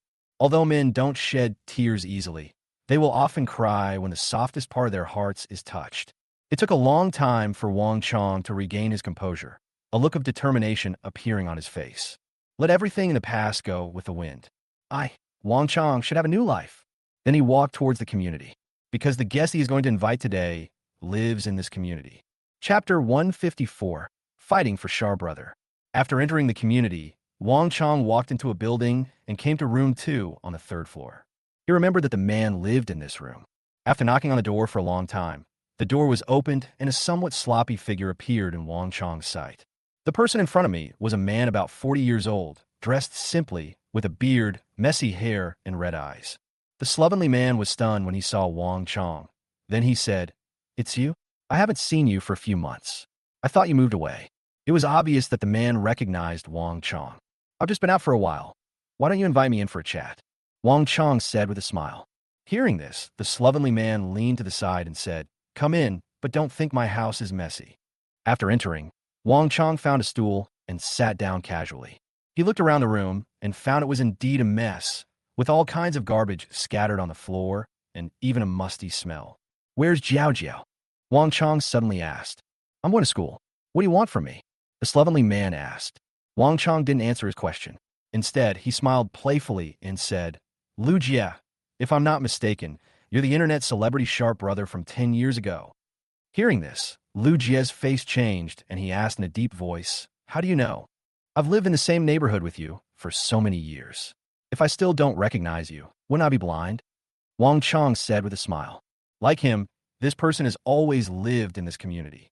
Because they both have a daughter of similar age, they often bump into each other when they take their daughters to play downstairs, and over time they got to know each other. At first he felt that this person looked familiar. Then he remembered, wasn't this the sharp brother, the internet celebrity from 10 years ago? 10 years ago, a man won a lottery ticket worth tens of millions of yuan. A photo of him and the owner of the lottery station was exposed on the internet, making the man an internet celebrity. The reason why he became famous is because he has very sharp eyes. From then on, he has been the focus of public attention. But within a year, this person suddenly disappeared from public sight and there was no news of him anymore. Even so, his legend is still circulating in China today. Some speculate that Sharp Brother must have used the lottery winnings to do business abroad and is now a billionaire. Others speculate that Sharp Brother squandered the money and is now a pauper. It can be imagined that Sharp Brother's popularity has not decreased much compared to before. Because Lu Jie's current image is very different from his original one, he has never been recognized in this community. Only Wang Chong recognized him because he had met him many times. Please don't mention this name again, or please leave. Lu Jie seemed to be very taboo about this and said in a cold voice. Wang Chong didn't care about this, but said directly, I want to use your reputation as Sharp Brother to invite you to participate in a variety show. Don't mention this title anymore. I'm not the Sharp Brother anymore. Go away, Lu Jie said a little excitedly. Lu Jie, the reward is 1 million. Please consider it carefully. Although I don't know what happened to you 10 years ago that made you disappear from the public eye, I know that you really need this money now, Wang Chong said with a stronger tone. Hearing this, Lu Jie fell silent. He really needs money now. One reason is that his family is too poor and his daughter is still young, so they need money to improve their living conditions. Another reason is that his daughter has congenital heart disease and needs a lot of money for treatment. But now he is very hesitant about using the name Sharp Brother to make money. In fact, the nickname Sharp Brother has always been a shadow in his heart. 10 years ago, after he won the lottery, he became an internet celebrity and was called Sharp Brother. But not long after that, his wife left him and their newborn daughter and left them quietly with the lottery money he won. That day, he was heartbroken. He attributed all of this to winning the lottery and the accompanying title of Sharp Brother that he also hated. These are the things he hated to mention the most in his life. From then on, he disappeared from the public eye and lived in this community with his daughter. Your daughter is only 10 years old now. She needs a better life, and your daughter's illness requires surgery as soon as possible. Can you bear to watch her suffer from the disease? At this time, Wang Chong spoke again. When Lu Jie heard Wang Chong's words, a strong struggle appeared on his face. After a long while, Lu Jie showed a hint of determination and said, Okay, I'll do it. Are you sure the reward is 1 million? At this moment, he had figured out. No matter how he had been concerned about this matter before, he had to put his daughter first. His daughter was the most important thing now. Certainly. Hearing this, Wang Chong showed a hint of satisfaction and replied, Knock, knock, knock. Just then, there was a knock on Lu Jie's door. Lu Jie walked to the door and opened it. Lu Jie saw a strange face outside the door. He asked in surprise, Who are you? I'm willing to pay you 2 million to participate in our company's variety show. The man walked in with a smile on his face and said, The person who came was Zhang Xiaobo. After receiving the report from his subordinates, he hurried here. I happened to hear the conversation between Wang Chong and Lu Jie outside the door just now. It turns out that the person Wang Chong wanted to invite was Sharp Brother. I didn't expect that he could find such an internet celebrity from 10 years ago. He can't snatch him away. When Wang Chong saw that it was Zhang Xiaobo who walked in, his face changed. He knew that this person was here to steal again. Wang Chong, you didn't expect that?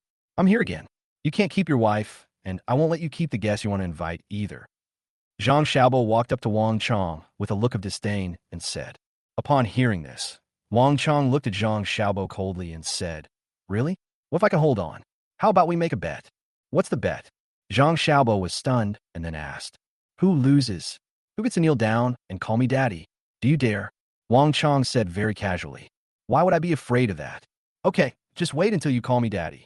Zhang Xiaobo agreed without any hesitation. In his opinion, as long as he paid the money, Wang Chong would not be able to snatch away the sharp guy in front of him. When they were competing for the top star, Hongding Entertainment obviously didn't have the money to compete with him. So could Wang Chong still compete with his Sharp Brother? Therefore, he is very confident. What? Still hesitating? 2 million isn't enough. Then I'll offer 5 million.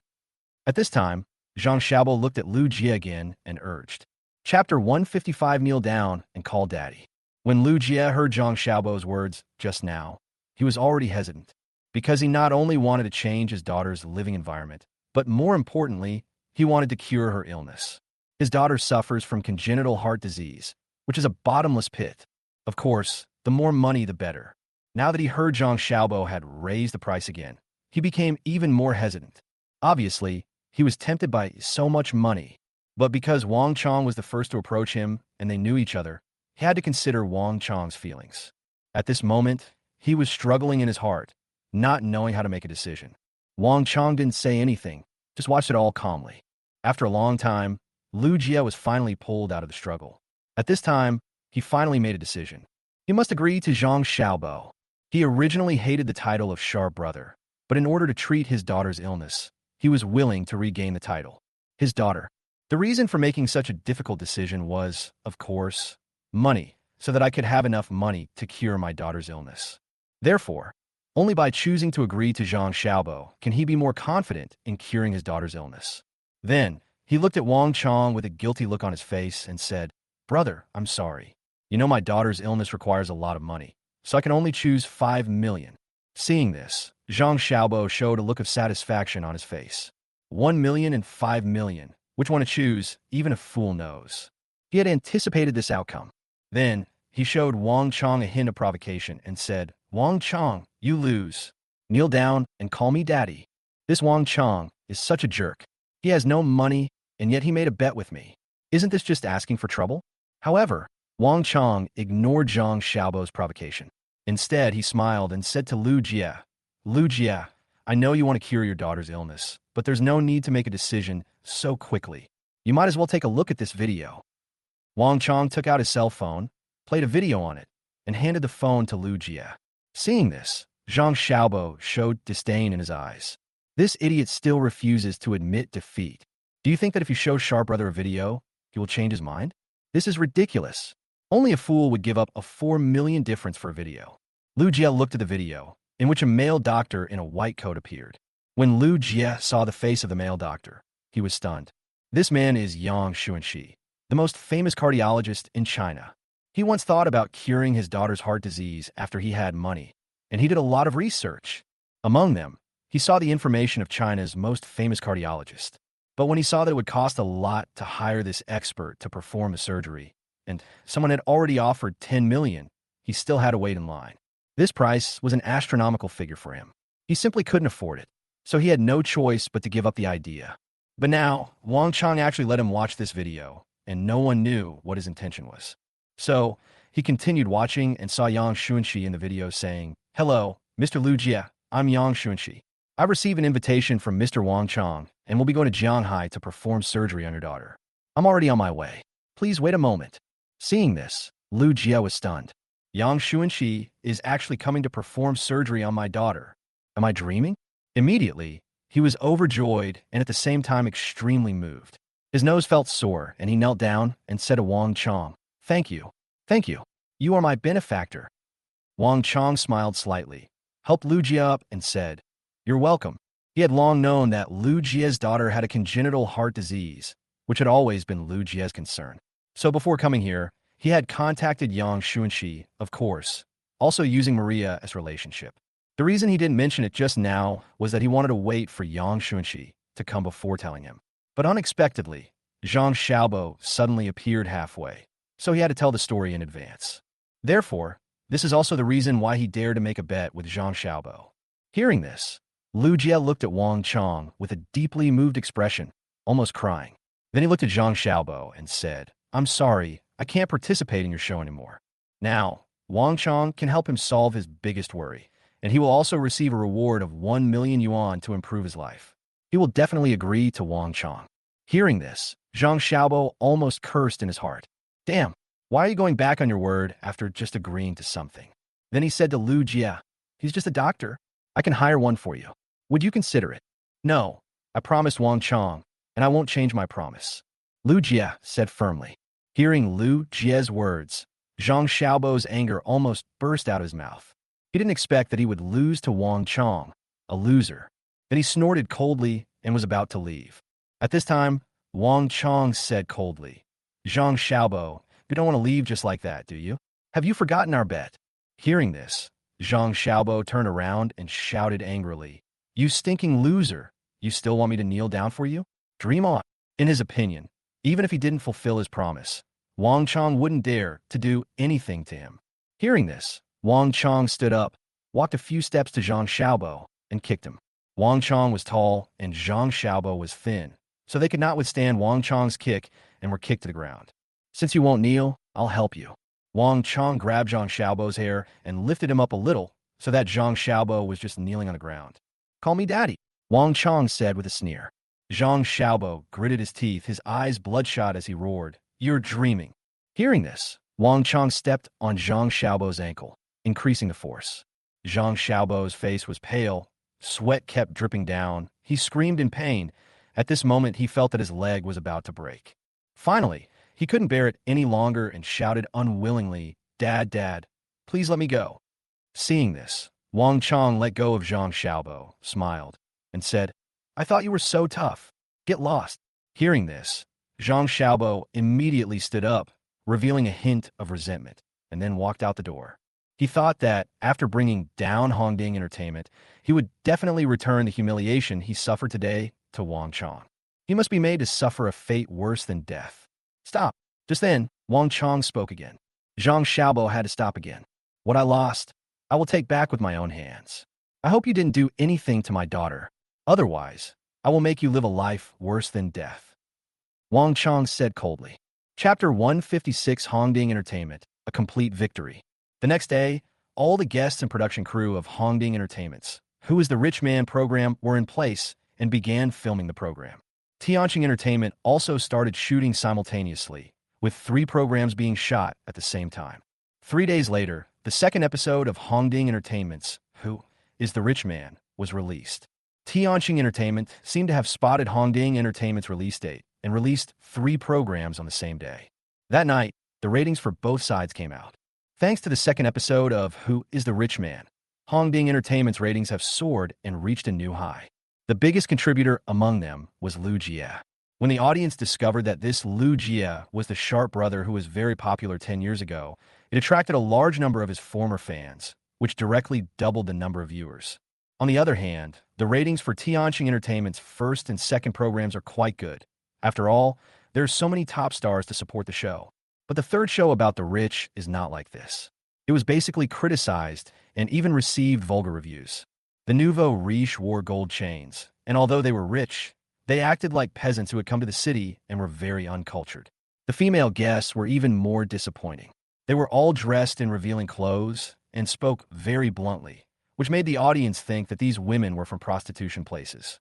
But after thinking about it, it seemed impossible. After all, how could a TV show invite such women? But in fact, these women were invited by Zhang Xiaobo from brothels. Therefore, these 3 programs not only failed to add points to Tianqing Entertainment, but instead deducted points. When the final results were compared, everyone was surprised to find that Tianqing Entertainment's 3 programs were completely defeated by Hongding Entertainment's 1 program. On the second day after the program was broadcast, relevant departments came to Tianqing Entertainment and asked it to suspend business and rectify its problems because of the vulgarity of its 3rd program. At this time, inside the closed door of Tianqing Entertainment, in the general manager's office, Manhwa sat in the boss chair with a gloomy face, while Zhang Xiaobo stood trembling beside him. Manhwa picked up a document and slammed it on Zhang Xiaobo's face, cursing, Fuck, I gave you a total of 3 billion. Is this the answer you gave me? Hearing this, Zhang Xiaobo said with a bitter face, Master Ma, I didn't know that an amateur program could have such a great influence. At this moment, he was extremely regretful. He thought that as long as he invited enough stars, he would be able to win against Hongding Entertainment. But unexpectedly, the other party defeated all 3 of their programs with just a variety show composed of amateurs.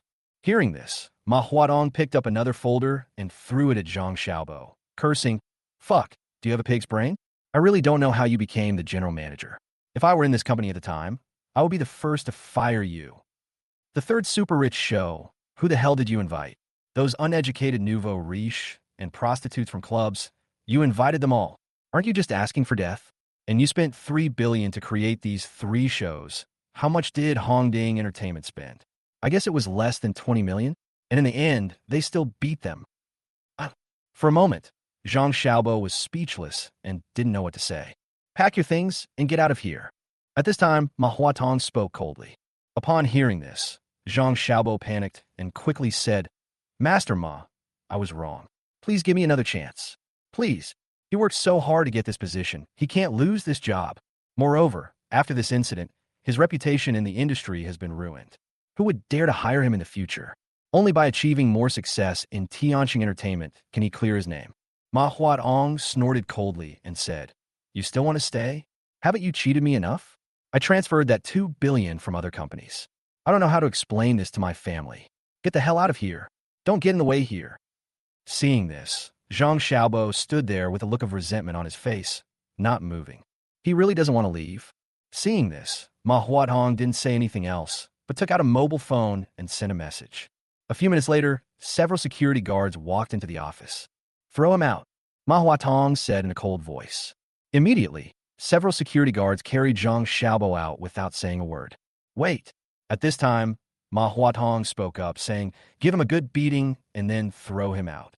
At this moment, he was filled with rage, and he couldn't get rid of the hatred in his heart unless he beat Zhang Xiaobo up. An hour later, Zhang Xiaobo returned to his home covered in injuries, opened the door, and walked into the house. "Xiaobo, what's wrong with you?" At this time, Li Yuji in the living room saw Zhang Xiaobo's appearance and asked quickly, "You still have a nerve to ask me this? Get away from me and don't show up in my sight." Zhang Xiaobo said angrily.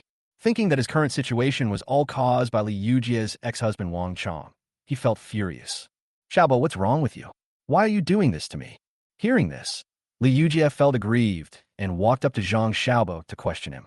Ever since she followed Zhang Xiaobo has been extremely caring towards her, buying her whatever she wants and never letting her suffer any grievances. But she didn't expect that Zhang Xiaobo would treat her like this today. Bang!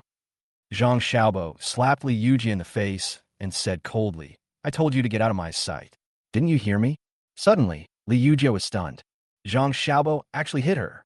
Then, tears of grievance streamed down her face as she cursed. "Zhang Xiaobo, you actually hit me, you scumbag. You treated me so well when you were pursuing me, but now you're hitting me. You're just a second-hand commodity. Stop pretending to be so noble."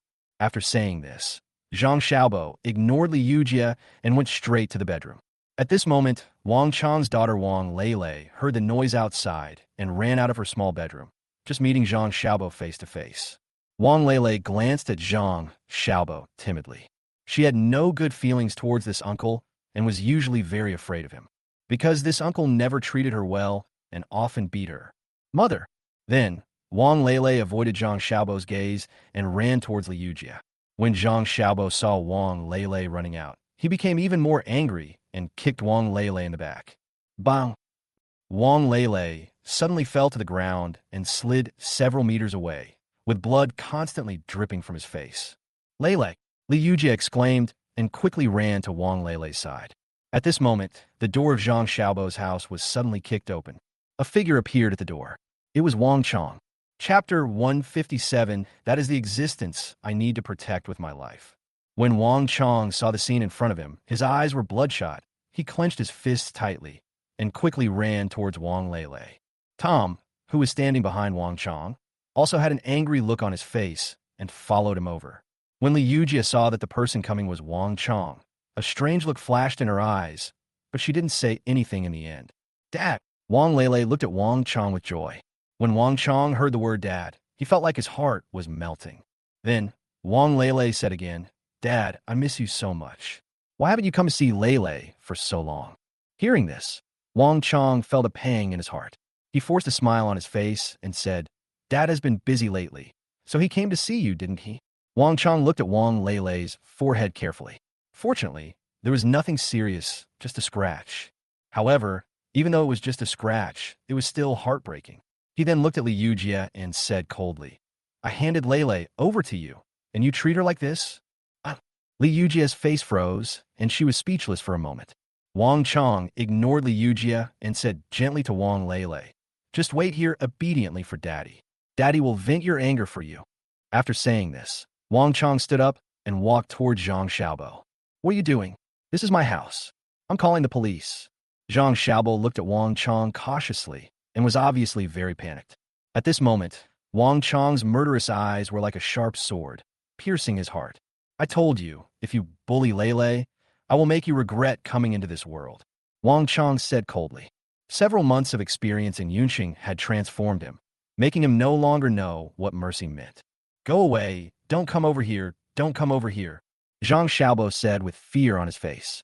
Wang Chong ignored his words, walked up to him, grabbed his collar, and threw him to the ground. Bang!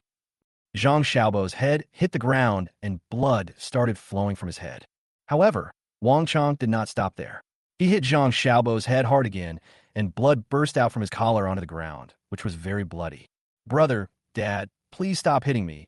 Please let me go, it could kill someone. If you keep hitting me, I'm really going to die. Zhang Xiaobo pleaded desperately. However, Wang Chong ignored him, which made Zhang Xiaobo even more panicked. He quickly said to Li Yujia, Yujia, help me. Li Yujia hesitated a bit when she saw this, then bit her lip and said to Wang Chong, just let him go. If you continue like this, I'll really beat him to death. Although Zhang Xiaobo had hit her just now, he was still her current husband after all.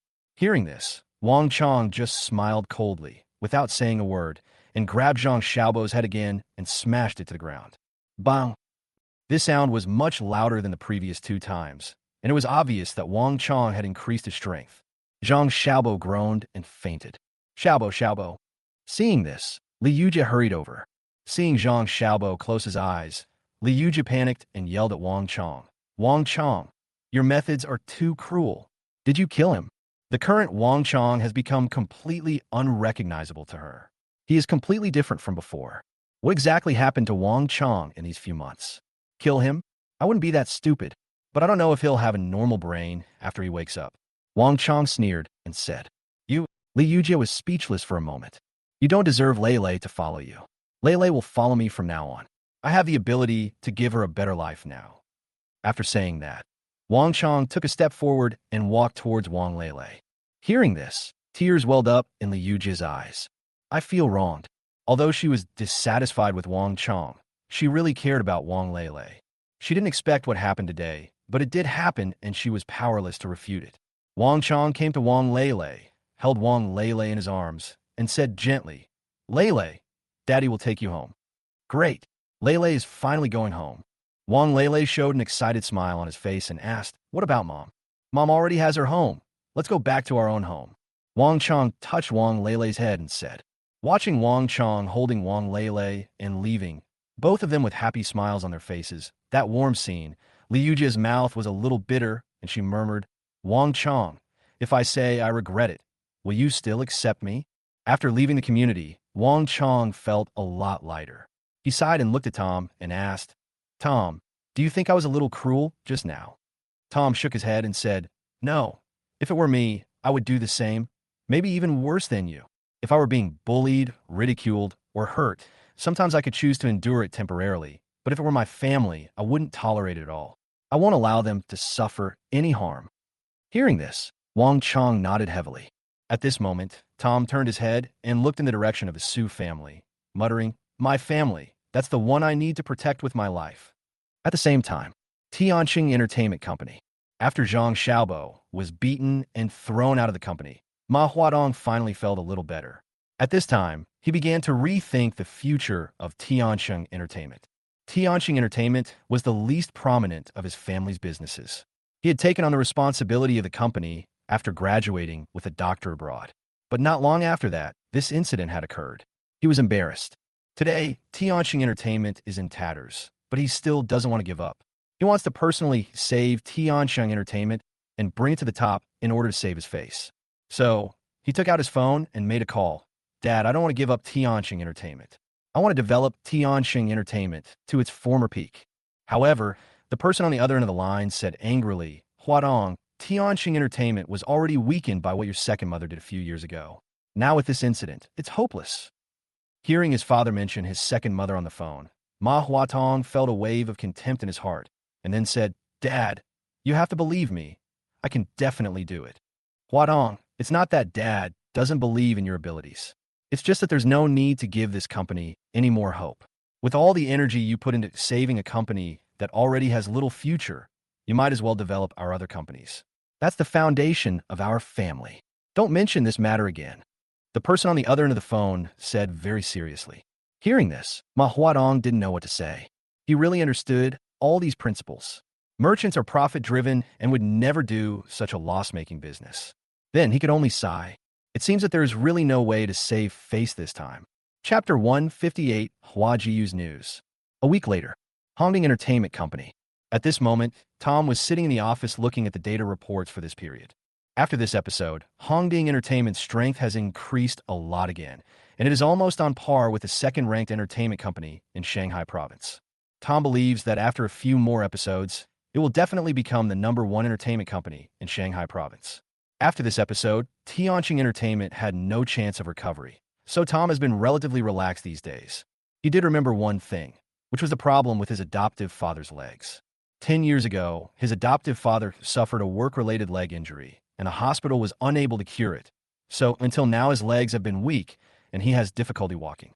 Some time ago, he was thinking about finding a better hospital or doctor to treat his adoptive father's leg, but he never had the time.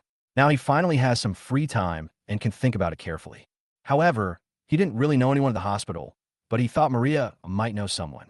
Then he left his office and walked towards Maria's office. As soon as I left the office, Lucas suddenly came over. "Master Su, I finally have news on what you asked me to do," Lucas said excitedly. Tom was stunned when he heard this, thinking that he hadn't asked Lucas to do anything recently. "What's going on?" Tom asked in surprise. "Master Su, didn't you ask me to investigate someone called Hua Jiyu?" Lucas replied. "Hua Jiyu?" Tom was startled, then excited. He asked, "Any news about her? Tell me quickly, tell me." At this moment, Tom's heart seemed to be flying to the clouds. "I've been looking for the fairy sister for so long, and finally there is news." Seeing this, Lucas smiled and said, "Young Master Su, a few days ago, I finally found out that the girl left Huaihe and took a car to Yunqing. So she is very likely from Yunqing. So I sent people to Yunqing to investigate and found that there's indeed a Hua family in Yunqing. However, because the other party is very powerful, I can't investigate further." Tom was overjoyed when he heard Lucas' words. When he saw Hua Jiyu for the first time, he felt that this girl must have been born in a wealthy family. After all, her temperament is definitely not something that an ordinary family can cultivate. Now, from what Lucas said, although he was not sure that Hua Jiyu was from the Hua family in Yunqing, he felt that Hua Jiyu was most likely from this Hua family. "Okay, I got it." Tom suppressed the joy in his heart, thinking that he must go to Cloud City to see the fairy sister as soon as possible. Listening to Lucas report the news, Tom continued walking towards Maria's office. "What's up?" Tom walked into Maria's office. Maria just looked up and glanced at Tom lightly and asked. Accustomed to Maria's nonchalance, Tom didn't take it seriously and got straight to the point. "I'd like to ask if you know of any specialists who could treat leg problems. My adoptive father has had a work-related injury for years and can no longer walk normally. I'd like to see him treated." Hearing this, Maria thought for a moment and said, "I do know someone. He's China's leading expert in this area, and he's in Beijing. I'll help you get in touch with him. I think he'll be willing to give me the honor." Tom was delighted to hear Maria's words and said sincerely, "Okay, thank you." Although Zhanghai's hospital has already given his adoptive father's leg a death sentence, he has never given up hope. Now Maria's words have given him great confidence. Maria didn't take Tom's thanks seriously and just nodded faintly. "By the way, I want to ask you a question." Tom suddenly remembered something and said, "Explain." Maria said, "Do you know if there's a Hua family in Yunqing?" Tom thought that Maria was from Yunqing and should know the Hua family better. Yes, it's a big family in Yunqing, and its strength is definitely ranked in the top 5. Maria's eyes flashed with surprise. She didn't know why Tom asked that, but she didn't ask any more questions. Hearing this, Tom became excited again and asked, "Do you know that there is a Hua Jiyu in their family?" "Female. Yes, about 20 years old." Maria fell into deep thought after hearing this. After a while, she slowly said, "Although the Hua family is a large family, its population is very small. As far as I know, the head of the Hua family has no daughters, only an only son." Hearing this, Tom was shocked, and his face was full of disbelief. How is that possible? Could it be that the fairy sister is not from the Hua family? But Lucas said that she did go to Yunqing, and there's only one Hua family in Yunqing. So where else could she be if not in this family? Then do you know if there are any beggars among their relatives who can speak? Tom looked unwilling and continued to ask. "I'm not familiar with them, so who knows?" Maria said lightly, and although her tone was calm, it was mixed with a hint of resentment. "Oh," Tom answered absent-mindedly, then slowly turned around and left Maria's office, which made Maria even more curious. But in the end, she still didn't ask any further questions. When he returned to his office, Tom's face was full of disappointment. When he heard the news about Lucas, he was nothing but excited. But Maria's words were like a bucket of cold water poured on him. However, he is not someone who gives up so easily. He thought again that maybe Hua Jiyu was really a relative of the Hua family in Yunqing, and she might have gone to Yunqing to visit relatives. So he still needs to find out more about this matter. But he didn't want to trouble Maria anymore. After all, Maria had already helped him a lot. Thinking of this, he took out his phone and called Boss Long. Young Master Su. After the call was connected, Boss Long on the other end of the phone said respectfully, "Do me a favor. Go to the Hua family in Yunqing and find out if there's a girl named Hua Jiyu in their family." Tom said in a deep voice, "Yes, Mr. Su." Boss Long didn't waste any time and agreed directly.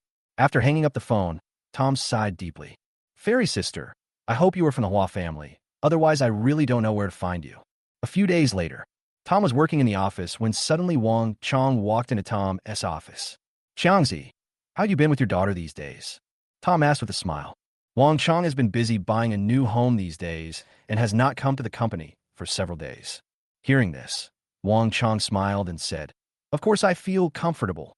During this period of time when I was alone, I felt like something was missing in my life. But as soon as my daughter came back to me, I felt like I had everything I needed.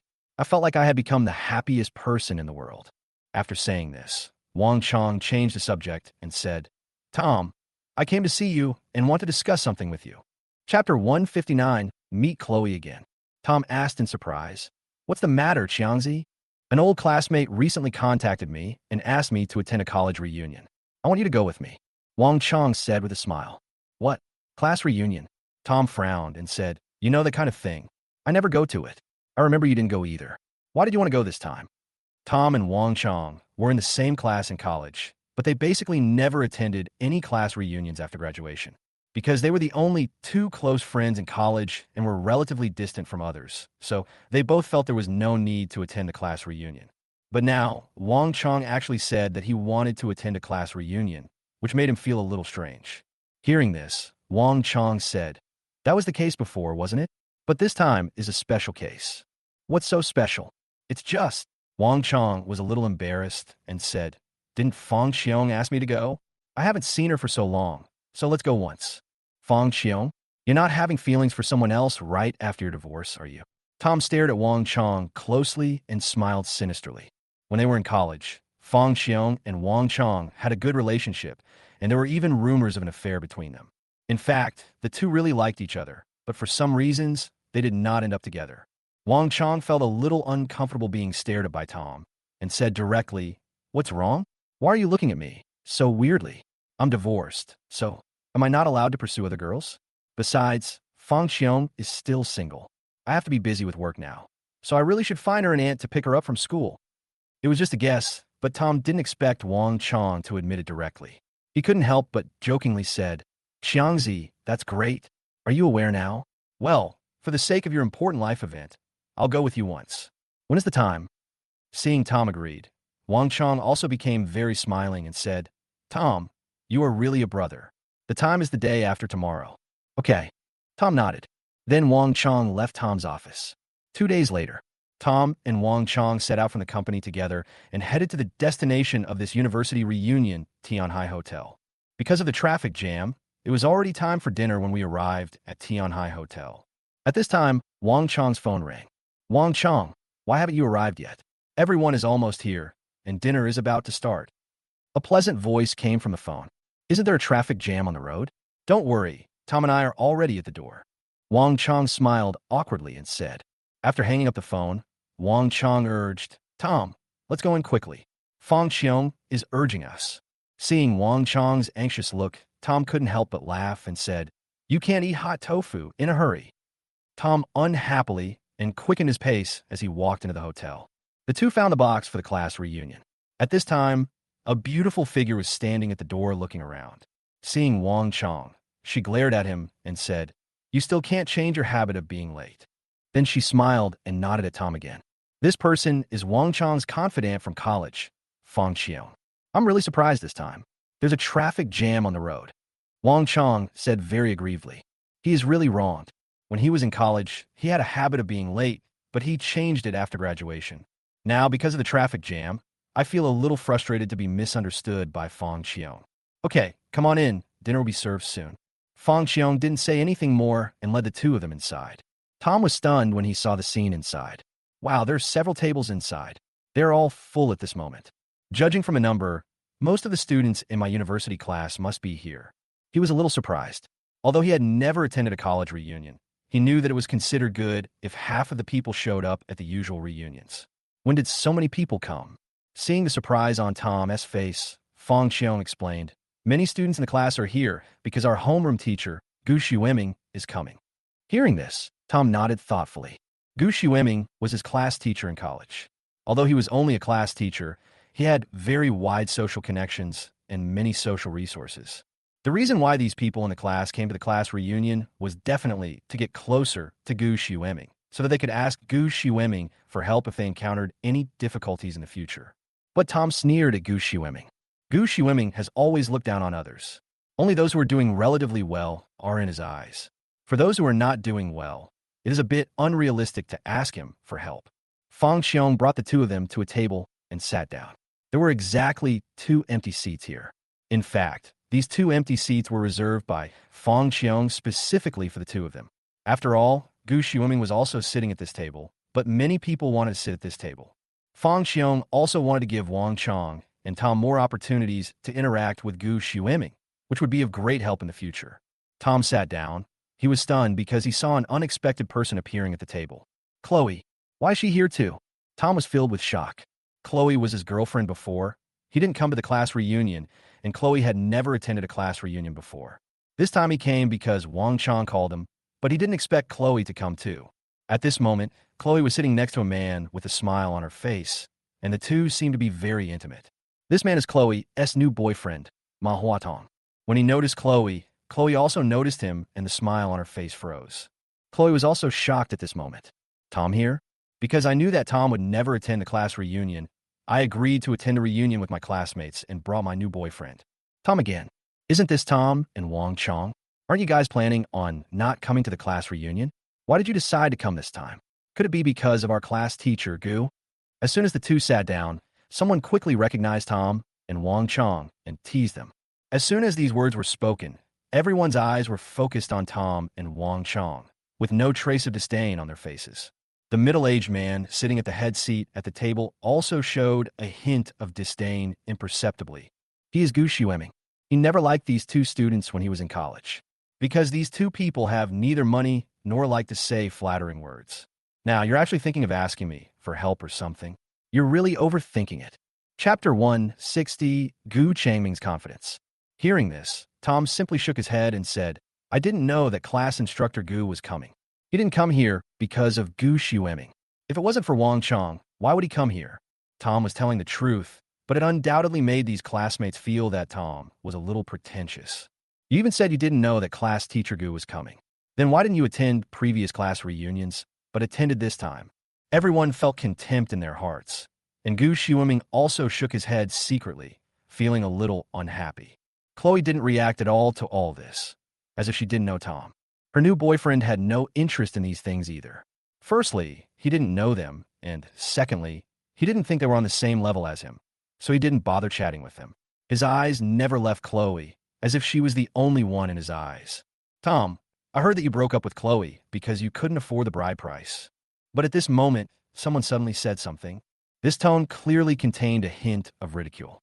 When these words were spoken, everyone was stunned, as if they understood something. Today, when they saw Chloe coming, she was not bringing Tom with her, but another man. They guessed that Tom and Chloe had broken up. But after hearing this, they realized that they broke up because Tom couldn't afford the bride price. Chloe has broken up with Tom for so long and obviously doesn't want anyone to remind her of her past with Tom anymore. But when it was brought up at this time, she couldn't help but feel a little embarrassed.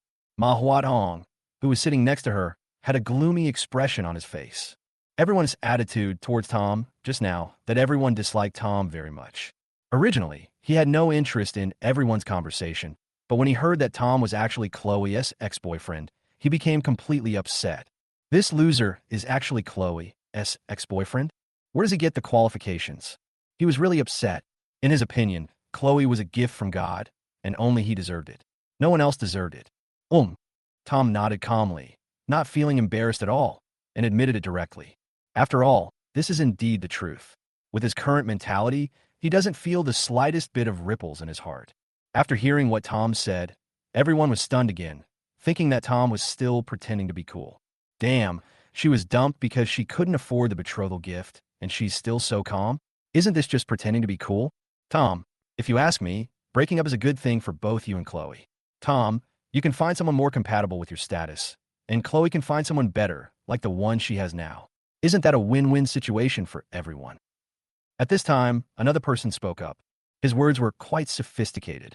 It seemed like he was comforting Tom, but in fact he was implying that Tom was poor. Secondly, he also flattered Manhwa.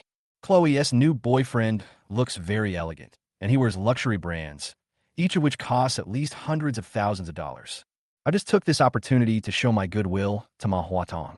Manhwa Tong nodded in agreement. He felt that this person was really capable. This Tom really doesn't deserve Chloe. But after hearing this, Tom just said calmly, "Yes, it is indeed a good thing for me." It was because of his breakup with Chloe that he was able to meet the fairy girl.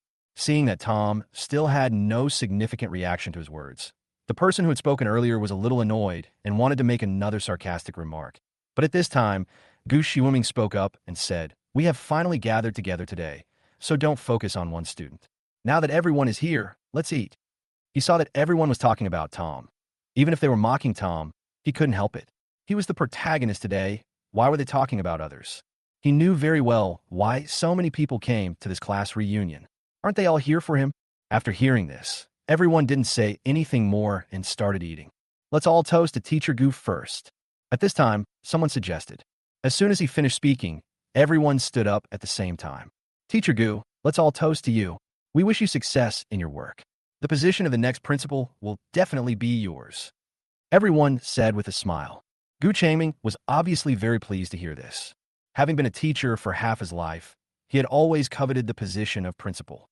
Now, he was actually the vice principal and was only one step away from the principal position. Then I shall be grateful for your kind words. Gu Changming said with a smile. Everyone clinked their glasses, drank the wine in their glasses, and then sat down. Teacher Gu, everyone knows you have a wide range of social connections. If we have any difficulties, you must help us. And if you have any ways to make money, please tell us. Someone said. Sure. Gu Changming was obviously very happy and agreed immediately. He added, I have a solution recently. What is it? Teacher Gu, please tell us about it. Everyone asked quickly. You know Hongding Entertainment, right? Gu Changming said. Hearing this, everyone was obviously surprised. Hongding Entertainment is the largest entertainment company in Jianghai. Ma Huadong, who was standing by, looked a little gloomy when he heard this. It could be said that what he hates most now is Hongding Entertainment. Of course I know. Hongding Entertainment is a huge company with a market capitalization of billions. Mr. Gu, is there any way to make money at Hongding Entertainment? Everyone asked again. Well, that depends on whether you have the opportunity. Gu Changming pondered for a moment and said, Hongding Entertainment recently signed a cooperation agreement with Jianghai University and will select artists from our school. I am in charge of this matter now. If you have any relatives or friends who want to become artists, I can help to get them in. I can still do that. When these words were spoken, everyone gasped. Teacher Gu can actually meddle in Hongding Entertainment's affairs. This is too awesome. If I could become an artist at Hongding Entertainment, my future would be bright. Teacher Gu, is this really possible? Hongding Entertainment only signed a cooperation agreement with the school and will only recruit students from Jianghai University. Everyone couldn't help but want to confirm and asked again. Gu Changming snorted lightly, then smiled confidently and said, I handed those students over to Hongding Entertainment. When the time comes, I'll mix in one or two other people. If I say they're students, then they're students. Who can tell? Chapter 161, Why Am I Not Qualified to Comment? Hearing Gu Changming's words, everyone was shocked. Teacher Gu is really good at this. Everyone secretly gave a thumbs up with expressions of admiration on their faces. Looking at everyone's expressions, Gu Changming smiled with satisfaction. Teacher Gu, I have a younger sister who really wants to be a star. I'm counting on your help.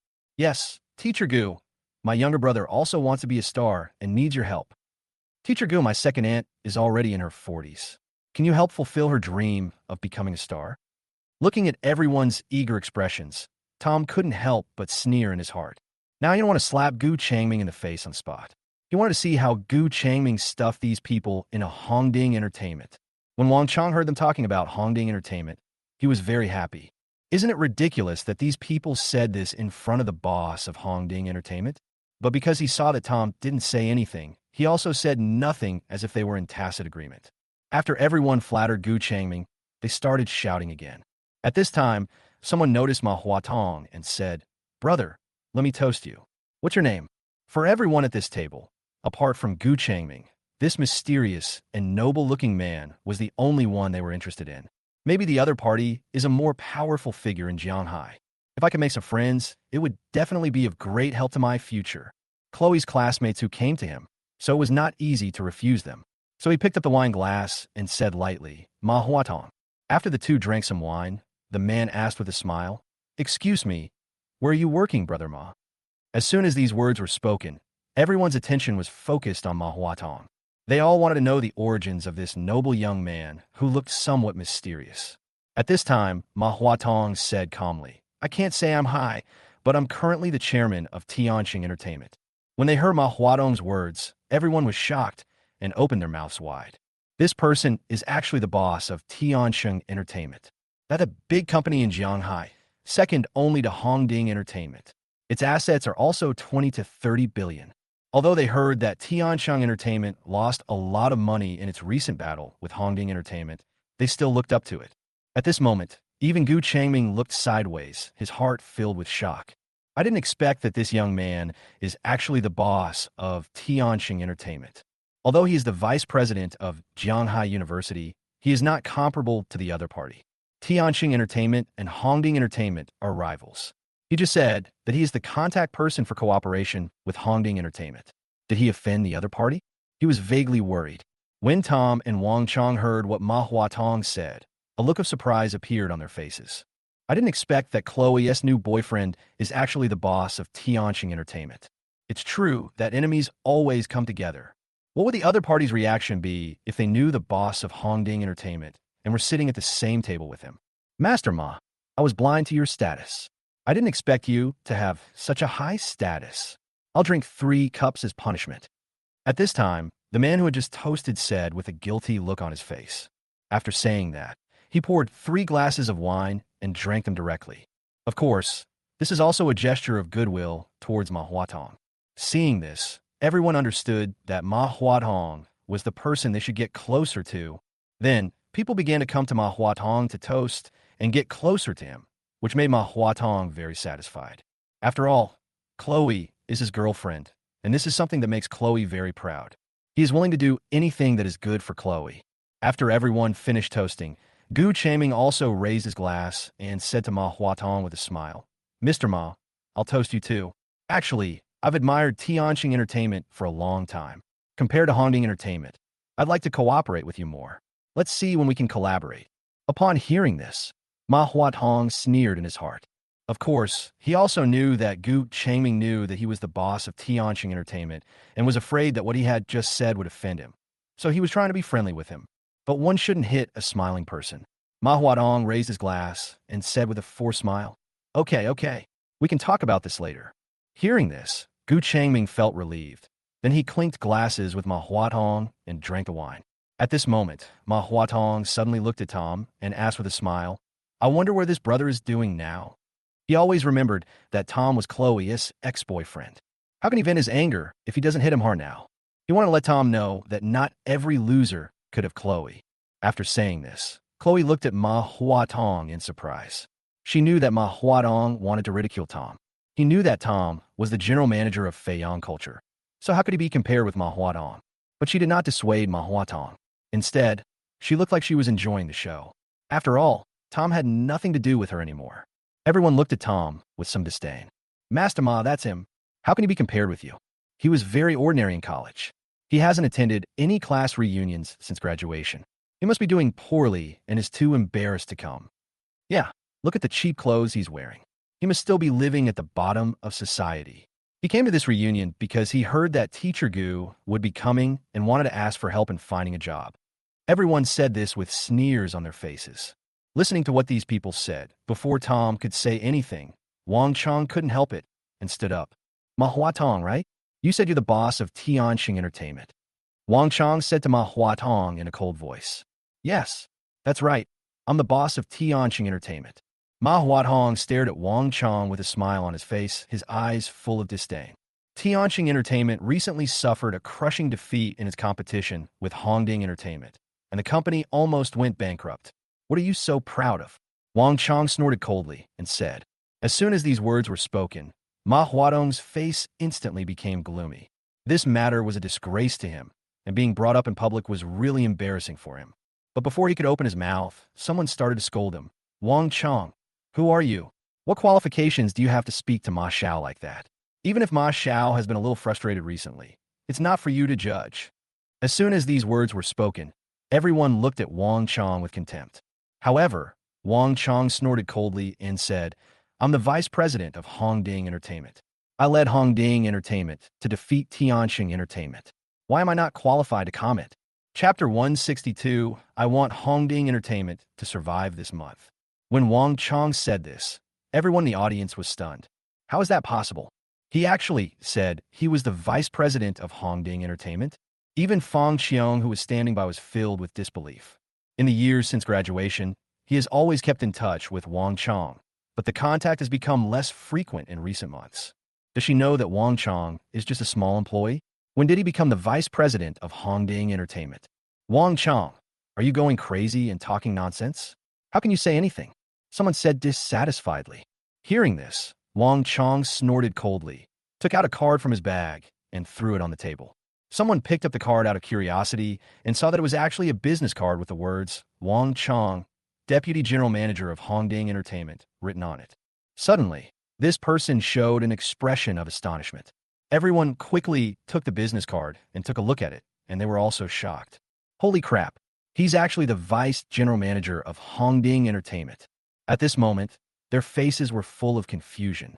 How did Wang Chong, such a loser, become the Vice President of Hongding Entertainment?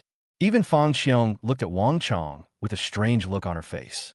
Wang Chong is actually the Vice President of Hongding Entertainment.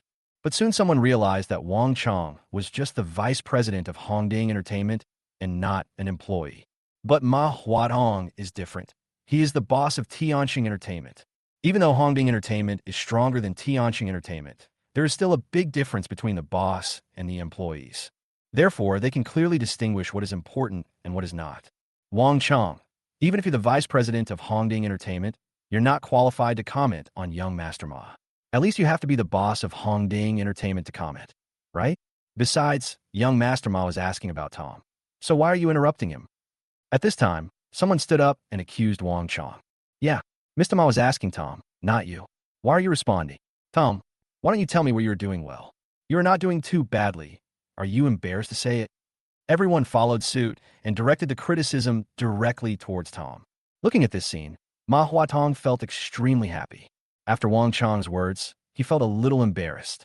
But now, after hearing what everyone said, he was no longer embarrassed at all. Then, he looked down at Tom and said, Brother, it's not tragic to be doing poorly, but if you don't even have the courage to speak up about your own work, then that's tragic. The sarcasm in the words is self-evident. Hearing this, everyone sneered again. However, Tom just smiled faintly and said calmly, I am the boss of Hongding Entertainment. Seeing these people flattering him, Tom didn't want to say anything to avoid getting into trouble. But since others are about to climb on top of him, there is no need for him to hide it. Wow. As soon as these words were spoken, the whole audience was in an uproar. The fact that Wang Chong is the vice president of Hongding Entertainment is the limit of what they can accept. After all, Wang Chong is just an employee. If he has better working ability, he can climb to the position of vice president. But if you want to become the boss of Hongding Entertainment, how much money would you need to buy it? Hongding Entertainment used to have a market capitalization of 20 to 30 billion. After a few popular variety shows, its market capitalization has doubled. Also knew about Tom's family situation.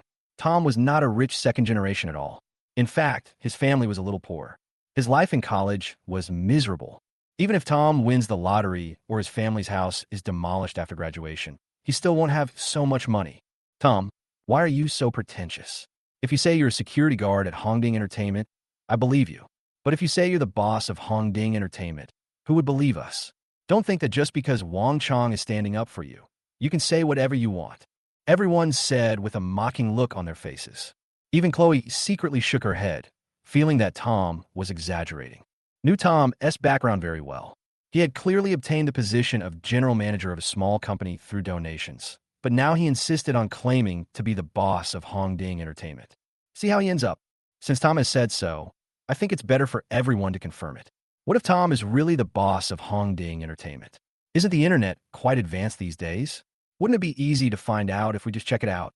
At this time, Gu Changming, who had been silent, spoke. It seems that he is speaking for Tom, but in fact he wants to embarrass Tom. He had heard about the change of owner of Hongding Entertainment recently, but he had not met the new owner yet, did not know who the new owner was, and had not deliberately checked. However, he was also certain that the new boss could not be Tom. He thought Tom was just trying to take advantage of the situation. Now, of course, he has to encourage everyone to expose Tom's true face. Hearing this, everyone reacted and said, yes, as long as we check the equity of Hongding Entertainment online, we will know who the boss is. Then, everyone took out their phones and started checking. I found it. At this time, someone opened a web page and spoke first. He looked at the column of shareholders again and was stunned. At this time, almost everyone had opened the web page, but their reactions were the same as this person's. They were all stunned. Gu Changming had originally disdained to investigate, as he knew without even checking that the boss couldn't be Tom. But when he saw everyone's expressions, he sensed something was amiss and quickly grabbed the phone of someone next to him to check. Tom owned 100% of the shares of Hongding Entertainment. Holy shit, Tom is actually the boss. How is this possible? Gu Changming's pupils suddenly contracted and his jaw almost dropped to the ground. Tom, how did you become the boss of Hongding Entertainment? After a long while, someone finally couldn't help but ask. But Tom ignored him completely. Instead, he looked at Manhwa and said, "You're a defeated general. Who gave you the courage to say I'm doing badly?" Liang Jingru, when these words were spoken, the whole audience almost couldn't help laughing out loud. But because the other party was Manhwa, they all held back. At this moment, Chloe's face was also full of shock. Judging from everyone's words and reactions, he already understood that Tom was really the boss of Hongding Entertainment. She didn't understand how Tom became the boss of Hongding Entertainment. Ma Huadong's face also became extremely gloomy. It is an indisputable fact that Tianxing Entertainment suffered a crushing defeat at the hands of Hongding Entertainment. Just now, he thought Tom was just a loser who was doing poorly, so he wanted to hit Tom. But he didn't expect that Tom was the boss of Hongding Entertainment. And the most important thing was that his own company was defeated by the other company. Isn't he just shooting himself in the foot? For a moment, the atmosphere on the scene made him feel extremely embarrassed. Tom, do you think you can show off in front of me just because you beat me once? Your Hongding Entertainment is just a small company with a market capitalization of a few billion. The combined market capitalization of my Ma family companies exceeds tens of billions. I'm telling you this. Your Hongding Entertainment will definitely not survive this month. After a long while, Ma Huatong looked directly at Tom and said this coldly. As soon as these words were spoken, the atmosphere at the scene became tense and tense. Chapter 163, Fengxing Entertainment, Su Changfeng. Originally, Ma Huatong was ready to give up Tianxing Entertainment due to his family's opposition. But because of Tom, he changed his mind and prepared to continue to control Tianxing Entertainment and suppress Tom as Hongding Entertainment to death. After all, he couldn't stand being outshined by Chloe's ex-boyfriend. This was the biggest insult to him. After hearing Ma Huatong's threat, Tom smiled faintly, then looked straight at Ma Huatong and said, "Okay, then I want to see how you can make Hongding Entertainment survive this month." Hearing this, Ma Huatong snorted coldly and had to say it. He didn't want to say too much empty talk before Hongding Entertainment went bankrupt. He also felt that there was no need to eat the meal anymore, so he took Chloe and left.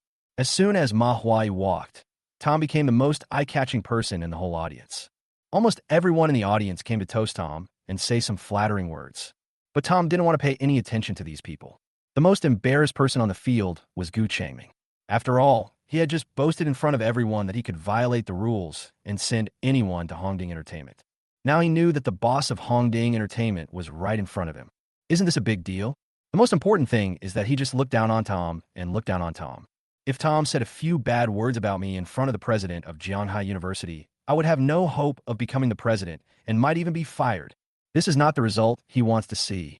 Then, he quickly raised his glass, stood up and walked to Tom, saying, "Tom, Some of the things I said just now were just random words because I drank too much. Don't take them too seriously. In his opinion, he must now obtain Tom as forgiveness. As his former student, Tom would more or less give him some face. However, Tom just glanced at him calmly and said, Teacher Gu, since you've had too much to drink, then don't drink anymore. I'm just a poor boy. I can't afford it. But if you say something, you have to take responsibility. I won't pretend I didn't hear it and forget it. After saying this, he didn't even look at Gu Changming, but gave Wang Chong a wink and left the box with Wang Chong and Fang Xiong, leaving everyone else in a daze. That night, Tianqing Entertainment, inside the chairman's office. Manhwa Tong sat expressionlessly in the boss chair, the ashtray on the table already filled with cigarette butts. He seemed to have been thinking about something for a long time, and finally a look of determination appeared on his face, and then he made a phone call. Dad, I've made up my mind. I'm going to stay at Tianqing Entertainment. I need your support. I'm going to pool the strength of all our Ma family companies to bring Hongding Entertainment down. After the call was connected, Ma Huatong spoke very calmly to the person on the other end of the phone. Ma Huatong, do you know what you're talking about? Have you forgotten what I told you? I told you to stop focusing on Tianqing Entertainment. Other companies are the priority. With your ability, within a few years, our Ma family will become a top family in Jianghai. As soon as Ma Huatong finished speaking, an angry voice came from the other end of the phone. Dad, please support me. Ma Huatong was firm in his attitude. Hongding Entertainment is already the third largest entertainment company in Shanghai. Do you know how much money it would take to bring it down? This would do our Ma family no good. The person on the other end of the phone said again, I don't care. Dad, if you don't agree to this, I will no longer be a member of the Ma family. Ma Huatong gritted his teeth and squeezed out these words. The person on the other end of the phone seemed to be stunned by anger and started coughing violently. Seeing this, Ma Huatong did not say anything and waited for the person on the other end of the phone to respond. After a long while, the person on the other end of the phone said weakly, This is the last time. It won't happen again. After saying this, he hung up the phone. Ma Huatong did not care about this, but instead smiled. In any case, his father has agreed to let him deal with Hongding Entertainment. Then he can embezzle funds from several other companies of the Ma family at will, and it will be very easy to bring down Hongding Entertainment. Just when Ma Huatong was immersed in the joyful atmosphere, his phone rang again. Ma Huatong looked surprised because it was an unfamiliar number, but he still answered the call. Who are you? Ma Huatong asked directly. I'm Su Fengxing. Master Ma should have heard of my name. Said on the other end of the phone. Su Fengxing. Ma Huatong began to search in his mind, and suddenly his expression changed. Isn't this Su Fengxing the boss of Fengxing Entertainment, the second-ranked entertainment company in Shanghai province? When he took over Tianqing Entertainment, he also specifically learned about the ranking of entertainment companies in Shanghai province, so he quickly remembered who Su Fengxing was. He was a little surprised and didn't know what Su Fengxing wanted to do with him. Then he asked, Of course I know Mr. Su's name. I just don't know what it is that Mr. Su called me for. Su Fengxing smiled and said, I heard that Master Ma has been arguing with Hongding Entertainment recently. I think I can help you. Hearing this, Ma Huatong was shocked. Help him? Why would Su Feng help him for no reason? Moreover, Tianqing Entertainment and Fengxing Entertainment belong to the same industry and are competitors. Isn't helping him equivalent to helping the enemy? Why are you helping me? Ma Huatong asked again. Hongding Entertainment has been gaining momentum recently, almost catching up with Fengxing Entertainment. Young Master Ma, do you think I want to see this happen? Su Fengxing said lightly. Upon hearing this, Ma Huatong understood. Fengxing Entertainment is afraid that if Hongding Entertainment continues to develop, their position will be lost. Also, because the other party knew that he was now dealing with Hongding Entertainment, helping him was the least costly method. Mr. Su, how can you help me? Ma Huatong asked. I can provide you with celebrity resources, variety show script resources, and all facilities and venue resources. I believe these resources are exactly what you need, right? Su Fengxing spoke style. Hearing this, Ma Huatong was overjoyed. Compared with top entertainment companies like Tianqing Entertainment and Fengxing Entertainment, it lacks a lot of foundation. Although he can now use funds from other companies and may not have any problems with funding, some entertainment industry resources are a major flaw. Whatever you need now, someone will give it to you. How could he not agree?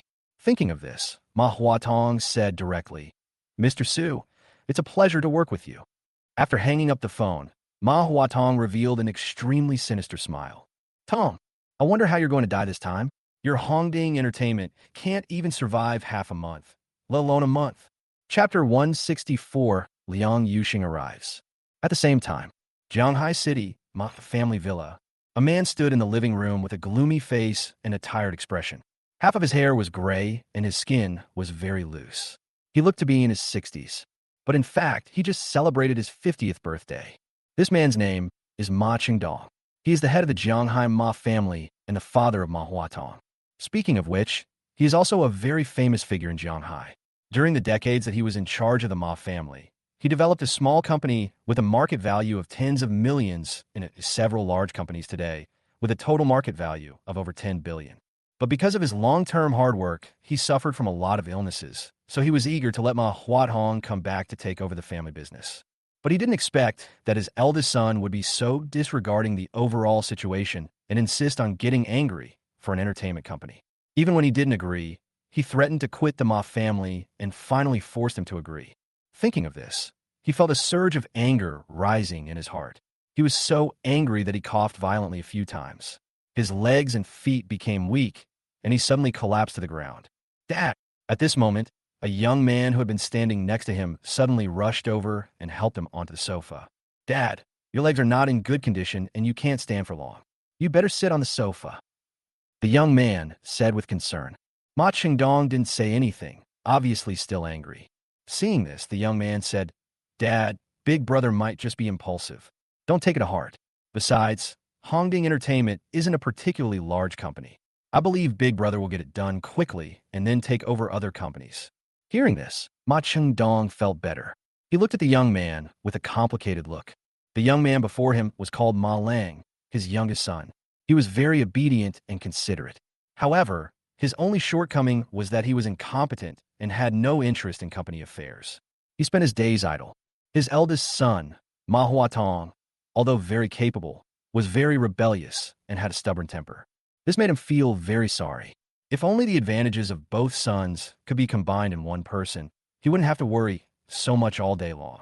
Langer, if you could be as capable as your elder brother and focus on the company, I wouldn't have to worry so much. Ma Qingdong sighed and said. Ma Lang was a little annoyed when he saw Ma Qingdong bringing up this again, so he quickly laughed it off and said, Dad, well, actually, it's enough for me to be by your side and take care of you for the rest of your life. Having Big Brother at the company is enough for me. He has no interest in any management company. As long as he has money to spend, why should he make himself so tired? Seeing this, Ma Qingdong shook his head repeatedly. Dad, I will definitely cure your leg problem. I found out who Liang Yuxing is coming to Jianghai to treat this time. I will definitely intercept him and heal your leg. At this time, Ma Lang quickly changed the subject with a hint of anger in his tone. Liang Yuxing is a top professor of traditional Chinese medicine in China.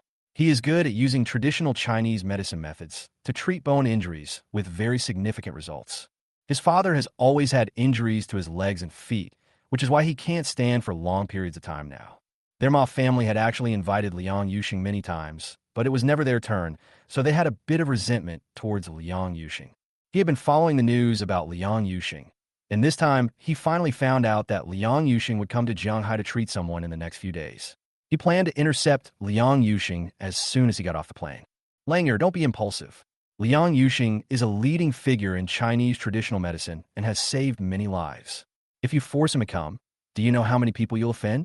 You'd better go and ask him calmly.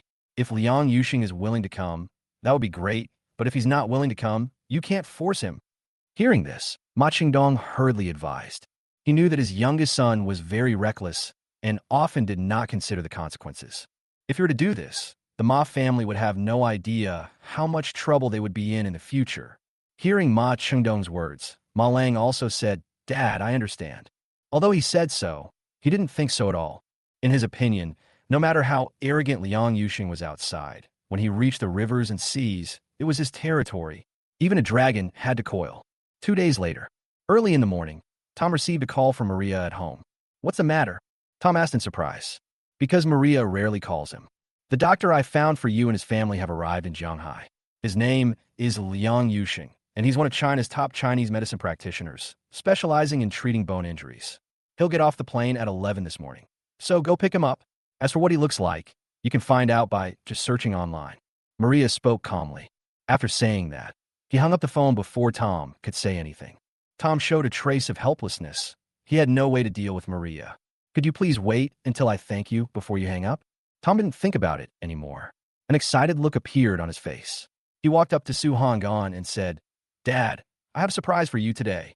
In his opinion, Liang Yuxing's medical skills were so great that his adoptive father's leg disease should be able to be cured. What surprise? Su Honggan raised his head and asked in surprise. Yang Xiaofeng also came over at this time, holding a cup of freshly brewed tea.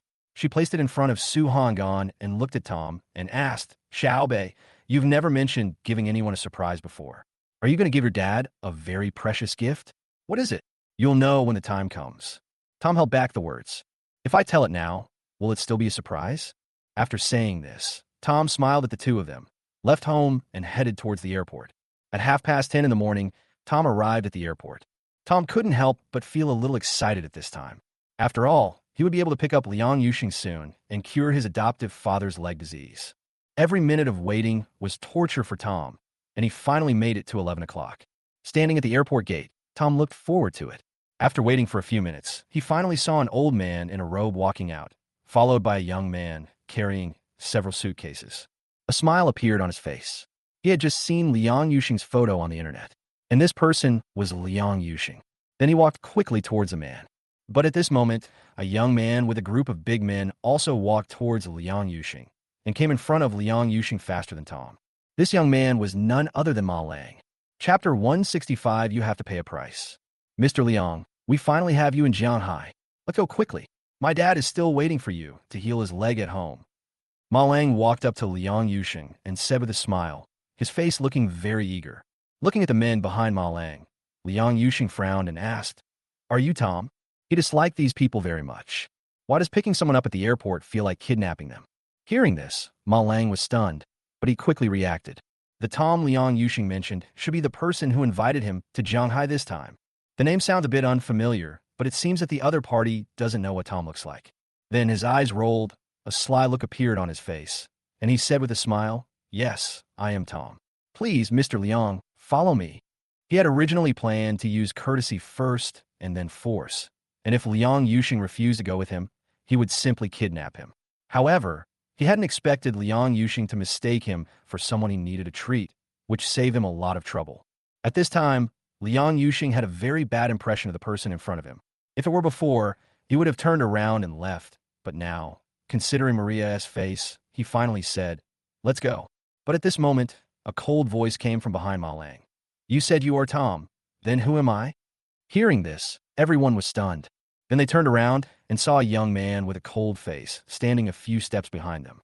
The person who came was Tom. As he walked towards Liang Yuxing, he heard their conversation. He knew that this group of people who suddenly appeared wanted to steal the deal. This made him very angry. At this time, Liang Yuxing's face was full of suspicion. For what the young man said, he was saying that he was Tom, and the person next to him also said he was Tom. So who is Tom? Ma Lang's face became a little gloomy. By now, he could definitely guess that the young man in front of him was Tom. Damn, it looked like Liang Yuxing was about to be taken away, but then the real culprit showed up. Looks like I can't pretend anymore. Then he walked straight up to Tom and asked, Brother, please give me Liang Yuxing. I'm waiting to get treatment. How much does it cost? Just name a number. I'm sorry. I'm also waiting for Elder Liang to help me treat my illness. So this matter is non-negotiable. Also, you're impersonating me. Shouldn't you give me an explanation? Tom asked back with a sullen face and a cold voice. Hearing this, Ma Lang immediately became furious and said, Explanation? Why should I, Ma Lang, give you an explanation for what I did? I think you were just refusing to accept my toast and drinking the wine for punishment, right? Don't be so shameless. He knew all the wealthy second generations in Jianhai, but he had never heard of Tom. This meant that Tom was not from their circle, and he didn't know where he came from. Therefore, he had no fear of Tom at all. He originally wanted to solve the problem with money, but the other party not only refused, but also was so arrogant. So he didn't mind making this person suffer. At this time, Liang Yuxing obviously reacted and realized that he had been deceived by the person in front of him. No wonder these people came to pick someone up so aggressively. It turns out that this person was not Tom at all. Then he looked at these people with some anger, walked over to Tom and said, Tom, let's go. However, Ma Lang snorted coldly and said, Let's go. Let's see who can leave today. Not a single one of you can leave.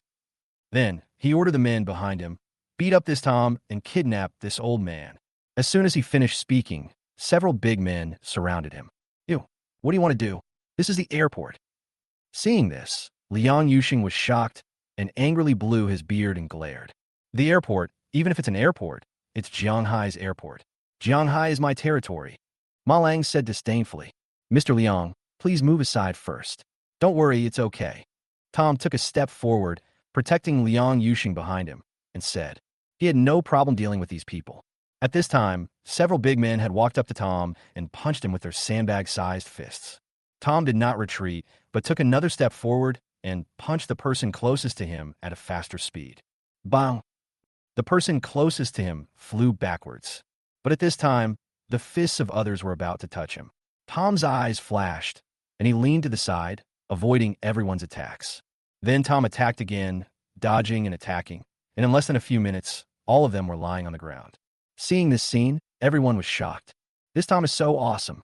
After doing all this, Tom did not stop, but walked towards Ma Lang. Tom, who was slowly approaching, Ma Lang swallowed his saliva and said in panic, You, what do you want to do? At this moment, he was really afraid of Tom. The people he brought today were all bodyguards of the Ma family. They were all strong and healthy, and usually they would have no problem fighting two people at once. But they were all defeated by Tom alone. Is this still a human being? If you dare to have any thoughts about my guests, you have to pay a price, right? Tom said this lightly. He kicked Ma Lang's leg. I had finally asked Maria to find a doctor who could cure my adoptive father's long-standing leg disease. But this person almost intercepted me halfway. This made him extremely angry. Crack! Ma Lang's leg was hit hard, making a crisp sound. It was obvious that his leg was broken. Ah! Then, he let out a loud scream and fell to the ground, covering his legs tightly with his hands. Cold sweat was pouring down his face, as if he was in great pain.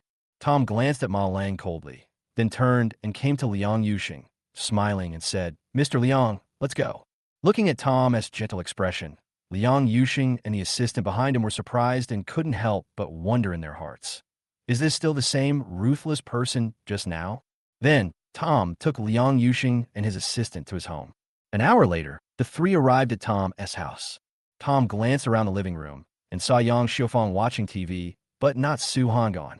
As soon as they entered the house, Yang Xiufang noticed them, looked at Tom in surprise, and asked, Xiaobei, who are they?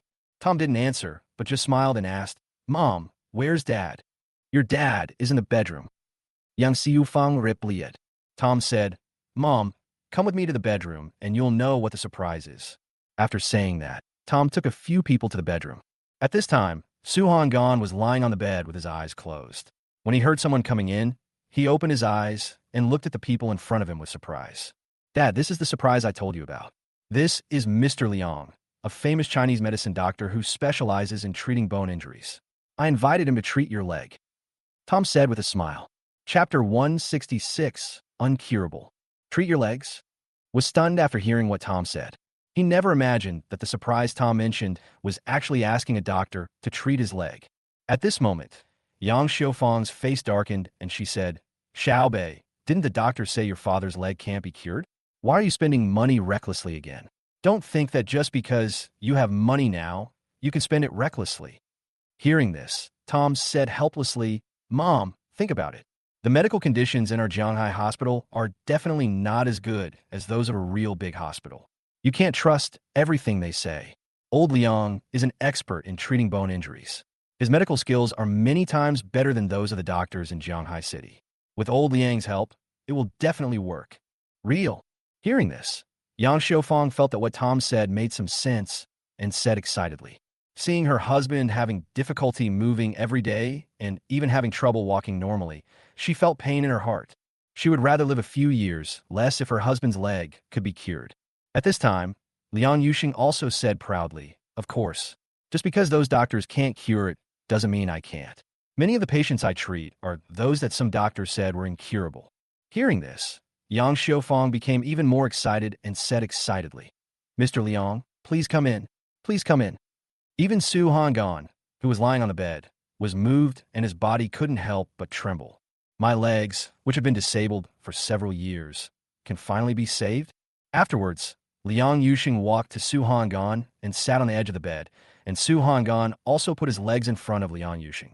Liang Yuxing reached out and pinched Su Honggan's leg, observing it carefully, pinching it from time to time, and asking Su Honggan how he felt. Looking at this scene, Tom and Yang Xiufang's faces were full of anticipation.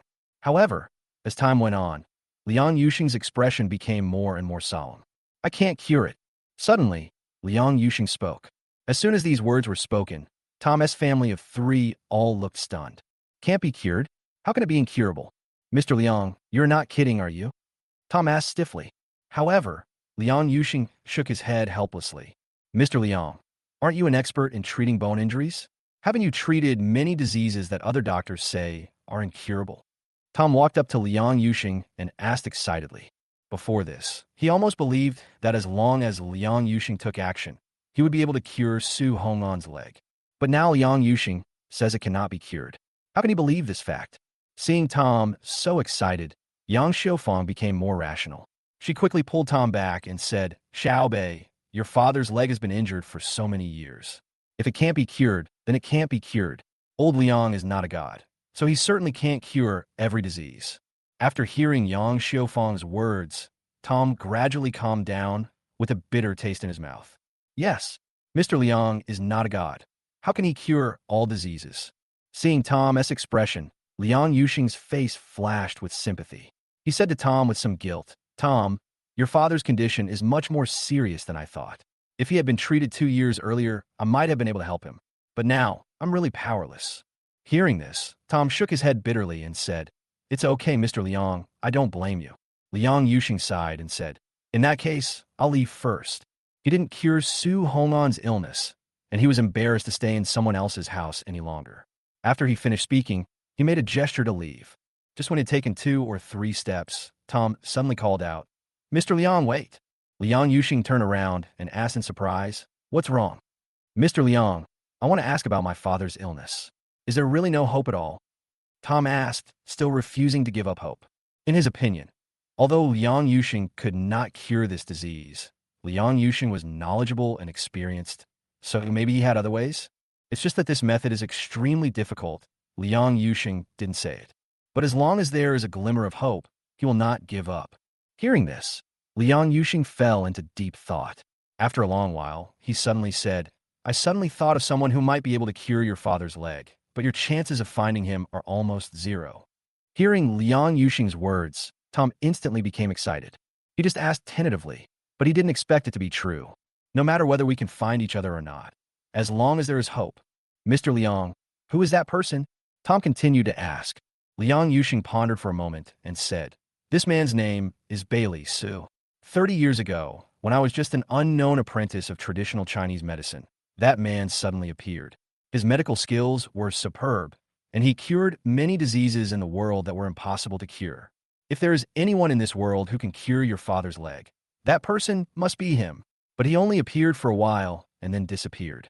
It has been so many years now, so I say that it is almost impossible for you to find this person. Hearing this, Tom couldn't help but smile bitterly. People who have disappeared for 30 years. How can I find this?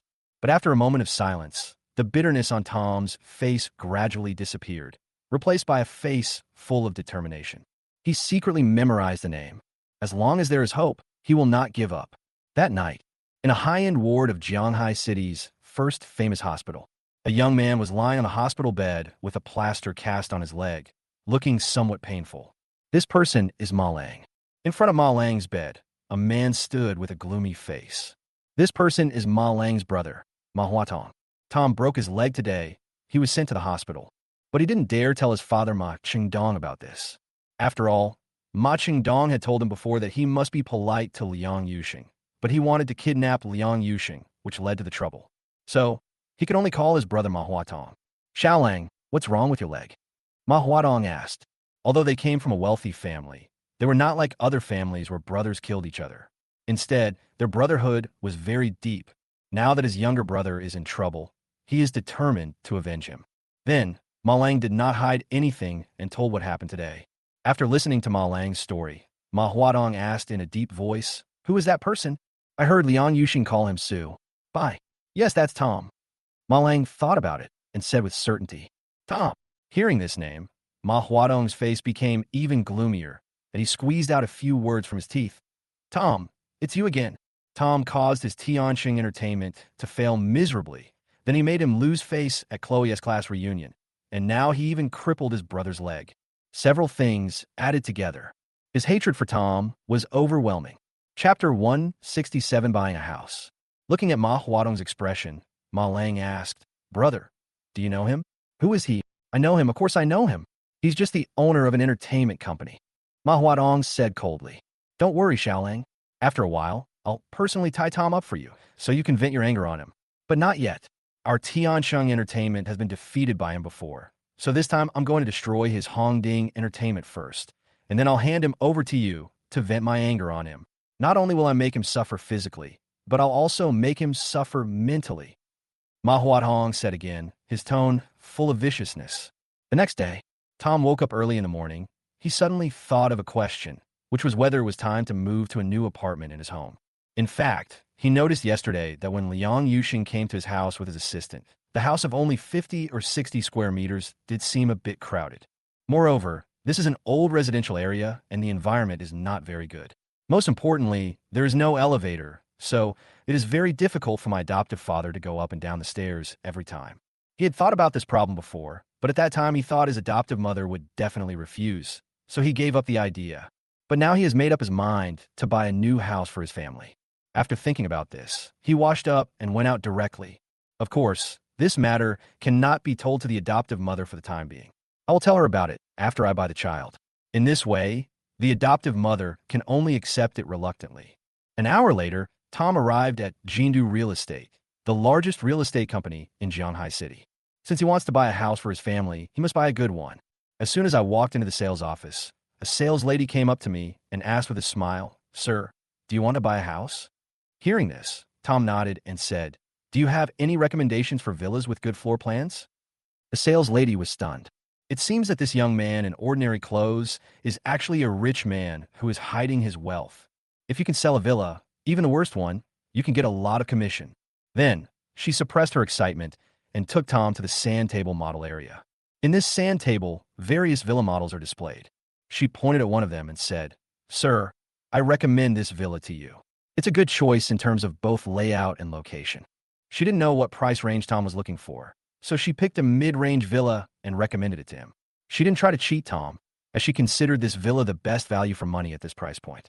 Then, she handed the blueprints of the villa to Tom and said, Sir, this villa is 256 square meters in total, with 5 bedrooms and 2 living rooms. The price is 20,000 yuan per square meter, for a total of 5.12 million yuan. As you know, our Jindu Real Estate is the largest real estate company in Jianghai. We are definitely the best in terms of quality and service, so the price is a bit higher. You really should consider this villa. Well enough. Tom nodded and looked at the drawings, feeling somewhat satisfied. This is a 2-story villa. It is very nice in terms of both the layout and the surrounding environment.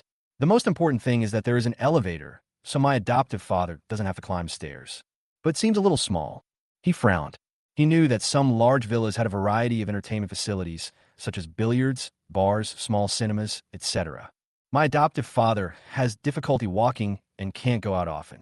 If he had these things, he wouldn't feel bored at home. Just as Tom was lost in thought, a figure suddenly stepped in front of Tom and snatched the villa blueprint from his hand.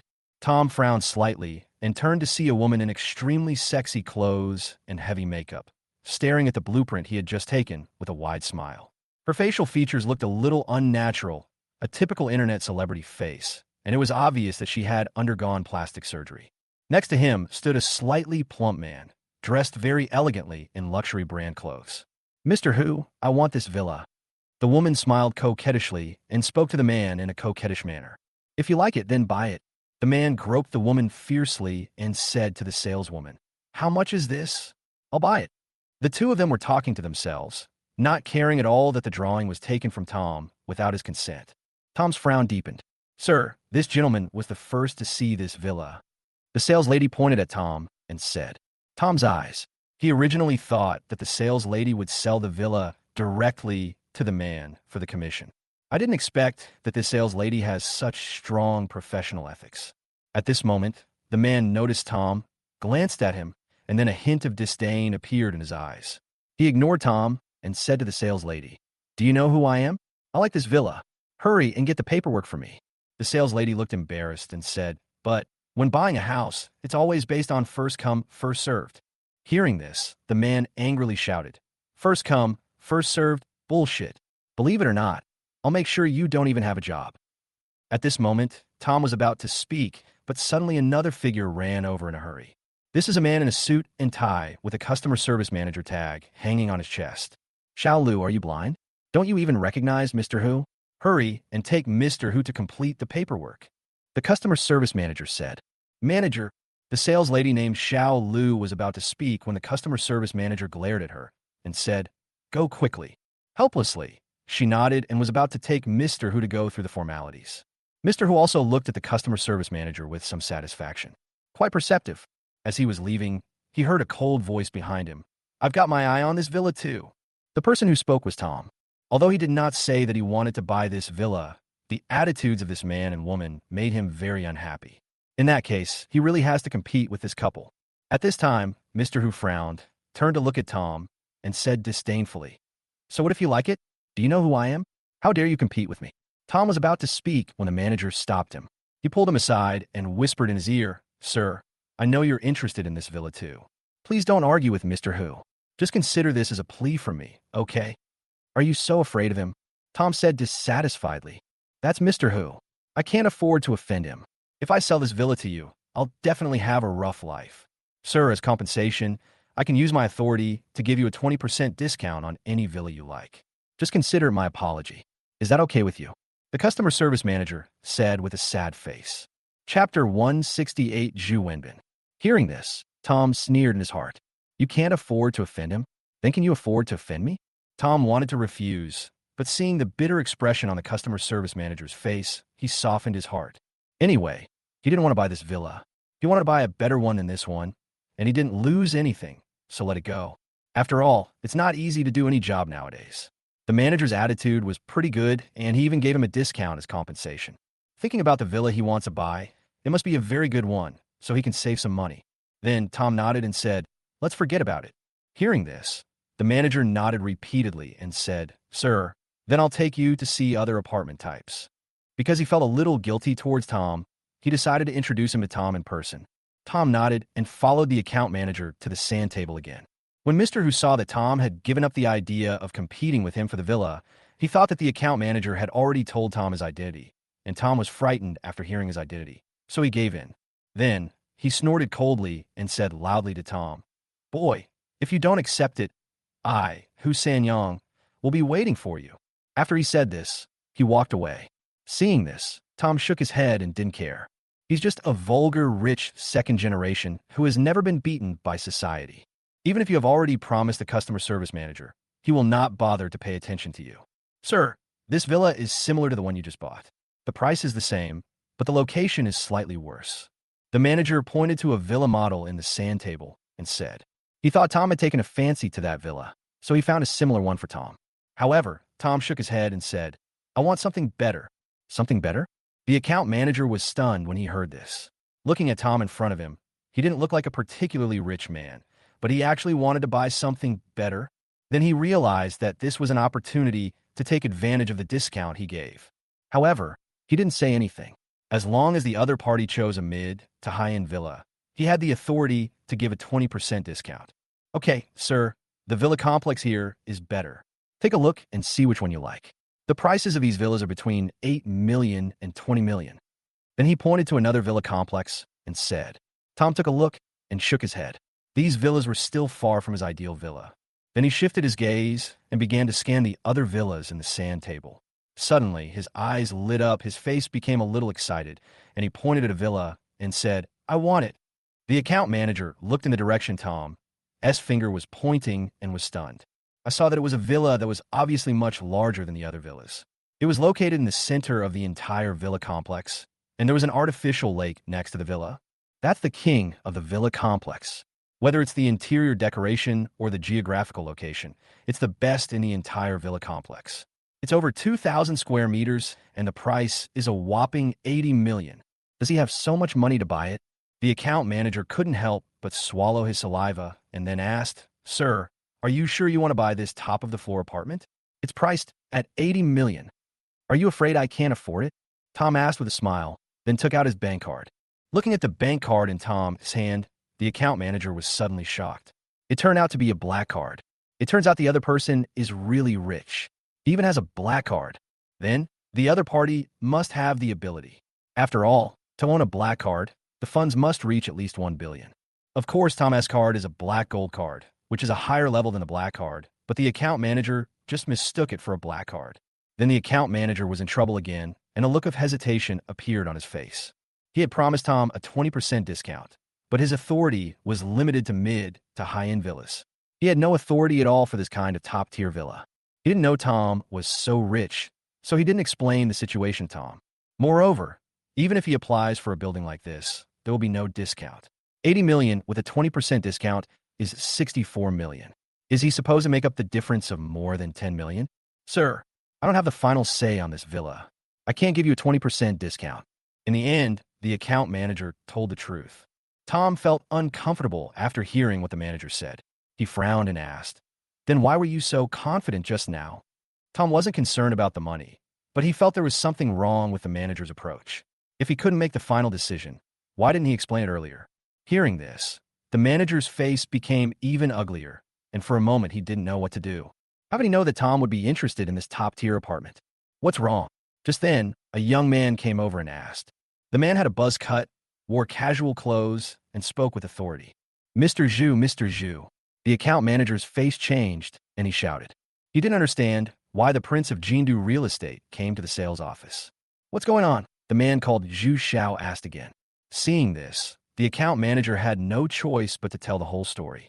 After hearing this, Master Zhu's face darkened, and he angrily scolded. "How do you do things? Don't you know the principle of first come, first served? The villa will be sold to whoever arrives first. If you do this, how can our Zhu family continue to do business in Jianghai in the future?" The manager obviously didn't expect Mr. Zhu to react this way, and explained, "Mr. Zhu, Mr. Who is Mr. Tang's cousin. I'm afraid this matter will make you unhappy." He was also helpless in his heart. He was just a small figure and could not afford to offend Hu Sanyang. Moreover, Hu Sanyang's cousin Tang Minghui is in the same circle as Zhu Xiao. He didn't know that Zhu Xiao would have such an attitude and didn't give Tang Minghui any face at all.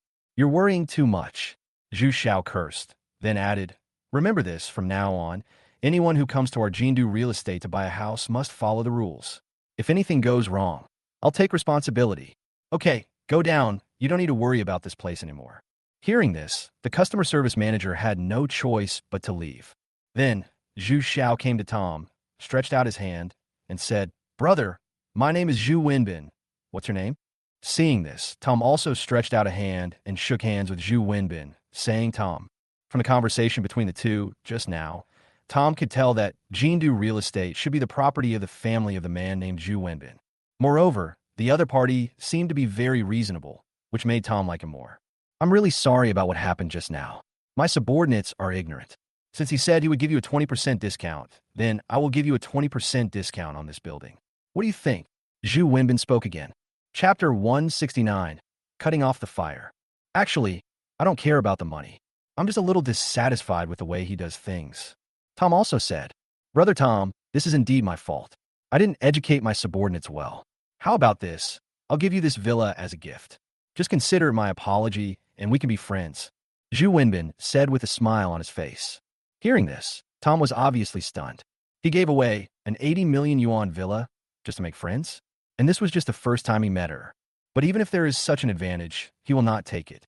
He believed that there was no such thing as getting something for nothing in the world. Tom immediately refused and said, "Mr. Zhu, I'm your friend and I appreciate your kindness. But please accept the price of this villa." "Why are you still calling me Master Zhu? It sounds so strange. If you don't mind, just call me Brother Ben. You really don't want this villa for free?" Zhu Wenbin asked with a hint of surprise on his face. Tom shook his head firmly. Seeing this, Zhu Wenbin laughed a few times and said, "Okay, since you insist so much, let's forget about it." Then, after Tom paid with his credit card, Zhu Wenbin took Tom to the site to see the villa. At this time, the building is still under renovation and it will take more than a month to move in. However, Tom was very satisfied with the layout of the apartment on the opposite side. After doing all this, Tom said goodbye to Zhu Wenbin and left. Looking at Tom's back, Zhu Wenbin seemed to be thinking about something. Tom, what a strange name. Anyone who can casually spend 80 million to buy a villa is definitely not an unknown person in Shanghai. This was also the reason why he was so polite to Tom just now, and even gave Tom an 80 million villa in order to make friends with him. Of course, he didn't give Tom a villa for free. If Tom had accepted the villa just now, he would definitely find out whether Tom was worth it. If it was not worth the villa he gave him, he would have plenty of ways to make Tom return it. But Tom didn't accept it. This made him more interested in Tom. Then, he took out his phone and dialed a number. Please help me check if there is a person named Tom in Shanghai. A month later, Tianqing Entertainment suddenly held a press conference and announced that it would donate 100 million to poor areas because its previous entertainment program had caused adverse effects on society. It was then announced that 5 new variety shows would be released simultaneously in a few days. One stone can cause 1,000 ripples. For a moment, the entire entertainment industry in Shanghai was stunned. Tianqing Entertainment is doing something big. First, they donated money, which not only erased the negative social impact caused by the previous variety show, but also won the hearts of the people. They also wanted to release 5 new shows. I've never seen anyone release 5 new variety shows at the same time before. Everyone knows that Tianqing Entertainment must have lost so badly to Hongding Entertainment last time. So it wants to get back at Hongding Entertainment and pull him down from the top position in Shanghai. And this time Tianqing Entertainment must have come prepared. Otherwise, how could it suddenly come up with 5 variety shows? But what they're confused about is where does Tianqing Entertainment get the ability to produce 5 new variety shows? You have to know that to accomplish this in such a short period of time requires not only money, but also a lot of other resources. At this time, in the office of the chairman of Hongding Entertainment, Tom, Maria, and Wang Chong are holding an emergency meeting. Is Tianqing Entertainment's move real, or just a smokescreen? Wang Chong asked with a frown. Tianqing Entertainment definitely isn't attacking without a purpose. It must be genuine, because throwing smoke bombs doesn't do any good at all. Also, remember those harsh words Manhwa said at our last university reunion? So this time, Tianqing Entertainment must have been planning this for a long time. Tom shook his head and spoke slowly. But I don't understand. Where do they get the talent to create 5 brand new shows simultaneously in just 1 month? I remember that it took you quite a while to come up with those 3 variety shows last time. Not only did you have to find someone to write the scripts, screen the scripts, then invite the right guests, and finally record them. Wang Chong said in surprise, his face full of confusion. Hearing this, Tom fell silent, obviously confused. At this time, Maria spoke up and said, "Have you forgotten what I said before? Tianqing Entertainment isn't the only one that doesn't want Hongding Entertainment to rise to the top. The 2 companies ranked above Hongding Entertainment also don't want it. This time, it must be the top 2 entertainment companies, Guangchuan Entertainment and Fengxing Entertainment, who helped Tianqing Entertainment. Guangchuan Entertainment has always been arrogant, and now, with Hongding Entertainment's level, they still disdain to make a move, so it must be Fengxing Entertainment that helped them." After hearing Maria's analysis, Tom and Wang Chong felt as if everything was suddenly enlightened. Then, Wang Chong said solemnly, "It's obvious that Tianqing Entertainment wants to completely crush Hongding Entertainment through this. So now we must quickly produce another 5 programs to fight back, in order to maintain Hongding Entertainment's position." However, Maria shook her head again and said, "It's too late now.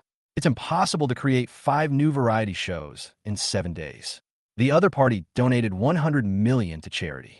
This not only minimized the impact of their last vulgar variety show on society, but also created the impression of a caring company, so the audience will buy into their plan. Once their 5 shows came out, they were able to turn the audience into a sticky audience. If we were to release them later than them, we would not be able to snatch these audiences. But in reality, there is no way we can do it and make 5 brand new shows before them. What should we do then? Tom looked at Maria and asked. At this time, he saw that Maria did not look panicked at all, so he felt that Maria must have a way. Since we can no longer compete with Tianqing Entertainment from the outside, why not dismantle them from the inside? At this moment, a sinister look appeared on Maria's face. Inside? How do you say that? Tom continued to ask. As far as I know, Tianqing Entertainment is a joint stock company. The Ma family group holds a majority, but not absolute control. The remaining shares are distributed among several other shareholders. If we can acquire the shares other than those held by the Ma family, what do you think the result will be? Maria stared at Tom and smiled. Tom was shocked when he heard this. This is to cut off the source of Tianxing Entertainment's financial support. Because the Ma family does not have absolute control over Tianxing Entertainment. If they acquire the remaining part, they will have absolute control and thus have the right to transfer the 5 programs of Tianxing to Hongding Entertainment.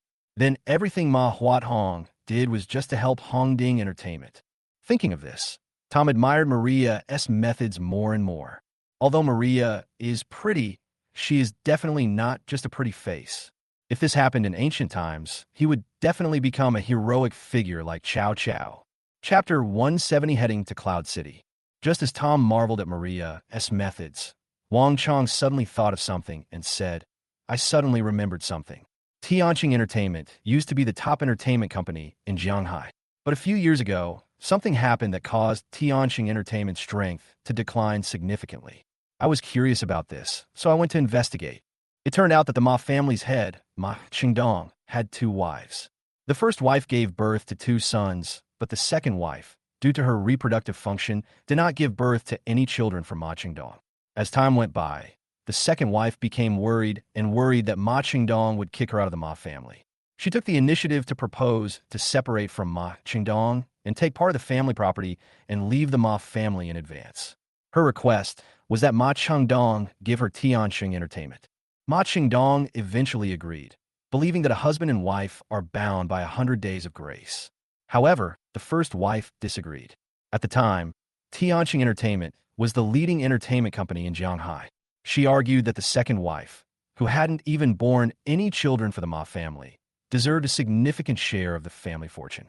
Consequently, the struggle between the first and second wife led to a rapid decline in Tianxing Entertainment's power. In the end, the 2 sides reached a settlement.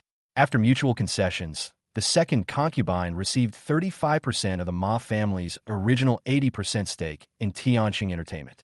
This is why the Ma family no longer holds absolute control. Therefore, our main target is the former second concubine of the Ma family. I believe she will be very willing to sell her shares. Wang Chong slowly explained the reason why Tianxing Entertainment had become weaker. He was just curious at first, thinking that this reason might have unexpected effects, so he went to investigate.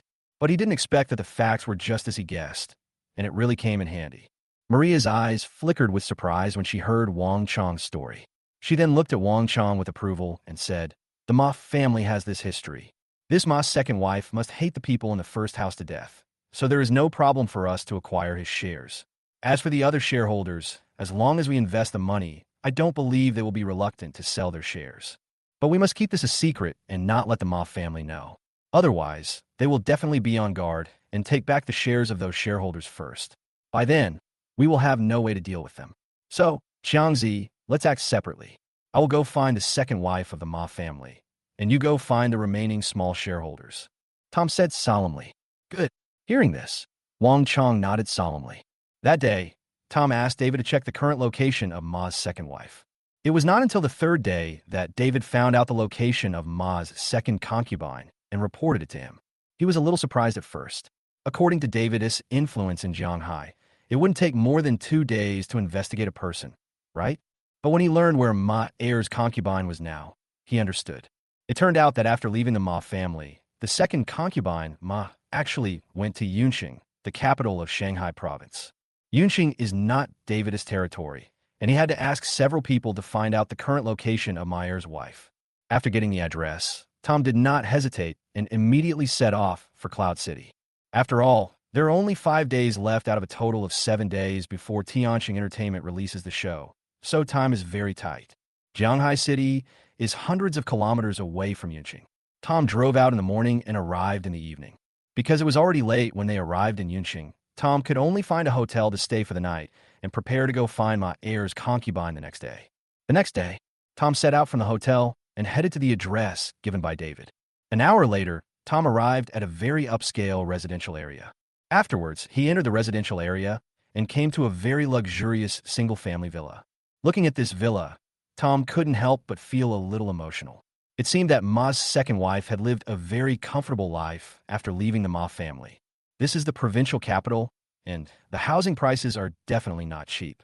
Moreover, it is a villa, and the price per square meter is definitely more than 50,000. This villa looks to be at least 600 to 700 square meters. If you want to buy this villa, it will cost at least 300 to 400 million. Then, Tom rang the doorbell of the villa. After a long while, Tom heard footsteps, and then the door opened. A middle-aged woman who looked to be about 40 years old appeared in front of Tom. She had a pretty face, and her skin did not become loose due to age, but was very tight. Tom cautiously asked, "Who are you? Who are you looking for?" "I'm looking for my heir's wife," Tom said. In fact, after he said this, he felt something was wrong. Because Ma Eri Tai had already left the Ma family, she could no longer be considered Ma Eri Tai, so calling her that seemed a bit abrupt. But he had no choice. He really forgot to ask David Ma's second wife's real name. Hearing what Tom said, the middle-aged woman's face changed, and she became a little angry. She said, "You've got the wrong person. There's no Ma Eri Tai here." After she finished speaking, she was about to close the door. But her expression just now was clearly captured by Tom. Tom thought of something and quickly pushed against the door, saying, "You must be Ma Eri Tai. The way I addressed you just now was indeed wrong. I apologize. I really have something important to discuss with you." At this time, Ma Eri stopped her movements, but did not let Tom in. She still said very cautiously, "Tell me, what's the matter?" Tom didn't hesitate and got straight to the point. "I want to buy your shares in Tianqing Entertainment." Hearing this, Ma Eri was stunned for a moment and asked, "Why do you want to buy it?" After hearing what Ma Er's wife said, Tom knew that she was a little curious, so he told her about his plan to deal with Manhwa Tom. Ma Er's wife smiled and said, "Aren't you afraid that I will tell the Ma family about this?" "You won't. The Ma family's eldest wife treated you like that. I believe you hate her very much now. And if I deal with the Ma family's eldest wife, you will definitely sell your shares to me and help me," Tom said very confidently. However, Ma Eri said, "I hate the Ma family's eldest wife. You are right. But I have no say in selling the shares to you." Hearing this, Tom was dumbfounded. Ma's second concubine hates the eldest wife of the Ma family, but she can't decide to sell the shares to him? Aren't the shares in Ma Eri's hands? Why can't she decide to sell them to him? What? Tom asked in confusion.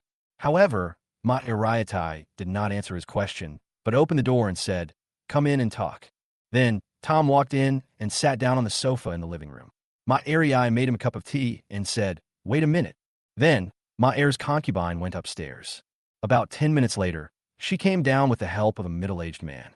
The middle-aged man walked with a limp and seemed to have a disability in his foot.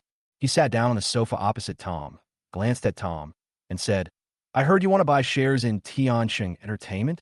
Chapter 171 Ma King Siese Atred. "Right," Tom replied. Then he looked at Ma Er's wife and asked, "Excuse me, who is this?"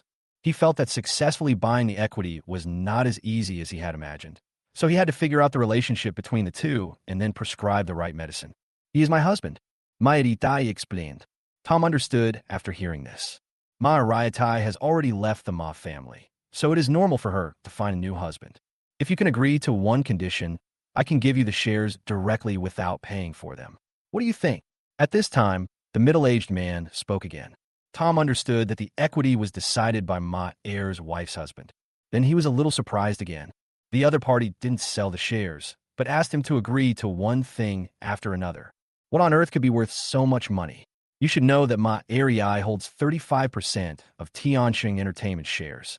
If converted into money based on the current market value of Tianqing Entertainment, it is close to 10 billion. "I wonder what you want me to promise?" Tom asked. Hearing this, the other party did not directly answer Tom's question. Instead, he took out a cigarette, lit it, and handed another to Tom before asking, "Since you want to deal with Tianqing Entertainment, you must have a grudge against the Ma family, right?" Tom nodded admittedly. Indeed, he and Ma Huadong had some grudges. The middle-aged man smiled and said nonchalantly, "What I want you to do is simple. Help me destroy the Ma family. As long as you agree, the shares will be transferred to you immediately." Hearing this, Tom was stunned. Destroy the Ma family?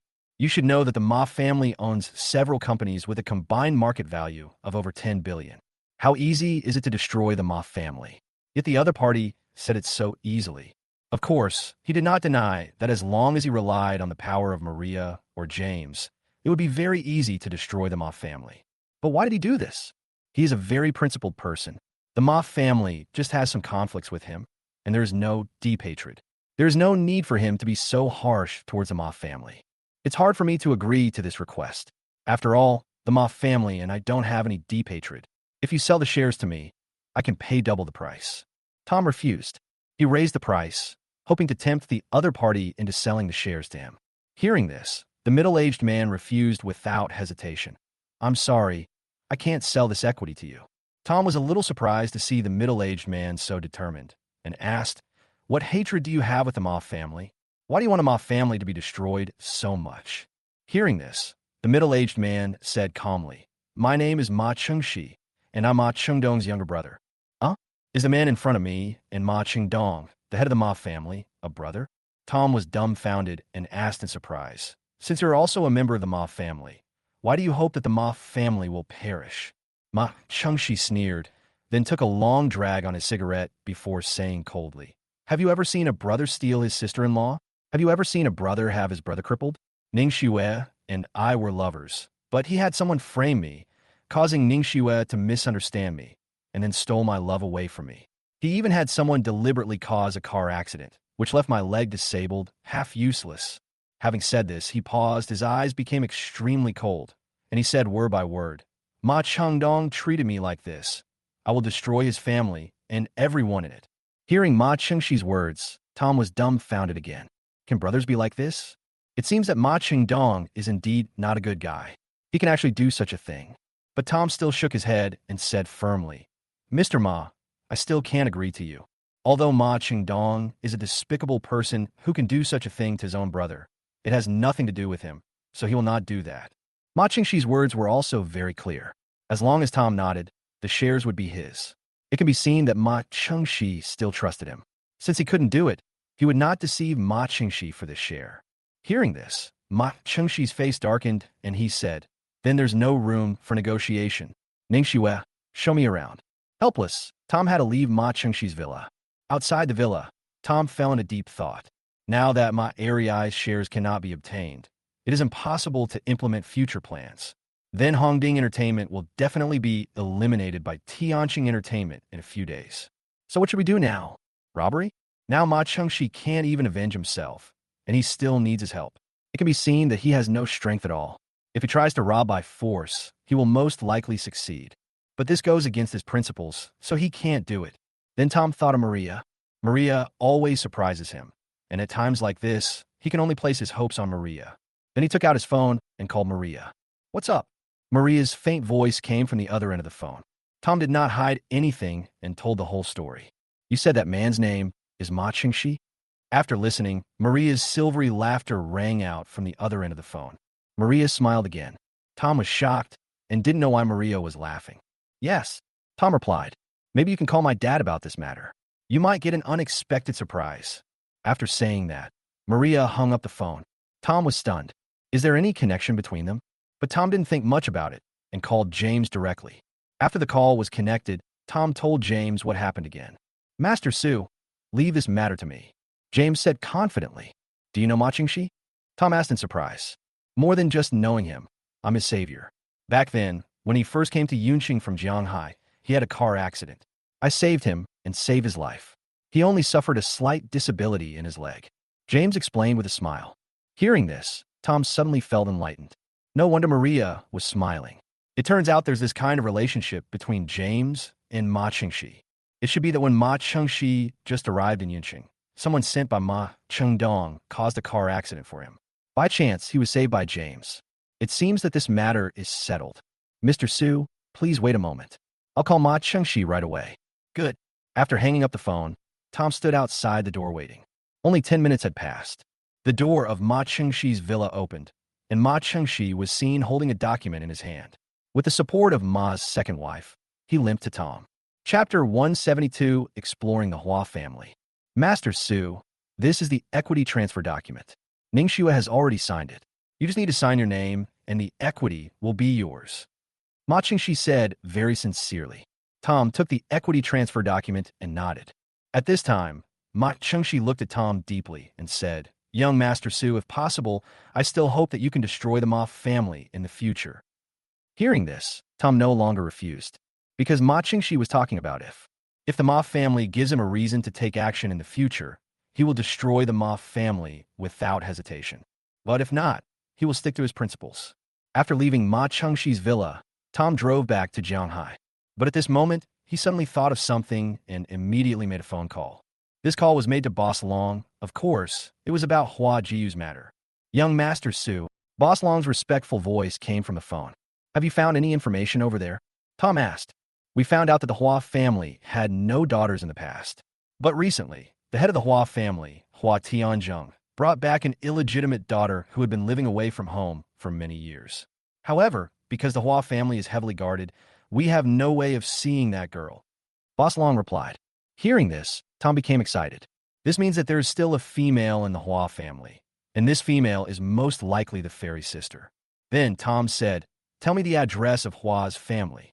He really couldn't contain his excitement and wanted to go find the fairy sister right away. Then, Boss Long sent the Hua family's address to Tom. After receiving the address, Tom stepped on the accelerator and sped towards Hua's house. An hour later, Tom arrived at his destination. What appeared in front of Tom was actually a small manor, covering an area of dozens of acres. Although this area is not prosperous, it is also in the urban area of Yinqing. The Hua family is indeed not simple and is definitely a wealthy family to be able to build a residential building with such a large area in the urban area of Yinqing. Young Master Su, just then, Boss Long came over with several other members. Tom nodded and asked, is she in here? Yes, but now I'm not sure if she's in there. Because the security inside the manor is so strict, we can only install cameras in the manor to monitor people coming in and out. Last night, several cars drove out, but they haven't returned yet. We can't be sure if she left in this car. Boss Long said helplessly. Hearing this, Tom hesitated for a moment and said, never mind, I'll go in and take a look first. No matter what, now that he's here, why shouldn't he go in and take a look? But now he didn't know anyone from the Hua family, so it was not a good idea for him to go directly to see the fairy sister. Otherwise, he might be kicked out without even seeing her. Do you know the security situation inside? Tom asked again. I've made some rough observations these past few days. There are about 10 people guarding the front and back gates, and dozens of them taking turns standing guard along the manor wall. Each of these people looks very strong, most likely retired special forces. Breaking in by force will be difficult, but I have another way, but I've never dared to try it for fear of alerting the enemy. Boss Long replied, what method? I've noticed that servants drive out every day to do the shopping, so I could pretend to be a servant and drive this car in. But if I were discovered, the Hua family might strengthen their defenses, and it would be impossible to get next time, so I've never dared to try. Okay, that's it. Tom finished speaking. He took Boss Long to a secluded place and started to wait. Sure enough, in the afternoon, a small truck drove out. Tom and his friends followed the car in their car until they reached a department store, where the van finally stopped. Fortunately, there was only one person in the car. After he got out and left, Tom and a few others walked over. Young Master Su, Gao Ling is good at disguise. She can dress you up as that servant. Then you can knock the servant unconscious and take him in with you. I have amnesia powder here that can make people forget everything that happened within a few hours. That way, when he wakes up, he won't remember anything. Boss Long said. Good. Tom nodded. After a long while, the man finally came back after purchasing the supplies. He put all the purchased supplies into the cargo compartment of the truck, then came to the door and was about to open it, but suddenly a black shadow appeared behind him and knocked him unconscious. It's Boss Long. Then the other people rushed forward and gave the servant amnesia powder, and then dragged him into the cargo compartment, while Gao Ling also began to put makeup on Tom. In just 10 minutes, Tom's appearance changed drastically. Although he didn't look 100% identical to the servant, he was about 60% similar. It seemed that he was just a servant and would not be recognized by the guards. Then, Tom took the driver's seat and said to Boss Long, I can go in alone. You guys meet me outside the manor. Yes. Boss Long and his men spoke quickly. Afterwards, Tom drove the car directly to the Hua family's manor. When we arrived at the gate of the manor, the road was smooth and no one noticed that Tom was in disguise. Tom found a deserted place to park the car, then dragged the servant from the cargo box to the driver's seat. Brother, I'm sorry for wronging you, Tom said something apologetically, then got out of the car and walked towards the inner part of the manor. Tom saw that there were more than a dozen buildings in the entire manor, some large and some small, distributed throughout the manor. After walking for a few minutes, Tom was puzzled again. Which building did the fairy sister live in? Just when Tom was confused, a scolding came from behind Tom. Ethan, why are you running here instead of staying in the warehouse? Tom was startled and turned around to see a man wearing a chef's hat. He must be the chef in the manor. But he was a little fat, had small eyes, and exuded a vulgar aura all over his body. He quickly calmed down and said calmly, I just came back from shopping. I'm a little tired, so I came out for a walk.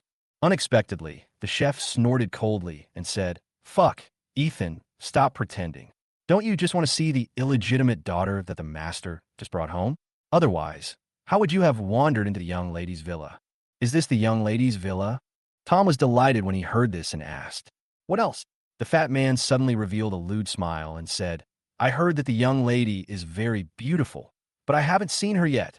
He paused and said with some regret, Although I want to see it too, I just heard from the young lady's maid Xiaoyan that the young lady went abroad last night and probably won't be back for a few months. Chapter 173, The Last 8% of Equity. What? Is the fairy sister really gone? Tom was shocked and asked again, Really? You're not lying to me, are you? I, Fatty, swear on my integrity that I absolutely didn't lie to you. Otherwise, I would have secretly gone to see it. The fat man said arrogantly. Seeing this, Tom was a little disappointed. It seems that the fairy sister really has to leave. If I had come a day or two earlier, I would probably have seen it. Now he didn't know when she would come back. Jiang Hai had urgent matters to deal with, so it seemed that he had no choice but to go back first and wait for the fairy sister to come back. Thinking of this, Tom walked towards the edge of the manor without stopping. Hey Ethan, where are you going? I'm trying to pursue Xiaoyan lately, so come up with some ideas for me. At this time, the voice of the fat chef came from behind again. Tom was speechless. He actually forgot about this. He had to get rid of this fat guy first before he could leave here smoothly. Half an hour later, after Tom taught the fat man a bunch of secrets on picking up girls from the internet, he finally left with satisfaction. Then, Tom quickly and carefully avoided several groups of patrolling guards and finally came to the guardrail of the manor and climbed out. Soon, he found Boss Long and his gang. Seeing Tom, Boss Long asked, Young Master Su, have you found person? Tom shook his head and said in a deep voice, The person has left. You continue to guard here and notify me immediately when the person returns. Good. Boss Long agreed. Tom turned his head and took a deep look at the Hua family manor, muttering, Fairy sister, the next time I come to Cloud City, that will be the day I see you. 1 day later, Tom finally returned to Jianghai. 5 days have passed, and there are only 2 days left before Tianqing Entertainment releases 5 variety shows. Tom quickly called Wang Chong and asked, Xiangzi, how are you doing over there? Is everything going well? Something went wrong. I'm currently offering the other party twice the market price for a total of 20% equity. I've already acquired 12%, but there's still one person holding 8%, and he's not planning on selling, even though I've tripled the price. Wang Chong said helplessly, You don't even plan to sell it for 3 times the price? Tom was a little confused. Is there anyone who still has a problem with money? He calculated that Wang Chong now holds 12% of the shares, plus the 35% he got from Ma's second concubine, which adds up to only 47% of the shares. Although his shares have exceeded the Ma family's 45% and made him the largest shareholder, he still cannot achieve absolute control. If the Ma family gets the 8% of shares, they can still turn the situation around. Therefore, this 8% stake is of paramount importance and becomes the key to the victory or defeat between him and Manhwa Tong. He's going to get it no matter what. Xiangzi, who controls this 8% stake? Tom asked. He decided to go find this person himself. This man's name is Zhu Wenbin. His family controls the largest real estate company in Jianghai, Jindu Real Estate. Jindu Real Estate's market value is over 40 billion yuan, so he doesn't care about the small amount of money we're offering. I don't think it's going to be easy to impress him with money. Wang Chong said slowly. Zhu Wenbin? Tom heard the name Wang Chong said. He remembered, isn't this Mr. Zhu whom he met when buying the house that day? The two had met once before, and he felt that this person had no ill will towards him at the moment. So he could go and meet Zhu Wenbin and give it a try. Where can I find him? He is the young chairman of Jindu Real Estate and should be at the headquarters of Jindu Real Estate now. Okay, Xiangzi, don't worry about this matter. I'll go find Zhu Wenbin and give it a try. Tom pondered for a moment and said to Wang Chong. After hanging up the phone, Tom rushed directly to the Jindu Real Estate headquarters. Half an hour later, Tom drove to a building. There are a few big golden words written on the building, Jindu Building. Then Tom walked straight in. Sir, who are you looking for? At this time, the receptionist asked. I'm looking for Zhu Wenbin, Mr. Zhu. Tom replied. Do you have an appointment? No. So what can I do for you? Just tell him I'm the boss of Hongding Entertainment and my name is Tom. Good. Then the front desk made a call. Mr. Zhu, the boss of Hongding Entertainment wants to see you. Would you like to meet him? The receptionist asked. Another Hongding Entertainment guy? Tell him I won't sell my shares. So please let him go. Zhu Wenbin's very determined voice came from the phone. He said his name was Tom. The receptionist reminded again. So, bye. Zhu Wenbin hesitated for a moment, as if thinking of something, and then said, let him come up. Sir, please come in. Director Zhu is in the second office on the 18th floor. The receptionist said with a smile. Then, Tom went to the 18th floor, found the second office, and walked in. Brother, how come you have time to come and see me? As soon as he saw Tom come in, Zhu Wenbin stood up and shook Tom's hands enthusiastically, saying with a smile on his face. Tom was stunned when he heard this. This old fox knew that I was here to buy shares, but now he pretends to know nothing. It seems that it is not easy to buy these shares from him. But Tom still got straight to the point and said, I want to buy the 8% of Tiansheng Entertainment shares you hold. So that's what it is. But brother, you know I'm not sure of money. This share isn't much, but I won't give it away lightly. Zhu Wenbin said with a smile. So, didn't I come here in person to discuss this with Brother Zhu? Tom also greeted with a smile and said that he was waiting for Zhu Wenbin to name a price. Brother, you know I'm a businessman. If I want to sell something, I'll make sure it brings me the greatest benefit. This little bit of stock and money is worthless to me. So it depends on whether you can offer something else that will impress me. Zhu Wenbin smiled. In fact, he could have given the shares to Tom, but he was not sure whether Tom had the value for it. A few days ago, he asked someone to investigate Tom and found out that Tom was an employee of a company a few months ago, but a few months later, he became the boss of Hongding Entertainment. He was very puzzled by this and felt that there was a veil of mystery surrounding Tom.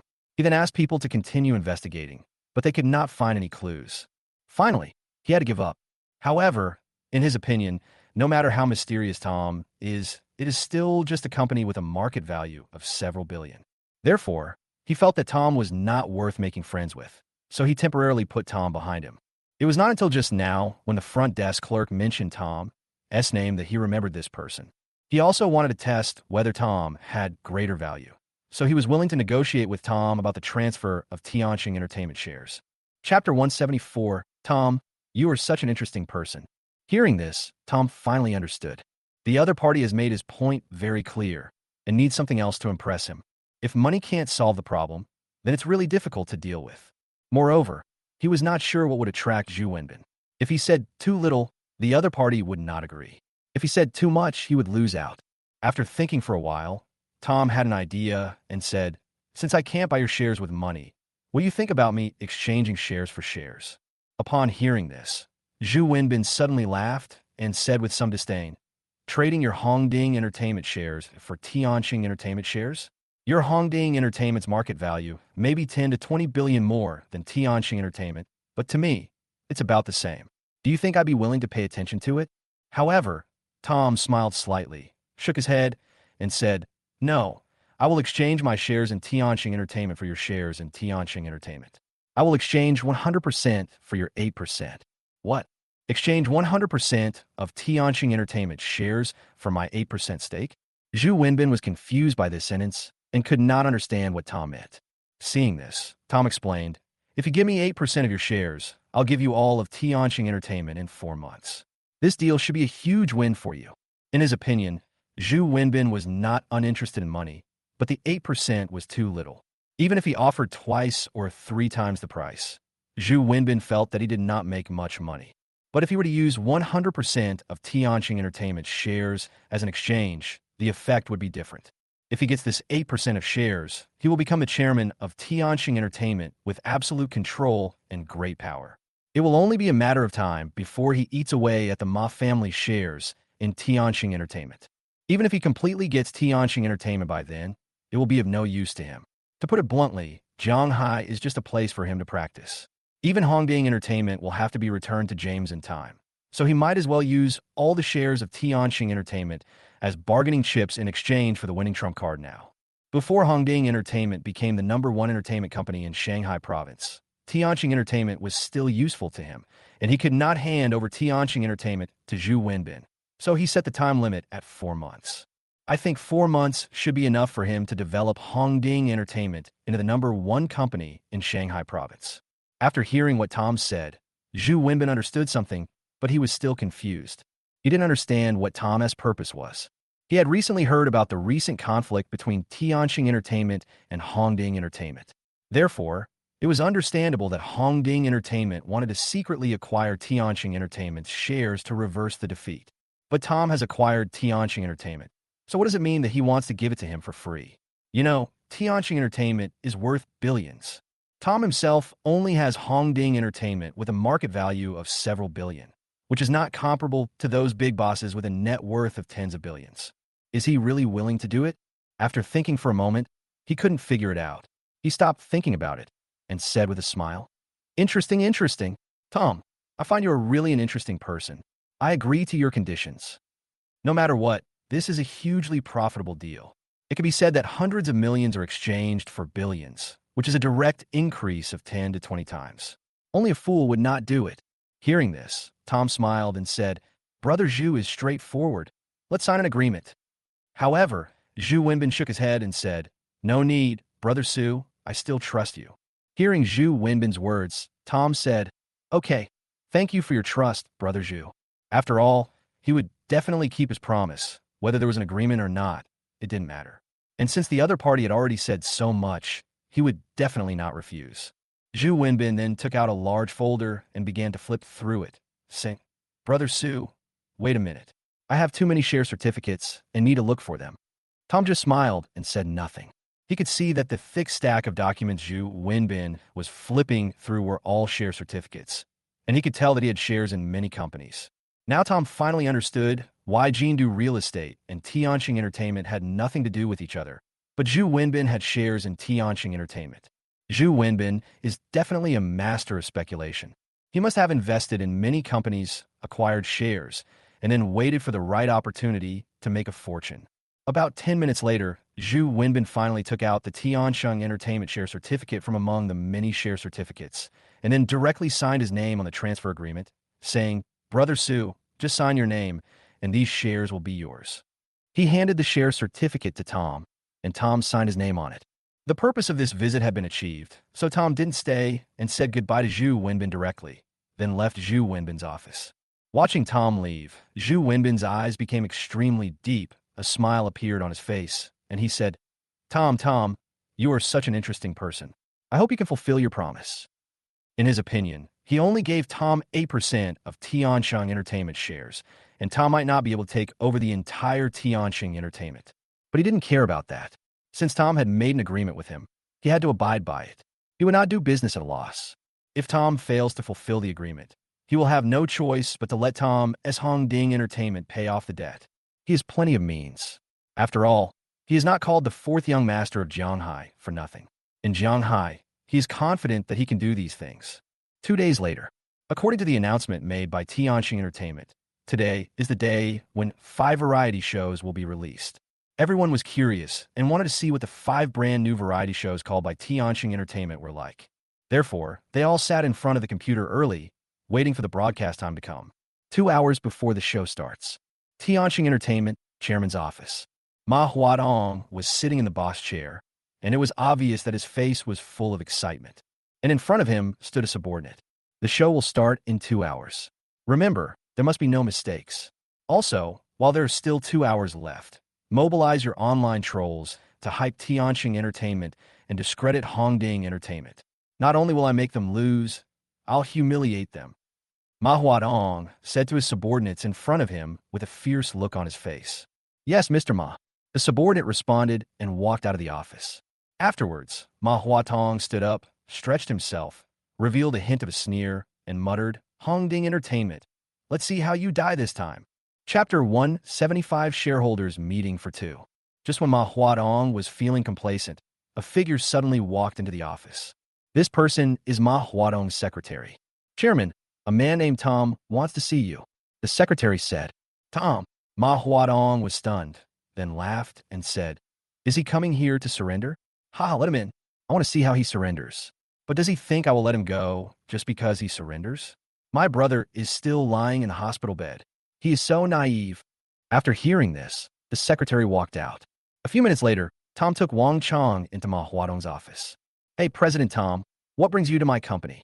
If you come here to surrender, I won't agree. Ma Huatong said this with a smile on his face, his tone full of sarcasm, completely in the attitude of a winner. Hearing Ma Huatong's words, Tom couldn't help but laugh and said, Mr. Ma, I'm not here to surrender. I'm here to hold a shareholders meeting. Shareholders meeting? Ma Huatong was stunned for a moment, then snorted coldly. How can you be considered a shareholder when you're from another company? I used to work for an outside company, but now it's different. Tom smiled, then took out a document in his hand and said. He was worried that Ma Huadong's psychological endurance was too poor, so he only took out one of the share certificates. Ma Huadong took the share certificate and was stunned. He asked, Where did you get the share certificate? It's for 35% of the shares. As he spoke, he seemed to have thought of something and said, That bitch Lu Ningxue sold it to you. I didn't expect that bitch to think that the harm she did to the Ma family wasn't enough and actually dared to help you. What on earth do you want to do? Tom ignored Ma Huadong's question and said, Can we convene the board meeting now? All right, then call a board meeting. I want to see what tricks you have to play. Ma Huadong said coldly. He now owns 45% of Tianxing Entertainment shares, while Tom only owns 35%. He is still the company's largest shareholder and has a veto over whatever Tom says. This is the confidence in his heart. Notify other shareholders on the board of directors to come to the company for a board meeting. At this time, Ma Huatong picked up the phone and called his secretary. After hanging up the phone, Ma Huatong walked towards the conference room. A few minutes later, Ma Huatong and Tom Wangqiang arrived at the conference room, and each found a seat to sit down. After sitting down, Ma Huatong couldn't help but ask, Tom, are you desperate? You know that after today, Hongding Entertainment status will plummet, and the top spot in Jianghai will return to Tianxing Entertainment.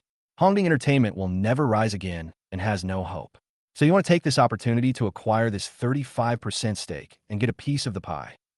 After saying this, Ma Huadong's expression became even more sarcastic. He added, But you know your 35% stake isn't enough. I'm still the company's largest shareholder, so I have the final say. I'll kick you out soon, leaving you empty-handed. Ma Huadong kept on talking, but Tom ignored him completely. When Ma Huatong finally stayed, Tom asked calmly, Have you said enough? Is it my turn to speak now? Okay, go ahead. I want to see what you have to say.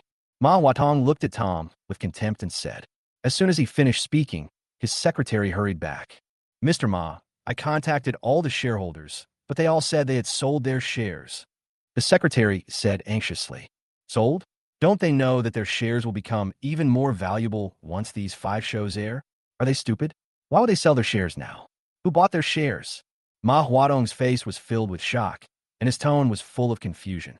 Suddenly, he thought of something, opened his mouth wide, and looked at Tom. Could it be? At this time, Tom said calmly, No need to wait. I'm the one who bought their shares, so now there are only 2 of us shareholders. The reason they sold their shares to me is simple. Even if their shares are more valuable, they can't be worth twice as much. I'm offering double or triple the price. How can they not sell? What? Was it really Tom who bought their shares? Hearing Tom's words, Ma Huadong's breathing became rapid. If Tom bought all the shares of others, he would now have 55% of the shares, surpassing him to become the company's largest shareholder and have absolute control. Now, Tianxing Entertainment has almost become Tom's one-man show. Whatever Tom says goes. Ma Huadong didn't dare to think about what would happen next. He raised his head with a flushed face and yelled at Tom, I don't believe it. I don't believe you bought all their shares. Hearing this, Tom smiled calmly and took out the other share certificates. Ma Huatong hurriedly took the share certificates and carefully read them one by one to confirm their authenticity. 2 minutes later, he finished reading all the share certificates, and his mind went blank, and he collapsed in his chair. He didn't expect that while he was planning to deal with Hongding Entertainment outside, Tom secretly obtained so many shares of Tianxing Entertainment silently and became the largest shareholder of Tianxing Entertainment, so that now all the initiative is in Tom's hands. Now, can the board meeting begin? And should you give me your position as chairman? Tom said to Ma Huatong with a smile. Ma Huatong did not speak and fell into silence. Tom ignored him and asked Wang Chong, Is the notary here? I've already notified them. They should be arriving soon. Wang Chong replied. Just as Wang Chong finished speaking, several figures walked in. Tom didn't hesitate and directly handed the share certificate to several notaries. After verifying the authenticity, the notary changed the chairman's title of Tianxing Entertainment to Tom. He then came to Ma Huadong and said, Mr. Ma, Mr. Tom is now the new chairman of Tianxing Entertainment. Please give up the chairman position. But Ma Huadong did not respond at all. Tom smiled and said, Mr. Ma's throat may be uncomfortable today, so he can't speak, but it doesn't affect anything. Notify all senior executives of the company to come to the meeting. I want to announce a new decision. Then, Tom spoke to Ma Huadong's secretary. The secretary hesitated after hearing this and subconsciously looked at Ma Huatong and asked, Mr. Ma, what do you think? Ma Huatong still didn't say anything, but Tom said dissatisfiedly, Don't you know who the chairman is now? Don't you want to do this anymore? Hearing this, the secretary was shocked. He gritted his teeth, stopped hesitating, and walked out of the office. Chapter 176, Complete Victory. Soon, all the senior executives of Tianxing Entertainment came to the conference room. When they saw the two unfamiliar faces of Tom and Wang Chong, as well as several notaries, they were a little confused and didn't know what Ma Huatong wanted to do. Mr. Ma, what is the content of this meeting? One of the senior executives couldn't help but ask. I'm the one who notified you of this meeting. I forgot to introduce myself. My name is Tom. I'm the owner of Hongding Entertainment and also the owner of Tianxing Entertainment. At this time, Tom spoke and said to everyone in a calm voice, The boss of Hongding Entertainment or the chairman of Tianxing Entertainment?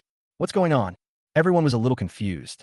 At this time, the notary spoke up and said, Mr. Tom owns 55% of Tianxing Entertainment shares and becomes the new chairman of Tianxing Entertainment. When these words were spoken, all the senior executives were shocked.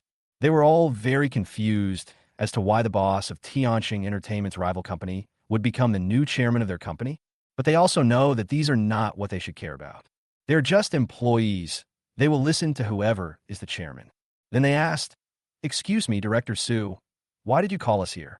I want you to remove the 5 variety shows that are about to air on Tianxing Entertainment tonight. Tom said lightly, What do they mean by taken down? Everyone was shocked again, and then they excitedly said, Mr. Su, we have done so much work in the early stage. If it is taken down, not only will all the work be wasted, but it will also cause a large number of viewers to leave Tianxing Entertainment. Tianxing Entertainment's status will definitely plummet in the future. They really didn't understand Tom's actions. Even though Tom is the boss of Hongding Entertainment and used to be a rival of Tianxing Entertainment, he is now the chairman of Tianxing Entertainment. He spent so much money to buy shares of Tianxing Entertainment.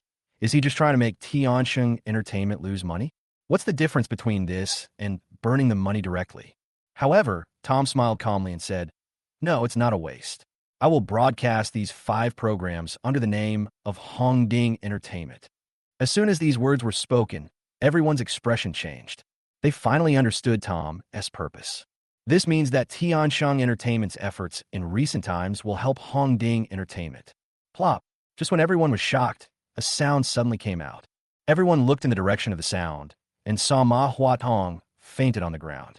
Although Ma Huatong was in a depressed mood and didn't want to speak just now, he was also paying attention to the scene, wanting to see what Tom wanted to do after becoming the chairman. But he never imagined that Tom would actually give the broadcasting rights of 5 variety shows to Hongding Entertainment. He could guess that Tom would have to spend at least $2 or $3 billion to buy this 55% stake. Tom's decision is that Tianxing Entertainment's status will definitely plummet, and it may even go bankrupt. Tom is trying to make Hongding Entertainment win, even at the cost of billions. Thinking of this, he couldn't bear it anymore and fainted. What he didn't expect was that Tom didn't care about the money at all. It seems that Mr. Ma is indeed feeling unwell. Let's call an ambulance and take him to the hospital. Seeing this, Tom said with a smile. As expected, Ma Huadong's psychological endurance is not good. Then, he looked at several executives and said, Do you have any questions about what I just said? Upon hearing this, several people quickly said, Director Su, no problem. We'll do it right away. Are you kidding? Mr. Ma has become like that. How dare they ask any questions? In the evening, it's time for Tianxing Entertainment's 5 programs to be broadcast. Countless netizens opened Tianxing Entertainment's official website, constantly refreshing the page, waiting for the appearance of these 5 variety shows. The time finally came, but the webpage that appeared made them dumbfounded. A sentence was displayed on the official website of Tianxing Entertainment. The 5 programs broadcast today will be transferred to Hongding Entertainment for broadcast. Please go to the official website of Hongding Entertainment to watch. Although they were surprised, they didn't think much about it and went directly to the Hongding Entertainment official website to watch. After all, they all came for these 5 programs. Tianxing Entertainment promoted these 5 programs so well in the early stages. They must be good. The next day, the ratings for Hongding Entertainment's 5 programs have been released, and the ratings for almost every program are almost close to the original Who is the Rich Man? These are 5 variety shows. This instantly increased Hongding Entertainment's status, directly surpassing the second place Fengxing Entertainment. At this time, there was jubilation inside Hongding Entertainment Company. But some are happy and some are worried.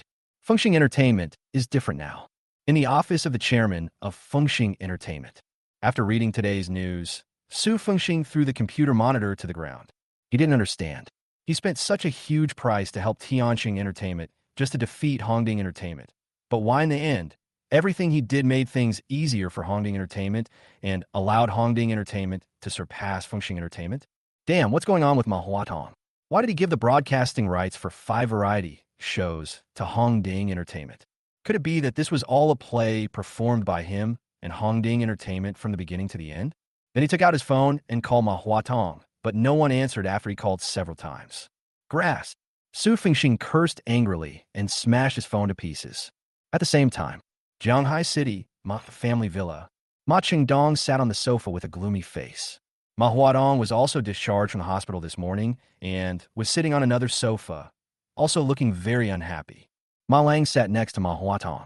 His leg hadn't fully healed yet and was still in a splint, but he didn't dare tell Ma Qingdong about the injury, so he simply took the splint off. I started by telling you to take over other companies, but you refused to listen and insisted on staying at Tianxing Entertainment. Now not only has Tianxing Entertainment failed, but you've also lost a lot of money to other companies. Do you know that? After an unknown amount of time, Ma Qingdong finally spoke. Dad, this really isn't my fault. If Lu Ningxue hadn't sold 35% of Tianxing Entertainment's shares to Tom, this would have definitely succeeded. Ma Huadong said this in a frustrated tone, with some resentment in his words. In his opinion, if his father had not insisted on marrying a second wife, he would not have let Lu Ningxue take away Tianxing Entertainment's shares, and he would not have lost. After all, he still felt a little resentful towards Ma Qingdong. Ma Qingdong didn't say anything when he heard this, but just sighed leisurely. Dad, I can't stand this. I want revenge. Seeing that Ma Qingdong didn't say anything, Ma Huatong couldn't help but speak. Shut up. Aren't you embarrassed enough? If I let you go, you might die without even knowing how. Do you know why you lost this time? Hearing this, Ma Qingdong became furious and started cursing. Chapter 177 Moving. Dad, it was just a momentary mistake. Before Ma Huadong could say anything, Ma Lang came to his defense. A momentary mistake? Ma Qingdong raised his eyebrows and said coldly, failing twice with the same person. Is that called a momentary mistake? Even though I've never met that Tom, I know he's definitely not an ordinary person. Think about it. He was able to get all the shares except the Ma families. How could it be simple? And you have 8% of Zhu Wenbin's shares. Who is Zhu Wenbin? One of the 4 young masters of Jianghai. One of the 4 people standing at the top of Jianghai. He doesn't care about the money of this little equity. Tom was able to get the equity from him. Doesn't this prove something? Huatong, you are underestimating the enemy. Hearing this, Ma Huatong was shocked and realized the key to the matter. I really underestimated Tom. Tom is definitely more than just the boss of Hongding Entertainment. At this point, he was also a little frustrated and asked, Dad, what should we do now? We can't just let this loss go. Hearing this, Ma Qingdong sighed and said, originally, this was a small matter, but now that it has come to this, Tom has caused us such a huge loss. Of course, we can't just let it go. We must fight back, but before that, we must find out what Tom's trump card is. Don't act rashly. During this time, you should take over the other companies first. Don't provoke him for the time being. Once we have a clear understanding, we can take action. Ma Huatong was silent for a moment and finally nodded, obviously agreeing with Ma Qingdong's words. In the past, he was always arrogant and looked down on everyone. That was because he had almost never failed in anything he did, which led to his character. But after experiencing this incident, he understood something, so he obeyed Ma Qingdong's arrangements. Dad, I just don't understand. What kind of status does Tom have? Big brother has suffered such a great humiliation. Why should we tolerate him like this? Ma Lang said excitedly. He is used to being arrogant and domineering outside, and he doesn't care what Tom's background is. This Tom not only humiliated his elder brother, but also crippled his legs. How can he tolerate this? If his elder brother hadn't asked him to wait last time, he would have taken revenge on Tom. Hearing Ma Lang's words, Ma Chengdong shouted angrily. Shut up. Although you are very obedient at home, don't think I don't know what you do outside. Because I can still control these things, I'm just too lazy to say it. But don't do anything weird to me about this matter. He had almost never been so angry with Ma Lang, because Ma Lang was indeed a good boy at home and was very considerate of him. But he also knew that Ma Lang had a very impulsive personality and was arrogant and domineering outside. But because he really had never caused any major trouble, he didn't care. But this time, he was a little unsure about Tom. So he didn't want Ma Lang to provoke Tom on impulse, so as to avoid getting into big trouble. Ma Lang was stunned when he heard Ma Chengdong's words. My father never said that to me. But he didn't think too much about it, so he could only shut his mouth helplessly and not speak anymore. A month later, after this period of development, Hongding Entertainment can be said to have been smooth sailing and has firmly ranked second in Shanghai province. If you want to surpass the first place, it will take time to settle down. Tom was not in a hurry. If the trend continued, it was only a matter of time before he surpassed the number one. He just had to be wary of other entertainment companies secretly trying to trip him up. That morning, Tom suddenly received a call from the real estate company at home, saying that the villa had been renovated and was ready for occupancy. Tom was delighted when he heard the news. Finally, my family can move into a new home. It just so happens that our family of four are all at home today, so we can move into our new home together. At this moment, my adoptive parents and sister are having breakfast at home. Then, he came up to the three of them and said, Dad, Mom, I have a surprise for you today. What's the surprise? Why is it so mysterious? Yang Xiaofang asked with a smile. I bought a house and have finished decorating it today. After dinner, I will take you to see it. Tom said with a smile. When these words were spoken, all three of them were stunned. Bought a new house? Great. I'm going to live in a new house. But a moment later, Lily cheered. After all, little girls like good things, so of course they are happy to hear that they have a new house to live in. But Yang Xiaofang didn't think so. She complained, Xiaobei, we live in a nice house now. Why buy a new one? Isn't it a waste of money? Can you return it? You have to save your money for getting married in the future. Hearing this, Tom smiled. He knew his adoptive mother would definitely say that. She had been thrifty all her life. She only wanted to leave good things for him and Lily, and didn't want him to spend money on them. So he didn't inform them before buying it, but waited until the villa was renovated. Mom, I paid for this room a month ago, and it's already been renovated. I've told you to move in, and you absolutely can't cancel it. If you don't move in, the room will be empty. Tom said with a smile. Upon hearing this, Yang Xiaofang showed a hint of embarrassment on her face. At this time, Su Honggan said, Old lady, since Xiaobei has already bought it, let's not waste Xiaobei's kindness. Let's go and live there. He was a generous person and did not have as many concerns as Yang Xiaofang. Since my son bought it out of his own good intentions, why should I think too much about it? After a long while, Yang Xiaofang slowly nodded and said, Okay then, but if you get married in the future, we should move back home. Hearing this, Tom was very helpless and said, Don't worry, Mom. I have money. I will buy a new house in the future. Even if you have money, you can't spend it like this. Yang Xiaofang rolled her eyes at Tom and said. Tom had no choice but to stop talking about this topic and said to the three of them, Mom, Dad, Lily, check if you have anything you need to take with you. Pack it up and let's go. Leave right away. Don't you want to call a moving company to help us move all the stuff out of the house? Yang Xiaofang was stunned and said in confusion, The furniture and facilities are all complete. You don't even have to move. You could just move in with your luggage. Tom explained, Xiaobei, why didn't you discuss buying new ones with me? What are we going to do with these things? Are they going to be wasted? Let's just move there. Yang Xiaofang said anxiously, Mom, there's really no need. Even if you move these things over, there's nowhere to put them. Tom was helpless. Hearing this, Yang Xiaofang finally nodded. This was the only way. Just half an hour later, the family had packed up the things that needed to be taken. Then, Tom asked Wang Chang to call a company business car, pick up several people, and rush to Tom's newly purchased villa. Xiaobei, where's the house you bought? How can this car drive to the suburbs? In the car, Yang Xiaofang looked puzzled and couldn't help asking, Isn't the property located in the city? How can there be a property in the suburbs? Chapter 178 Suongans Plan. Tom smiled and replied, because the house we bought is built in the suburbs. The villa complex where he bought the villa is called Dream Home. It is a new-age villa complex built by Jindu Real Estate with all its efforts. It is built at the junction of Jianghai urban area and suburbs, which ensures that it is not far from the city center and the environment is elegant. After hearing what Tom said, Yang Xiaofang didn't ask any more questions. He had never seen a residential area built in the suburbs. But since it is built in the suburbs, I think the housing prices are not particularly expensive, which is also good. 20 minutes later, the business car stopped in front of the gate of a dream home. Mom, what's the environment like here? Tom got out of the car first and asked. Immediately, Yang Xiaofang and the other two also came down. Wow, bro, this place is so beautiful. Lily couldn't help but say as soon as she got out of the car. She saw that the place was surrounded by mountains on 3 sides, with various transplanted ornamental trees everywhere and an artificial river running through it. The scenery was pleasant and beautiful, and the air is very fresh, much better than the air in the city. Xiaobei, you really bought a house here, but I didn't see the property?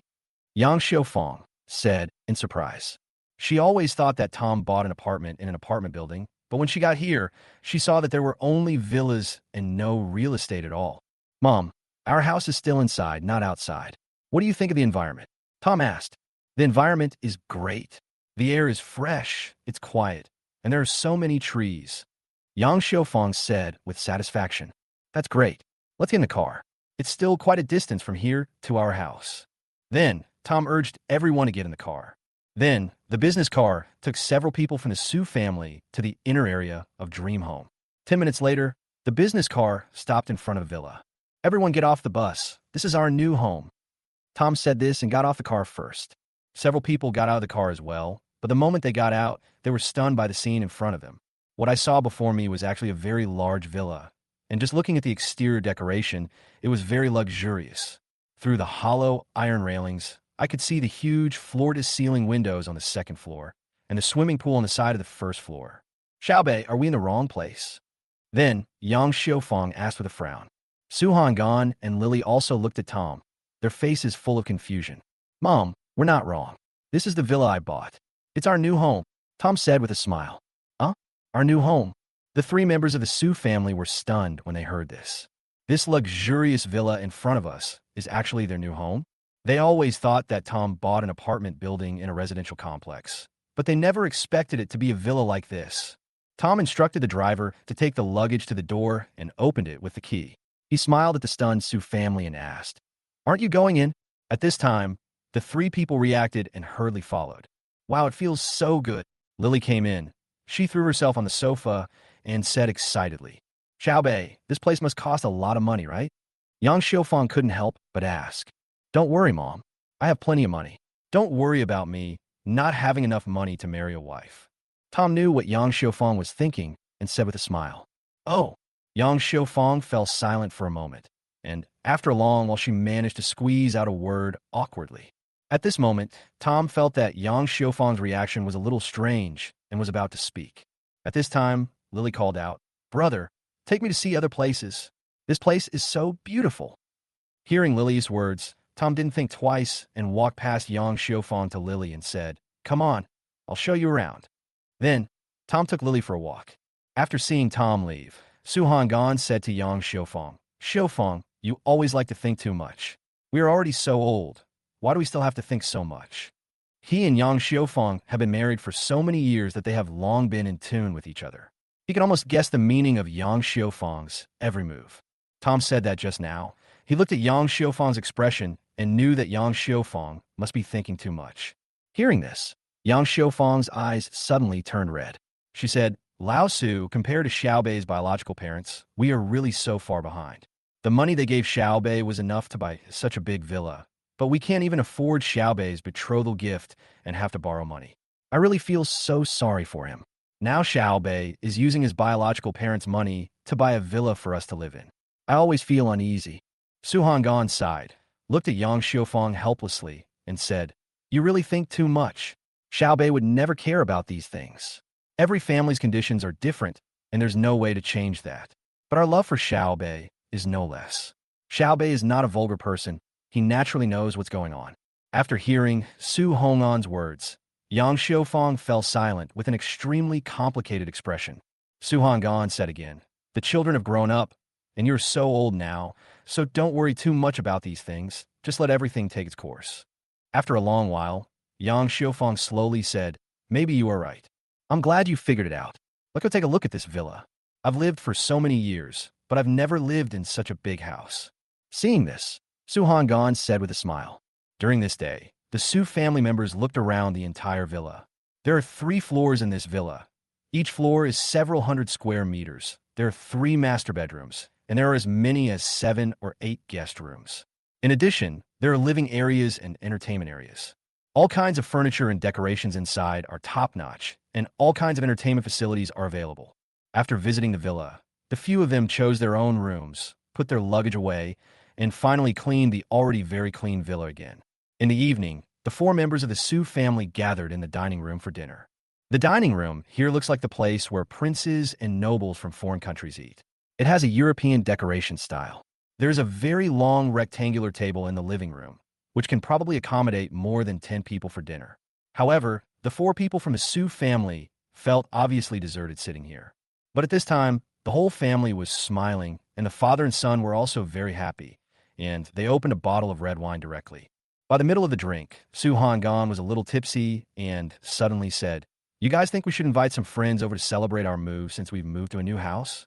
Hearing this, Yang Xiufang's eyes flashed with contempt, and she said, "Don't you just want to show off in front of your old friends?" Su Hongan felt a little embarrassed after hearing what Yang Xiufang said, but he still tried to defend himself. "Who wants to show off? I just wanted to invite some friends over for a get-together. Ever since I got injured, my legs and feet haven't been very convenient, so I've been staying at home. I haven't gotten together with my old friends in years. Isn't this a good opportunity to get together?" Chapter 179, Hidden Truth.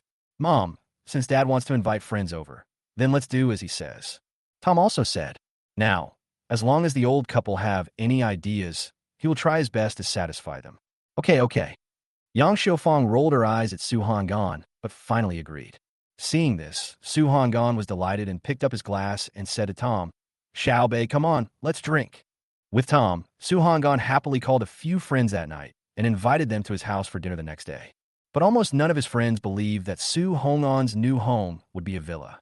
After Su Hongan's continuous explanation, they half-heartedly agreed to come tomorrow. The next day, early in the morning, Su Hongan urged Tom to go buy groceries, but Tom knew that the property management of the community could help deliver the groceries, so he directly notified the property management to go buy them. Afterwards, he instructed the property management to wait for Su Hongan and his friends to arrive at the door and then bring them in. Of course, the property management readily agreed. After all, Tom lived in the most expensive villa in the dream home and paid the most expensive property management fees, so he deserved these benefits. At noon, Yang Xiufang prepared the rice and dishes, and Tom and Lily helped to serve the dishes on the table. Just after doing all this, I heard footsteps and then saw several middle-aged men enter the house. "Old Su, I didn't expect you to actually live in a villa, and such a big one at that. It must have cost a lot of money, right? Your son is really promising. He's bought you a big villa. You will have no worries for the rest of your life. If only my son could be as successful as you. I really envy you." As soon as a few old friends entered the door, they complimented Su Hongan enthusiastically. They kept looking at the luxurious decoration in the villa, their tone full of envy. Su Hongan smiled calmly and said modestly, "Hey, it's not as exaggerated as you say. Hurry to the dining room. The food is ready. We haven't seen each other for so long. We should have a few drinks today." Okay. Then, several people followed Su Hongan to the dining room. After everyone sat down at the table, Su Hongan began to introduce Tom. "This is your Uncle Jean. He and I have been working in the factory since we were in our 20s. We have been colleagues for over 20 years. This is your Uncle Lee. We're from the same hometown and have known each other for over 20 years. This is your Uncle Lu. He was my elementary school classmate. This must be Xiaobei. He's really a promising young man. Now that he's made it big, he has to help out my kid." After Su Hongan finished his introduction, someone said with a smile, "No problem." Tom smiled and nodded in response. Although he agreed verbally, Tom didn't think so in his heart. He could see that these people were all opportunists.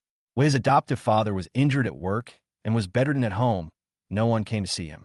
Now that he sees his adoptive father living in a big villa, he becomes enthusiastic and wants benefits. But how could such a good thing happen? The reason why he was willing to let his adoptive father invite these people was, firstly, for his adoptive father's face, and secondly, his adoptive father had few friends to begin with. So no matter whether the other party was sincere or fake, there would always be psychological comfort. Then, everyone started drinking and chatting. The content of the conversation was nothing more than 2 points. One was about how deep the relationship with Su Honggan was back then and how to deepen the connection. The other was about asking Tom to help their children more in the future. Su Honggan had his own thoughts and did not agree to them directly. But it is true that today may be the happiest day for Su Honggan in recent years. One is that I can live in such a big villa, and the other is that I can finally talk to some of my old friends and brag about it.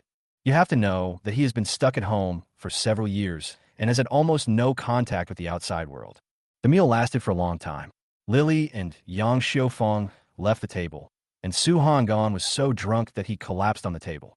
Tom was the only one left to drink with him. Xiaobei, come and continue drinking with Uncle Zhang. Seeing that your dad can live in a big villa now, I am really happy for him. At this time, a middle-aged man raised his glass again and said to Tom, "This man's name is Zhang Defa, and he is Su Honglan's coworker." His face was red and his hands were shaking. Obviously, he was drunk. At this time, except for Zhang Defa, everyone else was drunk. "Uncle Zhang, why don't you stop drinking? You're already a little drunk." Tom advised, "Keep drinking. I haven't been this happy in a long time. When your father was injured at work, I hardly ever visited him. It's not that I didn't want to, but I was too ashamed to face him. Now that I see he's living a good life, I feel less guilty."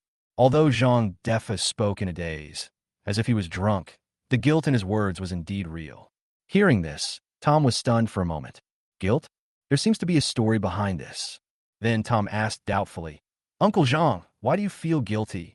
Zhang Defa's body swayed, and he seemed to be about to pass out drunk, but he still said, "Your father's work injury was not an accident, but a man-made one. If it weren't for..." Having said this, Zhang Defa was suddenly startled, as if he realized that he had let something slip. His face changed, and he quickly shut his mouth. Tom only heard half of Zhang Defa's words. He was still stunned. "My adoptive father's work-related injury was not a mechanical accident, but a man-made one? There's also this matter?" At that time, his adoptive father described to him that the machine malfunctioned and directly injured his leg, which resulted in his adoptive father having difficulty walking now.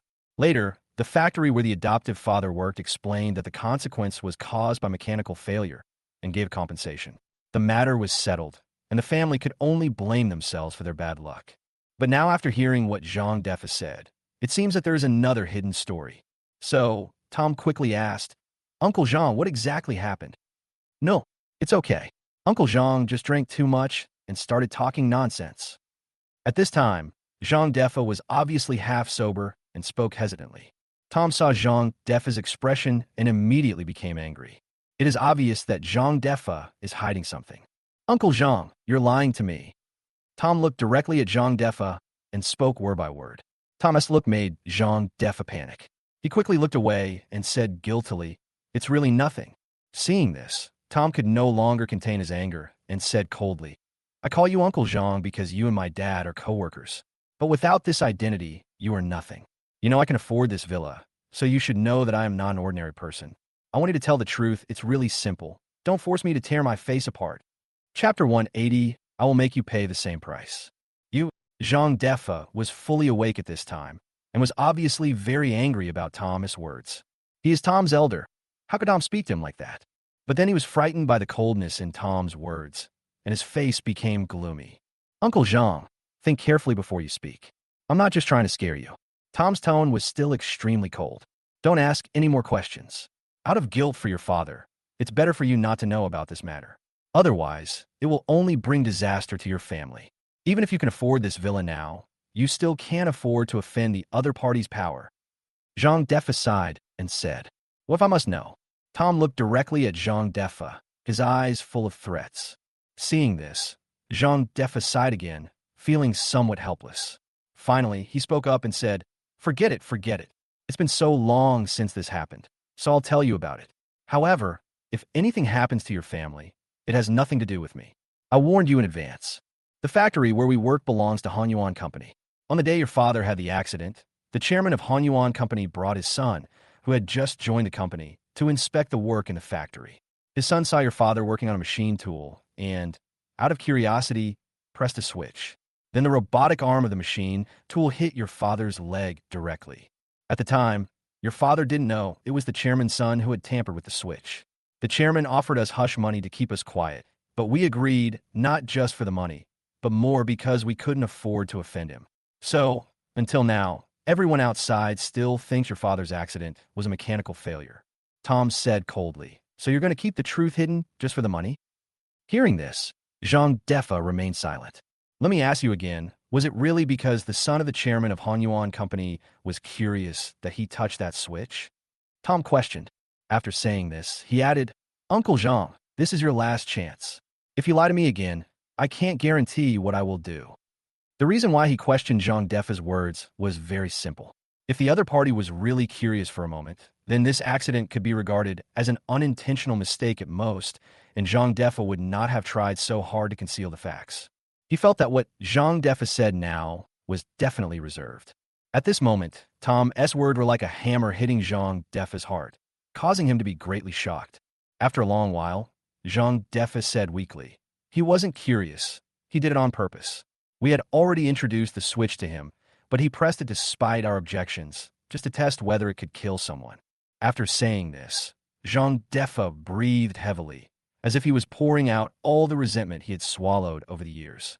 Yes, out of fear, we have concealed the truth of such an immoral thing for so many years against our conscience. How could he not have some resentment in his heart? Hearing this, Tom smiled.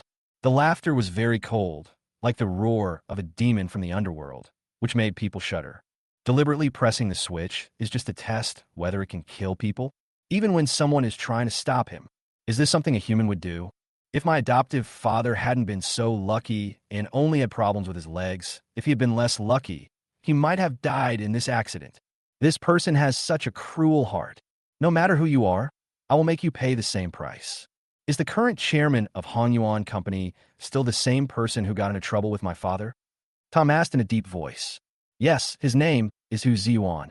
At this time, Zhang Defa did not hide anything and said it directly. He had already told the whole story, so there was no need for him to hide anything else.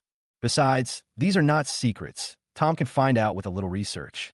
After a moment's silence, Tom spoke expressionlessly, saying, Uncle Zhang, even if you were forced to do this, you've told me the whole story, and I won't hold you responsible for concealing it. But I hope you can tell my dad about this in person and apologize to him, because you owe him an apology. Hearing this, Zhang Defa nodded heavily and said, This is what I should do. I've been living in self-blame and guilt all these years, to the point that I can't even face your father. Now that I've spoken about this, I feel much better. After saying this, Zhang Defa smiled bitterly and said again, Actually, your father and I used to have a very good relationship. Hearing this, Tom didn't respond, but said, Take good care of my dad. I'm going out for a while. After saying that, Tom walked out of the house. Zhang Defa didn't expect Tom to leave directly. It was obvious that he was going to find Hu Ziyuan. The other party is the chairman of Hanyuan Company, whose market value is tens of billions, and he knows many big gangsters in Shanghai. Although Tom can afford this villa, he doesn't think Tom can beat him. He wanted to stop her, but when the words came to his lips, his throat seemed to be stuck, and he couldn't make a sound. Yes, I have concealed the truth for so many years. What is there?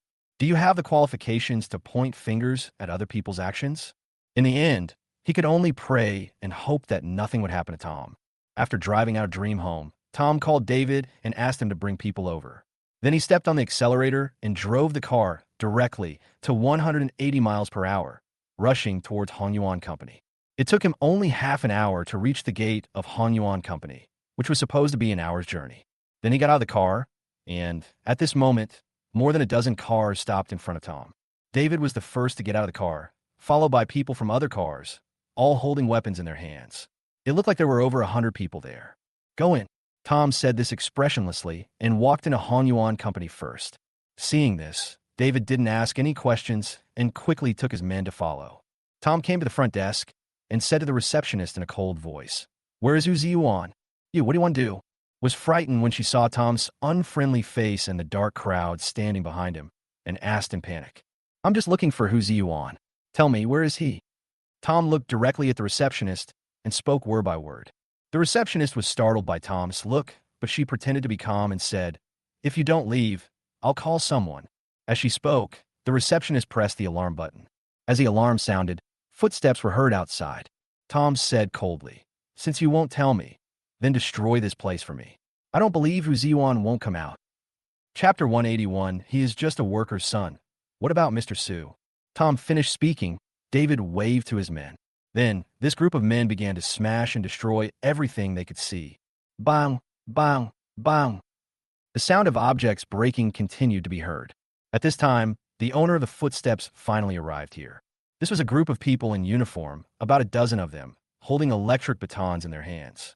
They are from the security department of Hanyuan Entertainment. They were all horrified by the scene before them. More than 100 men in black smashed everything they saw. It was crazy. Although I want to stop it, I am powerless. There were 100 people on the other side, while they only had a dozen or so. If they dared to step forward to stop them, they would undoubtedly become human sandbags in the hands of this group of people and would not be able to make any waves at all. So, they could only watch helplessly from the side, not knowing whether to leave or not. At this time, the receptionist had already dialed the chairman's office number. As soon as the call was connected, the receptionist said anxiously, "Chairman, something bad has happened. Someone is causing trouble at the company." "Someone's causing trouble. Call security." A very calm voice came from the phone. There were too many people on the other side, and the security guards couldn't stop them at all. "Okay, I'll be right down." A few minutes later. "Who are you?" A middle-aged man in a suit with a somewhat dignified face walked out of the elevator and scolded. Tom walked straight up to the middle-aged man and said calmly, "I'm looking for Hu Ziwan. What do you want from me? And why did you destroy my company?" Hu Ziwan asked coldly. "That's Hu Ziwan." Tom sneered and shouted to the people who were smashing things, "Stop." Suddenly, everyone stopped and quickly gathered together. "Do you remember when your son deliberately injured someone's leg a few years ago?" Tom said in a deep voice. Hearing this, Hu Ziwan was stunned and thought about it for a long time, but couldn't remember it. After all, his son is reckless by nature and has caused a lot of trouble over the years, and he has always helped to clean up the mess. He really couldn't remember. "I don't know what you're talking about," Hu Ziwan said. "Ha ha ha. You actually don't remember." Tom snorted coldly, and then said, "Then let me remind you again, that man was a worker in your factory. A few years ago, when you took your son to inspect the factory, he deliberately pressed a button and disabled the worker's leg." Hearing this, Hu Ziwan finally remembered the incident and asked, "Who are you? That worker? And how did you know about this?" He was a little confused. Didn't he suppress this matter? Only those few workers knew the truth. Could it be that they dared to tell this matter despite my warning? "That worker with disabled legs is my father. As for how I know that, don't worry about it. Now, I want you to hand over your son. Otherwise, there will definitely be no peace between you and me today," Tom said coldly. Hearing this, Hu Ziwan's expression became uncertain, and then he said, "Okay, then I'll call him out." After Hu Ziwan said this casually, he took out his cell phone, walked aside, and started making a call. Tom frowned when he saw this. He didn't believe that Hu Ziwan would call his son over like this. He seems to be playing some tricks, but Tom didn't think much about it. No matter what tricks Hu Ziwan used today, he was determined to get this guy. 2 minutes later, Hu Ziwan hung up the phone, walked over, and said, "Okay, wait, he'll be here soon." After saying that, he slowly came out from the front desk with a stool, sat on it, and played with his mobile phone as if nothing had happened, without any panic. 20 minutes later, there was a sound of brakes outside, and it sounded like there were quite a few of them. At this moment, Hu Ziwan stood up excitedly, walked up to Tom, sneered, and said, "You, the son of a factory worker, think you can do anything to me just by finding a bunch of hooligans? You are so naive, kid." Although he said he was calling his son just now, he was actually trying to call someone, and the person who called was Zhao Tong. In the past, Jianghai had 3 big brothers, Mr. Jin, Brother Lang, and Zhao Tong. Some time ago, Mr. Jin had defeated Brother Lang, so now there are only 2 big brothers, Mr. Jin and Zhao Tong. In his opinion, Tom was just a worker's son, and the people he called were a bunch of rabble. The guy leading this group is wearing a flowery suit, beach shorts, and flip-flops. Isn't he a shaman? Is he here to make people laugh?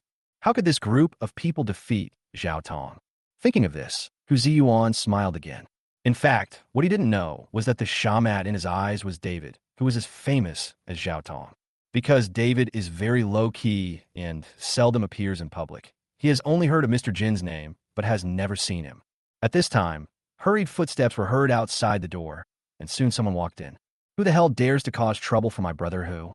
At this time, a bald man wearing a leather jacket and leather pants walked over. He looked like Chun Haonan in Young and Dangerous. Behind him, there were many more people than David, about 200, because Hu Ziyuan had warned him that the other side had a lot of people. He brought everyone with him. At this moment, David saw the newcomer and smiled.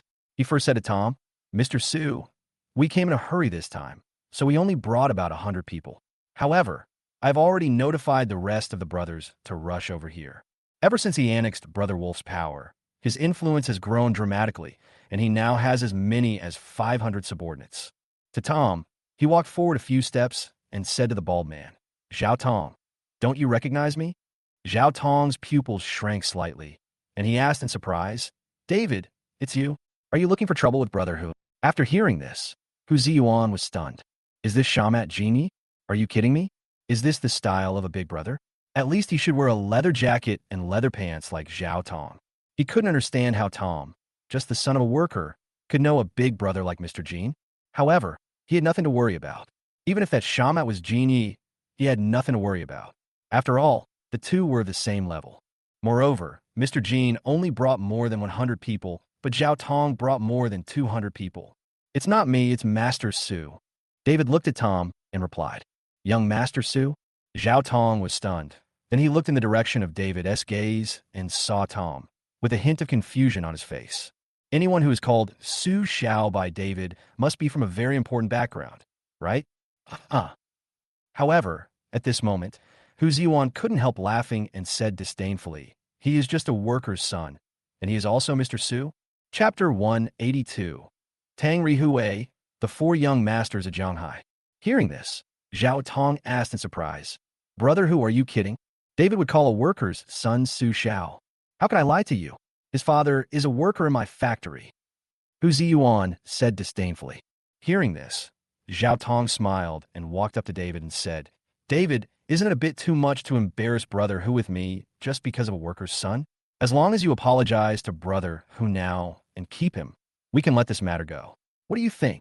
He actually didn't want to fight with David. After all, both of them were big brothers of the same level. Although he had more people with him, if a fight broke out, even if he won, he would have to pay some price.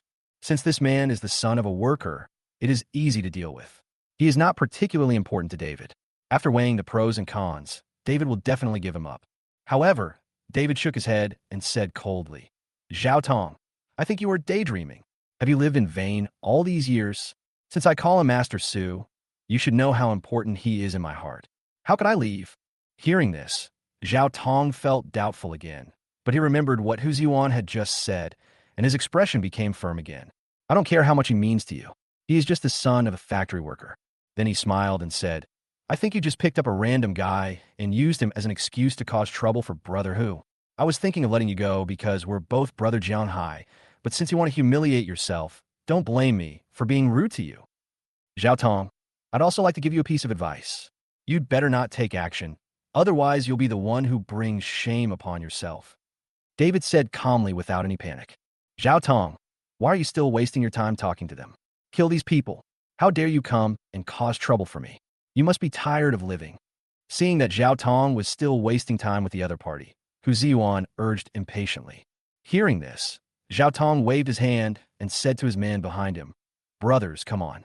As his men were listening to Zhao Tong's instructions and about to take action, suddenly a loud sound of footsteps was heard. Then, another group of people rushed in. The first floor of the Hanyuan construction site can accommodate 500 to 600 people, but at this moment it was completely occupied by this group of people who suddenly appeared. Moreover, their people had not yet all come in, and some of them could only stand outside because the place was already full. At this moment, Zhao Tong and Hu Ziyuan were both shocked. Where did this person come from? At this time, two people walked out from a group. It was Brother Scar and Brother Pheasant. "Young Master Su, Master Jean." The two men shouted respectfully to Tom and David. What? This group of people turned out to be David's people. Suddenly, Zhao Tong and Hu Ziyuan were stunned. "Damn, David, you were already prepared. No wonder you're so confident. Where the hell did you find so many people?" Zhao Tong cursed angrily. He felt a little strange. Originally, he and David had similar men under their command, but now the number of men David brought was more than twice the number of his men. Zhao Tong, do you think I'll just stand still after I wiped out Brother Wolf's forces? Maybe you don't know that you've long lost the qualifications to be on equal footing with me. Mr. Jean said lightly.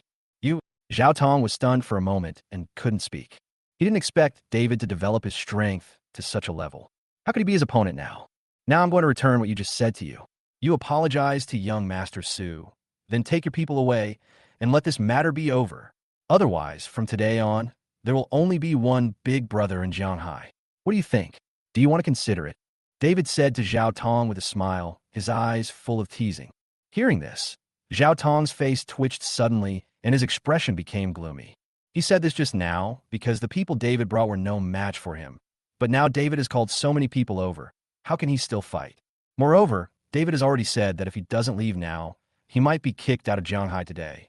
Zhao Tong, if you dare to leave, you know the consequences. Seeing that Zhao Tong's face looked a little strange, Hu Ziyuan panicked and spoke quickly. Facing the hundreds of people on the other side, he couldn't even imagine what would happen to him if Zhao Tong left. Moreover, the other party's target is his son, and he will definitely suffer more than him. Hearing this, Tom and David were a little surprised. Hu Ziyuan's words were clearly a threat. Could it be that Hu Ziyuan still has some leverage over Zhao Tong? Hearing this, Zhao Tong's face changed, as if he had thought of something, and he said to David, David, I admit that I can't beat you now, but you don't dare to touch Brother Hu. Do you know who Brother Hu is? Oh, who is it? David asked curiously. Brother Hu is Tang Hui, Mr. Tang's uncle. So, do you still dare to touch him? Zhao Tong snorted coldly and said, the Tang Xiao he mentioned was one of the 4 young masters of Jianghai, standing at the top of the Jianghai hierarchy. Like him and David, they looked very impressive in front of the big brothers of Jianghai. But if they were placed in front of the 4 young masters of Jianghai, they would not be able to compete at all. People of their level would cultivate their own armed forces. These armed forces were composed of some newly retired top special forces soldiers or mercenaries. These people were not comparable to their subordinates. They had experienced life and death and walked out of the mountains of corpses and seas of blood. One of them could beat 10 men. So, with this power, how could the 4 young masters of Jianghai take the so-called Big Brother Jianghai seriously? Few people in Jianghai knew that Hu Ziyuan was Tang Rihui's uncle, but he happened to be one of those who knew. So he's been trying to please Hu Ziyuan during this period, so as to get in touch with Tang Rihui through Hu Ziyuan. As long as he can get Tang Rihui's appreciation, his future will be bright. At this moment, after hearing what Zhao Tong said, David's face was full of shock and disbelief, and his expression became obviously ugly the next moment. He never thought that Hu Ziyuan had such an identity. Tang Minghui's uncle. Tang Minghui is one of the 4 young masters of Jianghai, and even he can only look up to him. It would be as easy for others to crush him to death as it is to crush an ant. At this moment, he hesitated, which forced him to rethink whether he should help Tom. Although Tom is very awesome in his heart, Tang Rihui is equally awesome. Who is more powerful between the two? He doesn't know, because he still doesn't know Tom's identity. If he continues to help Tom, he will be implicated if he loses. Chapter 183, What If I Hit You? After a while, David's expression finally became firm, and he still chose Tom. In his view, this was a gamble. Gambling is about winning and losing. During his time with Tom, he found that Tom was definitely a man of affection and righteousness. Then Tom is definitely someone you can get along with. Since you chose Tom at the beginning, why can't you be firm now? Then he walked up to Tom and asked, Mr. Su, how do we do this? Since he was on Tom's side, he had to ask for Tom's opinion. If Tom wanted to give up, then that was it. But if Tom wanted to continue, he would accompany Tom. Who is this Tang Rihui? Tom asked when he saw David's serious expression. Young Master Su. This Tang Rihui is one of the 4 young masters of Jianghai. These 4 young masters are the 4 top people in Jianghai. Compared to them, my strength is like the difference between an ant and an elephant. David replied. Hearing this, Tom was stunned. I didn't expect that Hu Ziyuan actually has such an awesome nephew. However, how could he let Hu Ziyuan and his son go just because of this? Although he has not yet inherited his biological father's position and does not possess such strong strength, if he retreats when encountering a slightly stronger enemy, he will not be qualified to inherit his biological father's position, let alone be a strong man who stands tall and proud. What's more, it was his family who were hurt, and he must seek justice for his family at all costs. But Tom, as long as you say you want to continue to fight them, I, David, will definitely fight them to the bitter end without even a frown. At this time, David added another sentence. Hearing this, Tom felt warm in his heart. He felt that he had not made a mistake. David was able to withstand the pressure and stand firmly by his side, even though he knew that the other party was very powerful. What's up? Are you scared? Do you know how powerful my nephew is? If you dare, try to touch me. At this time, Hu Ziyuan's shouting was heard from the side again. He could see that after Zhao Tong told him about his relationship with his nephew, the other party hesitated. He must be afraid of his nephew, so he didn't dare to take action. Hearing this, Tom turned and looked at Hu Ziyuan. Hu Ziyuan was looking at him with a smile on his face, but his eyes were full of disdain. Then Tom walked towards him. What? Knowing how powerful my nephew is, you want to apologize to me now? First, kneel down in front of me and lick my shoes clean. Maybe I'll be happy and forgive you. Tom, who was coming closer, Hu Ziyuan said arrogantly. Bang! A crisp slap sounded. You dare to hit me? Hu Ziyuan covered his face and said, his face full of disbelief. Even Zhao Tong was stunned, knowing that brother whose nephew is Mr. Tang. How could he dare to take action? This kid is so bold. Isn't he afraid of death? Tom ignored Hu Ziyuan's words and said to David calmly, do it. After hearing these words, Zhao Tong and Hu Ziyuan were shocked again, and their faces became extremely gloomy. Does he really want to completely fall out? There are only so many people on their side now. How can they defeat the enemy's 400 or 500 people? After receiving Tom's instructions, David simply waved his hand at his subordinates. Afterwards, the group of people behind him, led by Brother Pheasant and Brother Scar, rushed directly towards Hu Ziyuan and his gang. Seeing this, Zhao Tong's face turned extremely ugly, and he could only helplessly let his men fight. The two sides soon engaged in battle. At this moment, Tom looked at Hu Ziyuan again, smiled calmly, and responded to Hu Ziyuan's previous words, saying, so what if I hit you? Boy, I want you to die miserably. Hearing Tom's light words, Hu Ziyuan became even more furious. Bang! Another slap was heard, much louder than before. Blood was oozing from the corners of Hu Ziyuan's mouth, and his face was swollen. You dare to hit me? Tom hysterically. Tom said coldly, the slap just now was because you were disrespectful to me, and this slap is because you favor your son, so I give you one last chance. Hand your son over voluntarily. Otherwise, I will hit you again. I wonder how long your old bones can bear it. You, Hu Ziyuan pointed at Tom's nose, his whole body trembling with anger, and he was speechless for a while. You'll have 5 minutes to think about it. Tom smiled faintly, took out a cigarette, and lit it. Hu Ziyuan remained silent, his expression changing from gloomy to bright. 5 minutes later, Tom finished his cigarette. He stubbed it out and said to Hu Ziyuan, well, have you thought it through? Upon hearing this, Hu Ziyuan showed a trace of determination and said, you're dreaming. If you have the guts, beat me to death. My nephew will definitely avenge me. Not only you, but your whole family will die. He is the only son in the Hu family. He usually spoils his son to the sky. How could he be willing to hand his son over and put him in danger? Hearing Hu Ziyuan's words, Tom's face changed and a cold aura emanated from his whole body. What he hates most is people using their family to threaten him, as his family is his Achilles heel. Now, Hu Ziyuan's words obviously touched his sore spot. Bang! Tom slapped him again with great force. Hu Ziyuan was slapped to the ground and suddenly spat out a mouthful of blood. There was actually a tooth in the blood. Zhao Tong, who was fighting, saw this scene. His face changed, and he exclaimed, Brother Hu. He then broke away from the fight and rushed towards Tom. Tom felt that Zhao Tong was rushing towards him, and without even looking at Zhao Tong, he kicked in Zhao Tong's direction. Zhao Tong was caught off guard and was kicked away by Tom. Tom then took a few steps forward, grabbed Hu Ziyuan from the ground, and said coldly, hand it over or not. Hu Ziyuan didn't say anything, but started laughing, his eyes full of disdain. Snap, snap, snap. Seeing this, Tom slapped Hu Ziyuan hard. A few minutes later, David's voice came from behind Tom. Mr. Su, everything has been resolved. Hearing this, Tom also stopped. At this time, Hu Ziyuan no longer looked like a human being, but his eyes were still fixed on Tom. I, Hu Ziyuan, have never been insulted so greatly.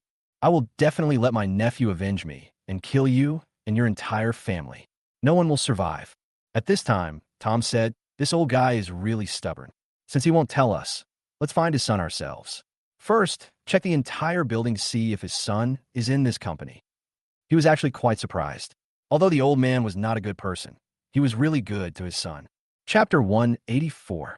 Confident Hu Sanyang. Hearing Tom's instructions, everyone started searching Han Yuan Company directly. Seeing this, Hu Ziyuan's expression was very calm, without any panic at all. 20 minutes later, everyone returned to their original place, somewhat disappointed. David said to Tom, "Mr. Su, we haven't found this old man's son." Huh. At this moment, before Tom could even speak, Hu Ziyuan laughed and said arrogantly, "Don't hold out hope. You'll never find my son. I've already sent a message to him to hide. Besides, I've also sent a message to my nephew. He should be coming to rescue me soon. I'm going to kill you and your entire family." Just now, while no one was paying attention to him, he quietly took out his cell phone and sent out 2 text messages. "Dad." But just as he finished speaking, an urgent voice suddenly came from outside the door. Suddenly, everyone's eyes turned to the door. Seeing this figure, Hu Ziyuan's face changed drastically and he said, "Sanyang, hurry up and leave." When Tom saw the man's appearance, he was also surprised, because this person was the Mr. whom he met when he bought the villa a month ago. Even now, he can still remember how he arrogantly shouted at him, "Boy, if you don't accept it, I, Hu Sanyang, will be waiting for you." At that time, he wanted to teach this arrogant, rich, second-generation a lesson, but because of the real estate company's pleading, he finally let him go. But unexpectedly, this Mr. who was the one who hurt his adoptive father, now he has to settle the score? At this time, Hu Sanyang's face changed after seeing Hu Ziyuan's appearance, and he walked straight inside. Seeing this scene, Hu Ziyuan was completely panicked and said anxiously, "Sanyang, run, run." Then, Hu Sanyang's expression didn't change at all, and he continued walking forward as if he hadn't heard it. Tom also winked at Shanji, asking him to block the exit to prevent Hu Sanyang from running away. Pheasant understood and quickly walked to the door, standing there like a door god. "Dad, who beat you like this?" At this time, Hu Sanyang had already walked to Hu Ziyuan's side, squatted down, looked at the slap marks on Hu Ziyuan's face and the blood at the corner of his mouth, and asked excitedly. Hu Ziyuan did not answer Hu Sanyang's question, but asked helplessly, "Sanyang, I sent you a message and asked you to find a place to hide. Why did you still come?" "Dad, when I received your message, I was already at the company gate. I thought you were joking with me. Who would dare to cause trouble in our Hu family's company?" "Dad, didn't you tell them about my cousin's identity? That's why they dared to attack you." "Dad, why did you do this?" "Although my cousin doesn't allow us to bully others under his banner, but others have bullied us to the point of being bullied. So don't hide it." There was a hint of resentment in Hu Sanyang's eyes. "My father is really something. He would rather be beaten than reveal my cousin's identity." In his opinion, his father must not have mentioned his cousin's name. Otherwise, the other party would have begged for mercy directly. So how could he dare to attack him? After all, his cousin is Tang Rihue, one of the 4 young masters of Jianghai. Hearing Hu Sanyang's words, Hu Ziyuan secretly groaned in his heart, his face full of helplessness. Why didn't he mention his nephew's name? But the other party didn't care at all. Then, just as he was about to speak, Hu Sanyang spoke again, saying, "Dad, don't worry, I will make them kneel down and apologize to you right away." After saying that, Hu Sanyang stood up and began to look at Tom David and his group, his eyes full of arrogance. When he saw Tom, a trace of suspicion flashed across his face. He felt that Tom looked familiar. After thinking for a moment, he suddenly remembered. "Isn't this the same kind of idiot I encountered when I bought a house at the Jindu real estate sales office? He also followed this group of people to cause trouble for our family." Then, he turned to Tom and said, "You idiot, remember how I humiliated you less than a month ago? Back then, you didn't dare to say a word, and now you dare to come and cause trouble for my family. You don't want to live anymore, do you? You think I can't touch you?" Tom stared at Hu Sanyang with cold eyes and asked indifferently, "Listen to me.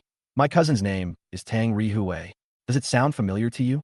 "That's right. My cousin is Tang Rihue, one of the 4 young masters of Jianghai. Now, do you dare touch me? I'm standing right here. You could try to touch me." Hearing this, Hu Sanyang snorted coldly, suddenly raised his voice, and yelled at everyone with an arrogant tone and disdain in his eyes. However, his words did not change anyone's expression at all. Hu Sanyang was confused. Shouldn't they be shocked when they heard my cousin's name, and then kneel down to apologize to my dad? Why didn't they react at all? Don't they know the importance of the 4 young masters of Jianghai? This shouldn't be the case. There are 400 or 500 of these people, which is also a considerable force. How could they not know about the fourth young master of Jianghai? They must not have heard what I said just now. They must have. I have to say it again. Then, Hu Sanyang spoke again, his voice even higher than before, and shouted fiercely.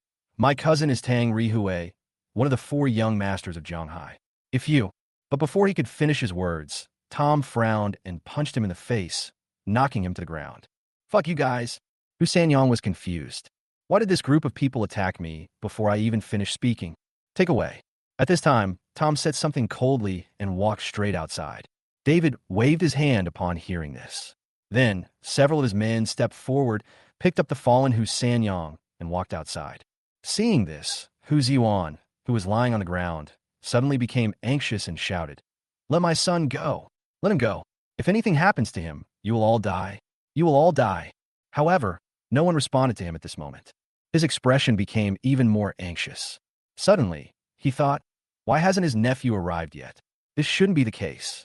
I have to make a phone call and ask, maybe I can still say my son now. Then he took out his cell phone and called Tang Rihue, but the phone was turned off. He called again several times, but the phone was still turned off. Grass. He cursed angrily, then ran to Zhao Tong, who was lying on the ground, and kicked him, saying, Zhao Tong, get up quickly. After being kicked, Zhao Tong slowly opened his eyes. They took my son away. Hurry up and follow them. Hu Ziyuan said anxiously. Although their side no longer has any combat power, he can't just watch his son get into trouble like this. Hearing this, Zhao Tong quickly woke up a few of his younger brothers who were knocked unconscious, staggered with Hu Ziyuan into the car, and then followed in the direction Tom left. Chapter 185. Treat others in their own way. At this time, on a certain avenue in Jianghai, dozens of identical commercial vehicles were speeding, looking quite spectacular. Master Su, where are we going? David asked. Go to Jinrue Machinery Factory. Tom said lightly. Jinrue Machinery Factory. That was the factory where his adoptive father used to work. How Hu Sanyang treated his adoptive father in the past. He will make Hu Sanyang be treated the same way today. Yes. David nodded without asking why. Then he notified all vehicles to go to Jinrue Machinery Factory. Half an hour later, all the vehicles stopped in front of Jinrue Machinery Factory. Afterwards, hundreds of people got off the bus, escorted Hu Sanyang, and walked towards Jinrue Machinery headquarters. Who are you? What do you want to do? At this time, the old man guarding the gate saw this, asked in surprise, and couldn't help swallowing. After all, these hundreds of people are really intimidating. Tom didn't say anything, but several of his younger brothers glared at the old man guarding the gate and said to him, Old man, you'd better pretend you didn't see anything and stop meddling in other people's business. After hearing this, the gatekeeper didn't dare to speak anymore and could only watch these people walk in. He is just a gatekeeper. How dare he stop it? What he said just now was just a professional habit, and he regretted it after saying it. A few minutes later, Tom and his team arrived inside the factory. The workers who were working in the factory had never seen such a scene before, and they all ran away in a flash. Fuck you. Let me go. Do you know who my cousin is? If you dare to touch me, my cousin will never let you go. Hu Sanyang was still chattering. He was very confused. He had said many times along the way, his cousin is Tang Rihue, so why did no one pay attention to him? Tom ignored Hu Sanyang's shouts and scanned the entire factory. When he saw a machine tool, a sneer appeared on the corner of his mouth. Then, he came to the machine tool and said to his men, Bring him here. The machine tool in front of him was the same type of machine tool his adoptive father had made. Soon, Hu Sanyang was brought to the machine tool. Remember this machine tool? Tom asked coldly. What machine tool? What do you mean? Hu Sanyang was a little confused. He didn't know what Tom meant by this. It seems you've forgotten everything. Then let me tell you. 8 years ago, your father brought you here to inspect the work. You saw this machine tool and wanted to see if the machine's robotic arm could crush someone to death. So, despite the workers' attempts to stop you, you pressed the button, causing the machine's robotic arm to smash into a worker working on it. Fortunately, the worker was lucky enough not to die, but his legs were crippled. Tom spoke slowly, his words filled with coldness. After hearing Tom's detailed account, Hu Sanyang finally remembered this incident. At that time, he had just graduated from college and joined his father's company. One day, his father was going to inspect the work at the factory, and he followed him. At that time, he saw the machine tool and the workers working on it, and an idea suddenly occurred to him.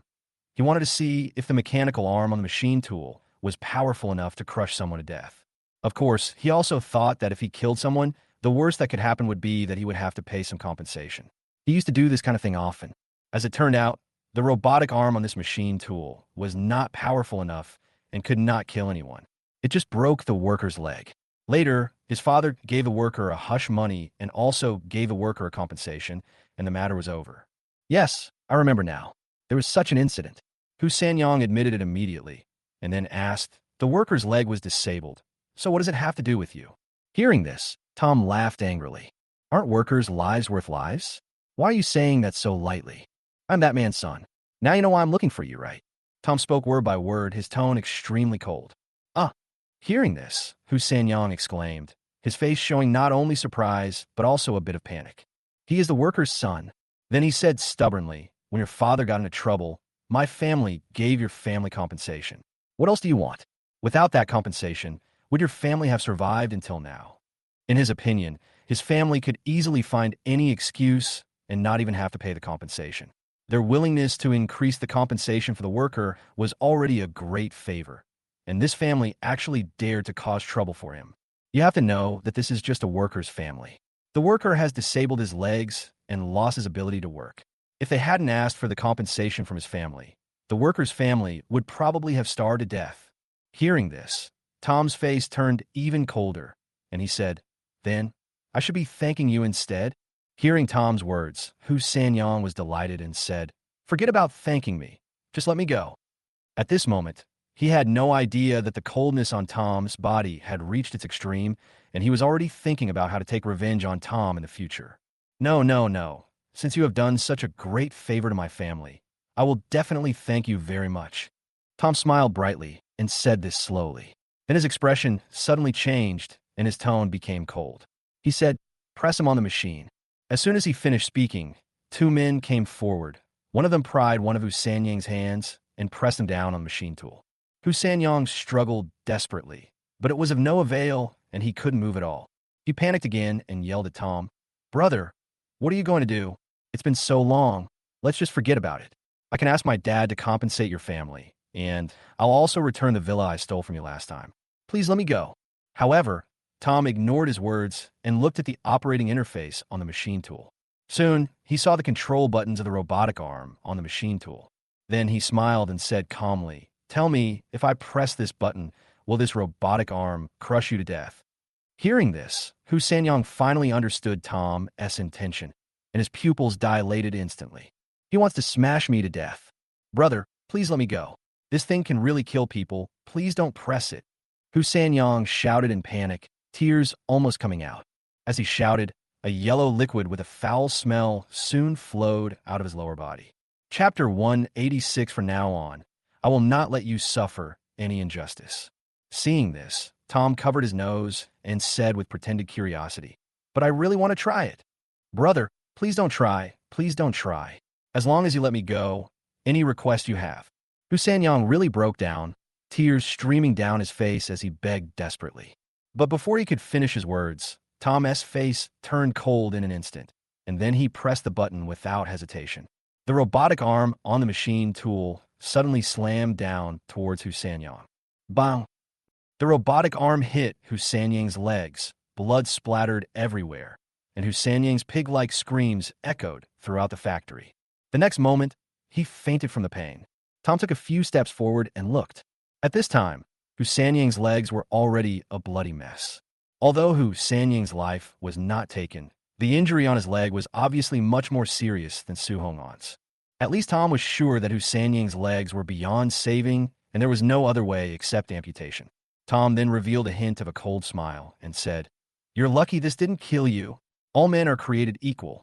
There's no high or low. People like you who despise life should also feel what it's like to have your life trampled underfoot." After saying this, Tom said to everyone, "Let's go." Then, everyone followed Tom and left. After Tom left, another group of people arrived at the factory. The leader was Hu Ziwan. He walked into the factory and took a quick look inside. He saw Hu Sanyong lying on the machine tool, dying. His face suddenly changed. "Sanyong!" He yelled and stumbled towards Hu Sanyong. Coming in front of Hu Sanyong and looking at his bloody legs, Hu Ziwan burst into tears and shouted, "Sanyong, my son, why are you so miserable? Immediately, he quickly asked someone to lift Hu Sanyang up, then got into the car and drove to the hospital. On the way, Hu Ziyuan's face was frosty and his eyes were full of murderous intent. Sanyang, I will never let that bastard who hurt you go. I'm going to kill him. I'm going to kill his whole family. Thinking of this, he took out his phone again and called Tang Rihue. Fortunately, this time, the call finally went through. Stinky boy, why was your phone turned off just now? As soon as the call was connected, Hu Ziyuan questioned Tang Rihue at the top of his voice. If his nephew had answered the phone and rushed here, his son would not have been in trouble. Hearing Hu Ziyuan's question, Tang Rihue said in surprise, Uncle, what's wrong? I was on the plane just now. My phone must have been turned off. I just got off the plane and turned it on. Your cousin's legs were crippled. I was beaten too, Hu Ziyuan said excitedly. Upon hearing this, Tang Rihue said in a deep voice, Who did it? You little bastard. You have to help me and your brother get revenge. I want to kill him and his entire family. Hu Ziyuan roared again. Okay, Uncle, don't worry about this. There are actually people in Jianghai who don't give me, Tang Rihue, face and dare to do this to you. I will make sure he dies a miserable death. Wipe out their entire family. Tang Rihue said coldly. Okay, then come find us first. I'll take your brother to the hospital now. Hu Ziyuan said. Uncle, I'm overseas now. I'm doing something very important and can't come back for a while. Tang Rihue spoke again, but before he could finish his words, he was interrupted by Hu Ziyuan. Tang Rihue, what do you mean? You just said you'd help me, and now you're saying you're overseas. Just because you're the fourth young master of Jianghai, you look down on your uncle, right? Are you teasing me? Hu Ziyuan became angry and said angrily, Uncle, listen to me. Although I'm not here, Ahao is still in Jianghai. He's my most proud subordinate, and you know his abilities. Asking him to kill a few people is like killing chickens, isn't it? Tang Rihue explained further. After hearing this, Hu Ziyuan's expression looked better. It doesn't matter whether Tang Rihue comes or not, as long as he can get revenge. Good. Immediately, Hu Ziyuan responded. After finishing his business, Tom said goodbye to David and went straight back to the villa in Dream Home. When he returned home, he saw that most of the guests who had come to his house that day had left. Su Honggan was sitting on the sofa without saying a word, with a very complicated expression on his face. Dad! Tom cried out. Hearing the shout, Su Honggan just responded faintly. Seeing his adoptive father's abnormal reaction, Tom guessed the reason. It must be that Zhang Defa has told him the truth, which is why he is in this situation. So, Tom said directly, Uncle Zhang, have I told you the truth about your leg injury? Tom strangely squeezed out a word from his mouth and said, Yeah. Dad, it's all over. Don't think about it anymore. Tom comforted. Tom's words seemed to have touched a chord in Su Honggan's heart. Su Honggan's face changed, and he said excitedly, They deceived me for 8 years. How can I not feel bad? If Zhang Defa hadn't told me the truth today, I would never have known the reason for my leg injury. It was actually man-made. I treated Zhang Defa as a brother, but he treated me like this. Actually, Uncle Zhang must be feeling bad too. I can see that he still has brotherly feelings for you. However, facing Hu Ziyuan's threats, he also has to consider himself and his family. So he has to hide the truth. Tom said again. Hearing this, Su Honggan's expression became even more complicated, and he said aggrievedly, I hadn't thought of this before. People like us at the bottom of society have no control over what we do. This society is a cannibalistic society. We are nothing, and we can't even resist. After saying this, Su Honggan's eyes turned red, and he couldn't help but shed tears. Seeing his adoptive father like this, Tom felt a pang of sadness. My adoptive father actually cried. From childhood to adulthood, he had never seen his adoptive father cry. In the past, his adoptive father had always been the sole supporter of the family. No matter how hard life was or how tired he was, he never complained, swallowing all the pain and suffering into his stomach without crying. But now the adoptive father is actually crying. It is conceivable how painful this incident is for the adoptive father. Tom then held Su Honggan's hand, looked him straight in the eye, and said earnestly, Dad, you've always carried the weight of this family on your shoulders. From now on, let me take on this responsibility. Even if this society is a little bleak, I will ensure you live in light. I swear, from now on, I won't let you suffer any injustice. Believe me, at this moment, Tom had an indescribable confidence. Su Honggan was stunned at first. Then he smiled with satisfaction and said, Xiaobei, you have really grown up. Chapter 187 Assault. 2 days later, a black business car appeared at the door of Dream Home. What do you do? Come over here and register. A security guard came out of the security room and came to the business car and said, at this time, the window of the business car opened. Bayou. A voice rang out, and the security guard fell down. Go and clear out the remaining security and then destroy the surveillance. An extremely cold voice sounded in the car, without any emotion in it. Yes. Then, two people got out of the car. They walked into the security room, and several security guards inside collapsed before they could react. Then, they quickly destroyed the surveillance system in the security room and returned to the car. The business car started again, entered the Dream Home, and drove towards Tom's villa. At the same time, the Su family. Today, Yang Xiufeng and Su Honggan left home early in the morning, saying they were going to participate in an event organized by Dream Home Property and socialize with other owners in the villa. Tom was of course happy to hear this. In the past, my adoptive parents rarely went out. My adoptive father was a little pessimistic about life because of his leg problem, and my adoptive mother didn't want to go out because of my adoptive father. It can be seen that the two people's thoughts have finally changed. Tom is the only one at home today. At this time, Tom was standing in front of the French window on the second floor, eating breakfast. While eating, he glanced downstairs inadvertently. Suddenly, he saw a black commercial vehicle parked in front of the villa. Then, three people got out of the business car. They were all wearing black leather jackets and military boots, with sharp edges on their faces and a very cold temperament, looking very extraordinary. Tom was shocked. These three people are definitely not ordinary people. Why are they coming to my house? Then, Tom fixed his gaze and looked at the three people again. This time, he found something different. They all seemed to carry a murderous aura, and the one in the lead was particularly murderous. Suddenly, Tom's pupil shrank, and he saw that these people all had bulges on their waists. That shape is that of a pistol. Suddenly, Tom had a bad feeling. He felt that these people must be here to find him. Considering what had happened recently, he thought that these people must have been sent by Tang Rihui, one of the four young masters of Zhanghai. These three people are so extraordinary that only real bosses like the four young masters of Zhanghai could send out such subordinates. Before he took action against the Hu father and son, he had already thought that Tang Rihui would come to retaliate against him, but he did not expect that the other party would come so quickly. Moreover, the other party was carrying a gun and obviously wanted to kill him. Although he had some martial arts skills, he had no confidence at all when facing someone with a gun. Thinking of this, Tom's mind raced, thinking of ways to deal with it. Run away. This was the first thought in Tom's mind, but he quickly rejected it. He wasn't sure if there was someone lying in ambush downstairs, waiting for him to run out. So now he can only hide in the house. At least he won't be exposed in the short term, and he'll be safe. But he cannot remain passive all the time, otherwise he will be dead, and he must fight back. Immediately, he sent a message to David, asking him to bring someone over, and specifically mentioned that the other party had a gun. Then he went upstairs. The safest place now is the rooftop. If the other party came in to search, they would definitely search from bottom to top, which would take a lot of time. Moreover, there are many shelters on the rooftop.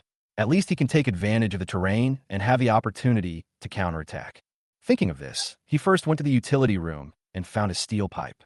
Although this steel pipe is useless compared to the gun, it at least gives him some psychological comfort, as he is unarmed. Then he quickly ran to the rooftop. Pieu. It was at this moment that a shot from a silenced pistol was heard, and the lock of the door of Tom's villa was directly broken open by the bullet. The next moment, three men walked in. The leader said to the other two men, "Search separately. Don't leave anyone alive." "Yes, Brother Hao." The two men heard this and responded. The man named Brother Hao is Tang Rihui's right-hand man, Hao. Then they began searching from the first floor. It was obvious that they had all received professional training, as they walked without making any sound. Tom's villa is very big, with 3 floors. Each floor is several hundred square meters. It took several minutes to search the first floor. "Brother Hao, there's no one on the first floor," the two men reported. Hao nodded and said, "Continue. Also, don't miss any place. The enemy may have discovered us and hidden themselves." "Yes," the two responded. At this time, on the roof, Tom hid behind a wall. He first sent a message to his adoptive parents, asking them not to go home now. He was a little afraid that his parents would come back suddenly, which would make him even more passive. Then I sent a few more messages to David, knowing that David would arrive in 10 minutes at most, which made me feel a lot more at ease. Then, He turned off his phone. If the phone rang and attracted the other party's attention, it would be too unfair. After a few minutes, Tom heard a rustling sound. Although it was very small, Tom still caught it clearly. Then he focused his mind, tensed his body, and was on guard at all times. Bang! The door to the rooftop was kicked open and 3 figures walked onto the rooftop. Brother Hao, this kid won't run away, right? Someone asked. Hao shook his head and said nothing, but instead showed a very cold smile. Because when he arrived at the door of the rooftop just now, he saw signs that the door had been tampered with. So, Tom must have come to the rooftop. Then, he said coldly to the air, "Come out. You don't have to hide. I know you are here." Hearing this, Tom was shocked. Did the other party know that he was hiding here? But he didn't make any move. He was not a fool, so why would he run out on his own initiative? Seeing no response, Hao waved his hand, and the 2 men behind him began to search. As the footsteps of the 3 people approached, Tom knew he could not hide. He thought David should be here soon, so he had to find a way to delay time. Then, an idea struck him, and he shouted at the 3 men, "You 3 holding guns against me, what's that to say? If you're brave enough, come and fight me one-on-one. I'll teach you a lesson." These 3 people gave him the impression of being very arrogant, so he tried to take advantage of their mentality and let their guard down. Sure enough, after hearing Thomas' words, the leader threw his gun to the ground and said, "Boy, if you have the guts, come out and let's practice one-on-one." He was a graduate of the world's most prestigious hunter school and had his own pride.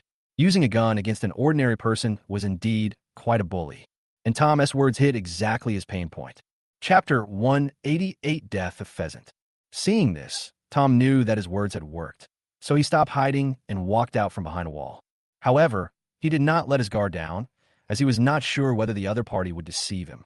"You were sent by Tang Rihui, right?" Tom stared at Hao and asked. "That's right. You've offended young Master Tang. No one can save you. You'll only end up dead. In your next life, be more careful." Hao did not hide it and said it directly. After all, in his eyes, Tom was just a dead man, and there was nothing to keep. "But, kid, don't think I don't know what you're thinking. Do you think a gun is my only hope? Even without a gun, I can still kill you with my fists. Besides, a gun can kill you quickly, but my fist can torture you slowly." Hao said with a sneer.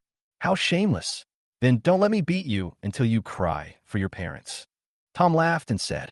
He said this to irritate Hao as much as possible, so that he would fight him alone without a gun and wait until David arrives.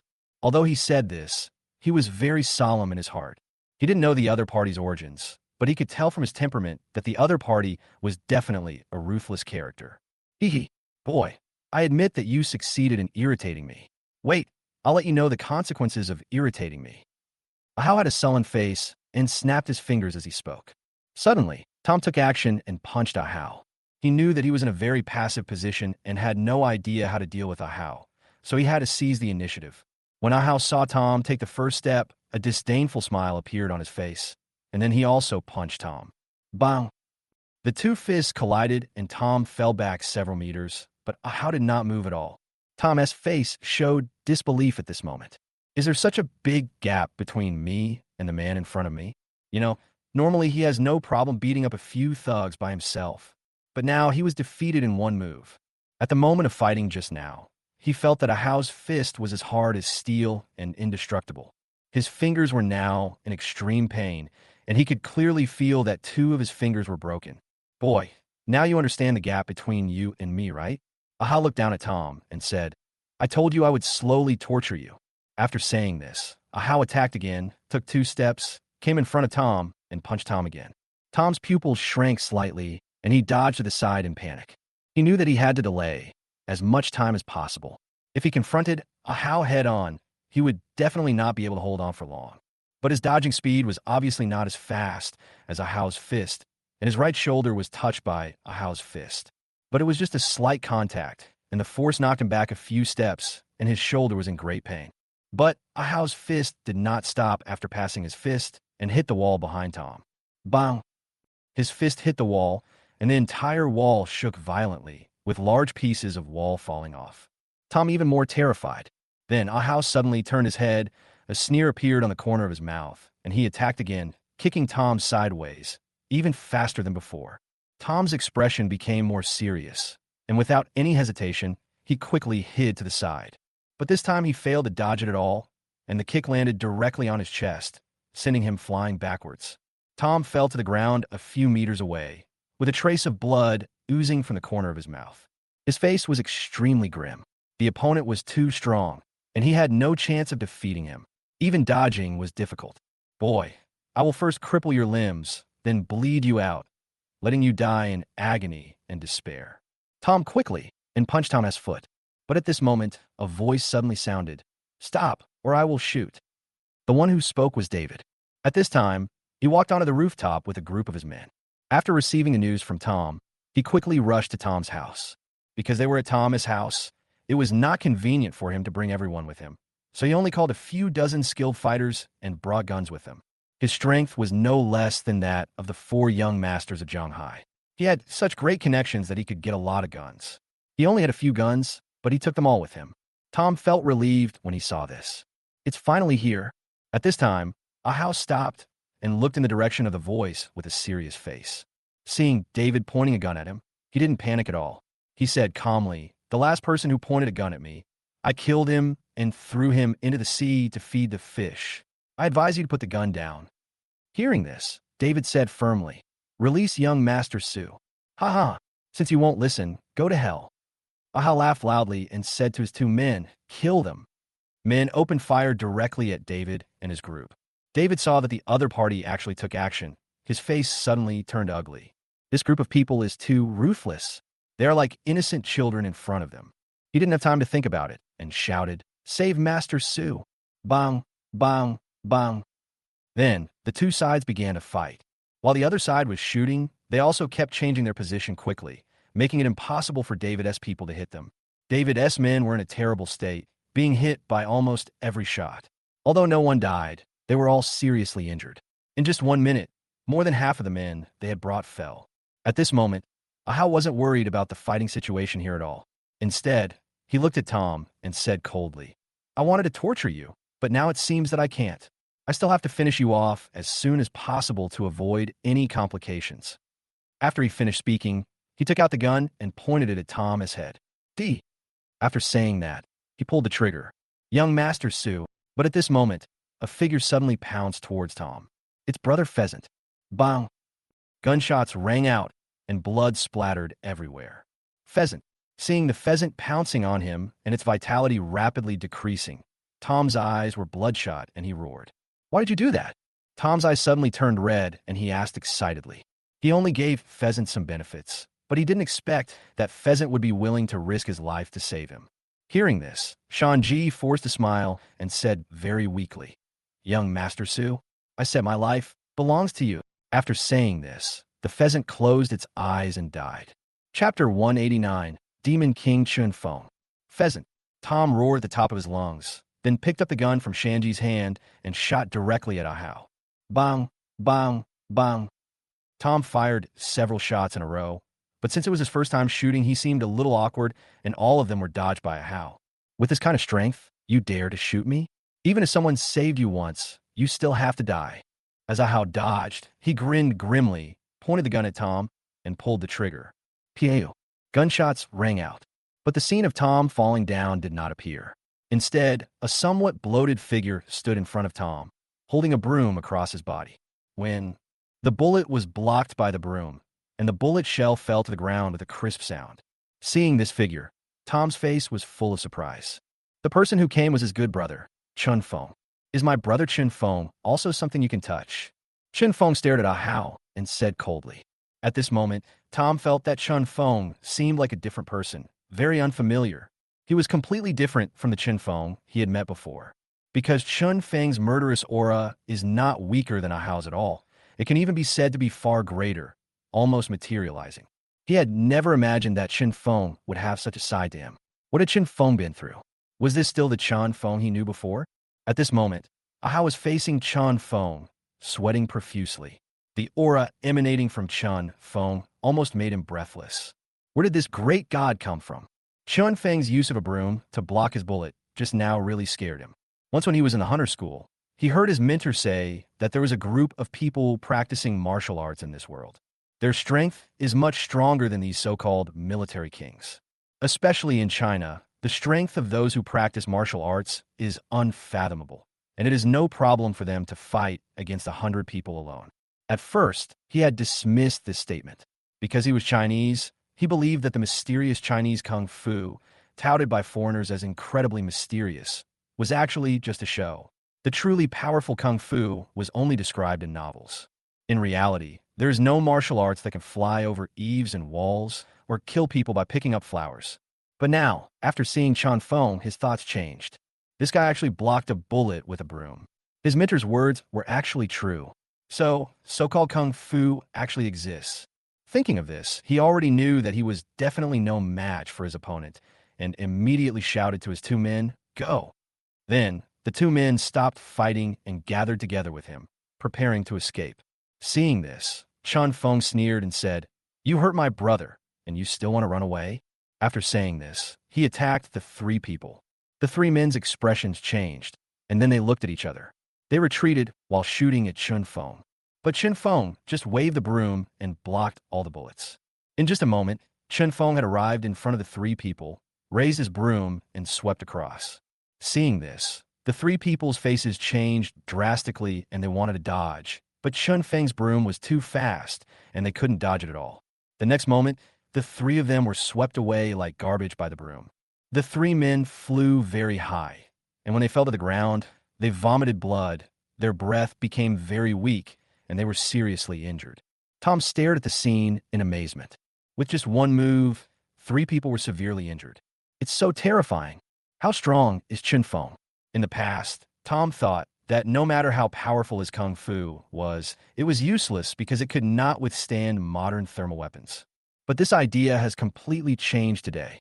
At this time, Chan Feng walked towards Ah Hao and the other two again. Looking at Chan Feng, who was getting closer, Ah Hao and the other two showed extremely terrified expressions on their faces. If only they knew how much force they endured when Chan Feng hit them with the broom just now. It was like being hit by a speeding truck.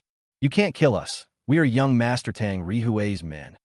Feeling the murderous intent from Chan Feng, Ah Hao's heart trembled, and he spoke with gritted teeth. "Tang Rihui, what the hell? No one dares to threaten me. Chan Feng, who do you think you are? If you hurt my brother, you will die." Chan Feng showed a hint of disdain, and then his expression turned cold. Another broom came down from above, chopping towards the three people. Bang! A very loud sound was heard, and even the whole village shook. The three people's bodies were bounced upwards by the force of the broom, and then fell to the ground. At this time, the three people had no breath, but they did not close their eyes, and their eyes still retained the fear and unwillingness before death. Chan Feng stood proudly with a broom in his hand, like a murderous devil. Looking at his figure, everyone shrank their necks unconsciously. It was really scary. At this moment, Chan Feng suddenly turned around, walked towards Tom, and said with a smile, "Basie, are you okay?" Looking at Chan Feng with a smile on his face, Tom was stunned again. At this moment, Chan Feng no longer had any of his previous cold look. The murderous intent in his body completely disappeared without a trace and was replaced by a warm smile. The honest and simple little fat boy is back.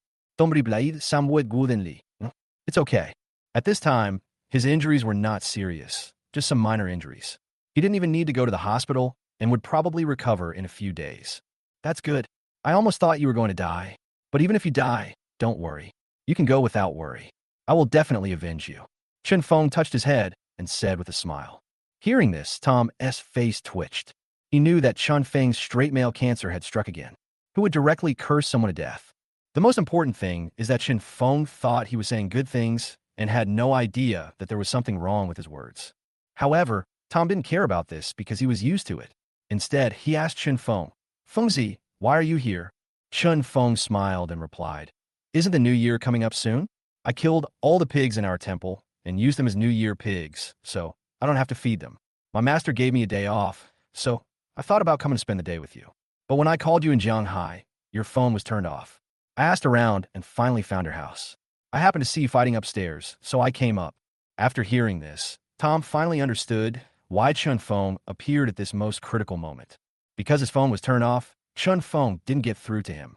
If his phone hadn't been turned off, perhaps Chan Feng could have arrived earlier and Shanji wouldn't have died.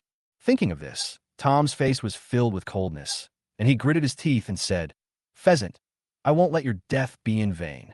Then he thought of something, walked to the dead Ahau, took out his mobile phone, and indeed found Tang Rihui's phone number in the phone. Then he called directly using Ahau's phone. The call was quickly connected, and Tang Rihui's voice came from the inside. Ahau, is everything done? Chapter 190. 1 month later, wait for me to come back and take your life.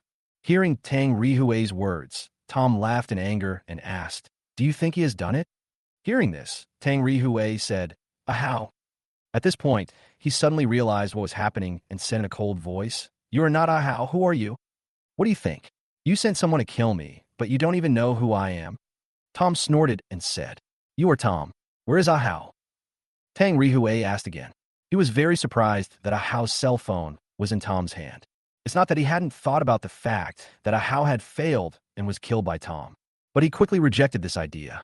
Ahau was his right-hand man, and he knew Ahau's strength. He once graduated from the most famous hunter school in the world. Facing ordinary people, he could easily beat dozens of them alone.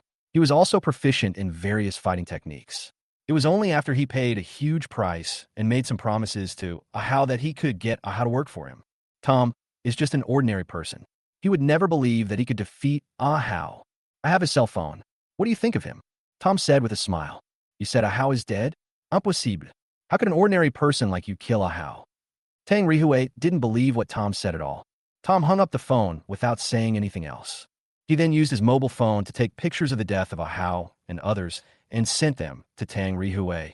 In less than a minute, Tang Rihui called. How is it, Mr. Tang? Do you believe it now? Tom asked with a smile. Tom, I want you dead. On the other end of the phone, Tang Rihui said, almost gritting his teeth.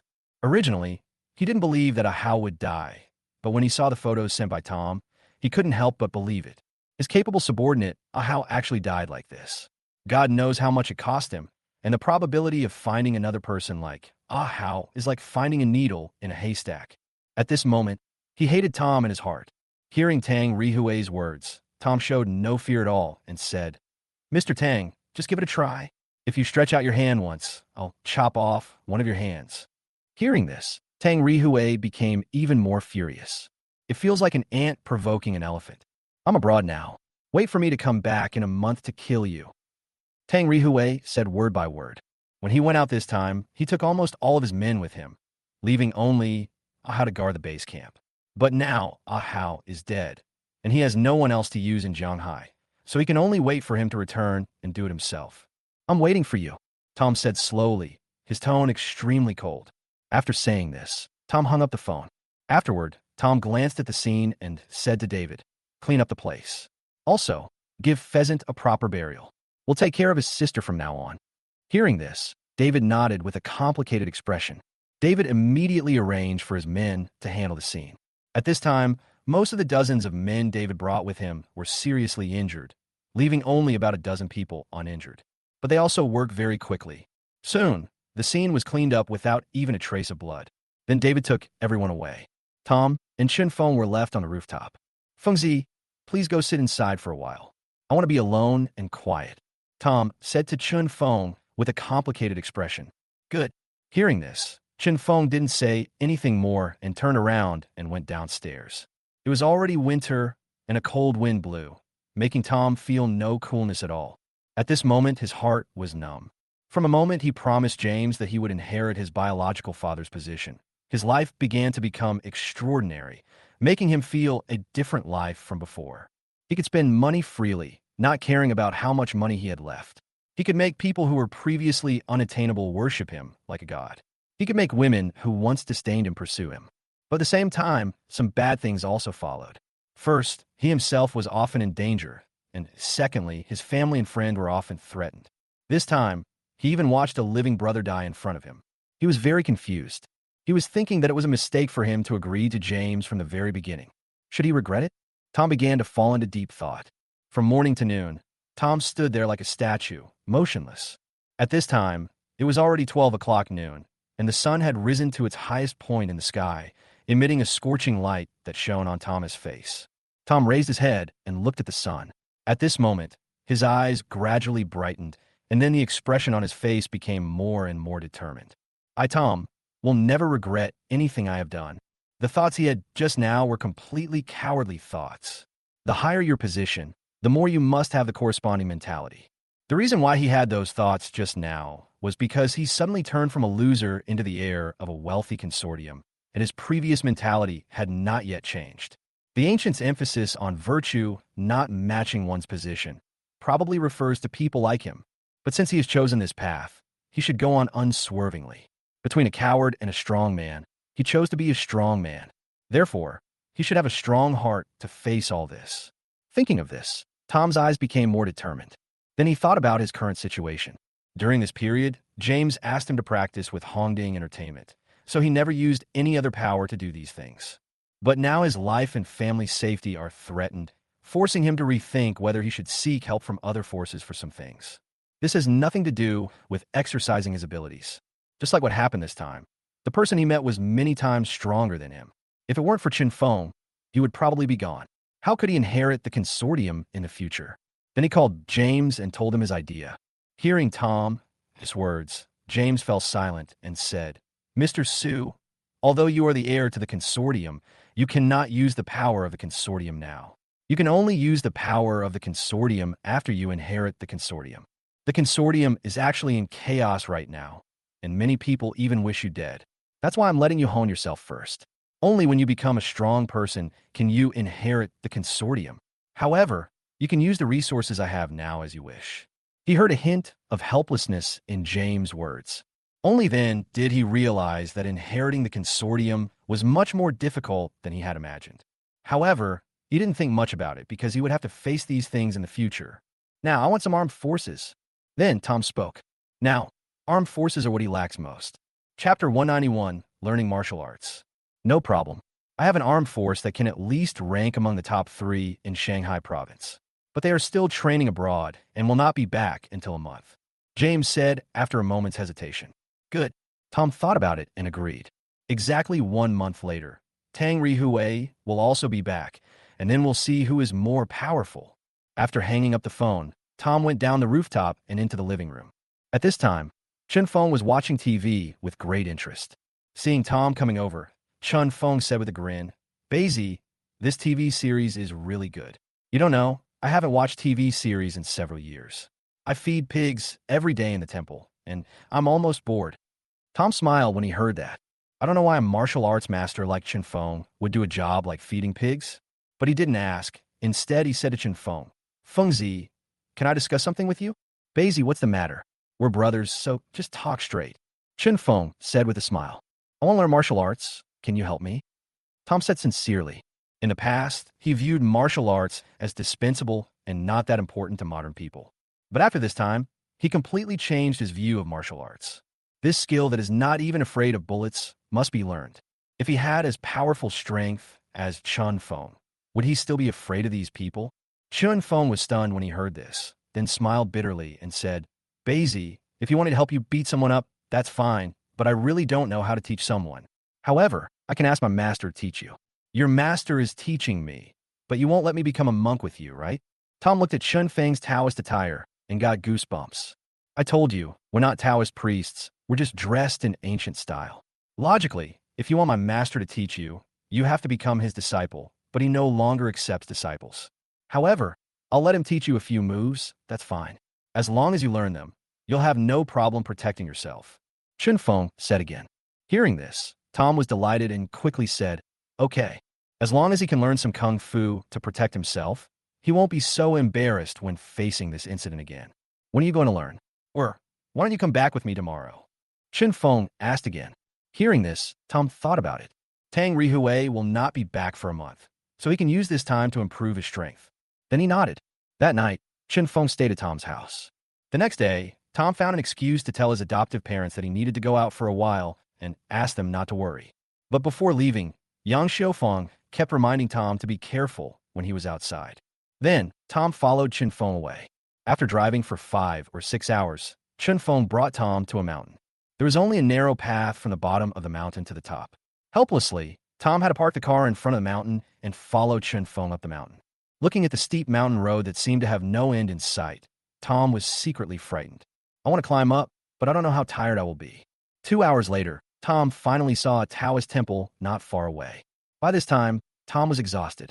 He thought that if old Yu had not taught him that set of boxing techniques when he was a child, his physical fitness would not be as strong as it is now, and he might not even be able to walk up this mountain road.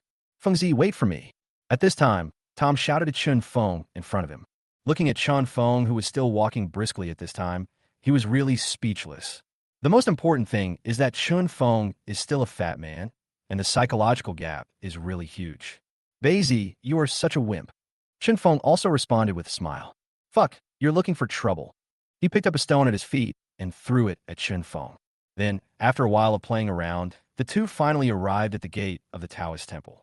Only then did Tom see that this was a Taoist temple that was quite old. The two stone lions outside were already in a dilapidated state, and the moss-covered walls of the Taoist temple explained everything. Tom, there was a peeling paint plaque hanging above the wooden door of the Taoist temple, with the three big words Xinyang Temple written on it. It turns out that this Taoist temple is called Xinyang Temple. Gumin. At this time, Chun Feng shouted to Tom and walked in first. Tom hurried to catch up. After entering, he found that the Taoist temple was not very big, probably only a few thousand square meters. Master, I'm back. Chun Feng shouted toward the house on the side of a Taoist temple. After a long time, an old man with white hair and beard walked out. He was wearing a white Taoist robe, with long hair tied up with a hairpin, his hands behind his back, and the ribbons on his robe fluttering in the wind, giving him a somewhat immortal look. The old man nodded to Chun Feng, then saw Tom and asked, "Who is he?" "Master, let me introduce him to you. He's my brother, Tom. He came here to learn a few moves from you." Chun Feng introduced the old man with a smile. Hearing this, the old man frowned, then said calmly, "I won't teach you." Hearing this, Tom felt a little anxious.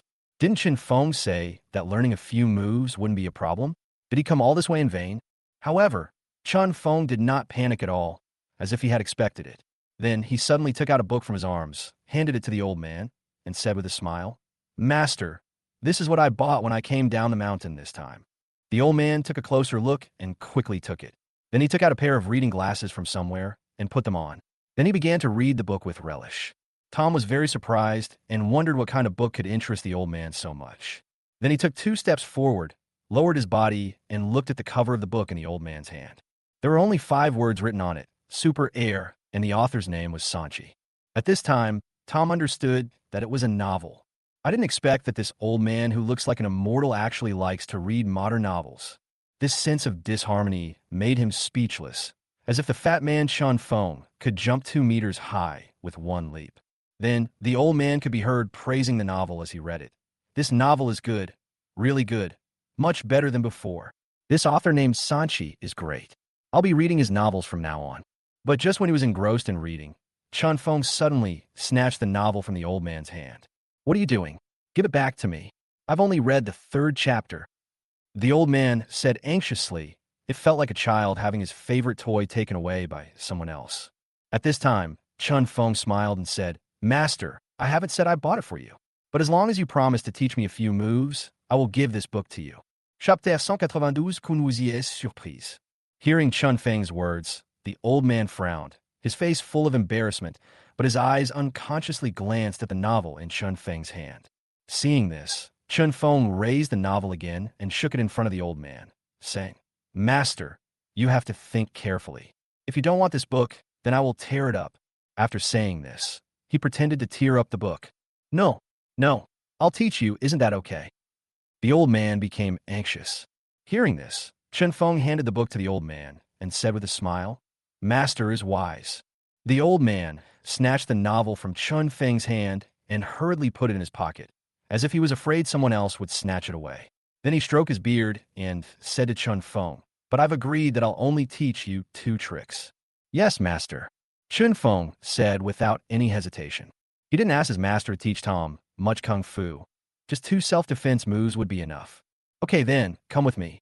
At this time, the old man spoke to Tom again. After the old man finished speaking, he walked straight to the backyard. Tom was delighted and quickly followed. Tom came to the backyard. He could see several bare, old trees of unknown age. Judging from their thickness, they must be at least several hundred years old. "Hit me first. Let me see your physical fitness, and then I'll decide what martial arts to teach you," the old man said to Tom. Tom was surprised. Although he knew that as Chun Feng's master, the old man should be a very powerful person. But looking at the old man's skinny and withered body, he really didn't know how to start. Hurry up, don't waste time, the old man urged. Hearing this, Tom no longer hesitated, walked up to the old man, lowered his body, and punched the old man with all his strength. Just when Tom's fist was about to hit the old man, he suddenly felt that his fist could not move forward any further, as if it was blocked by something. Tom's eyes fixed, and he saw that the old man's hand had blocked his fist. This surprised him even more. He didn't even know how the old man made his move. He just dissolved his attack so easily. But at this time, the old man fell into silence, frowning. After a while, he murmured, "That's not right. How could an ordinary person have such powerful strength?" He was surprised that the power of Tom's punch was no less than that of a person who had practiced martial arts for several years. Is he really just an ordinary person? But he could clearly feel that there was no internal force fluctuation in Tom's body, so he had to admit that Tom was indeed just an ordinary person. How come your strength is so much stronger than that of an ordinary person? Finally, the old man couldn't help but ask. Tom thought for a moment and said, "When I was a kid, I learned a set of boxing techniques and practiced them for 20 years. I found that my strength and reaction time were much better than those of ordinary people." Of course, he knew that his strength was much stronger than that of ordinary people. The reason was definitely due to the boxing skills taught to him by old Yu. Hearing this, the old man seemed to have thought of something and quickly said, "Show me your boxing skills." Hearing this, Tom didn't think much about it and started practicing this set of boxing techniques.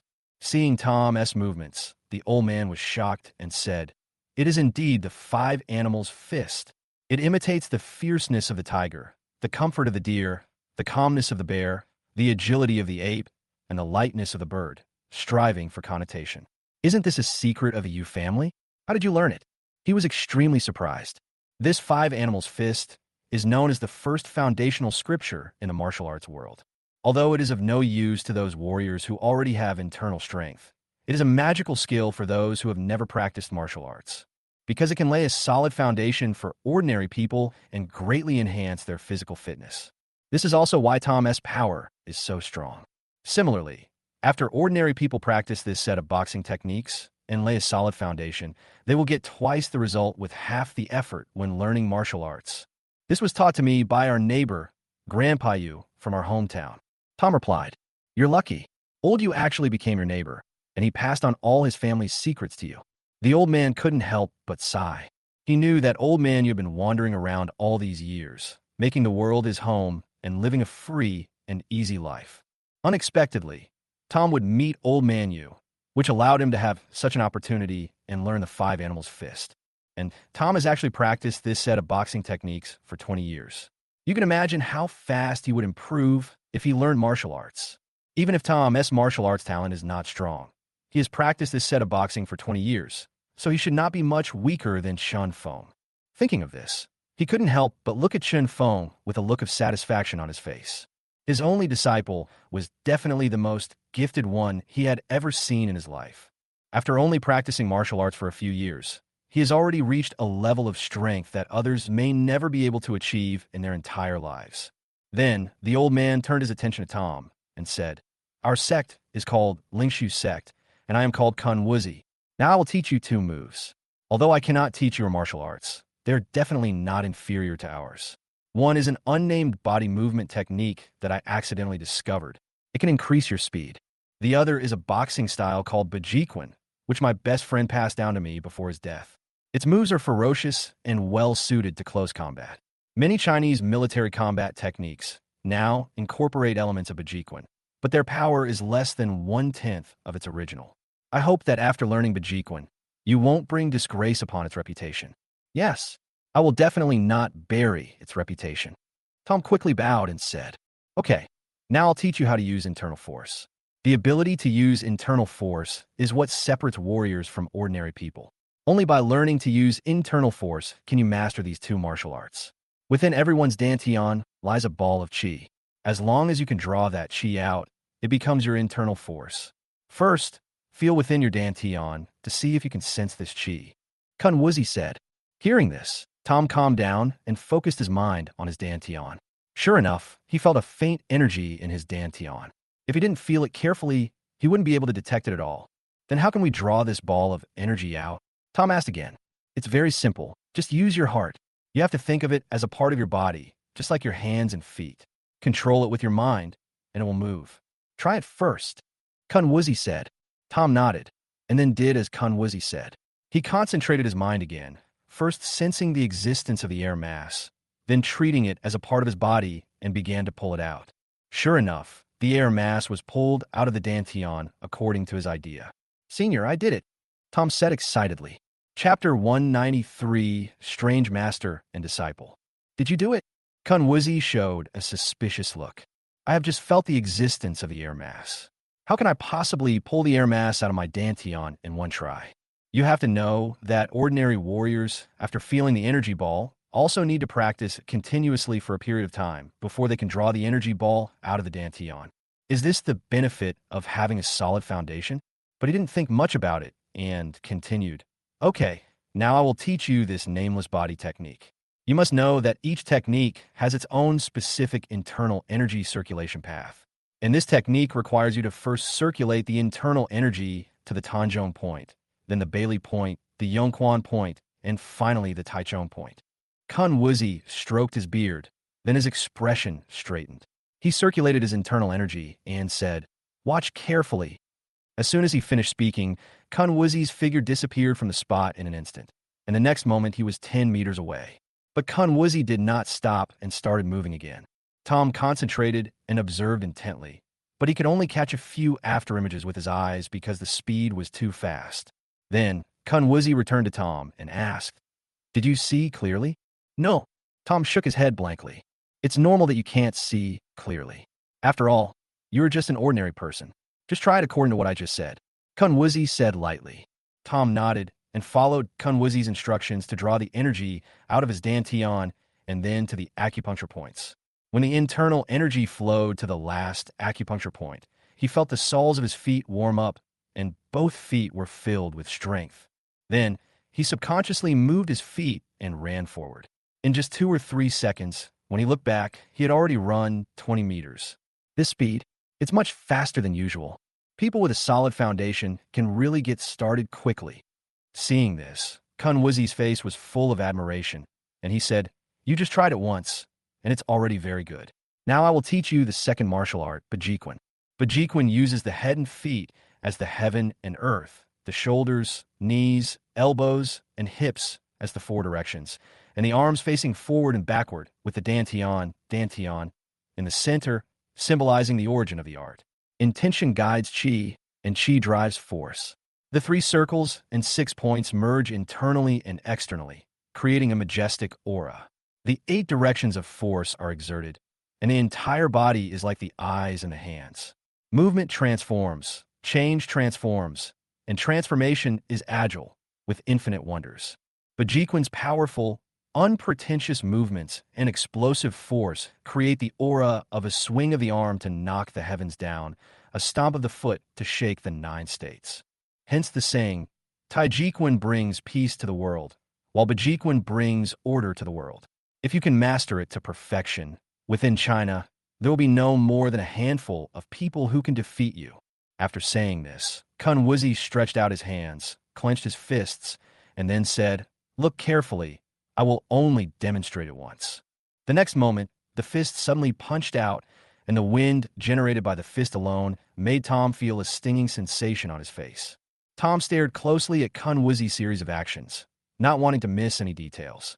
2 minutes later, Kunwuzi finished the practice and then explained to Tom the route of the internal force flow. "Now, do you understand?" Kunwuzi asked. "Senior, I understand." Tom responded. "Okay, then you can practice here during this time. If you have any questions, you can ask me." After Kunwuzi finished speaking, he put his hands behind his back and was about to leave. "Senior, I have one last question.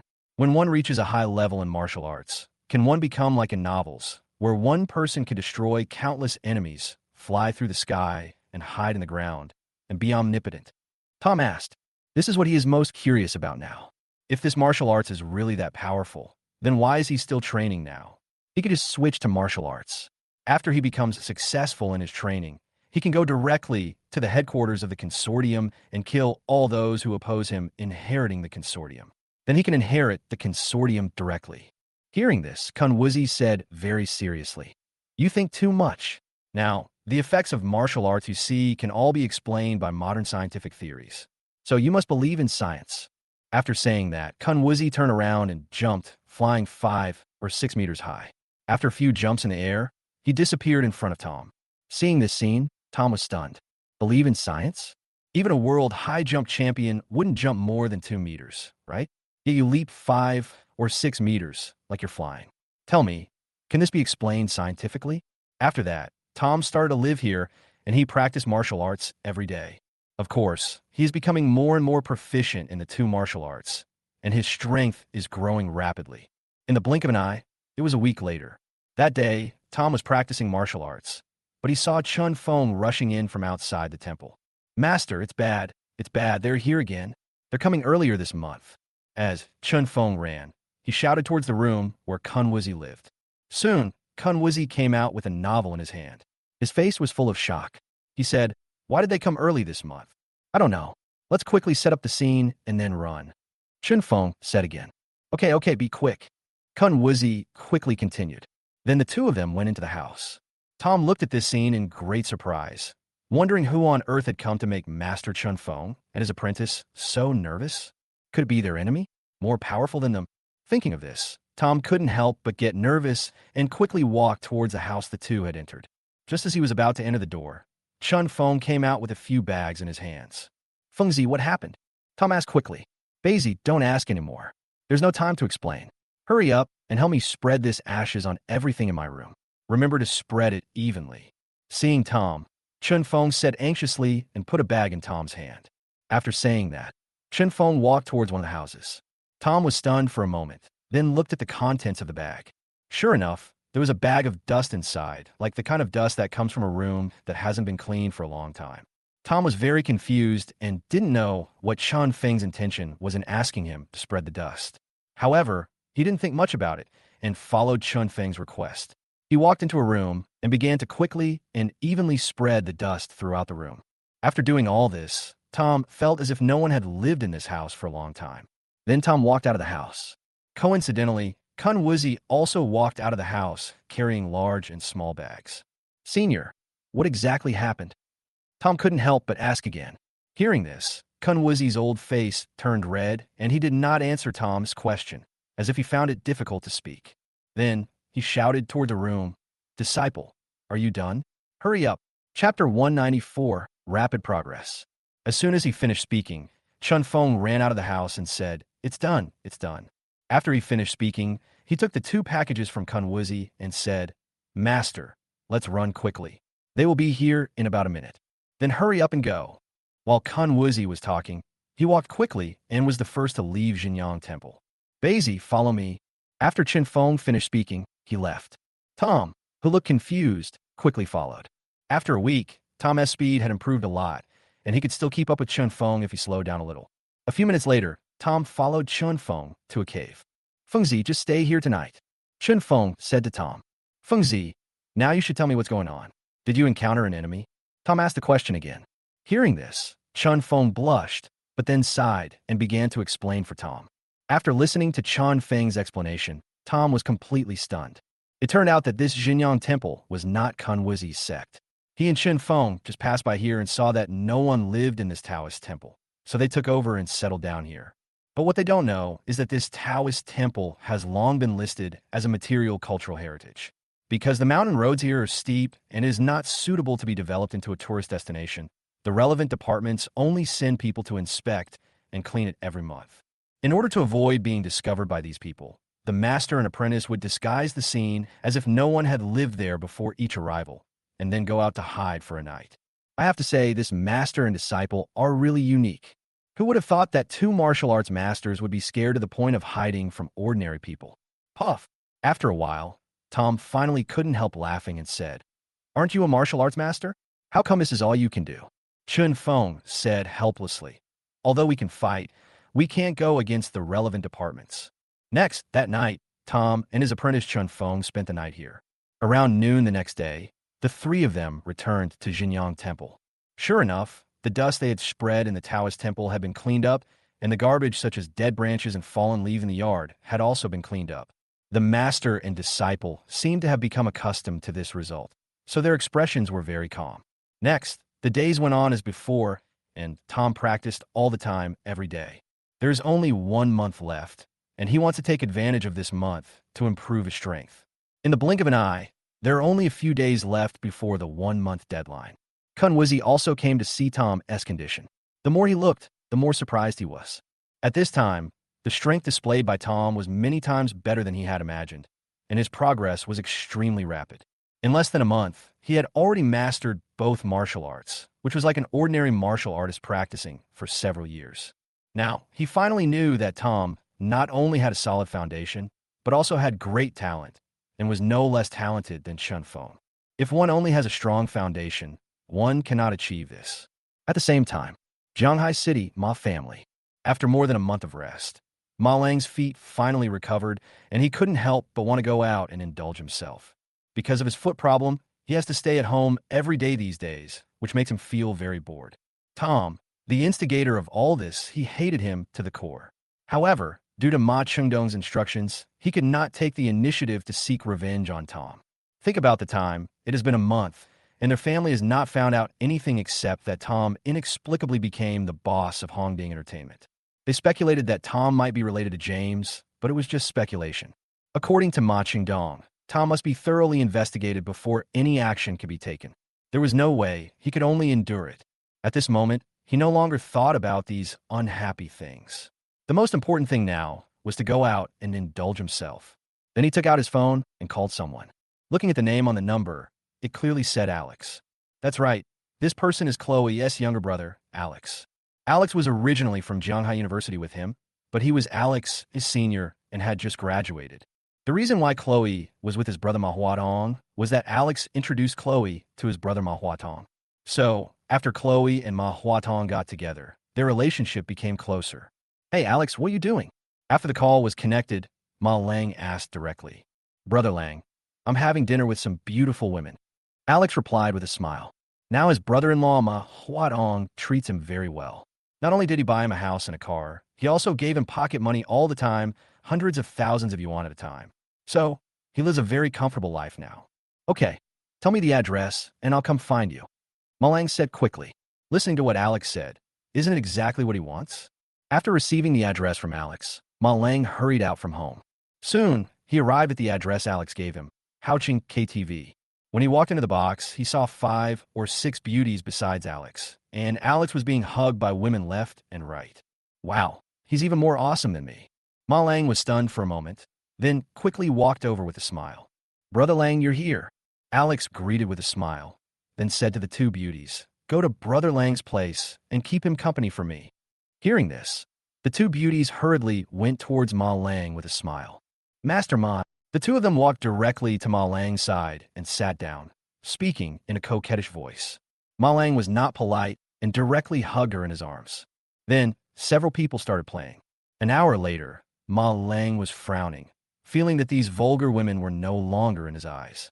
He wondered if his taste had become more discerning because he had been recuperating at home for a while. Alex noticed Ma Lang's expression and said to him, Brother Lang, what's wrong? Are you not satisfied? Ma Lang nodded and said, Alex, let's find another place to play. It's not fun here. How could he not listen to Ma Lang's advice? He quickly said, Okay, Brother Lang, where do you want to go? I want to find a simple girl to play with, talk about love or something. Ma Lang thought about it and said with a smile, Then go to Zhanghai University? Alex asked tentatively. Ma Lang shook his head and said, What's the difference between this college student and these people? They are not simple at all. Something simple? I know a place that will surely satisfy you. Brother Lang. Alex said with a sinister smile. Hearing this, Ma Lang immediately nodded and said, Let's go. Chapter 195 Brother Bay. Something happened to Lily. An hour later, the 2 appeared at the gate of a high school. Zhanghai No. 1 Middle School was clearly written on the door. Brother Lang, these high school students will be out of school soon. When the time comes, if you like anyone, just go up and chat with them. As long as you're willing to spend money, these high school students will definitely follow you. Don't be fooled by their young age. They're actually very materialistic. Alex said with a smile. Upon hearing this, Ma Lang nodded with a smile. Within a few minutes, the high school gate opened and a large number of students walked out. Ma Lang began to look at every girl who came out, unwilling to let any of them go. But after looking at it for a long time, he shook his head in dissatisfaction and complained, "Why are high school students of this quality these days? Brother Lang, don't be impatient. Wait and see. How many people have come out so far? The ones with good quality will definitely appear last." Seeing this, Alex quickly comforted him. Hearing this, Ma Lang stopped talking and continued to observe the situation at the school gate. After a while, Ma Lang's eyes suddenly lit up, and he pointed at one of the girls and said, "That girl, I like her." Alex looked in the direction of Ma Lang's finger and was stunned. He muttered softly, "Isn't that Tom's sister, Lily?" Unexpectedly, his mumbling was heard by Ma Lang, who exclaimed, "Whose sister is this?" "Tom," Alex asked in surprise. "Why? Brother Lang, do you know Tom?" Hearing this, Ma Lang gritted his teeth and said, "I know him. How can I not know him? Damn, I'm going to play with his sister today and collect some interest first." After saying that, Ma Lang walked towards Lily. Although Alex didn't know why Ma Lang hated Tom so much, he was still happy and stood there ready to watch the show. Ma Lang suppressed his anger towards Tom, put on a smile, walked up to Lily and said, "Beautiful lady, can I get to know you?" Hearing this, Lily looked up at Ma Lang with a cautious expression and said, "Who are you?" Looking at Ma Lang's expression, it was clear that he had bad intentions. "It doesn't matter who I am. What matters is that we met by fate. Can I invite you for dinner?" Ma Lang looked at Lily with a squinting look and said. Hearing this, Lily cursed, "What a psycho." After saying that, he turned and left, leaving Ma Lang standing there with a gloomy face. Seeing this, Alex quickly ran over and asked, "Brother Lang, what's going on? Damn, this bitch is so disrespectful. It's not easy to do it here. Come on, follow her. I'm gonna fuck this bitch today," Ma Lang said viciously. Then, the two of them drove to catch up with Lily. Lily was walking on the road and always felt that someone was following her. She wanted to take a taxi and leave quickly, but there were surprisingly few taxis on the road today. She walked for such a long time, but didn't see one. She was very scared, so she called Tom, but no one answered after she called several times, which made her even more anxious. Suddenly, a person's image flashed through her mind. Lily seemed to have grabbed a life-saving straw and dared to answer and call another person. This person is Xie Xiaotian. Ever since the last time Xie Xiaotian stood in front of her regardless of his life, her mind would occasionally appear with the image of Xie Xiaotian. Xie Xiaotian is the only person who can give her a sense of security besides her brother Tom and her parents. The phone was connected, and Xie Xiaotian's voice came from it. "Lily, what's wrong?" Hearing Xie Xiaotian's words, Lily's tense heart relaxed a little, and she quickly said, "Brother Xiaotian, can you come pick me up? I feel like I'm being followed." Hearing this, Xie Xiaotian also said anxiously, "Lily, where are you? I'll be there right away." Then, Lily told Xie Xiaotian her location. "Lily, please wait for me somewhere crowded nearby. Don't wander around." After saying that, Xie Xiaotian hung up the phone. At this time, followed the car behind her. Alex frowned and said, "Brother Lang, this little bitch won't call again to ask someone to pick her up, right? If someone comes, it will be difficult to do anything to her." Hearing this, Ma Lang's face darkened and he said, "Damn it, let's do it now." "Brother Lang, nothing will go wrong, right?" Alex asked again, a little worried. "What could go wrong? After I pamper her, maybe she won't want to leave me," Ma Lang said fiercely, not caring at all about what Alex said. At this moment, he didn't consider the consequences of doing so. One reason was that he was out here to have fun, and after finally meeting someone who matched his taste, how could he give up so easily? Another thing is that the other party is Tom, his sister, and his hatred for Tom has made him lose his mind. Then, Ma Lang said again, "Come with me." After saying that, he got off the car. Seeing this, Alex quickly followed. Lily watched as the car suddenly stopped, and two people got out and walked towards her aggressively. Wasn't the person leading the group the one who had just chatted with her?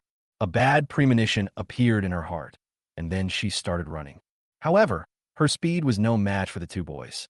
After running a few steps, she was caught up by Ma Lang and Alex and was caught. Then, the two of them carried her up.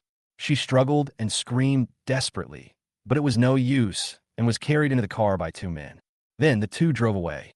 10 minutes later, Xie Xiaotian appeared here and saw that the place was empty and there was no trace of Lily. Then he took out his phone and called Lily, but no one answered after he called several times. For a moment, Xie Xiaotian also became anxious. He knew that something might have happened to Lily. Just then, he received a message on his phone. He quickly opened it and saw that it was sent by Lily, with the words Liwei Hotel written on it. At this point, he was absolutely certain that Lily had been kidnapped. He hadn't answered her call because he was afraid of exposing her phone number, so she had sent him a text message with his location. Without any hesitation, Xie Xiaodian rushed directly to Liwei Hotel. On the way, he also called Tom, but just like Lily's call, no one answered Tom's call. This made him think again. Could something have happened to Brother Bei too? But he quickly rejected the idea. How could something happen to someone as capable as Brother Bei? He must not have heard it. So, while on the road, he kept calling Tom. Finally, when he just arrived at the Liwei Hotel, Tom's call was connected. At this time, Tom had just finished practicing and returned to the house. He heard the phone ringing and answered it. Bai. Something happened to Lily. Xie Xiaoyan's anxious voice was heard on the phone. Chapter 196, Xie Xiaoyan's Fury. Hearing Xie Xiaoyan's words, Tom's face changed, and he quickly asked, "What happened?" Then, Xie Xiaoyan told what had just happened. After listening, Tom said in a deep voice, "You go find Lily first. I will notify David to go to the Liwei Hotel immediately." After hanging up the phone, Tom's face was so gloomy that it looked like water was about to drip out of it. "No matter who it is, if you dare to lay a hand on Lily, I will make you regret coming into this world," Tom said coldly, punching the ground. Bang! Tom's feet was actually cracked by his punch. Afterwards, Tom first informed David, then said goodbye to Chun Feng and walked down the mountain. It took him 2 hours to walk the mountain road last time, but this time, after he used all his strength to move his body, he reached the foot of the mountain in just half an hour. Then he got into his car and rushed towards Jianghai. Let's talk about Xie Xiaodian.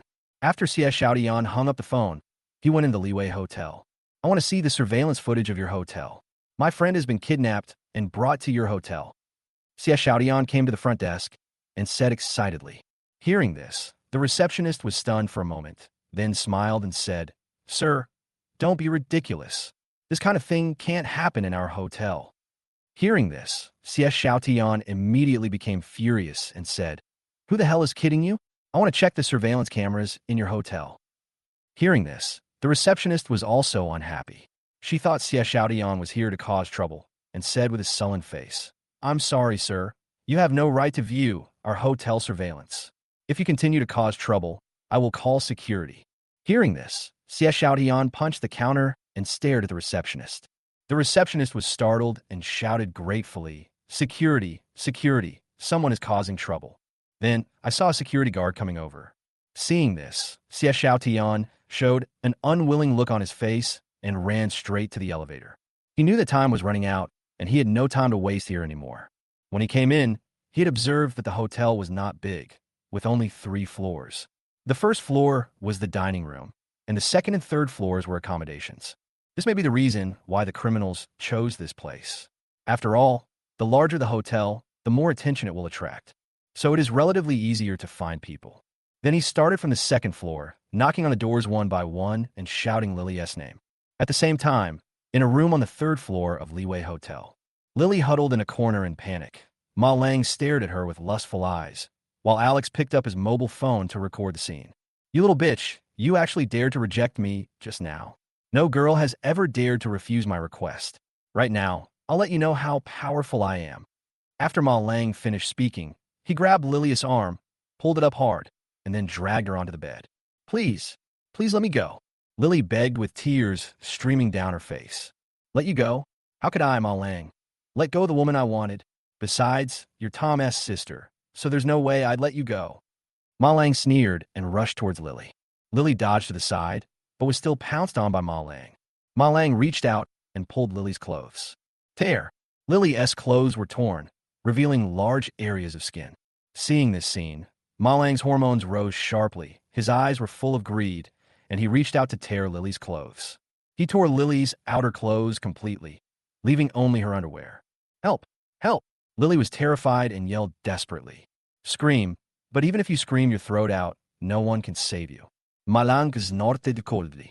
He chose this hotel because it had very few guests and was poorly managed, so no one would have heard it.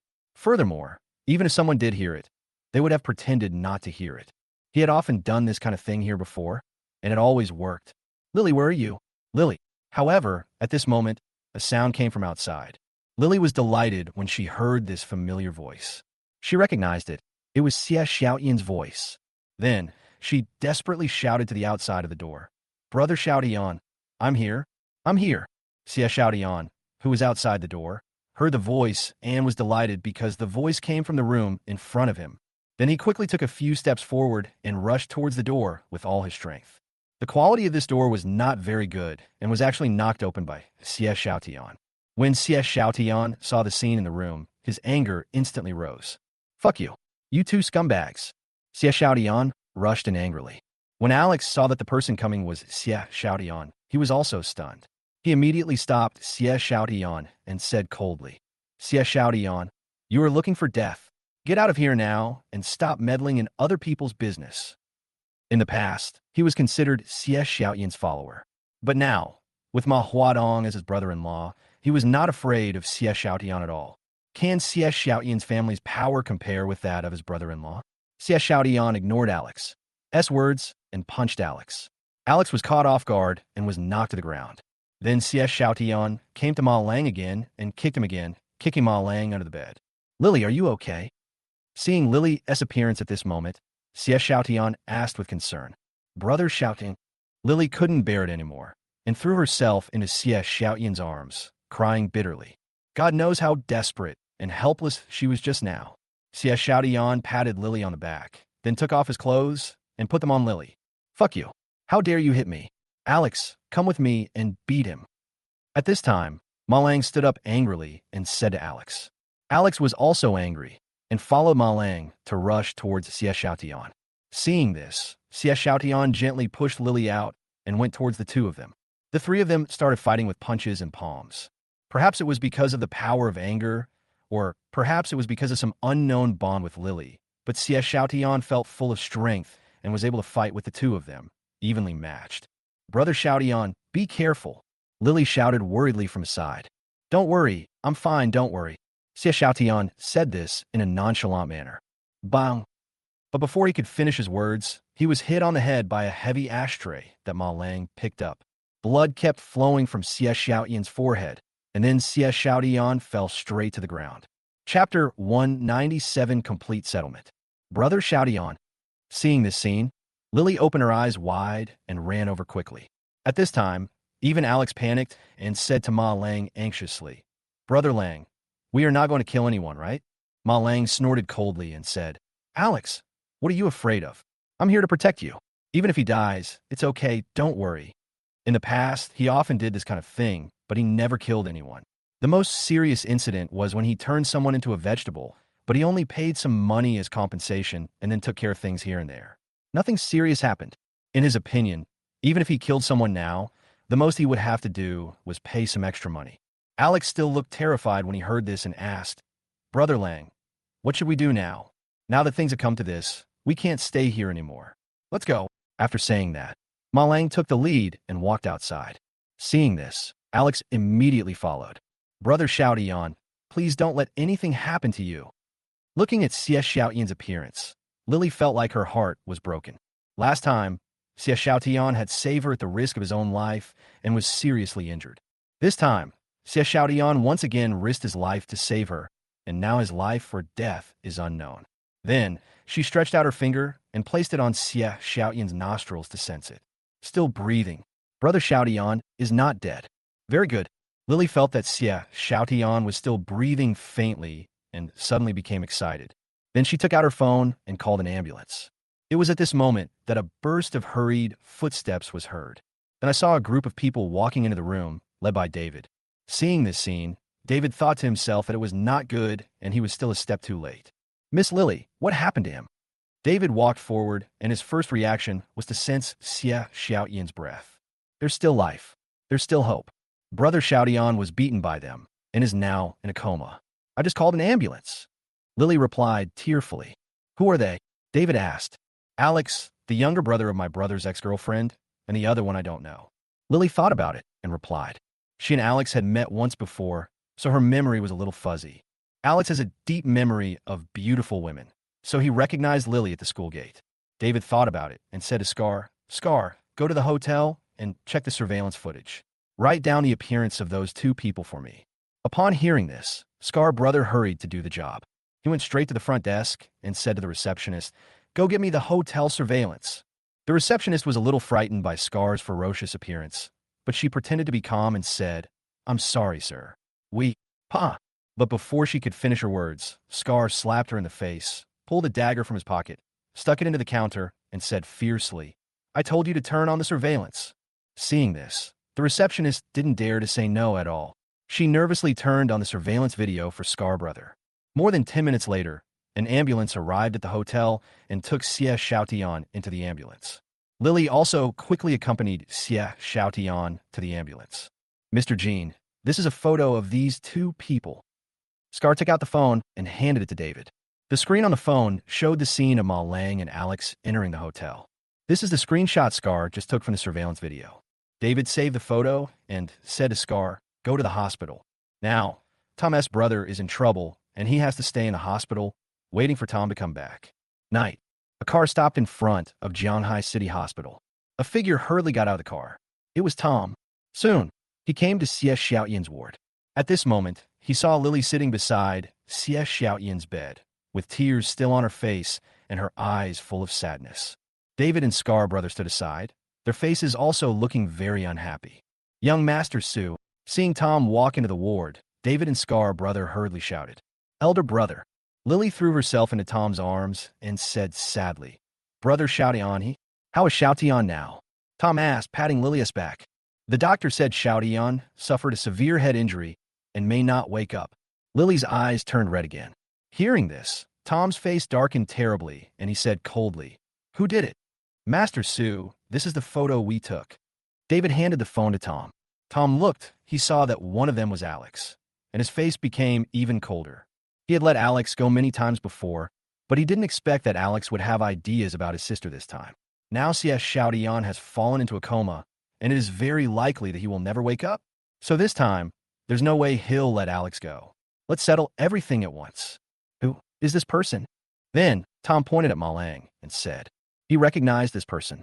He was the one who wanted to intercept him at the airport that day, but he didn't know his identity. "Young Master Su, I've just checked. This person's name is Ma Lang. He's the younger brother of Ma Huatong, the eldest son of the Ma family." "Ma Lang," David quickly replied. The Ma family again," Tom said through gritted teeth. In the past, when competing with the Ma family, he always used legitimate means. But now, the Ma family actually dared to hurt his relatives and brothers, so don't blame him for using any means necessary. "Come with me. First let's go to the Ma family to get someone. Then we'll go to the Zhou family," Tom said coldly and walked out of the ward first. At this time, there was a lot of joy in the Ma family villa. Because the Ma family invited the Zhou family to their home for a banquet today, the marriage between Ma Huatong and Chloe was settled. Now, Chloe is considered Ma Huatong's fiancée, and they're just waiting to get married. "My dear in-laws, I offer you a toast. Chloe is truly blessed to have found your family's partner." At the table, He Huao couldn't stop smiling and spoke to Ma Qingdong and Ma Qingdong's wife Wang Lijuan. She is really not too satisfied with her new son-in-law, Ma Huatong. Ma Huatong is not only handsome, but also wealthy, with assets worth tens of billions. Moreover, he was very good to Alex. Not only did he buy him a car and a house, he also gave him a lot of pocket money. This is much better than Chloe's previous boyfriends Tom and Ryan. Especially that Tom. She felt a little disgusted just thinking about it. Her daughter actually wasted 5 years of her youth on this poor loser. Mother-in-law, don't be so polite. Your Chloe is very good, and the most important thing is that Huatong likes her. Huatong has never had a girlfriend before, but he is so interested in your Chloe. Ma Qingdong and his wife also said this very happily. In the past, Ma Huatong had never had a girlfriend, and they once thought his sexual orientation had changed. But now that he finally has a girlfriend and is about to get married, they are extremely relieved. Chapter 198, I want to bankrupt the Ma family. Then they must have been destined to be together in their previous life. This is what they call lovers finally getting married. He Hui smiled and said to Ma Huatong and Chloe, "You two should get married quickly. Chinese New Year is coming soon. It will be best if you get married before Chinese New Year and give me a grandson. That way my life will be complete." Hearing He Hui's words, Chloe said shyly, "Mom, what are you talking about?" In fact, she didn't know whether she liked Ma Huatong or not. But this is not important at all. What is important is that Ma Huatong is very good to his younger brother. Seeing this, Ma Huatong hugged Chloe in his arms and said affectionately, "Chloe, Don't worry, I will definitely treat you twice as well in the future. Haha, look at my sister and brother-in-law showing their affection. At this time, Alex started to make noises. Hearing this, the whole audience burst into laughter. Alex is about to graduate from college, right? At this time, Ma Qingdong asked again. Yes, Xiaoji will graduate from college next year. Hui replied. When the time comes, come and work in my company. I'll assign him a manager position first, then a general manager, and then give him some shares. Ma Qingdong said very proudly. Hearing this, the three members of the Zhou family couldn't stop laughing. But Alex, you have to help me persuade Ma Lang. He's not doing his job and just hanging out outside all day. Ma Qingdong changed the subject and continued. Dad, what's there to manage in that company? My brother is all I need. Ma Lang said indifferently. Don't worry, uncle. Brother Lang and I have a good relationship. I will definitely persuade him in the future. Alex knew that this was impossible. Since there were benefits, he didn't care and agreed with a smile. Just then, a servant suddenly ran in from outside. Master, something bad has happened. There are a lot of people outside. The leader is called Tom. Let us hand over the second young master. The servant said with a panicked look. When these words were spoken, the whole audience was shocked. At this time, each of them had different ideas. In the eyes of Ma Qingdong, Manhwa Tom is causing trouble again. Tom asked his family to hand over Ma Lang, but Ma Lang had never offended him. He must be looking for a random excuse to attack their Ma family. This clay man still has some temper. This Tom is really pestering. As for Hui and Chloe, they felt very disdainful when they heard the name Tom. Now, they already know that Tom is the boss of Hongding Entertainment. But compared with the Ma family, it pales in comparison. How dare you come and cause trouble for the Ma family?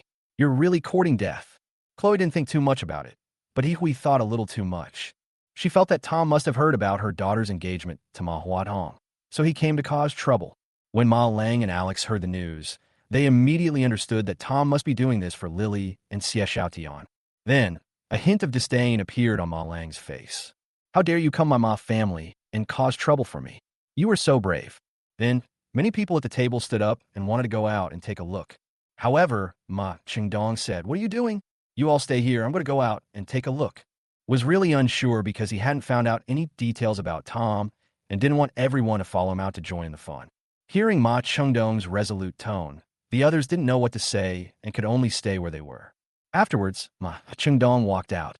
As soon as he reached the living room, he saw Tom rushing in, followed by many people with very unfriendly expressions. Seeing this, Ma Qingdong frowned in dissatisfaction. After all, his Ma family has a certain status in Jianghai, but the other party is so disrespectful to them. You are Tom, right? Ma Qingdong asked. I am. You're Ma Qingdong, right? Hand over Ma Lang to me immediately. Tom said coldly. You took over my Ma family's Tianshang Entertainment, and I didn't hold it against you. But you took the initiative to come to me. The Ma family is in trouble. How did Langer offend you? Ma Qingdong said angrily. How did he offend me? He didn't just offend me. He did something bad to my sister and even beat up my brother, who was hospitalized and is now unconscious. Tom snorted coldly. Impossible. Hearing Tom's words, Ma Qingdong blurted out that he didn't believe Tom's words at all. He had repeatedly told Ma Lang not to provoke Tom for the time being. So how could Ma Lang do such a thing? Hearing this, Tom was too lazy to explain and said directly, I don't want to say it again. Hand over Ma Lang to me. Every wrong has its perpetrator, and I will only look for Ma Lang. If your Ma family protects him, you will bear the consequences. Hearing Tom's words, Ma Qingdong couldn't help but feel suspicious. Tom's expression and tone didn't sound fake. Could it be that his son really did these things? However, he felt that Tom's tone was a bit too loud. Although Ma Qingdong is not as powerful as the four young masters of Jianghai, he is not a soft persimmon that can be bullied by others. Then he said, Oh, you're so arrogant. I want to see how you can make me bear the consequences myself. Hearing this, Tom said coldly, It seems that your Ma family is really stubborn. Then he took out his cell phone and called James. I want the Jianghai Ma family to go bankrupt. When the call was connected, Tom spoke to James in a deep voice. Originally, he would not borrow James' power, but now that the other party does not follow the rules, he will not care about the rules of the game that he originally set. James is the richest man in Shanghai province. If he can't even do this, then he has overestimated James' ability. Hearing that Tom's tone was a little off, James quickly said, Yes, Mr. Su. After hanging up the phone, James immediately informed everyone about the matter and mobilized all his connections, trying to make the Ma family go bankrupt as quickly as possible. For a time, the entire Shanghai province began to become turbulent. Ha ha ha ha. You want my Ma family to go bankrupt? My Ma family has been operating in Shanghai for so many years. How can we go bankrupt just like that? Hearing what Tom had just said on the phone, Ma Qingdong laughed and said he had never heard of a person like Tom in Shanghai. So it was very likely that the energy Tom possessed was not from Shanghai, but from outside. But since they are outsiders, the strong dragon cannot defeat the local snake. Their Ma family has a deep network of relationships in Shanghai, so don't even think about bankrupting them. Hearing this, Tom ignored Ma Qingdong and directly found a sofa and sat down. As a result, within a few minutes, Ma Qingdong's phone rang. Boss Ma, this is terrible. All of our partners have simultaneously refused to cooperate with us. All of our projects have been put on hold. Our company is facing huge losses every minute. An anxious voice came from the phone. Chapter 199. How to deal with it. How is that possible? Haven't the bosses of those partners been working with us for decades? How could they suddenly refuse to cooperate with us? Besides, if they suddenly terminate their cooperation with us, they will also face huge losses. Ma Qingdong's face was full of confusion. He really didn't understand what was going on. He then hung up the phone and wanted to find those partners to find out what was going on. After the call was connected, Ma Qingdong cursed. Lu Qihua, what do you mean? Why do you want to terminate the cooperation? If this project is stopped, don't you know how much money you will lose? Lu Qihua was one of the partners and the one with whom he had the best relationship. So his first call was to Lu Qihua. After hearing Ma Qingdong's scolding, Lu Qihua didn't get angry at all. Instead, he said calmly, Old Ma, it's not that I'm unkind, brother. It's just that the person you offended this time is too powerful. I can't afford to offend him. As for the money I lost, they will compensate me. After saying that, Lu Qihua hung up the phone. Hearing this, Ma Qingdong cursed angrily and called other partners, but the answers he got were exactly the same. At this moment, he couldn't help but think. A big name? Are you talking about Tom? Then he looked at Tom, only to see Tom looking at him with a playful expression. He was shocked. It was indeed Tom who did it. Then he said in a cold voice, Even if you ask those partners to stop cooperating with us, so what? My Ma family is big and powerful, and we can still afford this loss. In his opinion, Tom had just used money to coerce and bribe those partners to stop cooperating with the Ma family. But this could not affect the foundation of the Ma family at all, let alone make the Ma family bankrupt. If this is all Tom can do, that's all. What big talk are you talking about? But just as he finished saying this, his phone rang again. Boss Ma, this is bad. The relevant authorities say our company is evading taxes and they're closing it down. A lot of reporters have also arrived surrounding our company to report on it. Another anxious voice came from the phone. What? Tax evasion? The relevant departments even came in person to seal up our company? It is true that he evaded taxes. Nowadays, which company doesn't evade some taxes? But he spends a huge amount of money on management fees every year. How could something go wrong all of a sudden? If the company is sealed off, it will not only affect the foundation of his company, but it will not be long before it is declared bankrupt. Could this be Tom's doing? But no matter how powerful Tom is, he can't be connected with all the relevant departments, right? Tom with disbelief and asked, Did you do this? Tom smiled and nodded nonchalantly. Although Ma Qingdong's idea, just now, was correct, he never thought that the person who answered Tom's call, just now, was James. As the richest man in Shanghai, how could James imagine the connections he has in the entire province? Snap! His phone fell directly to the ground. The Ma family is finished. What I just said is still valid. Handing over Ma Lang now can give your Ma family a glimmer of hope. At this time, Tom spoke again. Hearing this, Ma Qingdong fell silent. After a long while, he said weakly, Wait for me. After saying that, he walked towards the dining room. In fact, he didn't want to hand over Ma Lang, but wanted to go back and think of a countermeasure. After all, although Ma Lang was a useless person, he was still his son and was usually very considerate to him. How could he bear to let him go? If he handed Ma Lang over, his fate would definitely be miserable. Soon, Ma Qingdong returned to the dining room. Hui said with a smile on her face, My dear in-laws, have you driven away that ignorant poor loser? That loser is so shameless. He probably saw Chloe and Hua Tong together, so he can't stand seeing Chloe doing well and wants to make trouble. As soon as she finished speaking, Ma Qingdong shouted angrily, Shut the fuck up. If Tom is a poor loser, Then what are they? Can a poor loser bankrupt the Ma family with just one phone call? As soon as these words were spoken, the dining room, which had been bustling just a moment ago, suddenly became silent. Everyone was stunned. What exactly happened? Wasn't he fine just now? Why did he suddenly change his expression? At this time, Hiwi also said dissatisfiedly, "My dear, what you said is a bit inappropriate."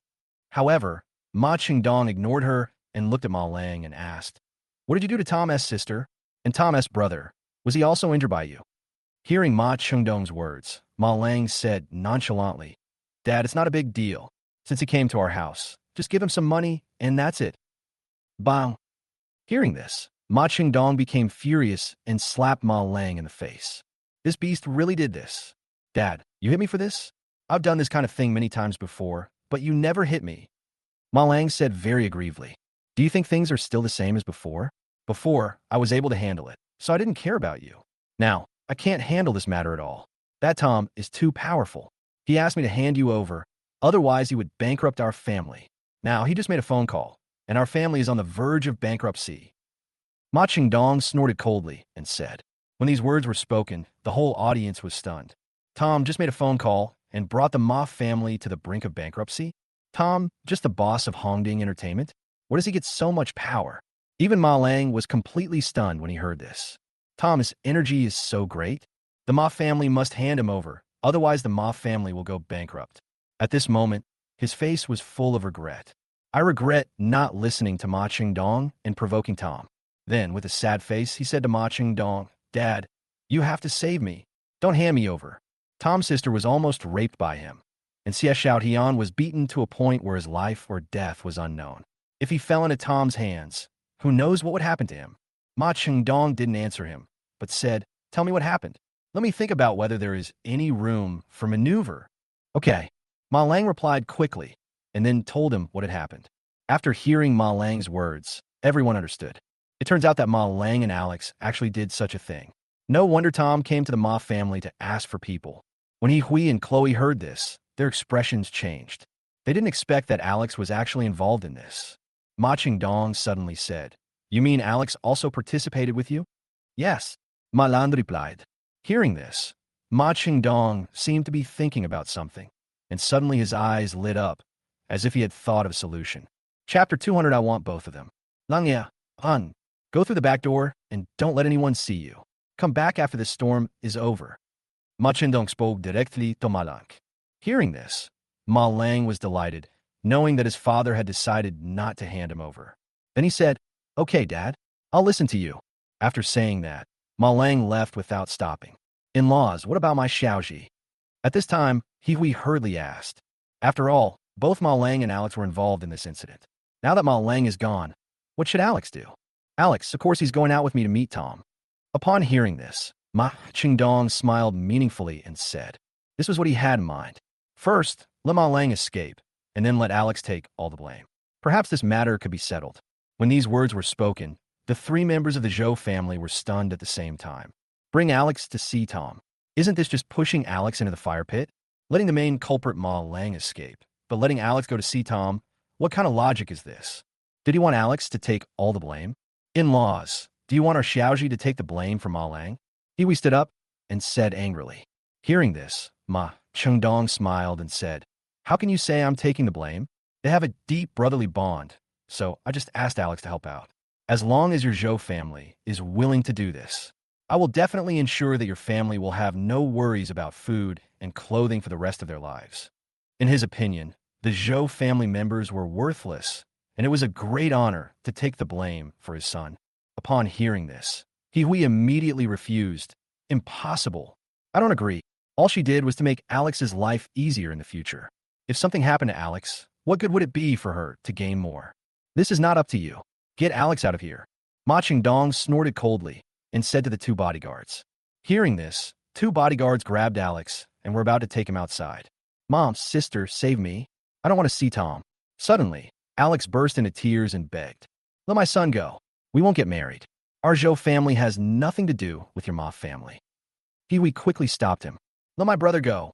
Chloe also quickly said, "Alex is everything to her. She will never let anything happen to Alex."